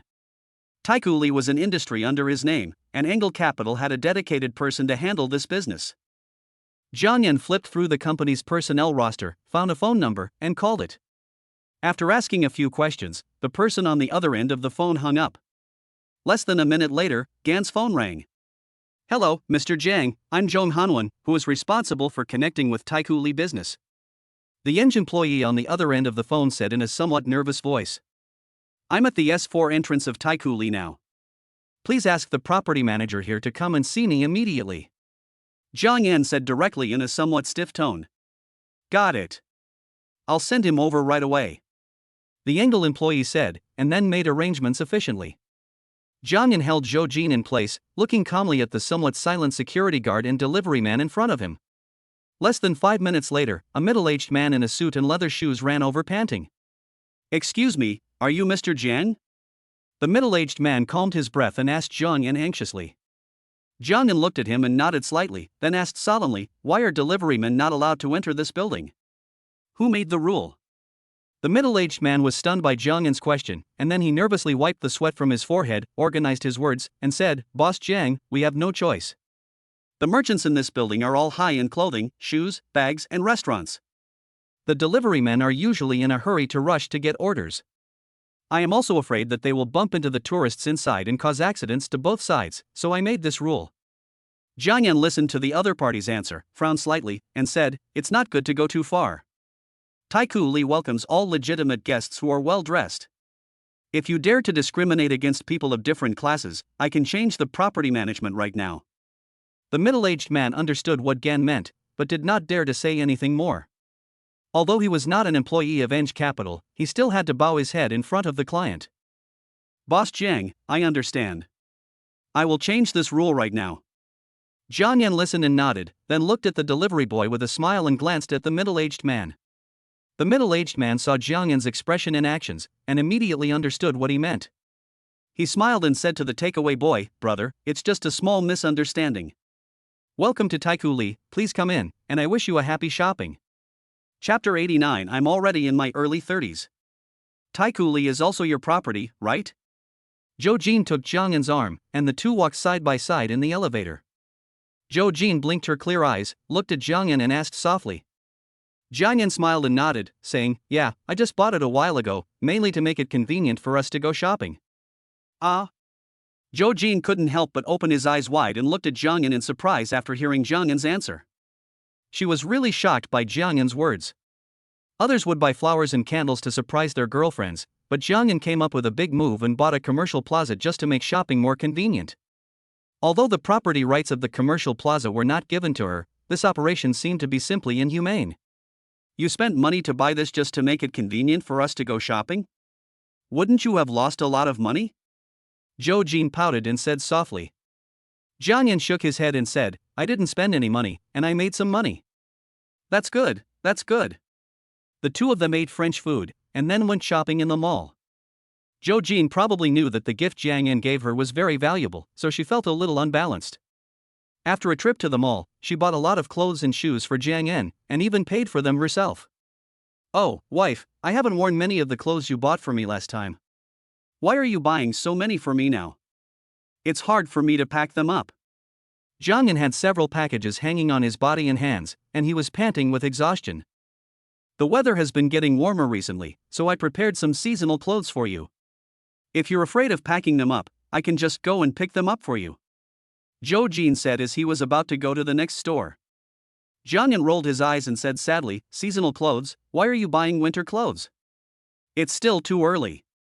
The most important thing is, I can't take so much." "It's okay. I'll help you get it later. Let me think about what else I should prepare for you." After the two of them finished their meal, they walked around for nearly 3 hours. Jiang Yan was so tired that not a single muscle in his body was relaxed, as if he had been hit by a hammer. "Oh, are there enough vegetables in your refrigerator? Let's go buy some more." Jiang Yan listened and shook his head like a rattle. He said with some fear, "There are still a lot of vegetables in the refrigerator. I usually buy them online and have them delivered to me." Zhou Jin frowned, smacked his lips, and said, "Are the vegetables bought online as reliable as those in the supermarket? Why don't we go buy some more? It's very reliable and fresh. I don't have to make another trip. My waist is almost unable to straighten up. It's good as long as it's fresh. It's almost 3 o'clock now, so let's go back." The two got in the car, and Jiang Yan collapsed in the passenger seat, feeling weak all over, like a puddle of mud. Zhou Jin, who was in the main driver's seat, seemed a little tired as well, and sat in the seat, pounding his legs. When the two were lying in the car to relax their tired bodies, a beautiful woman with a melon-shaped face in her early 20s walked to the glass of the main driver's seat next to the car. The beauty holds a lipstick in her hand and touches up her makeup with charming movements and expressions. Sometimes she sticks out her pink tongue, sometimes she purses her red lips, sometimes she pouts and wrinkles her nose. All kinds of naughty, cute, and charming styles are fully displayed in the short process of touching up her makeup. Zhou Jin watched patiently, and from time to time she looked at Jiang Yan's expression. After she found that Jiang Yan looked at her openly, she lay down on the chair and closed her eyes to rest. Seeing this, she showed a proud and gratified smile on her face. "Poof." Zhou Jin groaned and rolled down the car window. When the beautiful woman saw that the driver was a woman, she was stunned and looked at him with some surprise. "Beauty, I'm already in my early 30s and I finally found someone I like. Please be kind to me." You are still young and there are plenty of good men waiting for you out there. The one in our family already has me, and we're at the stage of talking about marriage. Jo-jin put on an amiable expression and spoke slowly and softly. As she spoke, she straightened her body and pushed out her 36D magnificent breasts. Although her tone was gentle, her beautiful face and graceful figure were silently warning the other party that you have no chance, you are not as good looking as me. The beautiful woman by the window looked at Jo-jin, her face somewhat embarrassed, then she smiled stiffly and said, I'm just putting on some makeup, sorry to bother you. Jo-jin watched the other party leave and then looked at Jung-en, who was resting with his eyes closed, with a smile on his face, a look of satisfaction and contentment between his eyebrows. Jung-en, why don't we change the car? Your car is too eye-catching. Jo-jin leaned over the center console with her slender figure. Her pretty face was only 2 fingers away from Jung-en's big face. Her gentle breath gently fell on Jung-en's face, and a light and light fragrance floated into Jung-en's nose. The naturally vertical long hair fell sparsely on Jung-en's ears, stirring them, making Jung-en feel a little itchy and shuddering. Jo-jin was immediately amused by her appearance. Change the car? We can change it if we want. Jung-en closed his eyes, casually pushed aside Jo-jin's long hair with his hand, and said weakly. He was really tired, and the sun was so bright today that he felt a little warm. He usually had the habit of taking a nap at noon. After a full meal, he went shopping and the lazy sun made him sleepy. Okay, it's still early, so let's change the car. Jo-jin kissed Jung-en on the face, then happily took out his mobile phone and searched for the nearby 4S stores. Jung-en was lying on the passenger seat, dazed. Jo-jin drove the car and rushed to the nearby Volvo 4S store. Not long after arriving at the 4S store, Jo-jin parked the car, glanced at Jung-en who was sleeping soundly, smiled, stretched out his jade-smooth white hands, and covered Jung-en's face. We're here, Jung-en, it's time to wake up. Jo-jin chuckled and pinched Jung-en's face, which had become thinner due to fitness exercises. Jung-en tried hard to open his eyes, his face was a little confused, and he said vaguely, We are home, I am so sleepy, let me go upstairs and sleep for a while. Jung-en struggled to get up, looking at the situation outside the car in a trance. He was stunned for a moment, and his spirit quickly recovered. However, his eyes were full of confusion. Where is this? Jung-en looked around and asked. After checking the surrounding environment, Jung-en's face was full of confusion, and he said to Jo-jin, Wife, why are you here in the 4S store? The author has something to say. These days, I've been a little depressed. Fortunately, the book is still there. I've resumed updating, but my full attendance is gone. It's so hard for me. Chapter 90 Save the money for a surprise. The two looked at each other in confusion. Jo-jin was confused that in just a few minutes, Jung-en had completely forgotten what he had promised. Didn't we agree to change cars? Jo-jin pouted her red lips, with a hint of unhappiness between her brows. Jung-en listened with a puzzled look on his face. Although he had a photographic memory, the prerequisite for this was that he really wanted to remember something. He was so sleepy before that he almost didn't know anything, and he didn't even remember what he said. Wife, don't worry. I'm a little confused, let me think about it. I promise I can remember it. Jung-en held his forehead with his hand, patted it gently, closed his eyes and recalled. He frowned and thought for a while, and he more or less recalled the whole story. It turned out that there was a woman who was flirting in front of the window, which aroused Jo-jin's vigilance, causing her to think that the Rolls-Royce was a bit eye-catching and wanted to change the car. Wife, it's time to change the car. The Rolls-Royce is too eye-catching. When you are not around, there are always coquettish vixens who seduce me. Fortunately, I have a weak kidney and insufficient yang energy. The most important thing is that I am determined. Without them, they would not succeed. Jung-en straightened his body, spoke in a righteous and solemn tone. Jung-en made witty remarks, not hesitating to hurt himself, to prove his innocence in his daily life. Moreover, changing a car was not a big deal for him. He was willing to drive a luxury car worth hundreds of millions, and he also liked a second-hand Grand LaCrosse. Changing the car to make his girlfriend happy was worth it to him. Besides, Jo-jin had never made any excessive demands on him. Today, Jo-jin suddenly had a temporary idea, and Jung-en was very willing to follow her thoughts. Ha ha! Why are you so mean to yourself? Forget it, let's go back. I just suddenly had the idea of changing the car, and you agreed, so I came here. I still trust you in my heart. Jo-jin laughed so hard that her body shook. She leaned back on her seat, her body trembling slightly. Her pretty face was full of joy, revealing her silver teeth that were as white as pearls. But since we're talking about this, let's buy 2 cars, just for you. But let's change to a luxury brand. When we were in Shanghai before, I saw you driving a Panamera. Why don't we buy a Porsche? Jiang Yan said. He thought that although Zhou Jin usually lived alone in the hospital dormitory, he would inevitably need a car sometimes. And if he had a car, it would be convenient for Zhou Jin to come to see him. Okay, then let's buy a car, but not a Porsche. Volvo is fine, safety comes first. And I want to buy it for myself, don't fight with me. Zhou Jin pursed her lips and said slowly. Jiang Yan listened, shook his head and said, you can buy the Volvo, but I'll pay for it. I haven't given you a gift for a long time. No, I have to pay for it myself. I can't let you send me off anymore. Besides, I have money. Zhou Jin pouted and said softly. She turned around with a bit of temper, leaving most of the back of her head to Jiang Yan. Jiang Yan looked at it helplessly, his eyes rolled around, and he smiled, okay, come by yourself, I won't steal it. Well, let's go in. Zhou Jin took Jiang Yan's arm, and the two entered the 4S store. The salesperson on duty saw a customer coming and came to greet him. In fact, after Jiang Yan's Rolls-Royce was parked, the salesperson had already noticed it. After all, few people drove luxury cars worth millions to Volvo. The salesperson was a little surprised by Zhou Jin's appearance, but then he looked normal with a professional smile. Wife, I suggest you buy 2 new energy vehicles, otherwise the blue license plate will be a hassle. The license plates in Beijing are all over 100,000 yuan, and the Beijing license plate is over 200,000 yuan. And the winning rate is too low, only 0.03%. Although you can get the license plate by spending money, it is not cost-effective considering the price of the car. On the contrary, the green license plate is more convenient. You have the Beijing work and residence permit, so it is not a problem to get the license plate. Jiang Yan nodded to the salesperson, responded, then turned to Zhou Jin and said, yeah, I'll listen to you. After the two of them communicated well, they told the salesperson about their needs and followed the salesperson to look at cars. After looking at the cars, the two of them discussed and directly decided on an S60 and an S90, which cost nearly 1 million yuan in total. For these 2 cars, the configurations are as I just said. Full payment. When the salesperson heard that the car was to be paid in full, his excitement dimmed. His commission was almost a lot less, but it was better than nothing.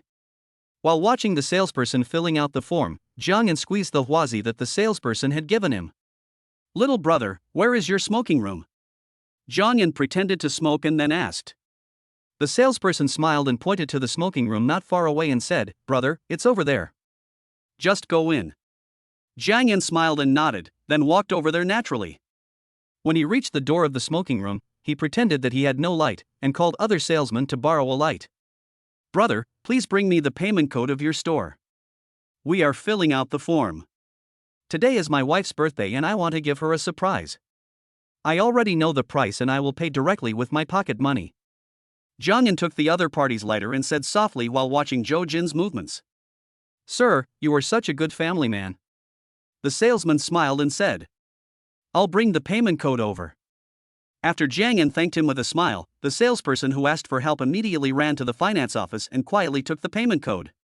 Sir, here is the payment code, but wait a moment, I'll confirm the final price on the order, don't make a mistake. The salesperson who was borrowing the fire said with a smile. Jiang Yan took a puff of cigarette and nodded. He went out the door and came back in less than a minute. After checking the final price with Jiang Yan immediately scanned the code to pay. As for the tens of millions of cash back, Jiang Yan automatically blocked it. After paying the bill and smoking his cigarette, Jiang Yan no longer hid his feelings. He walked to the table and sat down. After the salesperson filled out the form, he showed it to Zhou Jin excitedly and then took Zhou Jin over to pay. The money has been paid. After the car is ready tomorrow, it will be delivered to the address on the list. Jiang Yan said generously. The salesperson was confused when he heard this, and Zhou Jin also looked at Jiang Yan with surprise and confusion. Didn't we agree that I would buy it myself? Zhou Jin muttered unhappily. Why are you buying a car? You won't be able to drive it for long. A license plate from Beijing will be the same as a license plate from other places in Shanghai. Spending 900,000 yuan on 2 cars is a big loss for you. I'll buy one for you. It's great. You've almost spent all your money. What if you want to give me a surprise later and you don't have money? Jiang Yan snatched the phone from Zhou Jin's hand, glared at her, and said he knew how much money Zhou Jin had, at most a few million, in addition to the money she had saved from working for many years. The rest was usually given by her elders at home. I don't care. Zhou Jin pouted and pretended to snatch her phone back. Oh, okay, now everything is ready, let's stop arguing. Let's go home and make ourselves something delicious tonight. Jiang Yan took her hand and walked towards the door.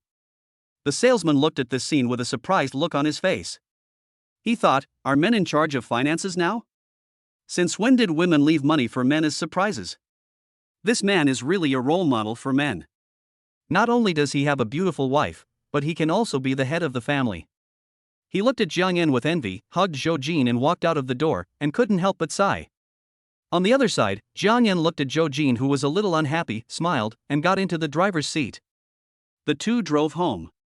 We made a few side dishes for dinner and enjoyed our life. Although we haven't lived together yet, our lives have basically blended together. Wife, you can stay here tonight.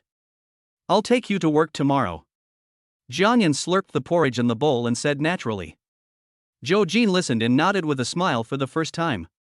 Seeing this, Jiang Yan couldn't help but feel overjoyed, but then he changed his mind and felt a little discouraged. Oh my God, it turns out my period has come. I was wondering why you agreed so readily. I thought spring had arrived. Jiang Yan calculated the time in his mind and sighed secretly. Chapter 91, Searching for the Truth. After finishing their meal, the two were snuggling together, lying on the sofa and watching a variety show. At this time, the doorbell rang, and two children from downstairs came in. They probably just finished their meal and came to Jiang Yan's house to play and digest their food. Uncle Jiang, good evening, the two children shouted in childish voices.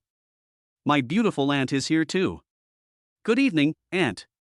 You two little guys, have you eaten? Jiang Yan touched their little heads affectionately and said with a smile. We just ate. My sister and I want to listen to Uncle Jiang teach us how to play the piano. Okay, if you want to listen and learn, I'll play it for you. Jiang Yan smiled and opened the piano cover, playing some relatively simple piano music. Perhaps it was the nature of children, the two children listened for a while and then wanted to play by themselves. Two pairs of small hands were clanging and clacking randomly on the piano keys. Jiang Yan was patiently teaching them, while Zhou Jin cut some fruit and put it aside. After playing for more than 10 or 20 minutes, the two children were satisfied and lost interest. They lay down in front of the table, eating fruits and feeding Jiang Yan and the others. It was as if they regarded this place as their own home. Uncle Jiang, what does it mean to favor sons over daughters? The little girl asked, holding a grape in her hand. Jiang Yan listened, raised his eyebrows, and said with a smile, preferring boys to girls means that boys take the heavy things and girls take the light things. Oh, the little girl suddenly realized. The two children were chattering and laughing, while the two adults leaned together, watching the show and occasionally responding to the strange questions raised by the two children. Uncle Jiang, my mother is going to pick me up to play tomorrow, but I don't want to go, even though I miss her too. Why don't you want to go? Go if you miss her. Well, I miss her, but my mother often asks me about my studies, and always tells me to study hard and read well. Uncle Jiang, what do you think studying well is for? Gan was stumped by this question. Everyone has a different answer to this question. Generally speaking, it is for the dream. More specifically, some people come from poor families and study to find a good job in the future to improve their family. Some people study to bring honor to their ancestors. Some people study to improve themselves so that they can inherit the family's billions of wealth. When he was young, Jiang Yan also thought about this question and asked his family. His family meant to find a good job in the future and bring honor to the family. After all, there have been few college graduates in their family for several generations, or even in the whole village. As for the two children in front of him, their father has already done the honor of bringing honor to the family. Their family conditions are also very good. After all, a house in the family is worth tens of millions. Although they are not the second generation of rich people, even if they don't work in the future, they can probably live well with the conditions of their family. So what is your dream? Gan thought for a while and asked inexplicably. The two children tilted their heads and thought for a while, with a little confusion on their faces. Obviously, Gan's question was a bit beyond the scope, and they hadn't thought that far. I want to be a scientist like my father. Zihan thought for a while, suddenly raised his hand and said in a crisp voice. Me too, I want to be a scientist too. Gan smiled and said, "It's good to be a scientist." This was his dream when he was a child. But when he grew up, his dream changed again and again. He wanted to be a scientist at first, but when he was in junior high school, he was not good at physics and chemistry, but good at mathematics, so he immediately changed his dream and wanted to be a mathematician. Later, when he was in high school, his math grades were poor, but his Chinese grades were good, and his history and geography grades were good, so he wanted to be a writer. Finally, when he was in college, he wanted to learn something, get a diploma, and find a good job. But after leaving school, he was beaten by society, and his dream became to make more money, live a rich life, and be safe and happy. It's good to be a scientist. Besides pursuing your dream, studying has another benefit, which is knowing honor and disgrace, distinguishing right from wrong, increasing wisdom, and making yourself more perfect. Gan said with a smile. Seeing the two children nodding in confusion, Jiang Yan smiled, took out 2 pieces of paper and a pen from the study, and quickly wrote 4 sentences on the paper. Establish a heart for heaven and earth, establish a life for the people, inherit the unique knowledge of the past saints, and create peace for the world for all eternity. These 4 sentences were said by an ancient scholar. They represent the highest ideals of countless people of noble character and lofty ideals throughout history. I am giving them to you now. You may not understand their meaning now, but when you grow up, you will slowly understand them. I hope you can remember them well and benefit from them for the rest of your life. Jiang Yan showed the 2 children the words he had written and smiled. After that, Jiang Yan folded the paper and put it in their respective pockets. The 2 children listened and watched in confusion, then said hello. After playing for a while, the 2 children were tired. Not long after, Grandpa Jean came up and took them away. Jiang Yan and Zhou Jin leaned against each other. After watching the show, it was almost time.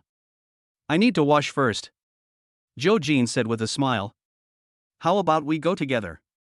An inexplicable smile appeared on Jiang Yan's face, and he said in a somewhat provocative tone.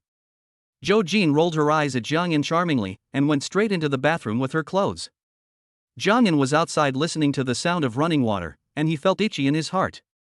He could only watch but not eat, which really made him feel a little painful. More than half an hour later, Zhou Jin came out wearing loose white silk pajamas, showing her charming style. Her hair was a little wet, and her face was rosy from the steam, like a charming flower wet by the morning dew. The loose silk pajamas covered her graceful figure. Her fair and delicate skin was set off by a hint of moisture in her charming eyes. The peaks and valleys on her chest were looming, like a magnificent snow-capped mountain, attracting people's attention, tempting them to climb, and making people's hearts sway. It's my turn. Jiang Yan grinned, grabbed his clothes and rushed into the bathroom. In less than 10 minutes, before Jiang Yan had completely dried himself, he rushed out, ran into the bedroom, and got into bed. He looked as if something was chasing and biting him in the bathroom. Why don't you wipe it dry? Zhou Jin smiled and gently pushed Jiang Yan, who was leaning over, to the side. You don't help me wipe it, I'm alone, so it's inevitable that some places are not wiped dry. Jiang Yan grabbed Zhou Jin's wrist and leaned towards her while talking. After leaning towards her, his hands began to move around in an unruly manner. Sometimes he would use his fingers to hook down the clothes in front of Zhou Jin, revealing the white and plump lines, and Jiang Yan's eyes almost sank. Sometimes he would use his other hand to quietly touch Zhou Jin's back, slide down along the beautiful curve, and unconsciously cover the firm and soft. Sometimes he would use his rough big hands to stroke the pair of straight, round and slender thighs, feeling the delicate and warm touch brought by them. You act like a gentleman in front of those 2 kids, why are you like a lustful villain now? Zhou Jin scolded with a smile while resisting Jiang Yan's actions. A gentleman must also marry a wife, the true nature of a man. Jiang Yan was exploring the infinite scenery, but Zhou Jin was not quite used to it. His skin was a little tense and trembling slightly. The first time I saw you, you crashed into my car, but you fainted at the time. I was afraid that the car behind would rear-end you, so I carried you down from the car, put you on the side of the road with a car mat, and covered you with my coat, fearing that you would catch a cold. Later, you invited me to dinner, and that's when I really discovered you. You're so beautiful. We separated when the Chinese New Year was approaching last year, and I went home to celebrate the New Year. You called me and said that you liked me. I was so happy when I heard that. It was the best gift I received last year. It was the most beautiful words I had ever heard. Jiang Yan spoke sweet words, and in a gentle and tender voice, he recounted the memorable moments of their acquaintance and love. Zhou Jin listened quietly, feeling the affection in Jiang Yan's words, and gradually opened up his mind and body, and his tense body also relaxed a lot. As a senior Arenzuan appreciation master, Jiang Yan's comprehension is different from that of ordinary people. His rough hands are warm and searching up and down. Zhou Jin is a little moved, his breath is like orchid, and his red lips are slightly opening and closing. Today is not suitable, I have my period. Zhou Jin blinked her tender and charming eyes, blocking Jiang Yan's hands that wanted to go deeper, and said softly, "It's okay. Today I'll just explore the route and get to know the place. I'll prepare for the next trip." After Jiang Yan finished speaking, he covered the two of them with a thin blanket and explored the bed. After a lot of tossing and turning, Jiang Yan came out with a sweat on his forehead and a look of unsatisfied desire on his face. Anyway, he touched everything he should touch. He didn't dare to touch anything he shouldn't touch. "I usually sleep naked, and I want to sleep naked tonight too." Jiang Yan thought that although he couldn't eat meat, he could give others a handle against him. Zhou Jin listened and glared at Jiang Yan angrily, the blush on her face making her look extremely charming. "If you dare to sleep naked, I will bite you to death." When Jiang Yan heard this, he immediately became alert and tried to take off his clothes. Zhou Jin saw Jiang Yan's attitude and quickly stopped him. He thought, did I not explain clearly, or did Jiang Yan misunderstand? The author has something to say. The situation a few days ago caused the data of the book to plummet. Please give it 5-star praise and urge for updates. Free small gifts, please do it. Thank you all for reading. Chapter 92 Secret Recipe. When Zhou Jin woke up the next day, he struggled to get up from Jiang Yan's arms in a daze. He looked at the time and suddenly felt panicked. It's over. I'm going to be late. Zhou Jin frowned, looking a little flustered. At this time, Jiang Yan also woke up in a daze, and ignored the sign and reward reminder in his mind. Looking at Zhou Jin, who was busy getting up, Jiang Yan tried hard to blink his sleepy eyes and rubbed them twice. "Wife, it's still early, why are you in such a hurry?" Jiang Yan said vaguely. Zhou Jin pouted, glanced at Jiang Yan in a reproachful manner, and said, "I'm almost late, it's all your fault. You made a lot of noise last night, and even snored when you fell asleep." Jiang Yan scratched the back of his head awkwardly, smiled and said, "It's okay, you'll get used to it in the future. Go wash up quickly, I'll take a nap for a while, and when you're done, call me and I'll take you there." After saying that, Jiang Yan leaned against the back of the bed, half closed his eyes, and caught up on his sleep. 20 minutes later, Zhou Jin quickly washed up, simply applied some facial cream, put on his clothes, and pulled Jiang Yan up. Jiang Yan got up and did some simple exercises. He put on his clothes in no time at all. Zhou Jin was stunned by his speed.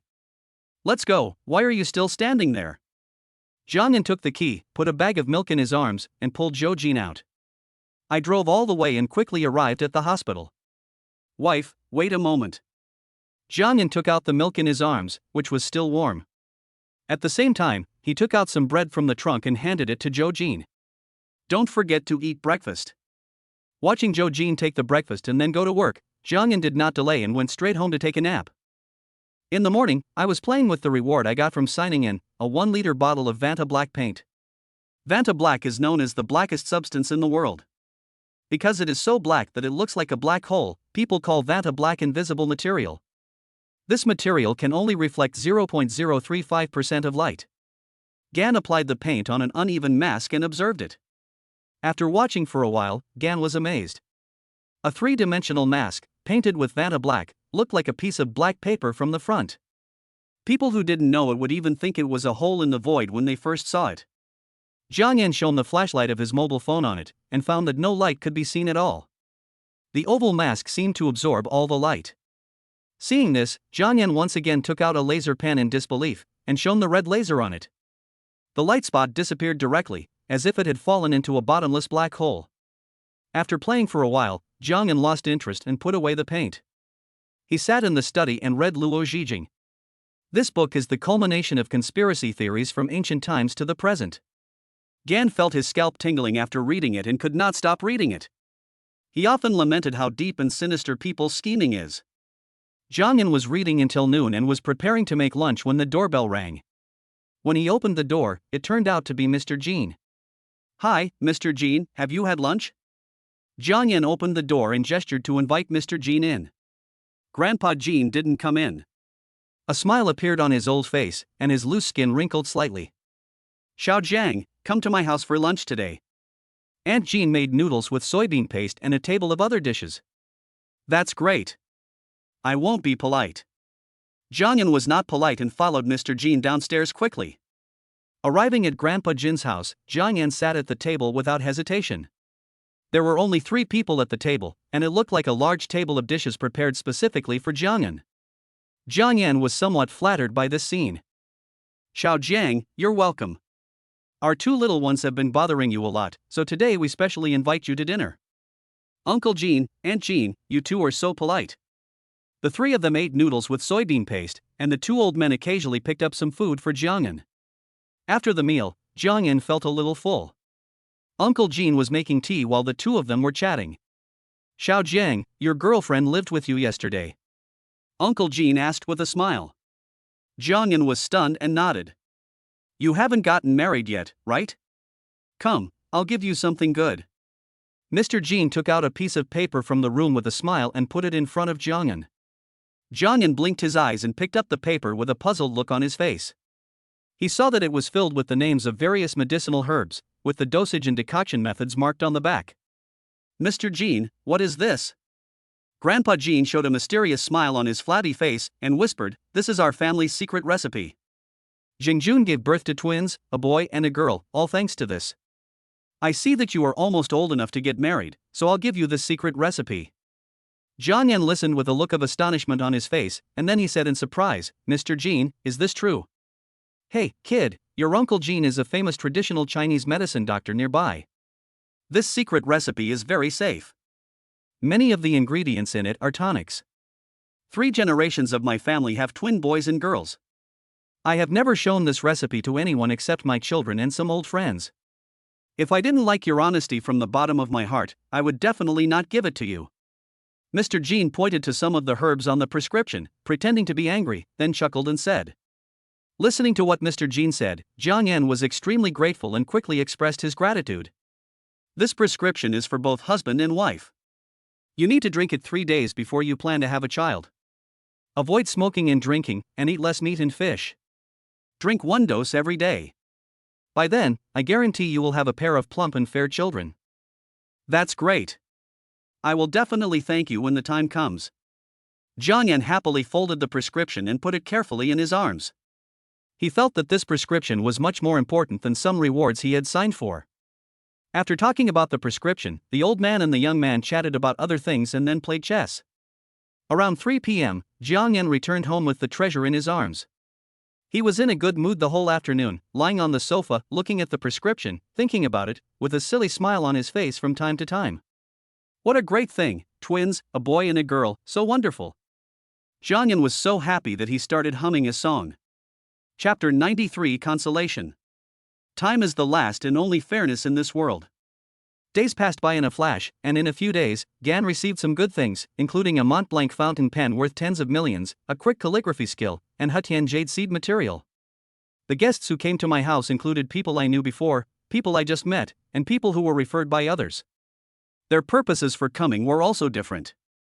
Zheng Xiaolei came to talk about cars with Jiang En, Guo and Yu came to sing, and there were new friends they introduced, including collectors Li Qingru and Ma Weidu.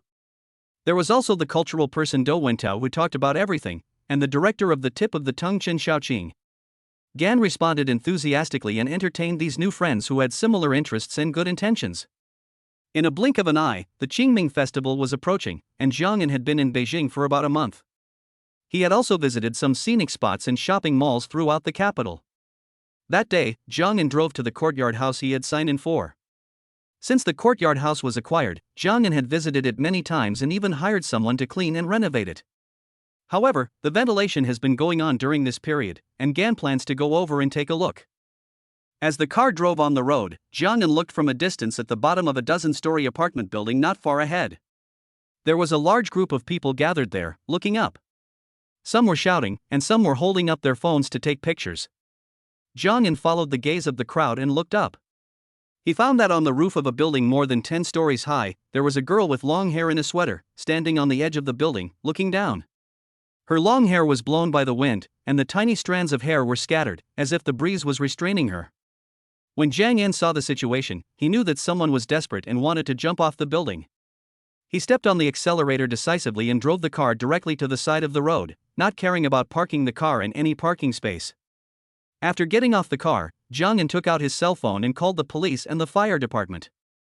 After squeezing through the crowd, Jiang found the entrance and took the elevator directly to the roof. When they reached the rooftop, there were already 2 or 3 security guards, all trying to persuade them. The long-haired girl was pretty, but her eyes were empty. She listened to the persuasion of the 2 or 3 security guards without saying a word. Although she smiled faintly in response, it seemed to Jiang that the smile was hiding an inextricable sorrow. "Girl, you are still young and have plenty of time. If you have any problems, you can talk to us. Maybe we can help you," the middle-aged security guard advised softly. The girl listened and smiled, without any extra expression or movement. "Girl, think more about your parents. They must be very sad if you think so." As the girl listened, her lips shrank slightly and her smile froze. "Girl, you are still young, there are still a lot of wonderful things waiting for you in the future. Find a boyfriend who loves you, get married and have children." The girl listened, her smile suddenly disappeared. "Girl, think more about your colleagues and friends, and some happy things. Life may be frustrated for a while, but it will get better in the future." As the girl listened, her face changed slightly and her body trembled slightly. When Jiang saw this situation, his heart skipped a beat. The security guard's words sounded fine and were common consolations. But this girl seemed to be hurt in every aspect, and every word of consolation irritated her. There are 2 types of suicide: planned suicide and impulsive suicide. The former is basically irreversible. But since this girl stood on the edge of the top floor of the building in public and did not jump, there is a high probability that she is in love. Jiang looked at the situation on the scene, coughed lightly, and shook his head gently at the security guard. "Girl, there is no need to punish ourselves with other people's mistakes. Although your jump seems to be the end of everything and a grand event, for others, it is just a sigh at most. For them, life has not changed much. The earth still turns, and other people's lives go on as usual." Jiang didn't know the specific reason why the other party committed suicide, so he could only try to use the most effective method summarized by the Hong Kong police to comfort him. He tried to make the other party understand that he was not important, and if he died, he would die, and his impact on the world would not be that big. Many people's original intention of jumping off a building was not just to die, but they actually wanted to make a big splash, to make those they hated suffer and regret, and to feel their importance to the world. However, Gan's words did not change the other party's expression or actions. "If you are not afraid of death, then there is nothing to be afraid of in life. Would you like to talk about what happened?" Jiang had a warm smile on his face and spread his hands, inducing the other party to talk. The girl listened with a blank expression on her face. She just glanced at the cheap lady's watch on her wrist, as if to confirm the time. After taking a quick glance, she looked at Jiang and the 3 security guards indifferently, then smiled and said, "I was dumped. My boyfriend cheated me of all my money and disappeared. My parents only know how to exploit me endlessly, asking me to make more money to buy a house for my brother to get married. My colleagues and friends are all laughing at me, mocking me, saying I am stupid, and calling me stupid. Work is not going smoothly. I have tried very hard, but in the end I still can't satisfy everyone. Life is full of malice." Hearing the other person speak, Jiang felt relieved. However, the other person's expression was so calm that Jiang felt a little scared. The girl seemed to be talking about something that had nothing to do with her. "I used to have the same idea as you. I failed in my business and lost all my money. I also liked a girl, but she was not as pretty as you. When I confessed my love to her, she rejected me and chose a rich second-generation man. When I was nearly 30 years old and went home for the new year, my family urged me to get married. People in the village and outside the village, relatives and neighbors, all pointed fingers at me. 2 years ago, I suffered from depression." Jiang told her some of his stories, expressing his resonance with her in a gentle tone, while not forgetting to show his concern. While he was talking, he observed the girl's expression and movements. The girl smiled indifferently as she listened to Jiang's story. As she watched Jiang approach her with an extremely relaxed expression, the smile on her face became more intense. "Thank you, brother. I was born at 216. Today is my birthday." Jiang felt his heart pounding as he listened. "Happy birthday. I'll have someone send a cake over so we can celebrate." Although Jiang had a bad feeling in his heart, he still tried to smile and said. The girl listened, shook her head, and said, "The time is almost up. I want to go to heaven." "It's still early, this is heaven. Many people care about you, just like the 4 of us, and the group of people below, all care about you. Gan said. This is hell, I must go to heaven, the time has come. The girl smiled calmly, and after she finished speaking, she fell backwards straight away. Chapter 94. I've already pulled her back. Jiangyan had been keeping an eye on the girl, and when he saw her fall backwards, he didn't know where he got such a fast speed. He just exerted force on his legs, jumped forward, and stretched out his hands to grab it. Fortunately, Jiangyan grabbed the girl's sweatshirt at the waist with 5 fingers. You can't go to heaven. Gan's half body was hanging outside the concrete parapet, one hand clinging to the edge of the wall, the other hand tightly grasping the girl's sweatshirt, his 5 fingers clenched so hard that they turned blue. The 3 security guards moved quickly. 2 of them pulled Gan's body, while the other one leaned outward, trying to help Gan pull the person up. I can go. This is hell. I can only go to heaven. The girl smiled and said softly, her eyes were gray and there was a look of relief in her expression. She just stretched her hands, moved her body twice, and then she got out of the sweatshirt with only a single layer of clothes on her body. Jiang Yanren was stunned, his face pale, holding only the fluttering sweater in his hand.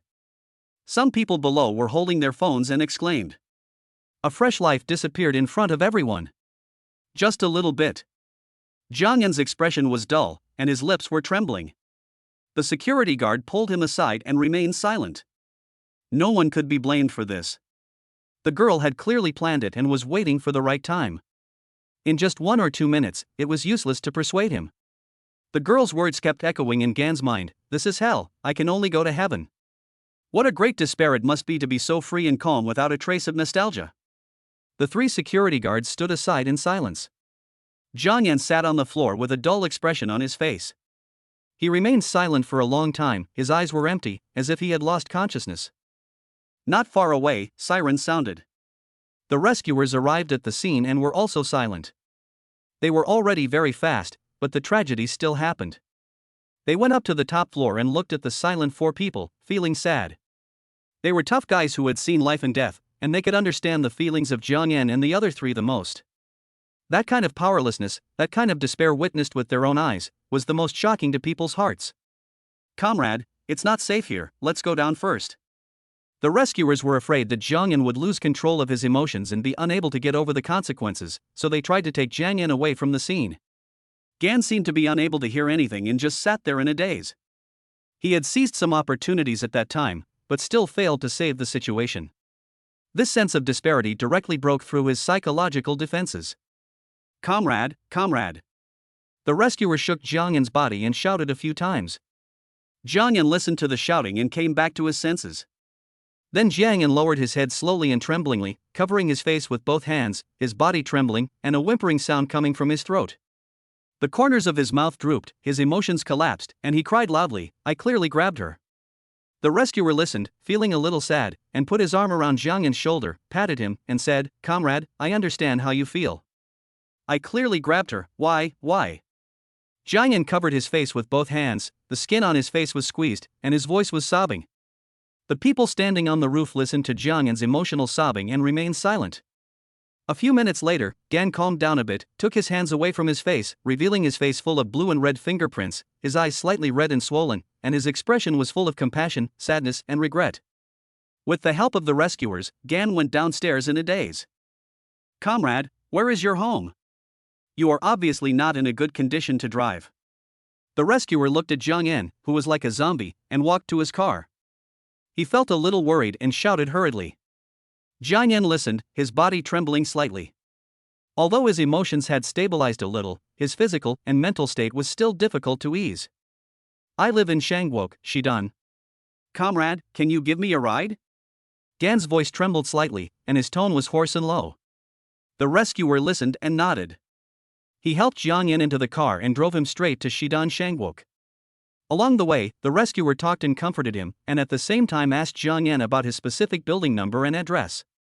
When they got home, the rescuer put Jiang Yan on the sofa in the living room. Seeing that Jiang Yan was calm but not well physically and mentally, he felt a little worried. He tried to find Jiang Yan's neighbors and knocked on the door of Grandpa Jin's house downstairs. Uncle, do you know the gentleman living upstairs? The rescuer said to Uncle Jin, who opened the door. I know him. Our family is very familiar with him. We often visit and have meals together. Grandpa Jin nodded and replied. That's good. The gentleman was stimulated today and is not in a good mood and mental state. I saw that there were not many people in his house, so I came to you.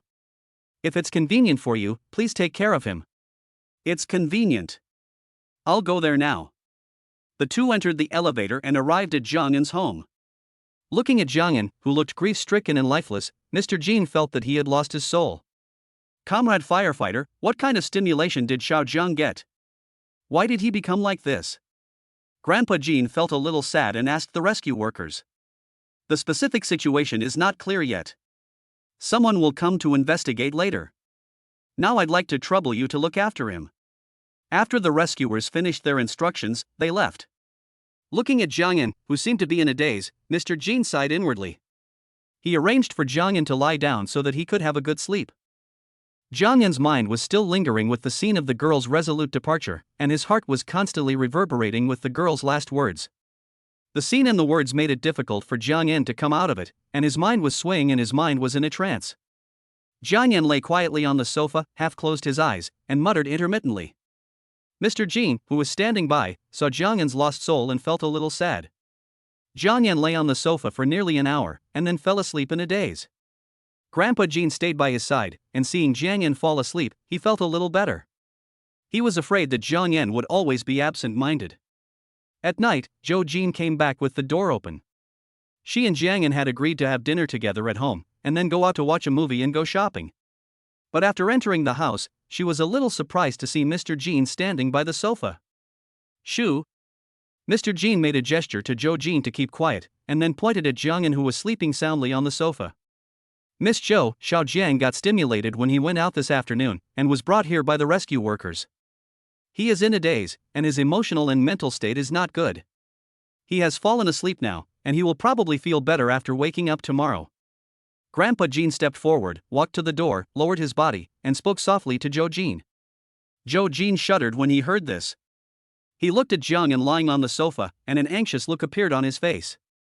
He asked quickly, Mr. Jean, what happened? Grandpa Jean shook his head and sighed, I don't know what happened specifically.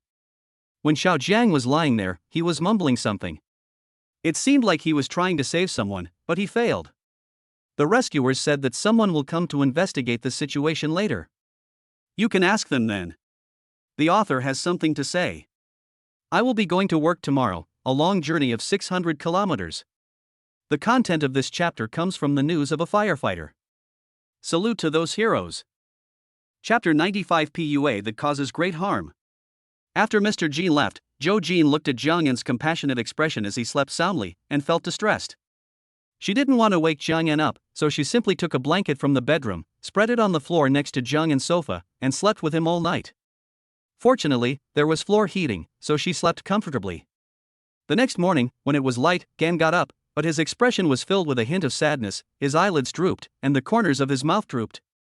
If he shaved his hair, he would look like a compassionate monk. Zhang Yan looked at Zhou Jin sleeping on the ground beside him, and felt touched, as if there was a warm current, warming the wounds in his heart. Zhang Yan bent down and pulled up the air-conditioning blanket on Zhou Jin. After washing up, Zhang Yan slowly prepared breakfast. Awake? Zhang Yan had just finished making breakfast when he saw Zhou Jin quietly getting out of the bed. Zhou Jin felt more at ease when he saw the smile on Zhang Yan's face again. It smells so good. Go brush your teeth and wash your face, let's have breakfast, you still have to go to work later. Zhou Jin pursed his lips, shook his head and said, You don't have to go to work today. I asked the hospital leaders for 2 days off last night. I will accompany you for the next 2 days. Okay, go wash up now. A few minutes later, Zhang Yan brought the prepared side dishes to the table. The two of them drank the porridge and ate the side dishes. The Qingming festival is just a few days away. Why don't we go back to the Magic City tomorrow? Zhang Yan said as he drank a mouthful of porridge and picked up a fried egg. Okay, I'll listen to you. I just want to go home and take a look. After they finished their breakfast, they went to the balcony, leaned against each other, and basked in the sun. The warm light shone through the silver-white hair mixed in Zhang Yan's black hair, emitting a little silver light. Gan had white hair before. Due to various pressures and some genetic reasons, he had much more white hair than his peers. Around 10 o'clock, the doorbell rang, and Zhang Yan opened the door. It was 2 uniformed police officers. They came to inquire about what happened yesterday. Although the other party committed suicide, it was still a human life, and many things needed to be understood clearly. After all, human life is more important than anything else. Jiang Yan talked about what happened yesterday. One of the police officers was taking notes. When he finished speaking, Jiang Yan felt a little sad and couldn't help but pursed his lips. He wiped his eyes with his right hand, leaving some slight tear marks. Gan understands psychology and has signed up for psychological knowledge before. But he cannot persuade a person who is determined to die, nor can he heal his own psychological defenses that have been broken.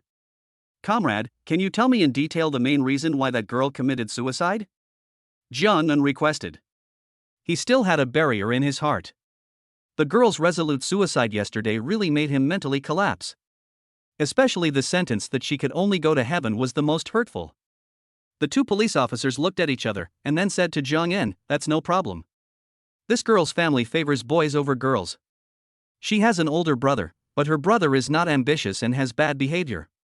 That's why her parents have been exploiting her to buy a house and a car for her brother. In addition, she was not doing well at work, and her family environment since childhood led to slight personality defects and depression. When we sorted out her personal belongings yesterday, we found the chat records between her and her boyfriend in her mobile phone. From the chat records, it can be seen that she was deceived by bad PUA. Her personal property and feelings were seriously damaged, which was the main cause of her suicide. We have already found her boyfriend's personal information and are in the process of arresting him. However, such people are still emerging in society, and the number of victims deceived by PUA is increasing every year. In addition to women, there are also a small number of men as victims." Jiang Yan knew what PUA was. It was originally just a pickup technique, but later it gradually evolved into a form of deception. Listening to the police officer's story, Jiang Yan was filled with endless anger towards this deceptive scum. "Comrade, is there any way or method to curb this trend now?" Jiang Yan said, clenching his fists. The police officer shook his head helplessly and said, "Although our country and the international community have restricted and punished PUA-related behaviors, the effect is not very ideal. The regulation of PUA requires cooperation from all sectors of society, and people need to jointly increase their attention and build good and healthy intimate relationships. Comrade, I have some resources in online propaganda. I want to contribute. Can you please compile some information about bad PUAs for me? I can use my connections to do more propaganda and raise people's vigilance." Jiang Yan thought that since he possessed most of the country's online publicity resources, he must do something that would contribute to a harmonious society. "That's no problem. Thank you so much. Mr. Jiang, please leave me your email address and I'll get back to you." The two police officers thanked Gan, asked about the situation, and then left. In the afternoon, Jiang Yan received the email. After reading the information, he booked 2 tickets to Shanghai. The next day, Jiang Yan and Zhou Jin returned directly to the Magic City. Arriving in Shanghai, Jiang Yan first asked the driver to take Zhou Jin home, and then he drove directly to the company. He found Xiang Qian and sent him the information. A propaganda storm was brewing across the entire network. All the online propaganda platforms in which Gan held shares responded actively after receiving instructions from Engel Capital and Gan. Even the Penguin, in which Gan held a smaller share, expressed unconditional support for Gan's proposal. For a time, the homepages and push messages of major platforms were all promoting boycotting bad PUAs, and at the same time, all parties launched a cleanup campaign. Some WeChat groups related to bad PUAs were directly blocked, and the accounts of bloggers and anchors who hid in the dark were permanently banned. Some anchors and bloggers on the online platform also actively responded to the platform's call and promoted it quickly. Gan, the initiator of the action, sat quietly in the company's office, listening to feedback from all sides. In one afternoon, all major platforms acted quickly and some results had been seen, but this was just the beginning. As it was getting close to getting off work, Jiang Yan took a taxi and went straight home. The author has something to say. "I arrived at my destination at midnight last night. It took me 11 hours to drive 600 kilometers. Today is the first day of work, and there are many things to do. There is also a start of work banquet in the evening. I am already chasing the donkey of the production team. I will slack off at work tomorrow and update more." Chapter 96, Getting Off the Wrong Highway. Jiang Yan returned to Thompson. The house was still tidy, but Jiang Shu hadn't gotten off work yet. Jiang Yan opened the refrigerator and found that there was nothing inside. He sighed secretly. After checking the time, he called Jiang Shu and asked her to buy some food when she came back. Around 7 o'clock in the evening, Jiang Shu carried a pile of vegetables upstairs with great difficulty. Although she was secretly cursing her brother for being a human being, she was still very happy when she saw Jiang Yan. After all, the two siblings had not seen each other for more than a month. Jiang Yan cooked some dishes for dinner, and the brother and sister ate and chatted together. "Brother, you don't seem to be in good spirits. Are you too tired from flying?" Jiang Shu asked. Jiang Yan took a bite of rice, chewed it for a few times, picked up some food, and said, "It's good that you can see it. I've been feeling depressed these past 2 days, just don't make me angry. The refrigerator at home is empty, and you didn't even buy some food to prepare. During the time I was away, you didn't bring any random people home, did you?" Jiang Yan started to talk a lot, asking about a lot of family matters. Jiang Shu's scalp tingled as he listened, and he cursed himself for being such a bad mouth. He would die if he didn't talk while eating. "Brother, did you bring any gifts for me when you came back from the capital this time? And when will you introduce me to your sister-in-law?" Jiang Shu quickly seized the opportunity when Jiang Yan was chattering and spoke hurriedly, changing the subject. Jiang Yan listened and thought for a while. He seemed to have not prepared any gifts for his sister. With a girlfriend by his side, he almost forgot that he had a sister. "I'll transfer 100 million to you, and you can buy whatever you like." Jiang Yan took out his mobile phone from his pocket, operated a few times on the app, and transferred the money. Jiang Shu was a little confused. If she didn't bring me a gift, then she didn't bring it. What's the point of throwing money at me? Am I the kind of person who flatters for money? However, after receiving the information about the arrival of the account, the smile on her face suddenly became unusually bright and radiant. "Brother, I'm just asking casually. I still have money on me," Jiang Shu said happily. "In that case, then just transfer it back to me. I'm also afraid that you'll become arrogant once you have money." Jiang Yan glanced at Jiang Shu and said lightly, No, my wallet is full and I can't float." Jiang Shu shook his head like a rattle and said hurriedly, "Just don't drift away. Your sister-in-law will be returning to the capital the day after tomorrow. She's busy with work. I'll bring her to our house when I'm free and we can have a meal together. You should be on holiday for the Qingming festival the day after tomorrow, so we can go home together to celebrate the festival and visit the graves." When Jiang Shu heard about going home to visit the graves, he couldn't help but pout and said, "Brother, I have an appointment with my friends to go out and play." Jiang Yan glanced at them calmly and said, "It doesn't sound right to go out for fun without visiting the graves and paying respects to the ancestors during the Qingming festival. Besides, my dad will scold me, so I have to go home the day after tomorrow." "Okay." Jiang Shu sighed to himself and said, "You have more than 100 million yuan in your pocket now. Let me tell you first, you can spend money, even spend it recklessly. But don't get involved in shady things, and don't associate with messy people. You are working now, remember to protect yourself. People are treacherous, so you must be on guard against them." Jiang Yan nags every day. Although he always says similar things after talking to Jiang Shu on the phone, he never gets tired of it. "Yeah, I know." The next day, Zhou Jin accompanied Jiang Yan to relax in some parks outside. However, Zhou Jin had to go back to Beijing at night because she had to go to work. This is the profession of a doctor. The holidays throughout the year are basically rotated, and there is no fixed rest time. Because Zhou Jin specifically asked for leave, she basically had no leave during the Qingming festival and had to work in shifts. At around 9 o'clock in the evening, Jiang Yan sent Zhou Jin to the airport. "After the Qingming festival, I will almost return to Beijing. Do you have the key to my house?" Jiang Yan looked at Zhou Jin, who was reluctant to leave, and said softly. Zhou Jin bit her rosy lower lip and said, "Yeah, I'm just worried about you." "It's okay, I feel much better now." After the two parted, Jiang Yan returned home. He looked around the large parking lot at his home and found that every car was clean except for his old friend. Shu, where is my Buick LaCrosse?" Jiang Yan shouted upstairs after entering the room. Then he heard a series of footsteps. Jiang Shu leaned down from the handrail of the stairs and said nervously, "The LaCrosse had some problems last week. It's now at the 4S store." Jiang Yan listened, frowned, and said, "Something went wrong? The car has been completely repaired, how could it go wrong? Explain it to me clearly." "It's just. I was driving carelessly and hit a lamppost, and then the front of the car got a dent," Jiang Shu said hesitantly. Are you okay? Jiangyan asked. Although he was full of doubts and felt sorry for his old friend, people were still the most important. I'm fine, but the car is not in good condition. It's being repaired. Be more careful when driving next time, and drive home tomorrow. The next morning, the brother and sister simply packed up and went downstairs. Brother, why don't we each drive a sports car home?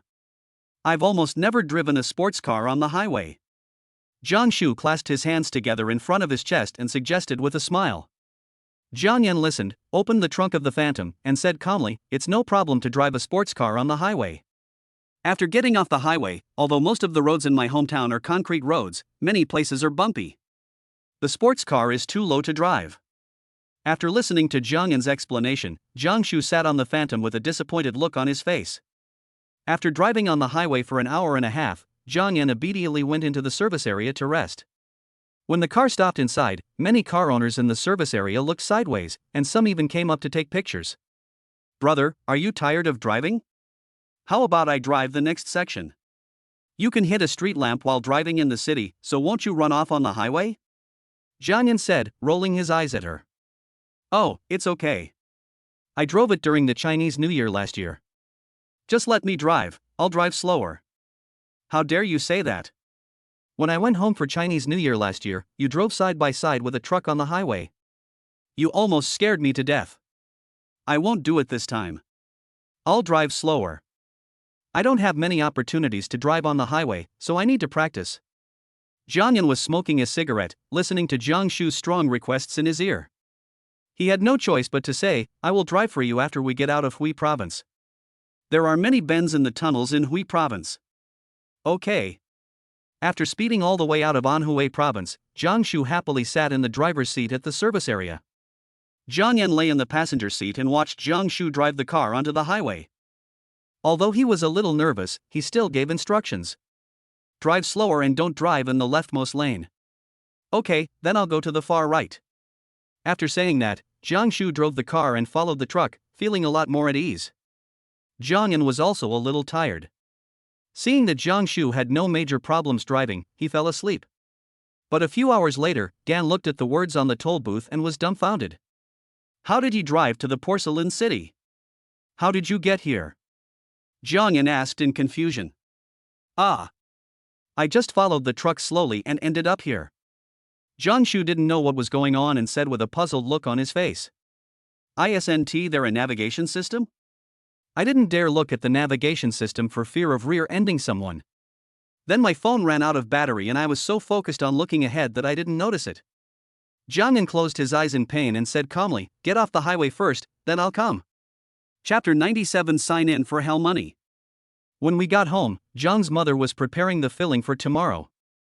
Jiang Yan's hometown has a custom of making Qingming fruit during the Qingming festival, but it is not the same as the Qingming fruit sold outside.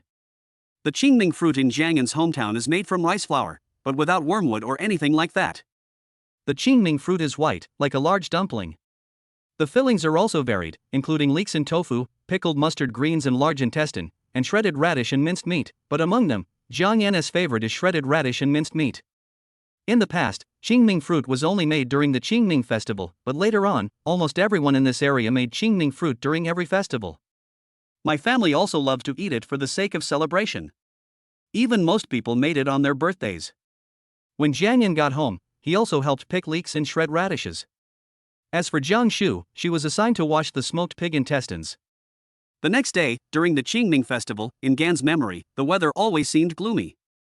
Even if it didn't rain, it always felt like it was about to rain. The air was slightly warm and humid, and it splashed on his face, as if it had been fumigated by a humidifier. Today, Ganan signed a plastic bag of Tiandi Bank's ghost money, with denominations starting from hundreds of millions. A dozen, if converted into US dollars, basically beat the world's richest man in a matter of minutes.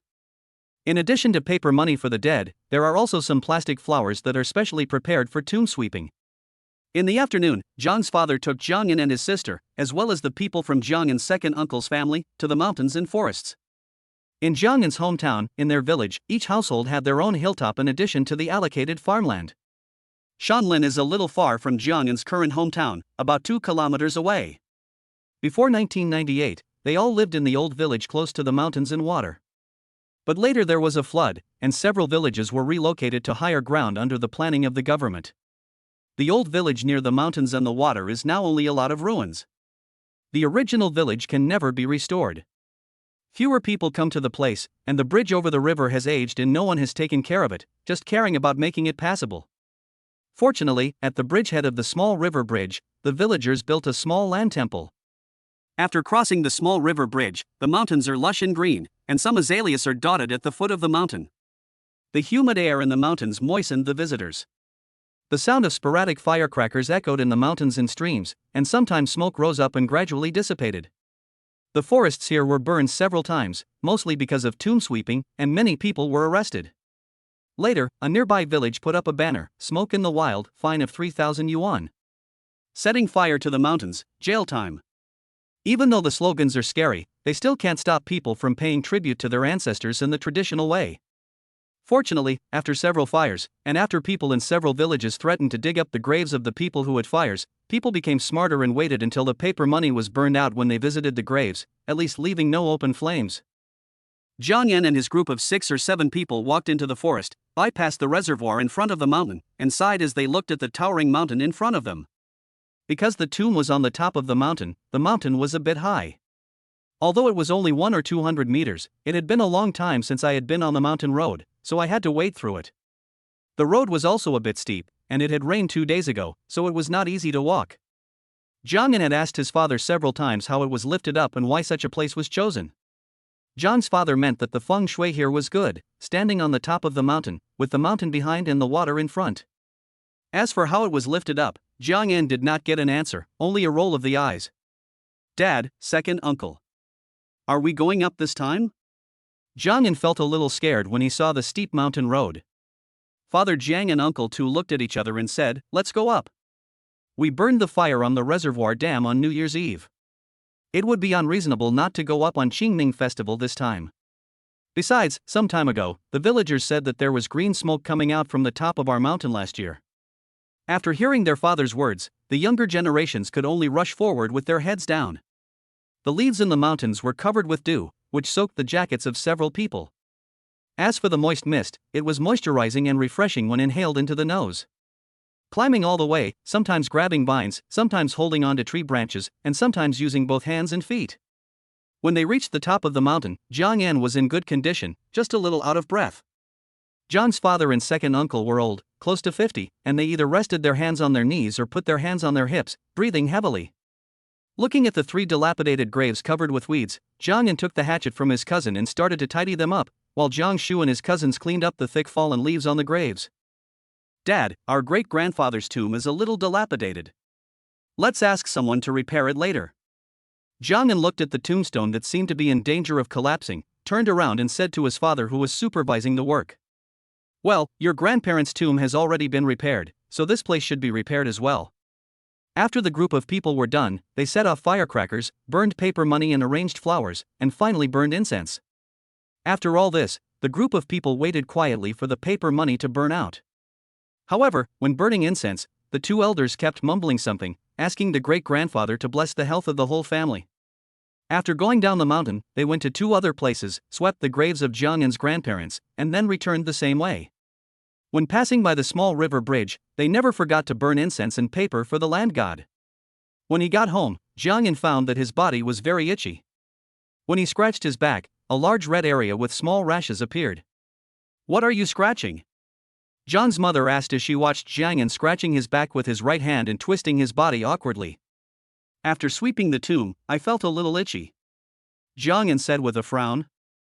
Zhang's mother lifted up Zhang Yan's clothes and said, "It rained in the mountains 2 days ago. It's probably my asthma. I'll boil some wormwood water for you, and you can take a bath with it." Seeing Zhang Yan still scratching in discomfort, Zhang's mother patted Zhang Yan's right hand and said, "Don't scratch it. If the skin is broken, it will easily become inflamed. Use your palm to slap it hard twice, slap wherever it itches." Zhang Yan did as he was told and endured it patiently. Half an hour later, Zhang's mother poured a large pot of wormwood water into the bucket. Zhang Yan looked at the green mugwort water and felt a little emotional. It was rare to use this stuff for bathing. Villagers rarely used mugwort water for bathing, only babies. After taking a shower, Jiang Yan smelled the herbal scent on his body and grinned. Even after taking a shower and rinsing with clean hot water 2 or 3 times, the smell was still hard to dissipate. However, although it was unpleasant, his body was no longer itchy. Chapter 98 Jiang Shu vs PUA Man. After spending the Qingming festival at home, Ganen woke up the next day and the sign-in reward sounded as usual, sign-in successful, congratulations on winning 1 trillion Zimbabwean dollars. When Gan heard the number of 1 trillion, he was stunned. He looked shocked and ecstatic, but the currency was Zimbabwean dollars, which made him dumbfounded. 1 trillion Zimbabwean dollars, converted into Chinese currency. Gan immediately checked the exchange rate on his mobile phone. After checking, he sighed secretly. 1 trillion Zimbabwean dollars, after the exchange rate conversion, was only less than 110 yuan. Damn, it's not even as valuable as the ghost money I signed in yesterday. I was so happy for nothing. The brother and sister had lunch at home and drove back to Shanghai in the afternoon. Along the way, Jiang Yan drove the car while Jiang Shu lay in the passenger seat, chatting on WeChat and laughing from time to time. Who were you chatting with so happily in the car? When they arrived at the service area, Jiang Yan lit a cigarette and asked Jiang Shu. Jiang Shu grinned, revealing his silver teeth, and said with a smile, before, at a party, a man added me on WeChat and pursued me. His tactics were a bit complicated, so I played a trick on him. Jiang Yan's heart skipped a beat when he heard this. He had read a lot of PUA materials recently and was quite wary of this kind of thing. Let me see which idiot is pursuing you, Gan said. Jiang Shu didn't mind and directly opened the man's WeChat message and handed the phone to Jiang Yan. Jiang Yan clicked on the other party's circle of friends and found that it was full of poetic pictures of high-end travel or hotels around the world, and accompanied by very poetic copywriting. This was obviously done by a typical PUA man. This person posts something like this on his moments every once in a while, acting like a romantic poet, pretending to be elegant, but in fact, as soon as he opens his mouth, I can see the shabbiness and meanness in his bones. Jiang Shu looked at the other person's moments with a hint of sarcasm on her face, as if she saw a clown waving a sword in front of her. Be careful with this kind of person, don't let yourself be tricked. He is a typical PUA man, who will cheat you for money and sex, and in the end he will control you emotionally and even mentally. Jiang Yan said slowly while looking at those picturesque circles of friends and exhaling smoke. I know. I've seen a lot of information about PUA these days. I have the ability to distinguish them. When I play with him, I'm just watching the show. Jiang Yan clicked on the chat history between Jiang Shu and the other party. As he read on, Jiang Yan laughed so hard that he couldn't stop and even choked on the cigarette twice. When the other party chatted with Jiang Shu, he started by packaging himself and creating an impression of him. He said that he came from a poor family, but he had worked hard to get to where he is today, and that he liked reading books. He seemed like a wealthy and cultured poet. But Jiang Shu's reply was hilarious. Wow, your family was so miserable when you were a child? You almost became an orphan? Wow, you are amazing. You have worked hard on your own at such a young age. Unlike me, I have a rich brother who buys me things and transfers money to me whenever he wants. It makes me very annoyed and I have no motivation to work hard. He even arranges a job for me. Other side. Then he started to sell his romantic poet persona, occasionally reciting English poems. However, Jiang Shu immediately exposed his mistake. The grammar of your poem is wrong. Did you buy a pirated book?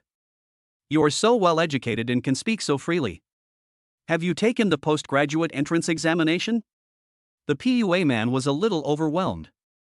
Seeing that he was not good enough as a romantic poet, he began to reveal his emotional experiences, saying that he had been hurt by some women. Then Jiang Shu said, "Ah? You've been dumped by so many beautiful women? How pitiful." When Jiang Yan saw this, he laughed so hard that he couldn't straighten his back. Then he realized that the fingers holding the cigarette were badly burned. It turned out that the cigarette had burned to the bottom. When the PUA man saw that his strategy was not going well and wanted to give up, a few days later, Jiang Shu started to tease him. I haven't traveled much, and I haven't been to many places. I really want to go out and see. Jiang Shu pushed and pulled deliberately. He had been attacking him before, and now he was revealing his own ideas and interests to keep him hanging. When the PUA man saw this, hope was rekindled and he began to talk about his various travel experiences, but he still could not escape Jiang Shu's fatal blow. Don't you read travel guides before going abroad? Mauritius is a republic and has no king. Which king did you take a photo with? You were deceived, right? If you don't read travel guides, at least you can watch a movie. TSK, TSK, TSK. What a miserable child. He worked so hard to earn some money, but he was foolish enough to be cheated when he went abroad for a trip. After a series of blows, the PUA man suddenly felt that the course he had spent a lot of money on was fake. However, at this point, he began to follow Jiang Shu's constant blows and began to ask for comfort, while hinting at his trust in Jiang Shu and that you are the only one. Jiang Shu, aren't you weaned? You're already in your 20s, and you still need comfort? You can go to hell, Estee. PUA man.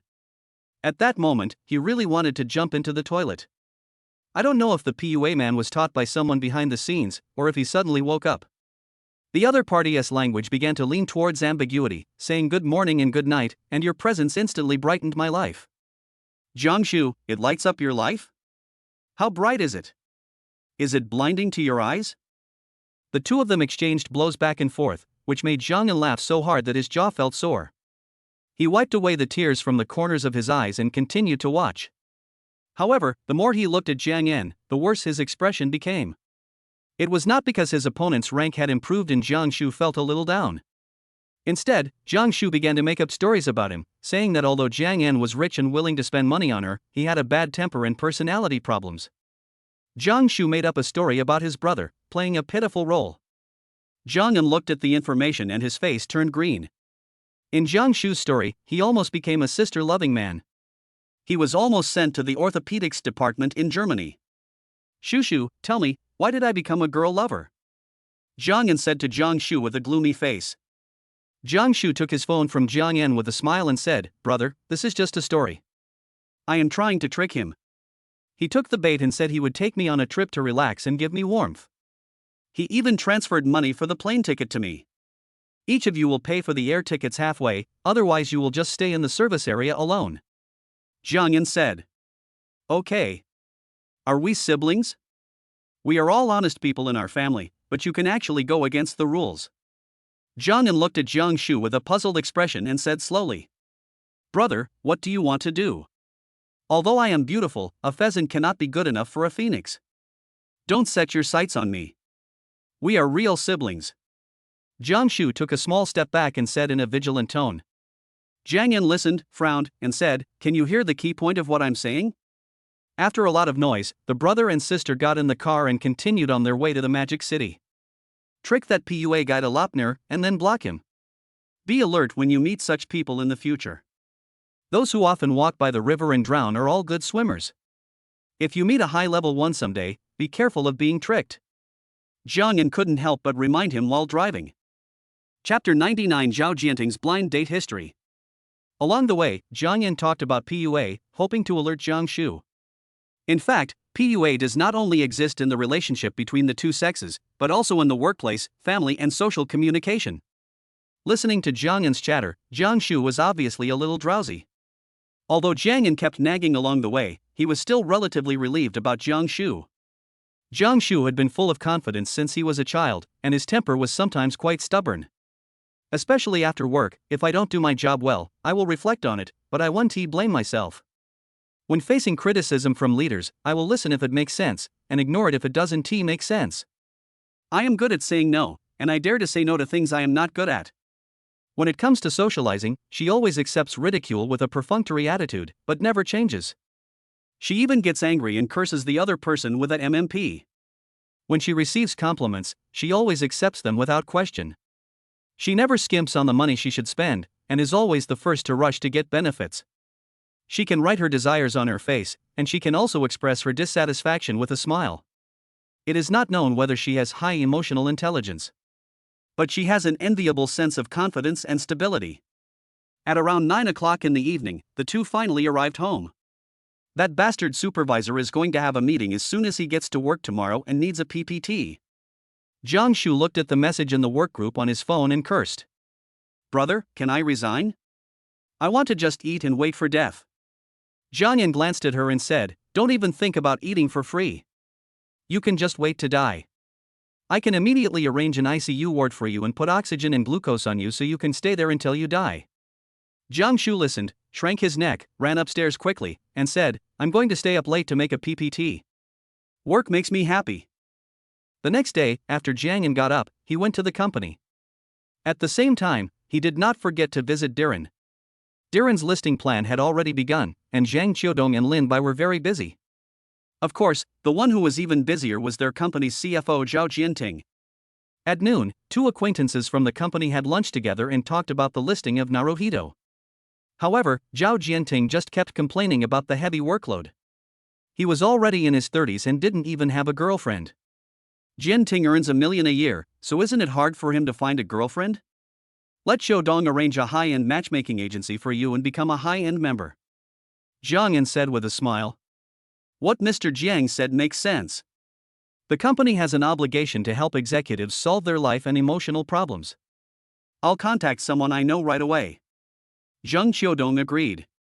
Zhao Jianting listened, shook his head, and said, the matchmaking agency's introduction doesn't seem very reliable. I have already found a matchmaking agency and paid a lot of money. Last month, I fell in love with a model in the group. She looks a lot like my first love in college. Everyone began to listen attentively and eat melons. Besides being a little bothered by my age, there was nothing wrong with her. I asked the matchmaker to arrange a meeting between us. I arranged a restaurant close to her home, but when she saw the location, she got angry for no apparent reason. She said that I made $1 million a year, but for our first date, I chose a tea restaurant where the average cost per person was less than $200. As Zhao Jianting spoke, a trace of helplessness appeared on his face. He sighed and continued. At that time, I just thought it was close to her house and easy to park. Later, I chose a new location and found an internet-famous restaurant with an average price of $500 per person. The other party reluctantly accepted it, but at night, the other party suddenly changed his mind, which made me very angry. The other party said that he wanted to go to a high-end restaurant in Shanghai with an average price of $1,500 per person for dinner, and asked for a gift of about $10,000. He also said that there were many people who wanted to treat him to dinner, so I wanted to show my sincerity. Otherwise, why would she eat with an old man like me? As they talked, everyone put down their chopsticks, drank their tea, and listened leisurely. Zhao Jianting took a sip of tea to moisten his throat, then continued, I was speechless at the time and gave up. But not long after, the other party actually added me on WeChat privately, saying that she just wanted to be taken seriously on the first date, and that she didn't need to go to the one that cost 1,500 yuan per person, but would be fine to go to the one that cost 1,000 yuan per person. At the time, I thought what she said seemed to be correct, and was about to agree to her, but was stopped by a friend of mine. Why is your buddy stopping us? Everyone pricked up their ears and listened, waiting for what would happen next. Zhao Jianting curled his lips and said with a look of disgust, my buddy said that this model is not good, and he wants to try the other one. Then he took my phone and sent a message to the other party, saying that he would take her to eat at a Michelin 3-star restaurant with an average cost of 4,000 yuan per person, and give her a new bag worth 50,000 yuan, but asked her to stay at my house at night. I really didn't expect it. The other party considered it for 3 minutes and replied to me with "Oh, okay." I was confused at the time. Why did he agree? I just replied with a "get out." Zhao Jianting said with a look of disdain, shaking his head. As everyone was eating this complicated melon, they were filled with emotion. Actually, you can't blame the matchmaking agency. You were the one who asked the matchmaker to introduce you to the model, said Zhang Qiudong. Are you sure you replied and got lost instead of just sending the location of your home? You are not making friends out of nothing. Lin Bai said with a smile. Zhao Jianting listened and said quickly, how is that possible? I have always kept myself clean. You should talk to the matchmaker more and ask him to introduce you to more girls. I think there are still some high-quality girls. A group of people who have wives or girlfriends gave Zhao Jianting advice. Jiang Yan participated in it and inexplicably felt a sense of superiority. After all, he was also a single dog at the beginning, but not now. As they talked, the group of people started talking about their love histories and recounting their own experiences. A lunch meal turned into a tea party. My goodness, autumn and winter's emotions are full of twists and turns. After twists and turns, I finally found the origin. If anything happens in the future, you must never let Lin Bai's wife know. Let me tell you, his wife is really gossipy. She doesn't hide anything at all. She always asks directly and gets to the bottom of things. Zhang Qiudong said helplessly, as if he had been bothered by Lin Bai's wife's gossip a lot. Lin Bai smiled and said, I can't help it. My wife only has this hobby. The key is that we are planning to have a second child. Everyone rolled their eyes at Lin Bai's ostentatious look. The author has something to say.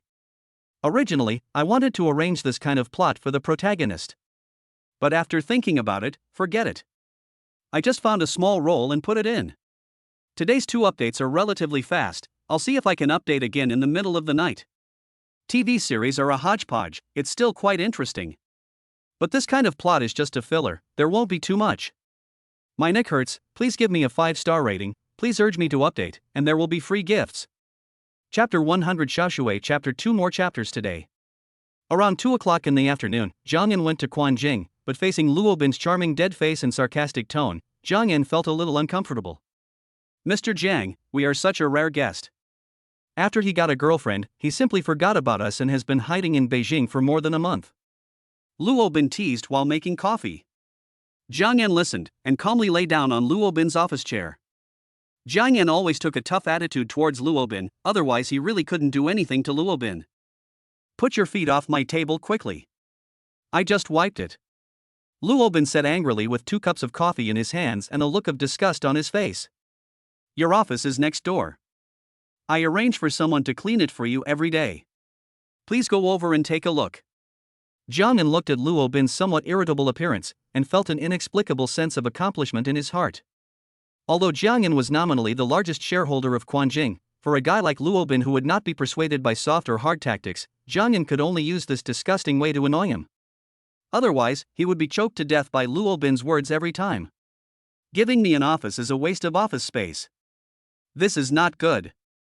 Zhang Yan said as he took his feet off the table, stood up, took the coffee from Luobin, and turned to walk towards his office. Watching Zhang Yan leave his office, Luobin quickly left the office and locked the door, fearing that Zhang Yan would turn around and come back. The two chatted in Zhang Yan's office for a while, and then Zhang Yan went home. Just as he was about to book a flight to Beijing, he received a call from Zhang Xiaolei. Brother-in-law, why didn't you tell me that you were going back to Shanghai? I've been waiting anxiously to see your collection. Zhang Xiaolei on the other end of the phone frowned and complained. I made this decision suddenly a few days ago. I was a bit busy and forgot to tell you. I'm still in Shanghai now. That's great. I'll buy a plane ticket for tomorrow and rush over there. Zhang Xiaolei said in surprise. The next day, at 1:30 in the afternoon, Zhang Xiaolei rang the doorbell of Zhang Yan's house with a tired look but a hint of excitement.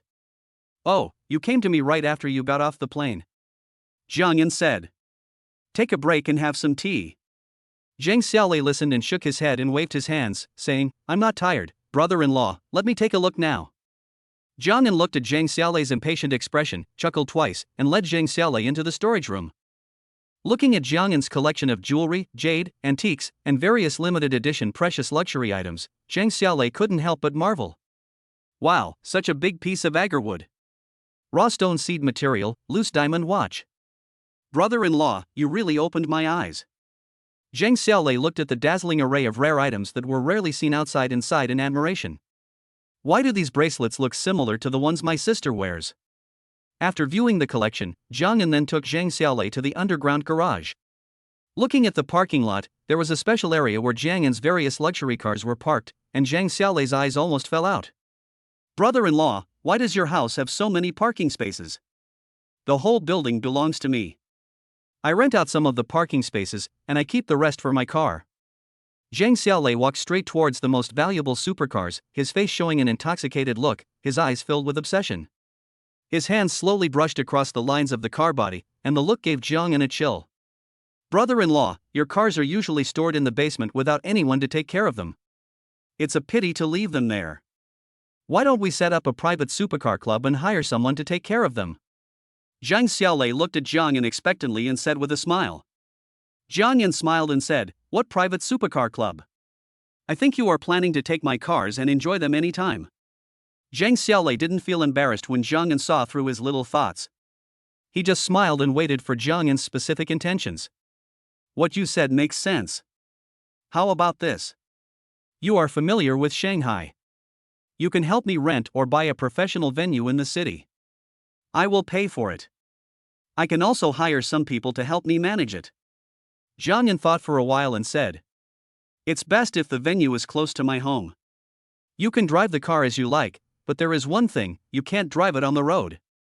You can only try it out inside the venue. Whether it's a private supercar club or a collection museum, I don't like outsiders to touch my cars often, so I don't want these cars to be used for commercial purposes. Jiang Yan knew Zhang Xiaolei's reckless driving personality and was worried that he would drive his car around, so he only allowed him to play with the car on the track. We can only drive on the track, that's fine, it's enough to satisfy our desire from time to time. But it's a bit difficult to buy a track. The city of Shanghai is so small, there are few professional tracks, and even if there are, no one will sell them. Renting is no problem. Haoding has a track near the World Expo.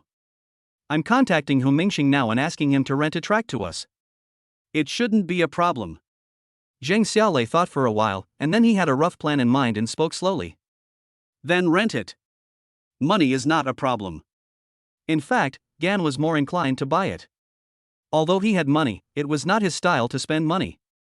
Especially for those professional commercial venues, for the owners, it was not only an industry, but also a hobby. Fortunately, Jiang Yan just wanted to park his car in a more spacious place with someone to take care of it. The underground parking lot was full of cars that were not often used, which looked a bit crowded. And some other tenants also felt that there were not enough parking spaces. Okay, I'll start contacting Hu Mingxing now. Zhang Xiaolei took this matter very seriously and got it settled that evening. The next day, he and Jiang Yan went to Haoding's venue at the expo and discussed the area and cost with the person in charge. Haoding allocated a 2-story venue, which was enough to park 50 or 60 cars, to Jiang Yan. At the same time, they had professional personnel ready, which made it easy to take care of and maintain. After the venue was ready, Jiang Yan arranged a large number of trailers to transport the sports cars to the venue, leaving only the car promised to Jiangshu where it was. As soon as the car arrived at the venue, Zhang Xiaolei happily asked Jiang Yan for the key. Some luxury cars that are extremely rare on the market are showing their extremely fast speed and domineering power on the track. The sports value of supercars is more reflected on the track. Jiang Yan himself did not forget to experience it. After the experience, Jiang Yan directly transported several expensive cars that he usually drove back to the parking lot downstairs of his building, leaving only 20 or 30 sports cars that were rarely driven in the venue. If we could fill this place with cars, it would be a spectacular sight. Zhang Xiaolei sighed as he looked at the somewhat empty venue. By the way, brother-in-law, please leave your Noctilucent, Pagani Zonua HP Barchetta and a few other cars here. Jiang Yan listened and shook his head, saying, No, I have these cars back in Shanghai, and I drive them occasionally. It is inconvenient to go back and forth to get the cars. There is one more thing. You are not often in Shanghai. I will arrange for someone to be here to keep the car keys and coordinate the regular cleaning and maintenance of the vehicles. If you want to play with these cars in the future, you can go directly to him to get the keys. The author has something to say. This chapter was written at around 3 o'clock last night, but I forgot to post it. I fell asleep. This chapter is just a spam. There are 2 more chapters today. Chapter 101 Prudential. After finishing the venue, Jiang Yan called Master Wang, the driver he had used before, and hired him to take care of the car in the venue. The tank soldier at that time knew mechanics and could repair tanks, so it was no problem for him to coordinate and take care of Jiang Yan's car. Master Wang was somewhat flattered by Gan's high salary. Mr. Jiang, what do you mainly do with such a high salary? Master Wang was a little tempted and asked quickly. It's not much, just going to get off work from 9 to 6. I contact the people at the 4S shop regularly to do maintenance. If I find a problem with the car, I contact them in time for repair and do a good job of coordination. Then when I have nothing to do, I stay in the venue and help keep the car keys for me. Occasionally, I will go there to race the car. Jiang Yan explained the content of the work. He mainly valued Master Wang's character. After all, if 20 or 30 luxury sports cars were in the hands of an unruly person, they would inevitably be driven around when Jiang Yan was not around. Master Wang was a retired soldier, had discipline, principles, and execution. Other abilities were just icing on the cake. After listening to Gan's narration, Master Wang was overjoyed and quickly agreed.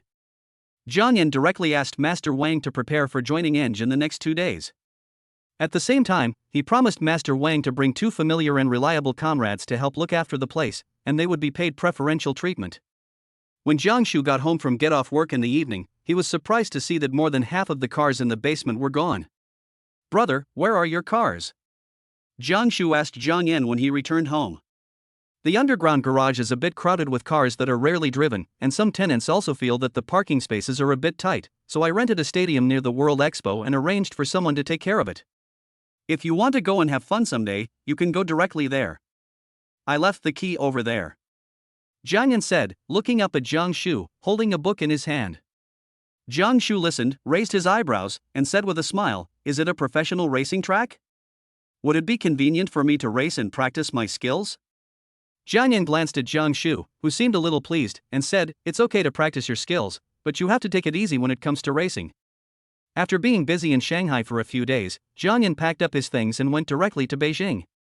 On the first day after arriving in Beijing, when Gan woke up early in the morning, he was stunned by the system sign and reminder. He obtained 60% of the shares of PwC. PwC is one of the world's 4 largest accounting firms. Its domestic branch, PwC Zhongtian, has been ranked first for 16 consecutive years and has been the industry leader for many years. Its business covers auditing, finance, taxation, human resources, and business consulting. It has a wide range of business coverage and has branches in more than 150 countries and regions around the world.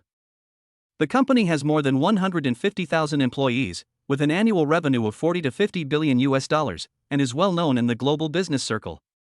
More importantly, the company's influence is that it often publishes reports on various industries for reference by various industries and major companies.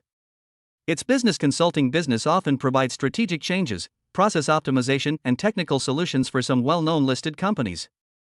It also provides financial audit consulting, taxation, transaction, and crisis management for companies about to go public. Zhang Qiudong's is currently preparing for an IPO and hired PwC to provide financial audit and listing business consulting. What confused Gan was not the size and earning power of the company, but the fact that PwC was very special. It was a partnership, formed by many member companies, which then worked according to their respective powers and were coordinated by the London headquarters. It was basically impossible to obtain the shares of this company. But the system managed to get it for Gan, which shocked Gan the most.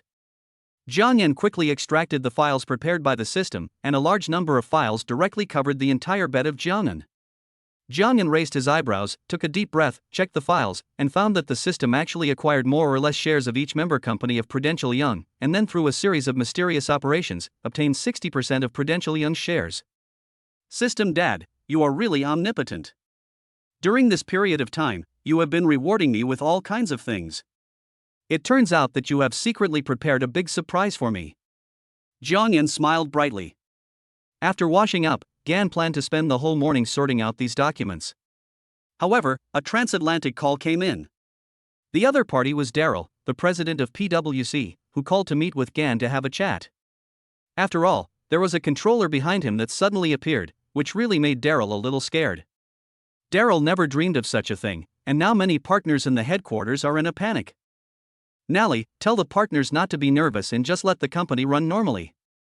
Since you want to come and see me, I'm always here to see you. I'm in Beijing now, and you're welcome. Jiang Yan calmed down Dai Ruili's somewhat anxious mood and spoke calmly. The two chatted for more than an hour and agreed on a time to meet. After hanging up the phone, Jiang Yan took a few deep breaths with some fatigue, and then turned around to sort out the documents. After finishing all this, Jiang Yan asked Xiang Qian to arrange for someone from the company to come over and take over some documents and save them. 2 days later, Dai Ruili and his group of dozens of people arrived in Beijing, and the Beijing branch sent someone to receive them. The meeting place between them and Gan was also arranged directly in the conference room of Puhua Yongdao Zhongtian. On that day, the entire accounting firm's staff was terrified, thinking that something big was going to happen. Everyone was walking on thin ice, but they couldn't help but be curious and wanted to know what had happened that caused so many bigwigs from the headquarters and top partners from all over the country to gather at the Beijing branch. At 10 a.m., Jiang Yan arrived at the branch headquarters on time. A group of people saw Jiang Yan's appearance and were very surprised at his age. Everyone, don't be too reserved. The purpose of our meeting this time is to get to know each other, get familiar with each other, and communicate. Jiang Yan felt that the atmosphere in the meeting room was a bit solemn, and he couldn't help but smile. Afterwards, Gan had someone bring a set of tea sets into the meeting room and started making tea, with someone else helping him. A serious meeting turned into a tea party. At the beginning, Gan briefly introduced himself and calmed everyone down. Thanks to his photographic memory, Gan remembered all the names of these foreigners after hearing them once. Mr. Jiang, your acquisition of our Prudential Corporation's shares can be regarded as a legendary acquisition in business history. The actions and ideas involved are absolutely unprecedented and will never be repeated. Dai Rueli sighed. This also provides us with an idea. It opens up a new path for us to practice future business consulting services and even mergers and acquisitions, said one of the partners. Your joining has directly led to earth-shaking changes in the organizational structure of our firm. However, we at PwC have always embraced change, said another partner with his hands dancing. A group of people chatted in an orderly manner. Although they were foreigners, they were familiar with Chinese culture and talked eloquently, citing classics. Gan was also knowledgeable and could speak eloquently about cultural classics from various countries. In particular, his rich knowledge of economics impressed everyone. Mr. Jiang, I feel that you are more suitable to be the president of the company than me. Mr. Jiang, I feel you can become a professor at Oxford University. The whole tea party lasted until about 3 p.m., with a group of people bragging about business and talking about things in the industry. When the meeting ended, everyone had different expressions, some looked happy, some looked tired, and some looked worried. The tea is quite good, but the cup is too small, you can only drink a little at a time. After that, Gan invited them to travel around Beijing for 3 days. During these 3 days, he taught them how to play mahjong, but the tuition was a bit expensive. Chapter 102 Taking Zhou Jin to bath and massage. After working for 3 or 4 days, Gan rarely rested at home. He played mahjong with foreigners these days and made hundreds of thousands of pounds. It was really tiring to earn this money. But fortunately, he taught them how to play. Strangely, they gradually learned to shout Nai Zhao, pants, pizza. When you get angry or get cut off, you can still blurt out 2 classic Chinese curses, TMD, fuck.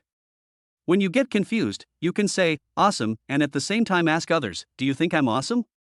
These past 2 days, Gan was really impressed by the profoundness of Chinese culture. Gan did not teach them those words and phrases, but they knew them, which was really surprising. What are you thinking about? Why are you so engrossed in it? Zhou Jin was also resting today. He sat on the sofa, leaning against Jiangyan. Seeing that Jiangyan's eyes were a little dull and he was lost in thought, he couldn't help but ask. Jiangyan smiled and said, I've been a little tired these past 2 days, because of the trouble caused by those foreigners. After they learned how to play mahjong, they were really addicted. I'm tired. Let's go for a massage. Zhou Jin suddenly said. When Jiangyan heard this, he was stunned.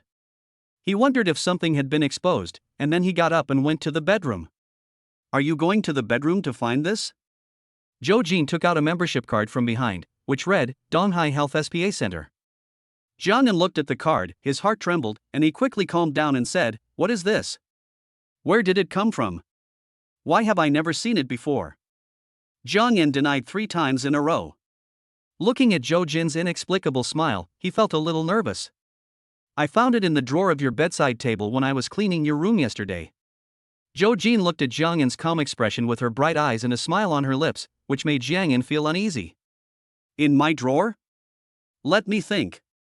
Jiangyan held his forehead with his hand, pretending to be in deep thought. Oh, I remember now. This was given to me by a business friend a long time ago. Gan pretended to be enlightened. Zhou Jin watched Jiangyan's award-winning performance, but he still had doubts in his heart. Is that so?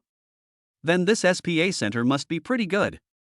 I've been very busy with work these days and I'm pretty tired. Let's go there and get a massage to relax. Zhou Jin hit the back of his neck with his fist and said slowly. Let's not go. Just lie down at home for a while. Jiangyan quickly refused. If you don't go, I'll go by myself. Zhou Jin sat up from the sofa and prepared to put on his shoes. Jiangyan was a little flustered when he saw this. He was struggling in his heart, should he go or not? If he went, he would be exposed. If he didn't go, and let Zhou Jin go alone, he couldn't hide it either. Besides, letting his girlfriend go to a massage parlor alone seemed a little foolish. I'm worried if you go alone. I'll go with you. Jiangyan held Zhou Jin and said. Gan thought that he would act accordingly when he got there. After they put on their shoes, Jiangyan planned to contact the receptionist first to let them know. But Zhou Jin kept looking at him, which made Jiangyan a little nervous. Jiangyan drove the Volvo, steered the course, and headed straight for the Donghai Health Center. As soon as we got off the car and entered the grand and magnificently decorated lobby, the receptionist Xiao Zhao came to greet us. Jiang Yan desperately shook his head and winked at Xiao Zhao, but still couldn't stop the other party's enthusiasm. Brother Jiang, you haven't been here for a long time. Ah. Gan responded somewhat stiffly. Zhou Jin looked at the two people greeting each other, smiled, and said to Jiang Yan, haven't you been here before? I only came here once, with that business friend. Gan struggled desperately. Zhou Jin had a faint smile on his face. He took the card and walked to the front desk and said, hello, can you help me check the phone number and spending record of this card? After the girl at the front desk responded, she took the card, put it on the card reader, and reported Gan's mobile phone number. Making friends out of nothing? Zhou Jin asked Jiang Yan with a smile. The balance on the card is 34,000, and 66,000 has been spent, the girl at the front desk continued. Jiang Yan sighed inwardly, thinking that he had made a mistake and the truth would come out sooner or later. After spending 66,000, you recharged 100,000 in one go? Zhou Jin looked at Jiang Yan in surprise and asked. Jiang Yan did not say anything, since he had already been exposed. However, he did not admit that he had spent 66,000 yuan. Because he had spent more than 66,000 yuan. After all, if you deposit 100,000 yuan, you will get 50,000 yuan for free. However, the 50,000 yuan was not included. Wife, take a hot spring bath first, and then go upstairs for a massage.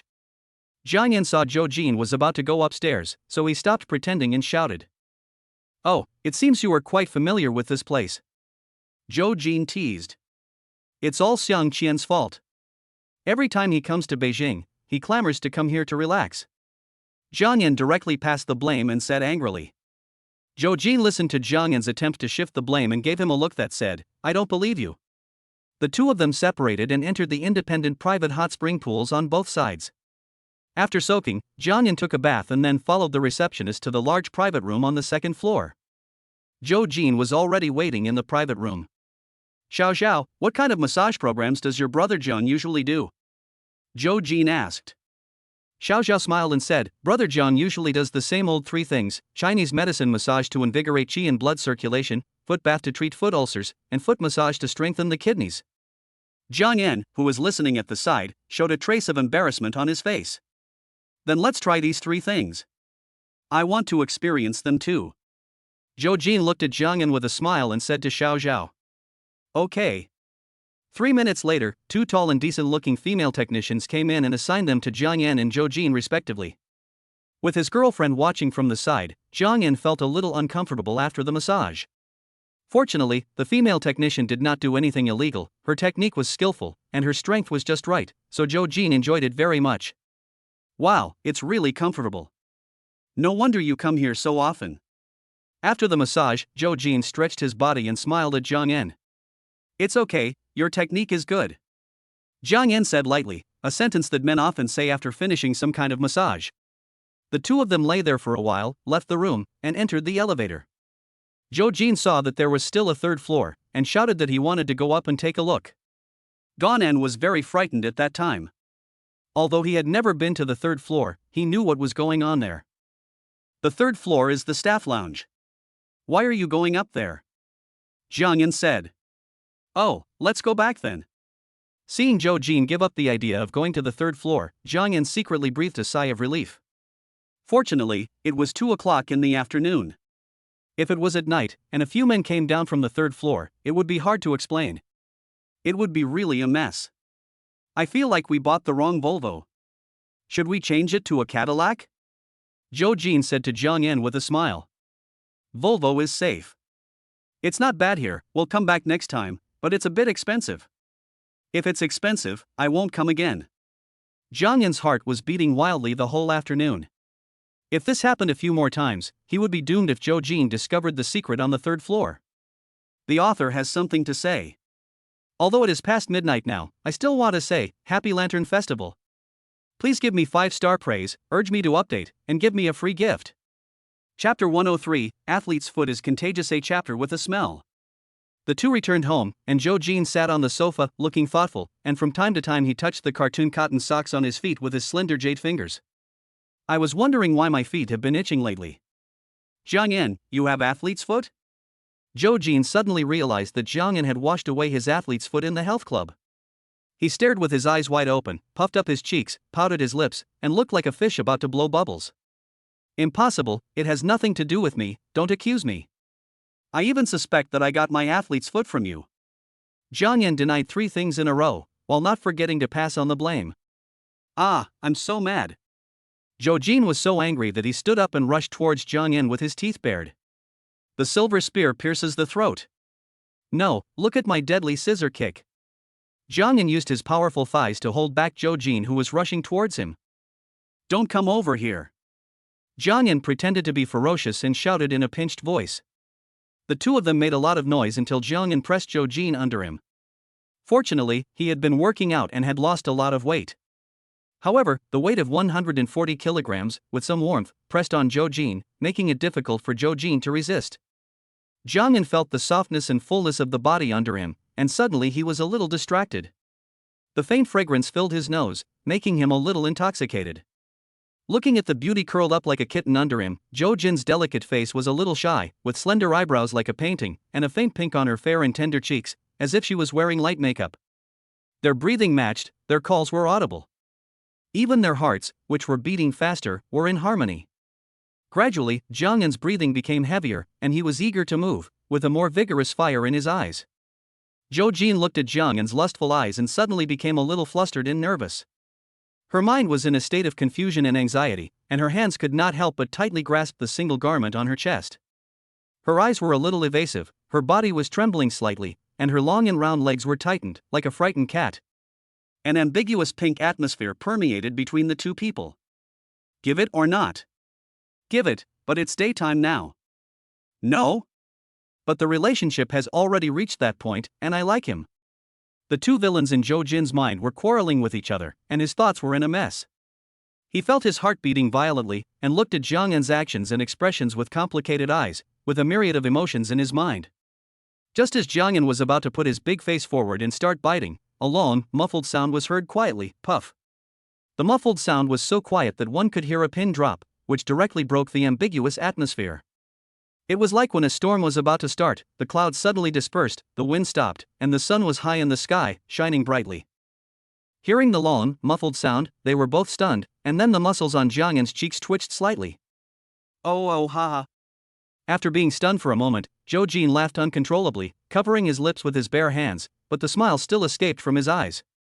Listening to Zhou Jin's silver bell-like laughter, Jiang Yan laughed awkwardly twice, pretended to look around, then set his eyes on Zhou Jin's face and said, "Why are you so vulgar?"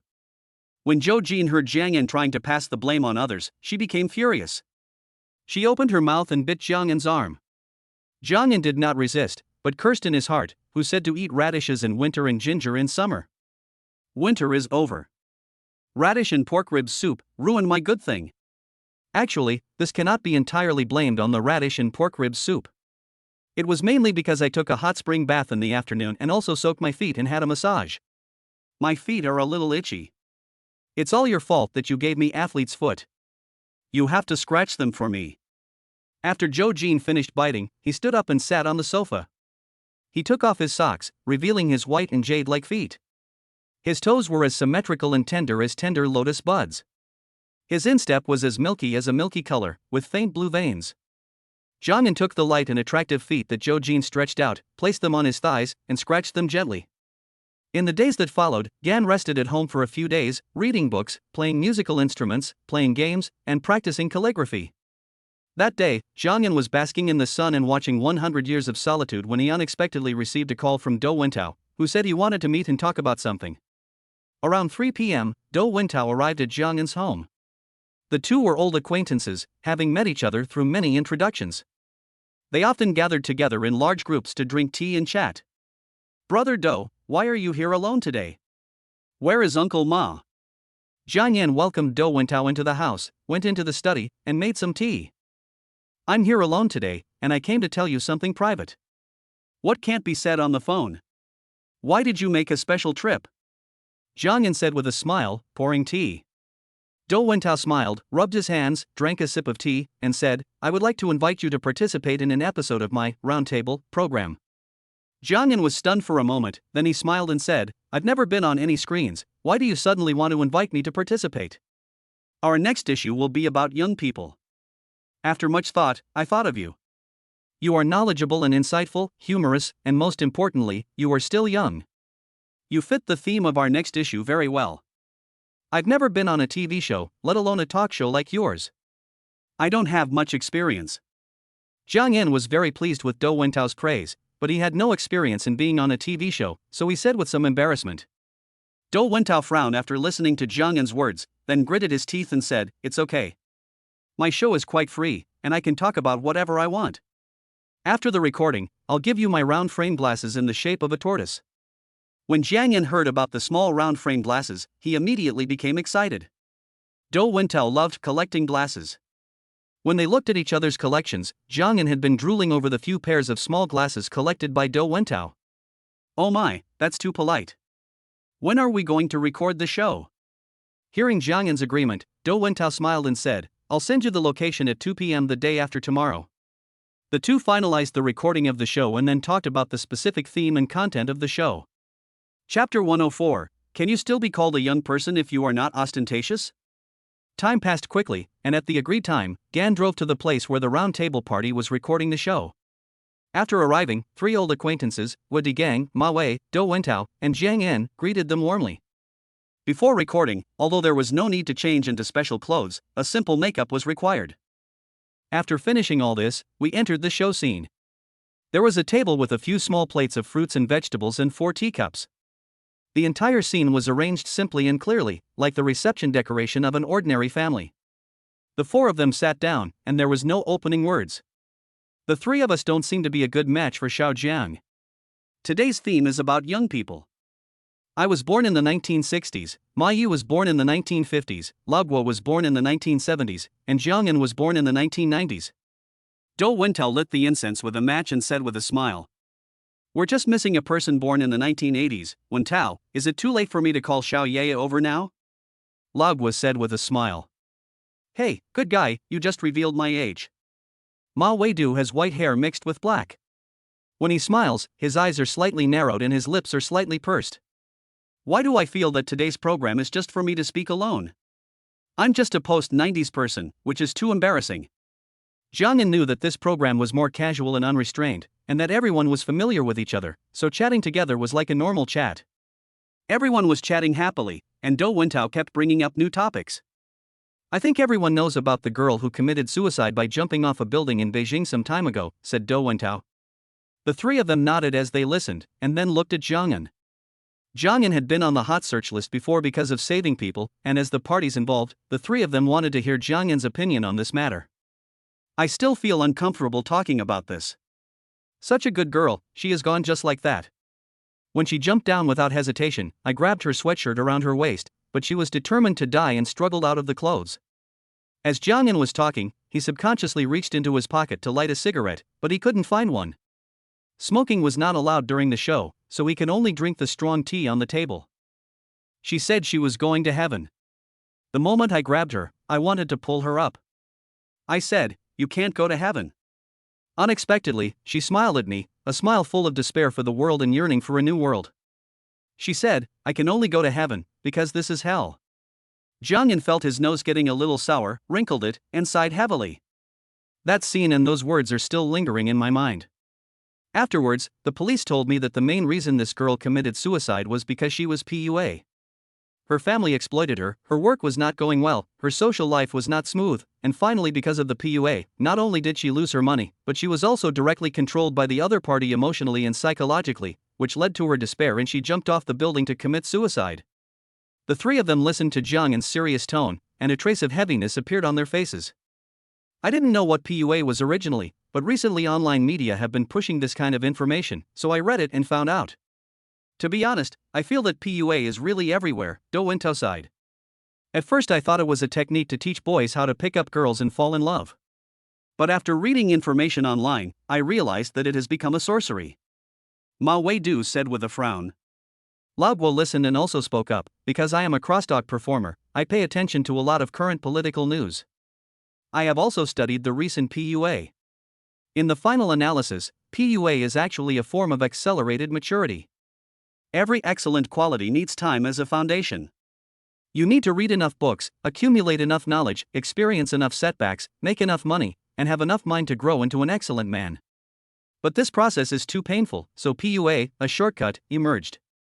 Package yourself, say a few witty words, and the other party will automatically throw themselves into your arms. If you want to chase a girl, chase her, but this way will only get you paper feelings that will break at the slightest poke. But the scary thing is that this thing has gradually become a scam, defrauding money and sex, and even encouraging suicide. This kind of thing makes me shiver when I hear about it. I am thinking about a book recently, which is based on PUA.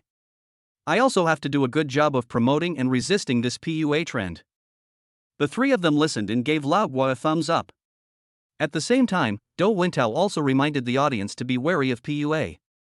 The four of them talked about the characteristics of PUA and how to identify them, slowly guiding the topic.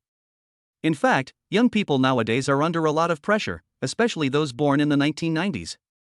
Their parents are basically getting old, and they have children to take care of, or some want to start a family and continue the family line. The key is that prices for goods and housing are so high now, and it is not easy to live in the city, said Do Wintao. The three of them listened and nodded. People used to say that those born in the 1990s are a lost generation, but I never think so. Society must be getting stronger with each generation, otherwise how can the country and society progress? Said Ma Weidu. Zhang Yan, you should be the most valuable person among those born in the 1990s. Can you understand the pressure that those born in the 1990s are under now? Zhang Yan smiled when he heard it, tapped the table with his fingers, and said, Brother Do, be more confident and include those born in the 1980s. As a young man, Gan was not modest and admitted it openly.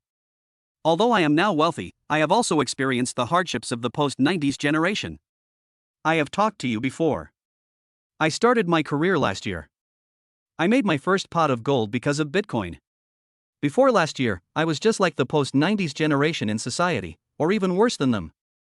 From the time I graduated from school, I was full of energy and looked forward to the future. Then I encountered setbacks everywhere, my edges and corners were smoothed, and my life, work and social life were all ups and downs.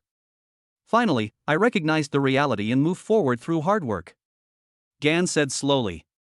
Bitcoin is surging now, do you regret selling it? Lao said with a smile. Zhang Yan shook his head and said, I am an optimistic person. Besides, I don't need that little money now. When I chatted with you before, I always felt that you were not like a young person, and were very calm and relaxed.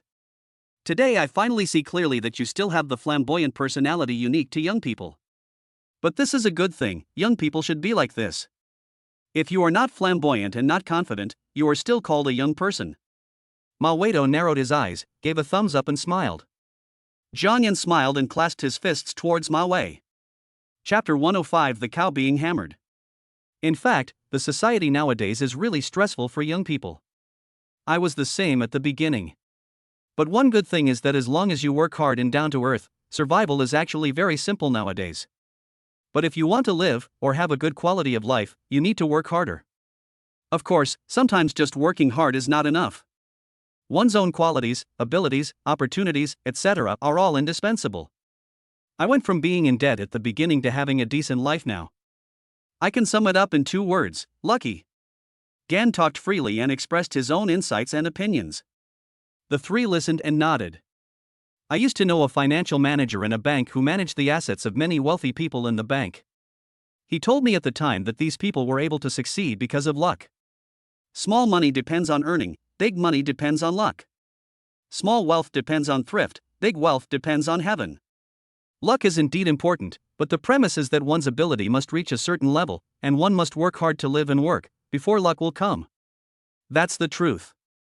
We often say that if one's virtue is not in line with one's position, there will be disasters. If one's wealth is not in line with one's position, there will be burdens. If one does not have sufficient mental and moral character, even if good fortune comes, one will not be able to withstand it. 4 people sat and discussed, 3 middle-aged men and a young man named Gan, and there was no sense of incongruity at all. Zhang Yan, do you think your current achievements are the most glorious moments of your life? Do Wintao asked. We're not doing a talk show, so why does it feel like an interview? Zhang Yan said with a smile. Actually not. I feel my most glorious time was when I regained confidence in life after failing in my business a few years ago and became destitute. In that business, I lost all the money I had saved from hard work and was in debt. Not to mention living, even survival was a problem. But problems can be solved after all. Work hard, start over, and save little by little. Gan shook his head and revealed his past mental journey, talking with a smile on his face. As he said, the most glorious day in a person's life is not the day when he achieves success, but the day when he arises from sorrow and despair to have the desire to challenge life and bravely steps towards this challenge.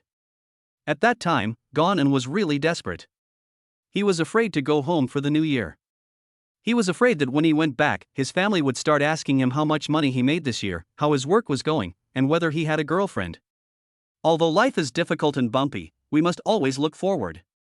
The three of them listened to Gan's story and talked about their own mental journeys, when they began to change, when they felt they had to struggle. I am different from you. What touched me the most and inspired me to work hard to live a good life was a piece of news I saw a few years ago. After listening to the three of them talking about the reasons for their respective changes, Jiang thought back to the past and then spoke. What news? Seeing their curious looks, Jiang smiled and talked about some of his past events. It turned out that many years ago, although Jiang had no money, he was very happy at work and lived a carefree life. When he had no pressure, he saw a piece of news about an indecent video on his mobile phone. The news was about a beautiful young female executive of a listed company having an affair with a man in a 5-star hotel opposite the Oriental Pearl Tower in Shanghai. At that time, most people in the news were paying attention to the two cheating parties and condemning the female executive for betraying her family. However, Gan was not concerned about the two protagonists of the indecent video, but the 5-star hotel. The hotel in the video was extremely high-end, and through the floor-to-ceiling windows, the Oriental Pearl Tower was across the street. At that time, he also checked the price of the hotel, but the price of the hotel stimulated him. Of course, what stimulated him the most was that he didn't even have the money to take a taxi to see the hotel. At that time, I felt depressed when I thought about this. At that time, others had already spent money to cheat on other people's wives in 5-star hotels and even booked rooms. But I felt my pocket and looked at the balance. I didn't even have the money to take a taxi to check out the hotel. At that time, I couldn't stand it. I thought it was not a good idea to just eat and wait for death, so I resigned and changed jobs. I went to a developer to run a business. After saving a little money, I saw some people making a fortune, so I gritted my teeth and worked with my friends on a project. But this time, I failed and lost all my money, and was heavily in debt. The expression on Gan's face kept changing as he told the story. At the beginning, he looked angry, but later, when he talked about saving a little money, he looked a little happy. However, when he talked about the loss in the end, he just sighed. The three of them listened and laughed. Your story is quite dramatic. Your focus is really different from that of ordinary people. Now, have you ever been to that hotel? Jiang took a sip of tea and said with a smile, I'd been there before, alone. Now I've bought the hotel. When the 10 commercial plazas were signed, the ownership of the holy place that had inspired Gan to change was now under Gan's name. Hey, good guy, you have to keep motivating yourself. Next time, I'll take people there to try. Lao Guo joked. Oh, Lao Guo, if you say that, my show might be cancelled. Dou Wentao was frightened by Guo Digang's joke and said quickly. Jiang was also amused by Lao Guo, and then said, we are chatting here, are we off topic? The four of them returned to the topic and talked about some phenomena among young people in society. I've seen some young people with similar family backgrounds, who don't have high salaries, living comfortably, while others are miserable, or even lifeless. Why is this? Most people who live comfortably have few desires. Those who are depressed have many extravagant hopes but have not obtained them. Those who are not angry are probably those who have lost hope in life after being tortured by life and cannot see the way forward. Gan replied. The three people listened to Gan's explanation and thought of a story, the cow that was hit by the hammer. In the past, when castrating a bull, for ordinary bulls, it was enough to cut with a knife. But for those bulls with particularly wild temperaments, it was necessary to use a hammer. That is, cut the thing open, take out the DD, and smash it into pieces with a large wooden hammer. From then on, this kind of bull only knew how to eat grass and work, and did not know anything else. Even when killing it, it did not need to be tied up. Life is a slow process of being hammered. I once wanted to love, eat, and turn into a half-bright, half-dark cloud in the sky in an instant. But as I get older, the pressure of life and my extravagant hopes disappear little by little, and I end up like a cow being hammered. The author has something to say. This is a story I took from Wang Xiaobo's The Golden Age. I haven't finished writing these chapters yet, probably because of my limited writing skills. I have made a lot of excerpts, but I don't know how to arrange them into the plot of the book. The arrangement of the things in this chapter is a bit stiff. In fact, I have read this book myself, but I still feel that it is not well written and I am not satisfied with it. But fortunately, this is the first time I have written so many words. This book is the first one I want to finish seriously, so as to accumulate experience. After reading many books of my peers on the platform, I feel that what I write is not a cool urban god-like article. 0.0 Occasionally it is cool, but more of it is some daily trivial matters and views on life. I hope all book friends can withstand the hammer, forge ahead, and turn the tide. Chapter 106 Numbers with Special Meanings. There are 10 years between 7 and 17, and a lifetime between 17 and 27. Most people die at 25 and are not buried until they are 75. When the four talked about the contemporary young people who left their hometowns and would rather work hard in big cities than return to their hometowns to develop, when they talked about their hometown complex, Gan said, homeland cannot accommodate the body, so there is wandering and distance. Foreign land cannot accommodate the soul, so there is home and hometown. Who doesn't want to be in their hometown? It's just that there are more opportunities, temptations, and challenges in a foreign land. The body and the soul are separated by the world, each with its own concerns. There is never a correct answer in the multiple choice questions of life. None of the options is happy. All the options are painful. This is the multiple choice question given by life. Therefore, most people choose to go to a foreign land to settle their bodies. This damn thing has made me, a grown man over 50 years old, depressed. Do Wentao said with a smile and a sigh. Ha ha. The four talked about the times in their lives when they felt sorry for themselves and the hardships they had experienced. Considering the current living conditions of young people, they couldn't help but sigh. When I just graduated from college and entered the society, I was carefree and free. But after a few years, I smelled of cigarettes, my eyes were dull, and my face was haggard. At that moment, I felt very sorry for myself, but what could I do? I could only reach out and touch the mirror I was looking at. Jiangyan thought of his life back then and sighed. I felt sorry for myself. When I was lonely, I wanted to hug myself, but most of the time I could only hug myself in the mirror. 8 out of 10 things in life are not satisfactory, but I can only talk about 2 or 3 things with others. Most of the time, it is not satisfactory, and it is very bitter. But being able to talk about 2 or 3 things is also a blessing. When you are lonely, you want a hug, but when you are in a lively place, you just watch from the sidelines. Life presses people to the ground and rubs them. People don't want to be defeated by material things, but they no longer believe in pure feelings. Gradually, loneliness has become part of my life and I no longer worry about it. The 4 of them drank tea and chatted. Before they knew it, the recording of the program had been completed. After the 4 of them raised their glasses and drank together, Do Wentao invited Jiang Yan and the other 2 to have a snack together. For today's episode, the show really invited the right people. I think the response will be great after it airs. I'm just a little depressed. We talked about PUA, our views on life, and our living conditions. Jiang Yan, you are going to be famous. As soon as the show airs, a young millionaire will suddenly appear. In the future, there will be a lot of people on the internet who will want to dig up information about you. Ha, I don't care. I'm doing legitimate business anyway, so I'm not afraid of being dug up. Besides, I'm usually low-key, so I don't have anything to expose. Jiang Yan laughed freely. The 4 of them drank afternoon tea and ate snacks. Do Wentao felt a little pained and gave his treasured round-framed tortoise glasses to Jiang Yan. Hey, Wentao, you're being unkind. Why does Jiang Yan have a gift, but we don't? I'm giving you 2 announcement fees. These glasses are Jiang Yan's announcement fees. TSK. Actually, I would rather give him money. I spent a lot of effort to buy these glasses, and I've never worn them myself. Do Wentao said with some heartache. Jiang Yan took the glasses case from Do Wentao with great effort, smiled and said, my appearance fee is already very cheap. This is my first time on the show, and I dedicated it to your roundtable party. The 4 of them chatted for a while, and after they separated, Jiang Yan went straight home. When Jiang Yan went out to eat with Zhou Jin in the evening, he put on his glasses directly. Hey, why are you wearing glasses? Zhou Jin asked with a surprised smile as he looked at Jiang Yan's new outfit. Jiang Yan smiled elegantly and pushed his glasses on the bridge of his nose, saying, I went to record a program today. These glasses are the appearance fee given to me by Do Wentao. I look good in these glasses, don't I? Zhou Jin looked at it, nodded and said, it looks very profound. And a bit ruthless. Cruel? What do you mean? Exactly.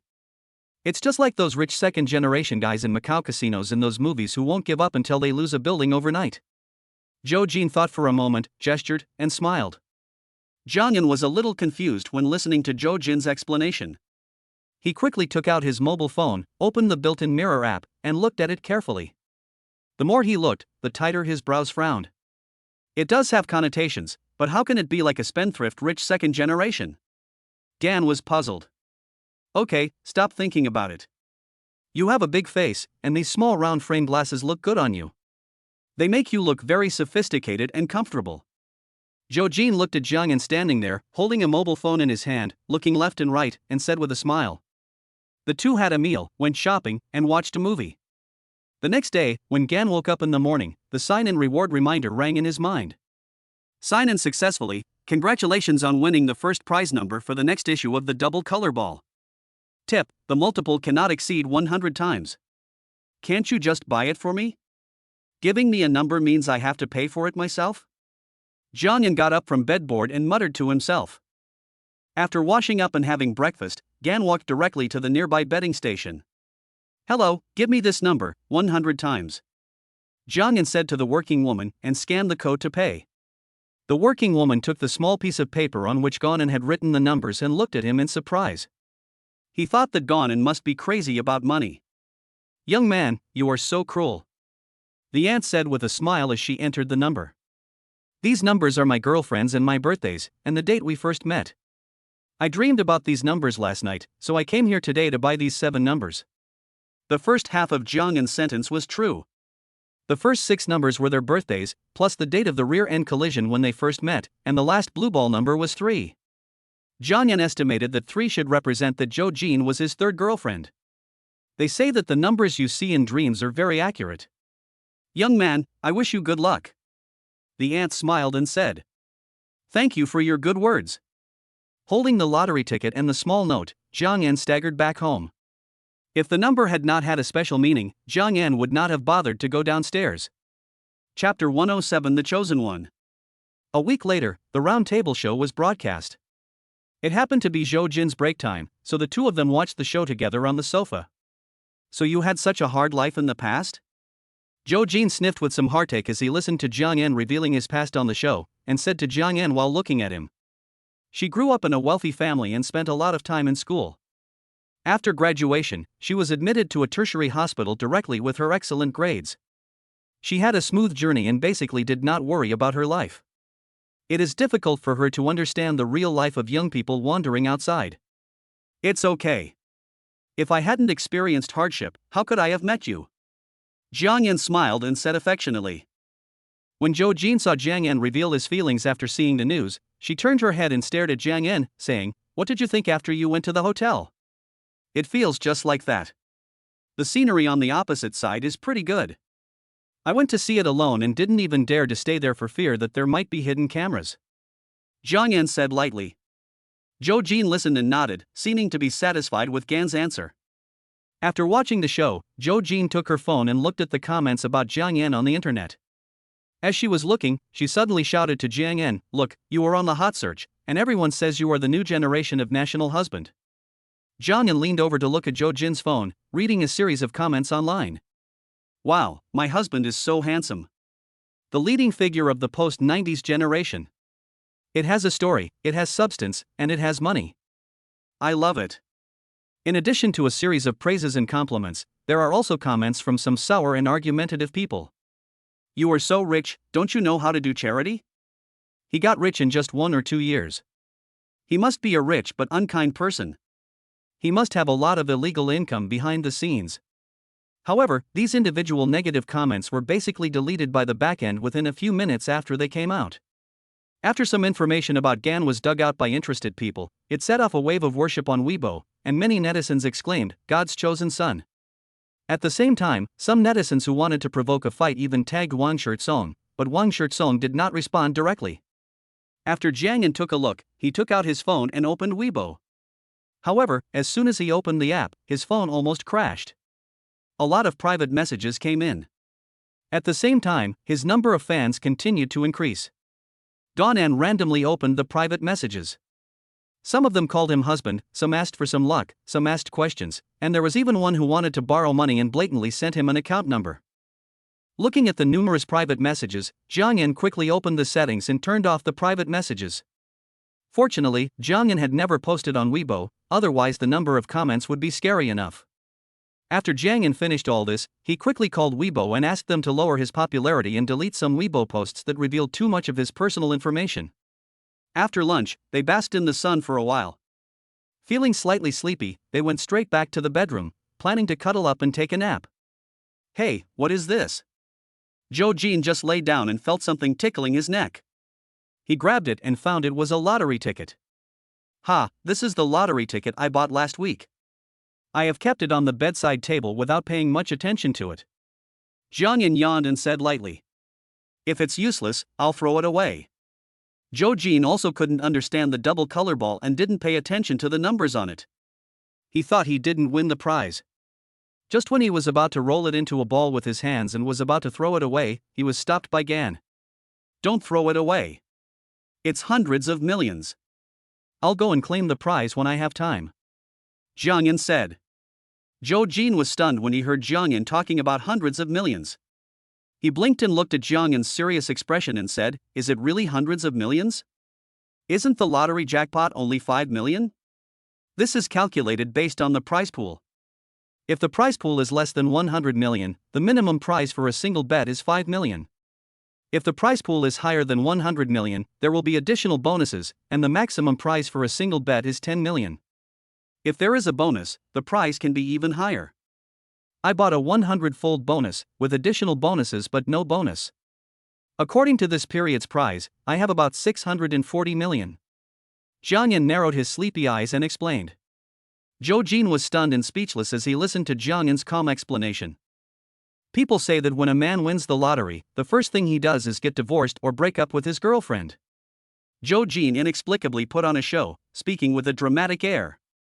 Jiang Yan was a little confused by Zhou Jin's inexplicable words. What the hell? Don't talk nonsense. It's just over 600 million. I won't break up with you even if it's 6 trillion. Besides, the numbers on this lottery ticket are our birthdays and the date when we first met.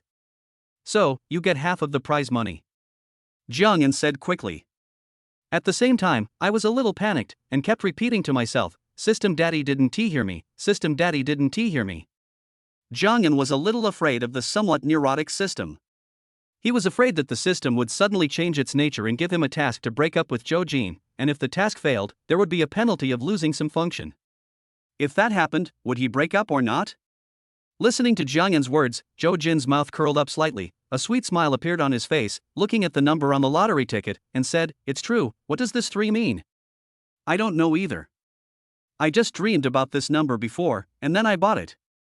Gonan shook his head and said. Your luck is really unmatched. And you are so careless that you just threw more than 600 million yuan aside. Zhou Jin smoothed the lottery ticket between his hands, and then put it in Jiang Yan's hand. You can keep the winnings from the lottery tickets you bought. I'm not short of money and it's enough for me to spend. Zhou Jin said with a smile.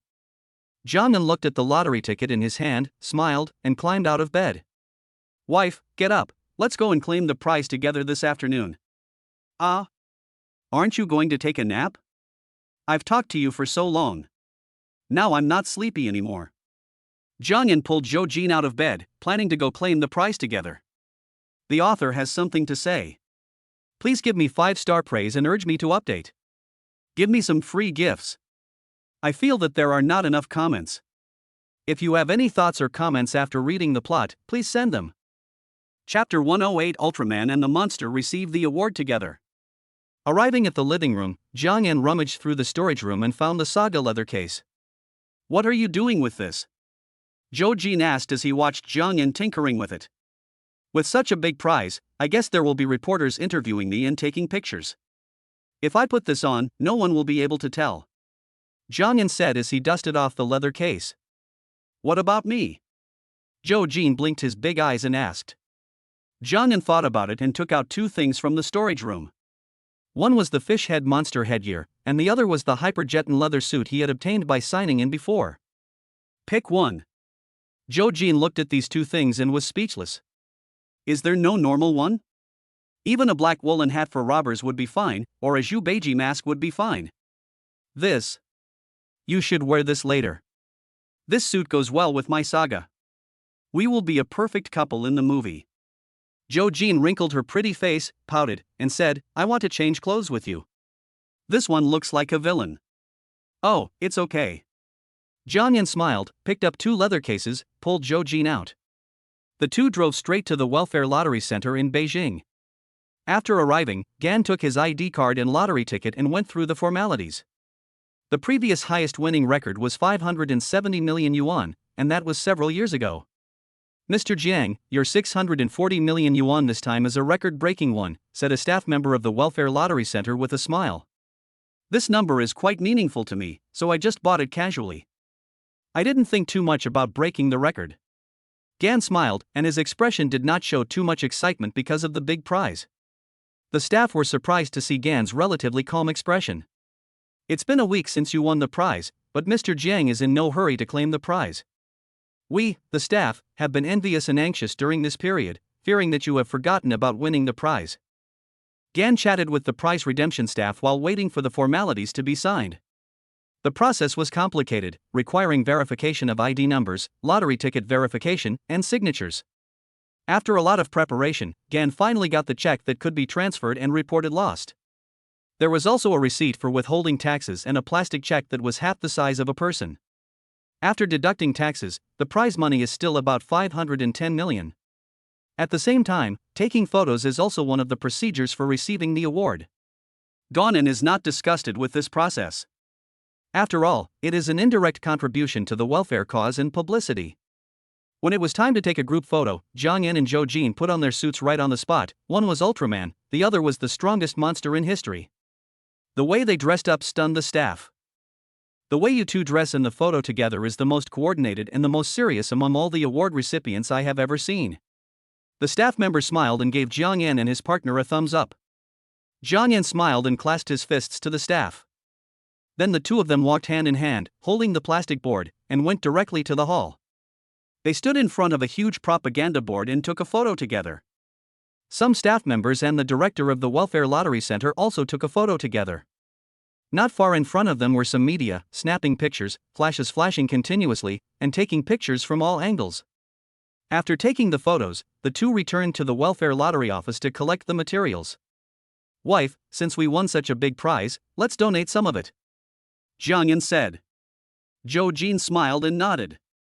Afterwards, Gan told the staff about his idea.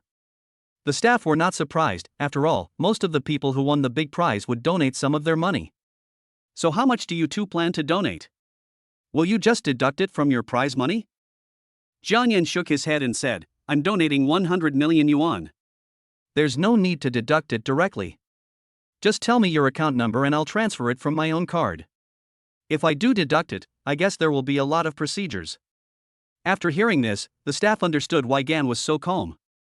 They thought, wow, he donated 100 million without blinking an eye. It turns out that he is a wealthy man. No wonder he is so excited. TSK. As expected, the richer a person is, the better his luck. After transferring the money and donating it, I did not receive any reminder about cash back because according to the system's judgment rules, donations are not considered personal consumption behavior. After returning home, Gan called the bank directly and cashed the check. After this afternoon's trip, Gan was a little tired. The next day, the news that Gan received the prize wearing a suit made the headlines. Some friends who often visited Gan's home roughly guessed that Gan had won the prize from the two suits. They called him one after another, asking questions, expressing their congratulations, and asking Gan to treat them to a meal. Even Grandpa Jean downstairs brought his two kids to Jiang Yan's house, saying that he wanted to share in the good fortune. After a few days of silence about winning the lottery, Jiang Yan practiced calligraphy at home. His brush strokes were vigorous and flamboyant, with a style similar to that of Yan and Lu. While I was practicing calligraphy, Jiang Yan's second uncle suddenly called me, and his tone on the phone sounded a little anxious. It turned out that Jiang Yan's cousin Xiaolong had some problems in Pengcheng. He had a fight with someone and beat him up. He is now in the police station. They had agreed to settle the matter privately by paying some money, but Long felt that he was right and was stubborn. He refused to admit his fault and the matter remained at a standstill. The other party is now threatening to sue and send Xiaolong to jail. After all, a broken head is considered a minor injury, not to mention that 2 others were also slightly injured. If the matter is really investigated, it will be enough to sentence him. Zhang Yan's uncle and father are both chief engineers and production managers on a construction site. They have been busy with inspections recently and are too busy to spare time.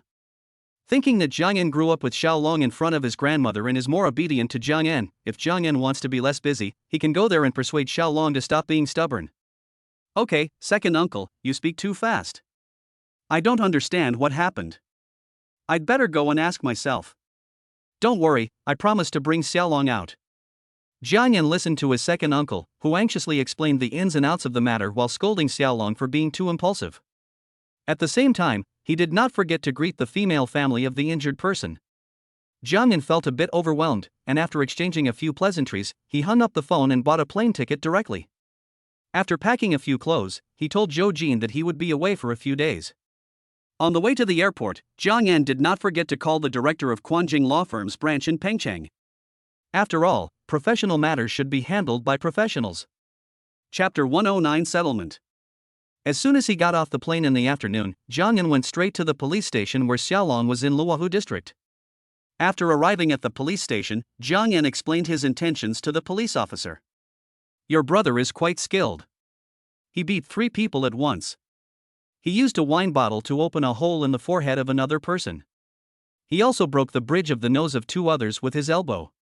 One of them had a slight concussion. Fortunately, the concussion was not serious and nothing happened.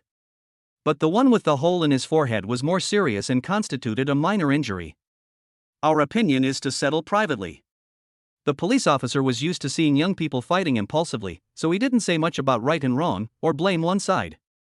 He just shook his head, said Xiaolong was ruthless, and gave some advice on how to deal with it. We have some farming skills in our family, and the young man is full of vigor and vitality. Officer, I want to meet him. Gan said. Your lawyer has arrived and is talking to your brother. Zhang Yan nodded and followed the police officer to an office. Inside the office, a lawyer in a well-dressed suit was talking to Xiaolong, who had some bruises on his face. Hello, Mr. Jiang. When the lawyer saw Zhang Yan arriving, he quickly stood up, shook his hand and greeted him. Hello, Lawyer Gua, thank you for your help. Zhang Yan nodded in response. Then the 3 of them sat together and listened to Xiaolong explain the whole story. It turned out that the night before yesterday, Xiaolong and his girlfriend were eating supper at a roadside stall.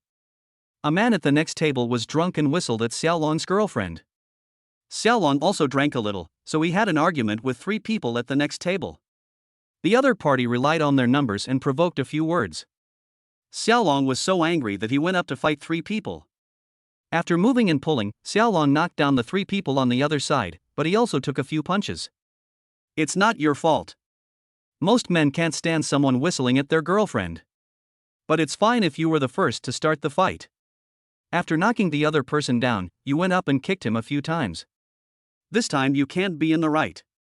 You know a little bit of fighting, so you are in a weak position when it comes to determining the responsibilities of both parties in the fight. But it's okay. Lawyer Gui is here to handle it. Zhang Yan looked at his somewhat dejected cousin, smiled, and spoke a few words to him without any excessive blame.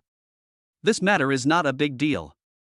Although your brother started it first, it was the other party who provoked him first.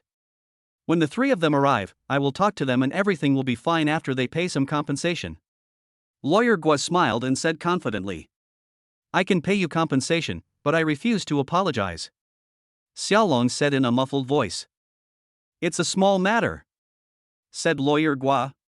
Afterwards, the 3 of them waited in the office for the other 3 to arrive, and Lawyer Gua also taught Xiaolong the correct way to behave when someone provoked him in the future.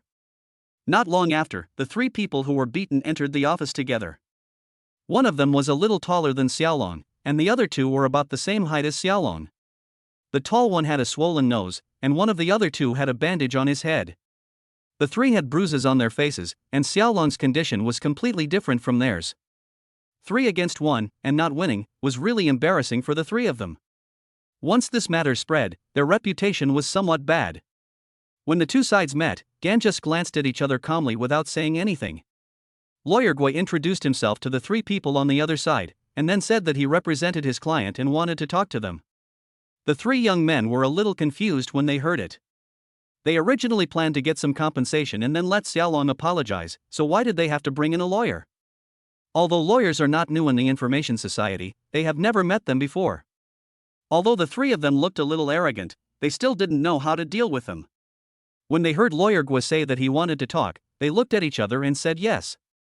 Afterwards, Attorney Gui went out with the three of them, and no one knew where they went. After about an hour, Attorney Gui came back with the three of them. Seeing Lawyer Gui's relaxed look, Zhang Yan knew that the matter was resolved. Finally, with the police as witness, Zhang Yan paid some medical expenses, lost wages, mental damages, etc., and they also signed a letter of understanding. The compensation was slightly higher than the market price. After all, the other party was only slightly injured. Moreover, this result was fought for by Lawyer Gui, otherwise the compensation would be much higher. After leaving the police station, Zhang Yan and Xiaolong thanked Lawyer Gui and invited him to have a meal together. I told you to go to Shanghai with me a long time ago, but you insisted on coming to Pengcheng with your girlfriend. Your family members are worried about you being here alone. After dinner, Zhang Yan took Xiaolong for a walk in the mall and bought him some clothes and other things. You were detained for 2 days because of your girlfriend. Where is she now? Zhang Yan looked at Xiaolong, who was silent and kept his head down, and asked helplessly. She came to see me yesterday, but since I couldn't help much, I let her go to work as usual. When she came out in the afternoon, I sent her a message. She is now off work and in the rented house. Xiaolong couldn't help but raise his head when talking about his girlfriend, with a faint smile on his face, and said. Zhang Yan took Xiaolong to try on clothes while chatting with him. After buying a bunch of clothes, the two left the mall. Brother, I will pay you back the money when the time comes. Xiaolong looked at some expensive clothes in his hand and thought of the compensation, and suddenly said. Zhang Yan listened and was stunned for a moment. Then he frowned, waved his hand and said, money is a small matter, you don't have to pay it back. The key is your job. You were an intern in a small company as an accountant. Now you have been detained for 2 days, you should have lost your job. When he said this, Xiaolong lowered his head in silence, with an indelible sadness on his face, and his expression was withered, like an eggplant hit by frost. He was 5 or 6 years younger than Zhang Yan, and had just graduated from college not long ago. After leaving school, he faced a lot of things. For a moment, he didn't know what to do. He and Gan grew up in a similar environment. They grew up together in front of their grandmother. Their father's education was a typical way of education. So when they grew up and went to college to choose their majors, perhaps because of the shadow of their youth, or perhaps because they didn't want to live under the shadow of their parents, they both chose non-architecture majors. He studied accounting, and Gan studied marketing. However, Gan was a second-tier university student, while Xiaolong was a junior college student. Looking at his cousin, Zhang Yan had a headache for a moment. He did have a way to introduce a job to Xiaolong, such as the accounting firm that he wanted to work for, PwC. However, Xiaolong's education was a big problem. He graduated from a junior college. PwC's interns were basically top students from well-known universities at home and abroad. Even if Zhang Yan got Xiaolong in with his status, the situation after that could be imagined. Chapter 110. Even the god of gamblers dare not play the penguin lottery. When I was young, I often felt that when studying, whether or not I had a high or low academic qualification was not important, or that it was just that. Even some toxic chicken soup often instilled that academic qualifications were not important. What was important was your ability. Before I entered society, I was used to hearing similar words and used them as a reason to relax. But after entering society, I found that those who said such words were quietly improving themselves. Xiaolong does not have enough academic qualifications now, so Zhang Yan has to rack his brains to help him. You should take the CPA exam. There is no academic requirement. If you pass, I will bring you into PwC. Gan thought for a moment and said to Xiaolong, who was a little depressed. Xiaolong listened and just hummed lightly. Zhang Yan listened to the daily coping sounds and sighed inwardly. When Xiaolong was in school, he took the junior accountant exam. It was his family who pushed him left and right, and he reluctantly read the books and took the exam several times before he passed. Now he wants him to read books and take the CPA exam on his own initiative. Let's not talk about the difficulty of passing the exam. Just to make him have this thought is a foolish dream. The price of growth is painful, and it requires leaving one's current comfort zone. But if it's comfortable, why leave it? Just muddle along, it's okay for now, this is Xiaolong's current state. Even though Gan had told him that there was a good future ahead, forcing himself again, or even forcing himself for a long time, required great determination. So great that he needed to feel the pain all the time to alert him, urge him, and actively move forward. It's up to you. Think carefully about what I say. Do you want to stay at my place tonight? Jiangyan asked with a sigh. Xiaolong shook his head. Someone was waiting for him at the house he rented. I'll go back and live there. Xiaolong said. Okay, but you just came out of the police station, I'll take you to take a bath and have a massage. Relax and get rid of the bad luck. Jiangyan moved his body, stretched his muscles, and said. Brother, no need. I'd better go back early. Xiaolong shook his head and said. It's okay.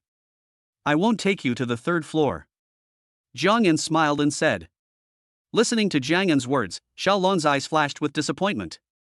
With Jiangyan's half push, the two took a taxi. He told the driver that he wanted to go to a nearby luxurious bath center, and the driver smiled meaningfully. After taking a bath, the two brothers separated, feeling refreshed. When Jiangyan returned to Shangmi Lake No. 1, he found that the villa had been cleaned on time and everything was clean and tidy, so he could move in directly. Jiangyan felt that living in Pengcheng was quite comfortable. The air was fresh, and the sea breeze blew gently at night, with a hint of salty sea air. The city was brightly lit, showing the prosperity and joys of life at all times. During the day, the sky is clear and blue. The boundless expanse is dotted with clouds of various shapes, changing all the time, as if depicting the lives of different people.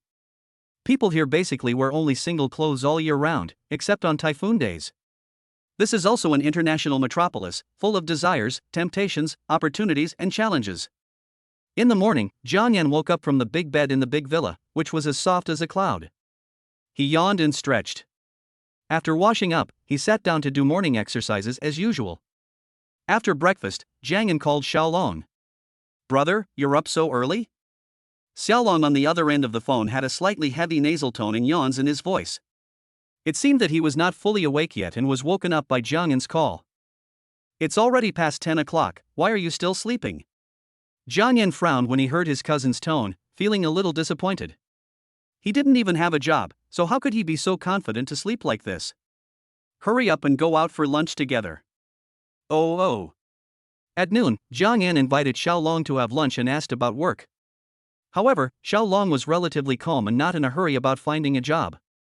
After all, it was easy to find a job in a big city, but it was hard to find a good job. An accountant like him with a junior college degree cannot get into a big company, but some small companies are still happy to have these obedient, cheap interns. In the afternoon, Jiangyan went to visit Ma Huateng's home, but Ma Huateng felt heartbroken when he saw Jiangyan, as if he was still brooding over the two telescopes he had lost before. Hey, Uncle Tong, where did you get these two telescopes? They look better than the last ones. Are they new? Jiangyan touched the brand new telescope, bent down, looked at the sky with the telescope, and said. When Ma Huateng heard this, his face suddenly darkened and he said angrily, Don't move. I just bought it. Oh, don't be so stingy. Last time I brought the two telescopes back to Beijing, I wanted to look at the stars at night, but I couldn't see anything. Everything was gray. Jiangyan couldn't help but sigh when he thought of the two telescopes that were placed in Beijing and are now covered with dust. The air quality in Beijing is so poor, with haze coming from time to time. It would be a miracle if you can see the stars at night. I think you might as well return the telescope to me. Ma Huateng persuaded with a gleam of light passing through his glasses from time to time, still thinking about his two collections and his words. After hearing this, Jiangyan smiled and said, Giving it away for free is not good. After all, I won from others. If I return the things to you, others will also want to take back their bets, which will make it difficult for me. How about this, let's play another game, we can play anything. Chess, mahjong, cards, paikao is also okay. Ma Huateng snorted softly. He would not be fooled by Jiangyan now. The telescope is just a pearl covered in dust if you put it there. You can't play chess or mahjong. I'd rather have a bet with you, open a box in the game, or win a prize on the roulette wheel. Whoever draws the best thing wins. How about this? Do you want to join us? As Jiangyan listened, the muscles on his face twitched twice. Even though Jiang Yan now possessed the skills of a gambling god, he still couldn't win in Penguins games, where he could draw prizes in open boxes, or even bet his life on them. You might as well just grab it directly. Others will burn incense for you before drawing the lottery. You are the ancestor. You can't beat me, you can't beat me. Jiang Yan sneered and shook his head quickly. Ha ha. They pay money to win the prize, and you also have a chance to win. When the game has activities in the future, I will have the backend directly put your photo on it. P.S. Have more interactions and increase the popularity. If I see some interesting comments, I will reply. Chapter 110 Sexy Dealer doesn't exist. Jiang Yan stayed in Pengcheng for 2 or 3 days, waiting until Xiaolong had secured a stable job and was working diligently. Jiang Yan was ready and planned to return to Beijing. Just when he was about to go back, Zhang Xiaolei called him. Brother-in-law, my sister said you were in Pengcheng these 2 days. I'm in Macau now, do you want to come over and hang out with me? You are in Macau? What are you doing in Macau? I am planning to go back to Beijing tomorrow and don't have time to go to Macau. Jiang Yan said. Apart from gambling, what else can you do in Macau? You live like an elderly person, can you be a little more passionate? My sister told me to take you out for a walk, fearing that you'd be bored at home. Zhang Xiaolei felt that Jiang Yan's undemanding lifestyle was similar to that of a retired elder in his family. When chatting with Jiang Yan, he felt that Jiang Yan was very interesting, but when it came to playing together, they could never play together. The two were obviously of similar age, but as if there was a generation gap, it was very contradictory to get along with each other. Nonsense, your sister said you are uneducated and asked me to stay out of your way. Jiang Yan said with a smile. Hey, I'm not lying to you. My sister said that the hospital recently admitted a critically ill pregnant woman. All the attending doctors in their obstetrics and gynecology department have to live and eat in the hospital. Zhang Xiaolei said a lot of things, persuading Jiang Yan to go over and play together. Is this true or false? Really? If you don't believe me, call and ask. Jiang Yan hung up the phone and called Zhou Jin. The situation was exactly as Zhang Xiaolei had said. Their hospital had admitted an elderly woman with congenital heart disease who was about to give birth, but she had successfully given birth to the baby. The situation of the mother and her baby is a bit complicated now. During the delivery, our director and I were very nervous, fearing that her heart would stop beating. But fortunately, she was born. Our obstetrics and gynecology department is just taking care of her now, and we have colleagues from the cardiology department to look after her. Although Zhou Jin's tone sounded simple and plain, the process he described seemed a bit thrilling. Then I'll go back to accompany you tomorrow. Jiang Yan couldn't help but say, sensing a hint of fatigue in Zhou Jin's tone. It's okay, you and Xiaolei can go to Macau for some fun. You're often bored at home, so it's a good time to go out and relax. Zhou Jin said in a calm tone. Aren't you afraid that I'll lose all my fortune after I get addicted to gambling? Jiang Yan said jokingly. Don't be afraid, you won't get carried away. Even if you lose everything, I will support you. Jiang Yan felt Zhou Jin's sincere tone and felt very happy. No one had ever said these words to him before. Even my parents never said it. They cared for me with plain words and simple actions. They didn't say anything, but every move was full of the deep meaning of this sentence. Then I'll really go. Jiang Yan felt that women liked to say the opposite of what they meant, and couldn't help but confirm it again. Go, remember to put on your little round frame glasses. Jiang Yan smiled, and then the two of them chatted sweetly for a while before hanging up the phone. To go to Macau, a pass is required. Jiang Yan had never been there, so he had no pass. According to regulations, if you apply for a pass for the first time, you need to go in person. Jiang Yan had no choice but to drive his car and bring his documents to the entry and exit hall. After getting his documents, Jiang Yan prepared to go there. The easiest way to get to Macau is to drive, but unfortunately Pengcheng license plates cannot enter Macau. So Jiang Yan drove to Sheko and took a ferry from there to Jiuzhou port. The distance seemed short, but it took about 2 hours. After getting ashore, Jiang Yan took a taxi. The drivers here have not had a very good reputation online.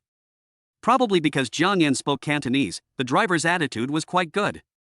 When Jiang Yan said he wanted to go to the Lisboa casino, the smile on his face became even more intense. Behind every taxi, there is a millionaire. The taxis are good, but the taxi licenses here are even better, because a permanent taxi license here is worth more than 6 million. When it comes to gambling cities, many people's first impression is Las Vegas in the United States, but in fact, as early as 2007, Macau's gambling turnover had surpassed Las Vegas, making it the world's #1 gambling city. In recent years, the gap between the two has been growing. In 2014, Macau's gambling revenue was 5 times that of Las Vegas. Of the top 10 casinos in the world, 4 are in Macau, and they are among the top 5. Macau is one of the most densely populated and developed regions in the world, with a unique landscape and a large number of historical and cultural relics. The tourism industry is well developed, and the gambling industry is even more developed. It is often heard that entrepreneurs and second-generation rich people have lost their fortunes here. This is a veritable city of desire. When he arrived at the place, thanks to the popularity of mobile payment, Gan directly scanned the code to pay the corresponding amount, but according to the exchange rate, he suffered a small loss. In fact, in Macau, the Hong Kong dollar is more popular than the Macau dollar. Arriving at the Lisboa Casino, a place that has appeared countless times in Hong Kong movies and some indescribable websites. After entering, a special person led the way. As soon as Jiang Yan entered, Zhang Xiaolei called and asked if he had arrived. The two checked their locations and then found each other in the casino. When the two met, Jiang Yan saw many familiar faces at the gambling tables, some of whom he had met before at the racetrack. Wang Xikong was also there, sitting upright and looking at the cards, with some chips in front of him. "Brother-in-law, you are finally here. If you weren't here, I would have no fun," Zhang Xiaolei said with a smile. "You're not betting with me." Jiang Yan rolled his eyes and said, "Brother-in-law, what are you going to play? Let me take a look first and exchange chips at the same time." Jiang Yan walked around inside and found that there were not many people at the gambling tables. Many people came to take pictures. There were no sexy dealers either. The dealers were either uncles or aunts, or young men and women of average looks. Sexy croupiers' emails and text messages have become a cultural export. Even Japanese cabinet officials were bombarded with such emails a few years ago. Maybe the sexy dealer is in the high-end venue, Gan thought secretly. After a walk around, I found that there were all kinds of gambling methods in the casino, including dice, blackjack, Texas Hold'em. There were even slot machines, baccarat, and lucky roulette on the basement floor. Gan exchanged 10 million chips. He was a gambling god. He wanted to win money, but the whole casino was not enough for him to win. He thought, just play it casually, win or lose as fate would have it, just as a way to relax.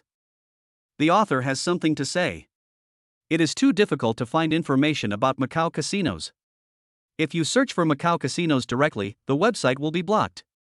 I have never been there either, so I can only rely on some scattered information to piece it together. Chapter 111 Win or lose at will, impossible. In fact, Gan is a relatively rare customer who can bet tens of millions of chips at a time. Many tables have limits, and when he throws in a chip, it's basically the limit. Gan was holding several chips worth hundreds of thousands in his hand, and the remaining chips were of larger amounts, with someone behind him holding them for him. "Brother-in-law, did you exchange 10 million? Zhang Xiaolei looked at the young man holding a plate behind Jiang Yan, roughly glanced at the amount, and asked in surprise. "Well, win or lose as fate dictates, just relax," Jiang Yan said calmly. Zhang Xiaolei didn't know what to say. The chips they exchanged together only amounted to about 10 million. Gan thought that he would win or lose at random, but he thought too much. After he sat down at the dice table, the dealer shook the dice and Gan automatically heard the number. There are many ways to play on the dice table, including 3 armies, big and small, dice, all around, points, etc. Among them, dice has the highest multiple, which is 150 times. Gan already knew the points, so when he placed his bet, he just randomly bet 100,000 on the guessed points. The odds for winning ranged from 6 to 50 times, and after several rounds of confusion, Gan's chips doubled in an instant. He had originally planned to win or lose at random, but Gan already knew the points, and he had no intention of losing on purpose. He bet according to his heart, and he kept winning. "Oh, so boring," Jiang Yan sighed softly. He did not feel the thrill of winning or losing a bet unless he blocked his ears and did not look at the dice cup. Only then could he guess blindly. This young man is really amazing. He always wins when he bets on the points.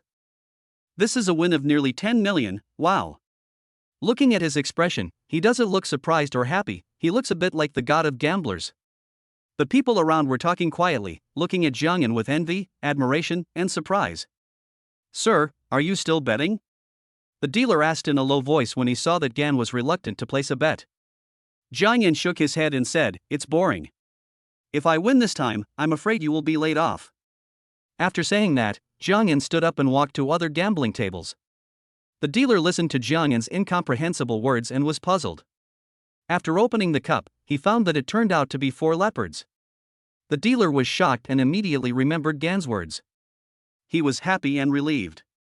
He was happy that all the bets on the table were a winner. He was relieved that Gan did not bet and left. If Gan had bet 100,000 150 times and lost 15 million, he would have been laid off. There really are people who can listen to the dice, huh? The dealer was shocked and secretly breathed a sigh of relief. On the other side, Gan was holding a few chips worth 100,000 yuan, playing with them, and behind him was a casino guy holding 20 million chips. Gan walked around and sat on a blackjack table. When the dealer checked the cards for the gamblers, Gan just turned his head aside.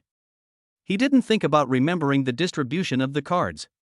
However, relying on his strong calculation and thinking abilities, Gan won more than he lost simply by calculating the probabilities.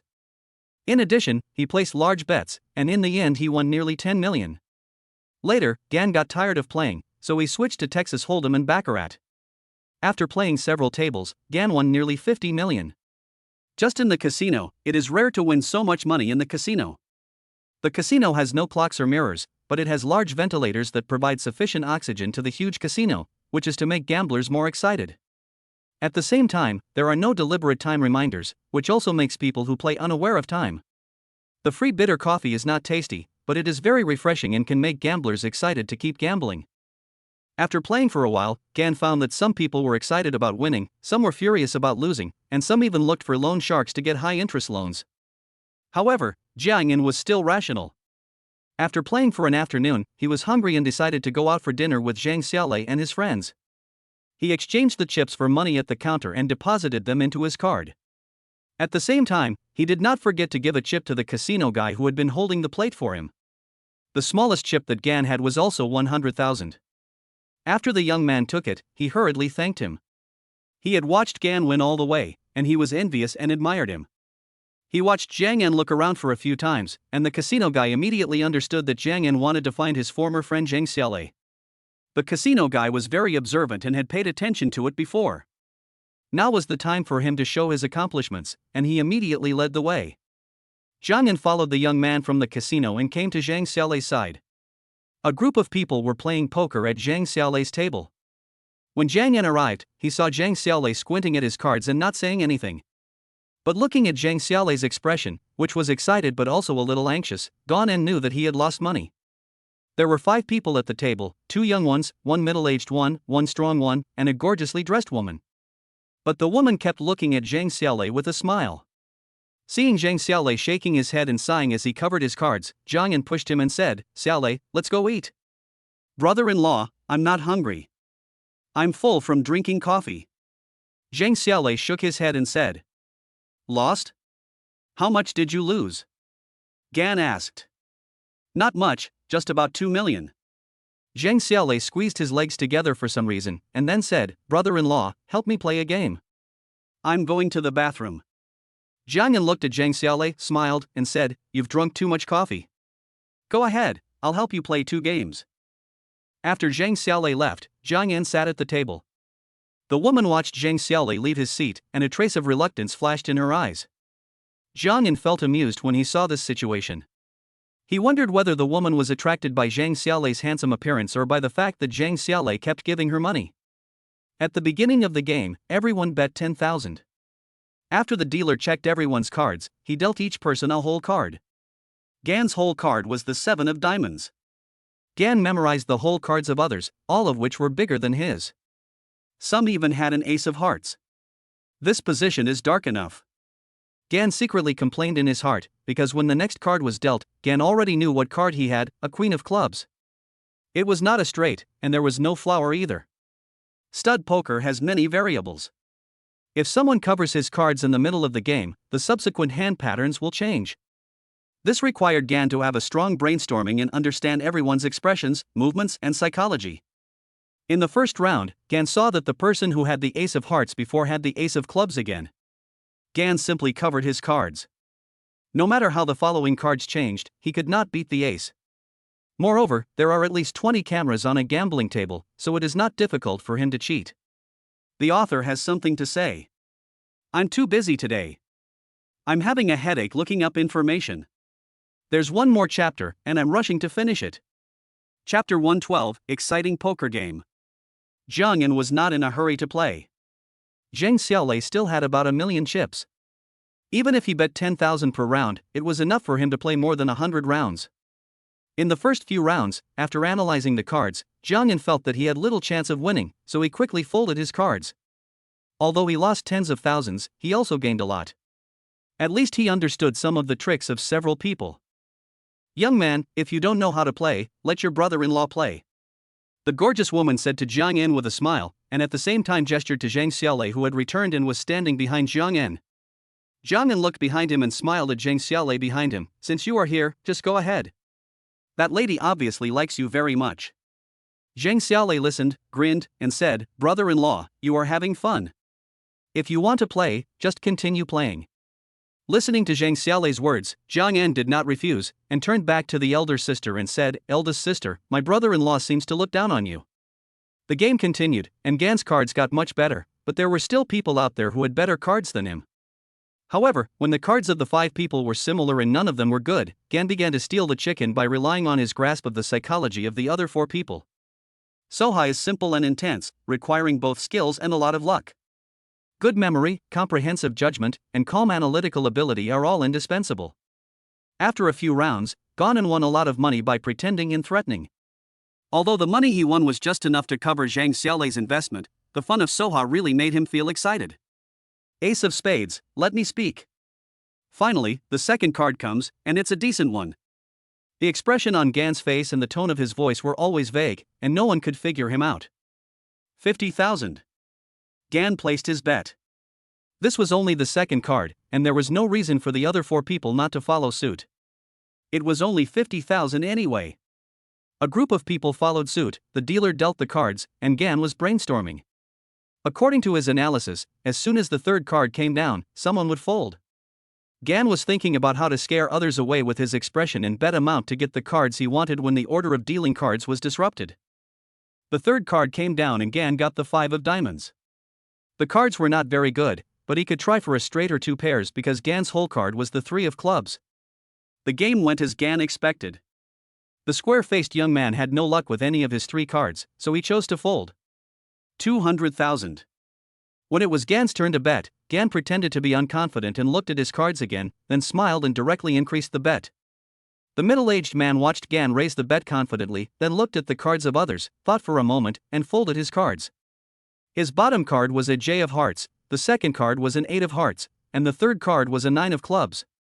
Although this kind of hand can still be used to win a straight and a big pair, the chances are slim because the 9 and 10 have already appeared on the table.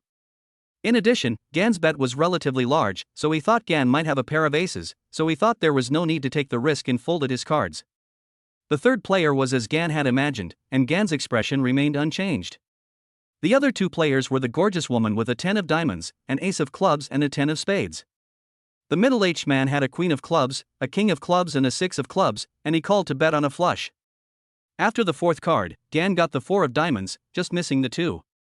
The gorgeous woman got the A of diamonds again, and the cards alone made a pair of old A's. The middle-aged man got a red Q for the 4th card, which made him so angry that he gritted his teeth. Although he had a pair of Qs and no flush, the pair of A's on the table were staring at him, which made him very entangled. 300,000. The gorgeous woman looked at Gan and directly raised the bet. She had the confidence. She was not afraid that Gan had a pair of aces, but only that Gan had a straight, but she could also have a full house.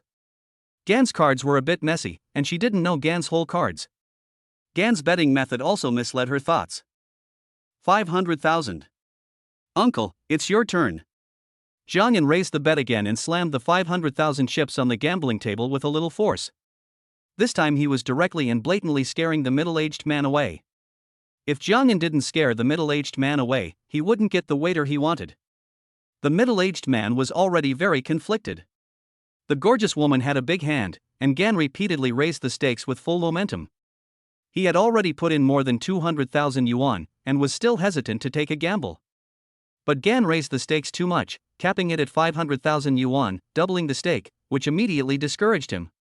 The gorgeous woman was also startled by Gan's sudden raise, thinking, I have already put my aces on the table. Could it be that he thinks I only have aces, and he also has aces, and wants to take a chance with the last card?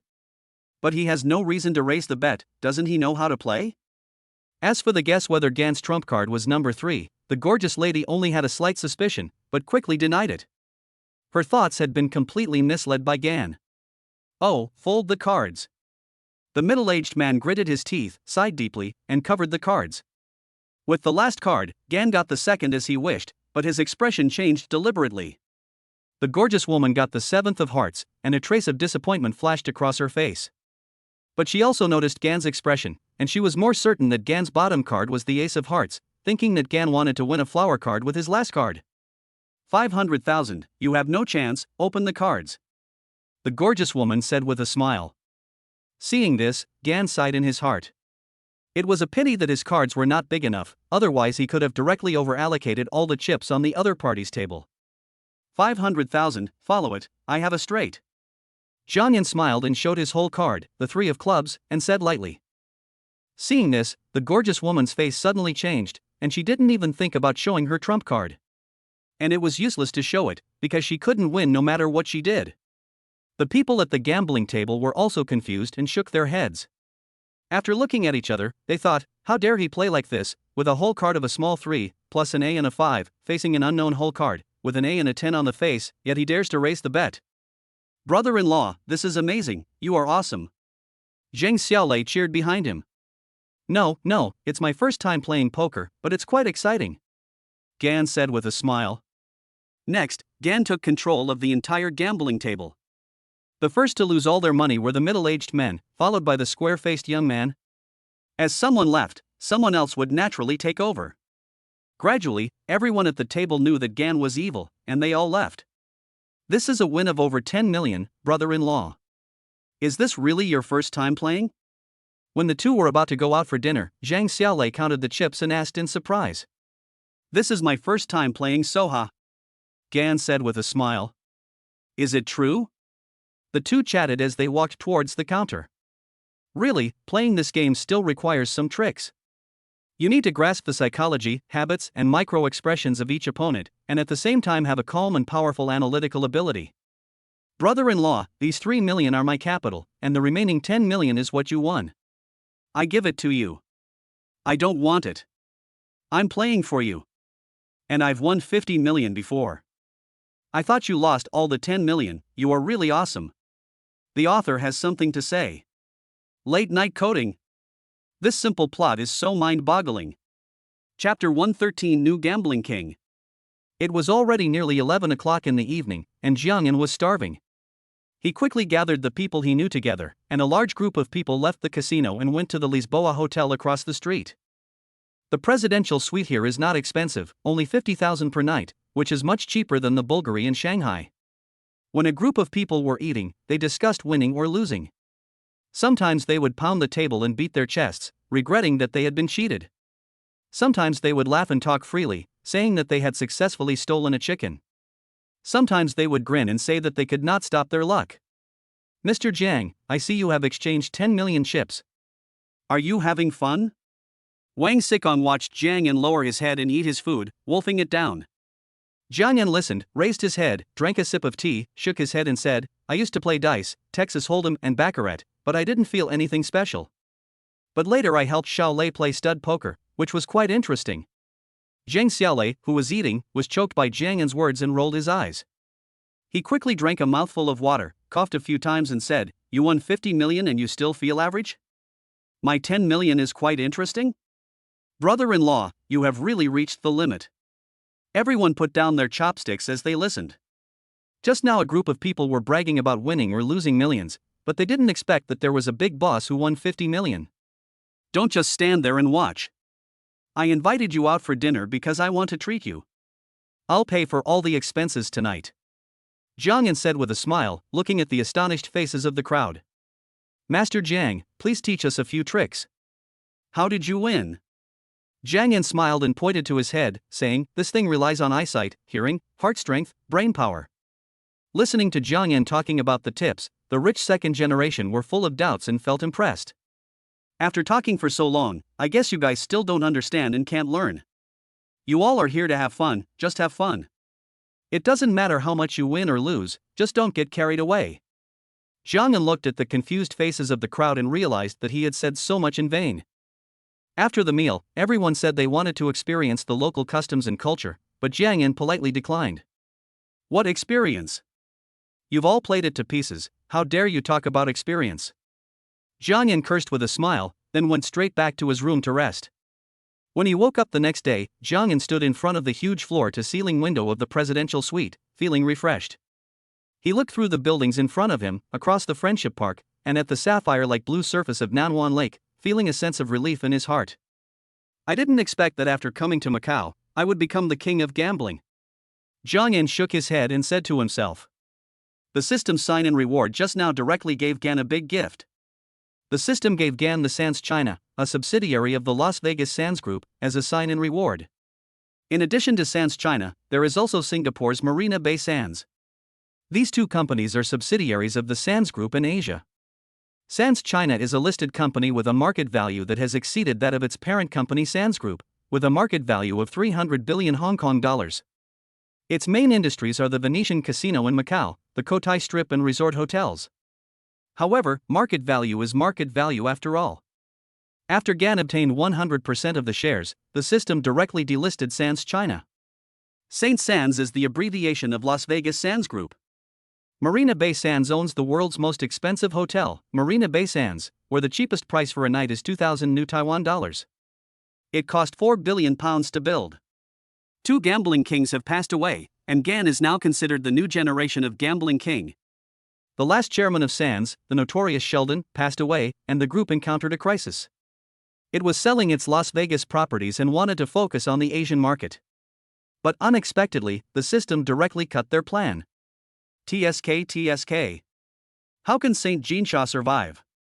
Jiang Yan thought of this and couldn't help but sigh. Becoming the king of gambling will cause many people to lose their fortunes. Will it be detrimental to my good deeds? Jiang Yan was thinking wildly while sighing. Standing in front of the French window, looking at his own property, Jiang Yan took out his cell phone and called Xiang Qian directly. Mr. Xiang, arrange for someone to take over Sands China and Marina Bay Sands. At the same time, I will arrange for people from PwC to assist. I need to liquidate the assets here as quickly as possible, and conduct an audit at the same time to clear out some executives who now have no equity and are enriching themselves. Gan said in a flat tone. Xiang Qian, on the other side, was watching the financial news and had just seen the news of Jinsha Huaxia's delisting, and then heard what Gan said. He was stunned and silent, unable to react for a moment. Hello, Mr. Xiang. Boss, I'm listening. The signal was bad just now. Xiang Qian swallowed his saliva, his face full of shock, and he said tremblingly, I'll start making arrangements right away, but boss, we don't have any management talent in the gaming industry. While auditing and liquidating, we are also recruiting. If we can't recruit, we will poach people. If we can't poach people, we will promote people from within Jinsha Huaxia. Gan said. Okay, boss. Xiang Qian's ability has actually been slowly failing to keep up with the pace of development of Angle Capital. Although he has been learning, he still cannot keep up with the pace. Gan's industries are becoming more and more widespread. Xiang Qian is sitting in the position of CEO, and the pressure he feels is also increasing. Xiang Qian, you should hand over the venture capital business to others. Do you understand what I mean? Donan did not call Mr. Xiang, but directly called his name. Gan was a nostalgic person. He personally recruited Xiang Qian. He did not want to replace Xiang Qian because of his incompetence. He was willing to give Xiang Qian a chance and hoped that he could seize it. Moreover, replacing someone would not necessarily be better than Xiang Qian in the future. Because Gan's assets were growing too fast, unless a genius with strong learning and management abilities came, he would be in trouble. Xiang Qian listened to Gan's words and understood what he meant. In fact, it was asking him to focus on the management of the company, not to disperse his energy, and to learn more at the same time. Boss, I understand. Xiang Qian said. That's good to understand. The head office should hire more people and divide each business into smaller parts. This way, you can have an easier time. Even if you set up a secretariat, I agree. There's no need to worry about this little bit of personnel cost. I'm not short of money, and the company doesn't need this little bit of money, Gan said with a smile. Chapter 114, No One Dares to Sit Down.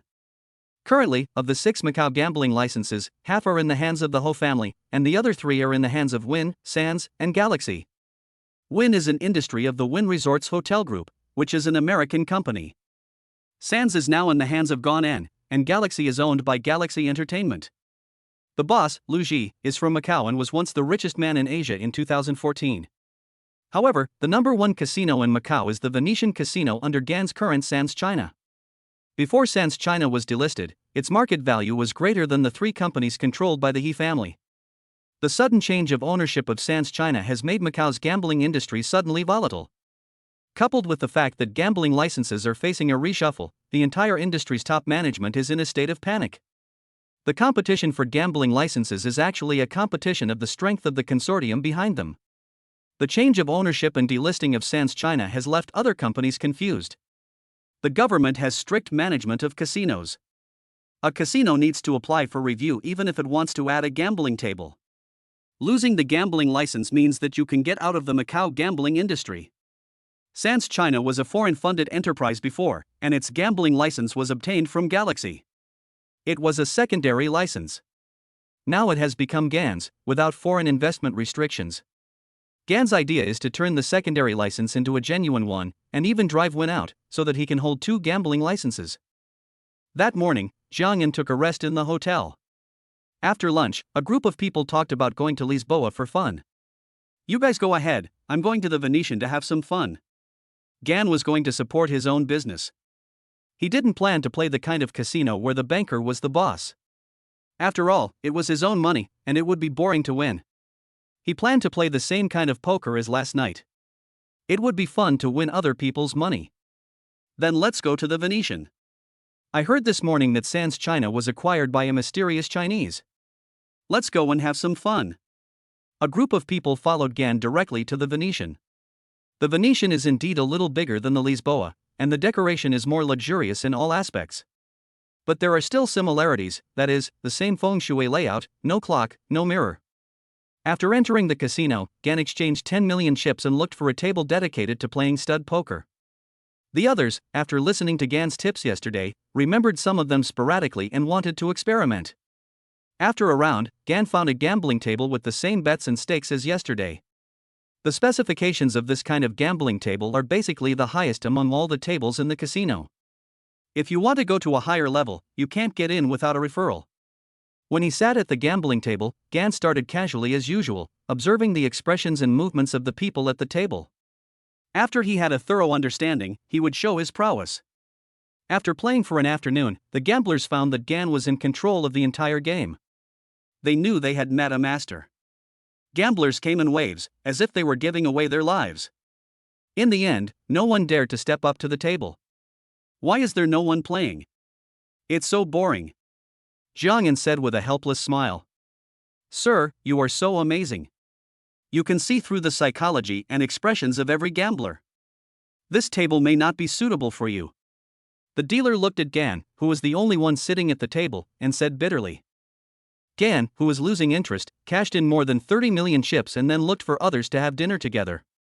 This Venetian guy may not be compatible with me, I have never won. Me too. Me too.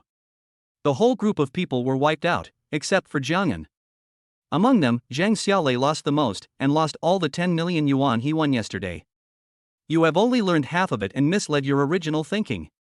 It would be strange if you don't lose. Just play normally. Jiang shook his head and said. It's all my fault for not learning the skills well enough. I learned something that is neither fish nor fowl, and I lost a lot. It's okay. I'll cover all your expenses in Macau these days. Jiang waved his hand and said casually. After all their money was spent in Gan's casino. As the boss, Gan still needed to express his gratitude. The casino has special luxury goods and a street for eating, drinking, and having fun. The purpose is to make the winners spit out their money. Brother-in-law, did you win a lot again? Zhang Xiaolei asked. I won more than 20 million, which was boring. At the end, no one dared to come to the table, and there was a limit on the bets, so it was not very satisfying. Gan said after taking a bite of bluefin tuna sashimi. Hearing Jiang Yan's calm tone, everyone was struck hard and became extremely depressed. By the way, when will Qinfen arrive? Didn't he say 7 o'clock? He's almost there. I sent him the location. A group of people were eating and chatting. After waiting for a while, a young man with earrings arrived and greeted everyone enthusiastically. After everyone finished their meal, some people planned to experience the local customs and culture, while others planned to go to the fatherless casino again. After Jiang Yan and his companions entered the room, a staff member suddenly walked towards Jiang Yan and said to him, "Sir, the gambling hall outside may not be suitable for you. We have a VIP room tonight. Do you want to join us?" Every casino has facial recognition, and hats are not allowed. Jiang Yan won more than 80 million in 2 casinos in the past 2 days, and the staff naturally recognized Jiang Yan. Moreover, Jiang Yan was killing everyone at the gambling table in the afternoon, and no one dared to go to the table, which made some dealers and staff even more impressed. "What's going on in the VIP room?" Gan asked. "We have stud poker, Texas Hold'em, and also poker with no limit on bets," the staff member replied. Gan was immediately interested when he heard about the game of Golden Flower. He used to play this game a lot, but he got tired of playing other games these days. Tonight he planned to try Golden Flower, and there was no limit on the bets. "Then let's play poker with no limit on bets," Gan said. "Do you want to go together?" Jiang Yan asked Zhang Xiaolei, Qinfen, and others. "We won't go. Young Master Jiang, you'd better not go either. The kind with no limit on bets is very big to play. Many people get carried away with gambling and risk their fortunes," Qinan advised. He was a frequent visitor to Macau and knew all the tricks there. "Competing for family fortune, that's what I like," Jiang Yan said with a smile. Qinan watched Jiang Yan walk away beside the staff, and said to Zhang Xiaolei beside him, "Lazy, you just watched your brother-in-law walk in? You didn't try to persuade him? The unlimited bet game is very scary. Why should I advise him? My brother-in-law knows the answer himself, and do you know how much he has won in the past 2 days? He won more than 80 million. He played for 2 days and never lost. Others dared not to play." Zhang Xiaolei gestured, grinned, and said, "That doesn't even include the money he helped me win. In total, he won almost 100 million by himself, like a gambling god. P.S. It's not easy to write. Please give me good reviews, urge me to update, and give me some free gifts. Thank you all for your support. The author has something to say. Thank you for your continued support. Please interact more. If you find anything interesting, I will read it and reply to it." Chapter 116. Foreigners also play Golden Flower. Gan first exchanged 100 million ships, and then entered the VIP room with the staff. After entering, Jiang Yan looked at the 6 people at the table and was a little surprised. There were actually 2 foreigners, which made him a little surprised that foreigners also played poker. Because OLLIN-style Texas Hold'em is very similar to poker, many foreigners have gradually become fond of poker. At the same time, thanks to the strength of the Chinese currency in the international market, the 2 of them also play in Chinese currency and are frequent customers here. The first one on the right-hand side of the dealer is French, and the second one is British. The staff saw the surprise on Gan's face and whispered to Gan. The staff did not reveal the specific identities of these people. When working in a casino, the identities of the guests also need to be kept confidential. "I understand. Please make me a cup of tea," Jiang Yan said to the staff. There were 7 people in total, including Gan, at the oval table, and he sat second from the left of the dealer. To Gan's right was a round-faced, slightly plump man in his 30s, wearing a suit. His face and figure looked older than his age, and it seemed that he had worked hard in the past. On the left is a square-faced young man wearing glasses, casual clothes, and always with a faint smile on his face. The last 2 seemed to know each other, talking and laughing, with a Fujian accent, about 40 years old. The one leaning against the British man had a handsome appearance and a mature temperament. Among the 7 people, 5 of them brought with them beautiful female companions. Except for Gonan and the square-faced young man, who did not bring. Among those female companions, there was one that Jiang Yan recognized. It was his former neighbor in Xingshan, the female college student Yu Jie. She was sitting next to the middle-aged man from Fujian province next to the British man, half of her body pressed against him, smiling and flirting as she spoke. The moment Yu Jie saw Jiang Yan, there was a hint of embarrassment on her face. She could only force a smile and nodded slightly, which was an inadvertent greeting. The game started with a minimum bet of 100,000, no limit on bets, no special rules, except that if you got a leopard, each player would get 3 million yuan in bonus. At the beginning, you have to blind 3 times. If there are 4 or more people holding cards, you cannot open other people's cards. Look at the cards and blind the cards, and bet double. But for Gan, it doesn't matter whether he looks at the cards or not. In the first round, Gan was lucky and got a pair of 10s.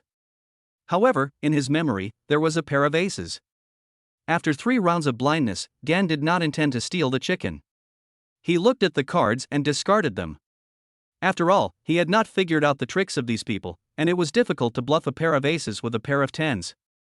Little brother, you lost it so soon? The plump middle-aged man on Jiang Yan's right, with one arm around the waist of his hot female companion, smiled at Jiang Yan. I just came to the table and I'll throw away the cards if they're not good, Gan said after taking a sip of tea. A group of people played very hard, few of them took the initiative to look at the cards, most of them just kept guessing, and they could win hundreds of thousands. After a round, the least they could win or lose was millions. In the following rounds, Gan's cards were not very good, mostly scattered cards or small pairs. But occasionally other people's cards were not very good, so Gan tried to bluff, but he lost more than he won. Gradually, Gan also figured out the group's ways, and through some conversations, he also roughly knew their identities. The Frenchman seemed to be the heir of the French Bouygues Real Estate, whose company was one of the top 500 companies in China. His name was Alex. The British man was from the Centric Group, and seemed to be a group's son. The group was also one of the top 500 companies in China, engaged in energy and gas. His name was Charlton. These 2 people were considered to be quite good at deceiving. The 2 were from Fujian province. One was surnamed Zhang, and his female companion was Yu Jie, whom Jiang Yan knew. The other was surnamed Lin. The 2 were very familiar with each other and seemed to have a close relationship. From their conversations and surnames, Jiang Yan roughly felt that they were from the Putian faction of Fujian province. Finally, the middle-aged man on Ganan's left and right was named Ren, from Shaanxi province, and seemed to be in the mining business. Judging from the way he placed bets, he had a rich family background and a large mining business. The square-faced young man was named Zhang, a native of Guangdong province. Ganan had a small impression of this man, and his family was in the medical business. Little brother, it's no fun to just look at the cards after a few rounds of guessing. The middle-aged man sat next to Gan. When Gan looked at the cards, he threw them away if they were not good. This caused him to look at the cards involuntarily and throw them away if they were not good. He felt that Gan's behavior had affected his mood and could not help but complain. When playing poker, I actually hate people like Gan who don't keep guessing and always look at the cards before discarding them. Because once someone looks at the cards and then discards them, it will affect the interest of others to continue guessing. This has just begun, why are you in such a hurry? Jiang Yan looked at him indifferently and said in a serious voice. In the next round, Gan's luck improved and he got a golden flower of a jack of diamonds. The cards of the others were also good. Ren Peng next to him got a pair of kings. Then the biggest hand on the field was the British guy, who had a straight of 80 or 90, and the others had scattered cards or small pairs. Seeing this, Jiang Yan lit a cigarette. When placing the bet, Jiang Yan directly raised the stakes to 1 million. Everyone looked at Jiang Yan's action and thought that he was provoked by Ren Peng. After 6 rounds of confusion, someone finally couldn't hold on any longer. Zhang Xiao, who was next to Gan, couldn't help but look at the cards. He was very confused. Although he had a loose hand, he had an A, which was very awkward in the situation. Because there were so many people, it was easy to be killed. But no one looked at the cards, and having an A was already a relatively big one. After much hesitation, he followed 2 hands. Seeing that no one looked at the cards, he couldn't bear it and just threw it away. After 2 more rounds, Lin looked at his cards and threw them away. In the next round, Charlton, an Englishman, looked at his cards and was delighted. His partner Alex saw that his friend had looked at his cards but had not thrown them away, so he also looked at his cards, then sighed, shook his head, and threw them away. After 3 rounds, Charlton lost 6 million, adding up to more than 1 million. Seeing this, Mr. Zhang and Fatty Ren looked at their cards. Mr. Zhang had a pair of 4s, which was not bad, and he didn't plan to fold. Fatty Ren had a pair of kings, so there was no reason to fold. In the final situation, Gan and his family fought against 3 other families. Because there were 4 people, they had no choice but to fight. After 3 rounds, seeing the other 2 people's posture, the man surnamed Jean sighed and covered his cards. There were still 3 players on the scene, and the chips on the table had reached more than 100 million. Although he could open other people's cards, Charlton had good cards and was confident. Fatty Run also thought his cards were okay, so he followed for another 3 rounds without opening his cards. But after 3 rounds, Fatty Run couldn't stand it anymore and directly opened his cards to compete with Charlton.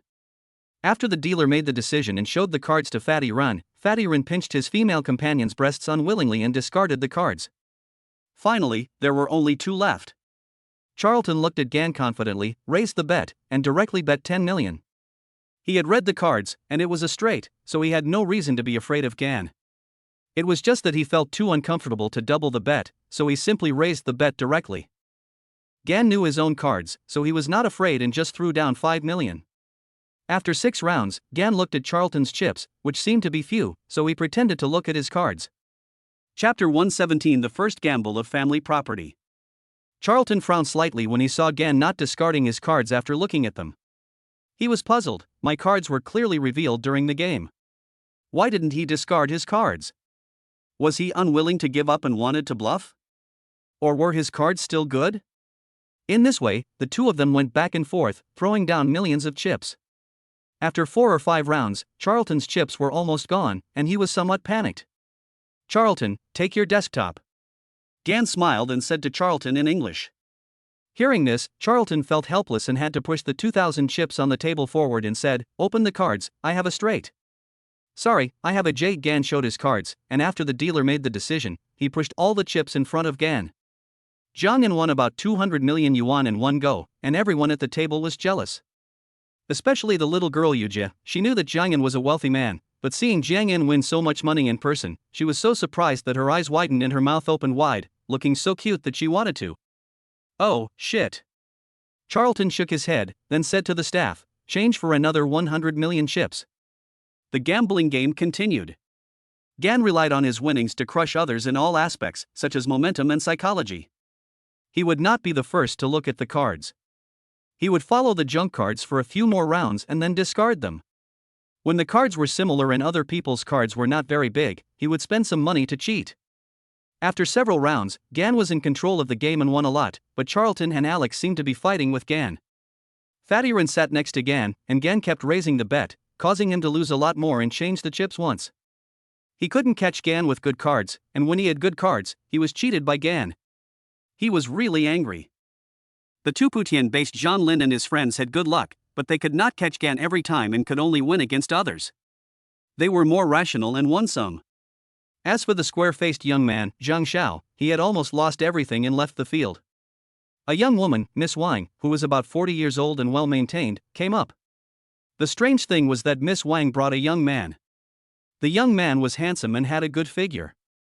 At least his, but was very perky. It seemed that he had appeared on some talent shows, but he spoke in a sissy tone, which made Jiang Yan feel sick. There were many people at the table who felt the same as Gan, and they all frowned when they heard this. "Oh, Sister Wang, I'm unlucky this time."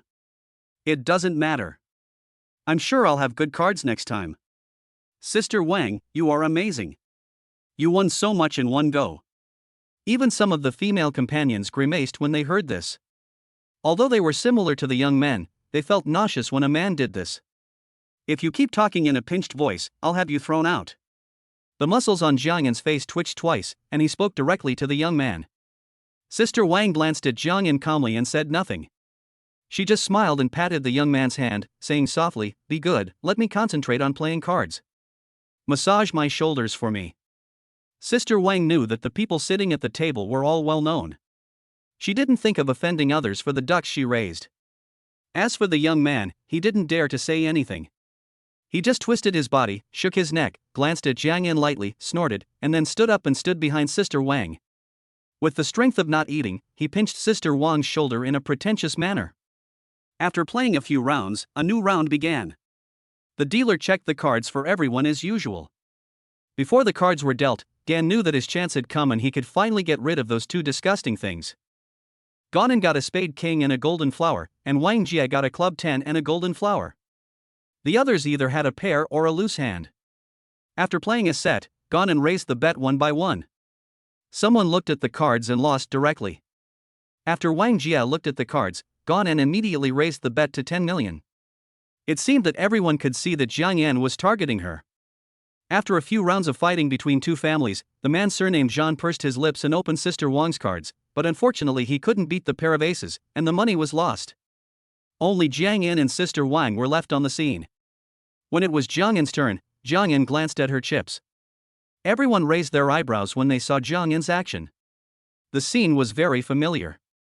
When Charlton's table was cleared, Jiang Yan had the same look. 46 million, on your table. Gan didn't even look at the cards.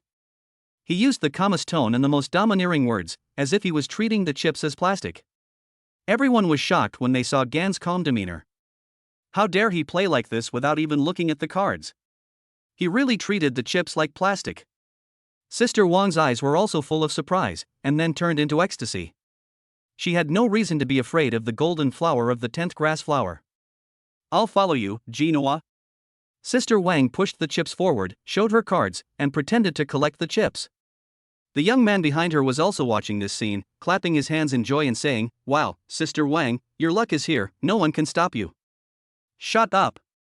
If you dare to utter another word, I will take you to Taipa Island to reclaim land and drive piles.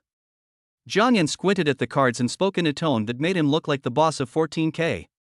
Spade K golden flower, you can't take the money. Gan put the cards on the table and lit a cigarette. Sister Wang looked at the cards that Jiang Yan showed, and was speechless. Everyone looked as if they had seen a ghost, and they said in their hearts, "This boy is really evil." Having lost all her chips, Wang Jia reluctantly left the venue with the young man. She was so angry that she would probably vent it on the young man tonight. The young man got off easy. Although there were only 6 people playing at the gambling table, everyone felt that it was a good move for Sister Wang to leave. Otherwise, they would have felt uncomfortable and lost some interest in playing. 6 people, although one person was missing, the game was getting bigger and bigger. Some people changed their chips once or twice again, most of them were won by Gan, and the rest were won by Jean and Alex. Finally, Lin left the game, but did not leave, just watched Jean play from the side. Fat Ren lost 200 million, but he still held on. As they played, the first bet on family property appeared. Fat Ren played against a man named Jean, with 2, 3, 4, straight gold against red hearts, ace, golden flower. MD, I hate people who make money by dirty means. This is the share certificate of 8% of Guoxin Energy, which is worth 1.15 billion. According to the rules, there is a 20% discount on the mortgage at the gambling table. I calculate it as 900 million. Now it's your turn. Do you dare to take it? Ren Pang had lost all the money in his card. He finally got a big name and his momentum rose. He was not well educated, and he spoke in a veiled way. I don't know if he really hated the man surnamed Jean, or if he was deliberately provoking him. But the man surnamed Jean was really angry. He was well-mannered, but when he heard the harsh words of Ren Pang, his face turned green. The man surnamed Lin was also ugly. As soon as the equity book was issued, the professional accountant of the Venetian casino arrived, calculated it, and told everyone that there was no problem. The author has something to say. I'm working hard on writing this. I guess this isn't too watery, right? If there's a plot, it's not watery. Please give me 5-star praise, urge me to update, and give me some free gifts. Thank you all for reading this. I've been busy these past 2 days, so the update is late. After all, I'm writing part-time. Chapter 90 has been blocked. I'll ask the editor to fix it tomorrow. Chapter 118 is finally here. The golden flower of the Ace of Hearts was already very big, and there was a queue behind it. Facing the aggressive Ren Pang, Jean's face changed. More than 200 million chips had been thrown out on the table, and they were all gone. Now someone was clamoring for 900 million, which made it difficult for him to make a decision. This is the embarrassment of unlimited betting, but also the charm of unlimited betting. When you are in high spirits and encounter a tough opponent, you have to fight hard.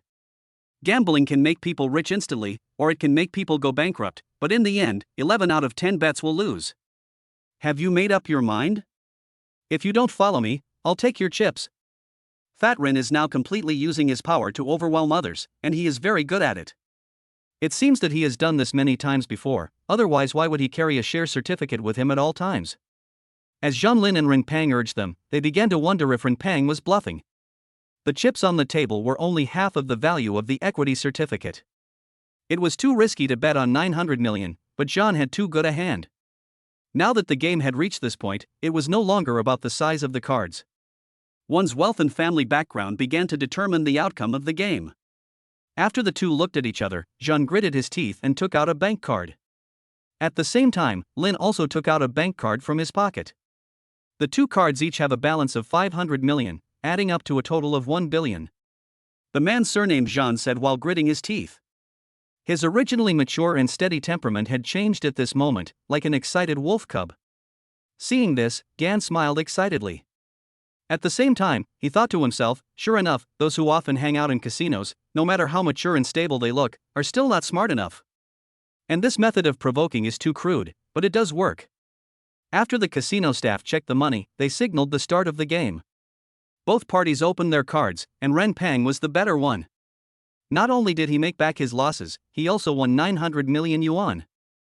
The man surnamed Jean looked at the 100 million chips that Fatty Run had recovered, his face terribly gloomy, as if a thunderstorm and rainy night were about to come. Yu Jie looked at the wealthy man who supported her. He had lost all his temperament, his chest was heaving, and he was sulking. She could only try to stroke Jean's chest with her delicate hands without saying anything. Get out of the way. Mr. Jean had no place to vent his anger, so he turned around and shouted at Yu Jie. Yu Jie listened with a normal expression, as if she had been treated like this before. She calmly moved away from the man surnamed Jean and stood aside. She didn't dare to say anything, didn't dare to show the slightest dissatisfaction, and didn't dare to really walk away. From the beginning, Yu Jie was obsessed with the other party's appearance and temperament, and at the same time, she was obsessed with the other party's money offensive. In the end, she discovered the hostility hidden under the appearance of the surname Jean, but she was already accustomed to the extravagant life and it was difficult to leave. So she can only endure it and convince herself that there is no such thing as getting something for nothing in the world, and everything requires sacrifice.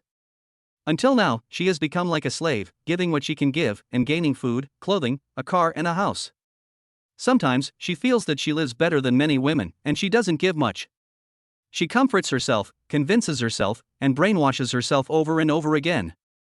The sudden appearance of a huge gamble in the card game ignited the passion of others. Zhang Yan watched with a calm smile, and a sense of excitement also arose in his heart. The secretion of dopamine made everyone play more crazily. Especially Fatty Ren, it seemed that his luck had turned, and he won several games in a row. But Fatty Ren still wanted to catch Gan, because he could see that Gan was the most stable one at the table, and he had an extraordinary demeanor and a lot of money. Unfortunately, Gan was as slippery as a loach and didn't give him any chance at all. Once again, the gambling game of family wealth came between James and Charlton, Leopard 2 against 10JQ Shunjin. James directly took out the share certificate of Renai Medical, which was worth 1.5 billion, and mortgaged 1.2 billion on the table. Charlton took out the ownership of a gas project under his name, which was worth 200 million pounds, and mortgaged 1.4 billion pounds on the table. Unfortunately, when the enemies met, Charlton was so angry that he gnashed his teeth, his face was hideous, and he kept swearing. Zhang Yan smoked a cigarette and sighed in his heart, if there were no camera, everything on the table would be mine. Why don't I play a rival card? I also want to challenge. As for the man surnamed Jean, he swept away the depression he had suffered before and smiled until his mouth stretched to his ears. He no longer had the mature and steady demeanor he had at the beginning. At this moment, they had all become crazy gamblers. No matter how good their chi cultivation skills were, they could not resist the erosion of desire and pleasure. Charlton took the 200 million chips he got back and played with them until he lost his mind. Although Alex kept comforting him and told him to take it slow, Charlton didn't listen. Soon, Gan took the opportunity to take all the 200 million chips away. Charlton left the field, and now there were only 4 people left. Alex's luck with cards had always been good or bad, and he just lost a little. However, as the stakes escalated, Alex quickly lost all the chips on the table, which were also won by Gan. The two friends couldn't be wiped out, so Alex then exchanged for 200 million chips. After playing for more than half an hour, the shocking gamble came again. Fatty Ren played against the surname Jean again, Leopard 10 against Leopard 7. When enemies meet, they are particularly jealous. Unfortunately, Fatty Ren seemed to be born with blood suppression. The ownership of the gas project won by the surnamed Jean, including his own Ren AI medical equity certificate, and 300 million chips all belonged to Fatty Ren at once. Fat Ren now has 1 billion in cash, Ren AI Medical share certificates, ownership of the British gas project, 700 million in chips and his own 1.15 billion share certificates. Fatty Ren became the biggest winner at the table for the time being. Then there was Gan, who had 800 million chips in front of him. As for Alex, he seemed to be waiting in dormant, having lost 200 million. Mr. Jean lost a little over 2.6 billion yuan, and he was so angry that he almost threw the cup, and his eyes were red. He changed another 100 million yuan, but later on, he started to lose everything, probably because he couldn't bear the loss, but he was unwilling to leave. After a round of poker, the dealer replaced the deck of cards as usual, checked the cards for everyone, and then shuffled the cards with extremely skilled techniques. However, with Gan's gambling skills, eyesight, mental strength, and strong memory and calculation ability, no matter how the dealer shuffled the cards, Gan was no different from just looking at the open cards. It's finally here. Jiangyan watched the dealer deal the cards, took a light puff of his cigarette, and rejoiced in his heart. Chapter 119, Beast Head. As soon as the cards came, Gan didn't need to look at them. He had 3 A's, Alex had 3 J's, Fatty Run had 3 3's, and Jean had a pair of kings. The 4 of them started with 3 blind bets as usual, and then Gan raised the bet by 10 million. After the 4 of them followed for a few rounds, the man named Jean saw that he couldn't hold on anymore, so he looked at the cards first, and then doubled his bets for 2 more rounds. Alex didn't have many chips either, and couldn't hold on anymore. After looking at the cards, although he pretended to be calm on his face, he couldn't help but feel happy in his heart. 2 players looked at their cards, 2 players didn't, and no one folded. After following for a few rounds, the man surnamed Jean felt very uncomfortable. The main reason was that Alex was very confident. Every time he bet, he didn't hesitate and even raised the bet a little bit. Damn, I just lost over 90 million for nothing. Jean knew the situation was not right, so he gritted his teeth and folded his cards. He wanted to make fun of Alex, but according to the rules, he couldn't look at other people's cards if no one folded. After a few rounds, Alex pushed the 100 million chips he had just exchanged directly to the center of the table. Fatty Ren looked at it and his eyelids twitched twice. Although he won the most, he was not a fool. Alex was obviously a big shot. Fat Ren looked at the cards, still with a grin on his face, and followed the bet. Alex saw this and discussed with Charlton, and the 2 of them exchanged chips for 300 million, and threw 100 million of them directly on the table. Then the 2 looked at Jiangyan. Jiangyan smiled and said, "One family takes on 2 families. I'll play with you." He raised the bet to 100 million. The other 2 were delighted when they saw this. Especially Fatty Run, his mouth was as big as a lotus. He thought he had finally caught. Alex was nervous, excited, and extremely happy when he saw this. In a blink of an eye, his chips were gone. He then made a phone call and mortgaged his Paris mansion to the Venetian casino for 1.2 billion yuan in chips and put them on the table. This was a gift from his elders for his adulthood. Seeing this, Jiangyan twisted his stiff neck and calmly placed all the chips in front of him on the table. "Seeing you guys playing big, I've been itching to try it out for a while now, since I'll win anyway." Listening to Gan's words, Fatty Ren and Alex were overjoyed. Fatty Run threw the share certificate of Ren AI Medical that he won on the table. It looked as if the share certificate worth 1.2 billion yuan was just like waste paper in his eyes. The man named Jean at the side had his eyelids twitching and the muscles on his face twitching. "Wow, this is so cool." Alex was so excited that he took out the property rights of a high-end apartment in the first district of Paris as collateral, exchanged it for chips, put them on the table, and jumped for joy. There is never a shortage of prodigals in this world, such as the Greek shipping magnate Onassis, the American Howard Hughes, the Brazilian Jorge Guino, and of course, these 2. This gambling game is considered the biggest gambling game in the history of Macau gambling industry. The main reason is that at the end of the game, the money of others was concentrated on a few people, while those who did not win the money got the good cards, and they were jealous and spent all their money without hesitation. Once people become addicted to gambling, they will forget all their relatives. Interesting. Jiangyan smiled and pretended to look at the cards, then laughed. It didn't matter to Gan whether he looked at the cards or not, but he still had to pretend to be convincing, otherwise, in the end, those who lost a lot of money would suspect that Gan and the dealer were cheating and would have to check the surveillance. "Please help me exchange 5 billion chips." Gan took out his card and said to the staff. Yu Jia, who was standing by, was filled with astonishment when she heard Jiangyan's generous move. She knew that Jiang Yan was very rich, but it was really shocking that he exchanged 5 billion yuan so casually. Zhang Lin and the other 2 also felt the same way, and they all looked at Jiang Yin involuntarily. Fatty Rin squeezed his female companion's breasts excitedly. He could see that Gan was very wealthy, but he was more than anyone else at the table when he took out so much cash to bet. He was surprised and excited at the same time. He felt that all of this was his. Alex clapped his hands exaggeratedly as he listened to his translator's message. In this situation, there was no need to hide anything. They all knew that their cards were very big, but they didn't know the exact size. Gan calmly put the chips on the table. Seeing this, Fatty Ren also smiled and threw the ownership of the gas project he won on the table. Alex narrowed his eyes when he saw this. And his best friend Charlton patted him. The two of them discussed in a low voice in English. Gan had amazing hearing and wanted to laugh as he listened. It turned out that Charlton wanted to use this card game to get back his own project rights, otherwise he would be beaten half to death when he returned home. Are you ready? When will you two finish discussing this? Fat Rin put his arm around his female companion, pressing his fingers on her soft skin, and urged arrogantly. The two friends discussed it, and Charlton and Alex both made a phone call and mortgaged some of their assets in exchange for chips. Charlton paid more.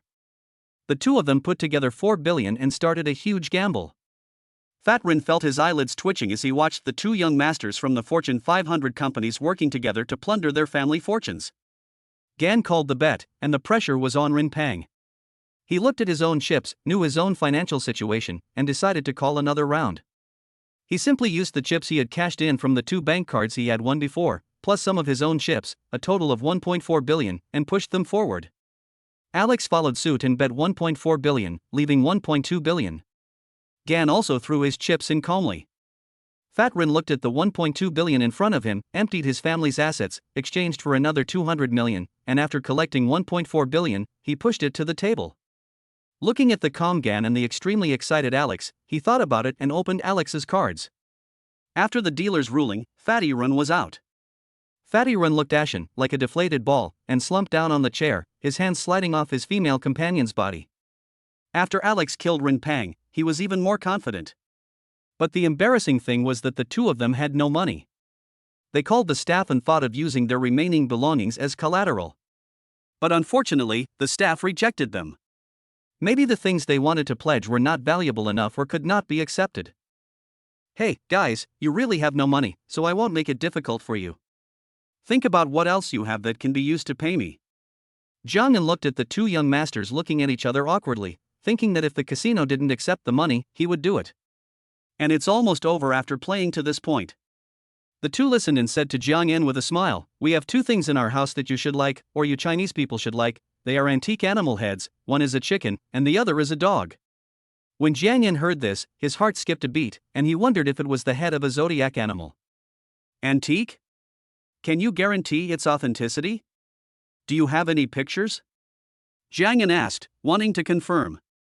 These two things are collected by our elders. They have been in our family for more than 100 years. There are photos.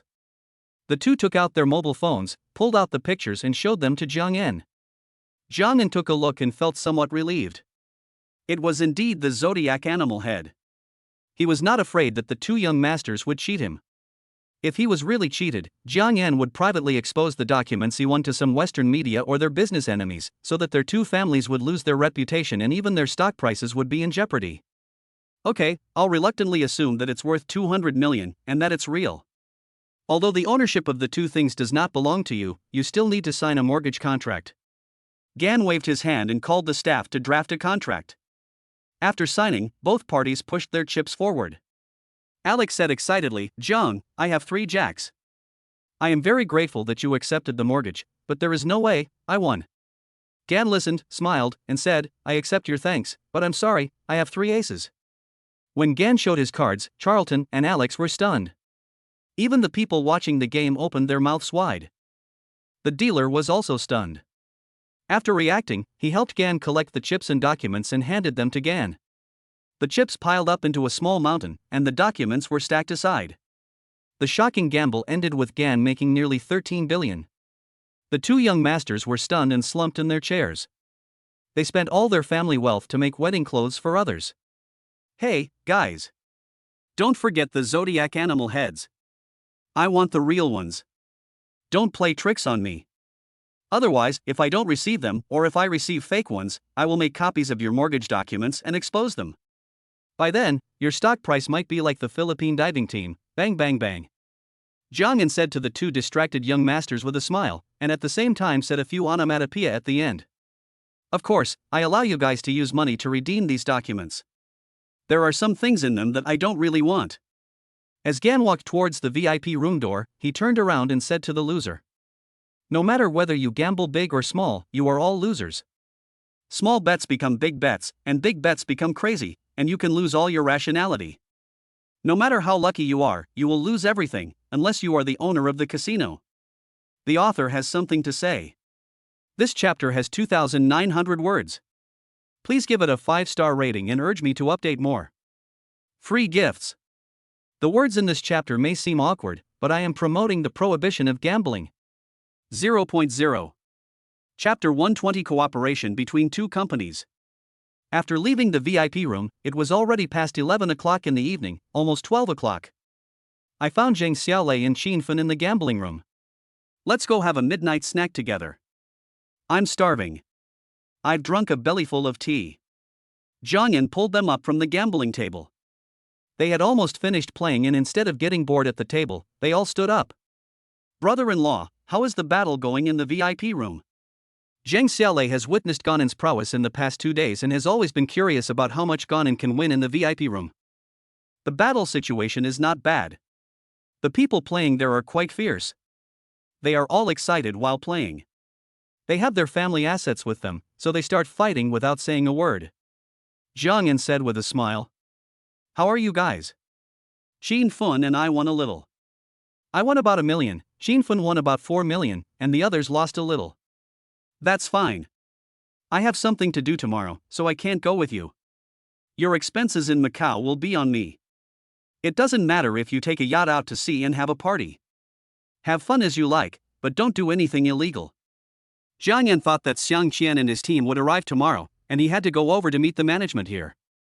Otherwise, it would be ridiculous for the person in charge of such a large industry to have never even met the boss and didn't know who he was. Brother-in-law, how much did you win? Just 13 billion, not much. Jiang Yan waved his hand and said casually. Oh shit. I knew that the VIP room was a place where people played hard, but I never thought it could get so big. Qin Fen said in astonishment. I met 2 prodigal sons and a few wealthy gamblers from the mainland. They all got addicted to the game in the end. So, when it comes to gambling, it's okay to play mahjong or something like that, but don't get addicted. Jiang Yan sighed. A group of people also sighed at those red-eyed gamblers, and marveled at Gan's big heart and superb skills.